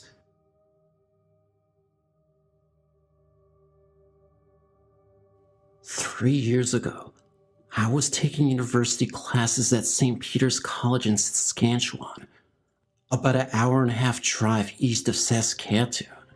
The college was originally built as a monastery for monks who came up from Minnesota to found a colony around 1900. Since then, it had been expanded from a boys-only school to a fully integrated co-ed college. There are several ghosts on the property. One is supposedly the ghost of the first bishop of the area, who apparently died before the building's construction was completed. He can be seen occasionally walking the grounds. The other is a ghost of a small boy who had left this earth intentionally, or died from an accident by falling out an upper story window. The year before I came to the college, the 4th floor was used for the drama and art classes, and also had a small room where the staff could go for coffee breaks. One day, one of the women went upstairs to make some coffee. She was standing with her back to the door, loading the coffee maker, when she felt a presence behind her. Turning around, she saw a small boy standing there, then vanished right in front of her. The first year that I attended school, I took part in amateur night one Friday. I was invited back to the girls' residence by some friends for tea. The place had originally been housing for a small group of nuns that had lived at the colony and was only a few feet from the main buildings. It was after midnight when I finally said goodnight and headed out. I had taken no more than 3 steps when I had the most unshakable feeling that something didn't want me on the grounds. There was this sensation that I was being chased that I just couldn't stand, and I ran to my car.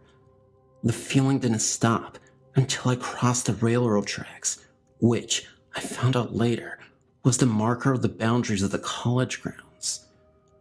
I told some friends about this, and we all agreed that we should stay some time after midnight and try to see some ghosts.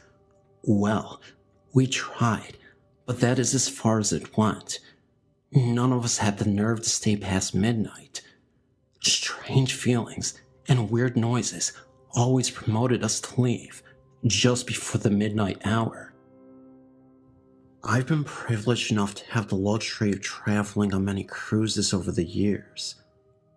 Being born into wealth, it's something that you get accustomed to.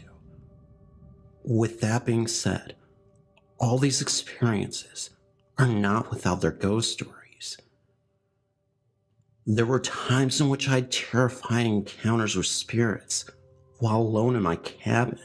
I'm not just talking the stereotypical hauntings, knocks on the walls, objects being moved around, and other supernatural phenomena, but legitimate full-bodied apparitions and dark shadows looming the halls of the cabin, as well as seeing the presence of ghost sailors. One of my earliest paranormal experiences on a ship was when I was roughly 12 years old. My parents were wealthy enough to purchase a gigantic yacht for me and my family. However, we were able to buy it off the previous owner, who ended up being a great family friend. His name was Joe. Joe suffered from a multitude of health problems, suffered mild heart attacks, had high blood pressure. He really became somewhat of a father figure for me in my youth. Every time he'd see me, he'd run up to me and give me a giant bear hug and yell, "My little Sadie." He was such a great guy. However, being a 58-year-old male with all these medical health issues, I kind of felt like our days with him would be numbered. He suffered one last heart attack, and it would be the last of his life. That's because, unfortunately, this heart attack was the one which would take his life. So let me backtrack a little. Joe had been with us Me and my parents on the yacht for the entire day. The morning before he died, Joe and I had a heart-to-heart. We were on lawn chairs on the deck, and he warned me about the dangers of excess, to not get so absorbed in these riches. Joe was a successful man, but he always reminded me that all of these riches don't mean a thing if you're not a good person at heart. I'll never forget his words. Sadie, you can't bring anything with you when you're gone. These are the moments we live for. It's not about this yacht or the things you own in life. It's about the bonds we share with the people we love. I remember he urged me and said, do not waste this life. You can't get back this life, kiddo. I remember I just sort of smiled at him and nodded my head. Being 12, of course, I didn't really fully understand the magnitude of his words. So the day went on. We all had dinner together on that yacht, and later that night, that's when Joe decided to go back to his cabin to rest. He told us that he was very exhausted and just wanted a good night's rest. The morning after, I knocked on Joe's door in the cabin in his room. We had 3 separate rooms, and he wouldn't answer. I called for my parents.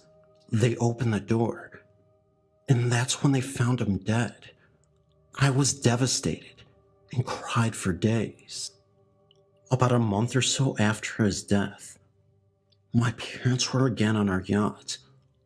All of our moments on our yacht were a little more somber after the death of our great friend Joe. Anyway, it was starting to get dark when my parents told me to get back into the cabin to go back to sleep. I yelled back that I wanted a few more minutes, and they eventually relented. Our yacht is pretty long, so there's a lot of space to get around. The next few events are unexplainable and lead me to believe that our ship was in fact haunted. So, I'm standing right in the spot that me and Joe used to, with our lawn chairs, and I'm just taking in the scenery of the blue waters and breathing in the fresh air delicately touching my face. As I began to think of Joe, my eyes began to water.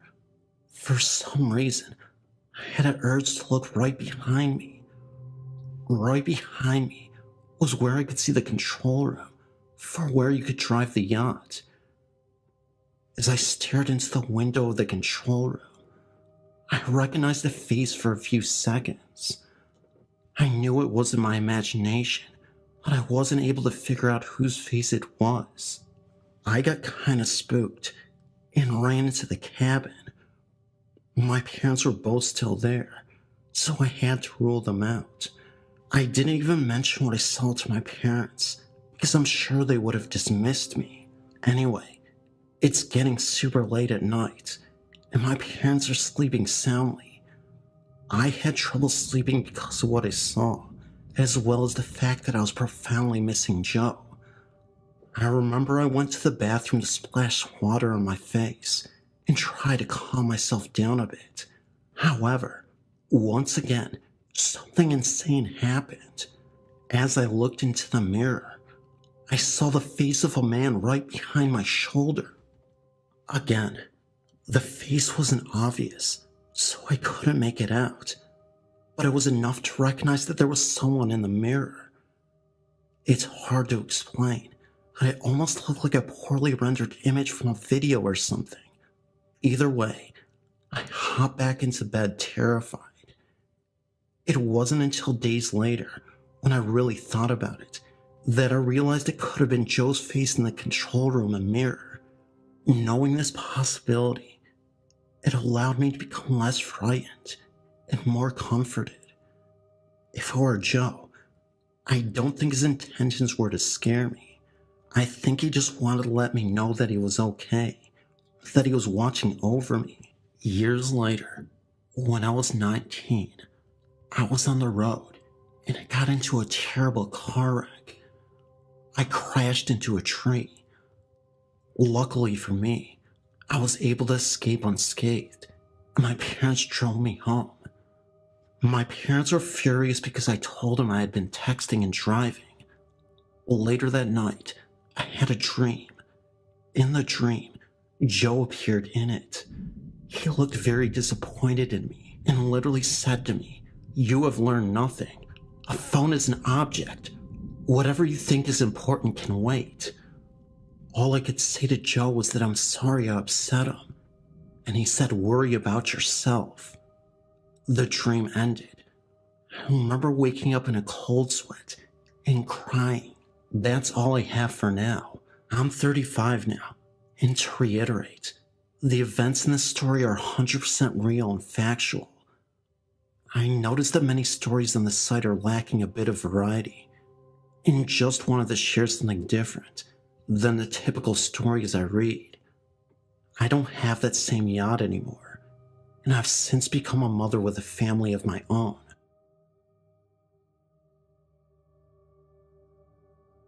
I'm a 20-year-old English writing professional major, attending Slippery Rock University, Pennsylvania, and I've never believed in ghosts until this happened to me.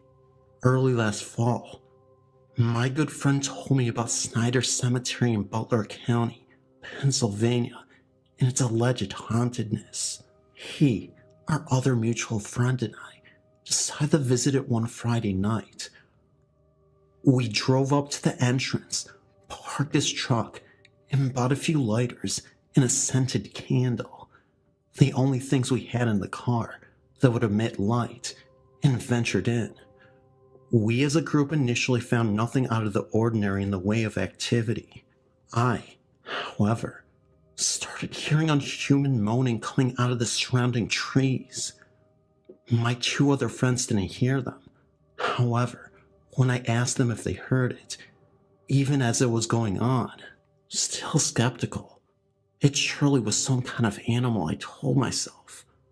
I ventured around to the rusted iron gate in the back. As soon as I opened the gate, I felt as if I had walked into a wall. I've been in a life and death situation before. My arm was severed by a large piece of glass when I was young, and I know what it's like feeling and knowing that I may die. I had the same exact feeling as I walked through the entrance. I physically, for the first time that night, was scared.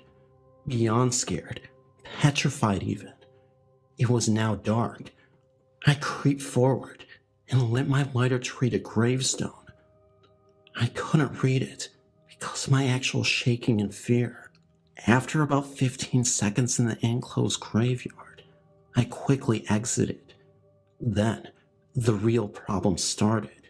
As I went back to my friends who were standing at the entrance, they both decided it was best to leave. Apparently they were bored. We walked out through the entrance and got into his truck, a late 90s GMC pickup. The truck wouldn't start for about 5 turns of the key. Eventually, it did start. Then the truck's headlights started flickering extremely rapidly, but randomly, from high to low beam, as if being controlled by a person. We started barreling down the gravel road, in fear of whatever it was doing this. Immediately we noticed that a dense, zero visibility fog had come around our truck. We could only see about 3 inches past the headlights, and only the outline of the road. Burton Road extends for probably about 2 miles either direction out of the cemetery. For that entire stretch, we had no visibility due to the fog, and the truck's lights were behaving erratically, as previously stated. As soon as Burton ended, and we were on the main road, the fog disappeared, and the headlights were fine, and have been ever since. No areas that we drove through to get home had fog, and the lights haven't acted that way since. These are the things we have experienced. Cell phones go out as soon as you get onto Burton Road. No service from 4 different providers, including Virgin, Nokia, Verizon, and TracFone. Drums. This is sometimes listed on other sites, but not on yours. Odd, Bassy but wooden sounding drums are heard. Not like a bass kick drum, but more of a war drum sound, playing simple war beats. Sounds of heavy creatures, peoples, or whatever entities in the woods, snapping sticks, walking in trees, etc. When pulling out, a feeling of tugging or extra weight in the car, as if we were riding the brakes, or we had about 500 pounds in the trunk. I hope all of this will be helpful in your listings on your hauntings. One last thing. Butler County, Marine State Park, Burton Road, Snyder Cemetery. Red eyes will chase you out. Also, something else will chase you out as well. It is Conrad Snyder, who is haunting the family's resting place.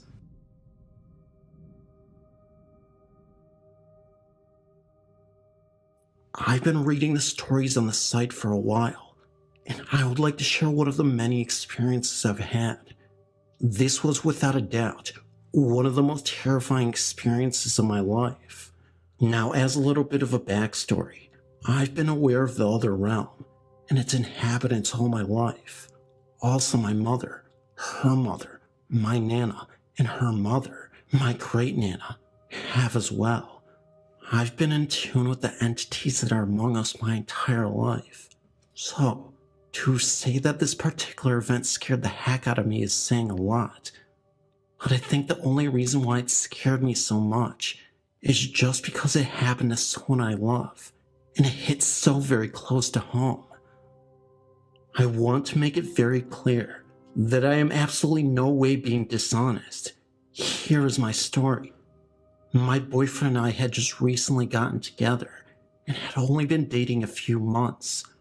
We were house sitting at his parents' house while his parents were out of town, and we were sleeping in his parents' room. Also, we had just gotten our dog, that was a puppy at the time, a week before. This is all relevant to the story. It was a Sunday, and things had felt very different that day, not normal. And I had taken a nap during the day, which for me is just simply not something I do. But it was a good thing that I did, and I found out why later. As the day turned to night, around 11 p.m., I tried to get my boyfriend to come to bed with me. He was acting weird, and said that he would be coming to bed really soon. Now, like I said, it was around 11, and anyway, I went to bed, and I ended up jolting awake at 10 minutes till 5 in the morning. I remember because I looked at the clock. Anyway, my boyfriend had not come to bed yet, and all the lights were still on in the house. But I disregarded, and I laid back down. Then I heard him coming down the hall, and got into bed. When he laid down, he obviously sounded very tired, and he said, in almost a dazed voice, that there was a man outside the front window of the house that he and the dog both saw, and they didn't like the way the guy looked. He also said that he had just taken a sleeping pill. Now, my boyfriend kept telling me to look out the window. At this point, I was getting freaked out, because my boyfriend says there's a weird looking guy outside, and he just took a sleeping pill. So I told my boyfriend I was going to call one of my friends that is expertly versed in the ways of the supernatural. And when I told him that, he started saying, "No, don't call her." And at that point, I immediately called her. Now, while I was on the phone with her, my boyfriend shot upright in bed and started repeating the phrase, "When all the lights go out." He just kept repeating it. And then, as he was halfway through the saying, his voice changed into the most demonic sounding voice I've ever heard in my life. I have never moved so fast in my life. I turned on all the lights and went to the living room. I was just watching the hall to see if my boyfriend came after me. I was trying to decide if I should go to my car, but I was under the impression that someone was out there, so I felt trapped. But I finally got enough courage to get to my car, and I never saw anyone outside, and to this day, I still firmly believe The man whom my boyfriend saw was the demon. As I sat out there trying to call one of my friends to come to the house so that I wasn't alone, my boyfriend kept calling me from the house. Now, he kept saying on the phone that he couldn't move, yet he was able to call me. Our dog was very small and in a big deep box at the time. He kept telling me that our dog was in the hall and bleeding, that he was scared and he needed me. I knew things still weren't right, and then before I knew it, he was speaking and laughing in that demonic voice again. Finally, around 6 a.m., my friend showed up and he escorted me into the home. When I got back to the bedroom, my boyfriend was passed out, and I went up to him with my blessed cross, and remember, he's passed out. And every time I got the cross 2 inches from his hand, he would close his hand. My friend saw that his eyes did not move and were closed, and he was not awake. If I had not had a witness there, I wouldn't believe it myself. Then, as I turned my back and started to walk away, he started laughing in that voice again and telling me to get out. Then, I told the demon that I was aware of what it was trying to do. Then, my boyfriend passed out again. So my friend and I left the home because I had to go to work. Well, later that day, my boyfriend called me asking why our dog was in its box in the bathtub with the water running. I'd not done that, and he obviously didn't do it either. When I started talking about the events of the night, he didn't remember any of it. But he did talk to his mom, and she said that the same thing had happened to his dad many years before. I knew that there was something in that house, but what had visited that night was not it.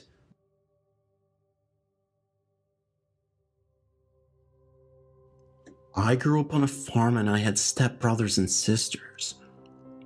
We lived in this old farmhouse that had 4 bedrooms upstairs, and I'd shared a room with my stepbrother who was about 2 years younger than me. It was 1986, and I was 17 when this happened. Our room was a small one, but we had 2 beds in there, and the way I had my bed was that the end of my bed was towards the bedroom door, and then my head was about 2 feet from the wall because I had a couple rifles, a .22, and my .32 Winchester Special. The night this happened, I was sleeping on my belly with my arms under my pillow, and something woke me up. It wasn't a noise or light. Maybe it was a dream, but I woke up and kind of pushed myself up a little bit with my arms to look at the door. When I looked, there was this figure, a dark shadow, or better yet, like a silhouette, and for some reason, almost telepathically I learned that it's just one of my sisters. Their room was straight across from mine on the other side, just bringing in one of the cats to sleep with me, because the cat was keeping them up. We had a lot of barn cats that weren't allowed in the house. So I turned back around the way I was before I woke up, and laid my head back down, and I expected the cat to be put on my bed, and the feeling that I got was very comfortable feeling, like everything is okay. A few seconds later, I felt the weight of the cat snuggled up to my side, like it was half on my bed and head, and paws on my kidney area of me. I woke up a couple more times feeling this kitty cat still next to me. I was going to reach around and pet it, but I didn't want to wake her up. After a good night of sleep, I woke up and I couldn't believe that the cat was still in my bed and partially on my side, and I did not find a cat on bed with me. I found my .22 rifle laying across my back. I was totally confused by this. I wanted to confirm that it was not me who put my rifle across my back, so I put it back to where I had it before I went to sleep, and to be able to get at it, I would have to have gotten on my knees and reached way over to the corner, and with one arm grabbing it, and I couldn't lift it up, at that angle. Of course, nobody had believed in me, so I just never tell the story, except for now. For my next story, I'm going to say something first as it relates to my story. I have what is now known by some as sleep paralysis. I'm sure a lot of you know what this is. When you wake up and you are mutually awake, but you cannot move. This is a very terrifying experience. I have heard many theories on this, and the one that makes the most sense to me is by Sylvia Brown. She says that while you sleep, your soul leaves its vehicle, your body, and goes wandering around to various places. As a result, your body wakes up, but you can't do anything about it because your soul isn't back from its journey to whatever. On with the second story. After we had sold the farm, my family moved into this town called Ashland, Wisconsin. I decided that if I wanted to make it in life, I had to go to college. So I stayed in this house my parents bought, which was very old. Not sure what year it was built, but it was one of the first ones built when the town started. My room was a very small room, about the size of a large bathroom, but it worked. The year was 1993, and I stayed there throughout my college years till I graduated. One night, again I was sleeping on my belly, and I was in a very deep sleep. Something woke me up, not a noise or light. Everything was as dark as it could get. It woke me up enough where I sat up and I was staring towards my door. I couldn't see my door. It was so dark. I was wide awake and I kept looking at it, almost as if I was in a trance of some sort. All of a sudden, I got this telepathic-like communication that told me that everything is okay. You don't have to worry. This feeling is the most bizarre feeling, as if someone's mind is with my mind, talking to each other. So then I was told to lay down, and don't be scared. Then I got this extremely comforting feeling, so I laid back down, except this time I laid down on my left side. Then I felt someone or something's hand around my neck, and it started to squeeze, and then it cocked my head over to the side of my bed, by my neck. Meanwhile, I tried my hardest to yell or scream to wake someone up, but all that could come out of my mouth was a little gargling sound that no one could hear, except for myself. This was extremely terrifying. Then I had the feeling of high voltage electricity that make this humming sound and buzzing sound, and feeling this throughout my entire body. I then woke up in the morning in that exact same position that it left me in. So, those are somewhat short versions of my two stories. I have many more like them. Thank you for taking the time to listen.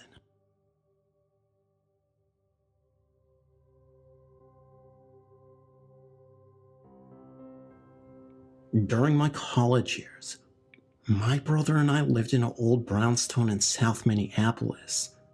The apartment itself was large and sub-level with 2 bedrooms. From the moment we moved in, we knew there was something wrong. On numerous occasions, I saw someone in my hallway moving across the rooms out of the corner of my eye. I always felt that it was my eyes playing tricks on me initially, but then stranger things began to occur. We began to have our television turn itself on at night. The stereo would do the same. I would be sleeping at night, and it would just start blaring. My bedroom was the worst. It was uncomfortable. I became afraid to sleep in there. I could not describe the feeling. I began sleeping out in the living room or on the futon. Finally, I told myself to stop with the silliness and resign myself to sleep back in the bedroom again. I did so uncomfortably for a few nights, only to be awakened one night by a man's disembodied head hovering above me and smiling. I still very clearly remember it. I screamed as loud as I could and took off out of that room and never slept in it again. We moved out after 6 months of living there. There was a large home in Martin that I lived in for 20 years. It used to be a carriage stop. The first day I was moving in, there was a woman in a black high-collared dress peering out at me and my mother. The curtain was being held back, and she was fiddling with the brooch and the collar of her dress. Once inside the house, it appeared to be a bundle of gray dusty rags floating in the air close to the ceiling. It swooped down under a doorway and went out through the window. It has been seen many times in the road in front of the house.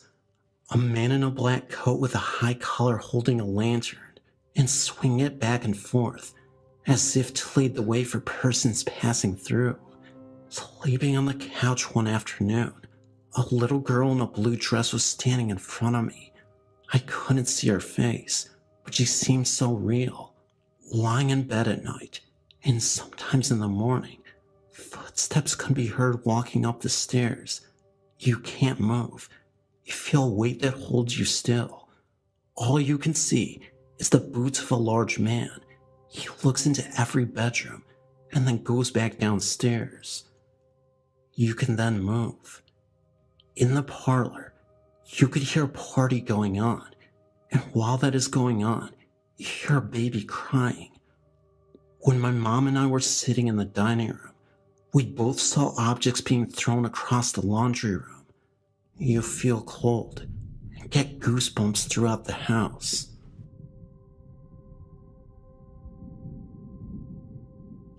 A while ago, me and my friend were doing a project for school, and we got to choose what we did. So we did ghosts and hauntings, and we used the site, and it helped us loads. But anyway, while we were working, our substitute came over and saw what we were doing, and he asked us if we ever had seen a ghost. I think I've heard a ghost crying, but I wasn't too sure, and my friend hasn't seen anything. But my sub said that he had seen one. He said that he went to look after his nephew once, and he saw something.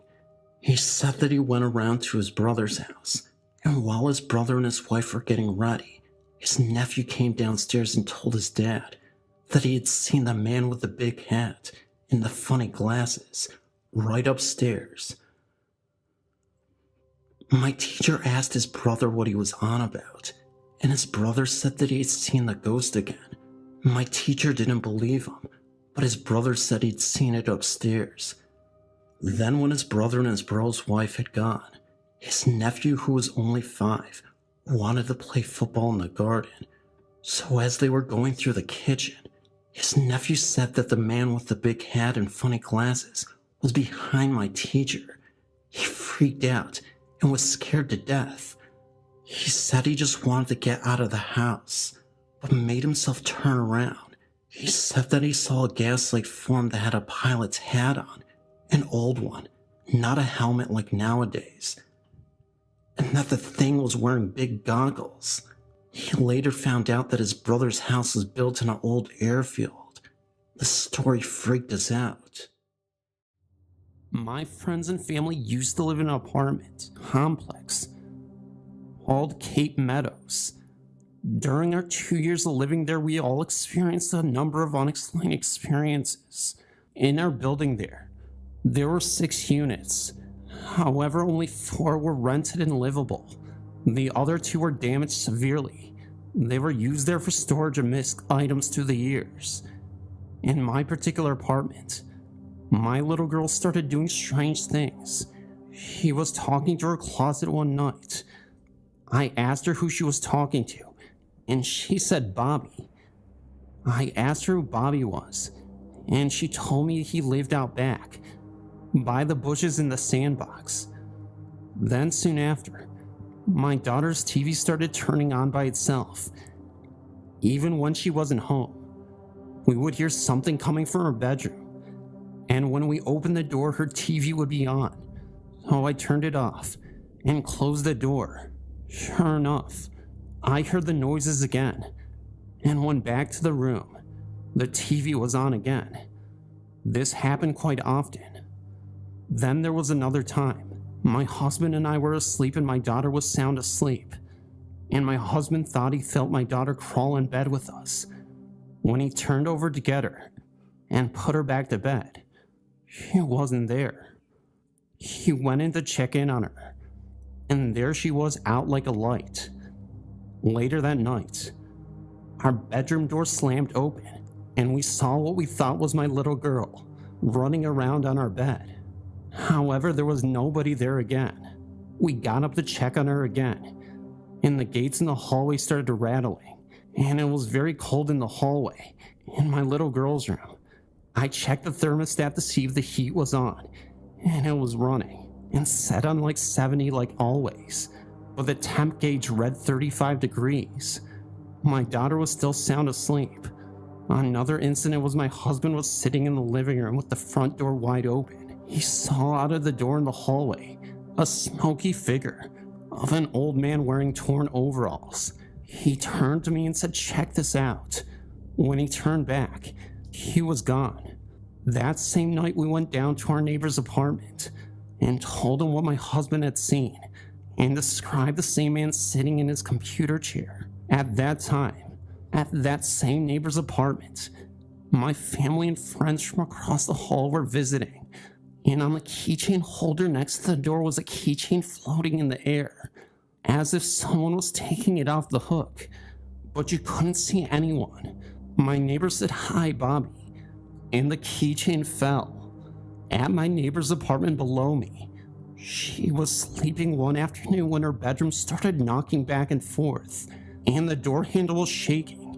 That's when she thought the wind was circulating through the apartment causing this. But when she got up, on the outside of her door was what looked like little wet handprints, but you couldn't wipe them dry, and they never went away. At my other neighbor's apartment, it was a basement apartment, and the two apartments above them were the damaged apartments, but quite frequently we would hear footsteps and what sounded like people moving furniture up there. These apartments were always locked and never got into by anyone.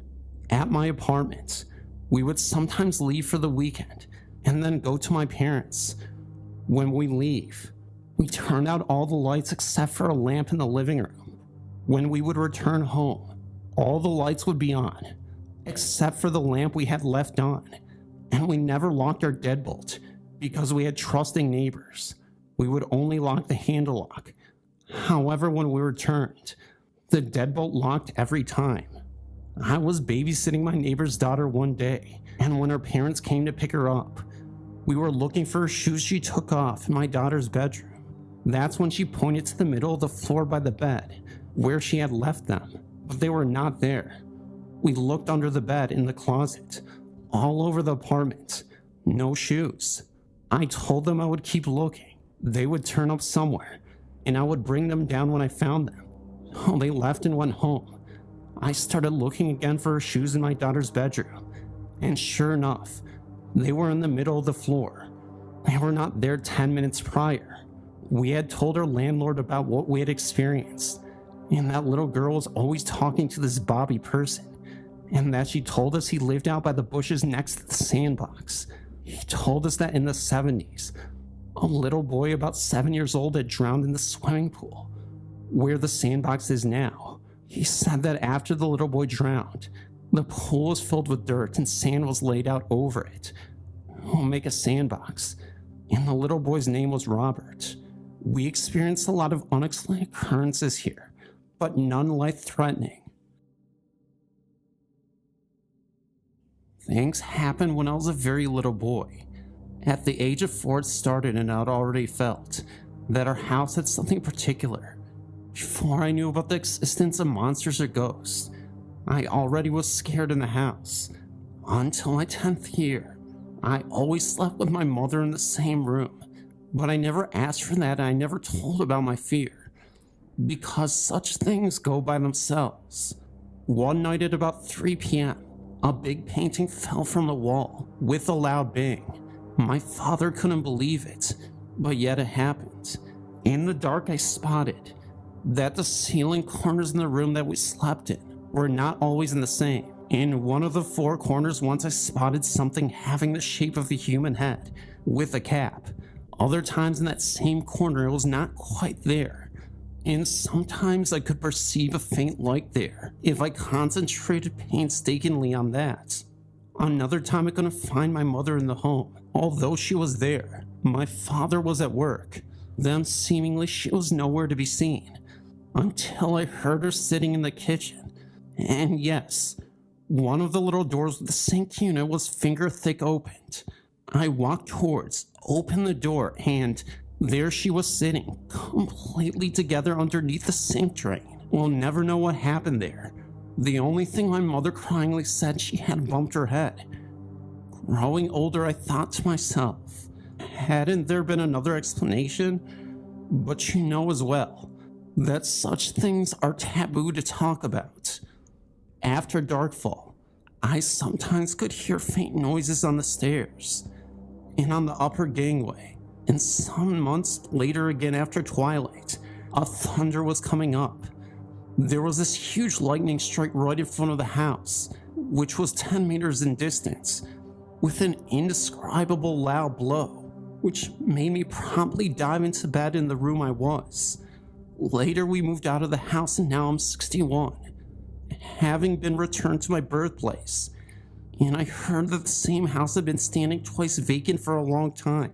And the folks moving in didn't stay for too long. A broker did confirm this to me after telling him. The odd thing is, my fondest wish is to return into the house, but I can't get a mortgage. After moving out of the house, all the things in my life went wrong. Nothing but preventions and hardships. No job, no partner, etc. I think I arrived at the following conclusion. The ghosts in the house were harmless. Quite the contrary. They had been trying to warn me not to leave the house. My name is Helen, and I'm a rational wife and mother of two. I've experienced psychic phenomenon ever since anybody can remember, seeing things almost before I could talk. This is my most recent experience. We moved to our house in 1991. On the moment we moved in, I felt a presence. Occasionally, I would hear footsteps upstairs, light ones like a child running. My mother, when she was alone in the house, would also hear them. After the birth of my first child, a daughter, this increased. When my daughter started to talk, she would come into the night or cry out that Jamie had woken her up to play. Jamie is my niece. Oh, to Evie. Any girl of about 3 to 4 years with blonde hair was Jamie at that time. I wondered at this, but since she was not afraid, I didn't worry. When I was heavily pregnant with my son, I was resting in the evening. Daughter was asleep, and hubby was out, house was empty. Then I heard her wake up to get out of bed, run along the landing, jump onto the top step and call Mama. Thinking it was Evie, I replied, "I'm here, dear," expecting her to come in for a cuddle. There was no sound or movement, so I heaved myself off the bed and went to see her. There was nobody there. I looked in her room, and she was tucked up in bed and fast asleep. This happened to me quite often. Then after this, I would hear the little girl calling her mama. I went to see a medium and told her. She said the child was lost, and next time I should go to the bottom of the stairs and tell her to go into the light to find her mom, and then I should recite the Lord's Prayer. Oh, next time I did this, and since then no more footsteps, but I still occasionally feel like I'm being watched. I hope the child found her mom and is at peace now. Here are a few stories. It may be long, but it's certainly interesting enough to hold your attention. I've encountered many paranormal activities since I was a child.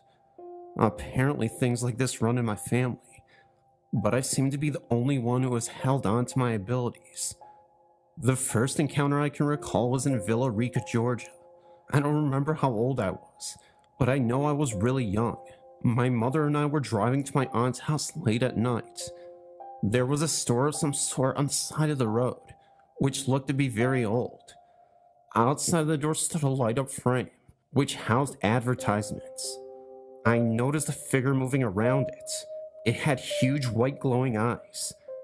And the best way I can explain it is by telling you that it reminded me of Spider-Man in the dark. I yelled for my mother to stop the car because the boogeyman was standing right outside the store. She told me I was seeing things, but to this day, she wishes she stopped the car. I saw things throughout my childhood so much that most nights I'd wind up sleeping on my mother's floor. We moved to Texas when I was about 9. The hauntings seemed to follow. I could tell that there was something wrong with the house the second I entered the doorway. I guess you could call it a feeling that I had. I always had trouble falling asleep. I would hear the sloshing of boots on the wet carpet, voices that I knew were not my parents. Those things didn't seem to bother me that bad, but what did bother me was when I did fall asleep, I'd wake up and could see an apparition floating above me. It had no recognizable shape to it. I'd stare at it and watch it move for a while. Then I'd run into my mother's room where, for some reason, I felt safe. The scariest thing I've ever encountered in a house was while my room was being renovated. I slept in the living room on the floor, and on this night, there was something that jolted me out of a sound sleep. As I lay on the floor, eyes wide open, I looked towards the kitchen. On the wall to the left of the kitchen was something I'd never seen, and I hope I never see again. It stood as tall as the ceilings did. Oh, I'm guessing about 8 to 9 feet. It was wearing a robe that covered the arms and face. Oh, I never saw any kind of features. I felt threatened by this creature, but I had no idea what to do. The creature stood still as I contemplated what actions would be best for me to take. I darted up as fast as I could and ran past the creature. I looked at it as I ran by, and all my doubts of me hallucinating were gone. It reached out towards me when I managed to get past it. I took a sharp left turn into my mother's room, where I ran to her side of the bed and hit my knees. I buried my head in her stomach and told her what I had seen. No one in my family has ever doubted that I can not only see spirits, but I could hear, smell, and even feel them. I never saw that creature again, just faint whispers, the smell of something burning when nothing was, and footsteps. When I was 17, I decided to go to the Job Corps in San Marcos, Texas. This particular campus is an actual old army base. Our dorm rooms were army barracks, where many soldiers had once slept. My first encounter with the apparition was in my dorm room. The lights were always turned out, but the faint glow of the fire escape lights lit up the room. I was sleeping when my eyes bolted open. I could see a man with a rain poncho on, and he was covered in water. He appeared to be holding a lantern, and he was about 5 feet away from me. His mouth was moving, but I never heard a word. I closed my eyes and fell back asleep. A few nights later, I awoke to find the man standing directly above me. I was on the bottom bunk, and I still can't believe no one else saw this man. I could see the glow of the lantern clearly, and his poncho was a shade of green. I could see the water dripping onto him, as if he were being rained on. His lips were moving as he looked directly at me, but still I heard nothing. I never felt threatened by him. So then I rolled over and fell back asleep. Many of the girls in my dorm reported seeing 2 children, a boy and a girl, hang with a bouncing ball. I never saw the children myself, but I never doubted anyone's story either. I came home 6 months later to the house I never held too dearly. I learned to ignore what I was hearing and feeling. I didn't have any encounters for a while, until I met a guy named Tony.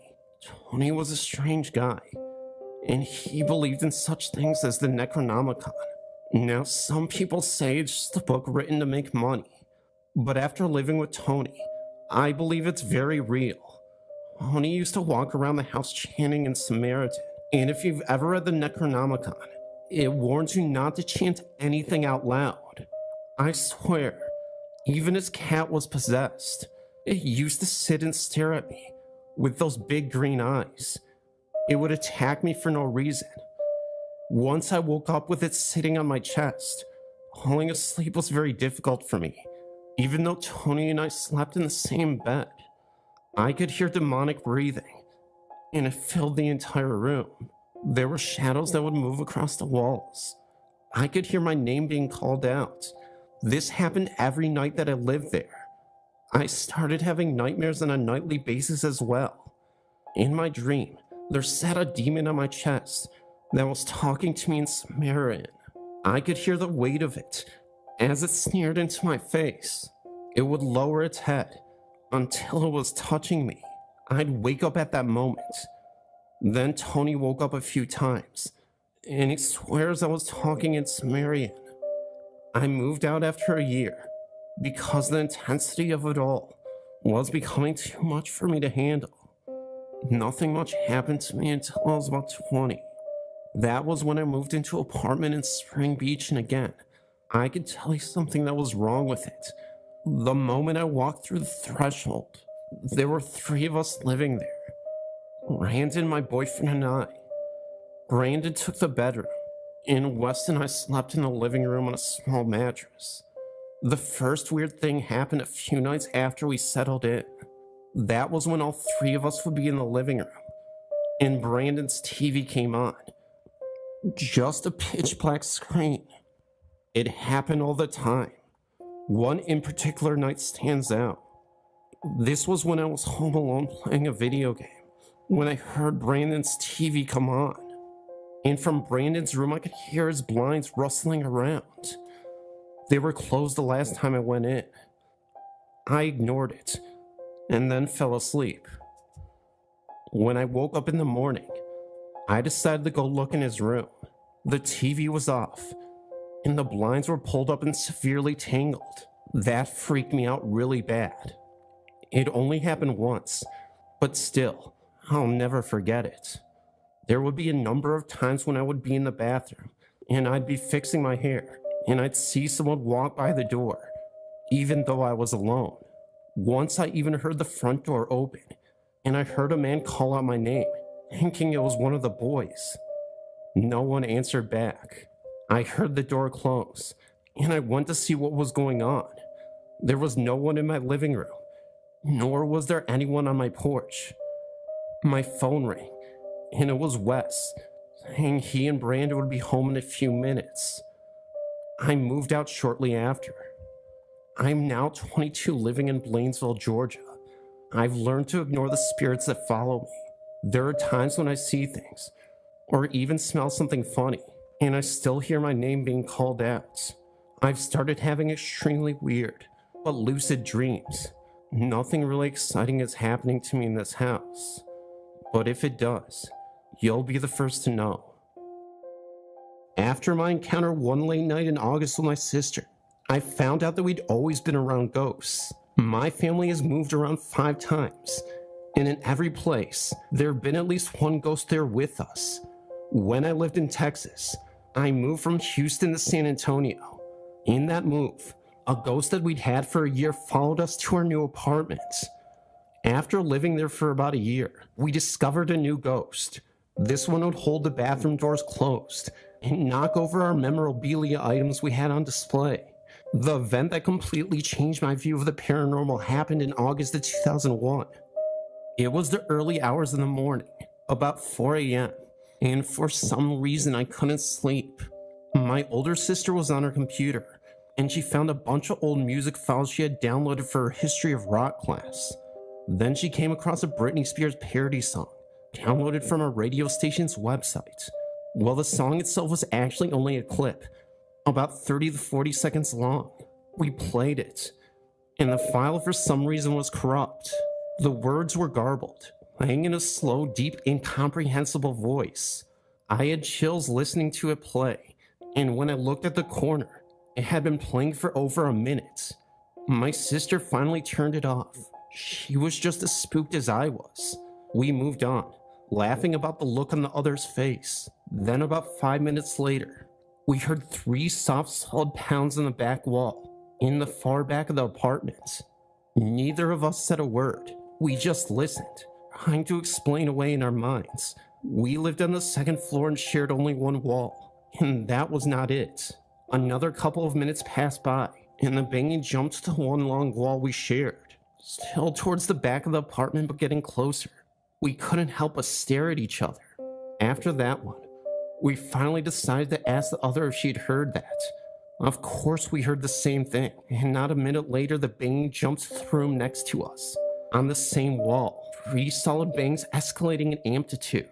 My heart was racing, waiting for the next set, afraid of where it would jump next. A couple minutes passed, and just as I began to calm down and blame the banging on the maintenance worker that we shared the wall with, the banging suddenly jumped forward to the wall behind the computer. I looked above me to see the ceiling light shaking. Moments later, the banging shot across the room to the balcony. It sounded as if the entire wall was pounded on with one giant fist. 3 echoing pounds later, everything stopped. I checked the sliding doors, and thankfully they were locked. We both ran into my mother's room, where she was still sleeping. She hadn't heard anything. That is something I will never understand. My baby brother was in the same room with her, door closed, and he heard a soft rumble and my mother heard nothing. After that experience, I've always been a little on edge. I always think about what would have happened if I'd left the sliding doors unlocked that night. And what was the thing trying to get in? One thing I know for sure is that my ghost from Houston left that night, and the one already there seemed to get more active. Everyone started to hear their name being called, even when there was nobody around. No one ever attempted to communicate with whatever it was. As a matter of fact, we rarely began to answer unless we saw the person who was calling us. 2 years later, after I finished high school, we moved to Iowa when I was accepted to college, and so far, we have not had any strange occurrences. The same thing followed me around until I finally left your father. My mom told me, after I'd finally told her about the strange experiences I'd been having. Since I was 13, something had been terrorizing me. Negative energy had latched onto me and followed me for years whenever I went. It is said that at that age, as a female, your emotions are so unstable. You become very vulnerable to the negative entities that sadly roam the earth in search of company. This entity was particularly depressed and angry. It was smothering and possessive, and sometimes lashed out at me for no apparent reason. It started one night when I awoke to breathing in my ear. It was hard and heavy, like emphysema patients sound when not on a breathing apparatus. Naturally, I was startled and tried to get up to run, but I couldn't move. I was paralyzed. No matter how hard I tried, I could not move a single muscle. The paralysis apparently affected my whole body. I couldn't even open my eyes to scream. By now, the breathing had stopped, but I still couldn't move. Finally, after what seemed like hours of malfunctioning, I jolted upright in bed, gulping in air. That was when I realized that I hadn't even been breathing during that episode. I was determined to stay up the rest of the night until daylight, but sleep took over and eventually, I was knocked out. I awoke again to the same scenario. This time I fought back even harder, and it lasted only less than a second. When I told my dad about this, he had assured me it was a night terror, but suggested I sprinkle holy water in the corners of my room and carry a cross. I later found out that he only said that to avoid scaring me. He actually believed that I was being followed by a supernatural force. From then on, although I had not experienced an attack, I continued to see a shadow of a very, very tall with wide man in my closet. I had a rough childhood from 13 until I moved out at 17. I endured a lot of emotional and verbal abuse by my father and hadn't spoken much to my mother in years. I felt very abandoned by both of my parents. I was rebelling to the extreme. I was at an all-time low in my life when I met my boyfriend Maurice. He gave me a reason to be happy again and I fell in love. I moved in with him when I was 17 to get as far away from the abuse as possible. I still saw this shadow figure standing in my closet at night in our new apartment. I refused to sleep alone. I became very dependent on Maurice's company. Maurice, being a skeptic, thought I was just seeing things. One night, as I sleepily crawled out of bed to go to the bathroom, I opened my eyes only to see blackness. Pure blackness. I panicked, thinking I had gone blind. When I realized this blackness was swirling, I looked way up and saw that the shadow was standing right in front of me. I screamed and jumped back onto the bed on top of my sleeping boyfriend. I was crying and covering my eyes. He panicked as well and was doing the best to console me without knowing what was wrong. I tried to explain it to him over my sobbing. He became angry and yelled into the thin air for the shadow to leave me alone. Then he turned on the light for me so I could complete my earlier mission. I didn't see the shadow for the rest of the night. On another occasion, I had made the mistake of sleeping alone. My boyfriend was playing video games with a friend. When I awoke, I noticed the room was lighted red. I tried to turn on the light, but it didn't work.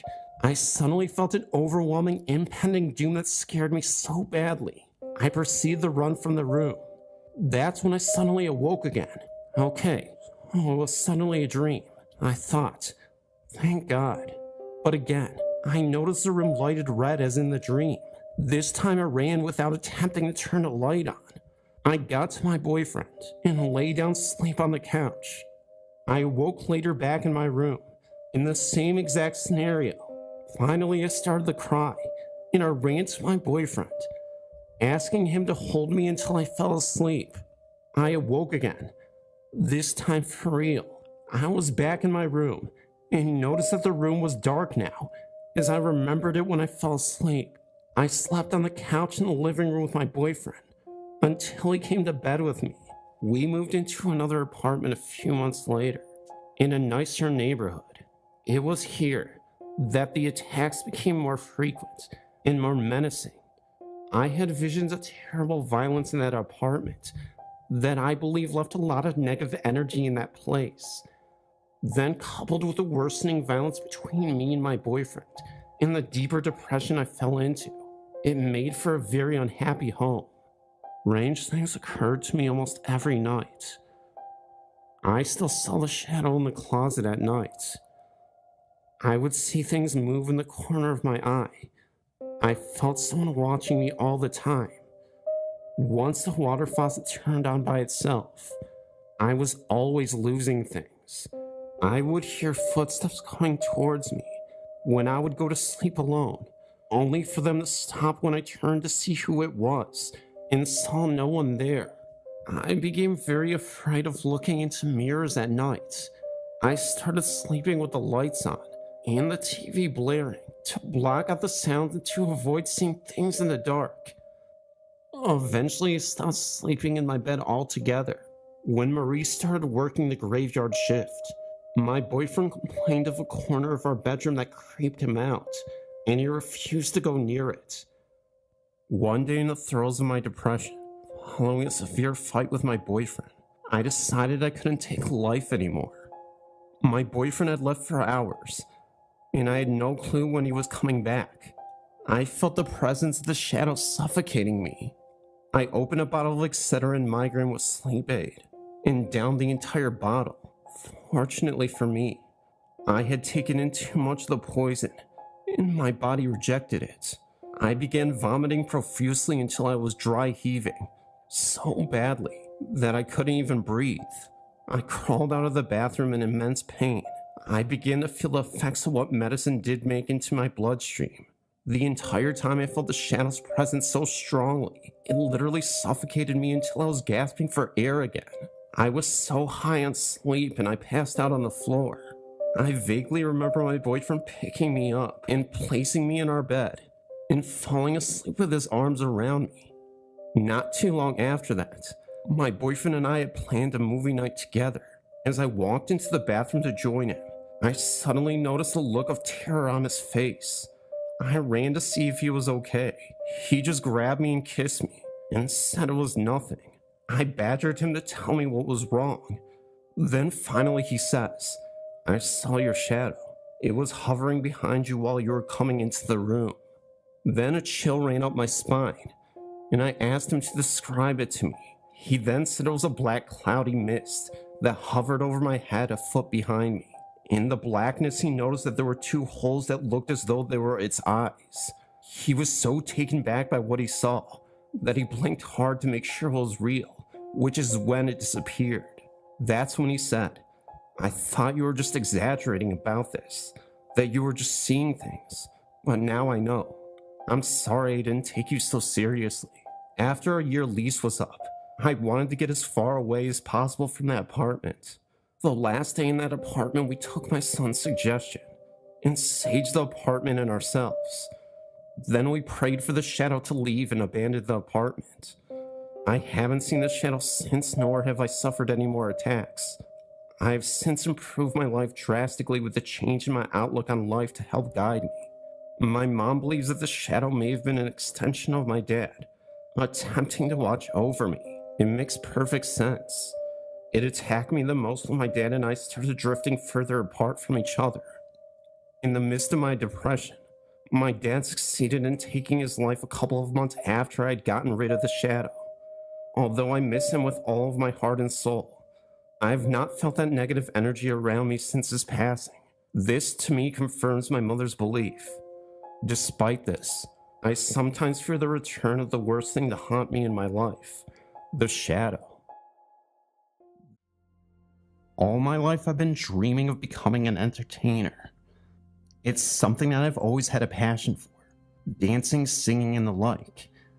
And I thought I'd mention that because, well, it may bring more context to the story and possibly explain why I saw and experienced this very unusual paranormal phenomena. I'm incredibly nervous to share this because people won't believe my story. I know how the internet works, and I don't want to reveal myself because, well, I simply don't want to get bullied and harassed. It sounds ridiculous. It sounds like a cheesy plot to a terrible horror movie, but I don't know what else to say or do to prove that this is a legitimate encounter. Maybe it could have been a demon manifesting as him, you know. Truthfully, I don't even think it was MJ himself, but the encounter I had with him looked distinctly like him. He's the most recognizable man on the planet. Also, please note that this in no way is demeaning or disrespecting the man in any way, shape, or form. I'm not going to bash him or talk about his personal life and my personal opinions of the controversies. I've always seen him as an inspiration as an inspiring artist myself, and I have many dance videos of me practicing that I plan on uploading to YouTube over the years, so that hopefully I could be a background dancer for choreography for various pop artists in the industry. That was the purpose of those videos, and when I get the courage to do so, I'll upload them. But right now, I'm going to tell you the ghost stories of what I thought was Michael Jackson appearing to me. So let's backtrack to 2007 for a bit. I had previously moved to Japan in 2004 because it had been a lifelong dream. I'd been working at the record store back in Tallahassee, Florida, and was 25. Oh, you could really see how much I was obsessed with music, dance, singing, and choreography. I had decided I was going to take the plunge, save up as little amount of money as I could, and get myself to Japan. So this was the first real experience to get out and get a real feel of foreign culture. Also, let me just say that there is no place in the world quite like Japan. Before I had visited Tokyo and Osaka, and I loved how much karaoke is a part of their culture. Again, any form of entertainment, being able to perform in front of people and bringing love and light to this world is what I'm all about. There is really not anything I would want to do more than anything to breathe and love music. And I guess that's why I gravitated towards Michael Jackson. He set the benchmark as an entertainer. Not many people can come close to him, and I just have such reverence for him and his work ethic. I never had any real role models growing up in my own household. My dad left me when I was a child, and my mom was addicted to drugs. Well, oftentimes, I'd be bounced around my grandparents' and uncle's home. I remember my uncle first introduced me to Billie Jean, and I'd play down a cassette and watch videos of MJ in action. It was magic, and I was mesmerized. I figured no matter what he went through, if I could push myself and be who I wanted to be, I could make it in life, just like MJ. So back to Japan in 2007. It was announced that Michael Jackson would be making an appearance in Tokyo. I was absolutely gobsmacked to hear that he would be landing in New Tokyo International Airport in Chiba Prefecture. At the time, I'd been working at a cafe in Kyoto, and I decided to skip work that day so I could head to the airport to get a glimpse of the man in action. Jackson was here to host an exclusive party, where if fans paid a large sum of money, they could potentially meet the King of Pop for a couple minutes. But sadly, since I was nearly broke and young, I didn't have the kind of money to meet him, and it was a bit devastating. This was a big deal for Jackson, because of his acquittal in June of 2005. This was his first public appearance since the trials. There was still hope though, because he was hosting a fan art contest for Japanese who couldn't get tickets for the meet and greet, and 3 winners of the contest would be chosen to have dinner with him and a picture taken. The problem: I was no artist, just a dancer who loved to entertain and sing, and I wasn't Japanese, but I was living in Japan, and I didn't even know if I would qualify. Needless to say, I tried my best to paint a piece a few days before the party. I remember I made a drawing, which sadly I don't have anymore, of Michael Jackson in his iconic trademark Thriller jacket, moonwalking with the beautiful night sky in the background. It sounded a lot better than it actually looked, but I figured, what do I have to lose? Unfortunately, I didn't win the contest and wasn't chosen, but to tell you the truth, I didn't feel bad at all. I wasn't expecting to win anyway, but at least I got to go to the event he hosted, where he spoke briefly, and I got to meet some Japanese friends who really loved him. So that was that. Michael Jackson had visited. I didn't get to meet the biggest inspiration of my life, the reason why I keep going. Had I met him, I would have told him the impact he had on me, how I kept the faith throughout my life. As one of his songs put it, I just wanted to let him know how he changed my life for the better. I could have went in a different direction. I could have went to jail or worse, but instead, I focused on my life and career. Skip a couple years later, March 2009. At this point, I had made a name for myself locally as a Michael Jackson tribute artist in Japan. I would volunteer to sing at weddings and dance to Michael's iconic songs. I would also street perform in Tokyo. I wouldn't do any makeup to look like him. I just try to recreate some of his wardrobe and pay homage to my favorite artist. There were times I even got paid very little to do. And for once, it felt like I was almost making it a career. But I wanted to think bigger. I wanted to do this as a full-blown career. Like I said, the goal was always to be a dancer for artists. Well, that was what I was really working towards. This is where things got really interesting. Word got out in the press that Michael Jackson was set to announce a series of concerts, and there was an announcement coming in London. Sure enough, Michael Jackson held a press conference that month. Not only that, but he was going to do a contest to collect background dancers, and if you were lucky to be chosen, you would be going on tour with him. Hearing this news, I was over the moon. I remember thinking to myself, I could be the one selected for the shows. It was almost like God was giving me another chance. Make this all happen. Then it really hit me. Not realizing my hype for the comeback tours clouded my naive judgment. I didn't have any money to fly out to LA, where he would be rehearsing, and I wasn't a professional dancer. I was gutted, because here I was, so desperate to get close to my favorite entertainer, so I could finally work with him and all the others, but I wouldn't have been given the time of day. Well, I rationalized in my mind, thought how much it sucked that even though I had the money for a plane ticket, there's no way I would have been able to go to rehearsal for an audition. I know this sounds crazy, and I sound like a wild fan, but this plummeted me into a deep depression. I was spiraling, and at a dead end career-wise. Yeah, I was doing the gigs, but I really felt I wasn't getting anywhere to advance myself. I had this huge full-body mirror in my apartment that I used to practice dance with. I mean, I converted my entire room into a dance studio essentially, and months on end, I'd always be in there when I wasn't at my day job, working tirelessly. But after the concert tour's announcement, I sort of stopped practicing and doing so much. I had ended up becoming burnt out from all the MJ stuff because I had lost hope. I needed to wake up to reality and understand that no matter how hard a person worked, sometimes certain goals don't go the way you planned, and life doesn't work out the way you want it to. Maybe I'd become too obsessed and possibly insane, but that was truly the darkest moment of my life. I just considered giving up my goals and just focused on my day job. I just lost all the motivation to do much of anything. I couldn't even listen to Michael's music anymore. I was that lost. Then skip to June 2009. I will never forget this day for the rest of my life.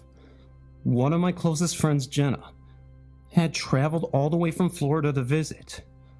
She was my ex-girlfriend, but we became friends after. This was the week of June 20th.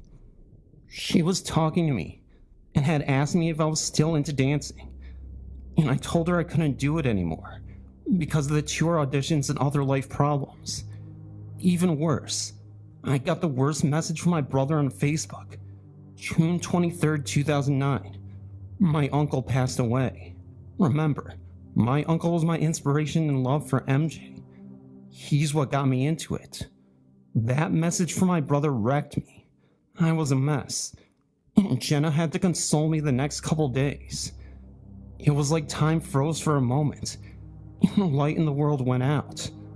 I was in shock, and there was nothing I could possibly do to make myself feel better about the situation. I practically went numb. Jenna, though, was awesome. She knew how much I loved MJ, and of course the concerts were coming up in July. She had secretly bought tickets to see MJ live, and that really made me feel good for a moment. I remember it like it was yesterday. Jenna told me she would try to help me pay for the ticket to London. Was really excited, because I had never been to England before. But as we all know, this story doesn't end well. June 25th was the ultimate dagger. Not only was I still suffering from the loss of my uncle, but the news to follow sucked the soul out of me. The nail in the coffin. I just remember not being able to go to sleep the night before, until maybe 4 a.m. And I slept in until about 11 a.m. Japan time. 4 a.m. is about 12 p.m. Los Angeles time. And I just looked that up. Oh, that means that when I woke up at 11 a.m. that time, it would have been 7 p.m. But I'm not terribly sure. So all I remember was waking up. Jenna was in the kitchen. She didn't mention anything, but her face looked of concern. I thought she was upset for me. Told her, please, my uncle's death shouldn't destroy your health too. I don't want you worrying or something. Then I just remember heading onto Facebook to check up with family. Jenna tried to stop me. She said, Craig, please don't go on the internet. And I remember asking her why. She tried to tell me that if I spent too much time on there, it would trigger my feelings for my uncle and make my health worse. Seeing pics of us together, etc. Although she was trying to protect me from the MJ news. Then, there it was. Everybody was talking about it. Friends on Facebook. Family all with the news. MJ dead at 50. I just didn't know what to think anymore. I didn't even think, really. My mind was blank. I wasn't even mad at Jennifer not telling me. I just wanted to give up on life. Not so much because it was MJ, but because of my uncle and my connection with MJ. I thought with MJ being alive, it would at least be the last link I had with my uncle in a weird way. But after he died so soon after my uncle, it was like everything disappeared from me. A couple days later, Jenna had to go back home. She gave me a hug and told me to message her to let her know I was okay. I don't think I'd ever seen someone so scared for my health like Jenna was, but I insisted I'd be okay. Now here comes the part of the story where it gets incredibly creepy. The ghost parts, if you will. Again, I don't know if the reason this happened was because of my uncle, and I began to lose my mind due to all the grief. But I had some really strange dreams after Michael Jackson died. Dreams that I never previously had before, even when he was alive. Never once dreamt of him before. Then skip to January 2010. I found myself standing alone on a desolate stage. The harsh glare of a single spotlight bearing down on me. The air was thick with the eerie silence, broken only by the faint echo of my own heartbeat. It was pretty foggy, and then, from the darkness beyond the reach of the light, he emerged. It was MJ, dressed in normal clothes. As he came out of the fog, he just stared at me for a couple minutes, not saying a single word. No blinking, nothing. I looked away for a second and looked back. Then he was gone. I awoke drenched in a cold sweat, my heart pounding in my chest. The dream had felt so real and so vivid that it took me a moment to gather my bearings and reassure myself that it was just a figment of my overwrought imagination. But as I lay there in the darkness, the memory of that dream lingered like a shadow, casting a pall over my restless mind. What's weird is, I was thinking more about my uncle than I was MJ, and I had another dream where he was there. This time I was at a family reunion inside this huge mansion. We were talking about my uncle, but I just see Michael Jackson sitting in this chair, almost like he was just watching and observing me. It was getting really creepy. I thought about seeing a therapist, but I don't know if I was comfortable telling her about my dreams, even though they're used to hearing the craziest things. My story would have sent me to the mental asylum. I also didn't know how mental health programs worked in Japan. Oh, I just sort of put it off for a while. But things took a weird turn in the coming months. I remember one night, after a long day's work, I decided to clear my mind as best I could and go walking in the park. I know this sounds crazy, but what I'm about to tell you is 100% real and gives me the shivers to this day. The park was eerily quiet, the only sound being the rustling of the leaves and the gentle breeze from me walking over them. At this point, it was autumn 2010. The dim streetlights cast long wavering shadows, creating an atmosphere that felt both tranquil and unsettling. I was lost in thought, barely aware of my surroundings, when I noticed a figure standing by the swings, barely illuminated by the distant light. At first I thought it was just another late-night wanderer, but as I drew closer, there was something about the figure that seemed off. He was dressed in a familiar outfit, a black hat and a leather jacket, but I wasn't entirely sure because it was so vague. But my heart skipped a beat. Then I realized it couldn't be. I stopped dead in my tracks, my breath catching in my throat. The figure slowly turned to face me, and I was met with a sight that chilled me to my core. I swear to Jesus it was the face of Michael Jackson, or at least, it looked exactly like him. I sound so crazy saying this, but I don't know how else to put it. His face was pale, almost luminescent in the faint light, and his eyes tore into mine with an intensity that made my blood run cold. I tried my best to rationalize what I was seeing.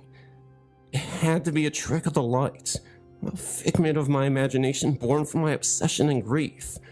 But the more I stared, the more real he became. He stood there motionless, watching me with an expression that was unreadable, yet deeply unsettling. I wanted to speak, call out to him, but my voice was trapped in my throat and I was trembling against every instinct, screaming at me to run. I literally just froze there in silence.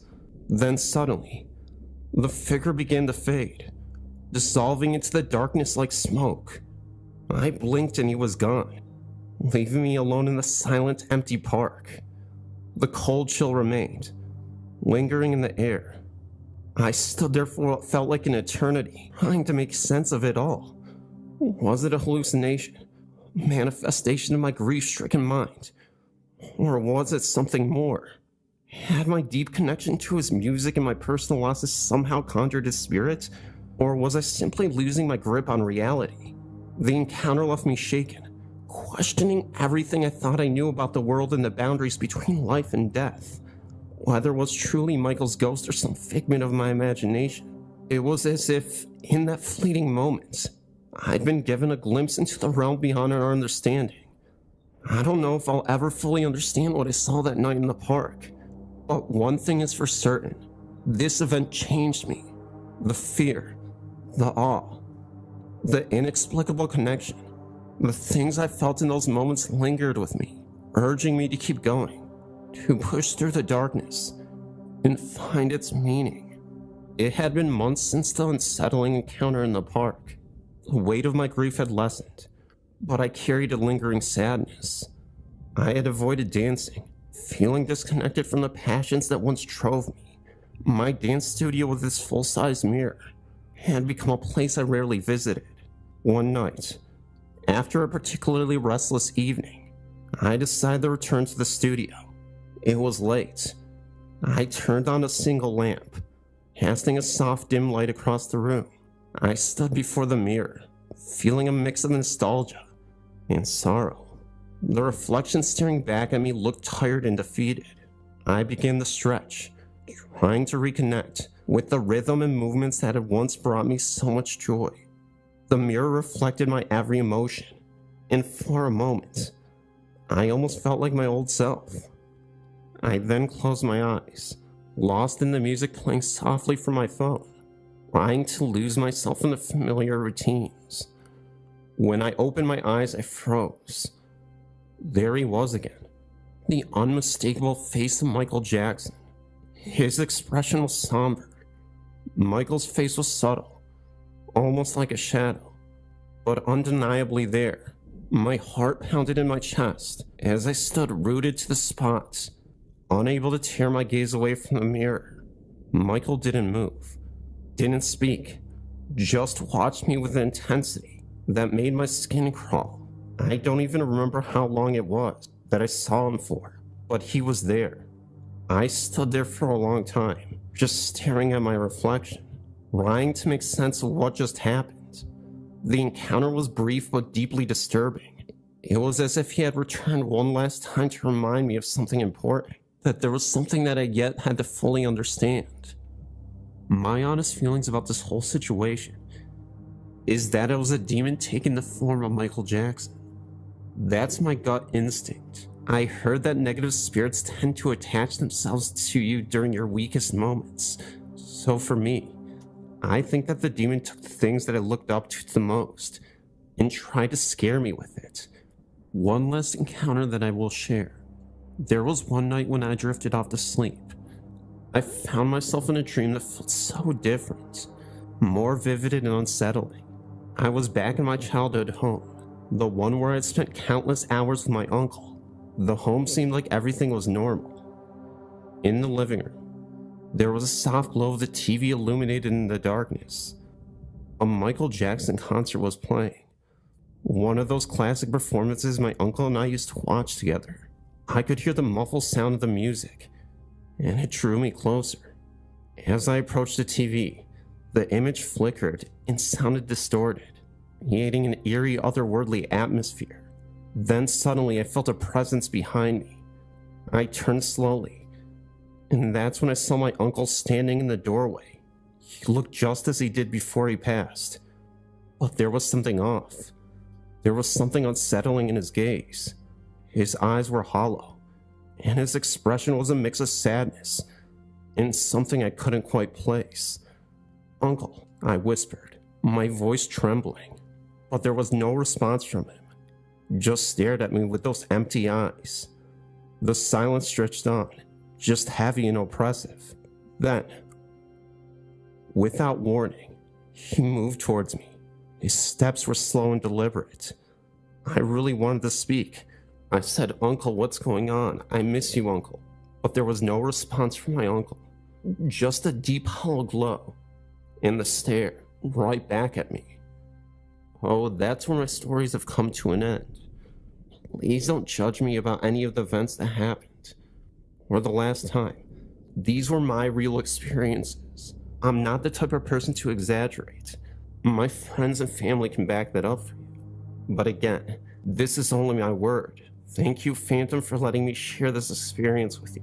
I really can't wait to hear what you have for me. I'm 37 years old and was born on October 4th, 1968. On October 1st of the same year, my first cousin was born. Our parents were so excited because we were born so close together. It was my aunt and uncle's second child, and I am an only child. Our very first Christmas, the family gathered at my grandma's house. You see, my aunt and uncle were from out of town, so we were all to be at grandma's house on Christmas Eve. When we arrived, my mother realized that my cousin and I even had on the same outfits. My mother said it made sort of special after what happened. About 4 months later, my aunt had went into the hospital. My uncle, being at home with a small child and a baby, put the baby in bed with him. In the night, he rolled over on her and smothered her to death. When he awoke, it was too late. He called my grandmother, and all he could do was scream into the phone, "She's gone." Having children myself, I can only imagine the heartache. The story has haunted me for years, but in a way I cannot explain.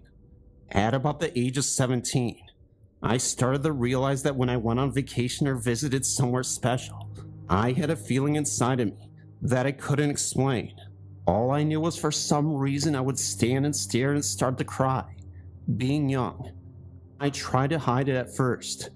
Then I began to wonder what was wrong with me.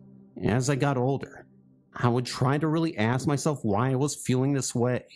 And one day I got an answer from the inside of me. That's the only way I know how to explain it, where it came from. I don't even remember where I was or what I was experiencing at the time, but I was getting emotional again. And I heard a voice in my head say, "Go, see for me, because I can't. Take me with you." I honestly believe that she was with me. In all the things I've experienced in my life, she had been here with me. I would like to tell my mother, but I'm not sure she would understand. I always feel her, and I feel connected to her, even though I never really knew her. This paranormal event happened at the Royden, Arizona House State Park. This is my testimony of the haunting. When the Roydens lived in that mansion, they had a rather large garden not far from the house. Where that garden used to be now stands a large entertainment superstore, Hastings Entertainment. Not too long ago, I was the assistant manager of this store. One night, another associate and I braved the attic to retrieve some DVD lock boxes. I was standing on the ladder with half of my body inside of the attic, while my associate held the ladder for me. I started to throw down some locked boxes when I suddenly heard a little girl's voice. I stopped, as I just thought I was hearing things. My associate informed me at this moment that I looked like I was about to vomit. I took a deep breath and continued my duty. Then I heard it again, but this time it was unmistakable. The little girl's voice said, "Get out." I was down that ladder faster than you could say white as a ghost. Because we had a duty to complete, I had my associate climb the ladder to retrieve the rest of the locked boxes. She positions herself just as I had when suddenly both of us heard it again. "Get out." It was so loud I heard it from where I was standing below the attic. She instantly said, "I'm out," and shot down the ladder just as fast as I had. We exited the stockroom and decided to make do with what lockboxes were retrieved. Being paranormal enthusiasts, we discussed what happened at great length.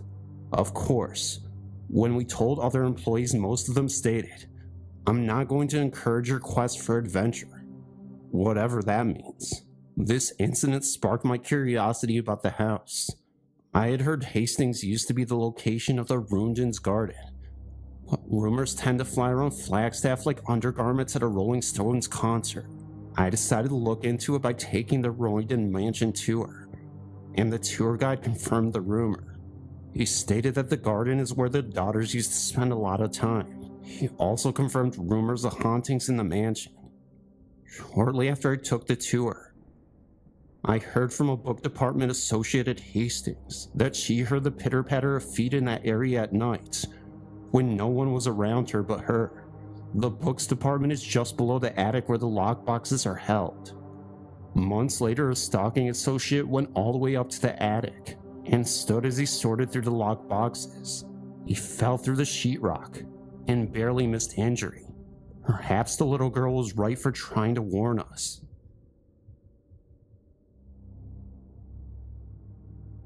When I was about 4 or 5 years old, my sister and I were spending the night with my grandmother who had just lost her husband 3 days earlier.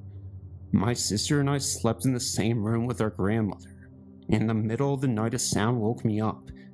It sounded like coffee percolating, so I got up to see what it was.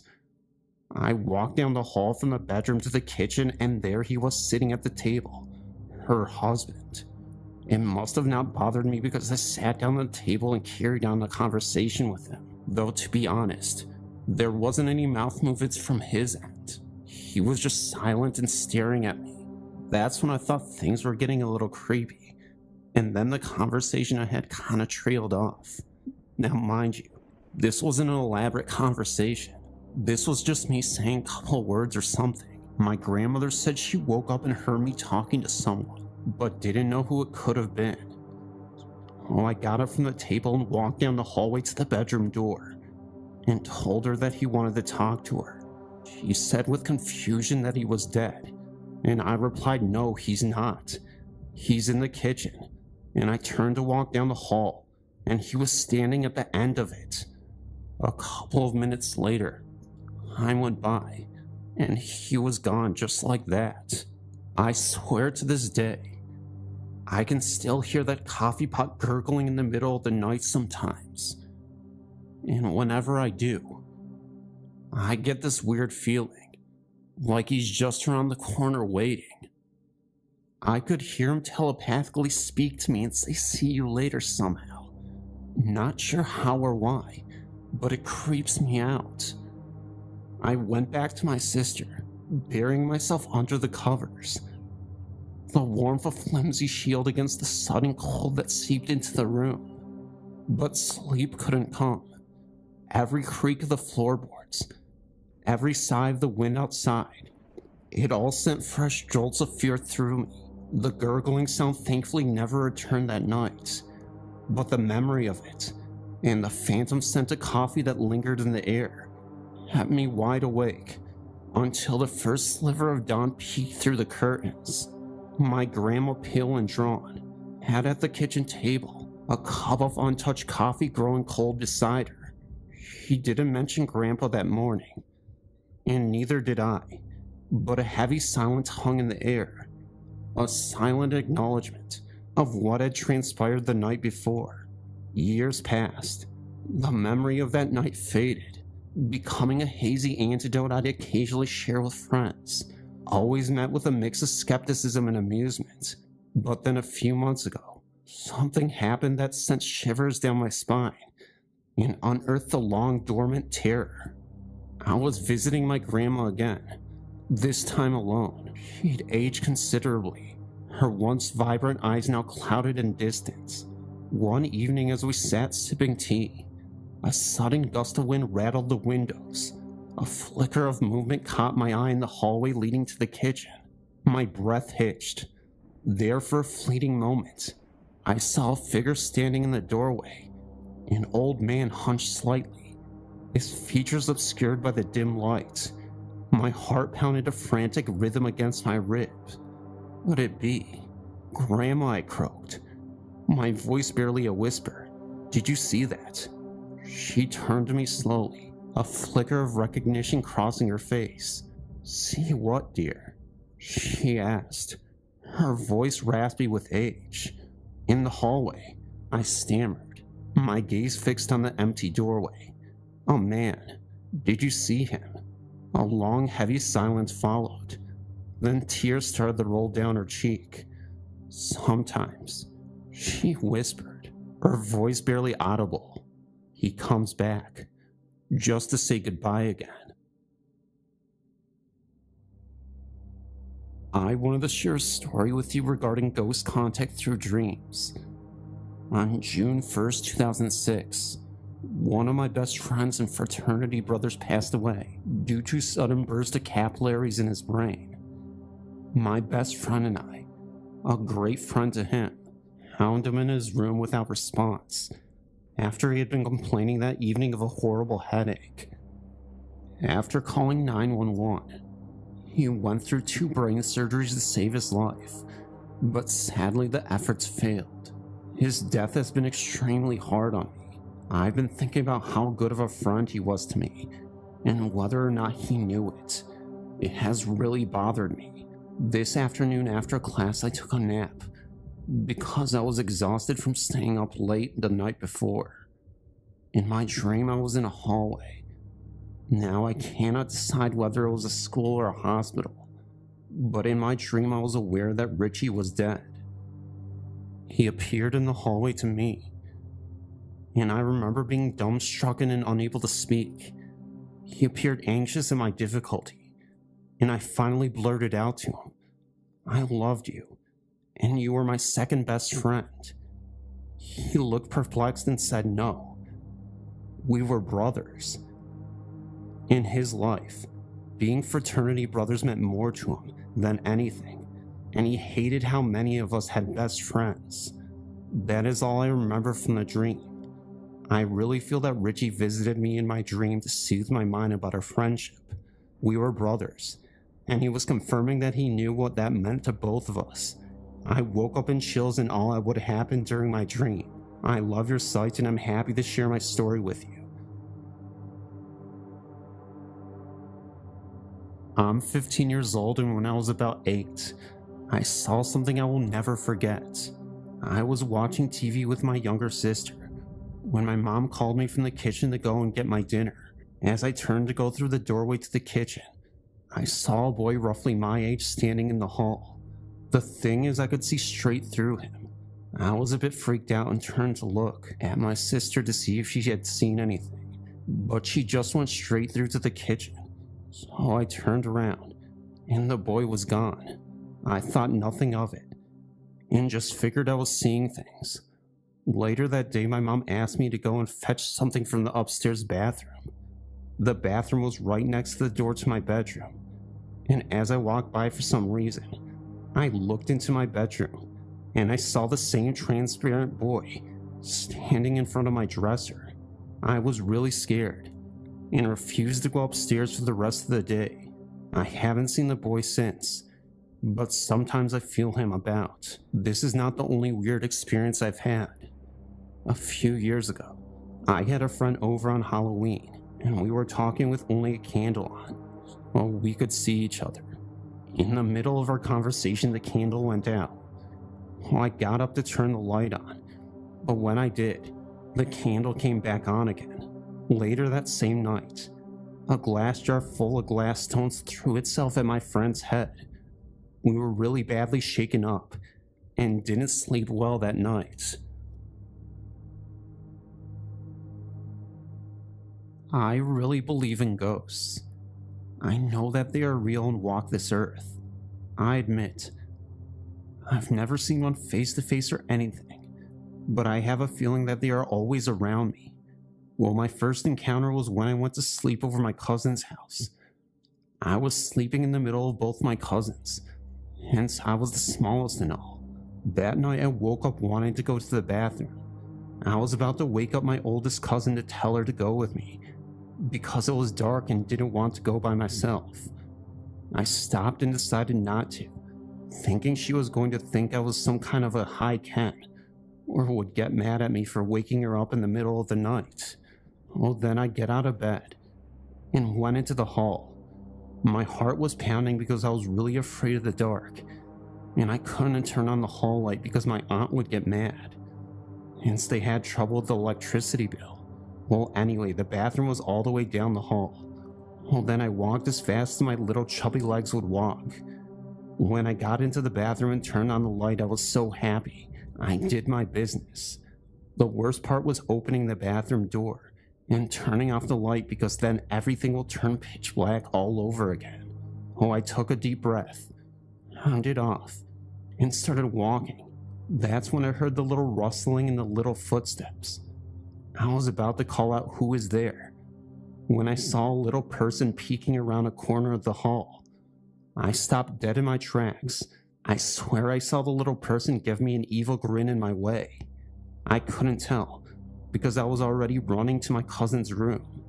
I got into the middle and felt safe. Well, that's my story. Other than that, in my house, I always hear noises. I'm a night person. I am always in the last in my family to go to sleep. I stay up every night reading a book. Some nights while I am reading, I can assure you I'm wide awake and alert. I hear someone in the kitchen getting water from the sink, or someone shuffling my parents' papers in the dining room. I'm the only one with a view of the living room, and the kitchen and the dining room.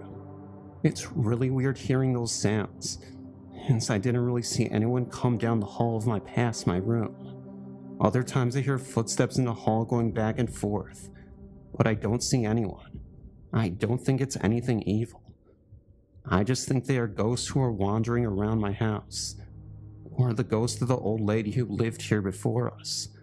Lady was found in a living room on the floor because her granddaughter treated her really badly. She didn't feed her.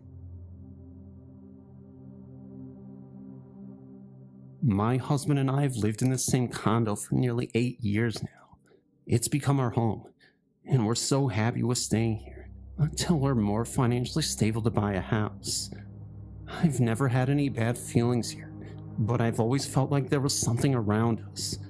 Our daughter used to talk about a lady in a blue shirt that kept trying to take her water she kept by the bed. She would also have guests for tea besides her stuffed animals and dolls.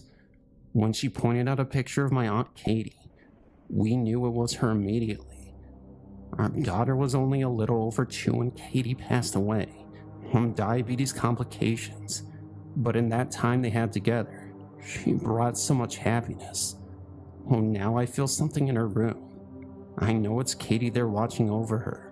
Other family members have had visits too. The radio will come on when a Smokey Robinson song is playing, or we'll turn to our favorite station. We have other visitors too, mostly family, I believe.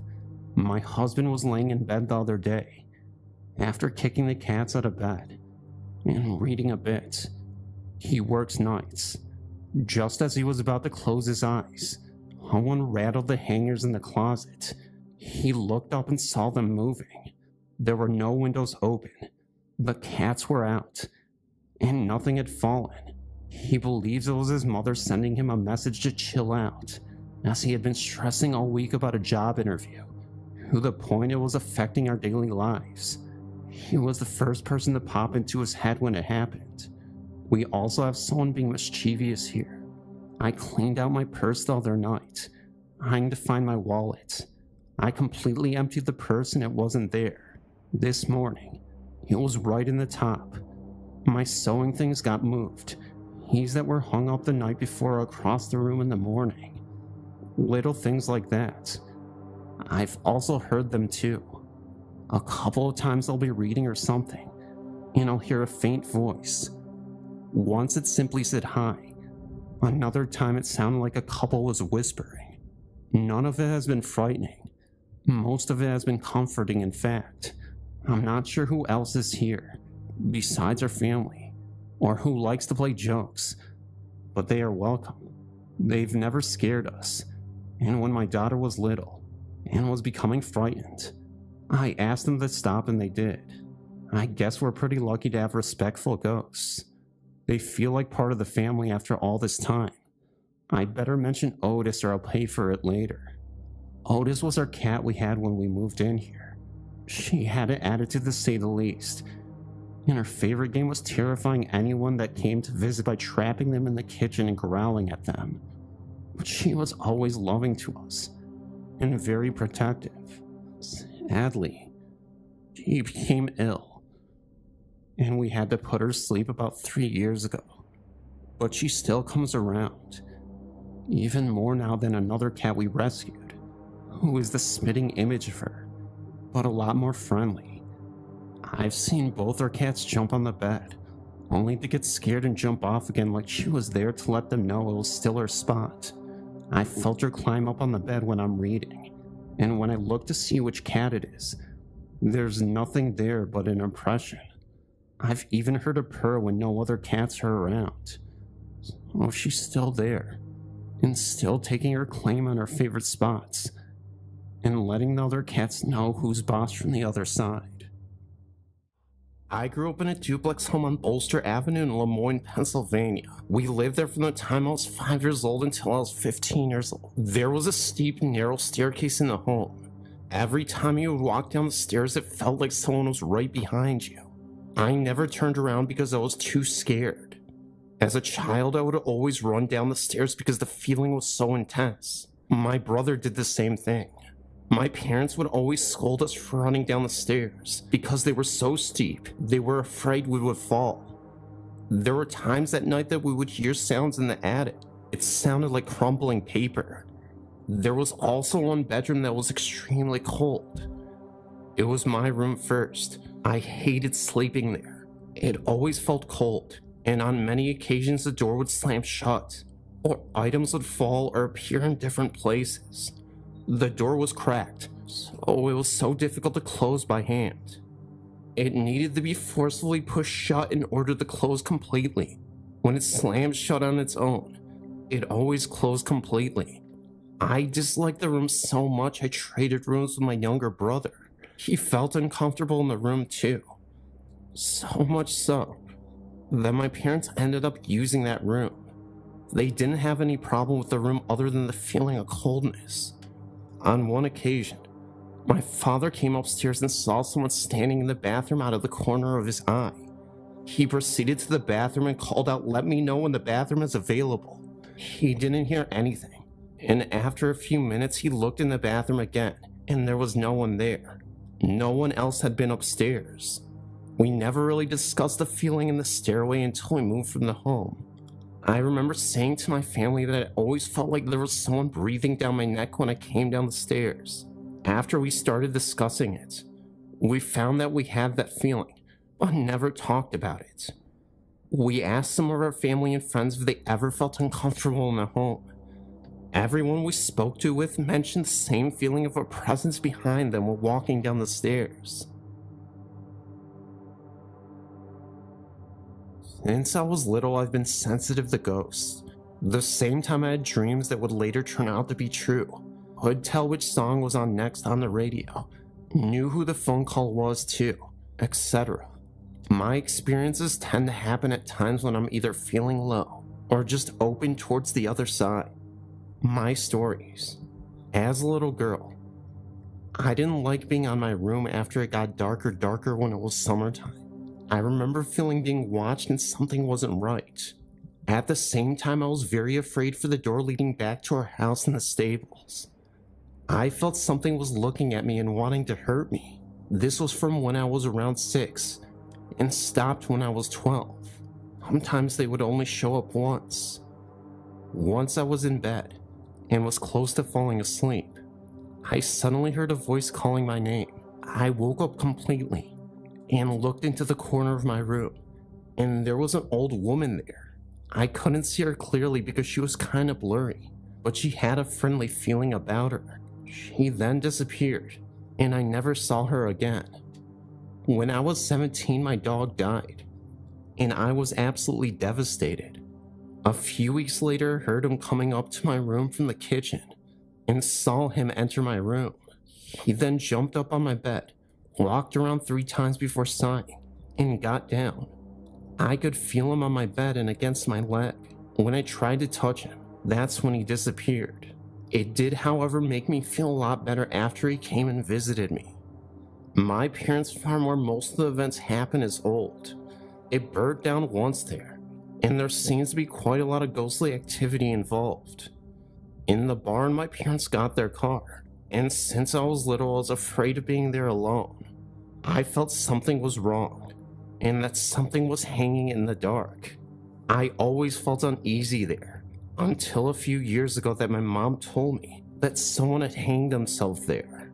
My worst experience I've ever had was when I was 15 to 17 years old.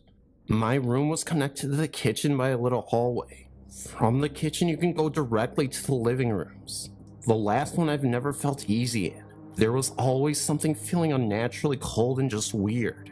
One night I woke up, and my room was ice cold. I heard someone open the door from the hall to the kitchen.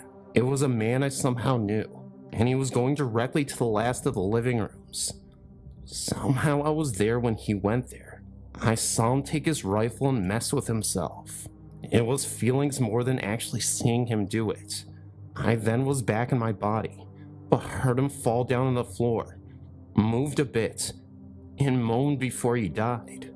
The second that happened, the coldness disappeared, and I could breathe again. I told my friend at the time about it, but I was too afraid to ask my parents. One day, sort of jokingly asked if anyone had hurt themselves in that room. My dad turned around and looked at me with a strange look. Yes, your godmother's father hurt himself there. They hadn't told me because my godmother didn't like me to know. I found his grave, and it happened the exact day he hurt himself. I've had nice experiences though. A friend of my parents and their friends hurt herself. My friend was really devastated about it and couldn't get over it. One day we were in the kitchen. I saw a sort of fog that turned into a ghostly hand. It stroked her head as it soothed her. After it disappeared, my friend looked at me and said she was here.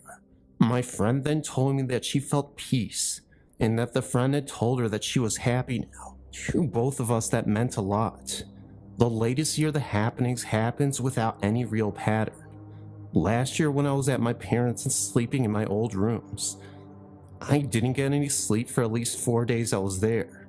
There was a presence in the room, and it was not a pleasant one. It just radiated hatred, and it was pointed at me for some reason. The next time I got home, it wasn't in there, but then I had to sleep in my mom's bedroom. I was woken up by someone slamming their hands into the bed very hard. I looked at the end of the bed, and I saw a shadow standing there, but then disappeared. Since then, I haven't felt it.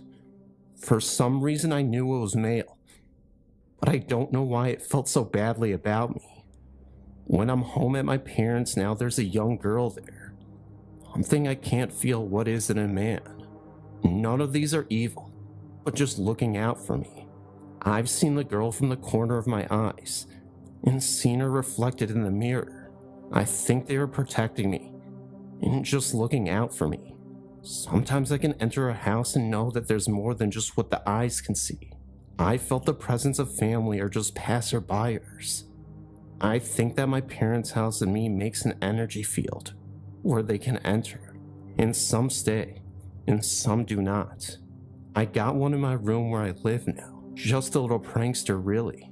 Turns on my computer, opens all the cupboards. I did have an old man who loved to watch me shower. I told him that it was rude, and that I didn't like it. But since then, he hadn't been there. At the same time, there's a girl running every night on the upper floor. My brother is sensitive too, but apparently never experienced the same as I have at my parents' house. Seems I'm the only one that they get attracted to. Also felt being pushed, but that happened in my parents' house too. I don't mind having this ability, but I have to learn to control it, because sometimes it can get too much. My building was built in the early 1800s. We have had experiences within this build that are questionable. We call our presence Felix. When I first purchased the building in 1985, we used to hear a rocking chair located on the second and the top floor of the building. When I asked the previous owner and showed her the location of where we were hearing this chair rock, she stated that this was her father, and he had his rocking chair. The upstairs was completely emptied at the time. The upstairs had the latch doors, yet I would find doors open even after I knew I had shut them.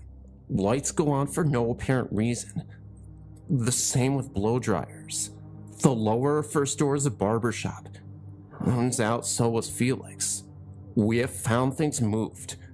There are so many different things I thought I'd bring it to your attention. My building is in West Warwick. Others would swear to the things I would tell you. It's okay. Felix has been here far longer than we have, and we have no problem with having Felix around.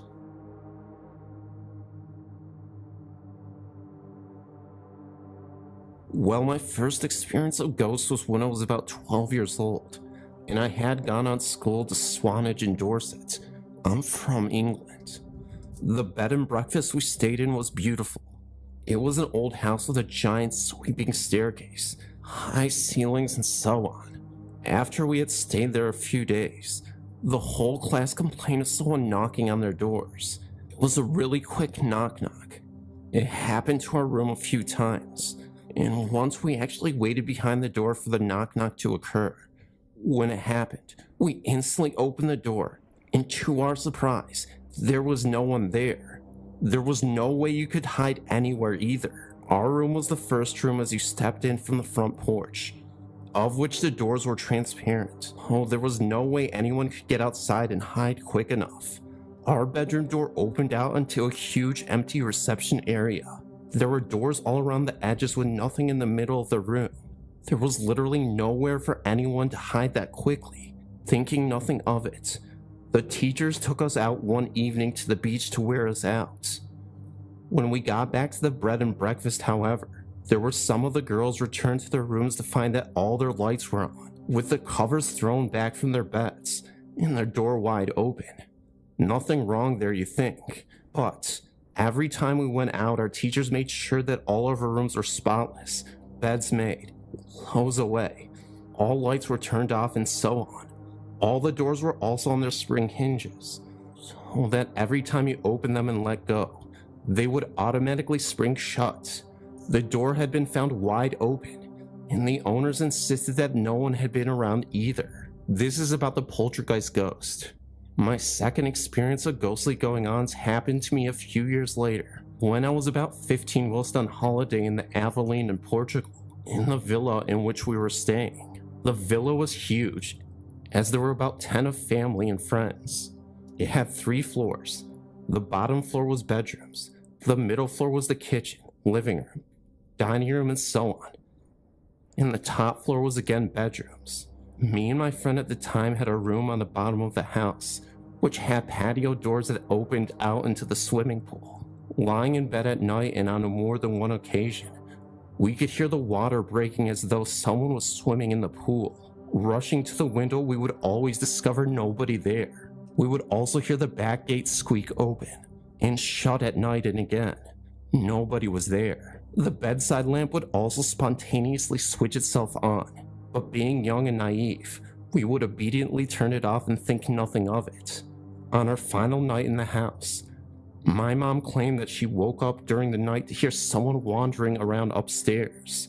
It was on the bottom floor also, opening and closing cupboards. Thinking that it was one of the 10 people in the house, she dozed off back to sleep. In the morning, when my mom spoke to friends on the top floor, they claimed that they also heard cupboards opening and shutting, and also assumed it was one of us. Only then did they realize that it wasn't actually any of us at all. And now, it was about 2 years ago in this other story, I was 19 then, that me and my mom went to see a medium. Derek Akura, for those of you in the UK.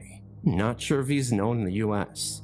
Think of him as a UK equivalent to Jonathan Edwards, who was performing on stage in Swindon, Wiltshire, southwest of England, by the way. I had insisted to my mom that we go to see him, as we had avidly watched him on Living TV's Most Haunted. So my mom came not expecting much, whereas I secretly hoped that something would happen, as I think everyone does who attends those kind of things, and I was not to be disappointed. Derek came on stage and introduced himself, and then he started to contact spirits on the other side, and lo and behold, it was my mom's great-grandmother, Nanny Woo, who was the first in the queue to talk. I won't bore you and go into great detail with what Derek told us, but everything he mentioned was so accurate, and it was just amazing. This man who I'd only watched on TV was now standing a few feet away from me, and my mom in person, telling us personal things that had gone on within the four walls of our home that only we knew. He knew that my granddad, Nanny Woo Woo's son, was a bit down at that time, that he was on medication. He knew that my dad had injured his knee and so many other things. He also predicted that my mom would get a promotion by Friday. We went to see him on a Wednesday, and she did. Derek also made a reference to a conversation that my mom had with my dad on the way to see him, just a mere hour before. How weird is that? Just knowing that my mom's great-grandmother, although I never knew her, is around and watching over our lives is a comforting thought. Anyway, I think I've rambled for long enough.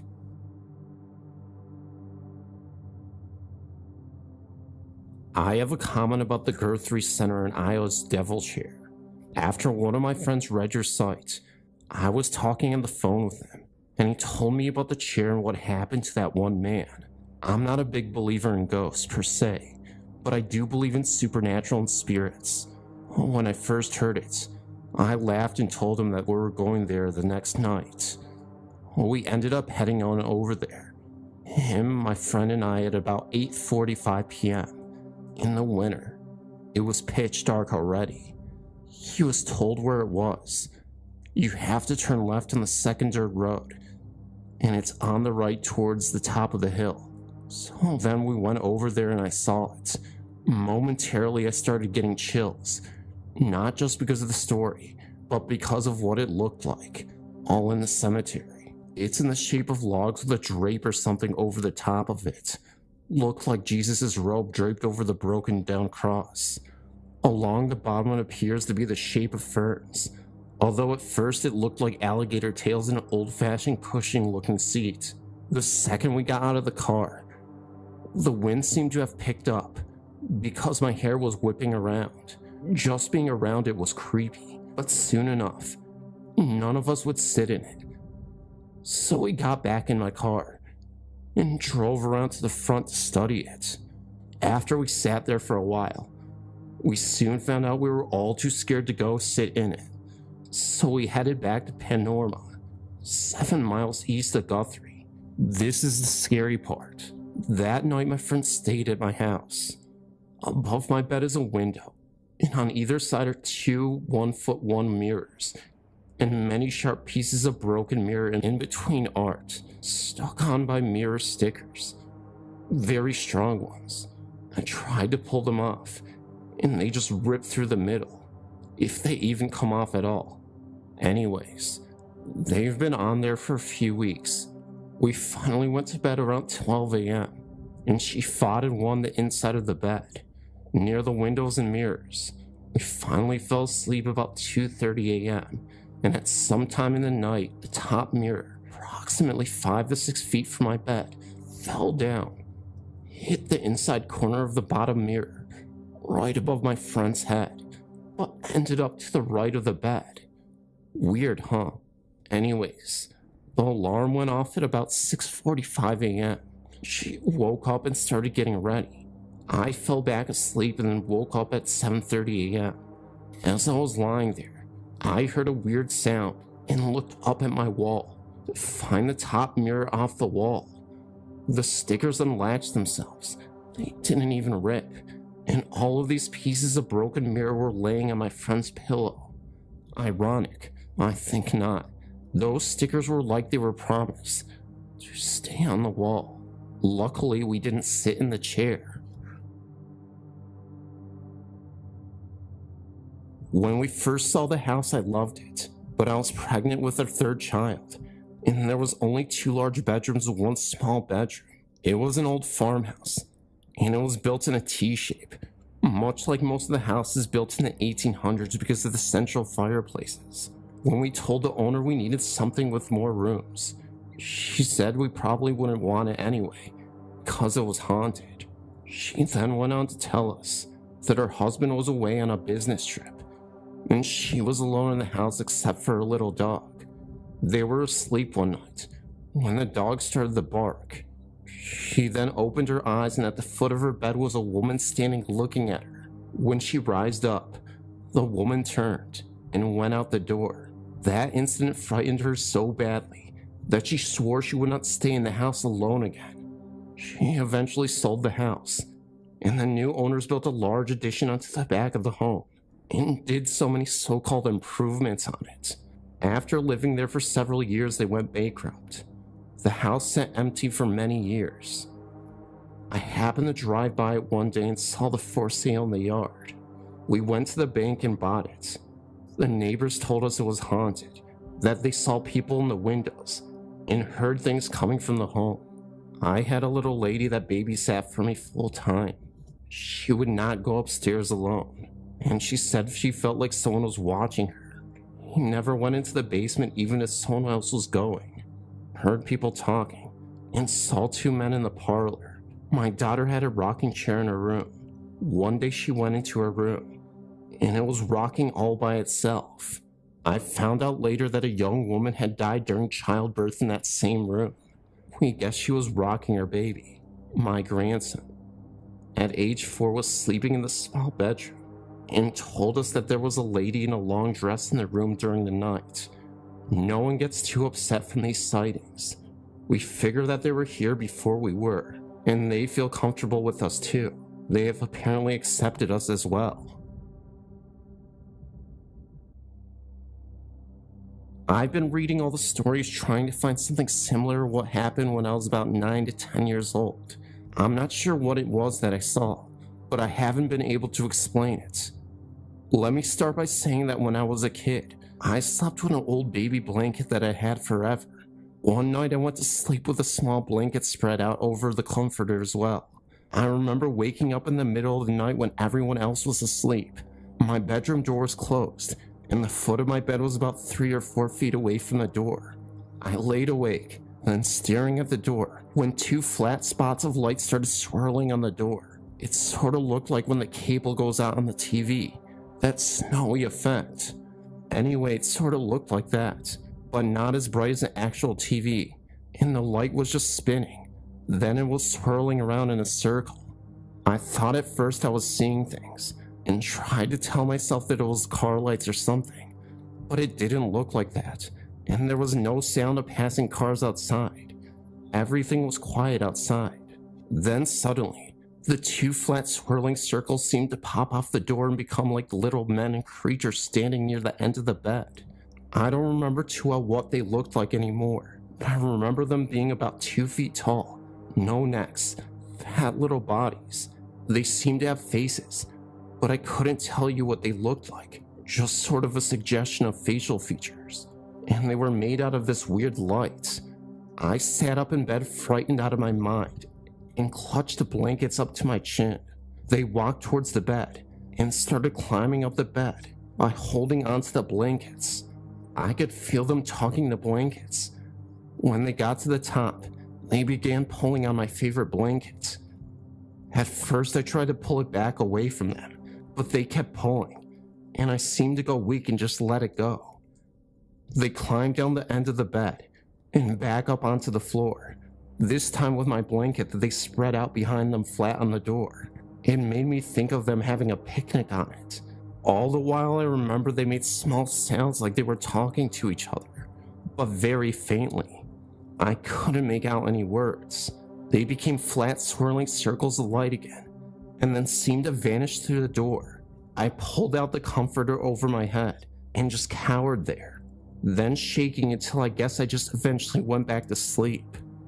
The next morning I had breakfast and was going to head out the door when I suddenly remembered what happened and thought, wow, what a weird dream. I went upstairs to look for my blanket. I looked everywhere in my room but couldn't find it. I even checked between the sheets and under the mattress, but it wasn't there. I asked my brothers if they'd taken it as a joke, and they looked at me like I was crazy and said, why the heck would we take your stupid blankets? I asked my mom if she took it to the wash or something. Then she said no. I checked all over the house and couldn't find it anywhere. The last place I looked was the basement, which I'd always found creepy, and whenever mom asked me to go get her anything down there, I beat it up the stairs as quick as I could. I found the blankets hanging in the middle ceiling of the basement. It was not hanging there with any kind of fastener. One edge was just stuck flat on the side of the beams, the floor joist from the room above, with the rest of it dangling down. It looked like they put it there in plain sight to be sure I'd see it. I'd grab one corner, pull it down, and ran up the stairs. That was the only time I've personally experienced anything strange like that. I've heard many stories of unexplainable things from different people that I know. I remember once my roommate and her boyfriend were in our basement apartment, and both of them heard what sounded like someone heavy in boots coming down the stairs, and knock on the door sharply 3 times. They thought it was the landlord, because he lived upstairs, and had the only other key to the outside door at the top of the stairs that was locked. They said just a minute, but got no answer. And when they opened the apartment door, no one was there. I don't normally tell these stories to anyone because they sound outlandish, but I'm a professional as an MBA in English, and I've had some of the strangest things happen to me. The most memorable one was in the fall of 1990. I was a senior in high school, and my boyfriend and I were out with our best friend. Being a stupid teenager, I was riding on my boyfriend's lap in the front seat because we were just going to the park, which was only about 3 miles from where we were, and we lived in the middle of no man's land. There was a forest of trees in the middle of the fork. We were talking and carrying on, and my friend, Mike, took the left fork instead of the right fork. I looked up, fussing at him for taking the wrong road, when we saw this guy in a gray sweatshirt and blue sweatpants walk out of the trees right in front of the car. Of course, I thought we were going to wreck, so I braced my arm on the dashboard and ducked my head, preparing to be thrown through the windshield. I was screaming, but I felt no impact. When I looked up, we were on the right road going towards the park, and there was no one in front of the car. Of course, we stopped the car and mulled around for a few minutes, trying to see if maybe someone had wrecked in the trees, but there was no sign of anything. I do know that about 4 years before that, my brother had a good friend who died at the intersection while running from the cops after domestic dispute. He never made the turn and went straight into the trees. He left behind 2 small children. Maybe it was him trying to go home. My next experience happened with a Ouija board, and I can promise I'll never touch another one. We were trying to contact a friend who had passed away about a year earlier. I asked him to prove he was who he said, and he gave us some details that each of us in the room would know about him individually, but not collectively. I asked him to prove he was there. I heard something happening in the laundry room, and I threw the board into the hallway and went to look. All the cabinets above the washer and dryer were open, and all the storage sheets were laying all over the floor. My cat's food and water had been pushed to the opposite side of the room. It was too scary for all of us. We camped out together in sleeping bags on the floor, as close to one another as we could. And this is my final story, because this one is happening presently. I had a daughter 2 years ago. I decided to pass on my middle name, which has been a family tradition for girls in our family for years, Grace. The wild thing is, my daughter was due on June 21st, which I thought was cool because it was my brother's birthday, but she was born on May 27th, 1996, exactly 1 year to the date of the death of my Aunt Grace, whom I loved during life. She was my godmother, and she never had any kids, and I felt it was a meaningful tribute to her. Anyways, getting to my point, my daughter was born very sick, but became healthy very quickly. She has grown into a radiant little girl.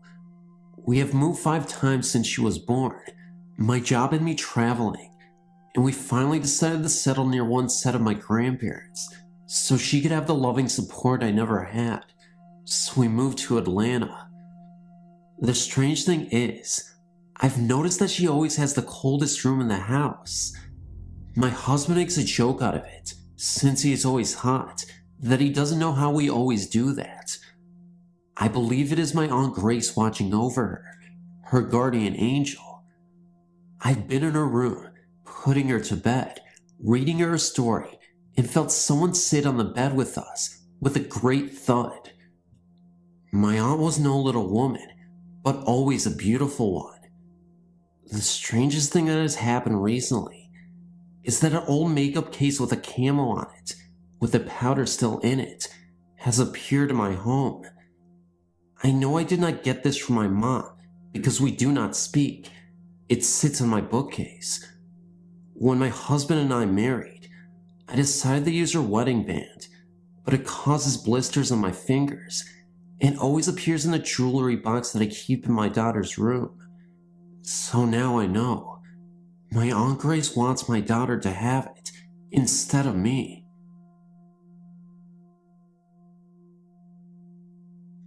I've always wondered what was going on in the house I grew up in. It was only 20 years old when we bought it. We knew the builders. It had only one owner since then, an old woman who kept cats.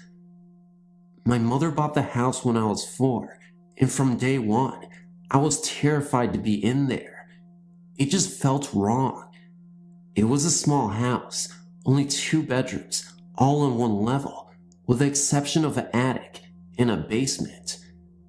There were definitely sections of the house that felt safe, and sections that did not. The back bedroom closet, the bathroom, and the short steps and hallway leading to the back door and basement were not. The first bedroom, living room, and ironically enough, the kitchen, so as long as you put your eye on that back hall, were safe. The things that occurred in the house were experienced by the entire family, though my mother and older sister always had a reasonable explanation for them. Heavy breathing could often be heard. Mom's explanation, the swing set up the road creaking, footsteps across the ceiling, the neighbors. Now, our house sat alone and shared no walls, so how would we hear the neighbors going up their stairs inside their house? Items that were set down would suddenly vanish, only to reappear after much frantic hunting. But worse than that was the feel. People were loath to do anything that would make a loud noise. Vacuuming, showering, flushing the toilet, frying food, anything that made a cover-up noise.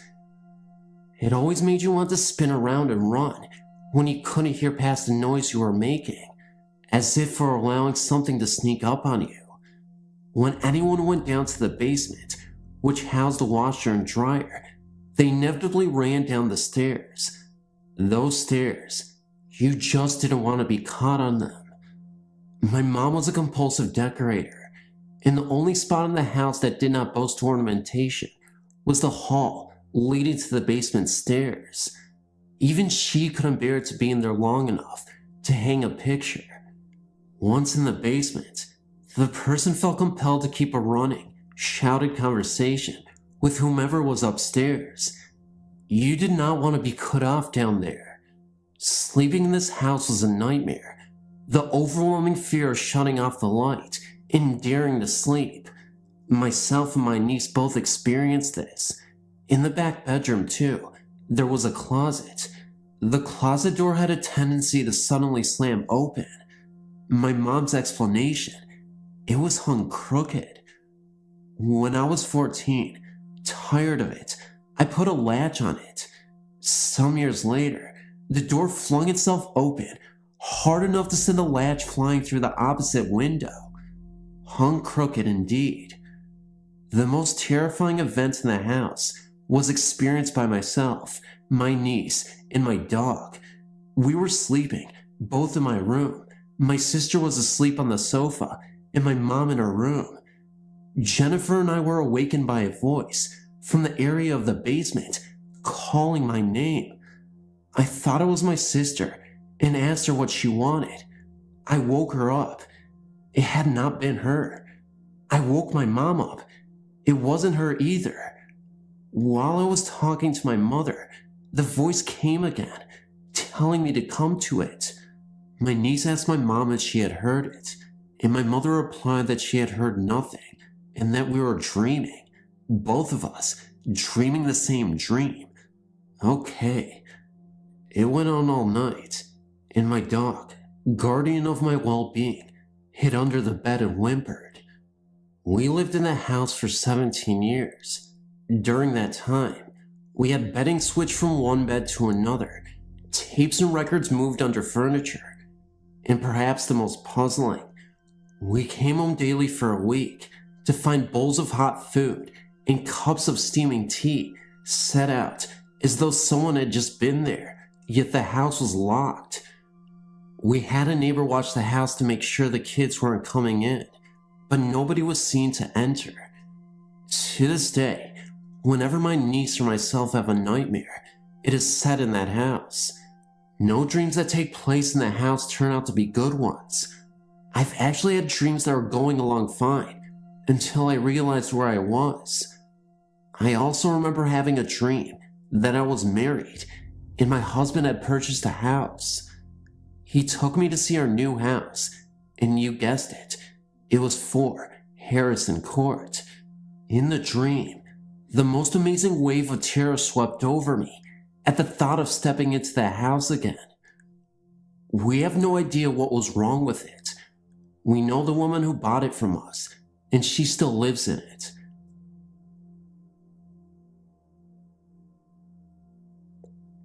My children and I had a very bad experience with a demon in a house that we lived in. My son became very scared one night as he viewed the ghost of a man with a sword sticking out of its side. This ghost was standing in the doorway of my son's bedroom very late one night. He said that this thing was just giving him the feeling of such terrible hatred and dread. It made my son feel like it was going to kill us. My son started sleeping in my daughter's bedroom, and that thing started going from room to room, looking for my son, and so it started coming into our room and scaring the daylights out of me. I had felt the hatred and anger. I know that it would have killed us if we had not gotten our pastor out there. When our pastor pulled into our drive, he said he felt the anger and hatred just emanating from the house to the outside. He knew what we were up against, and we immediately started saying prayers and his army of saints to fight for us. Ultimately, it worked, so while we were living there, we had no more problems. But whenever we drive by, we cannot even look at the house.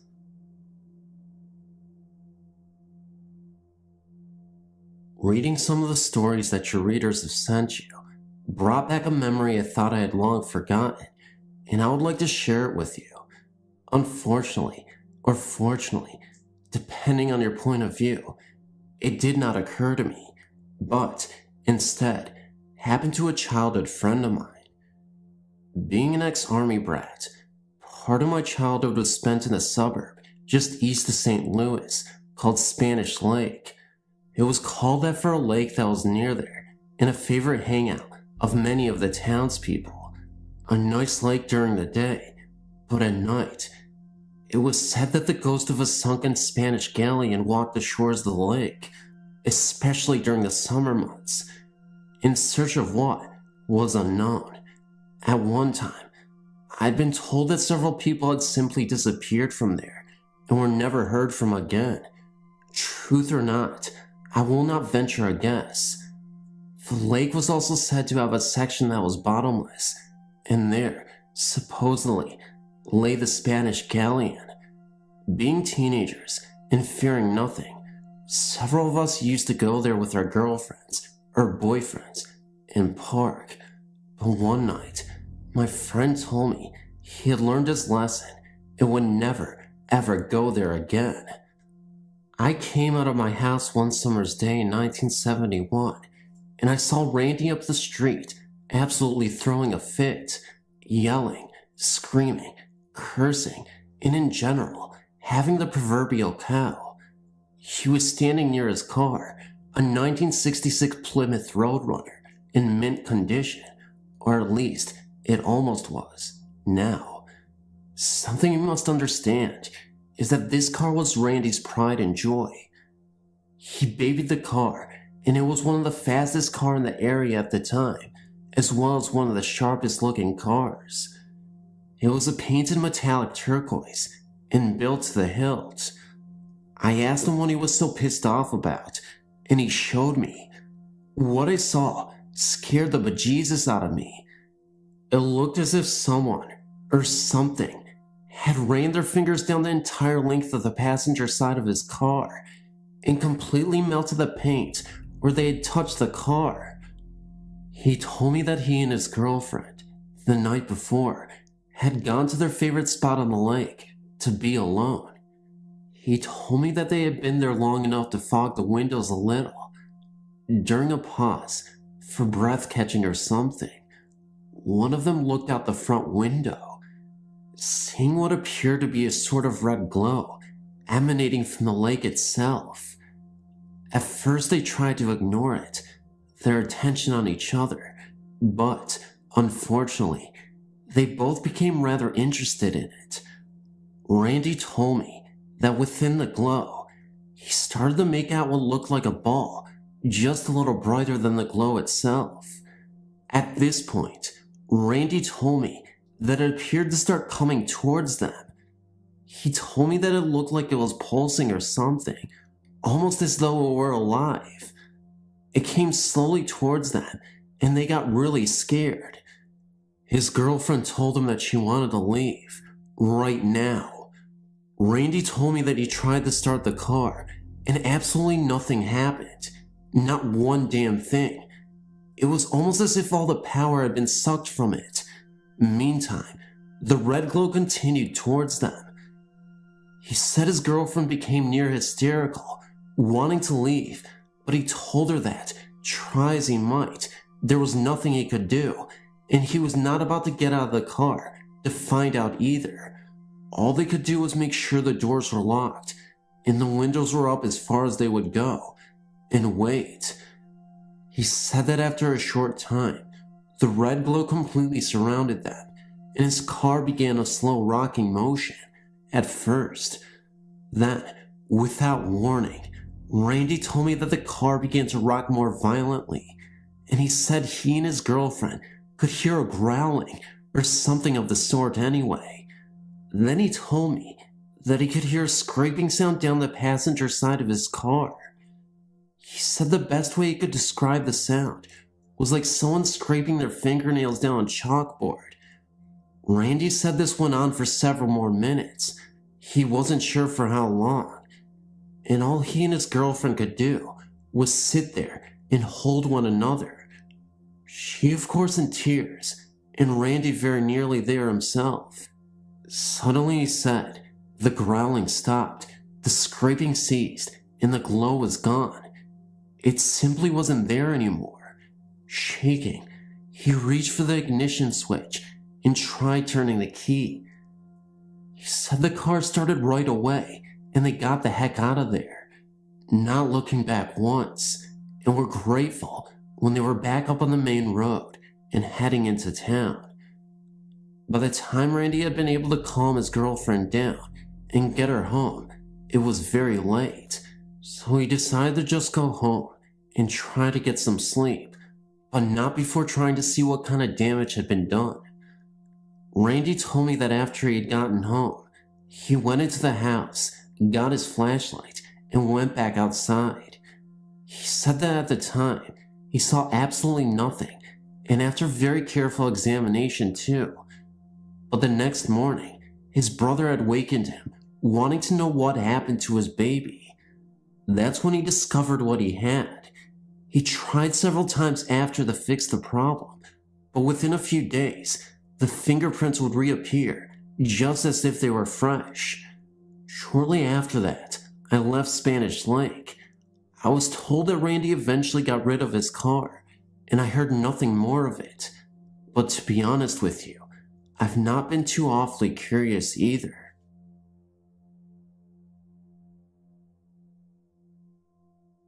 When I was about 13 years old, I used to babysit quite a lot in my neighborhood. Back then, I didn't believe in ghosts or the paranormal. I lived in upstate New Jersey at the time. My foster family had recently moved into a new housing development in a small suburban town near the New York state border. The house next door to us was an old farmhouse. The housing development had been built on what had been the farm. The farmhouse had supposedly been built during the mid to late 1700s. When I came home from a babysitting job late one night, I looked out at the window for several minutes at the stars, trying to find the different constellations, as was my habit just about every night. Then, I saw a ball of mist, which appeared to be walking down the middle of the road. I thought that it must be some kind of gas or water vapor, although I'd never seen anything like it in my life. It seemed so deliberate. It never veered from the road. I watched it go to the end of the block and make a right into the woods that led to New York State. It was weird, but I figured that there must be some rational explanation for it. The couple who had just moved into the old farmhouse needed a babysitter for a Saturday night for their 4-year-old daughter. I agreed to babysit. I arrived at the couple's house about 7 p.m. on a hot summer night. As soon as I entered their house, their Doberman Pinscher ran up to me and started barking at me and howling. He wouldn't stop regardless of what the couple tried to do. His howls became shrill and he began to growl at me. I'd never been afraid of animals, as I'd grown up around dogs and I like animals very much. This dog really scared me just the same. The husband put the dog down in the garage, where it finally stopped howling. I met the little girl, and then the mother put her to bed in her upstairs bedroom. When the couple left, I turned on the TV. Despite the hot night, there was not even as much as a fan in the house, yet the house was comfortably cool. At about 10 or 11 p.m. that night, the TV began to have interference and the lights dimmed noticeably. The television began to get so much interference that it became impossible to watch. The lights dimmed even more. I thought that there must be something wrong with the electrical wiring in the old house. I sat by the light and began to read. The house was becoming cooler. Despite the hot night outside, this house was becoming cold. There was an Afghan on the back of the couch, which I wrapped around me. I went to the window, wondering why it was suddenly becoming cold. The window pane was warm. It was certainly warmer than the house was at the moment. I tried to open the window to let the warm air in, but I could not budge any of the windows. The outside world looked so strange from inside the house, as though you were looking at something far away, or looking at a picture of something rather than reality. Then I began to hear what sounded like a light footfall at the top of the stairs. I could only hear them coming down, but not up, on about the top 1/3 of the stairway. I looked to see if this little girl had gotten up, but she was sound asleep, with her sheet tucked in around her. As I sat reading, the footfall became closer and got louder. I stood by the stairway and watched. I saw nothing, but could still hear the footfall. I thought that this old house must be still settling to be making all this noise. Then, the footfalls began a pounding and seemed to reach the end of the stairwell. They were closer together, loud and insistent, but always only descending the staircase, never ascending it. Then, I heard a loud bang from the room, directly in line with the stairway at the top. I raced to the room, thinking that I might find the little girl there, or a small animal which might have gotten into the house and knocked something over. I turned on the light to the room. The room was very cold, and the light was very dim. The child was not there, and nothing was out of place. I recalled promptly from the small frigid room. The hairs at the back of my neck were standing up, and I felt a strange sensation, as though a current of electricity was coursing through my spine to the base of my skull. I checked on the little girl, who was sound asleep despite the racket, and still tucked her snugly into her bed. At this point, I was getting scared, but figured that there must be some rational explanation for what was happening. The footsteps continued their pounding, but now they descended all the way to the foyer. There was a deep shag carpet runner along the foyer. I could hear creaking floorboards beneath it and indentations in the carpet as though someone were pacing on it. I thought that there must be some really small animal on the carpet and decided to try to catch it.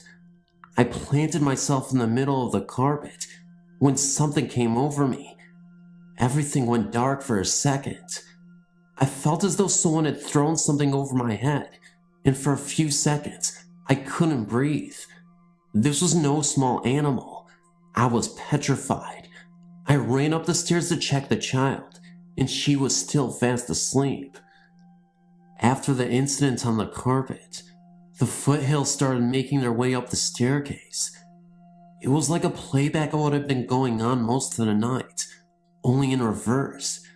By the time the foothills reached the top third of the stairwell, they'd stopped the incessant pounding and were only slightly stepping, yet still only descending the stairway. Finally, they disappeared entirely. The lights resumed their brightness, and the television was no longer bothered by the interference. By this time, it was about 2 a.m., and the stairwalking had gone on for several hours. All through this, there had been not one peep from the dog in the garage. The couple returned home about 4 a.m. They asked me if everything had been all right. I had felt as though I had been losing my mind. I just told them that everything had been okay. The next day, my foster sister made a point of asking me, how did the babysitting go? I told her, the house is really weird. Then she told me, I didn't want to tell you before you went babysitting because I didn't want to scare you. She proceeded to tell me that the former owners had told her that the house was haunted. They told her that all the members of the family had seen the ghost many times. They explained that one of the original owners of the house, a Mr. H, had committed suicide by hanging himself from the attic door, which was directly above the top landing of the stairwell. They'd taken my sister for a tour of the house. When they had been renovating the house, they had discovered that the house beams and studs had been joined together by wooden pegs and not nails. This was a very old construction technique that was used because making wooden pages was easier than having to make nails. They took my foster sister for a tour of the cellar, which consisted of a maze-like collection of windowless cubicles. In each of the cubicles were manacles for hands and feet. Had Mr. H bought slaves to use as farm workers? In that area, the growing season is short and the winters are long and cold. Buying slaves would hardly have been cost-effective for such a short period of time. Long ago, the land there had belonged to the Rampo Indians. Had Mr. H taken these people as seasonal slaves and dispensed with them after harvest time? My friends went down to the town city hall to check the records of the house. The records showed that the house was considerably newer than had been thought, about mid-19th century. This was after the slavery had been discontinued in the Northeast. The former owners of the house, who were also builders and renovators of old houses, said that the mode of construction that was used in the house would date the house as being much older. I guess we'll never know who was kept manacled in those airless little rooms in the cellar. We'll never know why Mr. H was driven to suicide, or if his death was indeed a suicide. Was the ghost that of Mr. H, or of someone else. Perhaps there is more than one tormented spirit in that troubled household.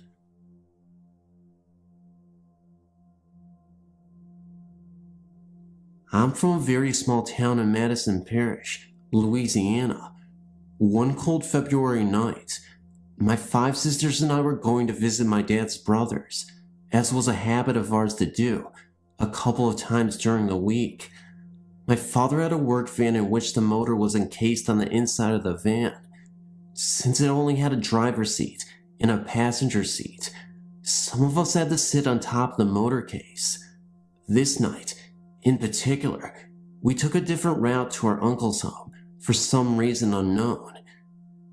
As we turned onto a side street, only one of my other sisters and I saw a woman with long flowing brown hair down to her waist in a long flowing white nightgown glide across the street about 1 or 2 blocks ahead of us. My sister and both looked at each other at the same time and said, "Did you see that?" 1 second she was to our left, and the next she was across the street and then just vanished. When we got home later that night, I told my mother what my sister and I had seen.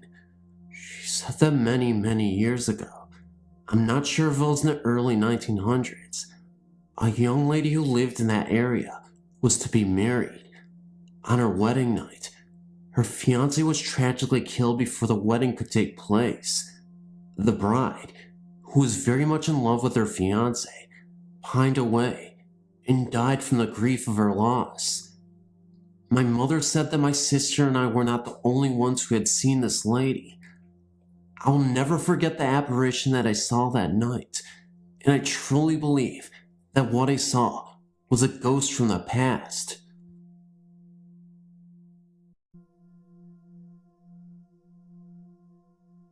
I suppose that every kid imagines a monster in a closet or under the bed at one time or another, and I had in fact began to believe my experience to be the result of a young fertile imagination. You see, my room was located in the basement of my parents' home. Located next to the basement stairs, my closet ran under the stair and had only an open doorway, no door. As I lay trying to sleep at night, I was sure I could discern a pair of glowing red eyes staring at me from the closet doorway. This always filled me with a sense of fear and trepidation. I could never quite make out the body of the apparition, more like having an idea of the shape and size, but never really seeing it. I also had the strange feeling that the apparition indeed wished me ill. Furthermore, there was some force that restricted it to the closet. However, as I said, I'd begun to doubt the evidence of my own experience. Until years after I'd left the family home, my cousin came to stay with my mom and dad due to family difficulties. She stayed in my former room. Mom informed me that she was having trouble sleeping. However, she could not seem to get her to give any reason as to her apparent insomnia. My mother asked me to talk to her, fearing her difficulties stemmed from the problems in the family. She further believed that being closer in age might make it easier for her to open up. She described to me exactly the same manifestation I had imagined when I slept in that room. After a room change, she was once again able to sleep comfortably at night.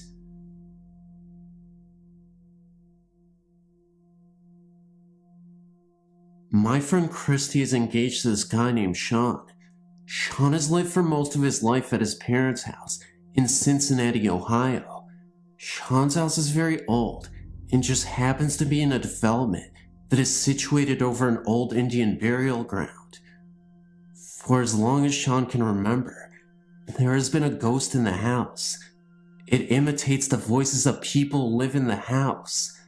There are many instances of Sean or his sisters being alone in the house and hearing one of their parents begging for help downstairs, only to go to the parent's aid and discover that the parent is not in the house. Sean even recorded it once while he was recording himself playing drums. In addition, there is a spirit that follows them and visitors around the house. It is a tall, dark figure wearing a hooded cloak. It has never harmed anyone, but merely made them feel uncomfortable. About a year ago, Christy made a trip out to Cincinnati to meet Sean's parents for the first time. He didn't want to tell her about the house because he didn't want to spook her. Sean's parents invited her to stay in the guest room, and Christy accepted. The first night of the visit, Christy was sound asleep when she woke up suddenly and felt something icy slide over her and felt like something was watching her. She got spooked and went over to Sean's room and slid into bed with him and stayed there for the rest of the night. Sean didn't tell her at the time, but the hooded figure followed her into the room. The same thing happened the next night, and Sean finally told her. She refused to stay in the house another night.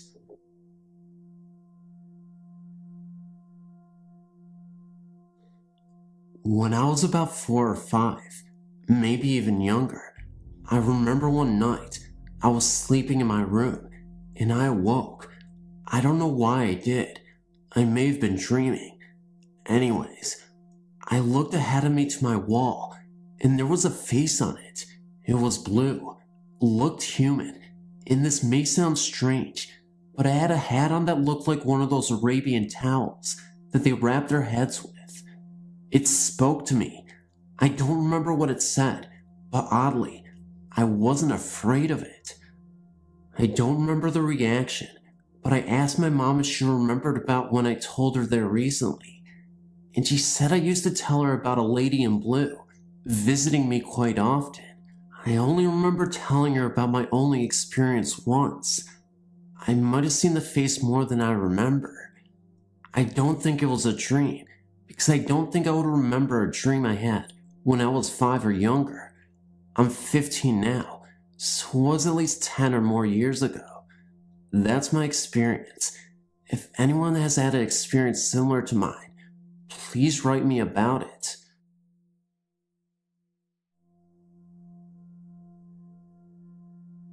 I've only had one paranormal experience. It happened last October when my boyfriend had temporarily rented a trailer. We had lived there for almost 2 months and nothing out of the ordinary had happened. One afternoon, he decided to take a nap and I was in the living room watching TV. I started hearing this really strange continuous screeching noise. It sounded like it was coming from inside the wall beside his bedroom door. When I walked over there, it stopped. I sat back down and started watching TV again, and it started back again. This time, I walked into the kitchen. The bedroom was right beside the kitchen, and I started opening the bottom cabinets, and once again, the screeching stopped. I never said anything about it to my boyfriend because I didn't think about it at the time. A couple of days later, we were in the kitchen eating breakfast, and he told me that the day before, when he was there by himself, that he had heard a weird, loud, screeching noise. He said he tried to find where it was coming from, and it would stop when he'd look. I told him that the same thing had happened to me while he was asleep a few days earlier. We both talked about ghosts and laughed about it, pretty much dismissing it as a joke. A few nights later, his mom came and stayed the whole night and was asleep on the living room couch. This particular night, we were sleeping in the bedroom on the opposite end of the trailer. It was really late, probably around 3 a.m., and we had been laying there talking when I started hearing this noise. It was kind of like the screeching, but much quieter, and screeched in intervals, like footsteps. I thought my boyfriend had dropped over the side of the bed, making that noise with his hand against the plastic on the mattress. I said, "Brian, quit making that noise." He said, I'm not making that noise, and held up both of his hands. He looked at me as scared as I looked back at him, and he said, "Get up and get dressed." As soon as he said that, you could actually tell where the screeching was moving through the room to the corner beside the bed and feel this undiscernible presence, and all of a sudden, the screeching just went crazy and so loud. It was right there. Needless to say, within a split second, it was the only one there. Now you can imagine 2 grown adults running into the living room to wake up his mom. She said she hadn't heard anything, but that we had scared her to death, running through the living room at 3 a.m. in the morning like we were on fire. We sat up in the living room for the rest of the night and moved back to my mom's house within the week. So far, that's the only experience that I've had. For a while now, my sister has lived in a house a few blocks away from my parents' house. I live with my parents. I would go over there to babysit my nephew when my sister had plans. Some nights I would sleep over there. Her house always had a creepy feeling to it, a thick feeling to the air. My sister had just had knee surgery and wasn't able to take care of her son, so I was spending the weekend over there. The first couple of nights were fine. I didn't mind at all. But the last night I stayed there, I was in the living room watching TV when I caught something out of the corner of my eye. It looked like a shadow. Before I say any more, I better tell you the layout of my sister's house. When you walk in, you go to the left and down a hallway. The open doorway to the left leads to the kitchen. The kitchen has another entry as well. The first door on the left is my sister's bedroom. The only door on the right is the bathroom, and the door at the other end of the hallway belongs to my eldest sister, when she's there, that is. On the other side of the kitchen is a set of French glass doors and let out into a game room, an add-on to the house. The doors are always kept closed and locked at night. The only people in the house that night were myself, my sister, the one on the mend, and her son. So anyway, I saw a shadow.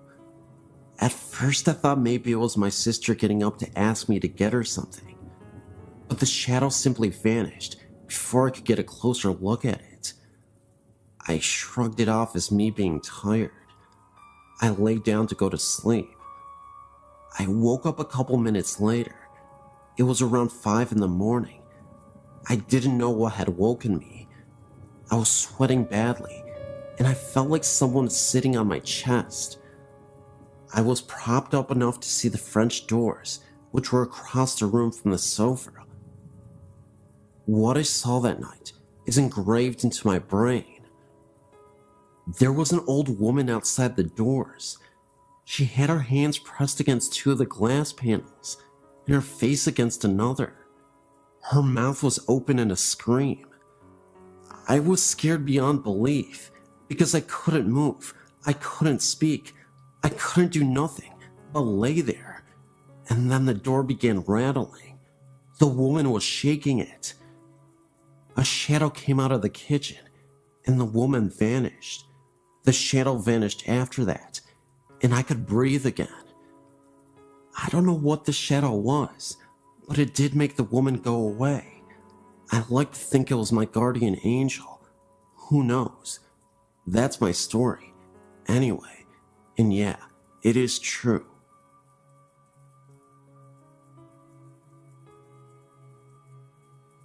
My mother was born in Austria-Hungary in 1908.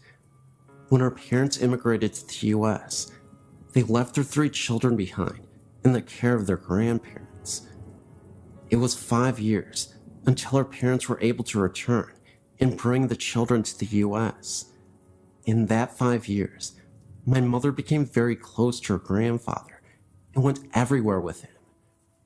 She arrived in the US as a 13-year-old, grew up, and married my father. They were a young farm couple living in rural Ohio. One night, my mother awoke to see her grandfather standing at the foot of her bed.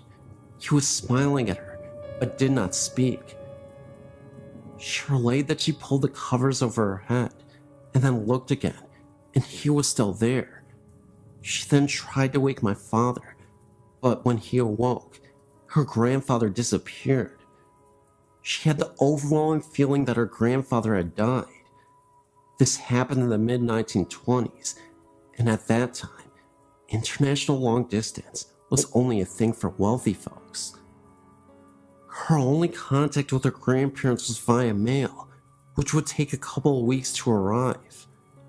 Sure enough, 2 weeks later, she received a letter from her grandmother verifying that her grandfather had passed away on the same day and approximately the same time that he appeared in her bedroom. My father attested to the entire happening. This was always our family ghost story that no one ever had a reason to doubt.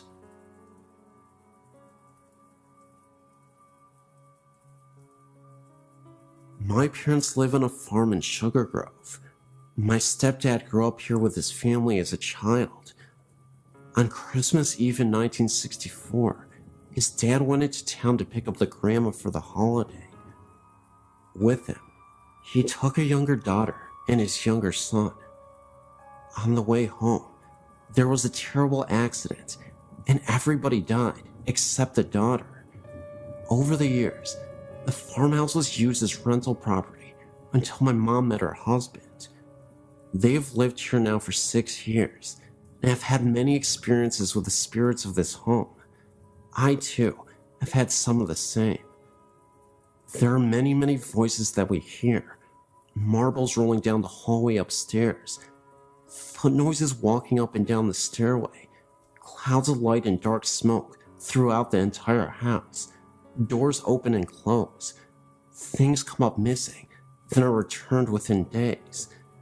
If you are alone in the house and stand by the sink, you will soon hear a voice that asks you to go away. It will repeat until you walk away from the sink. Standing outside, if you look up into the window upstairs, sometimes you will see a vision of a woman standing in the window. This is believed to be Grandma. I have an 11-year-old daughter that has walked into the downstairs bathroom and ran out, stating there is a man standing at the bathroom sink. He will only turn his head and look at you, and then turn back to the mirror. He hasn't spoken yet. When my parents first came here, they slept upstairs. They had to move to the downstairs room in the winter because no matter what room you are in up there, it is ice cold. We have used electric heat sources to try to generate heat, but it doesn't work. There are also apparitions of faces, white in color, etched into the door of the master bedroom. These appear darker at times and lighter at other times. They appear to be stuck in the wood of the door.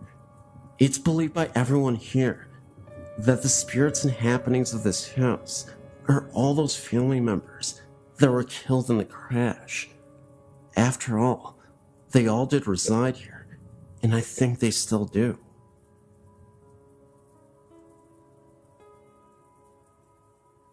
My mother passed away a little over 4 years ago.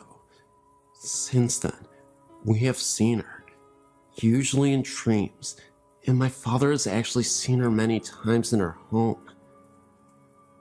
My mother had been sick with a congestive heart failure that took a turn for the worst for about 2 years. My dad cared for her day and night. Finally, the last trip to the hospital was supposed to be a routine trip to remove excess fluid. On the way to the hospital, my mother made a prophetic statement to him that she would not be coming home again.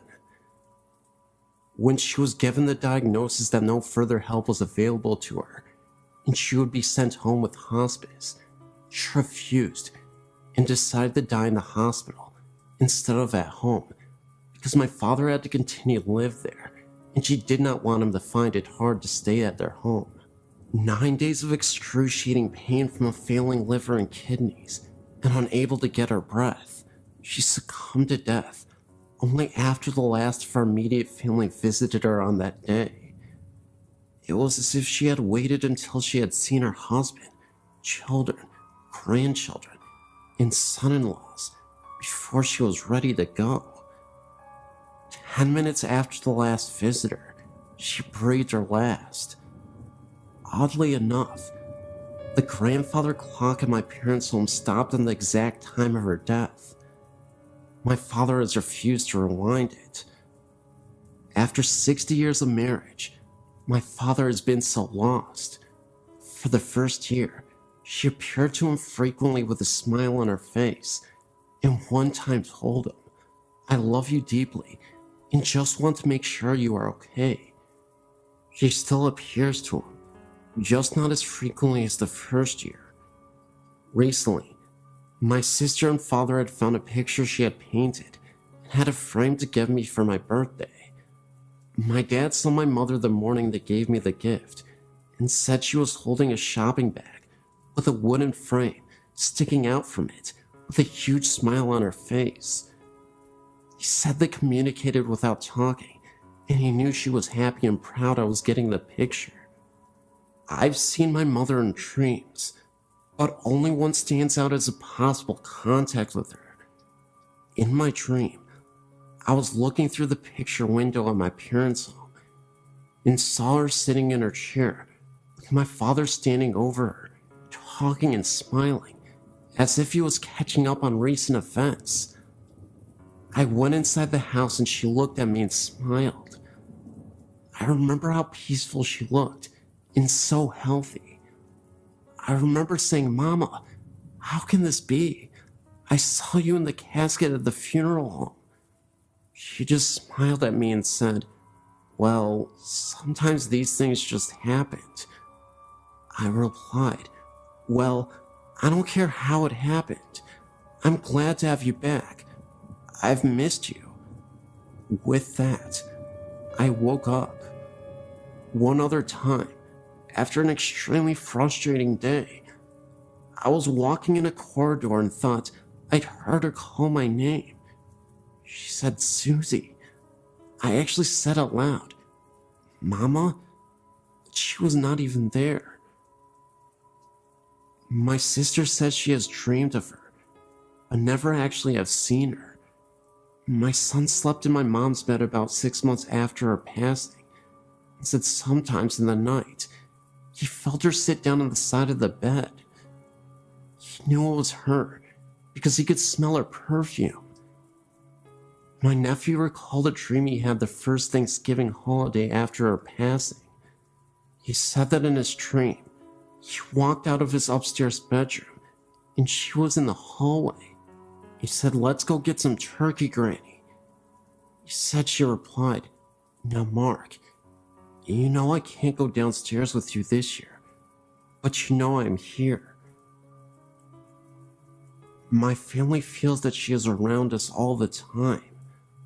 I know she is with my father the most because he is terminally ill and misses her so terribly. I feel comforted knowing she is waiting for his time to cross over.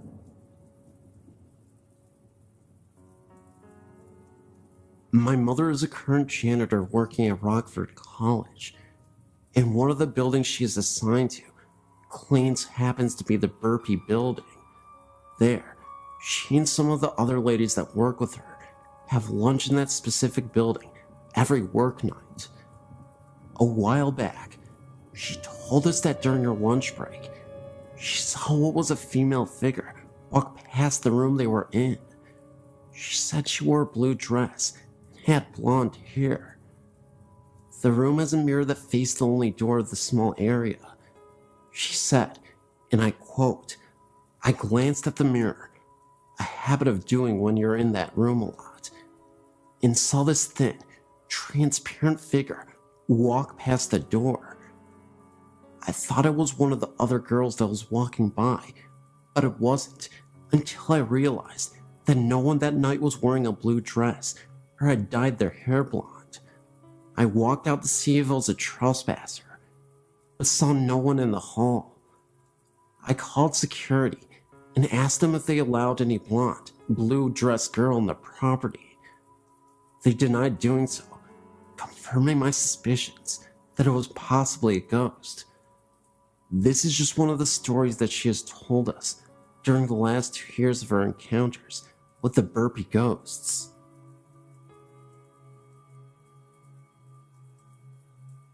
This just happened to me just recently, on February 8th, 2008, when I took a ghost tour of the Tuang Cemetery in Brisbane, Australia.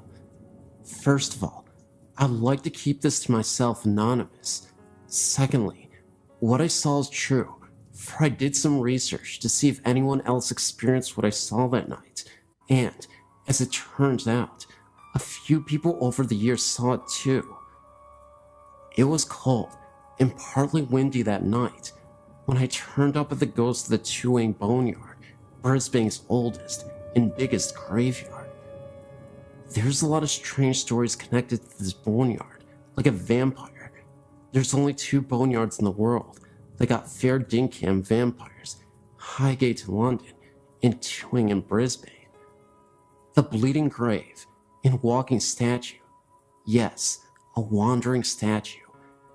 Anyway, the tour barely began as our hostess was introducing herself when I saw something standing amongst the trees. It was solid and black. It was standing there watching us.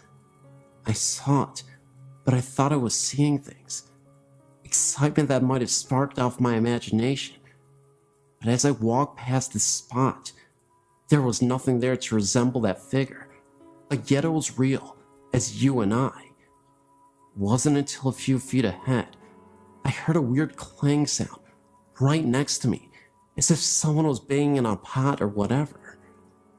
I thought it was the signpost rattling, but there was no signpost anywhere. Now that was frickin' weird, I thought, as I hurried on, looking behind me. Most of the night I felt we were being followed by something, as I was tailing Charlie. Best place to be on a ghost tour at the end of the line. Things started to get a bit stranger, like the cold wind I felt touching me if there was no wind blowing.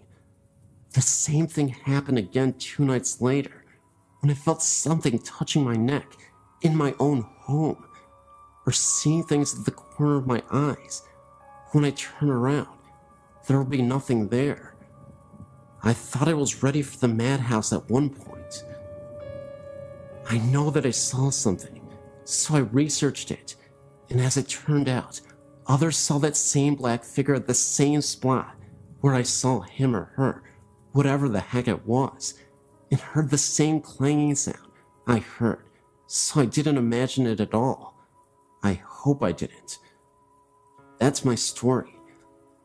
I've got other great spine-chilling tales, which I'll put up ASAP, but this was the first experience I had in years, except for the ghost of my dog who came back for a few nights to bark goodbye to us.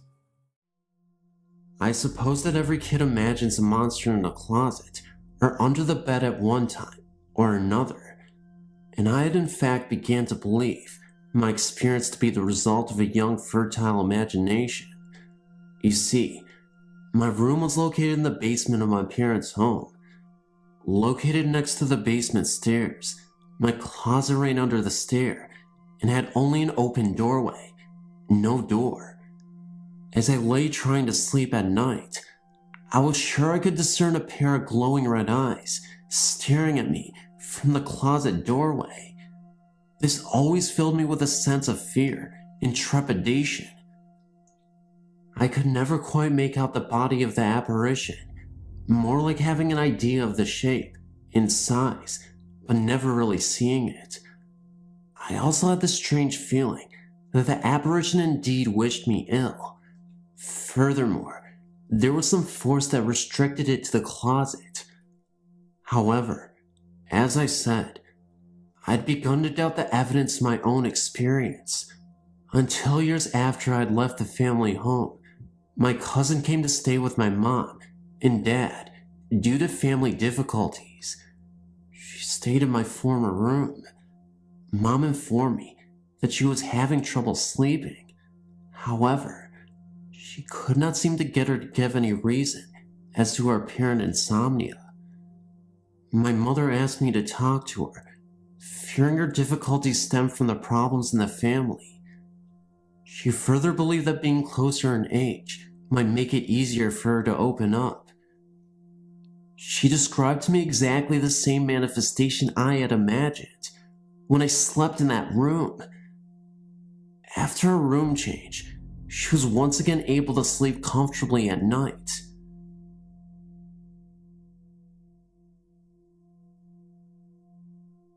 My friend Christy is engaged to this guy named Sean. Sean has lived for most of his life at his parents' house in Cincinnati, Ohio. Sean's house is very old and just happens to be in a development that is situated over an old Indian burial ground. For as long as Sean can remember, there has been a ghost in the house. It imitates the voices of people who live in the house. There are many instances of Sean or his sisters being alone in the house and hearing one of their parents begging for help downstairs, only to go to the parent's aid and discover that the parent is not in the house. Sean even recorded it once while he was recording himself playing drums. In addition, there is a spirit that follows them and visitors around the house. It is a tall, dark figure wearing a hooded cloak. It has never harmed anyone, but merely made them feel uncomfortable. About a year ago, Christy made a trip out to Cincinnati to meet Sean's parents for the first time. He didn't want to tell her about the house because he didn't want to spook her. Sean's parents invited her to stay in the guest room, and Christy accepted.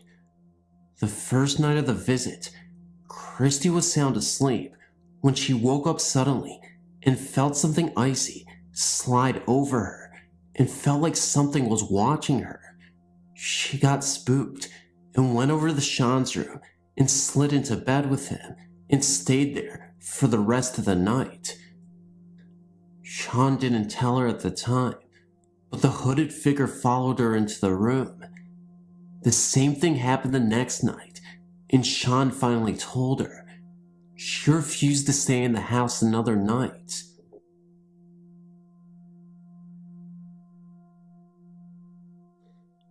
When I was about 4 or 5, maybe even younger, I remember one night I was sleeping in my room and I awoke. I don't know why I did. I may have been dreaming. Anyways, I looked ahead of me to my wall and there was a face on it. It was blue, looked human, and this may sound strange, but I had a hat on that looked like one of those Arabian towels that they wrap their heads with. It spoke to me. I don't remember what it said, but oddly, I wasn't afraid of it.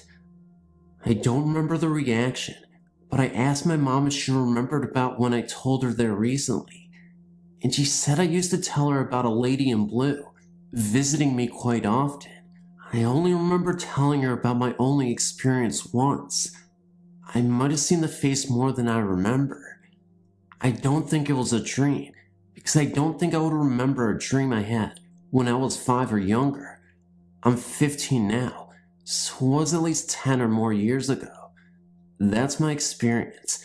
If anyone has had an experience similar to mine, please write me about it.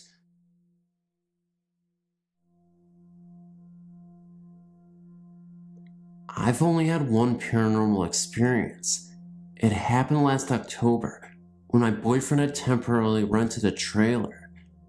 We had lived there for almost 2 months and nothing out of the ordinary had happened. One afternoon, he decided to take a nap and I was in the living room watching TV. I started hearing this really strange continuous screeching noise. It sounded like it was coming from inside the wall beside his bedroom door. When I walked over there, it stopped. I sat back down and started watching TV again, and it started back again.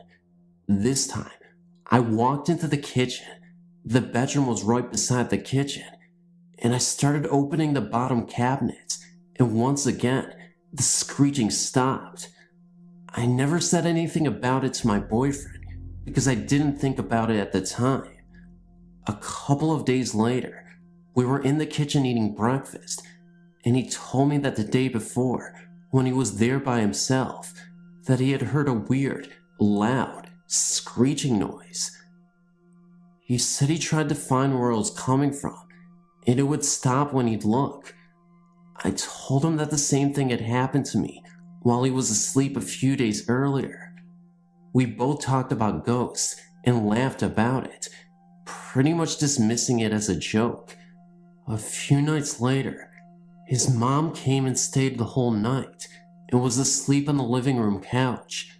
This particular night, we were sleeping in the bedroom on the opposite end of the trailer. It was really late, probably around 3 a.m., and we had been laying there talking when I started hearing this noise. It was kind of like the screeching, but much quieter, and screeched in intervals, like footsteps. I thought my boyfriend had dropped over the side of the bed, making that noise with his hand against the plastic on the mattress. I said, "Brian, quit making that noise." He said, "I'm not making that noise," and held up both of his hands. He looked at me as scared as I looked back at him, and he said, "Get up and get dressed." As soon as he said that, you could actually tell where the screeching was moving through the room to the corner beside the bed and feel this undiscernible presence, and all of a sudden, the screeching just went crazy and so loud. It was right there. Needless to say, within a split second, it was the only one there. Now you can imagine 2 grown adults running into the living room to wake up his mom. She said she hadn't heard anything, but that we had scared her to death, running through the living room at 3 a.m. in the morning like we were on fire. We sat up in the living room for the rest of the night and moved back to my mom's house within the week. So far, that's the only experience that I've had. I used to work at Clemens Unit, a medium security prison in Brazzarona, Texas. I started in 1999 and quickly heard of the past. There was an inmate cemetery across the street from Highway 36, which was the main drag through the town. Only markers remain, with numbers there, but I wanted to explain about while I was living next door to the grounds. A trailer park was there on the property line. Some cool foggy nights, as you would look through the tree lines towards the prison, you could see dark figures walking through the trees. On closer observation, you could notice them walking the fields. Host squad, as they called it. My wife was on the phone one night, talking to one of her friends, and freaked out over seeing these images. The next work shift, I explained what we experienced to one of the sergeants, and he said that a lot of death and bad things of the past all over the property was present. I really believe that now, because starting about late 2000, I noticed a lot more things happening at the prison. Okay, the history lesson of this place starts in 1890. An inmate was brutally murdered in the original building, which housed 6 40 to 63 man tanks. We never knew why he was killed, but the inmates started describing an older black man, an original black and white striped shirt pants combo, walking around in the old stage area. Also, among the tanks, he would also be present during the 12 to 2 a.m. time. I personally saw him in the old kitchen area a few times, and also through the back hall area. He would just walk past me, smoking I think, and walking towards the outdoors. Sometimes, I would go with the inmate up to the upper tanks, by the law library, to the storage stage room, and always feel cold chills, warm spots, and even Gus, as we called him, walking around from one end of the stage to the other in 2002. I was called upon by some inmates as I worked the tanks that night to help an inmate in the toilet area. Come to find out that he was having a massive heart attack, and as my sergeant and I were helping him to get on the gurney, he literally died in my arms. After that, Gus came around a lot more frequently. Even if Gus wasn't there, things started to happen. Anyway, black images floating around among inmates at night, the smell of rotting flesh in certain parts of tank number 3. It really got bad for a while. A lesson that can be taken away from this story is that if you want to work in a prison, be ready for haunts, ghosts, spirits, and other bumps and smells along the way. Barcelona County, Texas, is especially haunted because of its juicy past. If you like what you read in here, please visit the County of Ghosts in Texas. I know that your site already has the rave, located in Milwaukee, Wisconsin, listed as one of the buildings in your haunted places index, but I honestly believe that the building right next door to it should be listed too. The building is named the Sheridan, and it's one of those very old buildings that used to be a hotel. It feels as if you traveled back to the 1950s every time you entered it. There's even one of those elevators that is built something like a cage and has a wooden panel you have to slide back to get to.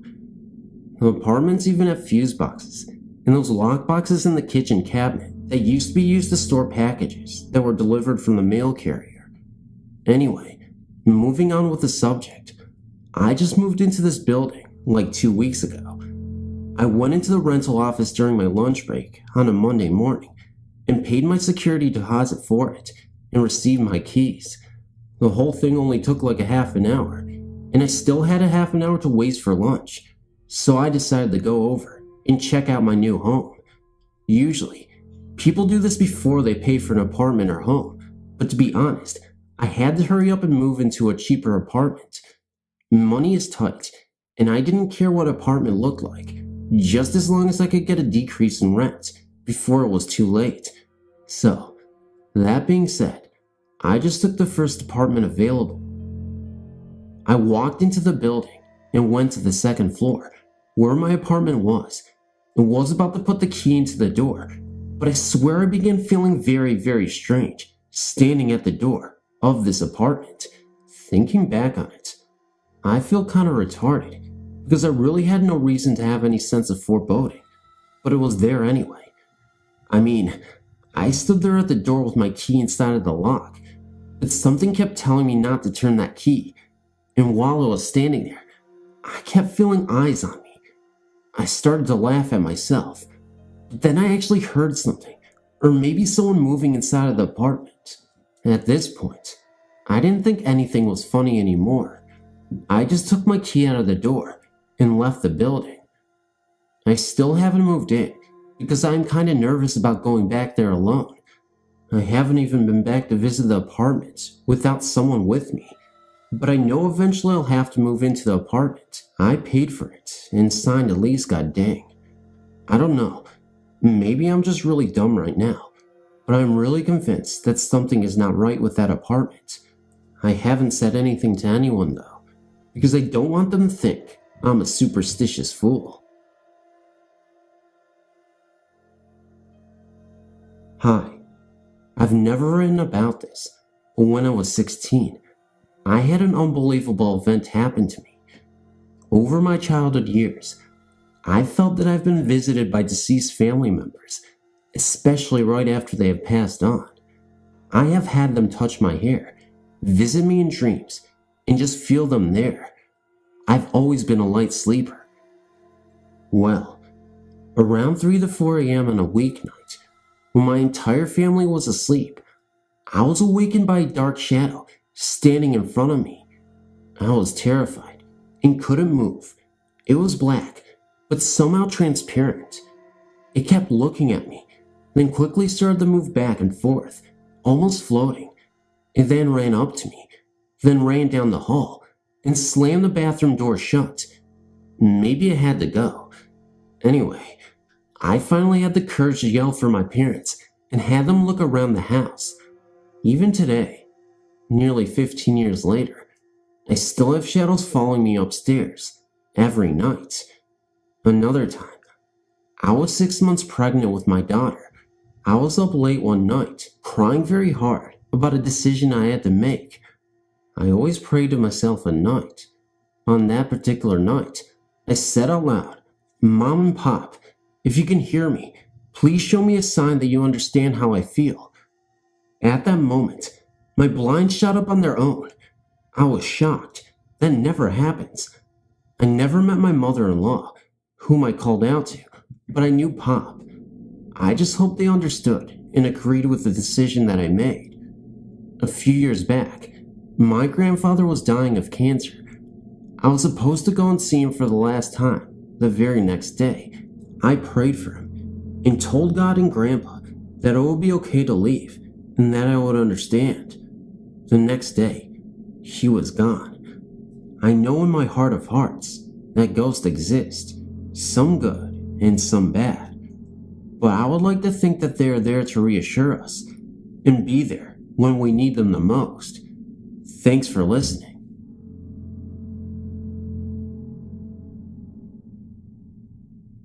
I'm a 30-year-old male living in Fort McMurray, Alberta. I'm a manager of a rental company, and here's my story. On October 12, 2005, my nephew and I were playing video games on our Sony PlayStation.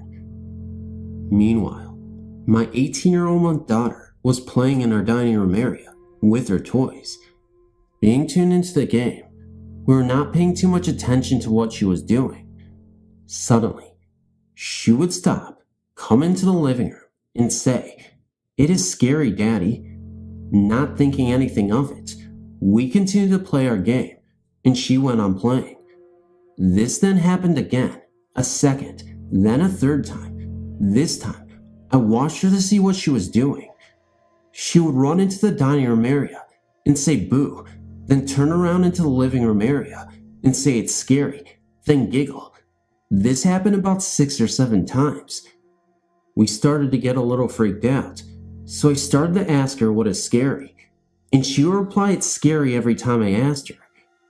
Getting nowhere, I then asked her to show me what was scary. She then led me and my nephew around the kitchen table, crouched down to the ground, and physically tried to pick something up from the floor. I asked her 3 more times to show me, and each time she would take me to the same spot and try to pick something up. We then moved to the living room to try and clear our heads to figure this out.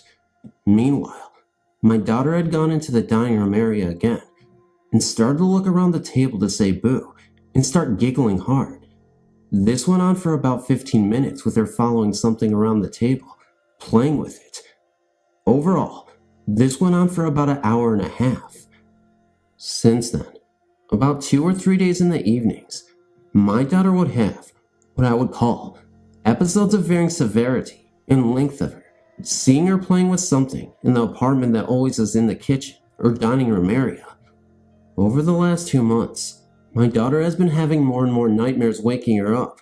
I've noticed this since being aware that usually these episodes occur after waking up and after being up for 1 to 2 hours. I talked to a doctor about the nightmares, and he said it is very unusual for a child that young to experience nightmares, causing her to wake up and stay awake. So, I'm wondering if it is the nightmares at all, or if it is something else, keeping her up in the night, wanting to play. On October 1st, 2005, we moved out of the apartment, not due to related problems, but due to a nicer property becoming available. Last night, October 7th, 2005, I was in the apartment again with my nephew, trying to clean up and to get a few more things, since we have until the end of the month. I was walking to the bedroom and glanced in the bathroom. As I was walking by, in the mirror, looking at me, I saw a young girl, 10 to 13 years old.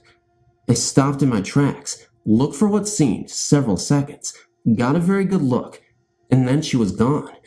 She had long, dirty blonde hair, but what was very strange was that there was gray hair mixed in with blood. She had very high cheekbones, a thin face with a narrow chin, and thin lips. Her eyes were large for her face, and the colored part of the eyes were black. I remember this the most because she was staring directly into my eyes. She was very thin and was wearing a faded summer dress with very large 5-petaled flowers on it. Her skin was dark and gray and had what looked like age wrinkles on her face, but I could tell it was a young girl. She looked like she had been there for a very long time. At this point, I had kind of lost it and headed for the front door. My nephew asked what was going on, and I told him I was getting the fuck out of there. I calmed down and refused to let my fears take over. I mean, heck, she has been there for this long and has not hurt anyone. So, we finished what we were doing, and I started to load the truck. While I was downstairs, the nephew said it felt like someone was watching everything he was doing in this apartment. I, being a person that does not like horror films and do not watch them, cannot attribute this to my imagination because I've never seen anything like this in any movie or picture, and there's no doubt in my mind what I saw. At this point, my concern is this. I've heard that spirits can become attached to individuals and or material things. What can I try to do to try and prevent this from happening with my daughter or our belongings? Frankly, she can stay where she is for all I care. I read your personal story. It was spooky, but I enjoyed it. Thanks for having the courage to share it. I've also had some paranormal experiences, but considerably mild in comparison to yours. Please allow me to share them with you. The first possible experience occurred when I was very young, under the age of 8 years old. I had an imaginary playmate, but my mother thought I was in touch with the entity. The playmate was adult, male, and went by the name Shadow. I don't remember Shadow, but I do remember the last time I talked about Shadow, because my mom asked me why I didn't mention Shadow anymore. Apparently I would talk about him at great length. I said that Shadow had gone away. My mom asked me when he would come back, but I said I didn't know. When my mom asked where Shadow had gone, again, I said I didn't know. My mom told me she used to hear me talking to Shadow, and that it sounded one half of a telephone conversation. It wasn't like I was making up the other half of the conversation, but merely responding to something that was being said to me. Perhaps I was in contact with the entity. However, Shadow never frightened me. He was a comforting presence. Perhaps it was an entity. Although I've wondered if I was in contact with my guardian angel, then again, I've always had a strong imagination. Perhaps it was just an imaginary playmate. The next paranormal experience happened in my brother's home in Moss Beach, California, approximately 1/4 of a mile from the Moss Beach Distillery, a restaurant that has a reputation for being haunted. When this experience happened, I did not know about the hauntings of the restaurant or of the history of the area. My brother's house has a downstairs bedroom that has long been considered my bedroom because I always slept there and always with the door locked since everyone else slept upstairs. One night, I was awakened out of deep sleep by a man's voice, a voice much deeper than that of my brother's. The voice sounded angry, full of accusation, and said, "You don't belong here." I had a brief glimpse of a man in my room. His back was to the window, so he was in silhouette, but very solid looking. What I could see was a very craggy and rough-hewn looking face, and he was wearing a heavy canvas jacket, like the type firemen or fishermen wear. He was pointing down at me in the bed. However, it was just that brief glimpse, and then it was gone. I've wondered if I dreamt it, because I was able to go right back to sleep. However, I doubt I would have dreamt that I didn't belong there, because I had spent so much time in my brother's house that I felt I had as much right to be there as my own brother did. When I told my brother of the incident, he said he had something spooky happen also. One night, about 2 a.m., he was still up reading when he heard someone coming up the stairs. My brother built his house from scratch and was very familiar with the entire house. It wasn't one creak that he heard. He heard every stair being trod upon. Thinking he had a prowler, he got out a gun and went to find out who was in his house. He found nothing, and all the windows and doors were locked tight. He said it was very eerie. Later we found out that Moss Beach coastline, not too far from Half Moon Bay, was the site of a lot of illegal bootlegging activity during Prohibition. There were accidents, gunfights, and other tragedies that follow illegal activity. Since finding out about the history of the area, we have since wondered what it was that my brother and I encountered. The last paranormal experience that happened occurred within a 3-month period after my mother's death. Perhaps I should say experiences, because on 3 separate occasions, I heard knocking. I was living with my maternal grandmother in the house my mother grew up. Each time I heard the knocking, it was just 3 evenly spaced knocks, but they were loud. Third time it happened, I went to answer the front door, convinced that someone was there. My bedroom was in the back of the house, which was some distance from the front door, so the knocks had to be loud for me to have heard them. I'm not positive, but I think it was Mom coming back to say hi. There's another possible experience. Both my husband and I felt something pressing down on the bed while we slept. The first time it happened to me, it woke me up. I thought the cat had just jumped on the bed near my feet. When I realized the cat was next to my pillow, it got my attention, but again, I was not afraid. The cat often moves his head and eyes like he is watching something I can't see, and only in the bedroom. And when I'm in the apartment alone, taking a shower, I hear a man's footsteps coming into the bathroom. They always sound the same, and I'm guessing they are a man's footsteps because the stride is wider than a woman's and heavier. Like I said, my experiences are very mild in comparison to what you have experienced. I've never felt fear during the experiences, but later, contemplating the possibilities, I tended to spook myself. Pretty tame stuff, but every now and then, it grabs my attention.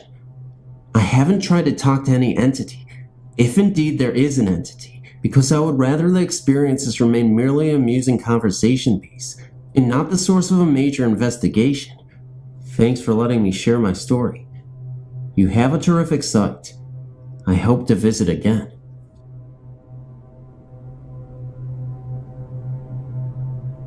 Hi. I just wanted to submit my story of some experiences we had in the house my daughter and I lived in from August 2001 to February of 2002. This house is located in Pendleton, Oregon.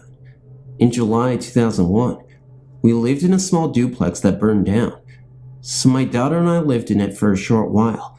Then the hospital I worked for had a house that no one was living in, so we were able to rent it.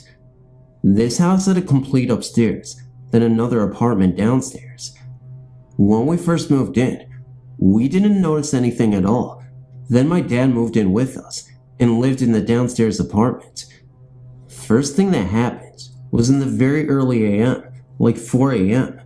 We could hear a baby crying from somewhere in the house, but the exact location could never be found. Then my dad, who was a true skeptic of the supernatural, actually admitted they had seen a young woman in a large brimmed red hat in the downstairs area. Both my daughter and I could hear people walking up and down the concrete steps that led to the downstairs apartment. Shortly before Christmas that year, I was laying in bed, mostly asleep, but aware of the house, and I heard very distinct footsteps coming up the back steps, walk through the kitchen, dining room, living room, and into my bedroom. I even heard the bags rustle at the end of my bed as they walked by. I stand straight up, thinking it was my dad coming upstairs to tell me something, and when I looked, there was no one there. I laid back down and heard the footsteps walk back out of my room, through the other 2 rooms, and back down the stairs. One of the most interesting things that happened was that my daughter loved to sing, and she was recording herself sing on a very simple old-fashioned tape recorder. She sang 3 songs. On the first one, everything was fine. Then on the second one, it started out in her voice. Then all of a sudden, it was a man's voice singing the song. Then that song got over. Then it went back into her voice. This was so scary, we couldn't believe it. Then right after the New Year, my dad became very ill and was admitted to the hospital for over a month. While he was gone, the haunting became even more noticeable. We would hear very loud noises coming from downstairs, and the TV would turn on and just blare. So, I completely locked up the downstairs so no one could come or go from any of the entrances. One night my daughter and I were watching TV, and all of a sudden, the TV downstairs came on so loud, it was shaking the upstairs. You could hear people walking around in circles in the kitchen, and you could hear voices of two men arguing and talking, coming from the downstairs. We ended up having to move, so I don't know if any haunting continues there or not. The house has since been sold, and new people live there now, and I've always wanted to ask them.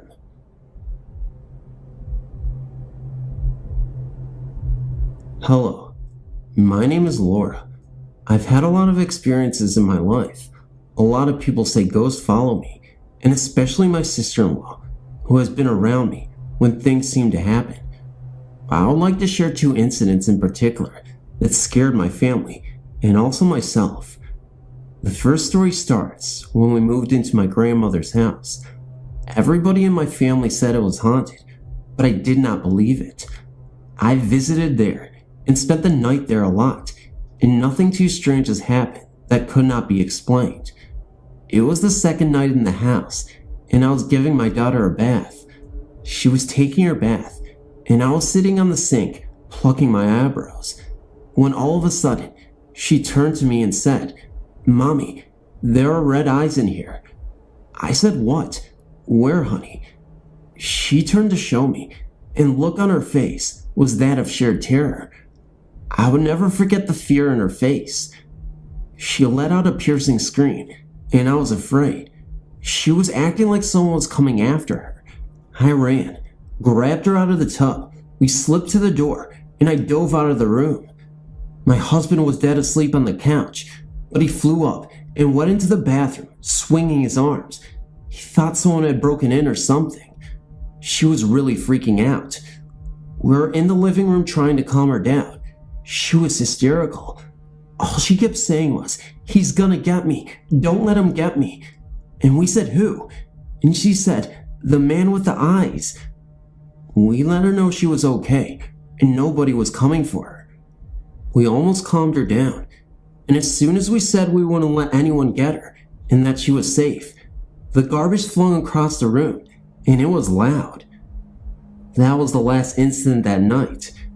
My cousin was sleeping over one night. She went home crying because I told her about the incident that happened, and she got a little vocal to the ghost, and a screwdriver flew off the fridge and hit her in the stomach. There were happenings like doors opening, water turning off, scratching at the doors, and on, and toys going off by themselves. Second story. We recently moved from Fort Lauderdale to St. Augustine. We actually moved to Lake Butler. We lived out in the middle of nowhere. One day, I was up watching TV. I had nothing to drink, and I do not do anything else. Anyway, I was watching TV and got distracted by something out the window. It looked like a green glowing circle. It was about the size of a golf ball, and the light was gleaming off of this thing. I was wondering to myself what in the world. All of a sudden, came another one, and then another. In like 2 seconds, there seemed to be at least 10, and it looked like they were trying to come through the window. I got scared and turned my head, thinking it would go away.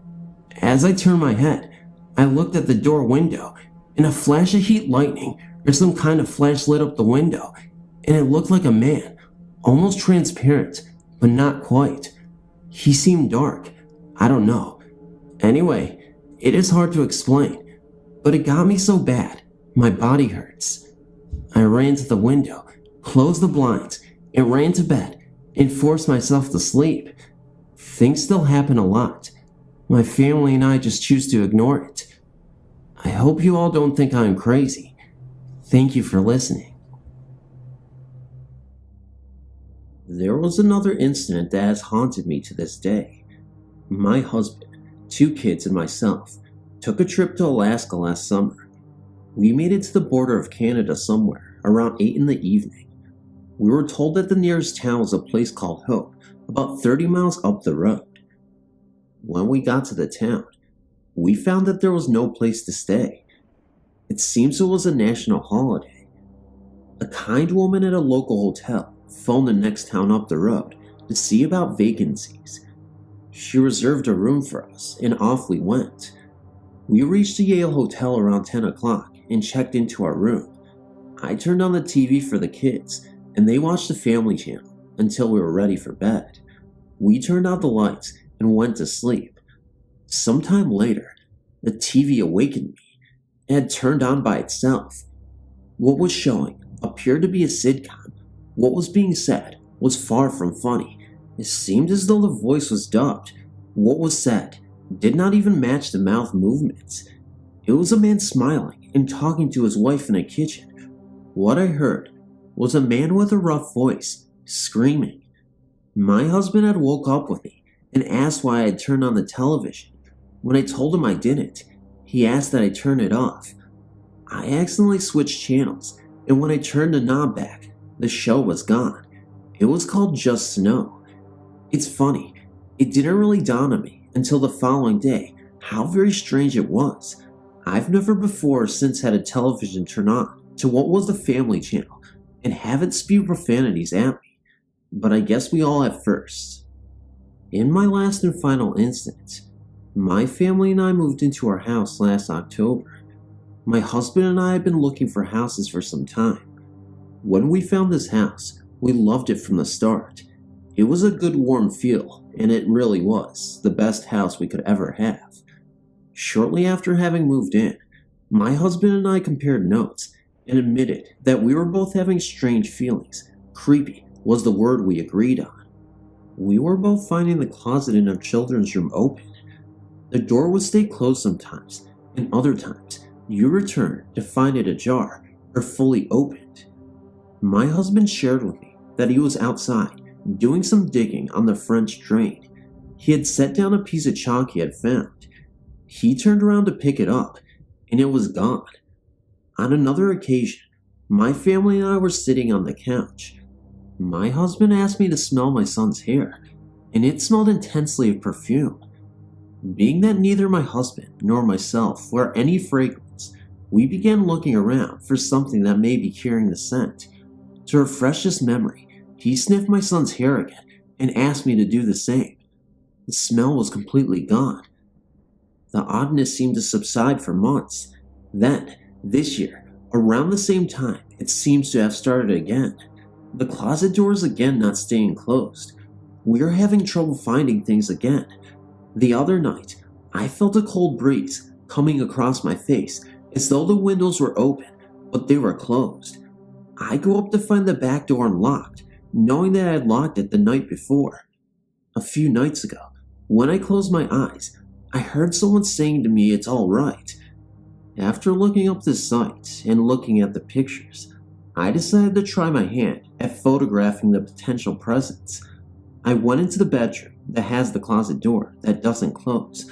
I said out loud, though I'm not comfortable with the idea of having a presence in my home, I think I could deal with it better if I knew whether or not you exist, and since I have children, and they would be able to see you if you exist, I feel I need to be aware of that fact.